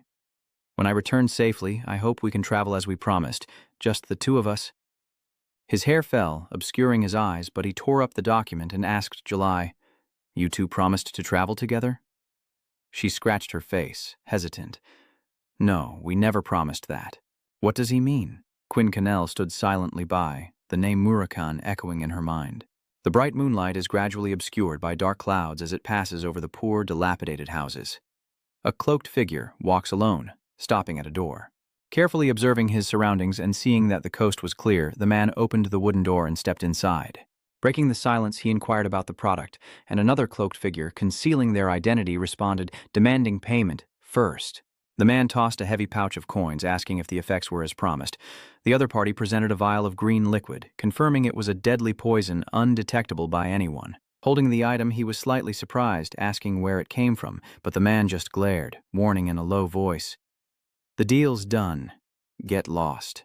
Realizing there would be no friendly exchange, he abandoned his prying. After the man left, the youth entered a room within the house, looking toward a trembling figure. On the bed, Varys writhed in agony as he knelt beside him, his voice filled with pleading. Please, just hold on a little longer, Kujan whispered, tears welling up in his eyes. You're the only family I have left here at the office. The door opens with a report. Master Jain, we've found Kujan Marius. He pressed for details. Where? The man replied, the Delki Kingdom.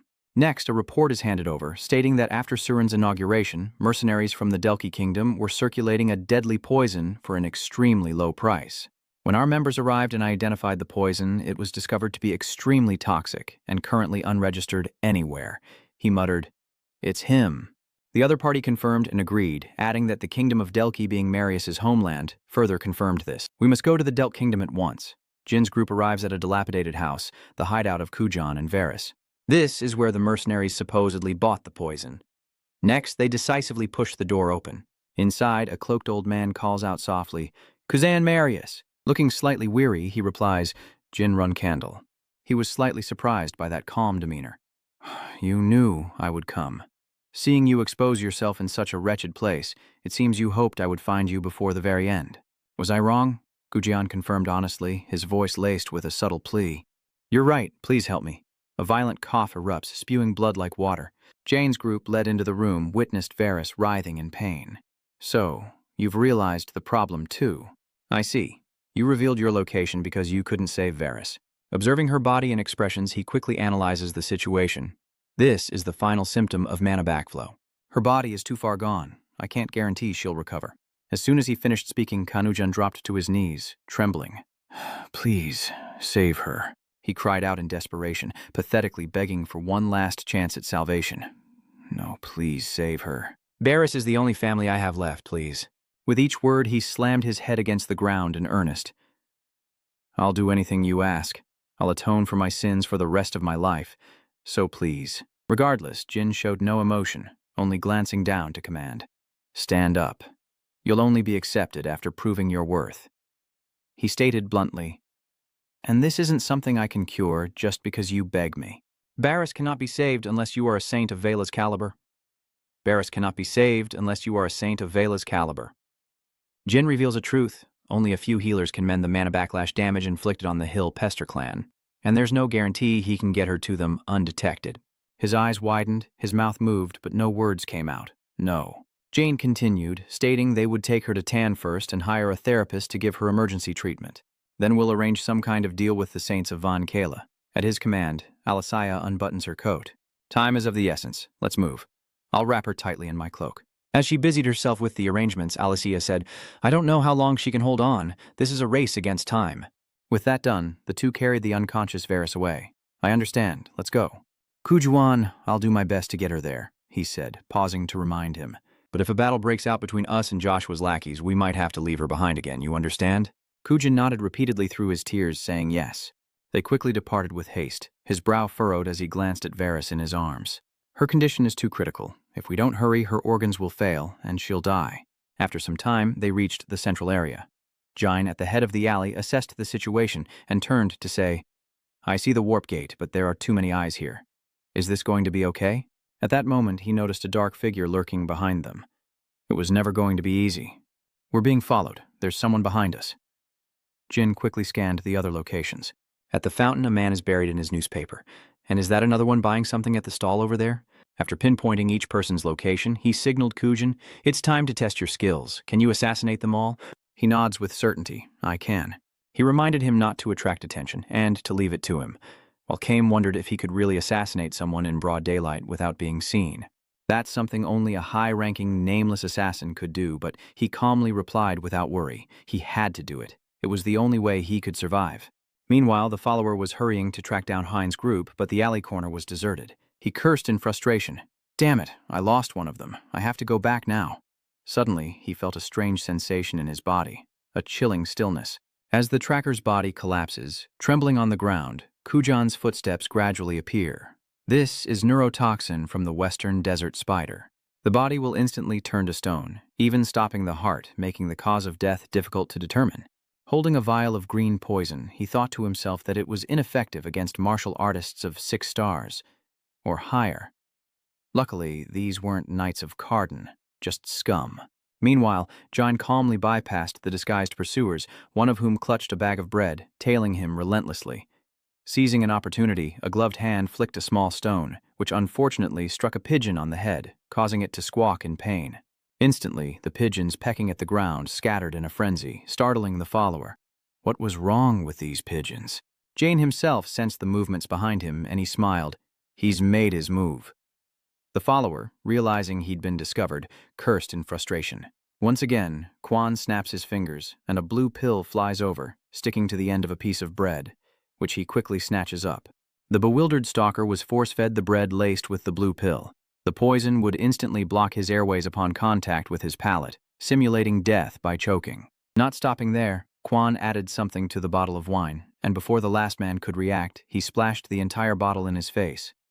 Losing his balance, the man fell towards the water fountain. As Kanujin said, the follower would struggle with intense vertigo, sinking into the water.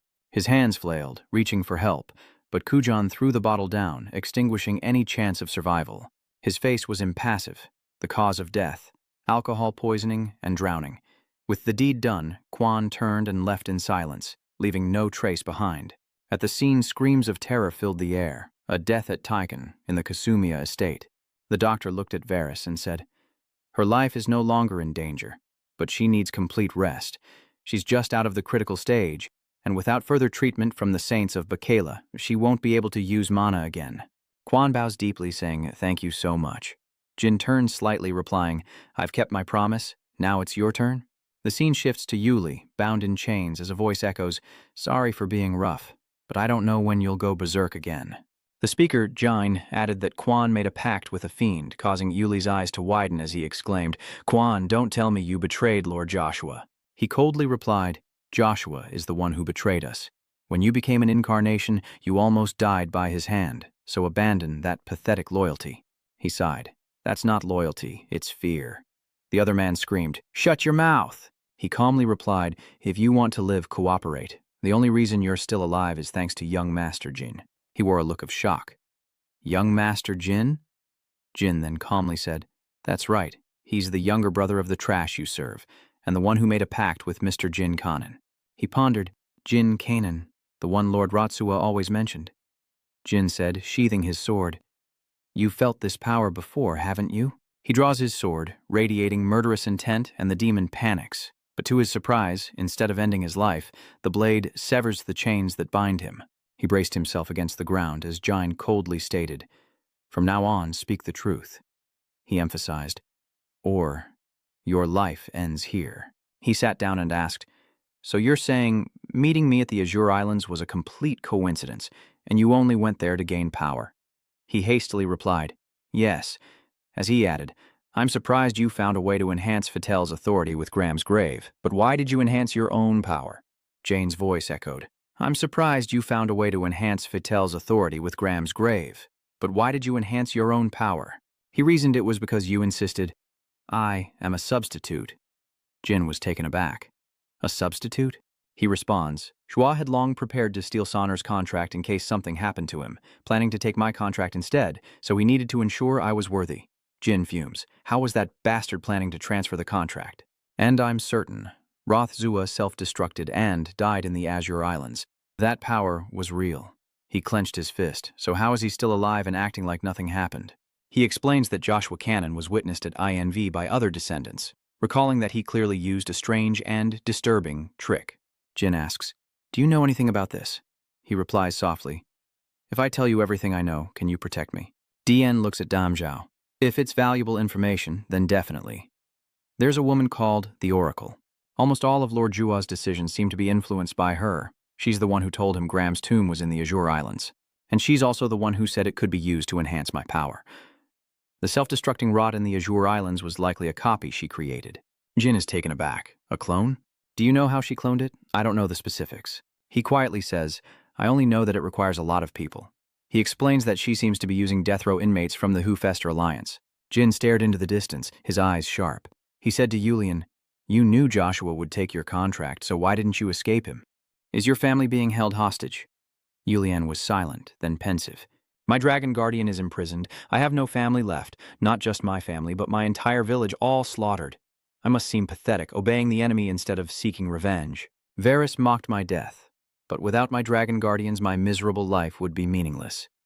Kujan listened in silence. He clutches his head in despair, begging for help to retrieve his dragon guards, but Jin coldly replies, "You are a prisoner.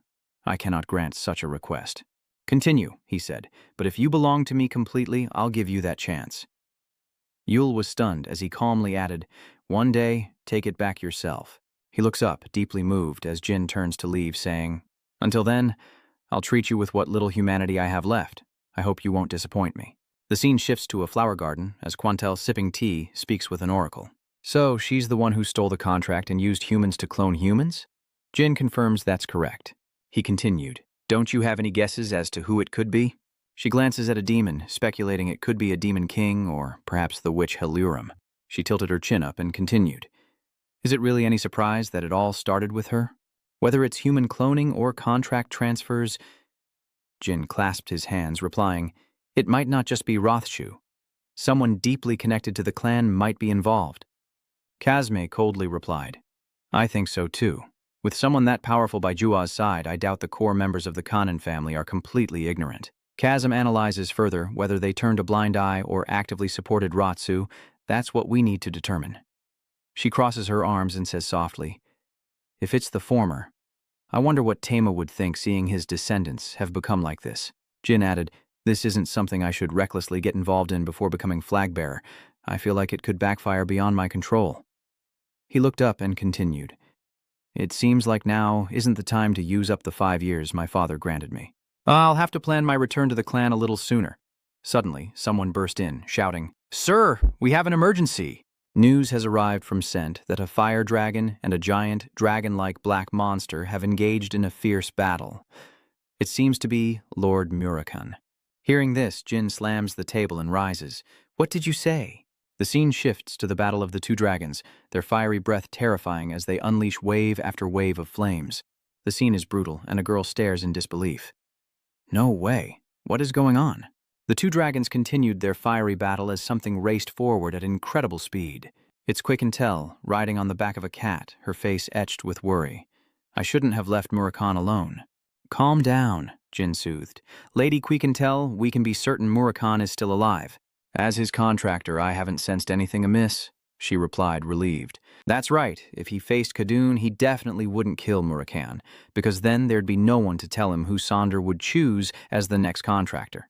She emphasized that he might have drugged him, or torn his wings and imprisoned him, continuing, "And he'll use Murakan to find you, the contractor of Solder."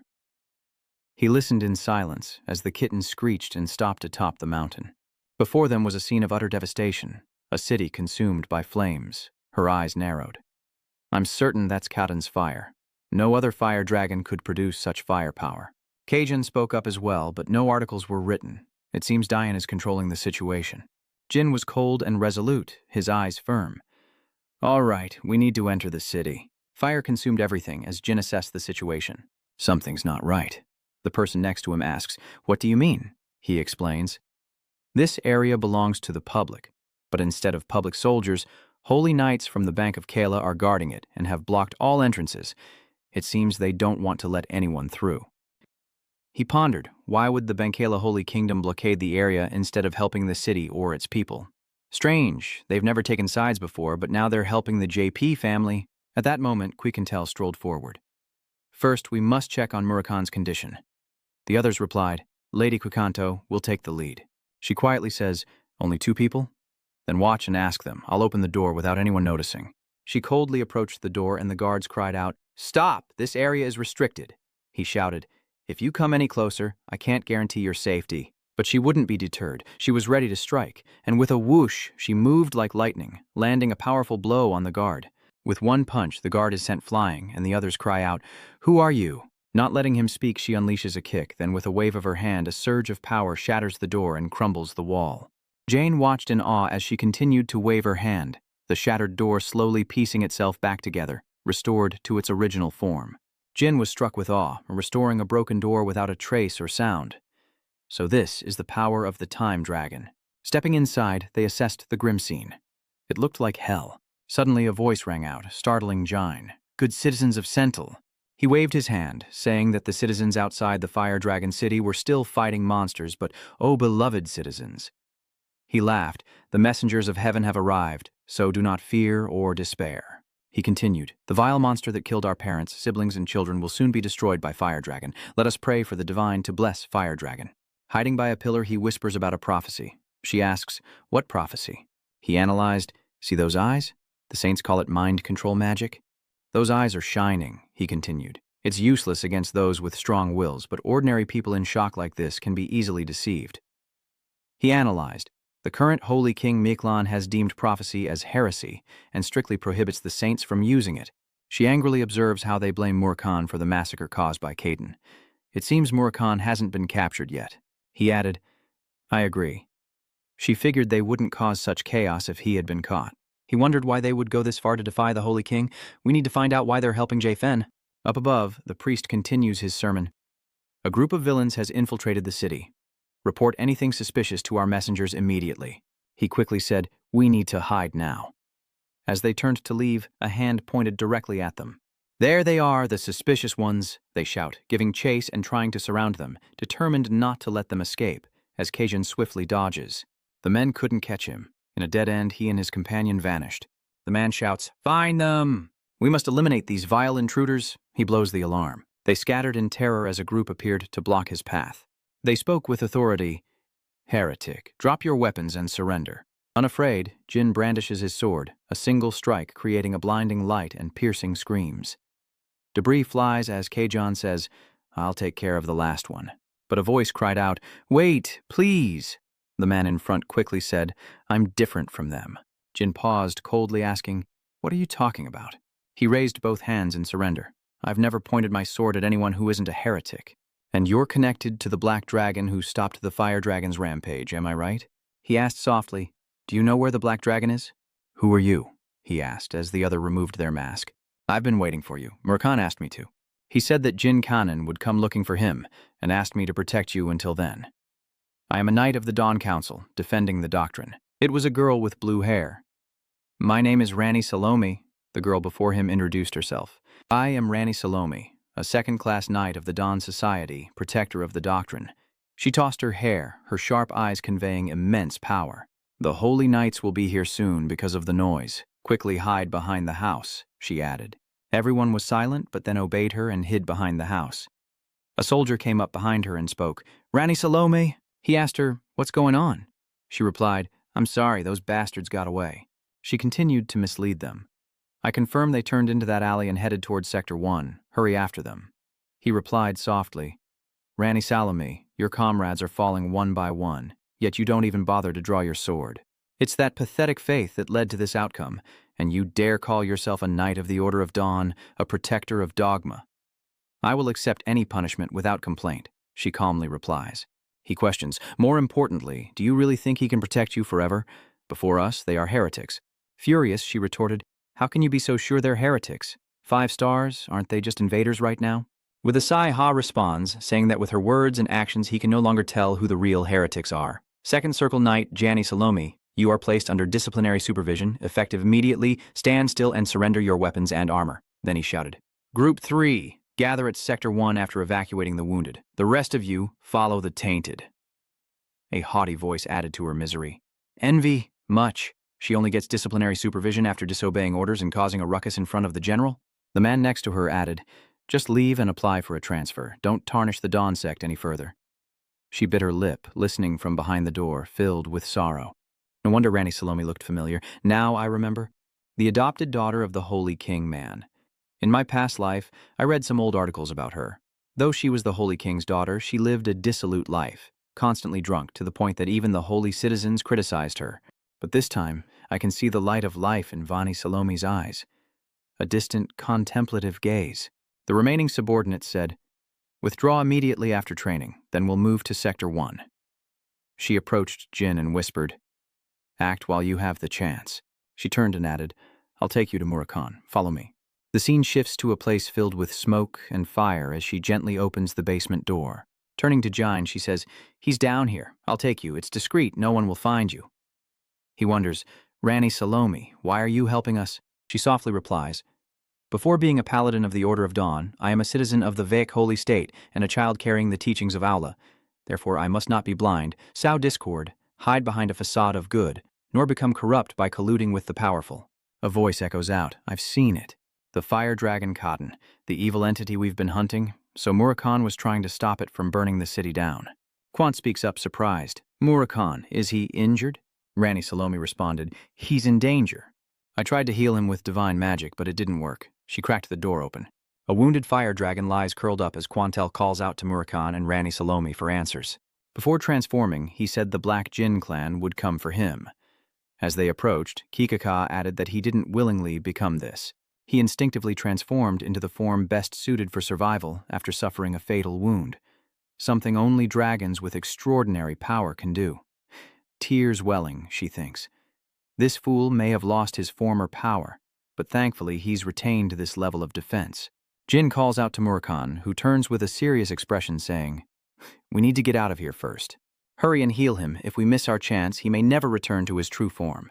Rani Salome points to a secret tunnel leading out of the city, urging them to flee. They heed her words and prepare to depart. Before leaving, he says, Rani Salome, without your divine power, he would have been lost. Tajin Conin swears on the honor of both Sed and Anil to repay this debt at any cost. I simply acted according to my faith. I will pray for Murakan's safety. Thank you. Outside, a monster roared. It was Cien. He yelled, Damn it, who knew I'd lose right in front of you? Veridin laughed from above. It's been a while since I've seen you this pathetic. He yelled, not just pathetic, but to the point where I can't forgive myself. Veridin replied haughtily, but encountering you while searching for Misha is an unexpected bonus. He replied, if I capture Murakan, I can summon the one who made the contract with him. Veridin chuckled. If I capture the one who contracted with Sodet, restoring the Demon Godstone will only be a matter of time. Veridin added, at least the rumors about the Earth Dragons in B encountering Murakan aren't nonsense anymore. We'll find another chance to catch him. Didn't you say he wasn't as strong as before? Kan hastily replied, that's not certain. He could regain his strength. Veridin glanced over and asked, do you think we can restore the Dragon Heart without the Godstone? CD replied, I've never seen it done before, but the Black Dragon is different from other dragons. He's likely wandering around somewhere, without a contractor to restore his power. I'm more worried about the Holy King, he said, shaking his head and resting his chin on his hand. He brought the entire Dawn Society, those dogmatic protectors, without a word. He's bound to show up again soon and cause trouble. Every time I see him, I get so tired. Should I just kill him? Milan's lived long enough, and if I kill him, he'll go to heaven, not hell, so it's not all bad. The foolish fish quickly retorted, you're insane. The scene shifts back to the hospital ward, where Vera slowly sits up in bed. Tears welling, she wonders why she's receiving such attentive care without any surveillance. It seems what Quan wrote was true. The emptiness is overwhelming. What are we even doing? Outside, Jolie brings in water, saying, she's awake. I brought some warm soup. Please drink it. She added that her body was still unstable, so she shouldn't push herself too hard. Varys wiped away her tears and replied, I'm fine. Thank you. My mana hasn't recovered, but my body is fine. I heard from Quan that I owe him a debt. Is there anything I can do to help?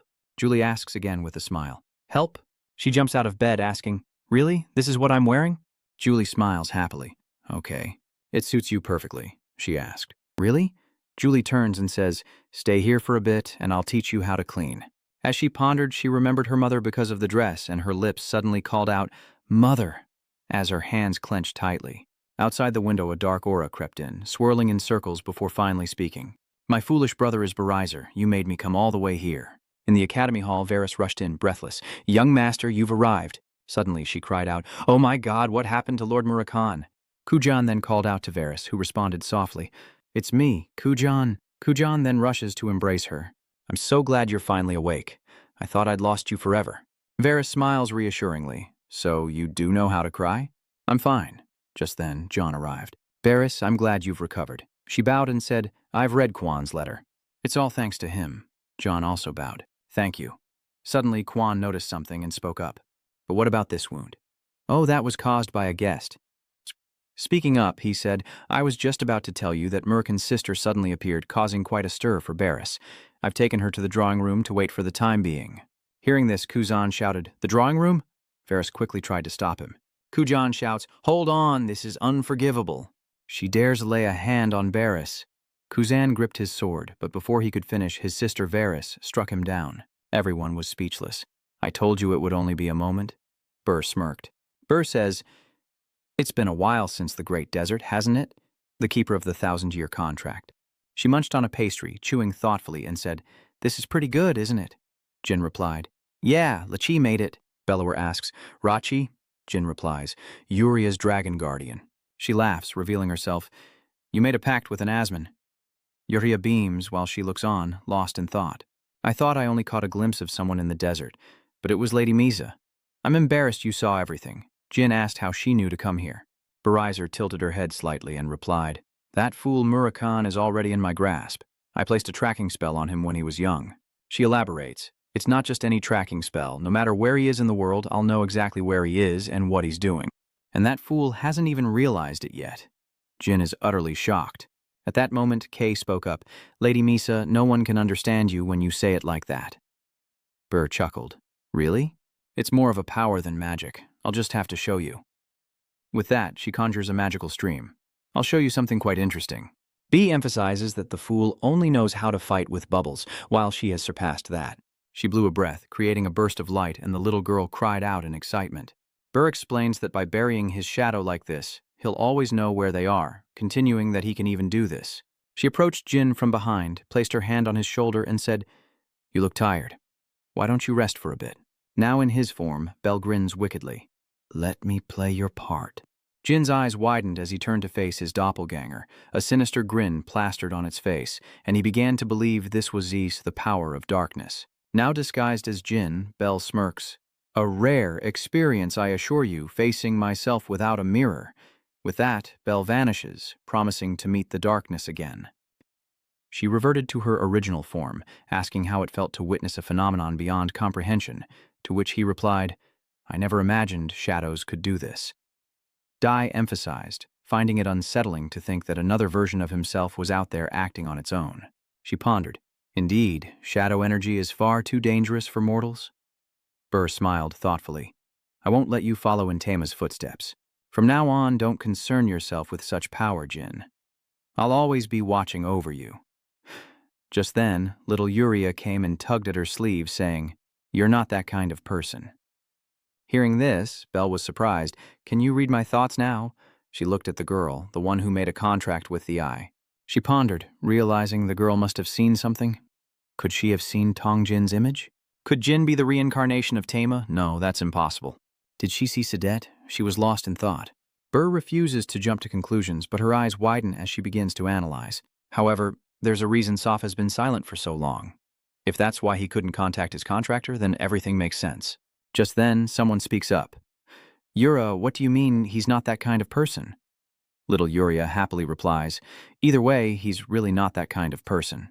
Jane pondered this, recalling that Yuria had called him Sir from their very first meeting, as Bear jumped up and said, "Well, getting out and talking to people once in a while isn't so bad." Bear then stroked the cat, lifting it up high. Was it really necessary to turn him back? Or would it be better to just love and keep him like this? Being a cat is cute, after all. Jin speaks up.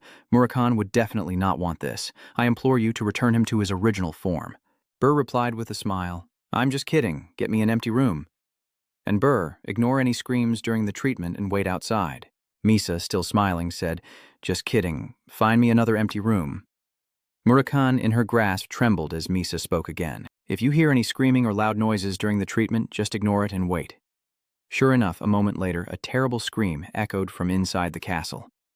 Dian, arms crossed, muttered, "It's been 3 days, and the screaming hasn't stopped once. Is this really okay?"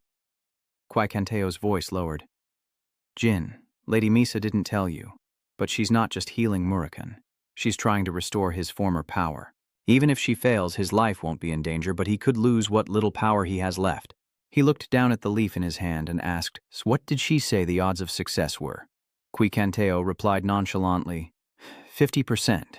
"Even so, you should still prepare yourself for the worst-case scenario," she told Jin.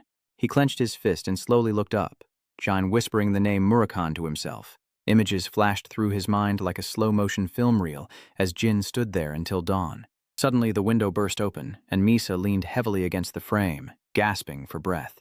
Failed. His pupils contracted in horror at the sight before him. A chill ran down Jin's spine as he cried out in alarm.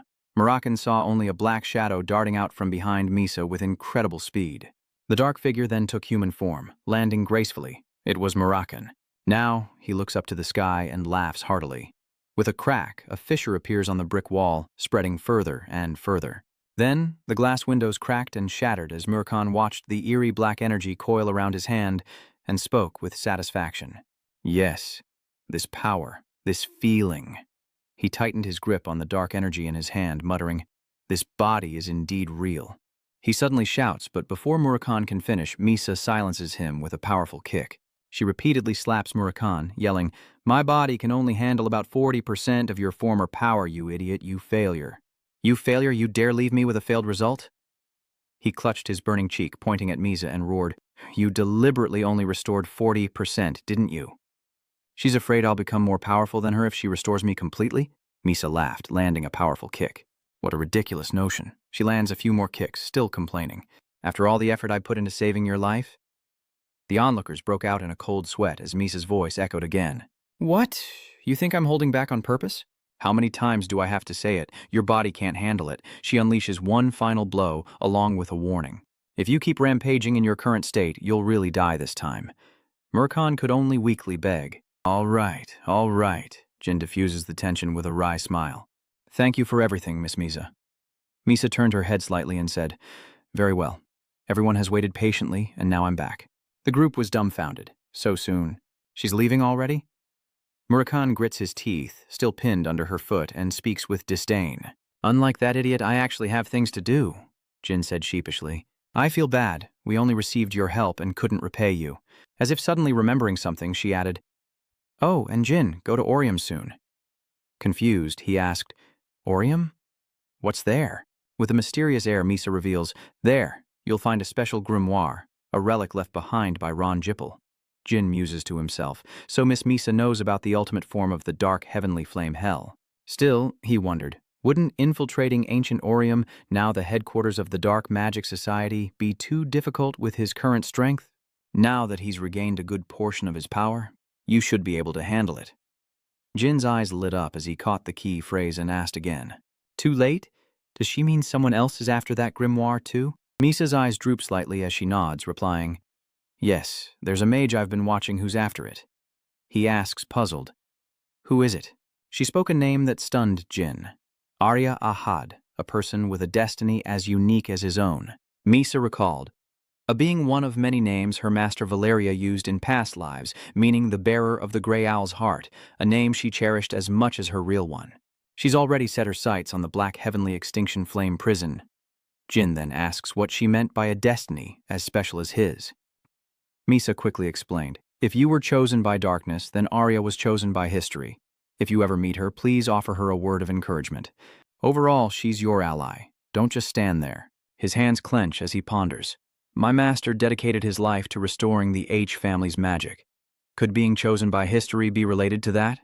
Misa playfully reminds Murakan to be grateful and properly assist Jane. Don't nag me, I'm going to do it anyway, he snapped back. Thanks a lot, you old hag. Hearing those words, she kicked Murakan repeatedly, yelling, Just die already! Someone approaches with a box of pastries, saying, Lady Misa, before you leave, please accept this strawberry cake. Misa takes the box, delighted. Strawberry cake? Thank you so much. Zin clicks his tongue. Like sisters, like sisters. She leans in close and whispers, In return, I'll give you some advice. Misa chuckled, reminding her, You're exactly his type. If he tries anything, just chop him down for me. Nearby, Murakan was clapping wildly and shouting, Hey, what are you saying to my strawberry shortcake? Kwaikano stood to the side, laughing awkwardly. Lady Misa, please stop teasing. Safe travels, Misa said with a farewell smile. All right, Kwai-kan is following. See you another time. The atmosphere shifts as she enters the portal and waves goodbye. Well then, take care, everyone. Out of nowhere, a small rock hits Merkin's head, and in a flash, he's back in human form, taking her hand to comfort her. Strawberry, I'm sorry for worrying you. I'm okay now. She nods in response. It seems that way. I'm glad, Jin suddenly says from behind Murakan. I'm glad you're back safe. And Murakan even regained some of his power. He held her hands tightly, mumbling in response. Yeah, Murakan grunted, turning his head. It's all thanks to that holy night. I wouldn't have survived without her help.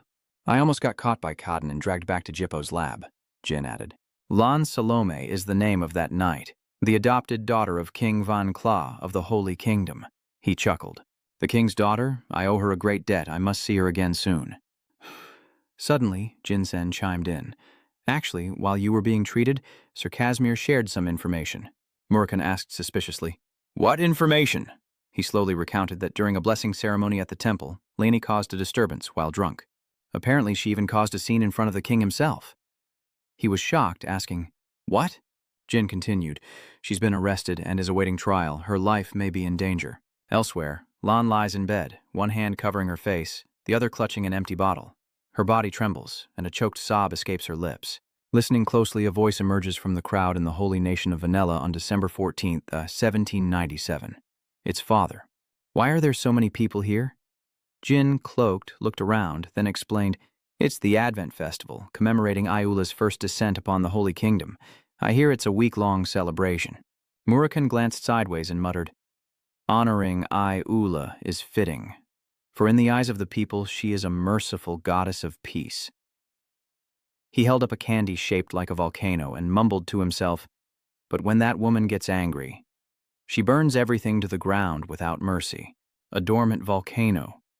Humans certainly have a knack for symbolism." Suddenly, a loud voice echoed, announcing the Holy King's arrival. "That must be King Miklin, Lani's father," Murakhan said with a strange, sarcastic tone. "Humph, that guy's a saint king?" He turned and asked, "Why the reaction?" "What's wrong?" Murakhan asked, lollipop in mouth, brow furrowed. "I mean, the holy kings I've seen before, even to humans, exuded an imposing aura." He looked at Mian again and added, "Not exactly powerful, but more like a divine majesty that makes people dare not resist." At that moment, he was holding the leg of a cup-shaped object as Miklin raised his hand, and Murakhan commented, "But I'm not so sure about that guy. It feels like he has an aura, but also like he's nothing at all."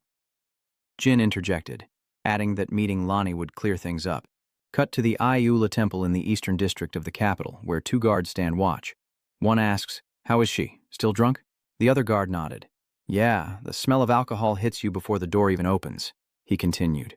"Honestly, it's easier on us guards when she's just drunk and compliant. She's not even allowed to attend the Advent ceremony." No sooner were the words out of his mouth than Murakan leapt in front of them. One guard glanced over, but there was no movement.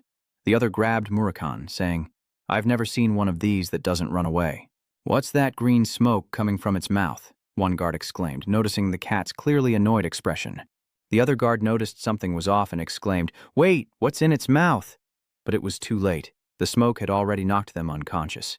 Murakhan, in human form, grumbled in distaste, annoyed at being assigned such a task after just recovering his strength.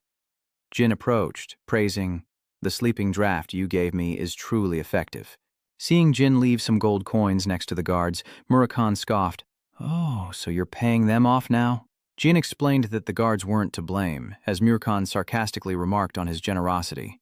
Cut to the inside of the prison, the creaking of a door echoes as someone calls out to the sleeping Lani, her face hidden by an arm.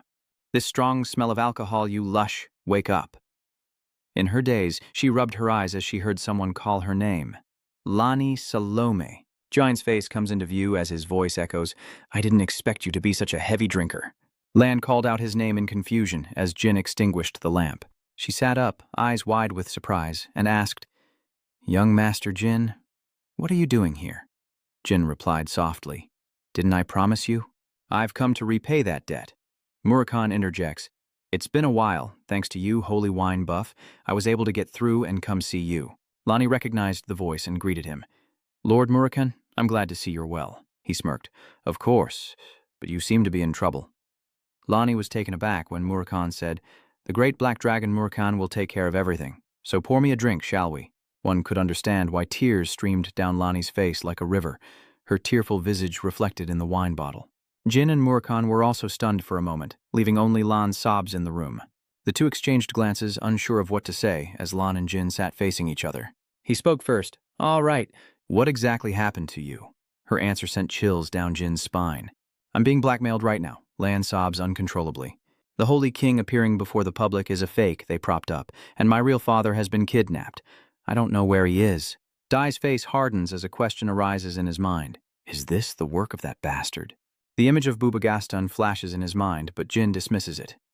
No, the alliance between Jen and Kin should have ended long ago. Suddenly, a blinding light appeared outside the door. Murakhan warily glanced out, then turned and left, reminding Jin, "Kid, keep an eye on the holy drunk for me." Jin assured him, "I will. Whatever happens, I'll keep quiet." But before Murakhan could reach it, the wall exploded outward, sending debris flying, and he stared dumbfounded at the gaping hole. Before Murakhan stood 2 massive figures with glowing red eyes baring their teeth. He muttered, "What the hell is this now?" Inside, John peeked out as well, his pupils contracting in shock at the sight. John gasped, "A bio-android." Remembering the 2 guards from before, he thought, "Not again." Memories resurfacing. John trembled, just like back then. The man's broken body begged for death. Enraged, veins popping, John cursed inwardly. Damn it, those sick bastards haven't stopped. Meanwhile, outside, Murakhan suddenly declares, "Sorry, but I can't let you live." And with that, the 2 monsters charged to attack. Green light flashed with each attack, but Murakhan calmly blocked them. He raised his arm and said contemptuously, The Holy Kingdom's biomachines are truly...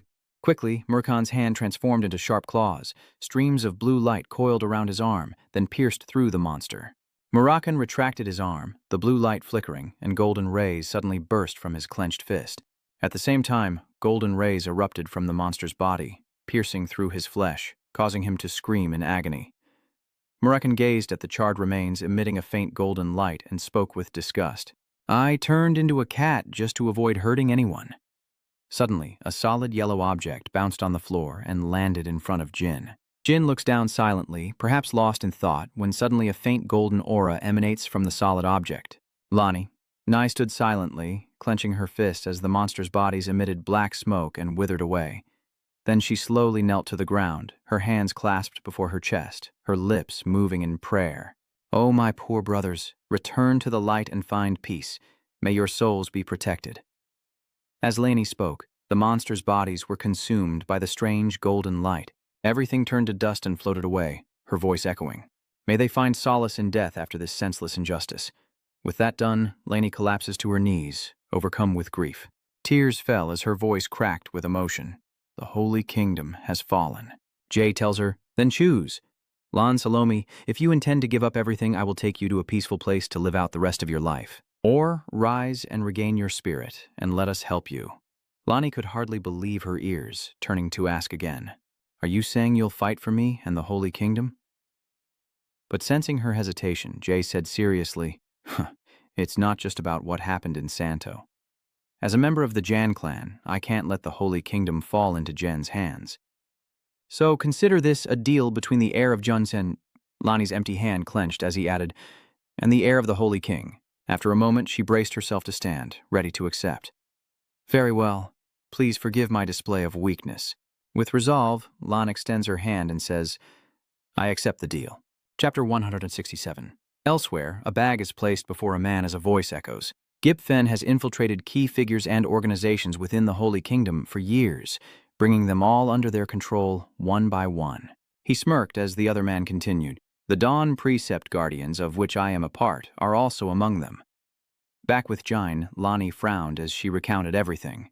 My father sent me to investigate the true nature of the Guardians. That's why he arranged for me to join them. Because he had no one else he could trust, Jin surmised. So the Holy King must have been convinced after your report on the Stio incident. She nodded slightly, replying, Yes, Jifen kidnapped my father right after I completed the report. Lan Wai grew angrier as she spoke of the imposter who'd impersonated her father. They'd even copied his appearance, voice, and mannerisms. She recalled the imposter's hand holding the cup, her voice deepening, and how they tried to deceive even her with a fake. There's also a truth known only to a few close confidants. My father couldn't move the index finger on his left hand. Lan's voice trembled as she recalled the horrifying scene. When I saw the imposter use it so naturally and questioned him, Jen had my father's real finger cut off and sent straight to my room. Muraka said with disdain, Disgusting monsters, what a morbid hobby. Jine then asked another question. Did you keep the finger? Lani closed her eyes and bowed her head, replying that it had burst into flames as soon as she checked it. He spoke in a low voice. A flame seal, a type of magic only those connected to the fire god Sinu can cast. Lonnie's eyes widened in shock as Jane concluded that only Kiagen or Kadun could be responsible. He lets him ask further, who else knows that the Holy King can't move the index finger on his left hand? Who else could know this? She listed Prime Minister Montiano, Konyu, and Batura, the commander of the Holy Knights, and Jin asked who was the most trustworthy. Lonnie shook her head. No one. Then she explained that Montiano and Cu were in charge of law and administration, respectively. Lonnie's voice grew increasingly sorrowful. They were lifelong friends of my father. But when I mentioned that finger, their reaction was unforgettable. They simply smiled. Lonnie was stunned, realizing what their stance implied, that she was completely in their grasp. She recalled the drunken despair when those with the most power after her father turned out to be on Jen's side. She had been utterly hopeless. I thought there was no hope left. That's when Murakan spoke up. What about Batura, the supreme commander of the Holy Knights? Lonnie replied nonchalantly. I've never met him in person. She added, he's long called for my father's removal and a stronger alliance with the Ji-Fen. He's known for such extreme stances. Jine's eyes sharpened as he asked sternly, is that the only reason you've never met him? Murakan glanced over as Lonnie explained that her father had loathed Batura, grinding his teeth at the mere sight of him, even on formal occasions. He then asked, what about how the Holy King treated the two high priests, Montiano and Konu? He always seated them next to him at feasts and meetings, discussing state affairs and even taking walks with them when he had time. Hearing these answers, Jun tapped his finger against his mouth as if thinking something over. After a moment, he stood up and proposed, "Take me to Bitura." Surprised by Jin's request, Lan looked up in astonishment as a gust of wind swept past, carrying leaves, and Yun's voice echoed once more. If the Holy Kingdom has truly been consumed by Gen, root, and stem, was her father really foolish enough to keep traitors by his side? Then the three of them headed to Bitura's castle. Lan stepped forward and introduced herself to the guards. "Lani Salome, we're here to see Lord Bitura." After being allowed inside, the three quickened their pace, soon arriving at another large gate. Two guards stood watch here as well, crossing their weapons to block the way, demanding, "Please surrender your weapons first." Lani silently looks at Jin, who nods in agreement, and after surrendering their weapons, the three are allowed inside. Lani spoke as they walked. "If Bitura is a pawn of Gen, he'll imprison me and kill my father." Murakhan confidently points his thumb at himself, saying, "With me here, what's there to fear about being captured? Does she think those holy knights can stop me?" Her voice drops. "Even if we escape, my father won't—" A voice cuts her off. Lan Jin stared ahead, voicing his grim prediction. The chances of the real Holy King being alive were next to none. His words crushed Lani's heart. They had consumed the kingdom. With a perfect impostor, they'd have no reason to keep him alive. Murakhan's voice rises. Hey, kid. As much as she doesn't want to, Lani must accept the truth." She spoke with her head down, dejected. "I know." Lani then shook off her sadness, a determined glint in her eyes. "As you said, we have to meet Bitura and settle things." Outside the large window, warm rays of sunlight streamed through, illuminating the interior. Seeing who it was, Bitura smirked knowingly. Well, who do we have here?" There he sat, flanked by two hulking figures, as Bitura spoke with a hint of sarcasm. "Lani Salome, daughter of the revered Holy King and notorious troublemaker of the Dawn Guard." He eyed the two figures flanking her and suspiciously asked, "And who are these companions of yours?" She nonchalantly replied, "They're my friends." Bitura's eyes narrowed, revealing a sharp glint. His voice turned grim. "Friends? What friends?" "They're the ones who killed my men at Dong Palace, dragging you away like scum." Bitura's tone grew increasingly aggressive. "We were hunting you anyway, but now you've come crawling back. You must know what's good for you." Lan was stunned as he continued. "If you keep acting like this, you know your father's head could roll at any moment." Bitura suddenly called out to Ken, who responded with a somewhat friendly expression. "Yes, Captain." Bitura turned his back to the group, looked out the window, and ordered, "Tell Gip Fen we've captured Lani. Drag the other two down to the dungeon. They have a lot to explain." A dangerous dark purple aura emanates from him as Murakhan growls, "At this point." But Jin grabs his wrist, stopping him. "Stay put," Murakhan asked suspiciously. "Why not? We should deal with them before informing Jenny."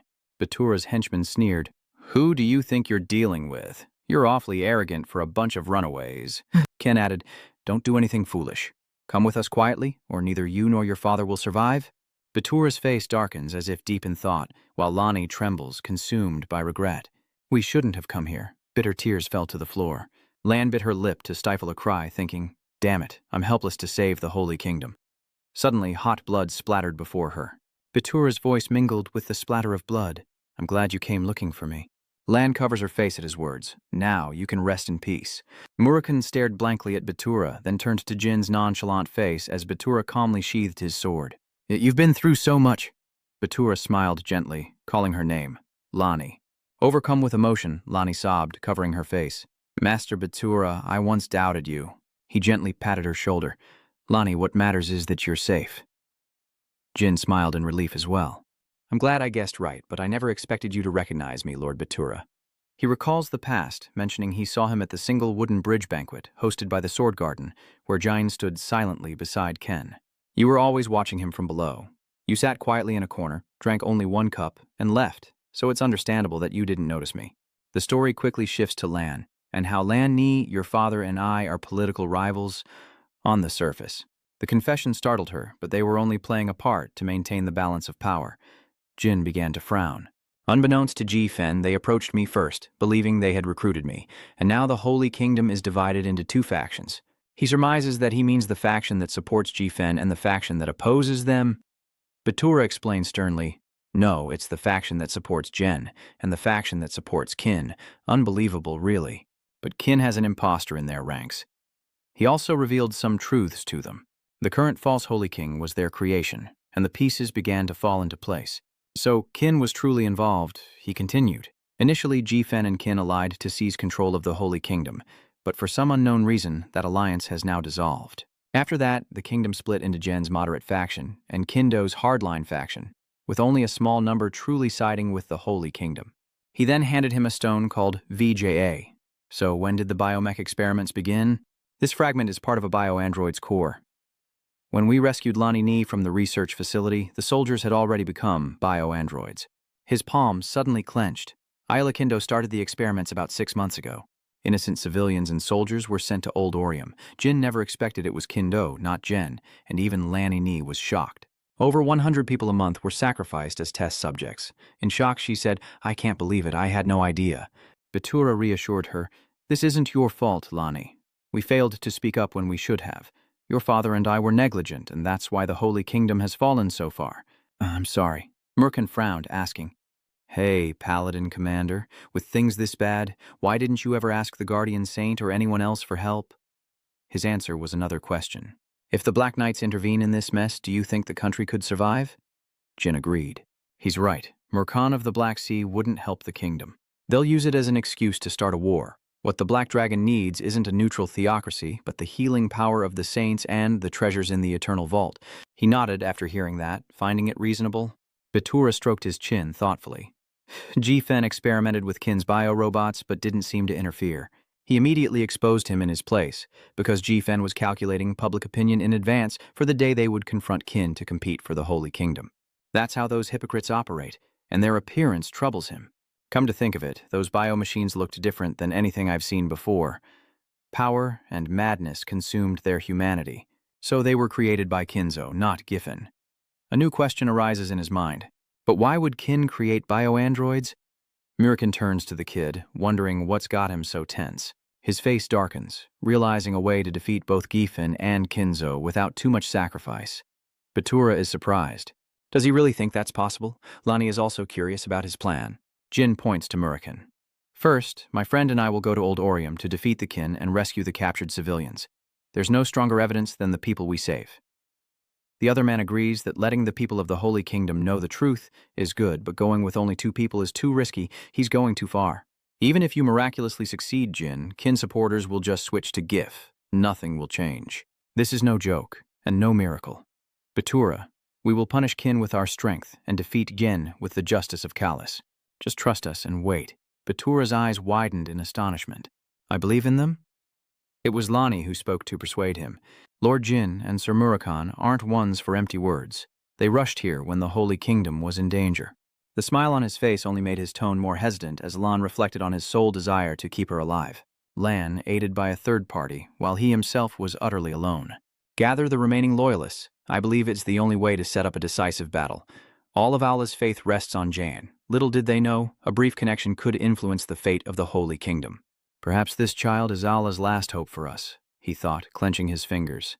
Batura speaks up. "I trust you, Jin. Tell me what to do." He immediately gives instructions. Pretend to be Jen's pawn until he returns and protect Lan. He nodded in understanding. "Don't worry, I'm ready to protect her with my life if necessary." With their agreement settled, he pulled up his hood and said, "Then we'll be on our way." Batura's eyes narrowed with a cold glint. "I owe you one." Mura suddenly bursts into laughter. "Yes, while you wait, pray as much as you can." "So you were gloating, but now you're panicked and pretending I beat you up?" This scream made Jin turn around to look. Batura then drew his sword and severed his own arm, prompting Batura Rani to rush to his side. "We must heal him, but he takes her hand." "Don't heal me." The soldiers' bodies are still in the room. They were directly colluding with Jenny. That plan only brought her to tears, explaining the deaths of the Holy Knights. He raised his sword.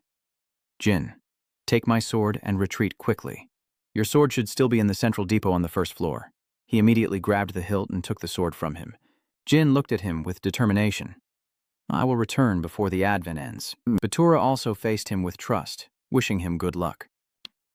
In the Orium underground headquarters of the Dark Magic Society, countless test subjects remain trapped in tubes as a girl gently touches one. "I'm sorry I couldn't save you." But just a second later, red lights flashed and a loud alarm blared. An emergency alarm? The door to the room is suddenly blown open. A figure in black rushed over, asking what was happening. The mage frantically reported, "The outer barrier and illusion spells, they've all vanished." He gaped. Were they destroyed? But the other man explained that they simply vanished, leaving him confused and bewildered. What the hell? The entire basement suddenly shook violently. An intruder. From outside the window, the creature's massive shadow engulfed them, its form reflected in his eyes. Why is it here? Murakhan has entered the basement in his true form. Why is the black dragon here? It's keeping its mouth shut as if gathering something. Dark magic quickly enveloped Kindo's castle. In a panic, he growled, "We're under attack. All magic squads, to your positions." His sharp claws relentlessly emit magical power, and on his other arm, each finger slowly curls inward.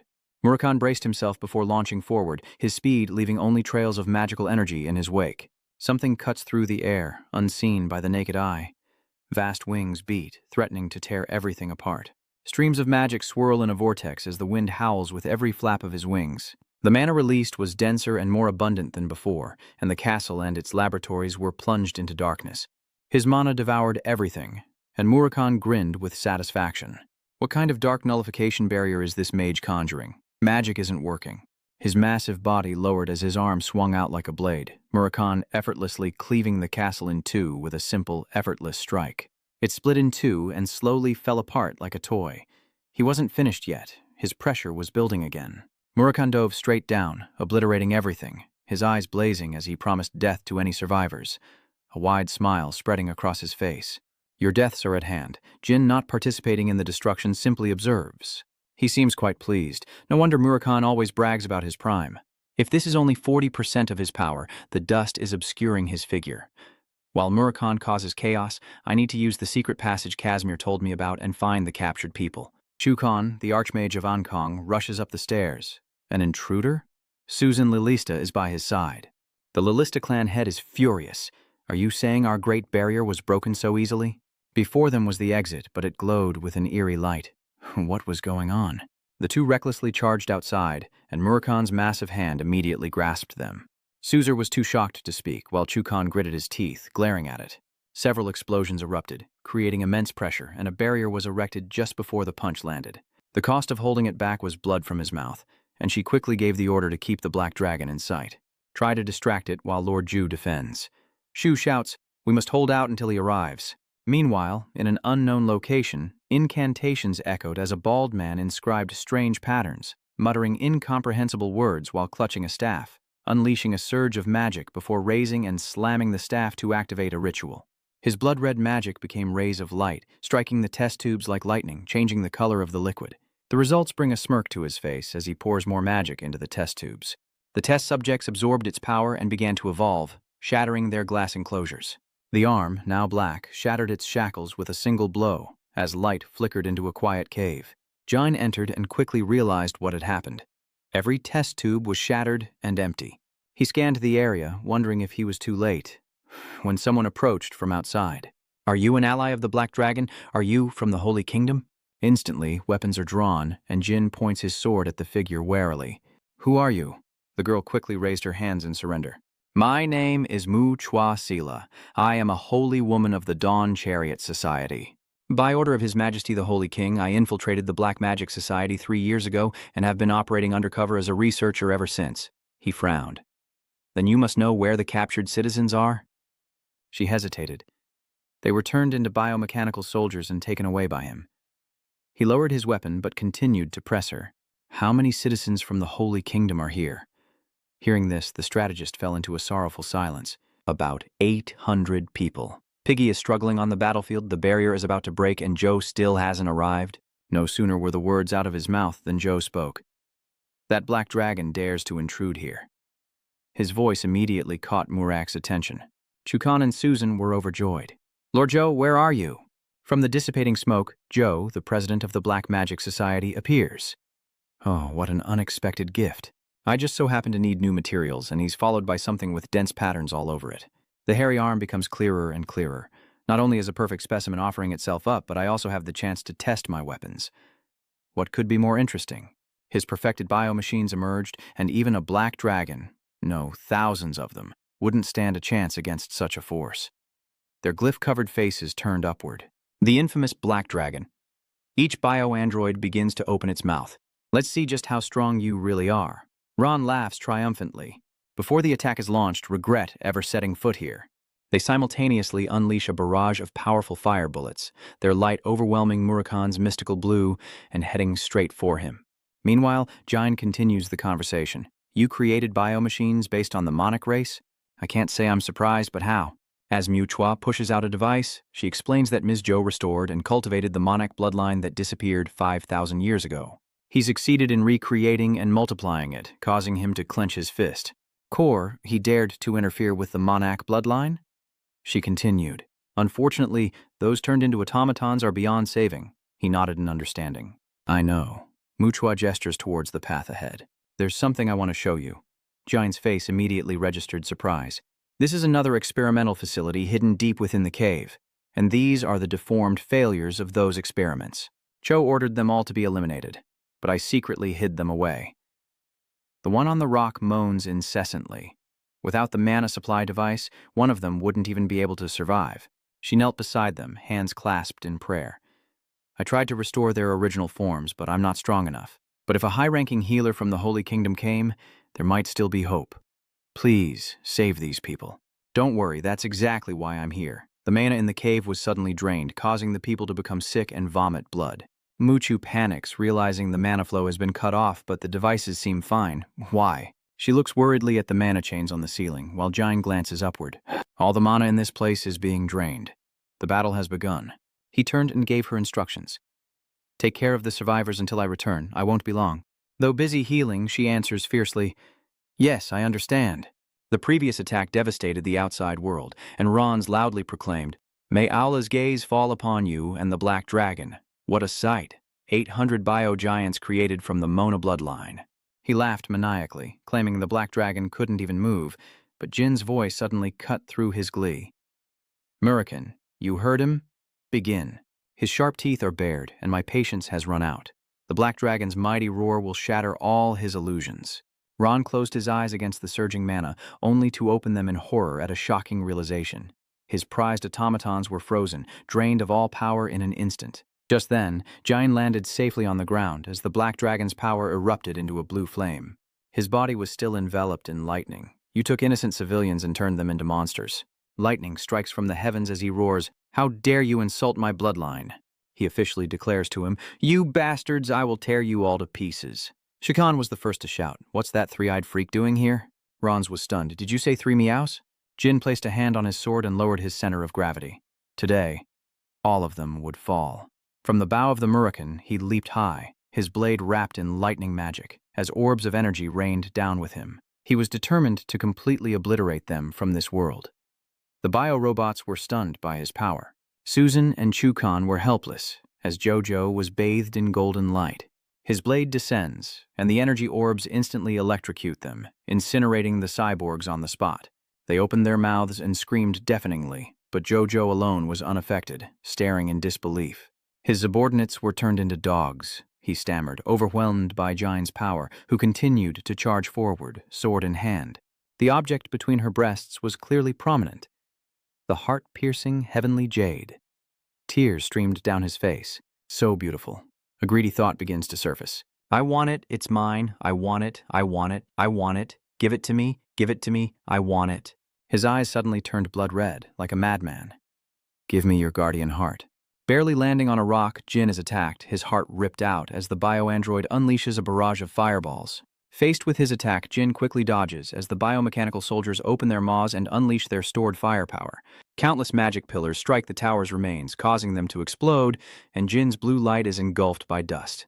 He emerged from the chaos unscathed, a streak of light in his wake. The android's sturdy body was instantly torn to shreds, and he easily escaped after XWL took down a few. Ron turned sharply, yelling, What are you doing? Don't let him recover. He gritted his teeth, turning at the sound of Murakan's voice. Jane had ordered him to kill everyone except the leader. His pale eyes narrowed slightly as the Black Dragon's arm emerged from the darkness, regarding the situation as trivial. Pale skin crisscrossed with strange wires, the power of darkness. The surrounding stones were eroded by the shadows, gradually dissolving after being completely absorbed by magic. Murakhan gently raised his index finger, manipulating the attack, and the spikes below pierced the androids' bodies. It lifted them up, suspending them like harmless chunks of meat, the sharp points aimed directly at Chukan and Susan. Fresh blood splatters everywhere as Jine watches with detached indifference. The only one in despair was Joe Doe, sweat pouring down his face. Those he was so proud of are now lifeless scarecrows on spikes. He stood before him and said, "Surrender, Doe. You've lost." But he muttered, "I didn't want to resort to this." The staff in his hand glowed with red magic as a summoning circle appeared. A deep rumble echoes from the earth, threatening to erupt and destroy everything. John glances around, then leaps away to safety. The beast, named Polax, revealed its face and sharp teeth as the boy carefully assessed it. It's about the size of Murakhan, and the black bandages around the monster are marked with familiar patterns. But why do I sense so many different energies from him? And what is this feeling of unease? A cold aura emanates and reaches Jin's thick nose as Ron returns to his smug self. What's wrong? Are you overwhelmed by my magnificent creation? Polgs was designed in the shape of a dragon, the pinnacle of all my experiments. A slimy tentacle emerges, bearing the body of a walrus alongside a small black horn formed from monster flesh. A massive block of ice encases its heart, the core of which is the crystallization of 5 phoenix hearts, created to overwhelm Celiac Jipo. He rejoices, lifting his face to the heavens to proclaim, "My masterpiece." His smile twisted into a grotesque expression as he revealed Polax, an ice golem that had devoured flames. Murakhan responded, "That insane thing has the power to cause disaster. How dare you bring a golem using the phoenix's body before the master of the fire realm?" He shuddered, not understanding what he meant. "What? You take on a human form, Jin. Be careful." He asked in surprise, "What do you mean?" Murakhan places his hand on Jin's shoulder. "Can't you see? That old man has truly gone mad. From now on, I'll ignore our contract and forcibly use your power." The boy turned and asked, "Forcibly use my power?" But before he could finish, his eyes widened from some kind of impact. The massive magic circle conjures a great wind and begins to glow intensely as the summoned entity extends its claws. Ron scoffs. "Summoning a phoenix? It's large, but just a regular phoenix. To fight Polks, you'd need to be as strong as Celiac's bell," and feathers fluttered in that blue light. It was then that he gasped in astonishment. Huh. The phoenix's form was now before him, its killing intent palpable. Ron trembled, sweat pouring from his brow. Test, the true phoenix that Murakhan summoned from Jine's energy. He forces a smile, thinking, "Jin is my contractor, I won't kill him, right?" Jess flies up and roars at Ronje's golem. Murakhan grits his teeth. After all, he's the contractor, so he won't kill Jin, right? With burning eyes, Test ferociously dives from above, and Ron breaks out in a cold sweat. How could someone so inexperienced summon Test? Test flapped its wings, creating a whirlwind and a ball of energy. Following that, a hazy image of Jine appeared, and the two powers collided as if they were one flame. Ron, witnessing this, widened his eyes and commanded, "For devour Test's flames!" And so, a furious battle unfolds, with Test's flames reigning supreme, threatening to incinerate all that draws near. He wouldn't shed a tear until he saw the coffin, and even opened his mouth to suck in all the flames, but nothing worked. Meanwhile, Ron was struggling to hold on. Damn it. Hold on tight. A blue flame swirls into Four's mouth, and his face tightens as Jin bursts forth. Jin, he's getting pummeled, spitting up blood.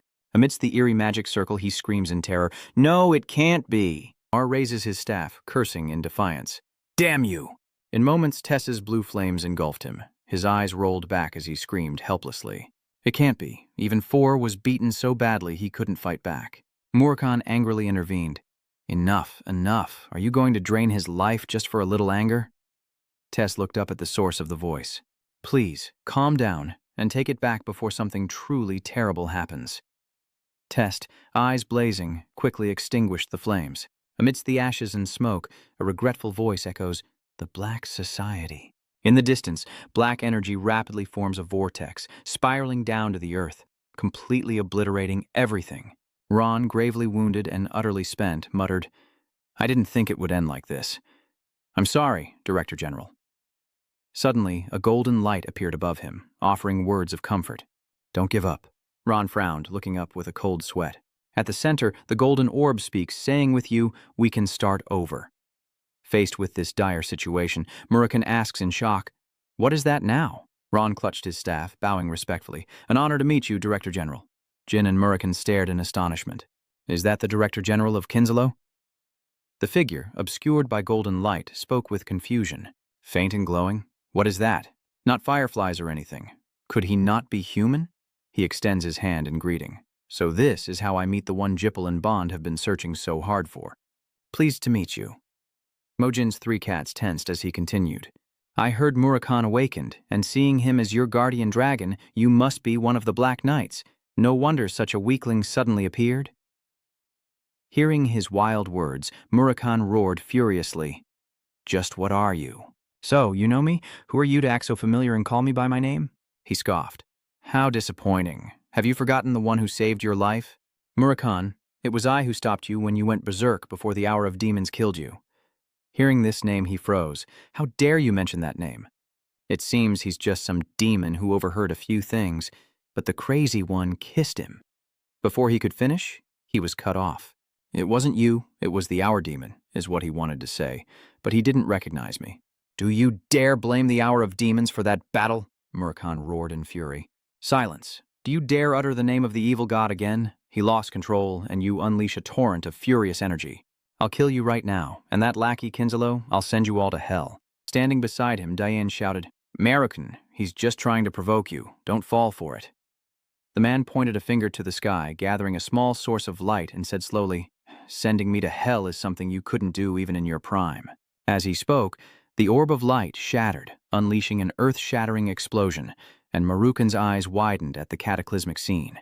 He suddenly fell into an illusory world, surrounded by nothing but a white void. Marukha frowned, thinking, illusions can affect me, after all. Who is this bastard? He warily looks around as the voice continues. But first, there's something I'm dying to know. Have you truly lost your memories? Marukhan didn't answer, his eyes darting around, searching for his opponent. Is he truly enraged, gnashing his teeth as he listens to my nonsense? Or have you simply rearranged your memories to suit yourself? Do you really think the madman that day was the demon hour and not you? Suddenly, his eyes widened as if he'd seen something.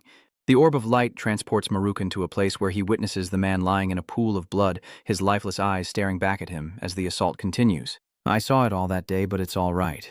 Everyone has at least one truth they don't want to admit. He uttered, I understand you. Marukhan's face was now strained, sweat pouring down him as that voice echoed, causing him to clutch his head in agony. He didn't stop, slowly surmising, it must be true. At this point, Marukhan's eye sockets were filled with blood vessels. He was like a madman, grinding his teeth, cold sweat pouring out, his eyes squeezed shut, his head about to explode. Marukhan's eyes suddenly widened, sparks flying around him as he roared, unleashing a torrent of furious power.